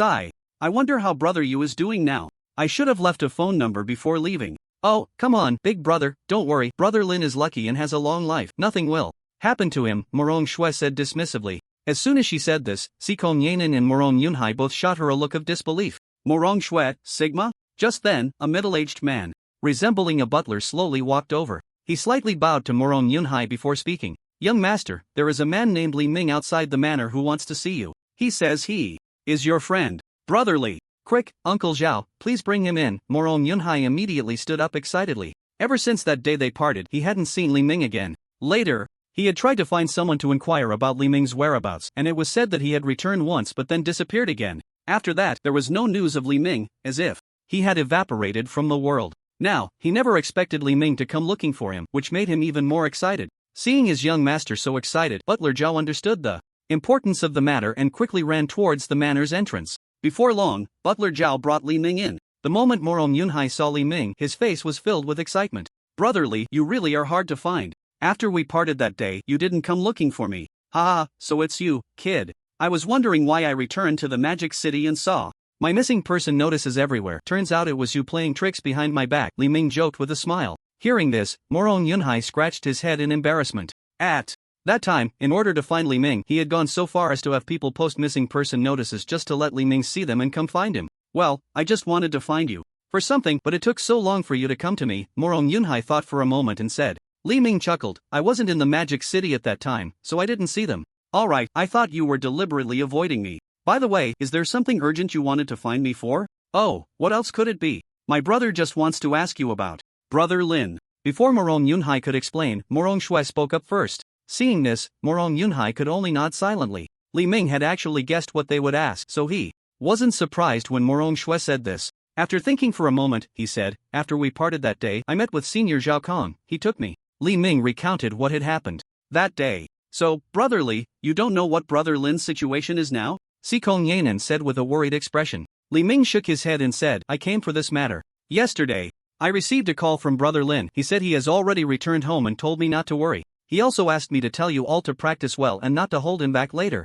Upon hearing this, the corners of the three people's mouths involuntarily lifted. This was indeed something Lin Chen would say. Si Kong Yanan suddenly thought of something and looked at Li Mingdao. Brotherly, the 9 universities are about to start enrolling, right? Is Yugu planning to come to the Demon Sea Academy? Yeah, after all, Lin's younger brother has already taken old master Lu Hongba as his teacher. Where else could he go if not to the Demon Sea Academy? By the way, are you three also planning to go to the Demon Sea Academy? Yes, we all chose to go to the Demon Sea Academy, Morong Shui said with a playful smile. I almost forgot. How are your talents? Yanan and my brother are both SS level, and I'm S level. Hiss, are your talents all this high? Li Ming couldn't help but gasp. You have to know that when he entered the academy, having one S-level talent was already impressive. Not to mention SS level and SSS level, those were the key targets cultivated by the academy. He didn't expect the three in front of him to have such high talents, which surprised him a bit, but he quickly calmed down. Seeing Li Ming's shocked expression, the three couldn't help but show a hint of pride.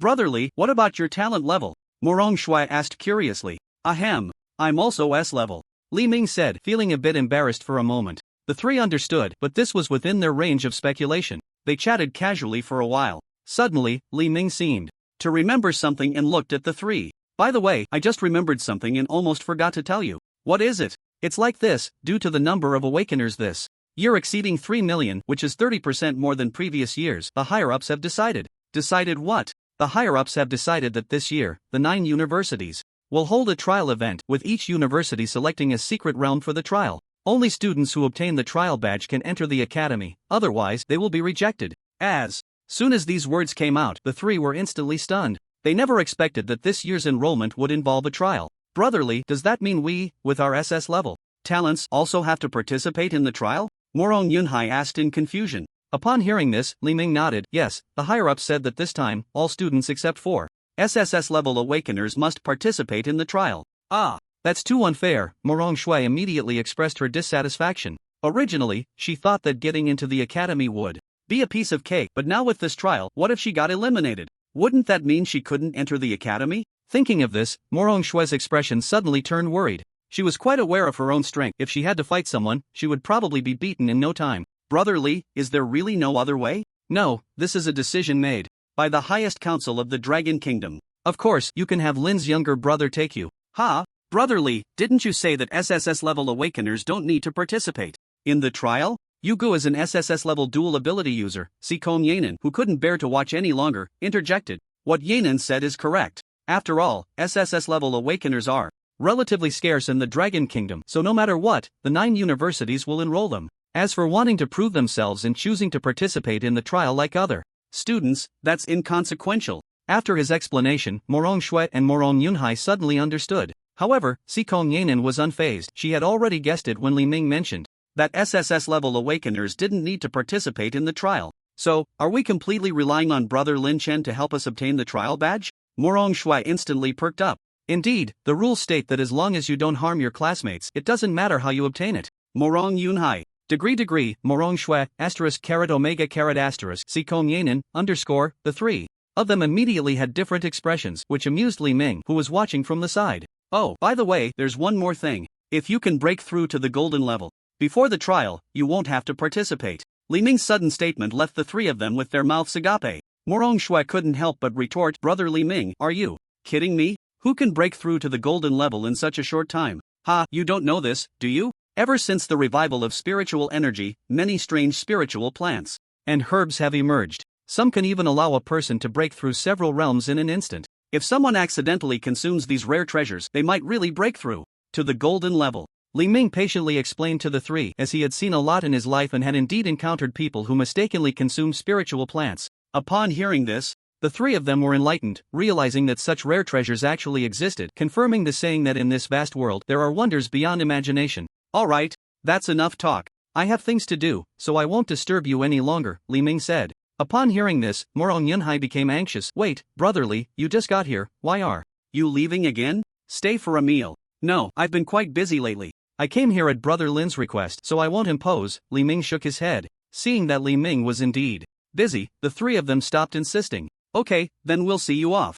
To this, Li Ming directly declined their kindness. No need, you all take your time chatting. I know the way. Watching Li Ming's figure gradually fade away, the 3 finally came back to their senses. At this moment, Morong Shui urged, Brother, hurry up and use the number Brother Li Ming gave you to call Brother Lin Chen. Hearing this, Morong Yunhai quickly took out his phone from his pocket and dialed the number on the note Li Ming had given him. In no time, the call was connected. Hello, who is this? Lin Chen's voice came through the phone. The 3 of them immediately felt delighted. Before Morong Yunhai could speak, Morong Shui couldn't hold back and blurted out, Brother Lin Chen, it's me, Morong Shui. Do you remember me? After her words, there was a clear pause on the other end of the line, but soon, Lin Chen's voice came again. Oh, it's Xiao Xue. So, did Brother Li come to find you? Yes, Brother Li Ming had something to do and just left. I see. Did you call for any particular reason? Morong Shui wanted to say more, but was interrupted as Morong Yunhai snatched the phone away. Brother you, it's like this. Brother Li just came to tell me that this time the 9 universities have set up a trial.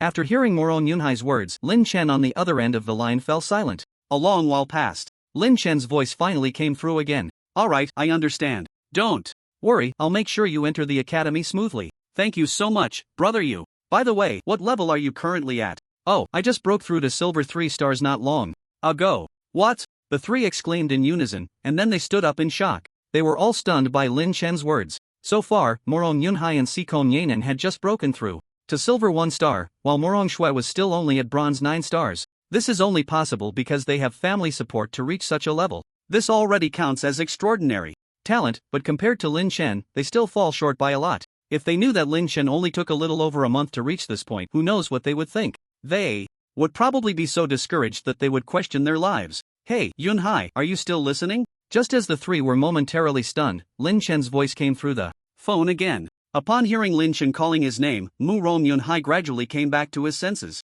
Yes. By the way, you go. When do you plan to come to Magic City? I should prepare a welcome ceremony for you. Probably in a few days. Let's skip the welcome ceremony. I'm not a big shot, and it would be a bit inappropriate for you to hold one for me. Hearing that, Morong Yunhai wanted to hold a welcome ceremony for him. Lin Chen refused without a second thought. After all, Lin Chen was someone who preferred to be low-key. Being so high-profile would only attract resentment. Of course, if Morong Yunhai insisted on holding it, he wouldn't be unable to accept it, as it would be hard to refuse such hospitality. Upon hearing this, Morong Yunhai had no choice but to give up on the idea. Alright then, since you don't want it, I won't hold it. However, I will cover all your expenses when you come to Magic City. You can't refuse this, or it would be disrespectful. Sure, you can cover the expenses, that's fine. Really, if you have nothing else, I'm hanging up. Nothing for now, I'll call you when I do. Okay, call me if you need anything. With that, Lin Chen hung up the phone. Seeing this, Sikong Yanan wanted to say something but swallowed her words back. Mu Rongshui noticed her unusual behavior and asked curiously, Yanan, do you have something to say to brother Lynch? No. Nothing. Sikong Yanan felt guilty. Mu Rongshui looked at her with a teasing expression and suddenly thought of something, then said playfully, really nothing? Under Mu Rongshui's gaze, Sikong Yanan's heart raced, and her face instantly turned hot. Fortunately, her face didn't turn red, otherwise she would have definitely been caught on the spot. Alright, Yanan, I was just joking with you, don't take it to heart. Mu Rongshui said with a playful smile. Seeing her say this, Sikong Yanan secretly breathed a sigh of relief. She was genuinely worried that Mu Rongshui would say something inappropriate again. No! She had to find an opportunity to teach Mu Rongshui a lesson so she would deeply understand the dangers of this world. With this thought, a faint mischievous smile appeared on Sikong Yanan's face. However, Mu Rongshui happened to see this scene and immediately swallowed hard, feeling a chill run down her spine. Yanan, she doesn't want to do something to me, right? I just exposed her little thoughts. She can't be planning to take my kidney, right? Mu Rongshui thought to herself. Thinking of this, she instinctively looked at her kidneys and then couldn't help but touch her whole body. Sikong Yanan was momentarily confused by her actions, and her gaze inadvertently landed on Mu Rongshui's waist. Just then, Mu Rongshui looked up at Sikong Yanan and saw her staring intently at her waist. At that moment, Mu Rongshui felt paralyzed. It seemed she couldn't escape the fate of losing her kidney. Since that was the case, why not take the initiative? Immediately, Mu Rongshui lunged into Sikong Yanan's arms and began to plead. Yanan, I was wrong. Please don't take my kidney. Sikong Yanan, This completely bewildered Sikong Yanan. Xiao Shui, what's wrong with you? What do you mean take your kidney? Who wants to take your kidney? Yanan, please don't take my kidney, okay? Mu Rongshui? Wait, when did I ever say I wanted to take your kidney? Xiao Shui, is your brain not working right? You're not going to take my kidney? No, why would I take your kidney? Then why were you staring at my kidney just now? I was just thinking about something. Thinking about how to take my kidney? No, I was just thinking, hey, what was I thinking about just now? I seem to have forgotten. Mu Rongshui, woo-woo, and you still say you weren't thinking about taking my kidney. Sikong Yanan, _? Meanwhile, in Jiangcheng, at Lin Chen's home, after hanging up the phone, Lin Chen was still reflecting on what Morong Yunhai had just said. After a moment, he decided to call Zhou Pengji, and soon the call was connected. Hello, brother Yu, what's up? Fatty, I have good news and bad news. Which one do you want to hear first? Brother Yu, that's a sudden question. Let me think.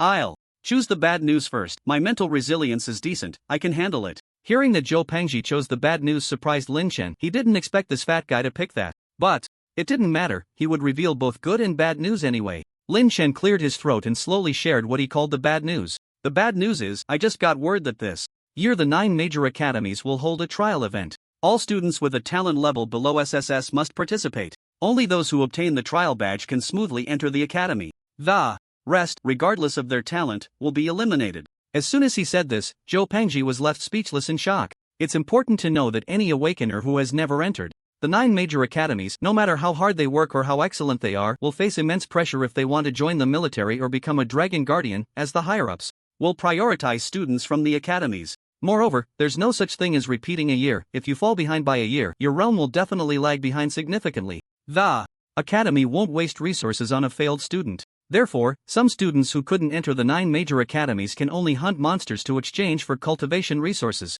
Or, if their family is wealthy, they can choose to take it easy. After a moment of silence, Zhou Pengji gradually came back to his senses, still looking incredulous, and began to ask. Lin Chen on the other end of the line. Brother Yu, is what you just said true? Of course, when have I ever lied to you? Then, what should I do? Brother Yu, you know me, I'm fine with defense, but I have almost no offensive skills, Zhou Pengji said anxiously. Previously, he had followed Lin Chen's advice and focused all his abilities on defense. Now, with the 9 major academies holding trial events, what was he supposed to do? Just as he was worried, Lin Chen's cheerful voice came through the phone. Fatty, don't worry, I still have good news. Hearing this, Zhou Pengji's eyes lit up. Brother Yu, quickly tell me, what's the good news? The good news is, I can also participate in the trial. How is that good news? Zhou Pengji instinctively blurted out, not immediately processing it. But the next second, he exclaimed, what the heck, brother Yu, you can participate too? Didn't you just say that those at SSS level don't have to participate? They don't have to participate, but I never said they can't participate. Beep. Zhou Pengji's emotional value plus 1000 inch beep. Zhou Pengji's emotional value plus 1000 inch. Just as Lin Chen finished speaking, a prompt from the system echoed in his mind. Immediately, Lin Chen said with a teasing expression, Fatty, do you think this counts as good news? It counts, it definitely counts. Zhou Pengzi replied excitedly. With Lin Chen participating, was he still worried about not getting the trial badge? It was simply too easy. After a moment of excitement, Zhou Pengzi suddenly thought of something. Brother Yu, can this trial badge allow others to help obtain it? Yes, there are no restrictions on this. As long as you don't kill anyone, you can use any means to obtain it. If you do kill someone, then the academy will directly cancel your qualification. Lin Chen relayed the information he had received from Marrow Yunhai earlier. Upon hearing this, Zhou Pengzi nodded slightly. Okay, I understand. Alright, I've said enough, but since this matter hasn't been announced from above yet, don't tell anyone else, got it? Don't worry, I'm very tight-lipped. I absolutely won't say what I shouldn't. As long as you know in your heart, then I'll hang up first. With that, Lin Chen hung up the phone. On the other side, after hanging up, Zhou Pengzi still couldn't calm down for a long time. Although with Lin Chen's help he didn't have to worry about not being able to enter the Demon Sea Academy. But things were not yet settled and there were still variables. He had to prepare for both outcomes. Soon, Zhou Pengzi left his room and headed straight downstairs. At that moment, in the living room, there sat a plump middle-aged man, who was Zhou Pengzi's father, Zhou Dafu. Why are you down here instead of cultivating upstairs? As soon as Zhou Dafu saw Zhou Pengzi come downstairs, he shouted loudly, Dad, I just heard some news from Brother Yu. What news? This year's academy enrollment will hold a trial assessment and only students who obtain the trial badge can enter the academy. Those who do not obtain the trial badge will not be admitted. Upon hearing this, Zhou Dafu immediately stood up, his gaze fixed on Zhou Pengzi. Is the news true? It's true. Does everyone have to participate? Not everyone. SSS level awakeners can skip it, but of course, they can choose to participate if they want. So, even if someone has reached S-level talent, if they haven't obtained the trial badge, they won't be admitted. Is that what you mean? That should be the case. Zhou Pengzi was somewhat uncertain. He believed the academy wouldn't easily give up on an S-level student. However, for S-level, they might give up, since S-levels weren't that rare. One could appear among 1,000 people, so if Zhou Pengzi didn't obtain the trial badge, he would just have to lie flat at home. Do you have confidence in obtaining the trial badge this time? Zhou Dafu asked Zhou Pengzi. Hearing this, Zhou Pengzi's mouth immediately curled up. Hee, with Brother Yu helping me this time, it's almost a sure thing. Ah, that's great. No wonder you're my son, Zhou Dafu, your judgment is just different. Zhou Dafu grinned widely. Zhou Pengzi, no, you little brat, dare to look at me like that? Are you asking for a beating? Dad, can you give me some money? I plan to buy some equipment to take in, so I can be absolutely sure. No problem. How much do you need? Not much. Just give me a small goal for now, and if I need more, I'll ask again. How much? A small goal? You must be joking. I'll give you at most 30 million, no more. Zhou Pengzi was speechless. His old man was really stingy. He was just trying to prepare to buy more equipment for emergencies. Alright, 30 million it is. Hurry up and give me the money. Zhou Dafu immediately pulled out a black card from his pocket. Here you go, there's 38 million in here. The extra 8 million is your incentive. Don't let your old man down, you're the only awakened one in our family. Seeing this, Zhou Pengzi patted his chest and assured, don't worry, I will definitely succeed in entering the academy. Good, you said it. If you don't get in, I'll break your legs. Zhou Pengzi. The next morning, Lin Chen, still lost in dreams, was awakened by a series of loud knocks on the door. Brother, wake up. We have guests at home. Immediately after, he heard Tang Xinyan's voice calling out. So, Lin Chen rubbed his sleepy eyes, sat up in bed, and after a bit of clarity, put on his shoes and stumbled out. The moment he opened the door, he was stunned. The living room was filled with people. A quick glance revealed that they were all strangers to him. Did a gang of robbers break in? Lin Chen murmured softly. At that moment, everyone noticed Lin Chen stepping out of his room and instantly became excited. One by one, they lunged at him like zombies, and seeing this scene, Lin Chen was so frightened that he immediately retreated back into his bedroom and locked the door.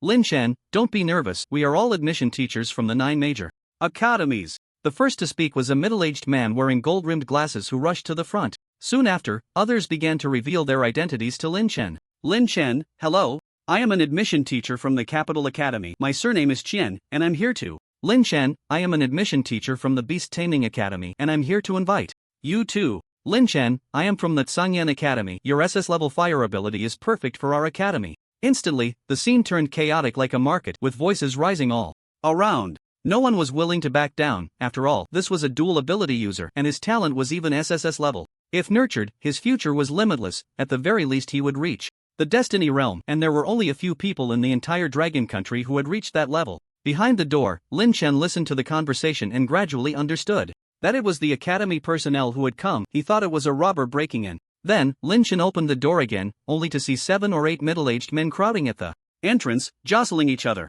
They quieted down upon seeing Lin Chen open the door. Ahem, you all really came early. Have you had breakfast? Lin Chen cleared his throat and spoke to the crowd. Upon hearing this, the leading middle-aged man smiled broadly.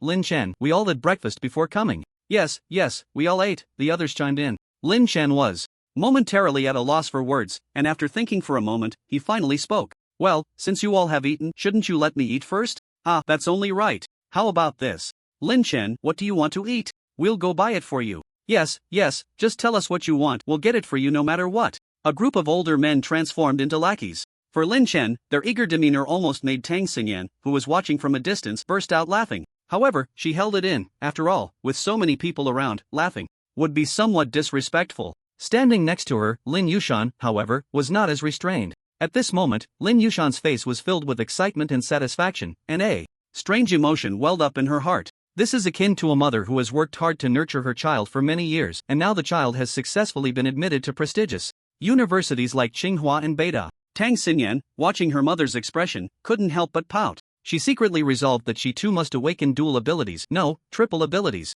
preferably all at the SSS level. At that moment, Lin Chen spoke up. Well, everyone, I appreciate your kindness, but I still prefer to eat what I make myself. Since you all have eaten, why not wait a moment for me? I'll whip up something to fill my stomach. With that, the others exchanged glances and had no choice but to tacitly agree to Lin Chen's request. They dared not refuse him. If Lin Chen were to decline their invitation to their academy, he would be the sinner. What awaited him would be various difficulties, and he might even be expelled because of it. Seeing that no one objected, Lin Chen strode toward the kitchen. Before long, a fragrant aroma of meat suddenly wafted out from the kitchen, causing some who had not eaten breakfast to be tempted to tears by the delicious smell. Lin girl, this Lin Chen classmate has such good culinary skills? At that moment, a sweet-looking woman wearing black-rimmed glasses asked the slightly reserved Lin Yushan, who was sitting nearby. Hearing this, Lin Yushan awkwardly replied, Xiao Yu's cooking is quite good. If you don't mind, you can try it later. No, I appreciate your kindness. The woman quickly waved her hand, surprised by Lin Yushan's enthusiasm. Just as the two were chatting, Lin Chen emerged holding a bowl of steaming noodles. The crowd curiously looked up to examine the contents of the bowl, which contained a few slices of vegetables, a fried egg, and large chunks of meat. The earlier aroma was clearly emanating from the meat. In an instant, several people unconsciously swallowed hard. Although they had eaten plenty of delicious food, they had come in a hurry and had not had breakfast. They found Lin Chen's dish very appetizing. Thus, Lin Chen began to eat heartily in front of them, completely disregarding their feelings. At that moment, the system's voice echoed in his mind. Ding. Qianji's emotional value plus 999 inch ding. Kuntai's emotional value plus 999 inch ding. Lu Qing's emotional value plus 999 inch ding. Jin Kaiyue's emotional value plus 999 inch ding. Chen Jiyun's emotional value plus 999 inch. Lin Chen did not expect that simply eating noodles would earn him emotional value, so he pretended to enjoy it immensely and continued eating in front of them. The system's voice kept ringing in his mind incessantly. Finally, after Lin Chen finished the last sip of soup, the voice stopped. Brr, I'm so full. Hey, why are you all looking at me like that? Do I have leftovers at the corner of my mouth? Lin Chen let out a loud burp and then noticed that everyone was staring at him like hawks. Upon hearing this, the others nearly stumbled and fell, each starting to complain inwardly. In contrast, Lin Chen was like a well-fed lazy cat, lounging comfortably in his chair. Seeing this scene, Lin Yushan felt a bit speechless and quickly admonished him in a low voice. Xiao Yu, mind your image, there are so many people here. Upon hearing this, Lin Chen immediately sat up straight, then scanned the others before speaking. Sorry, I just ate too much, please don't mind me.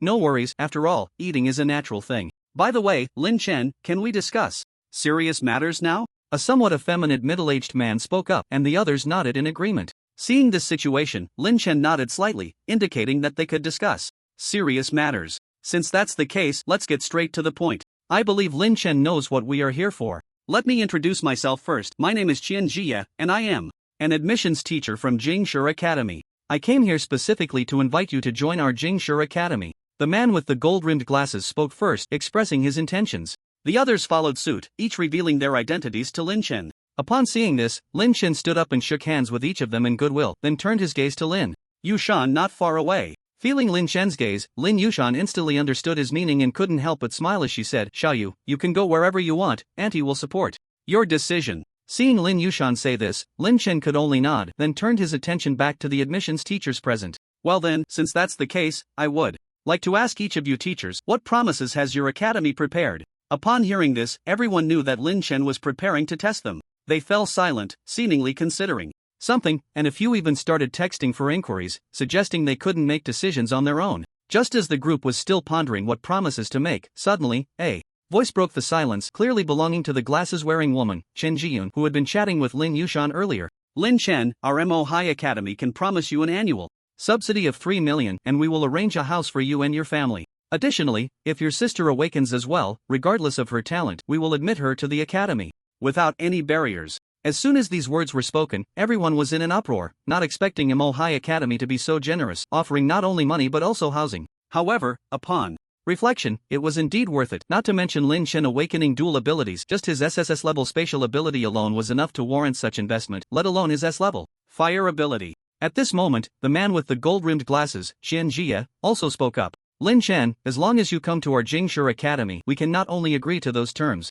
but also fulfill any 3 requests you may have, of course, as long as they are not too excessive. As soon as he finished speaking, another person stood up and said, Lin Chen, come to our Song Yen Academy. We can meet all the conditions they just mentioned, and we will also arrange for a powerful fire-type extraordinary to teach you personally. What do you think? Seeing this, everyone couldn't help but rush to state the conditions their academies could offer. Lin Chen, our Tianlang Academy, although we have more water and ice-type abilities, can also meet these conditions. Additionally, we can thoughtfully prepare a partner for you. You know, our Tianlang Academy has plenty of beautiful girls, and each one is a knockout. Just point out who you like, and I'll have the dean help you with matchmaking. How does that sound? Goodness, as soon as this was said, everyone present widened their eyes. They had seen shamelessness, but never this level of shamelessness. Tang Xinyan, who was nearby, clenched her fists angrily, wishing she could flatten the person who just spoke. Sensing that the atmosphere was a bit off, Lin Chen quickly cleared his throat. Ahem, let's skip the partner part. Women will only affect my cultivation speed.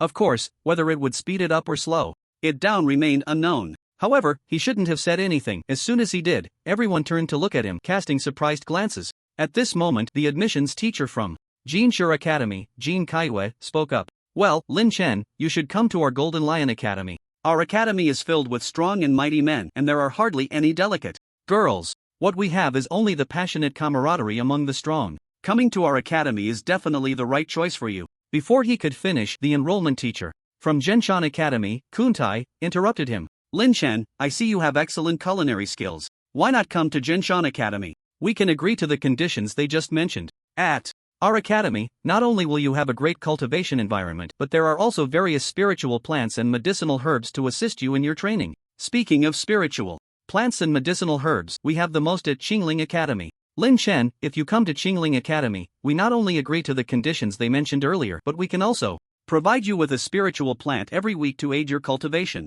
Just as Kuntai finished speaking, the enrollment teacher from Qingling Academy, Lu Qing, chimed in. Everyone was stunned by this generous offer. A spiritual plant every week was quite extravagant. It's worth noting that as teachers, they could only receive 1 spiritual plant a month, and they never expected Qingling Academy to offer such high conditions, which was truly competitive. The remaining teachers from the Mechanic Academy and Beast Taming Academy were momentarily at a loss for what better conditions to propose. After a brief hesitation, the enrollment teacher from the Mechanic Academy, Gao Kaikong, slowly stated his conditions. Lin Chen, while we can't provide a spiritual plant every week, we can basically meet the conditions they just mentioned. Moreover, if you come to our academy, you can choose any weapon you like. Whether it's a nuclear bomb, a laser bomb, or even an asteroid destruction bomb, we can let you pick. As soon as he said this, the expressions of those present turned to shock. Damn, they even brought out an asteroid destruction bomb. It seemed like they were laying all their cards on the table. Lin Chen looked at everyone's expressions and realized that the power of the asteroid destruction bomb was formidable. If he got his hands on one, he could just drop it into the world of sin and see if that damned sin would survive. Seeing the corner of Lin Chen's mouth lift slightly, Gao Kaikong thought he was moved by his offer and felt a surge of excitement. At that moment, the enrollment teacher from the Beast Taming Academy, Qin Shiguan, spoke up with his offer. Lin Chen, while our Beast Taming Academy can't provide you with powerful weapons, we can meet the conditions they just mentioned. Plus, once you come, you can choose any beast from our academy as your pet. What do you think? As soon as he finished speaking, the little white creature nestled in Tang Xinyan's arms immediately protested. Chirp, chirp. Everyone was puzzled by the 3-eyed spirit-patterned rabbit in front of them, but Qin Shiguan, who taught beast language, understood what the little white creature meant. This surprised him. He had initially thought the little white was Tang Xinyan's pet, but now it seemed it belonged to Lin Chen. Lin Chen, is this 3-eyed spirit-patterned rabbit your pet? Qin Shiguan asked Lin Chen. Upon hearing this, Lin Chen nodded slightly. Yes, I tamed it. No wonder. How about this, Lin Chen, as long as you come to our beast taming academy, in addition to the conditions just mentioned, I will help you find another three-eyed spirit-patterned rabbit so that your pet has a companion. What do you think? Xin Shouguang said. Lin Chen, oh, oh Lin Chen really didn't know what to say. Why were these people so eager to find companions? Now they even wanted to find a companion for his little white. If he didn't agree, would they also want to find a companion for his sister? With the Beast Taming Academy presenting their final offer, everyone turned to look at Lin Chen in unison. Everyone wanted to see which school he would choose. However, Lin Chen had already made up his mind. He was just curious to see what conditions they would offer him. At that moment, Chen Jiyun spoke up again. I believe everyone knows that Lin Chen has also awakened spatial abilities, and our MO High Academy just happens to have Elder Lu, a transcendent level spatial awakener. I think you wouldn't want to waste Lin Chen's talent, right? After all, in the entire Blue Star, only Elder Lu has the ability to teach Lin Chen spatial abilities. As soon as these words were spoken, the people present fell silent. Chen Jiyun was right about this, but they were all unwilling, especially Chen Jie, who had confidently guaranteed before coming. Now, being sent back empty-handed made him feel embarrassed. He thought for a moment and decided to take a bold step. Lin Chen, as long as you come to our Jingshi Academy, I will find a way to bring Elder Lu over. If that doesn't work, I will go to the Bear Country and invite their spatial awakener to come teach you. Upon hearing this, everyone looked at Qian Jie in disbelief. This guy must be crazy. Trying to poach Lu Hongba? Not to mention the dean of Jingshi Academy. Even if the god of war from Long Country came, he would have to endure a couple of slaps before leaving. As for the spatial awakener from Bear Country, he was very proud. How could he possibly come to teach Lin Chen? Moreover, he might not even teach seriously. If he didn't directly incapacitate you, it would be considered a favor to Long Country. Lin Chen was also somewhat stunned by Qian Jie's seemingly crazy words. He had never seen someone so bold, daring to poach his own teacher. If it were possible to poach him, wouldn't it have been done already? After saying this, Qian Jie gradually realized, and for a moment he felt he had lost face. How could he have been so impulsive to say such nonsense? Ahem, well, what I just said was nonsense. You can pretend you didn't hear anything. Qian Jie coughed awkwardly. Everyone. Alright, I understand. Everyone's promises. After careful consideration, I have decided to go to MO High Academy. Lin Chen's response did not surprise anyone, as MO High Academy had the only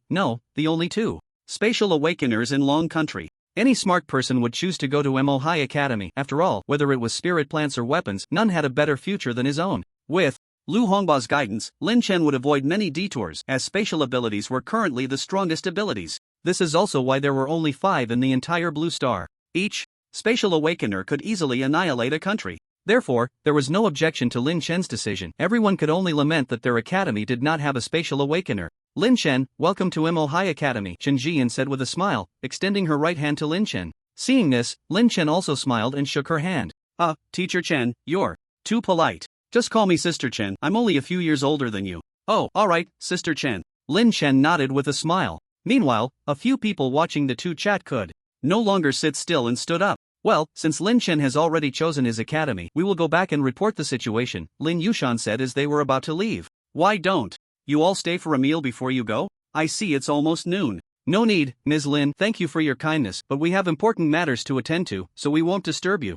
Alright then. Seeing this, Lin Yushan stopped persuading them, opened the door, and after sending them out, closed the door again. At this moment, only Lin Chen, the 3 of them, and Chen Jiyun remained in the living room. Lin Chen, actually, it was old Lu who called me here. Seeing that there was no one else around, Chen Jiyun immediately confessed. Old Lu called.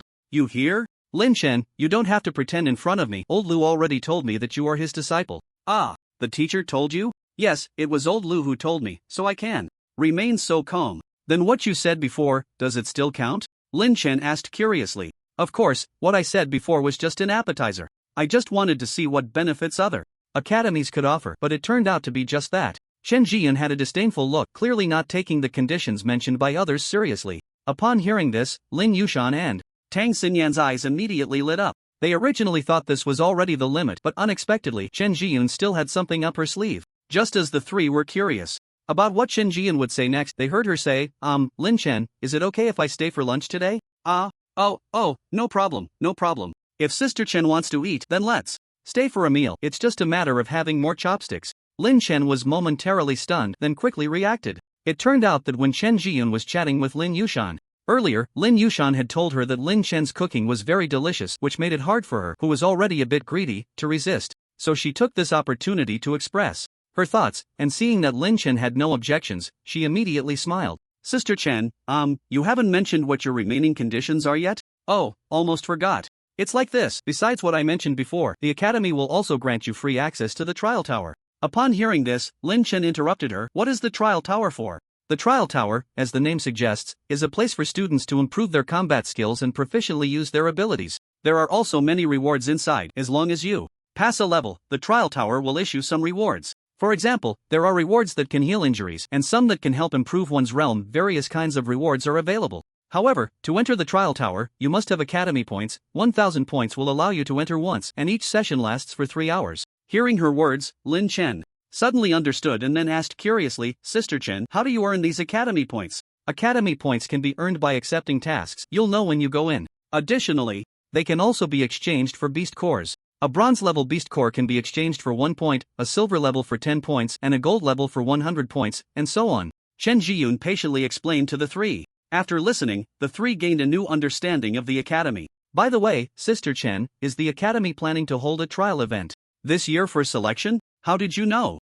Chen Jiyun was a bit surprised. She didn't expect Lin Chen to know about this, but then she thought about it and understood. After all, Lin Chen was now a disciple of Lu Hongba, so it made sense. Indeed, there is such a thing, but you don't have to worry. With your SSS level talent, you don't need to participate in the trials. Can I participate to help others pass? Well, it wasn't mentioned above, so I'm not very sure, but I think it should be fine. Chen Jiyun thought for a moment and shook her head. Lin Chen asked a few more related questions, and Chen Jiyun patiently explained until it was close to noon. You all chat, I'll go prepare lunch. With that, Lin Chen stood up and walked towards the kitchen, leaving Chen Jiyun and Lin Yushan to chat together. Miss Chen, may I ask how many people your academy is recruiting this year? Well, this year, we usually recruit about 200,000, but there are quite a few awakenings this year, so we are only taking 250,000. The others will have to be eliminated. Isn't that unfair? Lin Yushan asked, puzzled. In response, Chen Jiyun patiently explained to Lin Yushan. And Lin, there's nothing unfair about it. In previous years, many people were eliminated. As well, it's just that this year, more people have awakened, so there are more eliminations. Moreover, the resources of the academy are limited, and it's impossible for everyone to have the same resources. With a talent as extraordinary as Lin Chen's, the academy will naturally concentrate resources on nurturing him, so they can't waste resources on those with lesser talents. Hearing Chen Jiyun's words, Lin Yushan felt a surge of emotions. If Lin Chen hadn't awakened his abilities, or if he had a low talent, he might have struggled at the bottom and never had a chance to rise in this lifetime. However, heaven was still very kind to him, not only granting him extraordinary talent but also allowing him to awaken dual abilities. The two chatted idly for a while, and after some time, Lin Chen came out holding 2 bowls of steaming dishes. Aunt Lin, dinner is ready. Coming. Miss Chen, come and try Xiaoyu's cooking, Lin Yushan said to Chen Jiyun as she headed towards the kitchen. Okay. Chen Jiyun nodded slightly and then got up to sit at the dining table. Looking at the golden, fragrant dishes on the table, she couldn't help but drool. Fortunately, she reacted in time and wiped her mouth clean, avoiding any embarrassment. However, every move she made was noticed by the food lover. Tang Xinyan. Sister Chen, why are you drooling? Ah, no way. You little girl, stop talking nonsense. I definitely wasn't drooling, you must have seen it wrong, Chen Jiyun flustered, quickly trying to cover it up. Tang Xinyan, Tang Xinyan looked at her speechlessly, thinking that at her age, she should at least blush a little. Come on, make some room, Lin Yushan said as she brought over a bowl of soup. Seeing this, Chen Jiyun quickly turned her head to the side to let Lin Yushan place the soup down. Soon after, several dishes were brought to the table, and there were about 8 or 9 bowls in total. This was still because Lin Chen had noticed Chen Jiyun's food-loving demeanor and made so much. Let's eat, Lin Yushan called out as everyone sat down. As soon as Chen Jiyun heard that they could eat, she immediately grabbed a piece and put it in her mouth.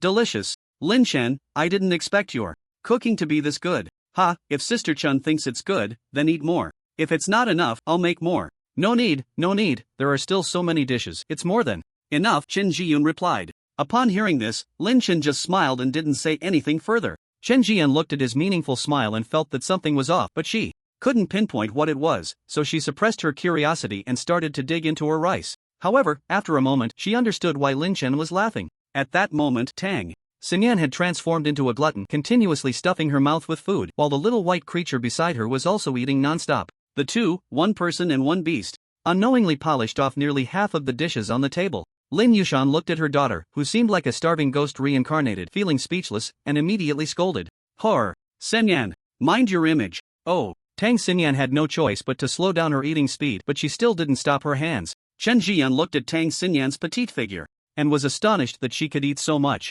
She then turned to Lin Yushan, puzzled. "And Lin, has your daughter always been this good at eating?" "No, before she turned 10, her appetite was just like a normal person's. But ever since she turned 10, her appetite has been increasing day by day. I took her to the hospital back then, and the doctor said everything was normal. Just that her digestive ability is stronger than average, and no matter how much she eats, she won't gain weight." Hearing Lin Yushan's words, Chen Jiyun fell into silence. Then he tentatively said, "Aunt Lin, do you think it's possible that Xinyan has awakened some kind of special ability?" "Awakened abilities?" "Yes, I once had a student who could eat a lot too, at least 10 kilograms of rice every day. Later, when I asked him, he told me he had awakened a special type of ability." "But isn't it said that abilities can only be awakened after turning 18? Lin Yushan felt a bit confused. Chen Jiyun patiently explained, "Actually, abilities can be awakened at any time, it's just that it's better when you turn 18. Someone conducted an experiment before where they found children of various ages and awakened their abilities. The result was that all the children who awakened before 18 ended up losing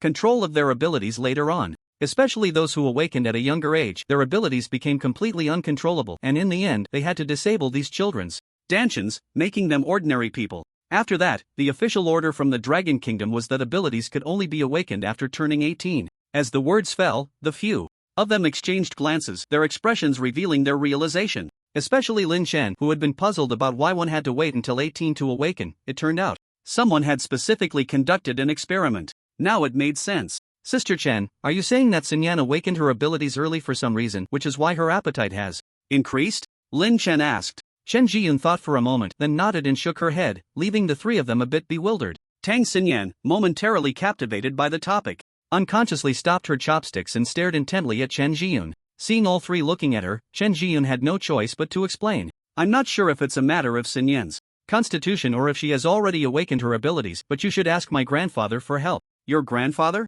"Yes, my grandfather is an expert in this area, and he has specialized testing equipment. I believe he can detect any issues with Xinyan," Chen Jiyun said. Upon hearing this, the three fell into silence. At this moment, Lin Chen spoke up. "Aunt Lin, how about we go to Magic City in a few days? You can quit your job in the meantime." "What about the house?" Lin Yushan asked. "The house can stay for now, after all, the academy provided it for us, so we might as well use it." "All right." Lin Yushan nodded slightly. "In that case, I'll go back tomorrow to explain the situation to my superiors. If you come to Magic City, just give me a call and I'll come to pick you up." Chen Jiyun, who was listening to their conversation, immediately interjected. "Okay, then it will be hard on you, Sister Chen." Lin Chen smiled. He had originally planned to discuss this matter with Chen Jiyun, but seeing her bring it up herself, he was naturally very pleased. "No problem, consider it a reward for this meal." Chen Jiyun smiled at the dining table, but the next second she froze. Seeing Chen Jiyun suddenly dazed, Lin Chen couldn't help but look at the table as well.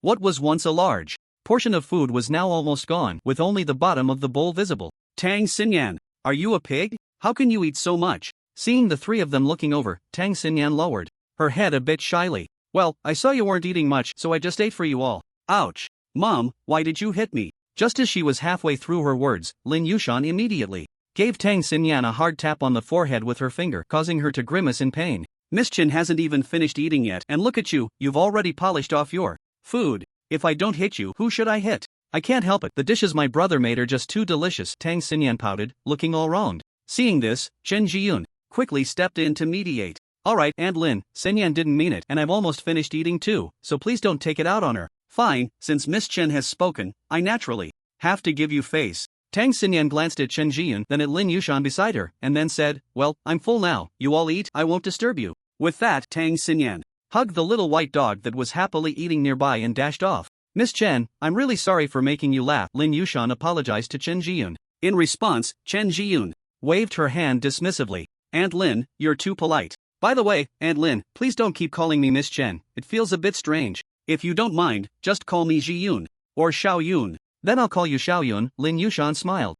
That's fine." Hearing this, Chen Jiyun nodded and then took a few more bites of the remaining rice in her bowl. Seeing this, Lin Yushan and Lin Chen silently put down their chopsticks. There were simply too few dishes on the table, just enough for one person, so the two had to leave the remaining food for Chen Jiyun. Noticing that they had put down their chopsticks, Chen Jiyun looked up in confusion. "Aunt Lin, why aren't you eating?" "It's fine, we're not hungry. If you like to eat, just eat more." "Yeah, I had a bowl of noodles earlier and I'm still feeling full," Lin Chen chimed in from the side. "Oh, okay then." With that, Chen Jiyun continued eating. After the meal, Chen Jian lay on the sofa, patting her belly with a satisfied look. Brr, Lin Chen, your cooking is really delicious. I just wonder if I'll be able to eat your food again in the future. Lin Chen, / is identical to _ is identical to, = hearing Chen Jian's words, Lin Chen thought to himself, this girl must be planning to rely on me. I should have made the food taste worse. Although a bit speechless, Lin Chen wore a smile on his face. Ha, Sister Chen is joking. You can come whenever you want, there's no need to feel embarrassed.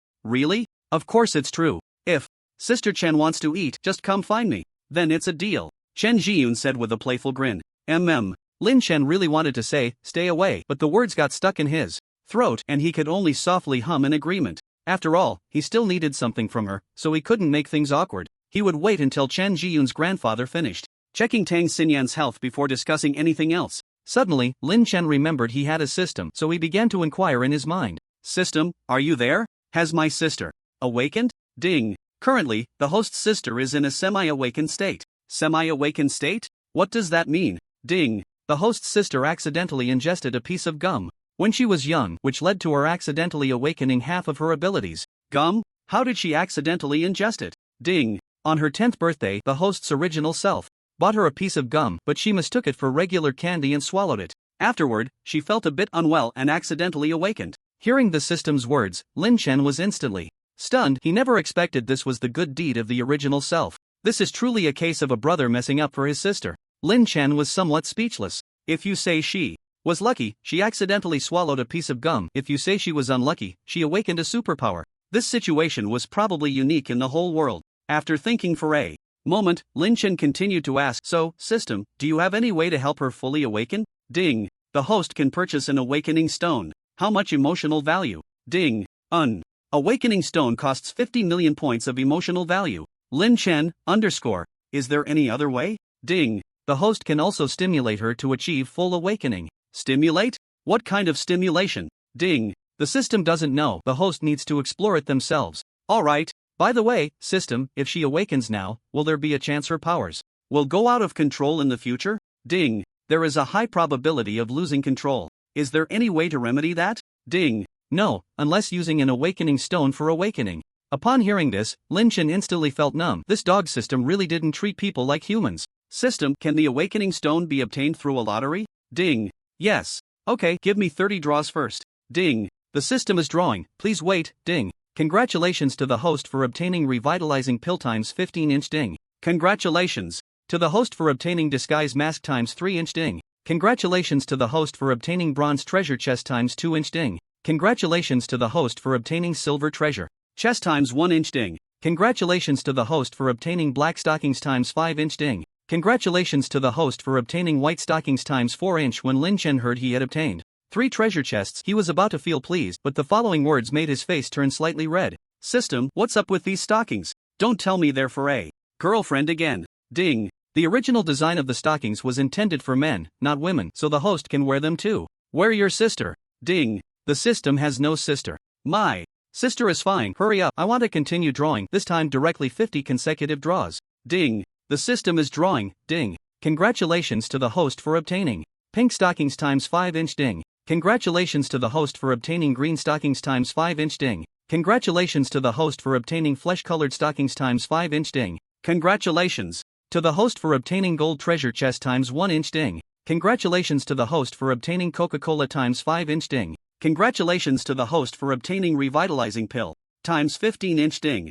Congratulations to the host for obtaining strength pill times 14-inch. Hearing the system's voice, Lin Chen nearly spat out a mouthful of old blood. If it weren't for the fact that he heard there was a gold treasure chest, he would have probably already vomited blood. 50 draws, and he only got 1 gold treasure chest, what a loss. System, you're really a scammer. I'm not drawing anymore. Hurry up and open those treasure chests I just got. Ding. Okay, the treasure chests are opening. Please wait, ding. Congratulations to the host for opening C-grade weapon Desert Eagle times 1. Ding. Congratulations to the host for opening B-grade weapon Crimson Blood Battle Axe times 1-inch ding. Congratulations to the host for opening water System Awakening Stone times 1-inch what? Awakening Stone. Lin Chen nearly stood up in excitement. His luck was truly unmatched. System, can this awakening stone be used by Xinyan? Ding. This water system awakening stone cannot make her awaken. Lin Chen, Sigma? Lin Chen instantly cried out in despair in the bathroom. He had never seen such a scammy system. He originally thought this system was being kind-hearted, actually willing to give him an awakening stone, but unexpectedly, it was completely useless. If it can't be used, why give it to me? Just to blind me with it? System, we must have one today. Ding. Host, let this system explain. I won't listen unless you exchange this water-type ability awakening stone for me. Lynch directly acted like a rogue in front of the system, leaving it speechless for a moment. System, _ ding. According to the system's investigation, most of the awakeners in this world have not perfectly awakened their abilities. The host can sell this water-type ability awakening stone to someone in need. The price will certainly be considerable. Or you could give it away, like your friend Marrow, who really needs this water-type ability awakening stone. Hearing the system's words, Lynch was also speechless. A stone worth 50 million emotional points, and it suggested giving it away just like that? Was this a joke? System, convert this water-type ability awakening stone into emotional points for me. I can take a little less. System, _ ding. I'm sorry, host, this system does not support reverse exchange functions. Then it should be fine to exchange it for something else. Ding. Sorry, that won't work either. Damn. This won't work, that won't work. What use do I have for you? Unbind, I don't want you anymore. Ding. Once bound, it cannot be unbound for life unless the host dies, then the system will choose a new host. Alright.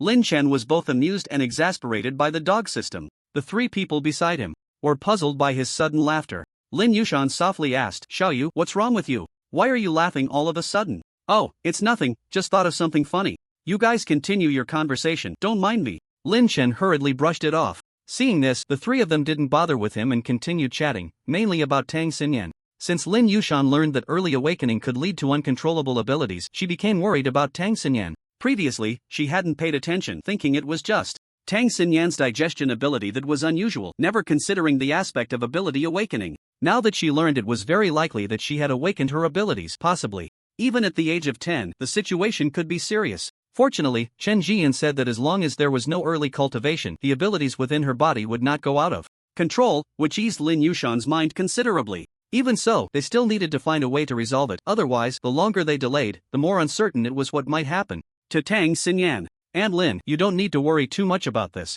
My grandfather has a high level of research and abilities, and this situation with Xinyan should be manageable. Chen Jiyun comforted Lin Yushan. From her occasional glances at Tang Xinyan, it was clear that Lin Yushan was genuinely concerned about her. Hearing Chen Jiyun's words, Lin Yushan felt somewhat reassured. In contrast, Lin Chen quietly glanced at Tang Xinyan, and an inexplicable sense of guilt surged in his heart. Although he knew it was the original body's good deed, he had now integrated everything from the original body, naturally putting himself in its perspective. Xinyan, don't worry, brother will keep you safe, Lin Chen silently vowed. After a while, seeing that it was getting late, Chen Jiyun prepared to leave. Aunt Lin, it's getting late, I should go. Stay a bit longer, wait until after dinner to leave, Lin Yushan urged. No, next time you come to Magic City, I'll come over for a meal again. Just don't dislike me then, Chen Jiyun joked. Lin Yushan immediately laughed. Ha, I'm just happy to see you, how could I dislike you? Hee, then it's settled, I'll be leaving now. I still need to report the situation upstairs. Let me see you off.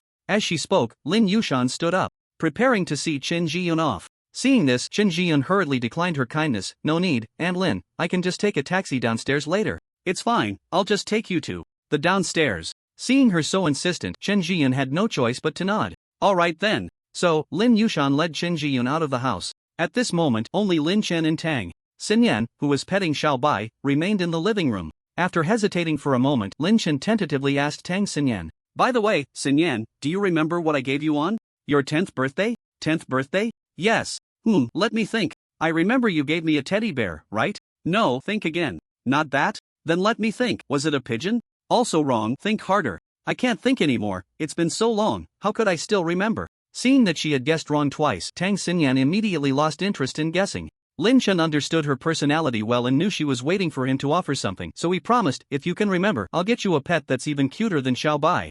Really? Upon hearing this, Tang Xinyan's eyes lit up, staring intently at Lin Chen. Of course it's true. Okay, let me think again. Oh right, I remember now, on my 10th birthday. You gave me a piece of gum. At that time, I thought it was some delicious candy, so I just popped it in my mouth. In the end, my stomach hurt for a while, but then it was fine. Yeah, big brother, if you hadn't asked me about this, I would have forgotten. So, how are you going to make it up to me? Well, that seems to be something you ate yourself. It has nothing to do with me. Lin Chen directly shifted the blame to Tang Xinyan. Immediately, Tang Xinyan's eyes widened in anger, looking at Lin Chen with a fierce expression. Why didn't you tell me? At the time that it was gum and not to eat it? If you had said so, would I have eaten it? Faced with Tang Xinyan's questioning, Lin Chen was momentarily speechless, realizing he shouldn't have asked that question. After pondering for a moment, Lin Chen compromised. So what do you want me to do? I can't possibly eat the gum too, right? I don't need you to eat the gum or make up for anything, just make me delicious food every day in different styles. Hearing this request, Lin Chen instinctively refused. You can forget about that, changing styles every day? Do you really think I'm a chef? At most, for a week, if you agree, I'll make you delicious food every day. If you don't agree, then you can eat whatever. Tang Xinyan, greater than over equal to less than over equal to. Getting angry won't help, this is my condition. Humph. A week it is then. Tang Xinyan huffed in anger, agreeing to Lin Chen's request. Just then, Lin Yushan happened to walk in and heard her words, looking a bit puzzled. What about a week? What are you two talking about? Hee, it's nothing, just that big brother agreed to cook for me for a week and every day it won't be the same. Tang Xinyan replied. You little glutton, I wonder which boy will be able to support you in the future. Lin Yushan couldn't help but tease with a smile. Tang Xinyan blurted out, as long as I have a big brother to support me, that's enough. Hearing this, Lin Chen nearly choked on his own saliva. How could he even think of such a thing? The German orthopedic surgery was right there, and he didn't want to die young, so he began to educate Tang Xinyan. Cough cough. Xinyan, you're growing up now, you should learn to support yourself instead of relying on others, understand? Oh. Tang Xinyan replied nonchalantly and ignored Lin Chen, focusing instead on petting Xiaobai. Lin Chen, asterisk. Time flew by. 5 days passed in the blink of an eye. During this time, Lin Yushan had resigned from her previous job, but the handover took a few extra days. Fortunately, not much time was wasted. Meanwhile, Lin Chen and Tang Xinyan stuffed some items they wanted to take into the 24 bridges on a moonlit night. Of course, Lin Chen didn't have much to take, but Tang Xinyan practically moved her entire room. She took everything, including stuffed bears, and the most numerous were the snacks. The snacks Lin Chen had bought for her were long gone, and these were all secretly purchased while Lin Yushan was out. Lin Chen watched as she pulled out box after box from under the bed, momentarily speechless. Finally, he waved his hand and packed everything inside.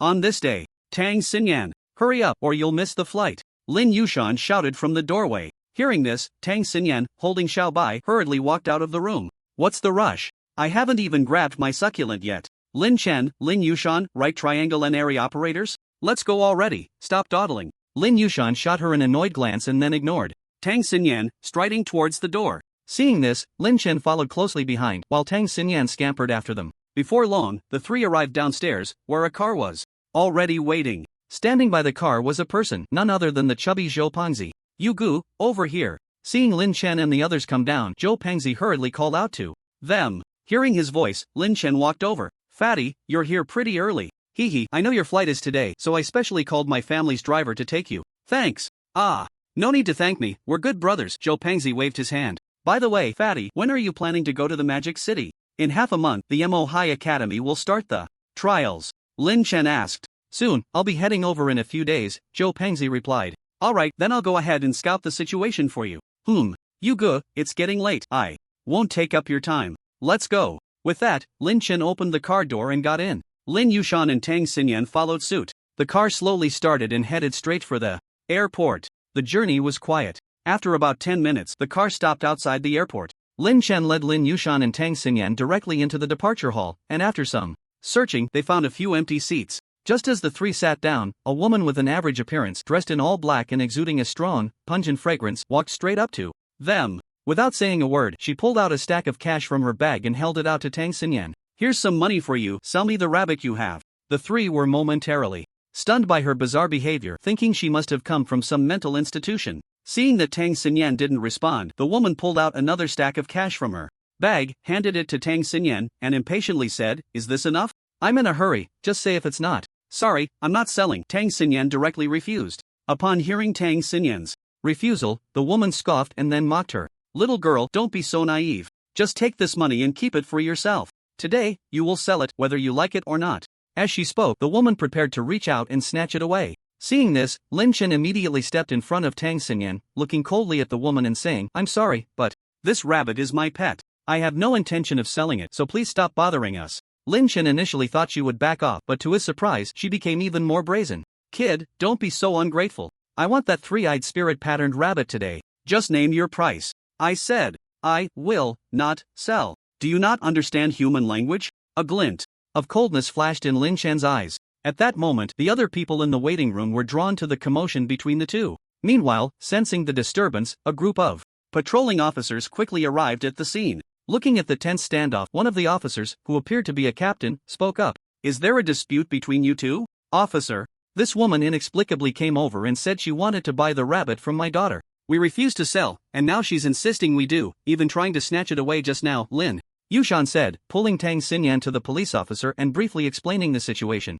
Upon hearing Lin Yushan's words, the patrol captain walked straight up to the woman in black. "Hello, miss. This is a public place, so please follow the rules and refrain from causing trouble here," the patrol captain said in a very polite tone. Seemingly feeling the pressure from the officer's uniform, the woman involuntarily took a few steps back, but her eyes remained fixed on the little white rabbit in Tang Xinyan's arms. The next moment, her words ignited Lin Chen's fury. "Officer, it's them. They stole my rabbit and are now accusing me of stealing theirs. Just now, I offered them money to get my rabbit back, but they refused, so I was going to take it back myself." As soon as she said this, the crowd erupted in an uproar, and some confused onlookers began to criticize Lin Chen and the others. Lin Chen and Lin Yushan were infuriated by the woman's words, wishing they could slap her into silence. The patrol captain, unable to discern who was telling the truth, looked at both sides, and neither seemed to be lying. But he knew one side was definitely false. "Sir, can you confirm if what this lady said is true?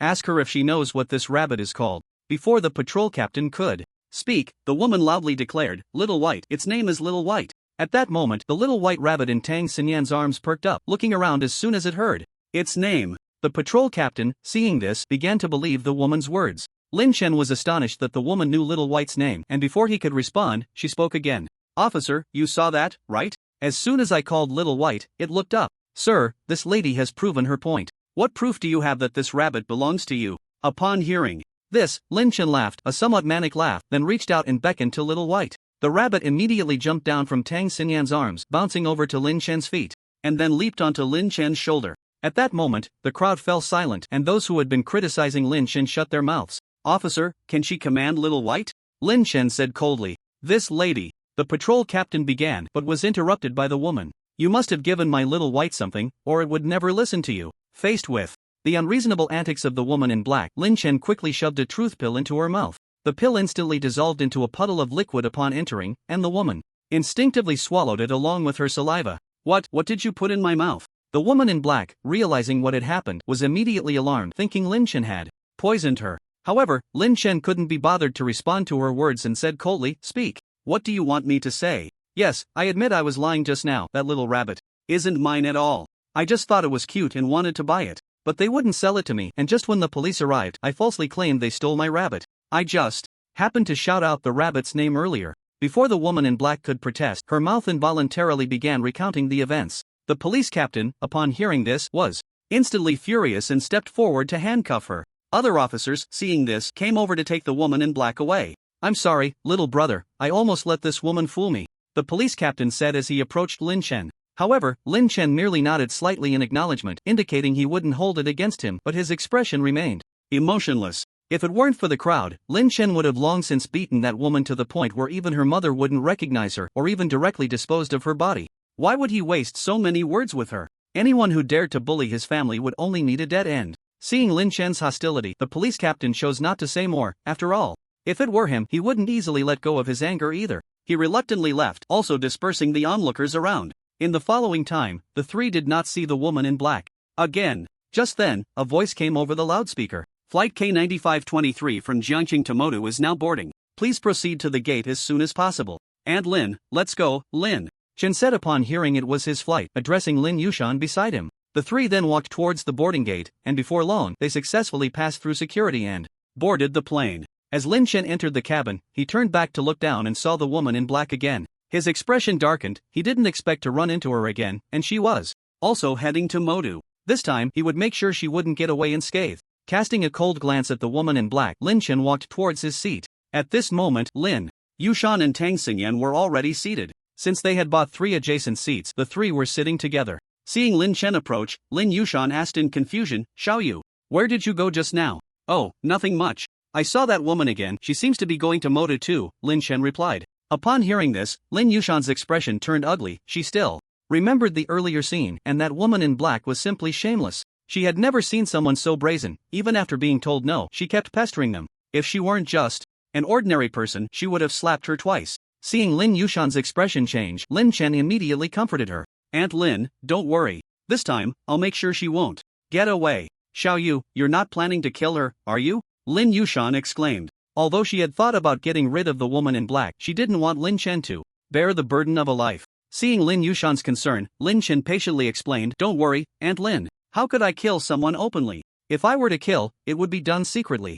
Besides, there are tortures worse than death. I want her to experience that properly. Alright, as long as you don't get discovered by others. Lin Yushan hesitated for a moment but gladly agreed to Lin Chen's decision. After all, she wasn't a saint. Over a decade ago, she had followed Lin Chen's parents and her husband, who was also Tang Xinyan's father. At that time, the four of them had killed quite a few people, most of whom deserved it. Although she wasn't an awakened one, she had practiced martial arts since childhood and was quite skilled. However, after giving birth to Tang Xinyan, she rarely fought, and later, she took on the heavy responsibility of raising 2 children. So when she heard Lin Chen's thoughts, she didn't immediately oppose him but instead agreed after careful consideration. Seeing that Lin Yushan didn't oppose him but instead offered a reminder, Lin Chen felt a bit surprised. He had originally planned to persuade Lin Yushan after she voiced her objections, but unexpectedly, she agreed. Aunt Lin, you agree with my approach? Go ahead and be bold, but make sure not to leave any evidence behind, otherwise things will get complicated. Upon hearing this, Lin Yushan nodded slightly.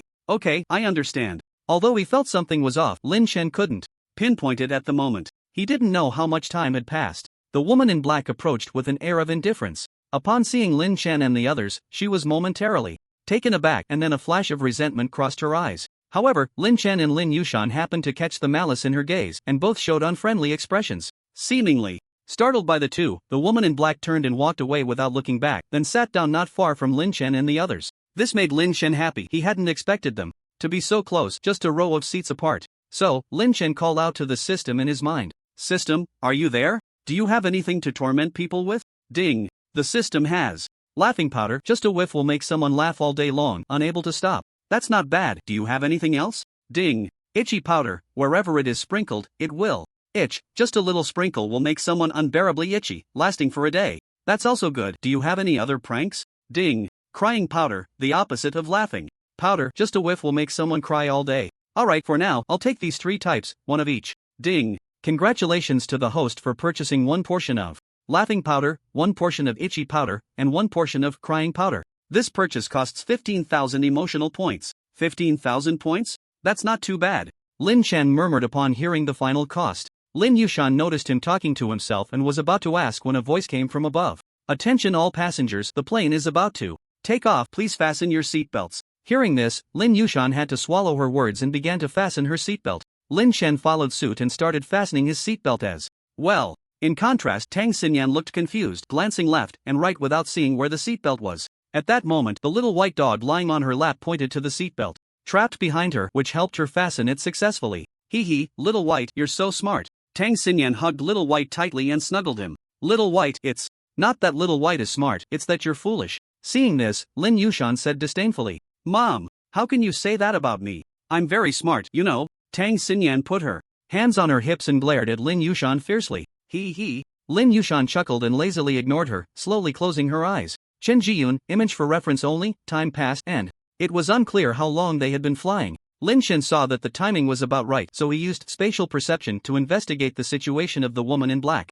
He found her eyes slightly squinted, looking rather uninterested. Then Lin Chen scanned the surroundings and noticed that everyone else had their eyes closed, which made him feel a surge of joy. He immediately took out laughing powder from the system space. Next, he brought a backpack in front of him as a cover. Soon, a blue light circle appeared in front of the woman in black, and a hand reached out from it. Taking advantage of the fact that she hadn't opened her eyes yet, Lin Chen placed the laughing powder under her nose. The woman in black sniffed lightly, seeming to sense something unusual, and slowly opened her eyes. Seeing this, Lin Chen quickly withdrew his hand, ensuring she didn't see him. The woman in black looked around and, finding nothing unusual, closed her eyes again. After a while, she felt an inexplicable urge to laugh and immediately covered her mouth tightly with her hand, which prevented any sound from escaping. Unfortunately, the effect of the laughing powder was more than that. The tighter she covered her mouth, the more she struggled to hold it in. Ultimately, after enduring a long 5 minutes, the woman in black finally burst into loud laughter. Ha ha, someone come. I can't, ha ha, hold it in. The people on the plane were infuriated by her sudden laughter, and the 2 middle-aged men sitting next to her looked particularly angry. Hey, can you keep it down? Don't you know you're disturbing others? Ha ha ha, someone help me, ha ha ha. I didn't mean to. I don't know why this is happening. Ha ha ha. The woman in black was on the verge of tears, desperately trying to explain but unable to stop laughing. The crowd, hearing her words, felt confused, unsure if she was telling the truth, but her current state didn't seem fake. So, someone immediately stood up to find a flight attendant. Meanwhile, Lin Yushan, who had been awakened by the noise, couldn't help but glance at Lin Chen, who had his eyes tightly closed. Her intuition told her that this must be Lin Chen's doing. Otherwise, it was impossible for someone to laugh uncontrollably for no reason. Lin Chen had previously mentioned that he would make the woman in black wish she were dead, and thinking about it, everything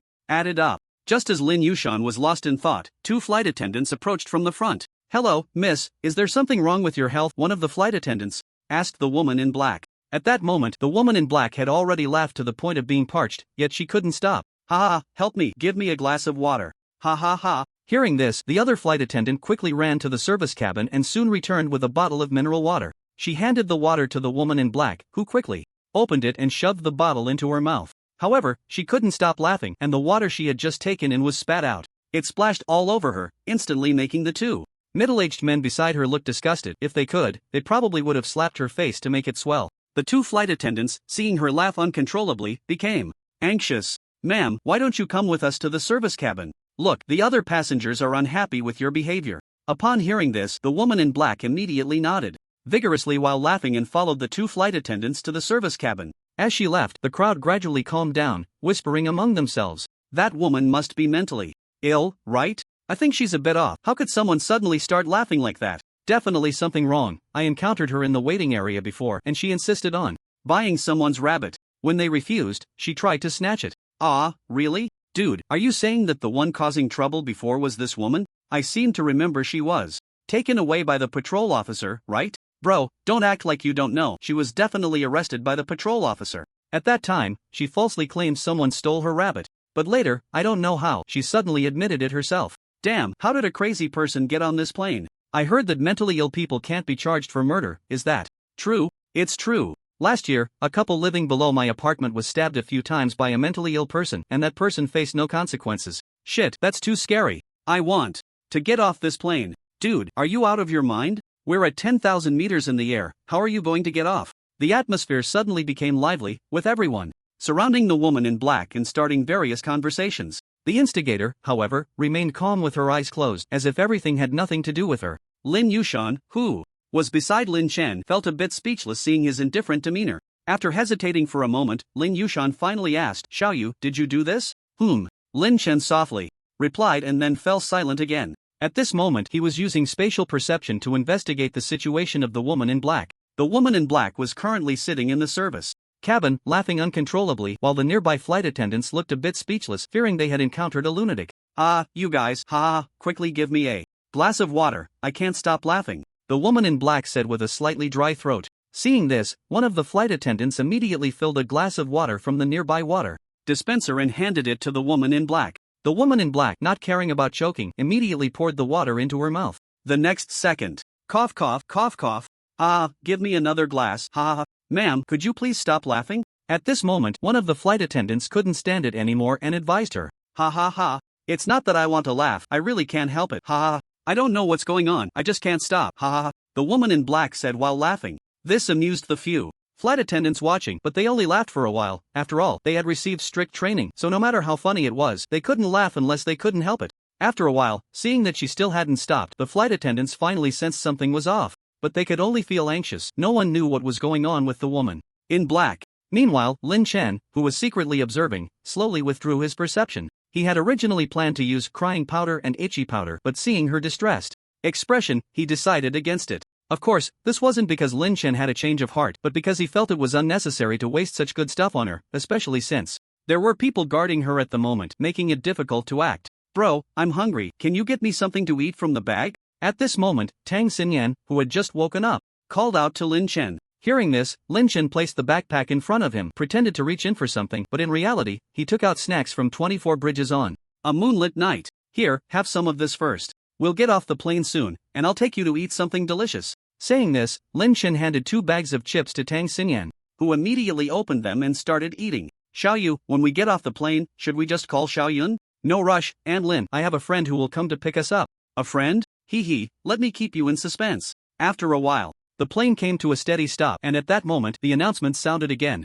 Attention passengers, we have arrived in the Magic City. Please take your time to disembark. Let's go, Xinyan. Aunt Lin. Seeing this, Lin Chen immediately called out to the mother and daughter beside him. Hearing this, Lin Yushan slowly stood up with Tang Xinyan. After stretching a bit, they followed Lin Chen off the plane. Meanwhile, the woman in black who had been in the service cabin was now laughing weakly, yet she continued to laugh hoarsely without stopping. The flight attendants around her quickly reported the situation to their superiors. Before long, a group of doctors in white coats arrived, and without a word, they lifted the woman in black onto a stretcher. At that moment, some passengers who had not yet disembarked looked at her and felt relieved. If the flight attendants hadn't taken her away, they might have been in trouble. The instigator, Lin Chen, was leading Lin Yushan and her daughter towards the address sent by Marong Yunhai. Suddenly, Lin Yushan saw an ambulance heading towards the plane they had just been on, and she couldn't help but think of the woman in black from earlier. Curiously, she asked Lin Chen, "Xiao, an ambulance just passed by, and I think it's heading for the plane we were on. Did you do something to that woman and cause her to die?"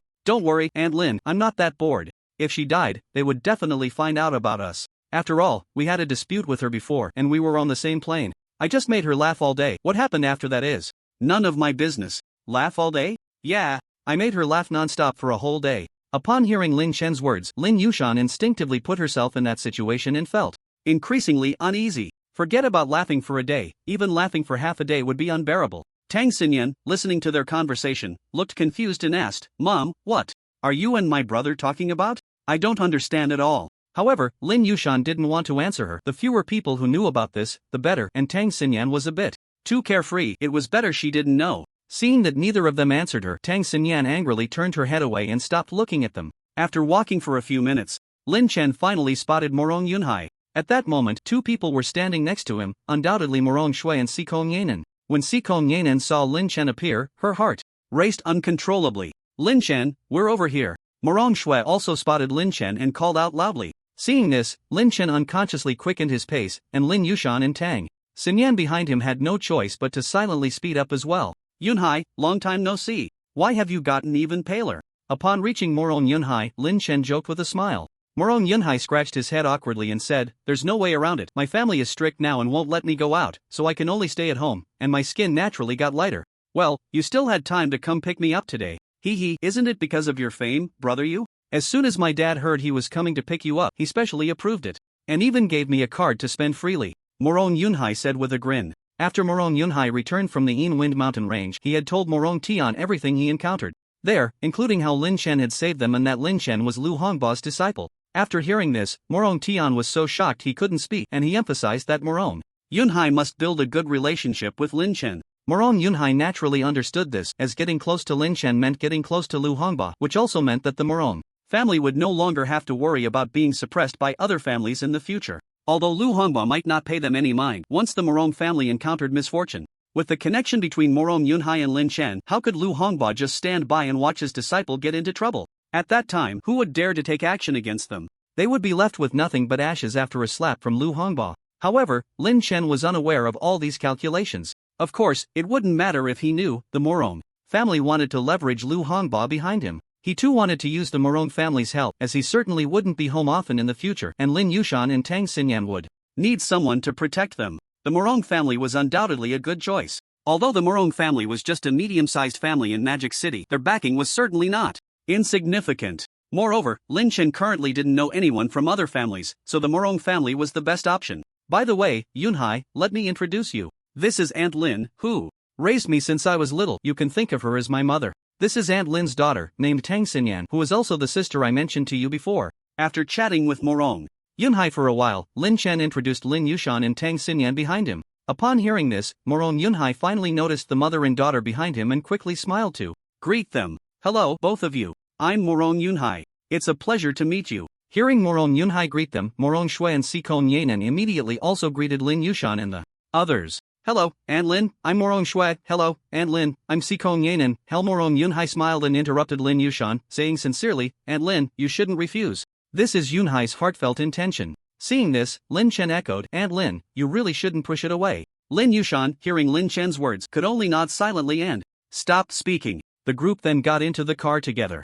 Inside the car, Lin Chen and Marong Yunhai sat next to each other, while Tang Xinyan sat with Sikong Yanan and Marong Shui. As for Lin Yushan, she quietly sat beside Lin Chen. By the way, Yugu, what happened after you all left that day? Noticing the awkward atmosphere in the car, Morong Yunhai initiated the conversation. Upon hearing this, Lin Chen thought for a moment before speaking. Oh, after you all left that day, I disguised myself and sneaked into that village. After staying there for a few days, I followed the villagers deep into the Yinfeng mountain range, where I saw a ground full of corpses. I also encountered the village chief the villagers spoke of, but unfortunately, he saw right through me. Ah, how did you get out? The others were shocked by his words, goosebumps rising on their skin. That guy underestimated me because of my low strength, so he didn't kill me, Lin Chen said self-deprecatingly. The others felt a bit speechless but were relieved that Lin Chen was unharmed. Morong Yunhai continued to ask, what happened next? How did you escape? Sigh, it's a long story. When I realized he had discovered me, I was trying to find a way out, but unfortunately, my strength didn't allow it, so I had to stay there. Not long after, Brotherly came with a powerful extraordinary being, and they fought with that village chief. In the end, they were outmatched and had to flee with Brotherly. Are you talking about Senior Zhao Kong? Yes, after Zhaogu escaped, an old Taoist appeared, and then Lin Chen recounted his encounter with the old Taoist Zhang Daoling in detail. Of course, he left out certain things, like the moon-eating demon jar, which was too precious to mention. As for crossing into the sinful world, he also didn't plan to reveal that, as it was too shocking. Instead, Lin Chen fabricated a story about staying in the Yinfeng mountain range for 3 months. After all, only the old Taoist and his teacher knew about it. Oh, and there was also a sin, but that one was still in the sinful world and couldn't come over. After listening to Lin Chen's account, the others were left in stunned silence for a long time. It was truly shocking. Ordinary people might go their whole lives without witnessing a battle between extraordinary beings, yet Lin Chen had seen it twice. The key was that he had survived unscathed, which was indeed impressive. Yugu, you're my real brother. You survived such a dangerous situation, that's just amazing. Morong Yunhai nearly knelt down, but fortunately, there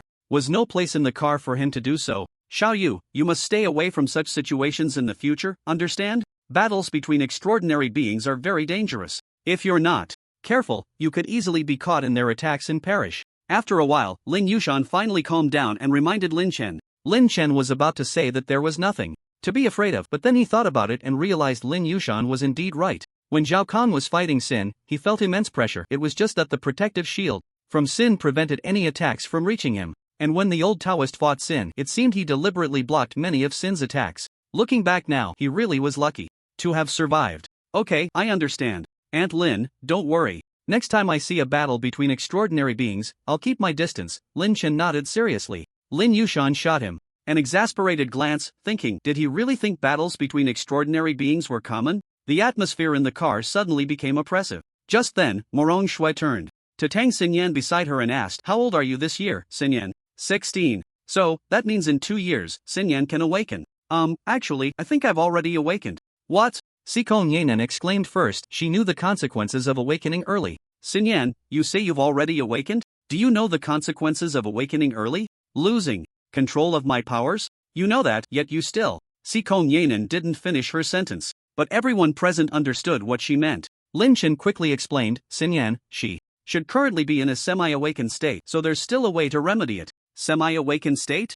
Yugu, what do you mean by that? Can powers awaken halfway? Morong Yunhai asked, puzzled. The others were also confused, not understanding what Lin Chen meant by a semi-awakened state. Seeing everyone looking over, Lin Chen realized he had let something slip. The semi-awakened state was something the system had told him. After thinking for a moment, he had to make something up. Oh, I accidentally saw an article online before that mentioned a semi-awakened state. It said that some people can unknowingly awaken half of their powers. For example, if someone has a semi-awakened fire ability, whenever they get angry, their body becomes extremely hot, and this situation only disappears when they fully awaken. And Xinyan is clearly in this situation. She can eat more than others, but her powers haven't manifested, so I guess she must also be in a semi-awakened state. Upon hearing his nonsense, everyone chose to believe him without hesitation. I found it. After a while, Morong Shui suddenly shouted excitedly. What did you find? Morong Yunhai asked, bewildered. Morong Shui didn't speak but instead held her phone out in front of everyone. Seeing their confusion, she finally said, I just searched online, and there really is information about the semi-awakened state. Look. Tang Xinyan was the first to react, immediately snatching Morong Shui's phone to take a look. After reading, the content was roughly the same as what Lin Chen had said. So, one by one, they began to read until Morong Yunhai finished and handed the phone to Lin Chen. Lin Chen, Sigma? At that moment, he was at a loss for words. He truly hadn't expected that there would actually be such information online. It must be said that the protagonist halo above his head was getting stronger and stronger. A reason he had made up on the spot had actually appeared. With a curious mindset, Lin Chen took the phone from Marrow Yunhai and started reading. The more he read, the more he felt that this thing was just something he had written himself. Although there were many explanations, it basically said the same thing he had just mentioned. After finishing, Lin Chen returned the phone to Marrow Shui and then said, "Well, I saw this article online before. I didn't pay much attention at the time, but I remember it mentioned this semi-awakened state. Brother, are you saying that I'm currently only in a semi-awakened state and haven't fully awakened yet?" Lin Chen lightly affirmed. The system had already mentioned it, so there was no need to hide it. Saying it out loud could actually reassure everyone. After several rounds of conversation, everyone became familiar with each other, especially Marrow Shui and Tang Xinyan. Both were lively personalities, and in just a short time, they were chatting away, while Sikom Yanan's thoughts were entirely focused on Lin Chen. After a while, the car slowly came to a stop and the six of them got out. Tang Xinyan looked at the scene before her and immediately gasped in surprise. In front of them stood a tall, ancient-style pavilion. Below the pavilion, several monstrous beasts were standing, seemingly like sculptures, yet they gave off a very realistic feeling. Seeing Tang Xinyan's stunned expression, Marrow Shui couldn't help but laugh. "Alright, Sister Xinyan, let's go in." Upon hearing this, Tang Xinyan eagerly followed Marrow Shui towards the celestial pavilion. Although Lin Yushan was also shocked, she did not show it and quietly observed. "Aunt Lin, this way please," Marrow Yunhai said with a smile, noticing Lin Yushan looking a bit dazed. "Oh, okay." Lin Yushan came back to her senses and closely followed Marrow Yunhai and the others as they walked inside. The group quickly arrived at the reception. Marrow Yunhai informed the front desk of the room he had reserved earlier. Just as they were about to follow the attendant to their booked room, a voice with a hint of mockery suddenly came from not far away. "Oh, isn't this the young master of the Marrow family? What a rare occasion for you to come out to play today. TSK, the girls you brought today are quite stunning. How about letting us have a go?" Hearing this, Marrow Yunhai turned to see a flamboyantly dressed handsome young man striding towards them. Accompanying him were three burly men, each with a fierce look on their faces, clearly not to be trifled with. "Wang Pengxian, don't go looking for trouble. I don't have time to play with you today, so step aside if you know what's good for you." Marrow Yunhai's gaze was fixed on Wang Pengxian, anger flashing across his face. However, in response to Marrow Yunhai's furious shout, Wang Pengxian merely grinned. "Marrow Yunhai, do you really think you're something? Just because you tell me to step aside, I have to. Don't forget, you're just a defeated opponent of mine. Be smart and let me have some fun with the girls behind you. Wang Pengxian, watch your mouth. These are all my friends. Others may fear your Wang family, but I don't. I'll say it again, step aside." Seeing Wang Pengxian's blatant disrespect, Marrow Yunhai no longer held back and shouted angrily. At that moment, one of the burly men beside Wang Pengxian slowly stepped forward and without saying a word, shot a water ball from his hand. It came straight at Marrow Yunhai. Seeing that the other side was not playing fair, Marrow Yunhai immediately retaliated without hesitation. Silver light slash. As he spoke, a silver blade formed in Marrow Yunhai's hand and he slashed down at the incoming water ball. Unfortunately, his move did not break the water ball. Instead, the immense impact forced him back several steps before he managed to stop. He then pushed the water ball aside with force. Behind him, Lin Chen and the others couldn't help but break into a cold sweat at the sight. Marrow Shui was even ready to step in to help, but Lin Chen stopped her. "Let's observe the situation first. If it really comes to it, I'll step in." "Alright." Marrow Shui had no choice but to retreat silently to the side. At that moment, Wang Pengxian smirked. "Oh, Marrow Yunhai, is that all you've got?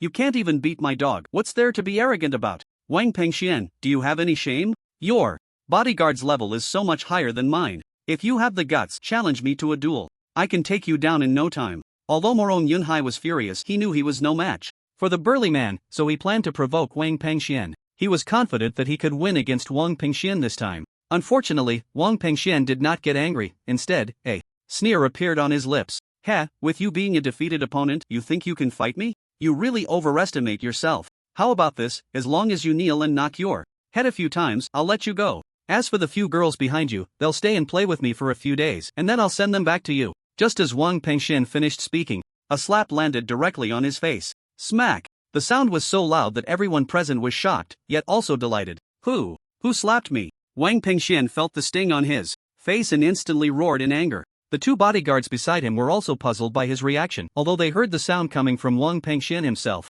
but they had no idea what had happened. Seeing that no one spoke up, Wang Pengxian became even more furious. He had been hit from behind and had no idea who it was. Just as he was looking around to find out who had struck him, the system prompt in Lin Chen's mind kept ringing. Ding! Wang Pengxian's emotional value plus 1000 inch ding. Wang Pengxian's emotional value plus 1000 inch ding. Wang Pengxian's emotional value plus 1000 inch. In the blink of an eye, nearly 50,000 points of emotional value had been harvested from Wang Pengxian. After searching for a long time without results, Wang Pengxian could only vent all his anger on Morong Yunhai. A dog. Beat him up hard for me, just don't kill him. Yes, young master. The burly man named a dog immediately. Took action again, launching a water ball several times larger than before straight at Morong Yunhai. Seeing this, a glint of killing intent flashed in Morong Yunhai's eyes, and he shouted loudly, all blades extinguished. The moment he finished speaking, hundreds of silver blades swirled around him. Go! With a command, the hundreds of silver blades immediately flew towards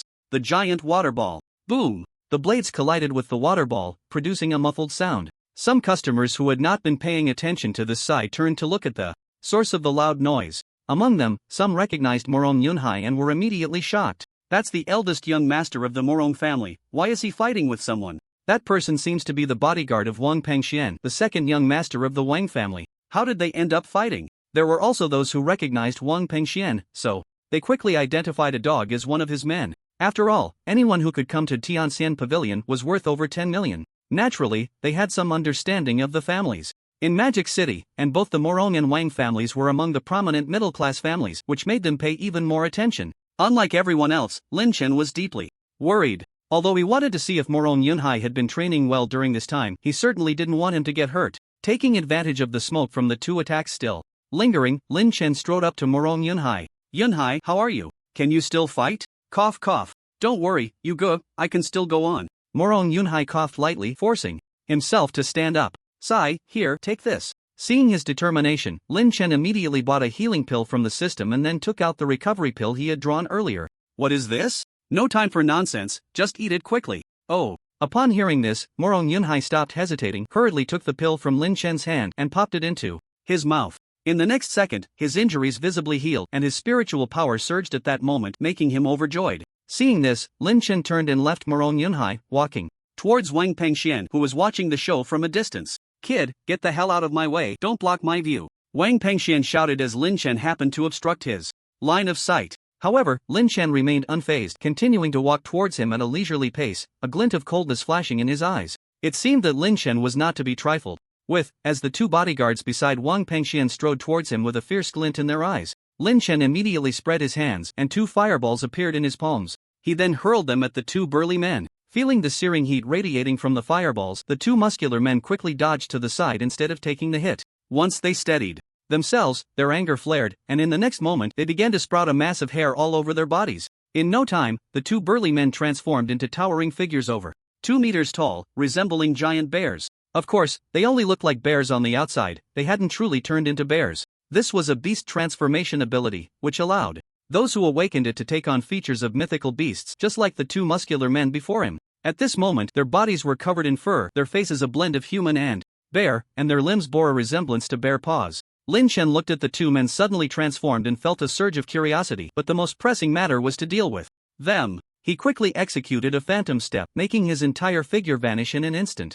The two burly men, seeing Lin Chen suddenly disappear, wore expressions of confusion, but before they could react, Lin Chen's fist struck their faces. Bang, bang! After two muffled thuds, the two burly men were sent flying by Lin Chen. It was known that his current strength was frightening. He had only used 50% of his power in those punches, otherwise he genuinely feared he would have knocked their brains out. Although both burly men seemed to be at the silver 5 or 6 star level, they were knocked unconscious by Lin Chen's punch. Wang Pengxian, seeing his two bodyguards knocked out, finally realized the strength of the man before him. Fear crept into his heart, but his mouth continued to shout, "Don't come over here! I'm the second young master of the Wang family. If you dare to touch me, I guarantee you won't leave Magic City." The Wang family, is that impressive? What good is being impressive if you don't have a background or power? Do you know who stands behind me? Lin Chen scoffed at him, yet his steps continued towards Wang Pengxian. Hearing Lin Chen's words, Wang Pengxian realized he might have kicked a steel plate and immediately stammered a question. Why you? Which family? Are you from in Magic City?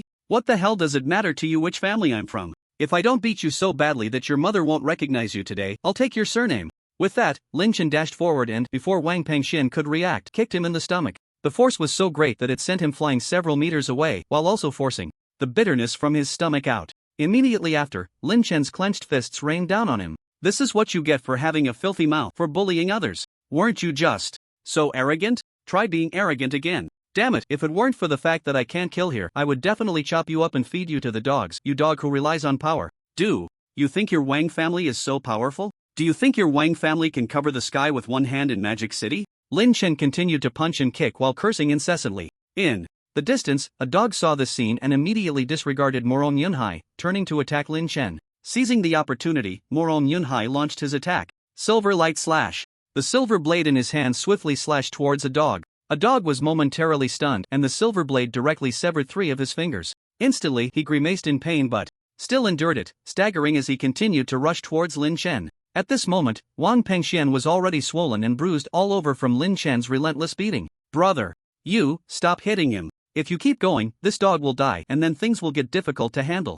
Morong Yunhai saw Lin Chen still attacking and immediately spoke up to dissuade him. Hearing this, Lin Chen slowly stopped, then took out a tissue from his pocket to wipe the blood off his hands. Pa! He's not dead yet, right? If he's not dead, then get lost and don't disturb me while I eat. Lin Chen spat heavily at Wang Pengxian on the ground, then turned and walked over to Lin Yushan and the others without looking back. At this moment, the sycophant dog stumbled to Wang Pengxian's side and placed his fingers under his nose. Feeling the breath, he finally breathed a sigh of relief, only to collapse weakly onto the ground. The onlookers, witnessing all this, dared not make a sound, fearing that Lin Chen would beat them to the point of being unable to take care of themselves. However, Lin Chen ignored these people and approached Lin Yushan and the others, smiling awkwardly. Sorry, I got a bit impulsive just now. I didn't scare you, did I? Sikong Yanan, Morong Shui, greater than over equal to omega less than over equal to, Tang Xinyan. At it, brother, you were so cool just now. Xiao Yu, won't this provoke the Wang family's revenge? Lin Yushan said worriedly. Before Lin Chen could respond, Morong Shui took the initiative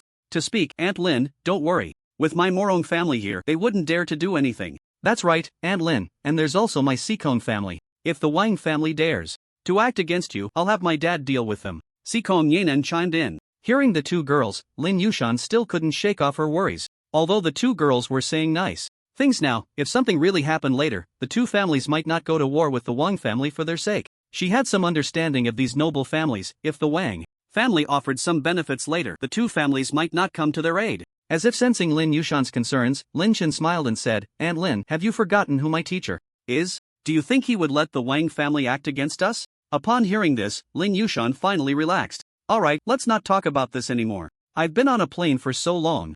I'm starving. Yunhai, lead the way, I want to eat. Lin Chen directly changed the subject. Hearing this, Morong Yunhai quickly jogged over, then waved to the previous staff member, signaling her to come over and lead the way. Seeing this, the staff member couldn't help but swallow hard, trembling with fear as she approached. The earlier scene had been too violent, and she was just an ordinary person who had never seen such a thing. When she reached the group, she immediately bowed her head and said, Dear customers, this way, please. Saying this, she continued to lead them toward the reserved room. She didn't show any concern for Wang Pengxian and the others lying on the ground, and it wasn't until Lin Chen and the others walked far away that someone started to make a phone call. Entering the private room, everyone chose a seat and sat down. Waiter, let's order. Morong Yunhai shouted at the staff member from before. Hearing this, the waiter cautiously handed a menu to Morong Yunhai. Seeing her nervous demeanor, he realized she was scared by what had just happened, so Morong Yunhai showed a kind expression. Don't be nervous, we won't do anything to you. That guy was just looking for trouble, and we had no choice but to act.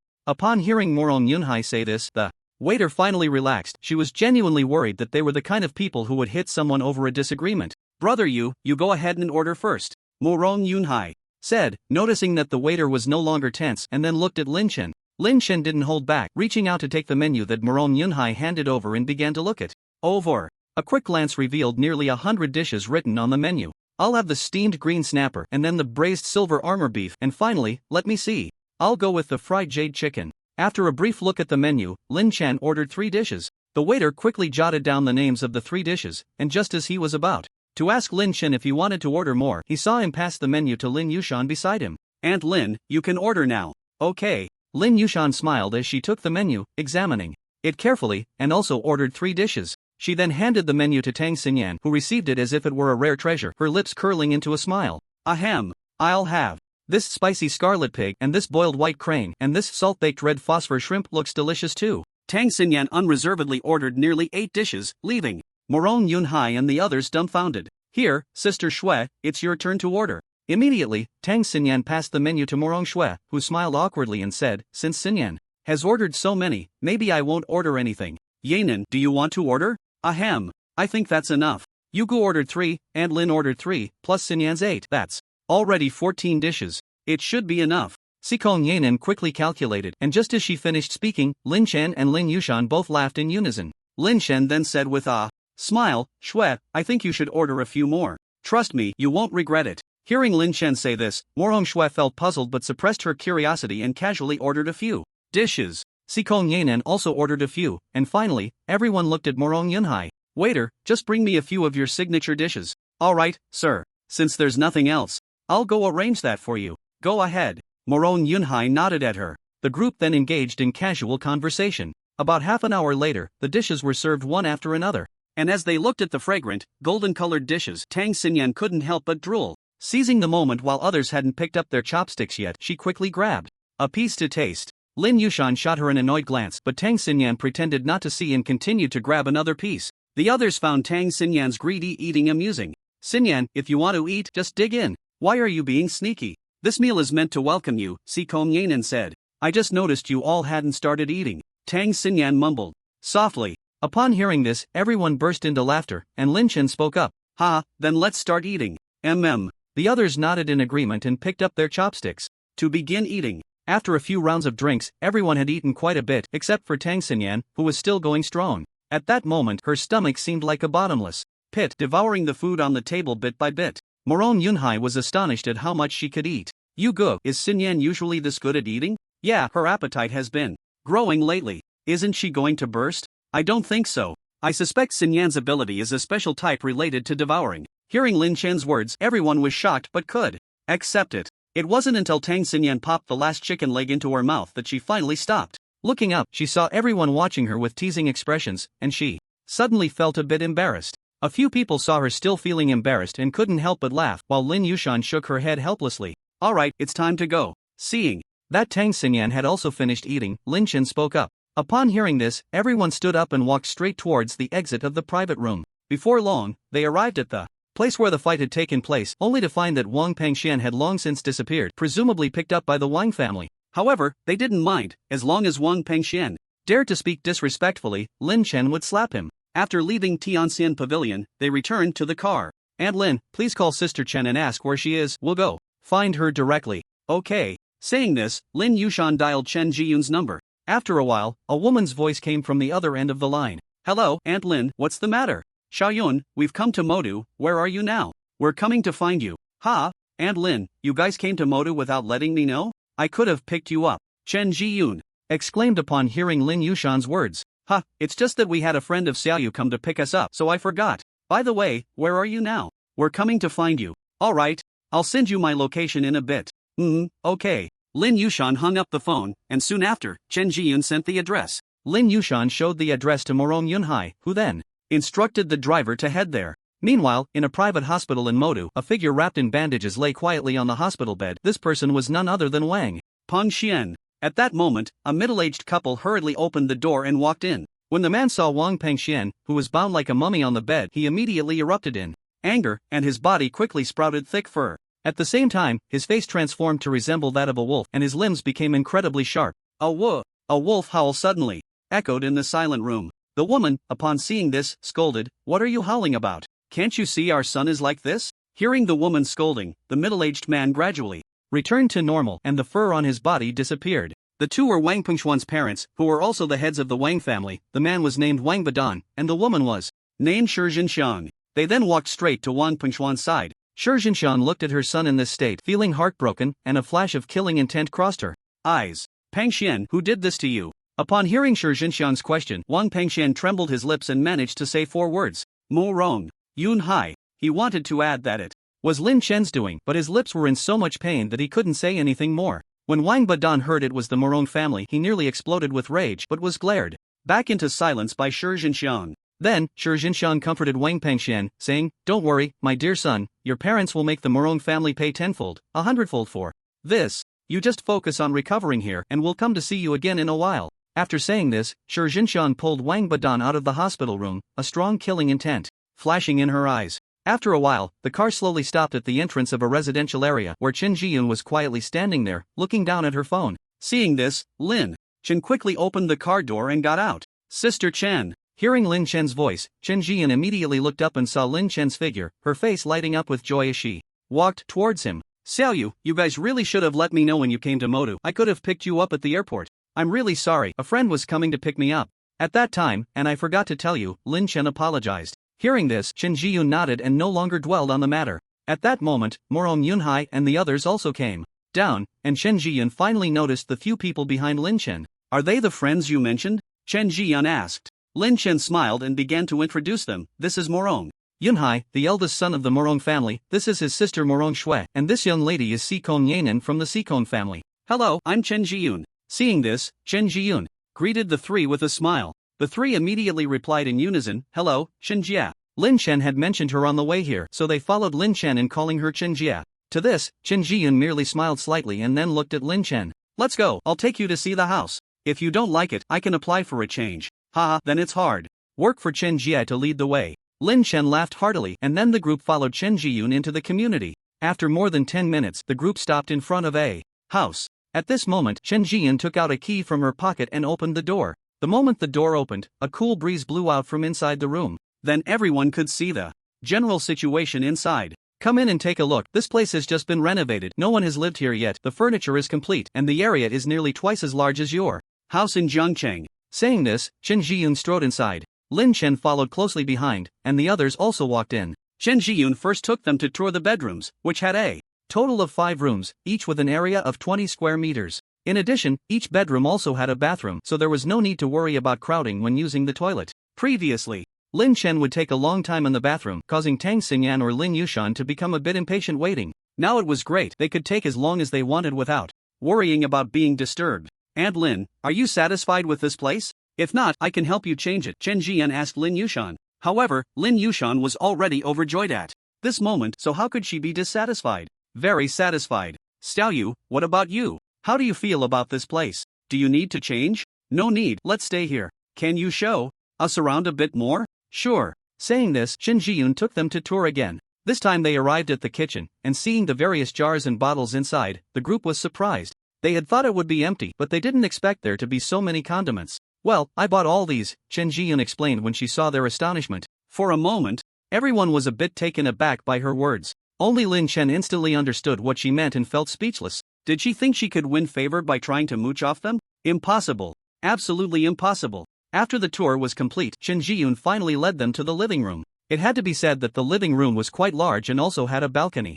Looking out, one could see the river flowing gently below. Are you all satisfied? Chen Jiyun asked Lin Chen and the others. Very satisfied, this place is just too good. That's great. By the way, here are the keys for you. I'll bring the property certificate home later to give to you. That's not urgent, you have to travel back and forth, which takes too much time. Lin Yushan said. Chen Jiyun smiled and replied, Aunt Lin, I forgot to tell you, I live right across the street, hee. Upon hearing this, everyone was surprised. They didn't expect Chen Jiyun to live just across the street. What they didn't know was that Chen Jiyun had specifically asked her grandfather to speak to the higher-ups so that Lin Chen could be assigned here, just to be able to enjoy the meals Lin Chen cooked. At that moment, Lin Chen was also stunned. He never expected Chen Jiyun would go to such lengths just to eat his cooking. For a moment, Lin Chen felt like crying without tears. Had he known, he wouldn't have made that promise in the first place. Of course, he didn't mind Chen Jiyun coming over for meals, but he felt that if she came every day, he would be busy non-stop. After all, with each additional person, he had to cook more, and on top of that, Tang Xinyan's appetite had been gradually increasing. Lately, he was a bit overwhelmed, and besides, he still needed to cultivate. Where would he find the time to waste on this? Forget it, one step at a time. Lin Chen sighed silently, then swept away the displeasure in his mind. A few people were sitting together. At this moment, Marrow Yunhai looked at Chen Jiyun and asked, Sister Chen, do you have any insider information about this trial at the Demon Sea Academy? I'm not very clear on the specifics, but I heard from my grandfather that this trial will take place at the Fallen Dragon Mountain, and there will only be demon beasts below the golden level inside. Are there any restrictions? Restrictions? I only know that killing is not allowed. Beyond that, I don't know. Oh, right. This trial will be live-streamed the entire time. If any awakened person is found to have killed someone, the academy will send someone to expel them, and they will never be employed. Again, Chen Jiyun said, raising her chin. Upon hearing that it would be live-streamed, everyone was taken aback, but then they thought about it and realized it made sense, though they were a bit worried that their privacy might be exposed. That would be awkward, as the number of viewers would definitely not be small. Perhaps the entire dragon country would witness everything. On the contrary, Lin Chen's eyes kept darting around, as if he had thought of something. Why not take this opportunity to earn a wave of emotional value? Then he could buy awakening stones for Tang Xinyan. Thinking of this, Lynch couldn't help but smile slightly, and the others, seeing him laugh for no reason, were a bit confused. But they didn't dare to ask and just continued chatting. Sister Chen, how long will this trial last? Morong Yunhai hurriedly asked. Chen Jiyun replied without hesitation, the trial will last for a week. After a week, someone will come to take you out. During this time, you must ensure you have a trial badge in your possession. After the trial ends, the academy will employ those who have obtained badges. After hearing this, everyone fell into deep thought. At this moment, Lin Chen suddenly said, what if someone doesn't obtain a badge but has great talent? I don't know about that. It depends on how the academy's higher-ups decide. If it's someone who has awakened a special ability, they might be admitted regardless, Chen Jian said after pondering Lin Chen's question for a moment. For example, if someone awakens an ability that can bring people back to life, then the academy would definitely employ them, no doubt about it. Upon hearing this, everyone nodded in agreement. Time flew by. In the blink of an eye, the sky gradually darkened. The group was still chatting and laughing. At this moment, Lin Chen spoke. Well, it's getting late. Do you all want to stay for a meal? Sure. Morong Yunhai and the others nodded eagerly. They had been looking forward to eating Lin Chen's cooking again. Especially Chen Jiyun, who had just been wondering why Lin Chen hadn't gone to cook yet. Did he not plan to? But the next second, Lin Chen took the initiative to bring it up, which made her instantly happy. Then Lin Chen got up and walked to the new kitchen. After a rough exploration, he began to prepare the meal. Just then, Ling Yushan walked in, and upon seeing her, Lin Chen couldn't help but smile. Aunt Lin, how did you get in here? I saw so many people and was afraid you would be too busy, so I came in to help you, Lin Yushan explained. Hearing this, Lin Chen did not refuse. After all, there were indeed quite a few people, and he would definitely have to do a bit more to have enough to eat, especially with that glutton Tang Xingyan around, so he needed to prepare even more. Thus, the two of them began to busy themselves in the kitchen. Meanwhile, in the office of the principal at the Mo High Academy, two figures were leisurely sipping tea. One was Lin Chen's teacher, Lu Hongba, and the other was the principal of Mo High Academy, Zhang Yuanxuan. Have you taken care of the tasks I assigned you? Zhang Yuanxuan asked. In response, Lu Hongba smiled without speaking, quietly enjoying his tea. After a moment, he slowly began to speak. Most of the golden level and above demon beasts in the Falling Dragon Mountain range have been expelled by me, but I left one behind. Oh, is it for that kid? Zhang Yuanxuan immediately saw through his thoughts. Seeing him lay it bare, Lu Hongba did not deny it. Instead, the corners of his mouth involuntarily lifted, revealing a rather mischievous expression. He continued, I'm just trying to train him well. Look at how long he's been at it. His spatial ability is almost ruined, and he has no attacking capabilities at all. I don't know what that kid is thinking. What's so fun about an SS level fire ability? Isn't the spatial ability more appealing? Listening to Lu Hongba's complaints, Zhang Yuanxuan did not refute him. The immensely powerful spatial ability had indeed been turned into a support ability by Lin Chen, and it was necessary for him to change his mindset. So how do you plan to train him? Just relying on a golden level demon beast? What if he runs away? Don't worry, he won't run away. I have my ways. As Lu Hongba spoke, a sly smile appeared at the corner of his mouth. Zhang Yuanxuan looked somewhat speechless, but this was a matter between the master and disciple, and he was too lazy to get involved, as long as no lives were lost during this trial. After a moment of silence, Zhang Yuanxuan suddenly changed the subject. Old Lu, when do you plan to break through your destiny? Upon hearing this, Lu Hongba pondered for a moment before replying, soon. I've been preparing lately, and I believe it won't be long before I can break through. You really are something. It's just a woman. How can you not let go after all these years? Zhang Yuanxuan sighed. Hearing this, the smile on Lu Hongba's face gradually faded. After a long while, he finally sighed helplessly. If it weren't for her back then, I might have died. She was the one who pushed me at the last moment, allowing me to escape. What exactly happened back then? Zhang Yuanxuan asked curiously. It's fine to tell you. Back then, Nangong Xiaohui and I accidentally stumbled into a secret realm, thinking it was just an ordinary one. Who would have thought it was actually a demon lair filled with corpses and the air thick with various rotten and foul smells? At that time, Nangong Xiaohui wanted to persuade me to leave, but I was too proud and didn't want to go. As he spoke, Lu Hongba paused to take a sip of tea before continuing, seeing that she couldn't persuade me. Nangong Xiaohui had no choice but to silently follow behind me.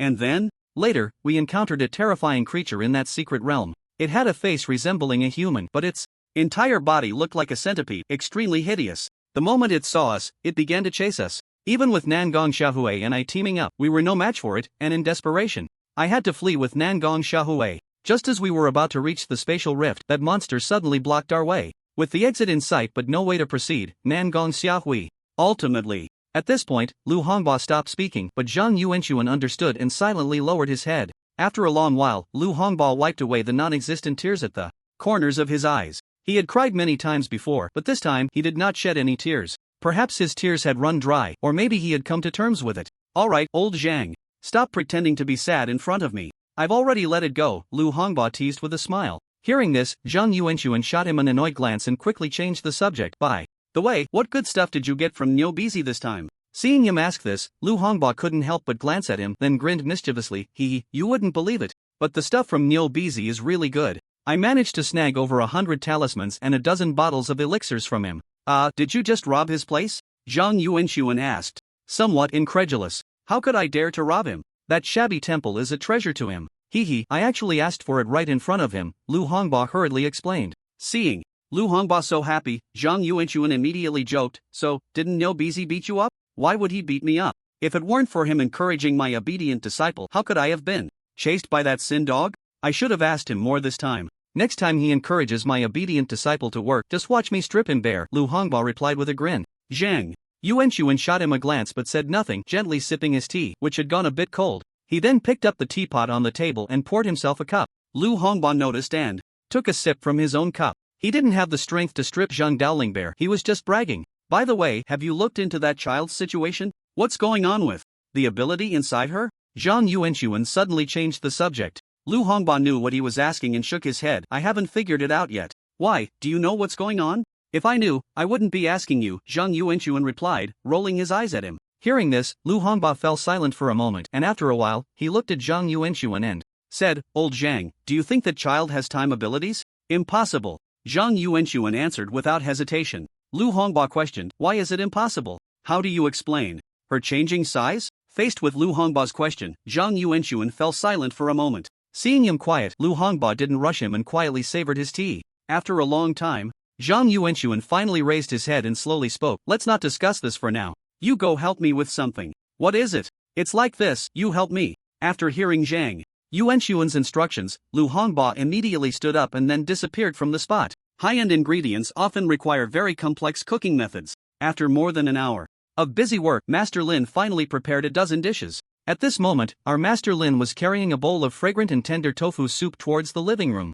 A group of humans, enslaved by delicious food, stood up instantly upon smelling the aroma, then rushed towards Lin Shinchuan like hungry wolves. Yugo, what delicious food have you made? It smells so good. Morong Shui was the first to rush to the front. Seeing their reaction, Lin Chen shook his head helplessly. It's just a bowl of tofu soup. Look at how you all are acting, as if you haven't eaten in days. You'd think I was abusing you. The five of them ignored Lin Chen's words and stared intently at the tofu soup on the dining table, drool unconsciously dripping from the corners of their mouths. Especially Tang Xinyan, the foodie, who was nearly drooling all over the floor. Lin Chen then shouted at them, alright, stop just staring and hurry to the kitchen to serve the dishes. Upon hearing this, everyone immediately ran to the kitchen, and before long, each of them came out carrying 2 bowls of food. They quickly found a spot to sit down, ready to dig in. Just then, the system's voice began to echo in Lin Chen's mind. Ding! Morong Shui's emotional value plus 999 inch ding. Tang Xinyan's emotional value plus 999 inch ding. Morong Yunhai's emotional value plus 999 inch ding. Chen Jiyun's emotional value plus 999 inch ding. Lin Yushan's emotional value plus 999 inch.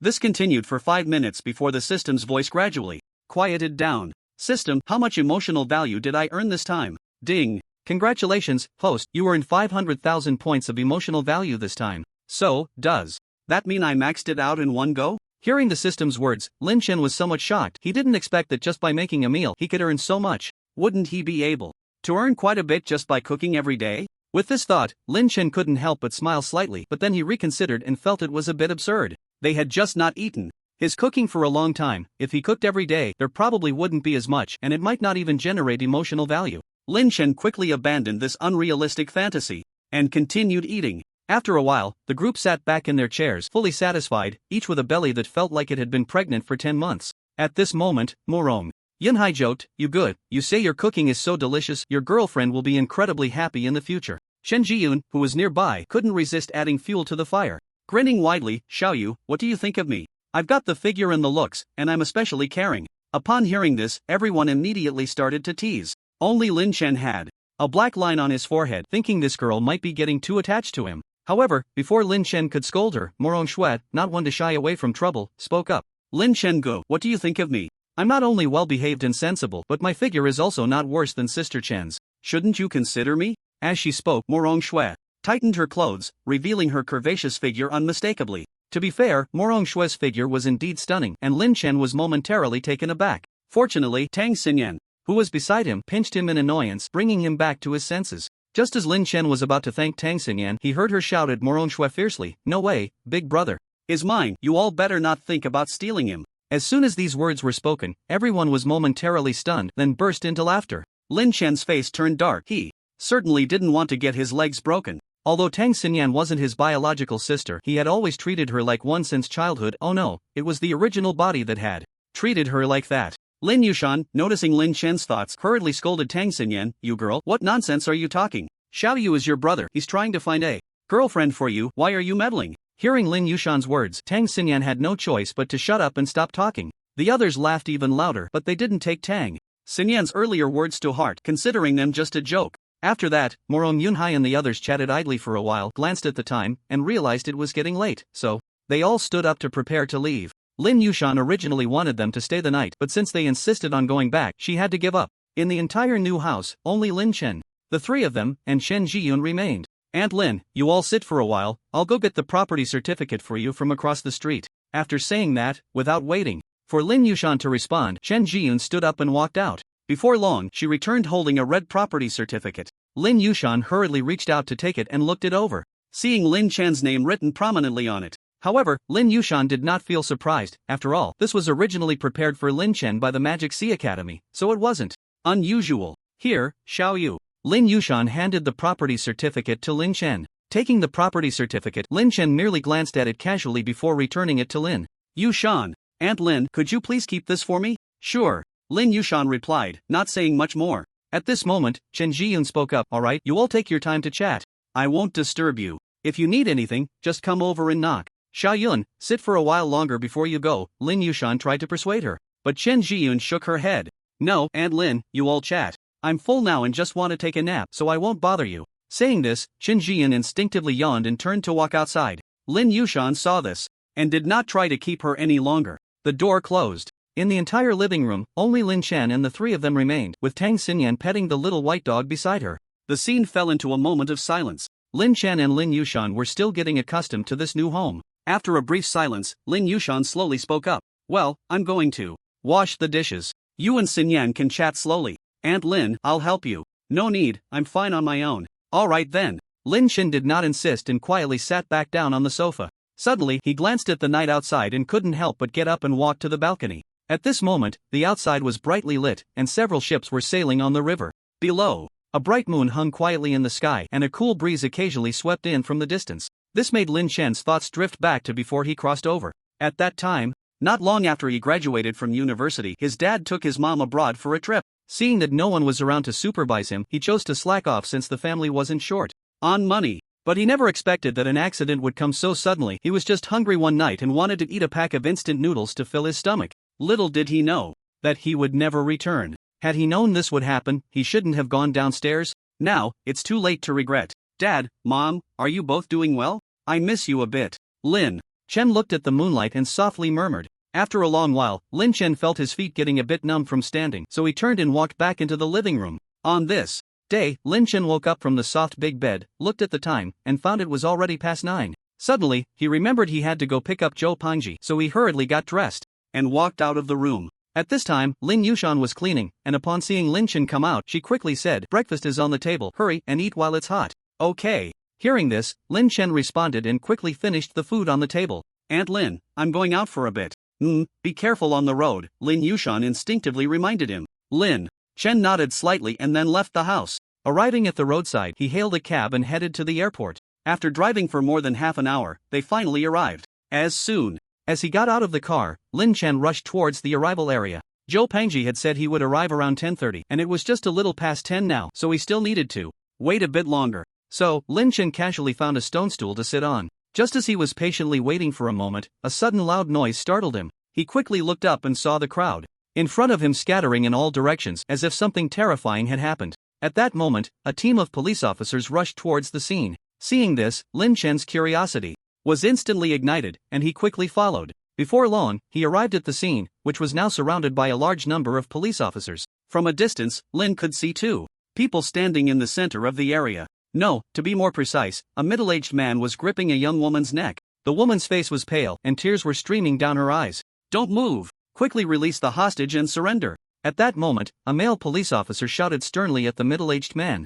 However, the man remained unmoved, still tightly gripping the woman's neck as he stepped closer to the police. Seeing this, all the officers raised their guns, aiming precisely at the middle-aged man. "Put down your guns, or I'll strangle this woman to death." The middle-aged man's face twisted with rage as he realized he was being targeted by so many guns. But no one lowered their weapons, which only fueled his anger, causing him to tighten his grip on the woman's neck even more. The woman let out a painful scream, her face, which had turned pale from fear, now flushed red. At this moment, the police officer who had spoken earlier said darkly, "Everyone put your guns down." The other officers exchanged glances but eventually lowered their weapons. Seeing them comply, the middle-aged man secretly breathed a sigh of relief. Although he was unawakened, he had no way to dodge so many bullets. Even if he wouldn't die, he would inevitably be injured, making it difficult to escape later. "Everyone step back," or the middle-aged man spoke again. The police, left with no choice, had to comply and began to retreat. Lin Chen, watching this scene from a distance, couldn't help but furrow his brows. He could see that the woman was clearly struggling to breathe. If the middle-aged man continued to grip her neck so tightly, she might suffocate to death. Immediately, Lin Chen shouted at the middle-aged man, "Hey, if you keep squeezing like that, she'll suffocate." His voice rang out like thunder, startling everyone. Some officers turned to look at him, and upon realizing he was just a teenager, their expressions changed dramatically. One officer immediately scolded Lin Chen. "Kid, what are you doing here?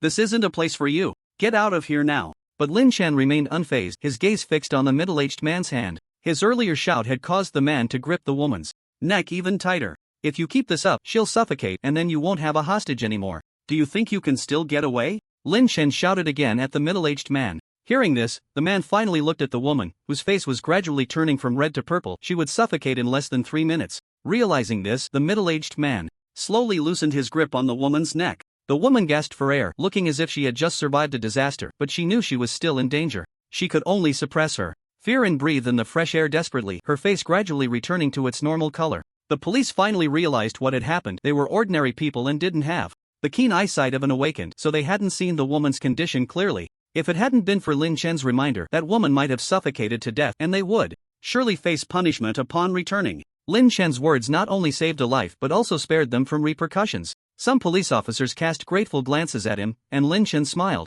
back at them. At that moment, the system's voice suddenly rang out. "Ding! Zhao Kai emotional value plus 999 inch ding. Wang Li emotional value plus 999 inch ding. Li Xiao emotional value plus 999 inch." However, Lin Chen had no time to pay attention to the system now. His gaze was fixed on the middle-aged man. Suddenly, the middle-aged man shouted, "Get me a car and prepare 2 million in cash, or don't blame me for killing her." "Captain Zhao, what should we do now? The Dragon Guard won't arrive for a while," one of the police officers asked the first officer who had spoken. Hearing this, Zhao Kai's expression darkened, but a hint of helplessness flickered in his eyes. "First, agree to his demands." "Understood." With that, the young officer hurried off to get things done. Before long, the young officer drove a car to the scene. Since this was an airport, there were naturally many cars. After negotiating with a car owner, the young officer got an agreement. As for the cash, there was a bank inside the airport, so the young officer simply informed the bank manager, who promptly withdrew 2 million in cash without hesitation. "Everything you wanted is here. Now hurry up and let her go," Zhao Kai said, pointing to the car in the distance. Seeing that he had received what he wanted, the middle-aged man was momentarily pleased, but he didn't immediately release the woman. After all, he wasn't stupid. He continued to grip the woman's neck as he walked toward the car. When they reached the car door, the middle-aged man shouted at the woman, "You drive, or I'll kill you." I can't drive," the woman stammered. "I said drive, so drive. Stop talking nonsense," the middle-aged man barked. With no other choice, the woman had to sit in the driver's seat while the middle-aged man sat in the back, gripping her neck tightly. "Hurry up and drive." Upon hearing this, the woman burst into tears. She had no idea how to drive and fumbled around without starting the car. The middle-aged man grew anxious as the police were closing in. At that moment, he spotted Lin Chen standing behind the police and shouted at the officers while still gripping the woman's neck. "Get that kid over here." He pointed at Lin Chen, leaving Lin Chen momentarily stunned. How had he become the center of attention? Was it his protagonist aura at work? "You, kid, come here quickly, or I'll kill her." Seeing Lin Chen still in a daze, the middle-aged man roared. The police officers all turned to Lin Chen, eager to see what he would decide. If he refused to go, they would have to take the risk of shooting the middle-aged man, which could endanger the woman. Conversely, if Lin Chen was willing to go, they would let him find a way to stall for time until the dragon guard arrived. Lin Chen, under the gaze of so many people, he felt an urge to curse. But with a life at stake, he had no choice but to stride slowly toward the middle-aged man. As he passed Zhao Kai, he heard him mutter, "Quietly, young man, find a way to stall for time, the dragon guard will be here soon." "Okay, I understand." Lin Chen nodded slightly and continued toward the middle-aged man. "System, help me check this person's information." Ding. Li Wei, age 35, sea-level Earth Awakener, current level, Golden 1 star. Golden 1 star? That means he's not much stronger than me. In that case, I'll just have some fun with him, Lin Chen murmured to himself, and before long, he arrived outside the car. At this moment, the middle-aged man Li Wei was gripping a woman's neck with one hand while slowly opening the car door with the other. He then said to the woman, "You, sit over here. That kid outside, you let him in, hurry up." Seeing this, the woman trembled as she crossed from the driver's seat to the passenger seat while Lin Chen took the driver's seat. "Kid, you can drive, right? Drive me out to the suburbs later, and I'll let you go. Don't think about playing tricks on me, or else don't blame me for being heavy-handed," Li Wei threatened Lin Chen. Upon hearing this, Lin Chen pretended to be very scared and nodded, then activated his basic driving skills and the car took off from its spot, quickly covering several dozen meters. Li Wei was immediately startled by Lin Chen's maneuver. He had thought Lin Chen was weak and easy to control. After all, he was an awakened, and Lin Chen, even if he was also an awakened, probably didn't have much strength. Now, Lin Chen's sudden takeoff made him feel a bit regretful. Could this kid be playing the fool to catch the tiger? Thinking this, Li Wei tightened his grip on Lin Chen's neck. Once he made a move, he could easily crush his neck with one hand. However, what Li Wei didn't know was that Lin Chen was a space-type awakened. Escaping was just a matter of seconds. But to save the woman beside him, he didn't rush to act. After all, she was just an ordinary person, and with Li Wei's reaction speed, if Lin Chen made any sudden moves, he would definitely tighten his control on the woman immediately. This opportunity was unique, and Lin Chen didn't plan to take risks. He was waiting for a chance. As soon as Li Wei loosened his grip, he would strike immediately. At this moment, the car was already on the road, and Zhao Kai and the others watched as the car gradually drove away, immediately getting into a police car to chase after it. "Captain Zhao, we've received a notification from above, asking us to find a way to contact that young man and have him drive to a less populated area," said a young officer beside Zhao Kai. Hearing this, Zhao Kai fell into a dilemma, but just as he was immersed in how to notify Lin Chen, he suddenly heard other officers exclaim, "Captain Zhao, look, we don't need to notify that kid anymore." Zhao Kai looked up and saw Lin Chen driving towards the suburbs. It turned out that Lin Chen had just inquired with the system in his mind. Just then, Lin Chen's phone rang, and as he was about to answer, it was snatched away by Li Wei, who hung up immediately. "Hey, let me answer the call. That was my friend," Lin Chen said, somewhat speechless. "Just drive. Speed it up." Li Wei ignored Lin Chen's words, regardless of whether it was his friend calling. He just wanted to escape quickly. Seeing this, Lin Chen wished he could slap this guy to death. If it weren't for the hostage in his hands, he would have acted long ago instead of wasting time talking to him. Meanwhile, at the airport, Zhou Pangji looked at his phone being hung up and fell into deep suspicion. Wasn't it agreed that someone would come to pick him up today? Why wasn't the call answered, and where was the person? Why isn't brother you answering the phone? Didn't he say he would pick me up around 10? Zhou Pangji looked at the time and then at the crowd at the exit, which was packed tightly, feeling a bit confused. As he walked towards the exit, he soon heard a group of people discussing. "Hey, did you hear? A robber just kidnapped 2 people.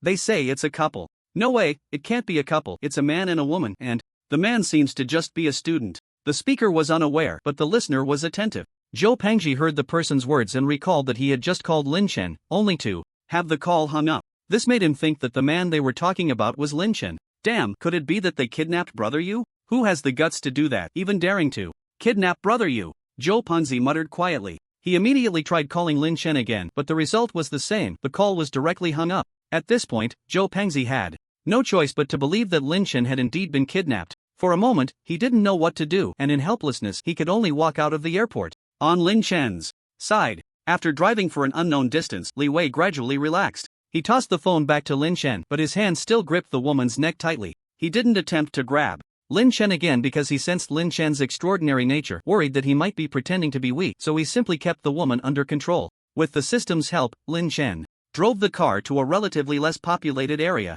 Just then, Lin Chen slammed on the brakes, catching Li Wei off guard, and his head slammed hard against the seat. His hand involuntarily released the woman's neck, and seeing this, Lin Chen quickly grabbed the woman's hand and then used spatial teleportation to disappear from the car. As Li Wei regained his senses and was about to curse, he saw that both Lin Chen and the woman had vanished. It felt like he had seen a ghost, and just as he was in a daze, the car crashed straight into the railing ahead. Due to inertia, Li Wei was instantly thrown out of the front windshield and landed on the road ahead. Fortunately, his physical condition was relatively strong, and he didn't suffer serious injuries, just a few cuts on his forehead and arms from the glass. As for Lin Chen, he stood at a distance with the woman, silently watching everything unfold. After a while, the woman gradually came to her senses and hurriedly bowed to Lin Chen in gratitude. Thank you, thank you so much. If it weren't for you, I might have died. Thank you so much. Lin Chen merely nodded slightly, accepting her thanks. B. Xian Xiaoxiao's emotional value plus 1000 inch beat. Xian Xiaoxiao's emotional value plus 1000 inch beat. Xian Xiaoxiao's emotional value plus 1000 inch. The system's voice immediately echoed in his mind, but at that moment, Lin Chen's thoughts were entirely focused on Li Wei in the distance, completely uninterested in it. You find a place to hide first. Oh.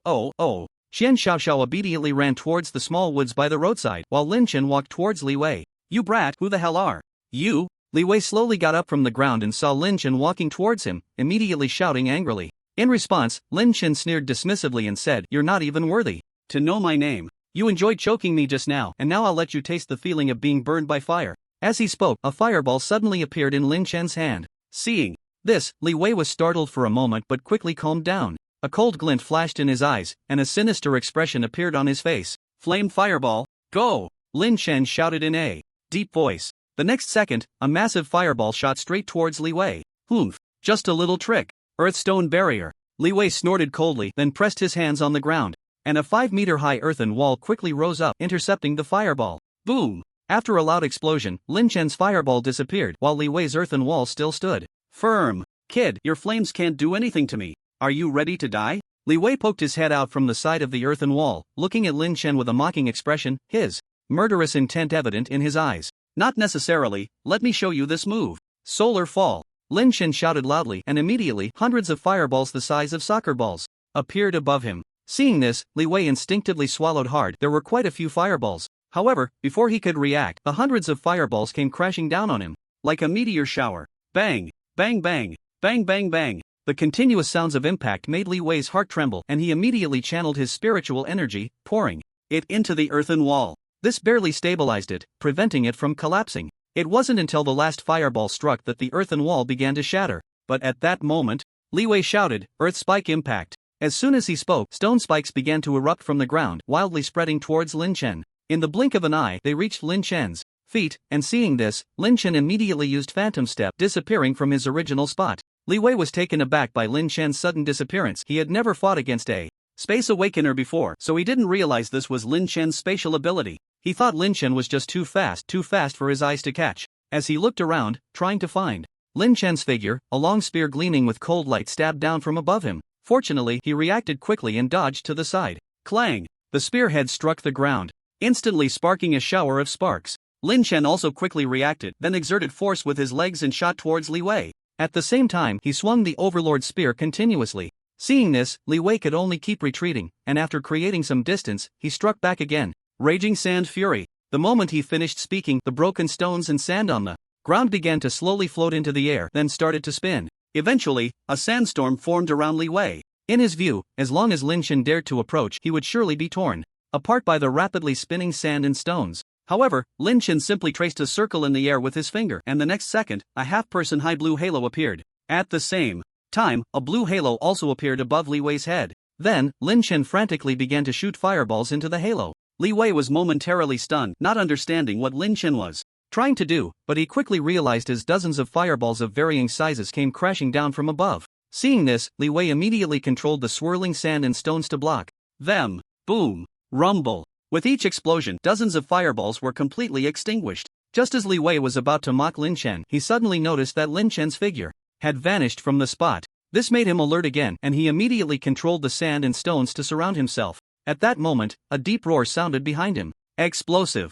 Flame prison! As the words fell, the ground beneath Li Wei's feet began to collapse, revealing boiling magma. Caught off guard, Li Wei fell straight down, feeling the heat of the magma, and he began to gather the sand and stones around himself. Rock Sand Giant. Before long, a 5-meter-tall rock giant appeared in the magma. Since Lin Chen's current strength was relatively low, the magma pit he created wasn't very deep. Moreover, because Li Wei's rock giant was quite large, for a moment the magma didn't engulf him. Seeing this, Lin Chen's expression darkened. Before Lin Chen could make a move, he saw Li Wei controlling the rock giant to start climbing up little by little, and before long, he successfully climbed back up. Kid, I'm going to kill you, Li Wei roared, controlling the rock giant to charge at Lin Chen. Lin Chen didn't expect his opponent to be so difficult to deal with, but then he thought about the 6 or 7 realms of difference between them, and it made sense. However, he wouldn't easily concede. It was just a golden 1 star. What was there to fear? He immediately stopped holding back. Great character explosive flame. Lin Chen let out an angry shout, and immediately his entire body was engulfed in flames, transforming him into a being of fire.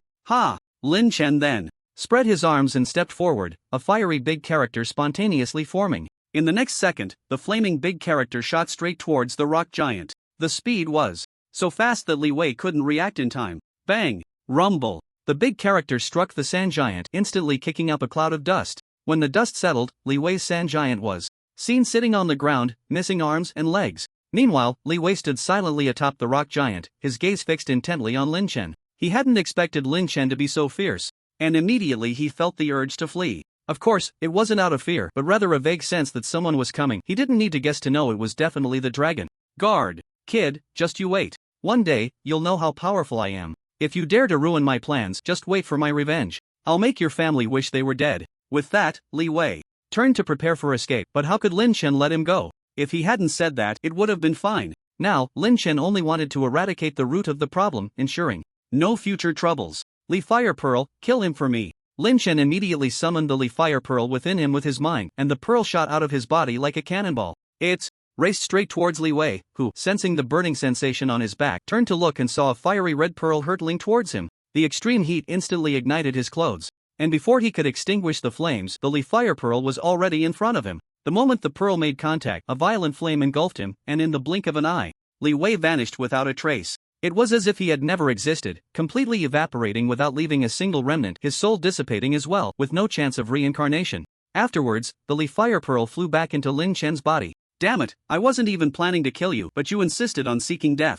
Be more careful in your next life. Oh wait, you won't have a next life. Lin Chen murmured, then turned to head back the way he came. He still needed to meet Zhou Pengzi. Li Fire Pearl, image for reference only. You finally answered the phone. If you hadn't, I would have called the police. Zhou Pengzi exclaimed with joy upon seeing Lin Chen pick up. Lin Chen felt a bit embarrassed and said, sorry, fatty, I got held up. By the way, where are you now? I'll come find you. I'm still at the airport exit. Hurry over. Okay, wait for me there, I'll be right there. After hanging up, Lin Chen immediately activated his phantom step and teleported to the airport. At this point, he could teleport over 100 meters in one go, so it wouldn't take long to reach the airport.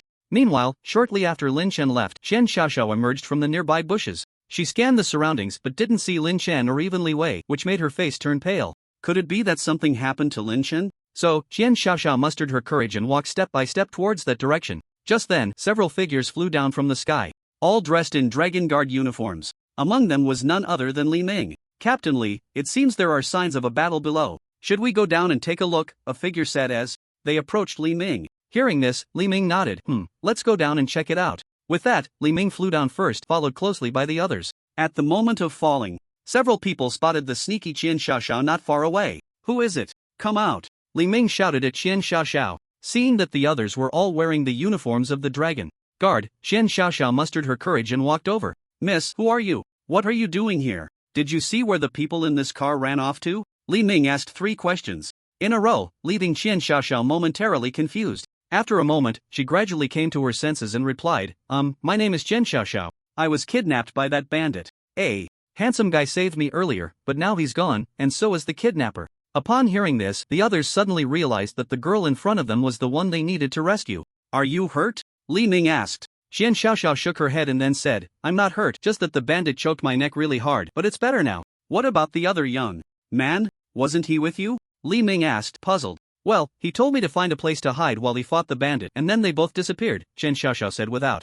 holding back about what had happened earlier. Just then, a voice interrupted their conversation. Captain Li, come over and take a look, there are 2 million in cash still in the car. Hearing this, Li Ming strode over and saw a dragon guard opening the car door and pulling out a box. Upon opening it, he found 2 million lying inside, untouched. Suddenly, another dragon guard shouted from a distance. Captain Li, come quick, there's a situation. Li Ming heard this and quickly walked over again, only to find a pile of rubble quietly stacked there, surrounded by signs of fire damage. It was a complete mess. At that moment, a figure flashed through Li Ming's mind, but he shook his head. Looking at the burn marks on the ground, he hesitated for a moment before deciding to make a phone call to inquire about the situation. So, Li Ming took out his phone and dialed Lin Chen's number in front of everyone. Soon, a panting sound came from the other end, followed by Lin Chen's voice. Hello, brother Li, what's up? Hey, Lin, what are you doing? Why are you out of breath? You're not. As he spoke, Li Ming unconsciously leaned in, but Lin Chen on the other end rolled his eyes. He quickly scolded, Brother Li, can you not think so dirty? I'm just on my way. Cough, just kidding.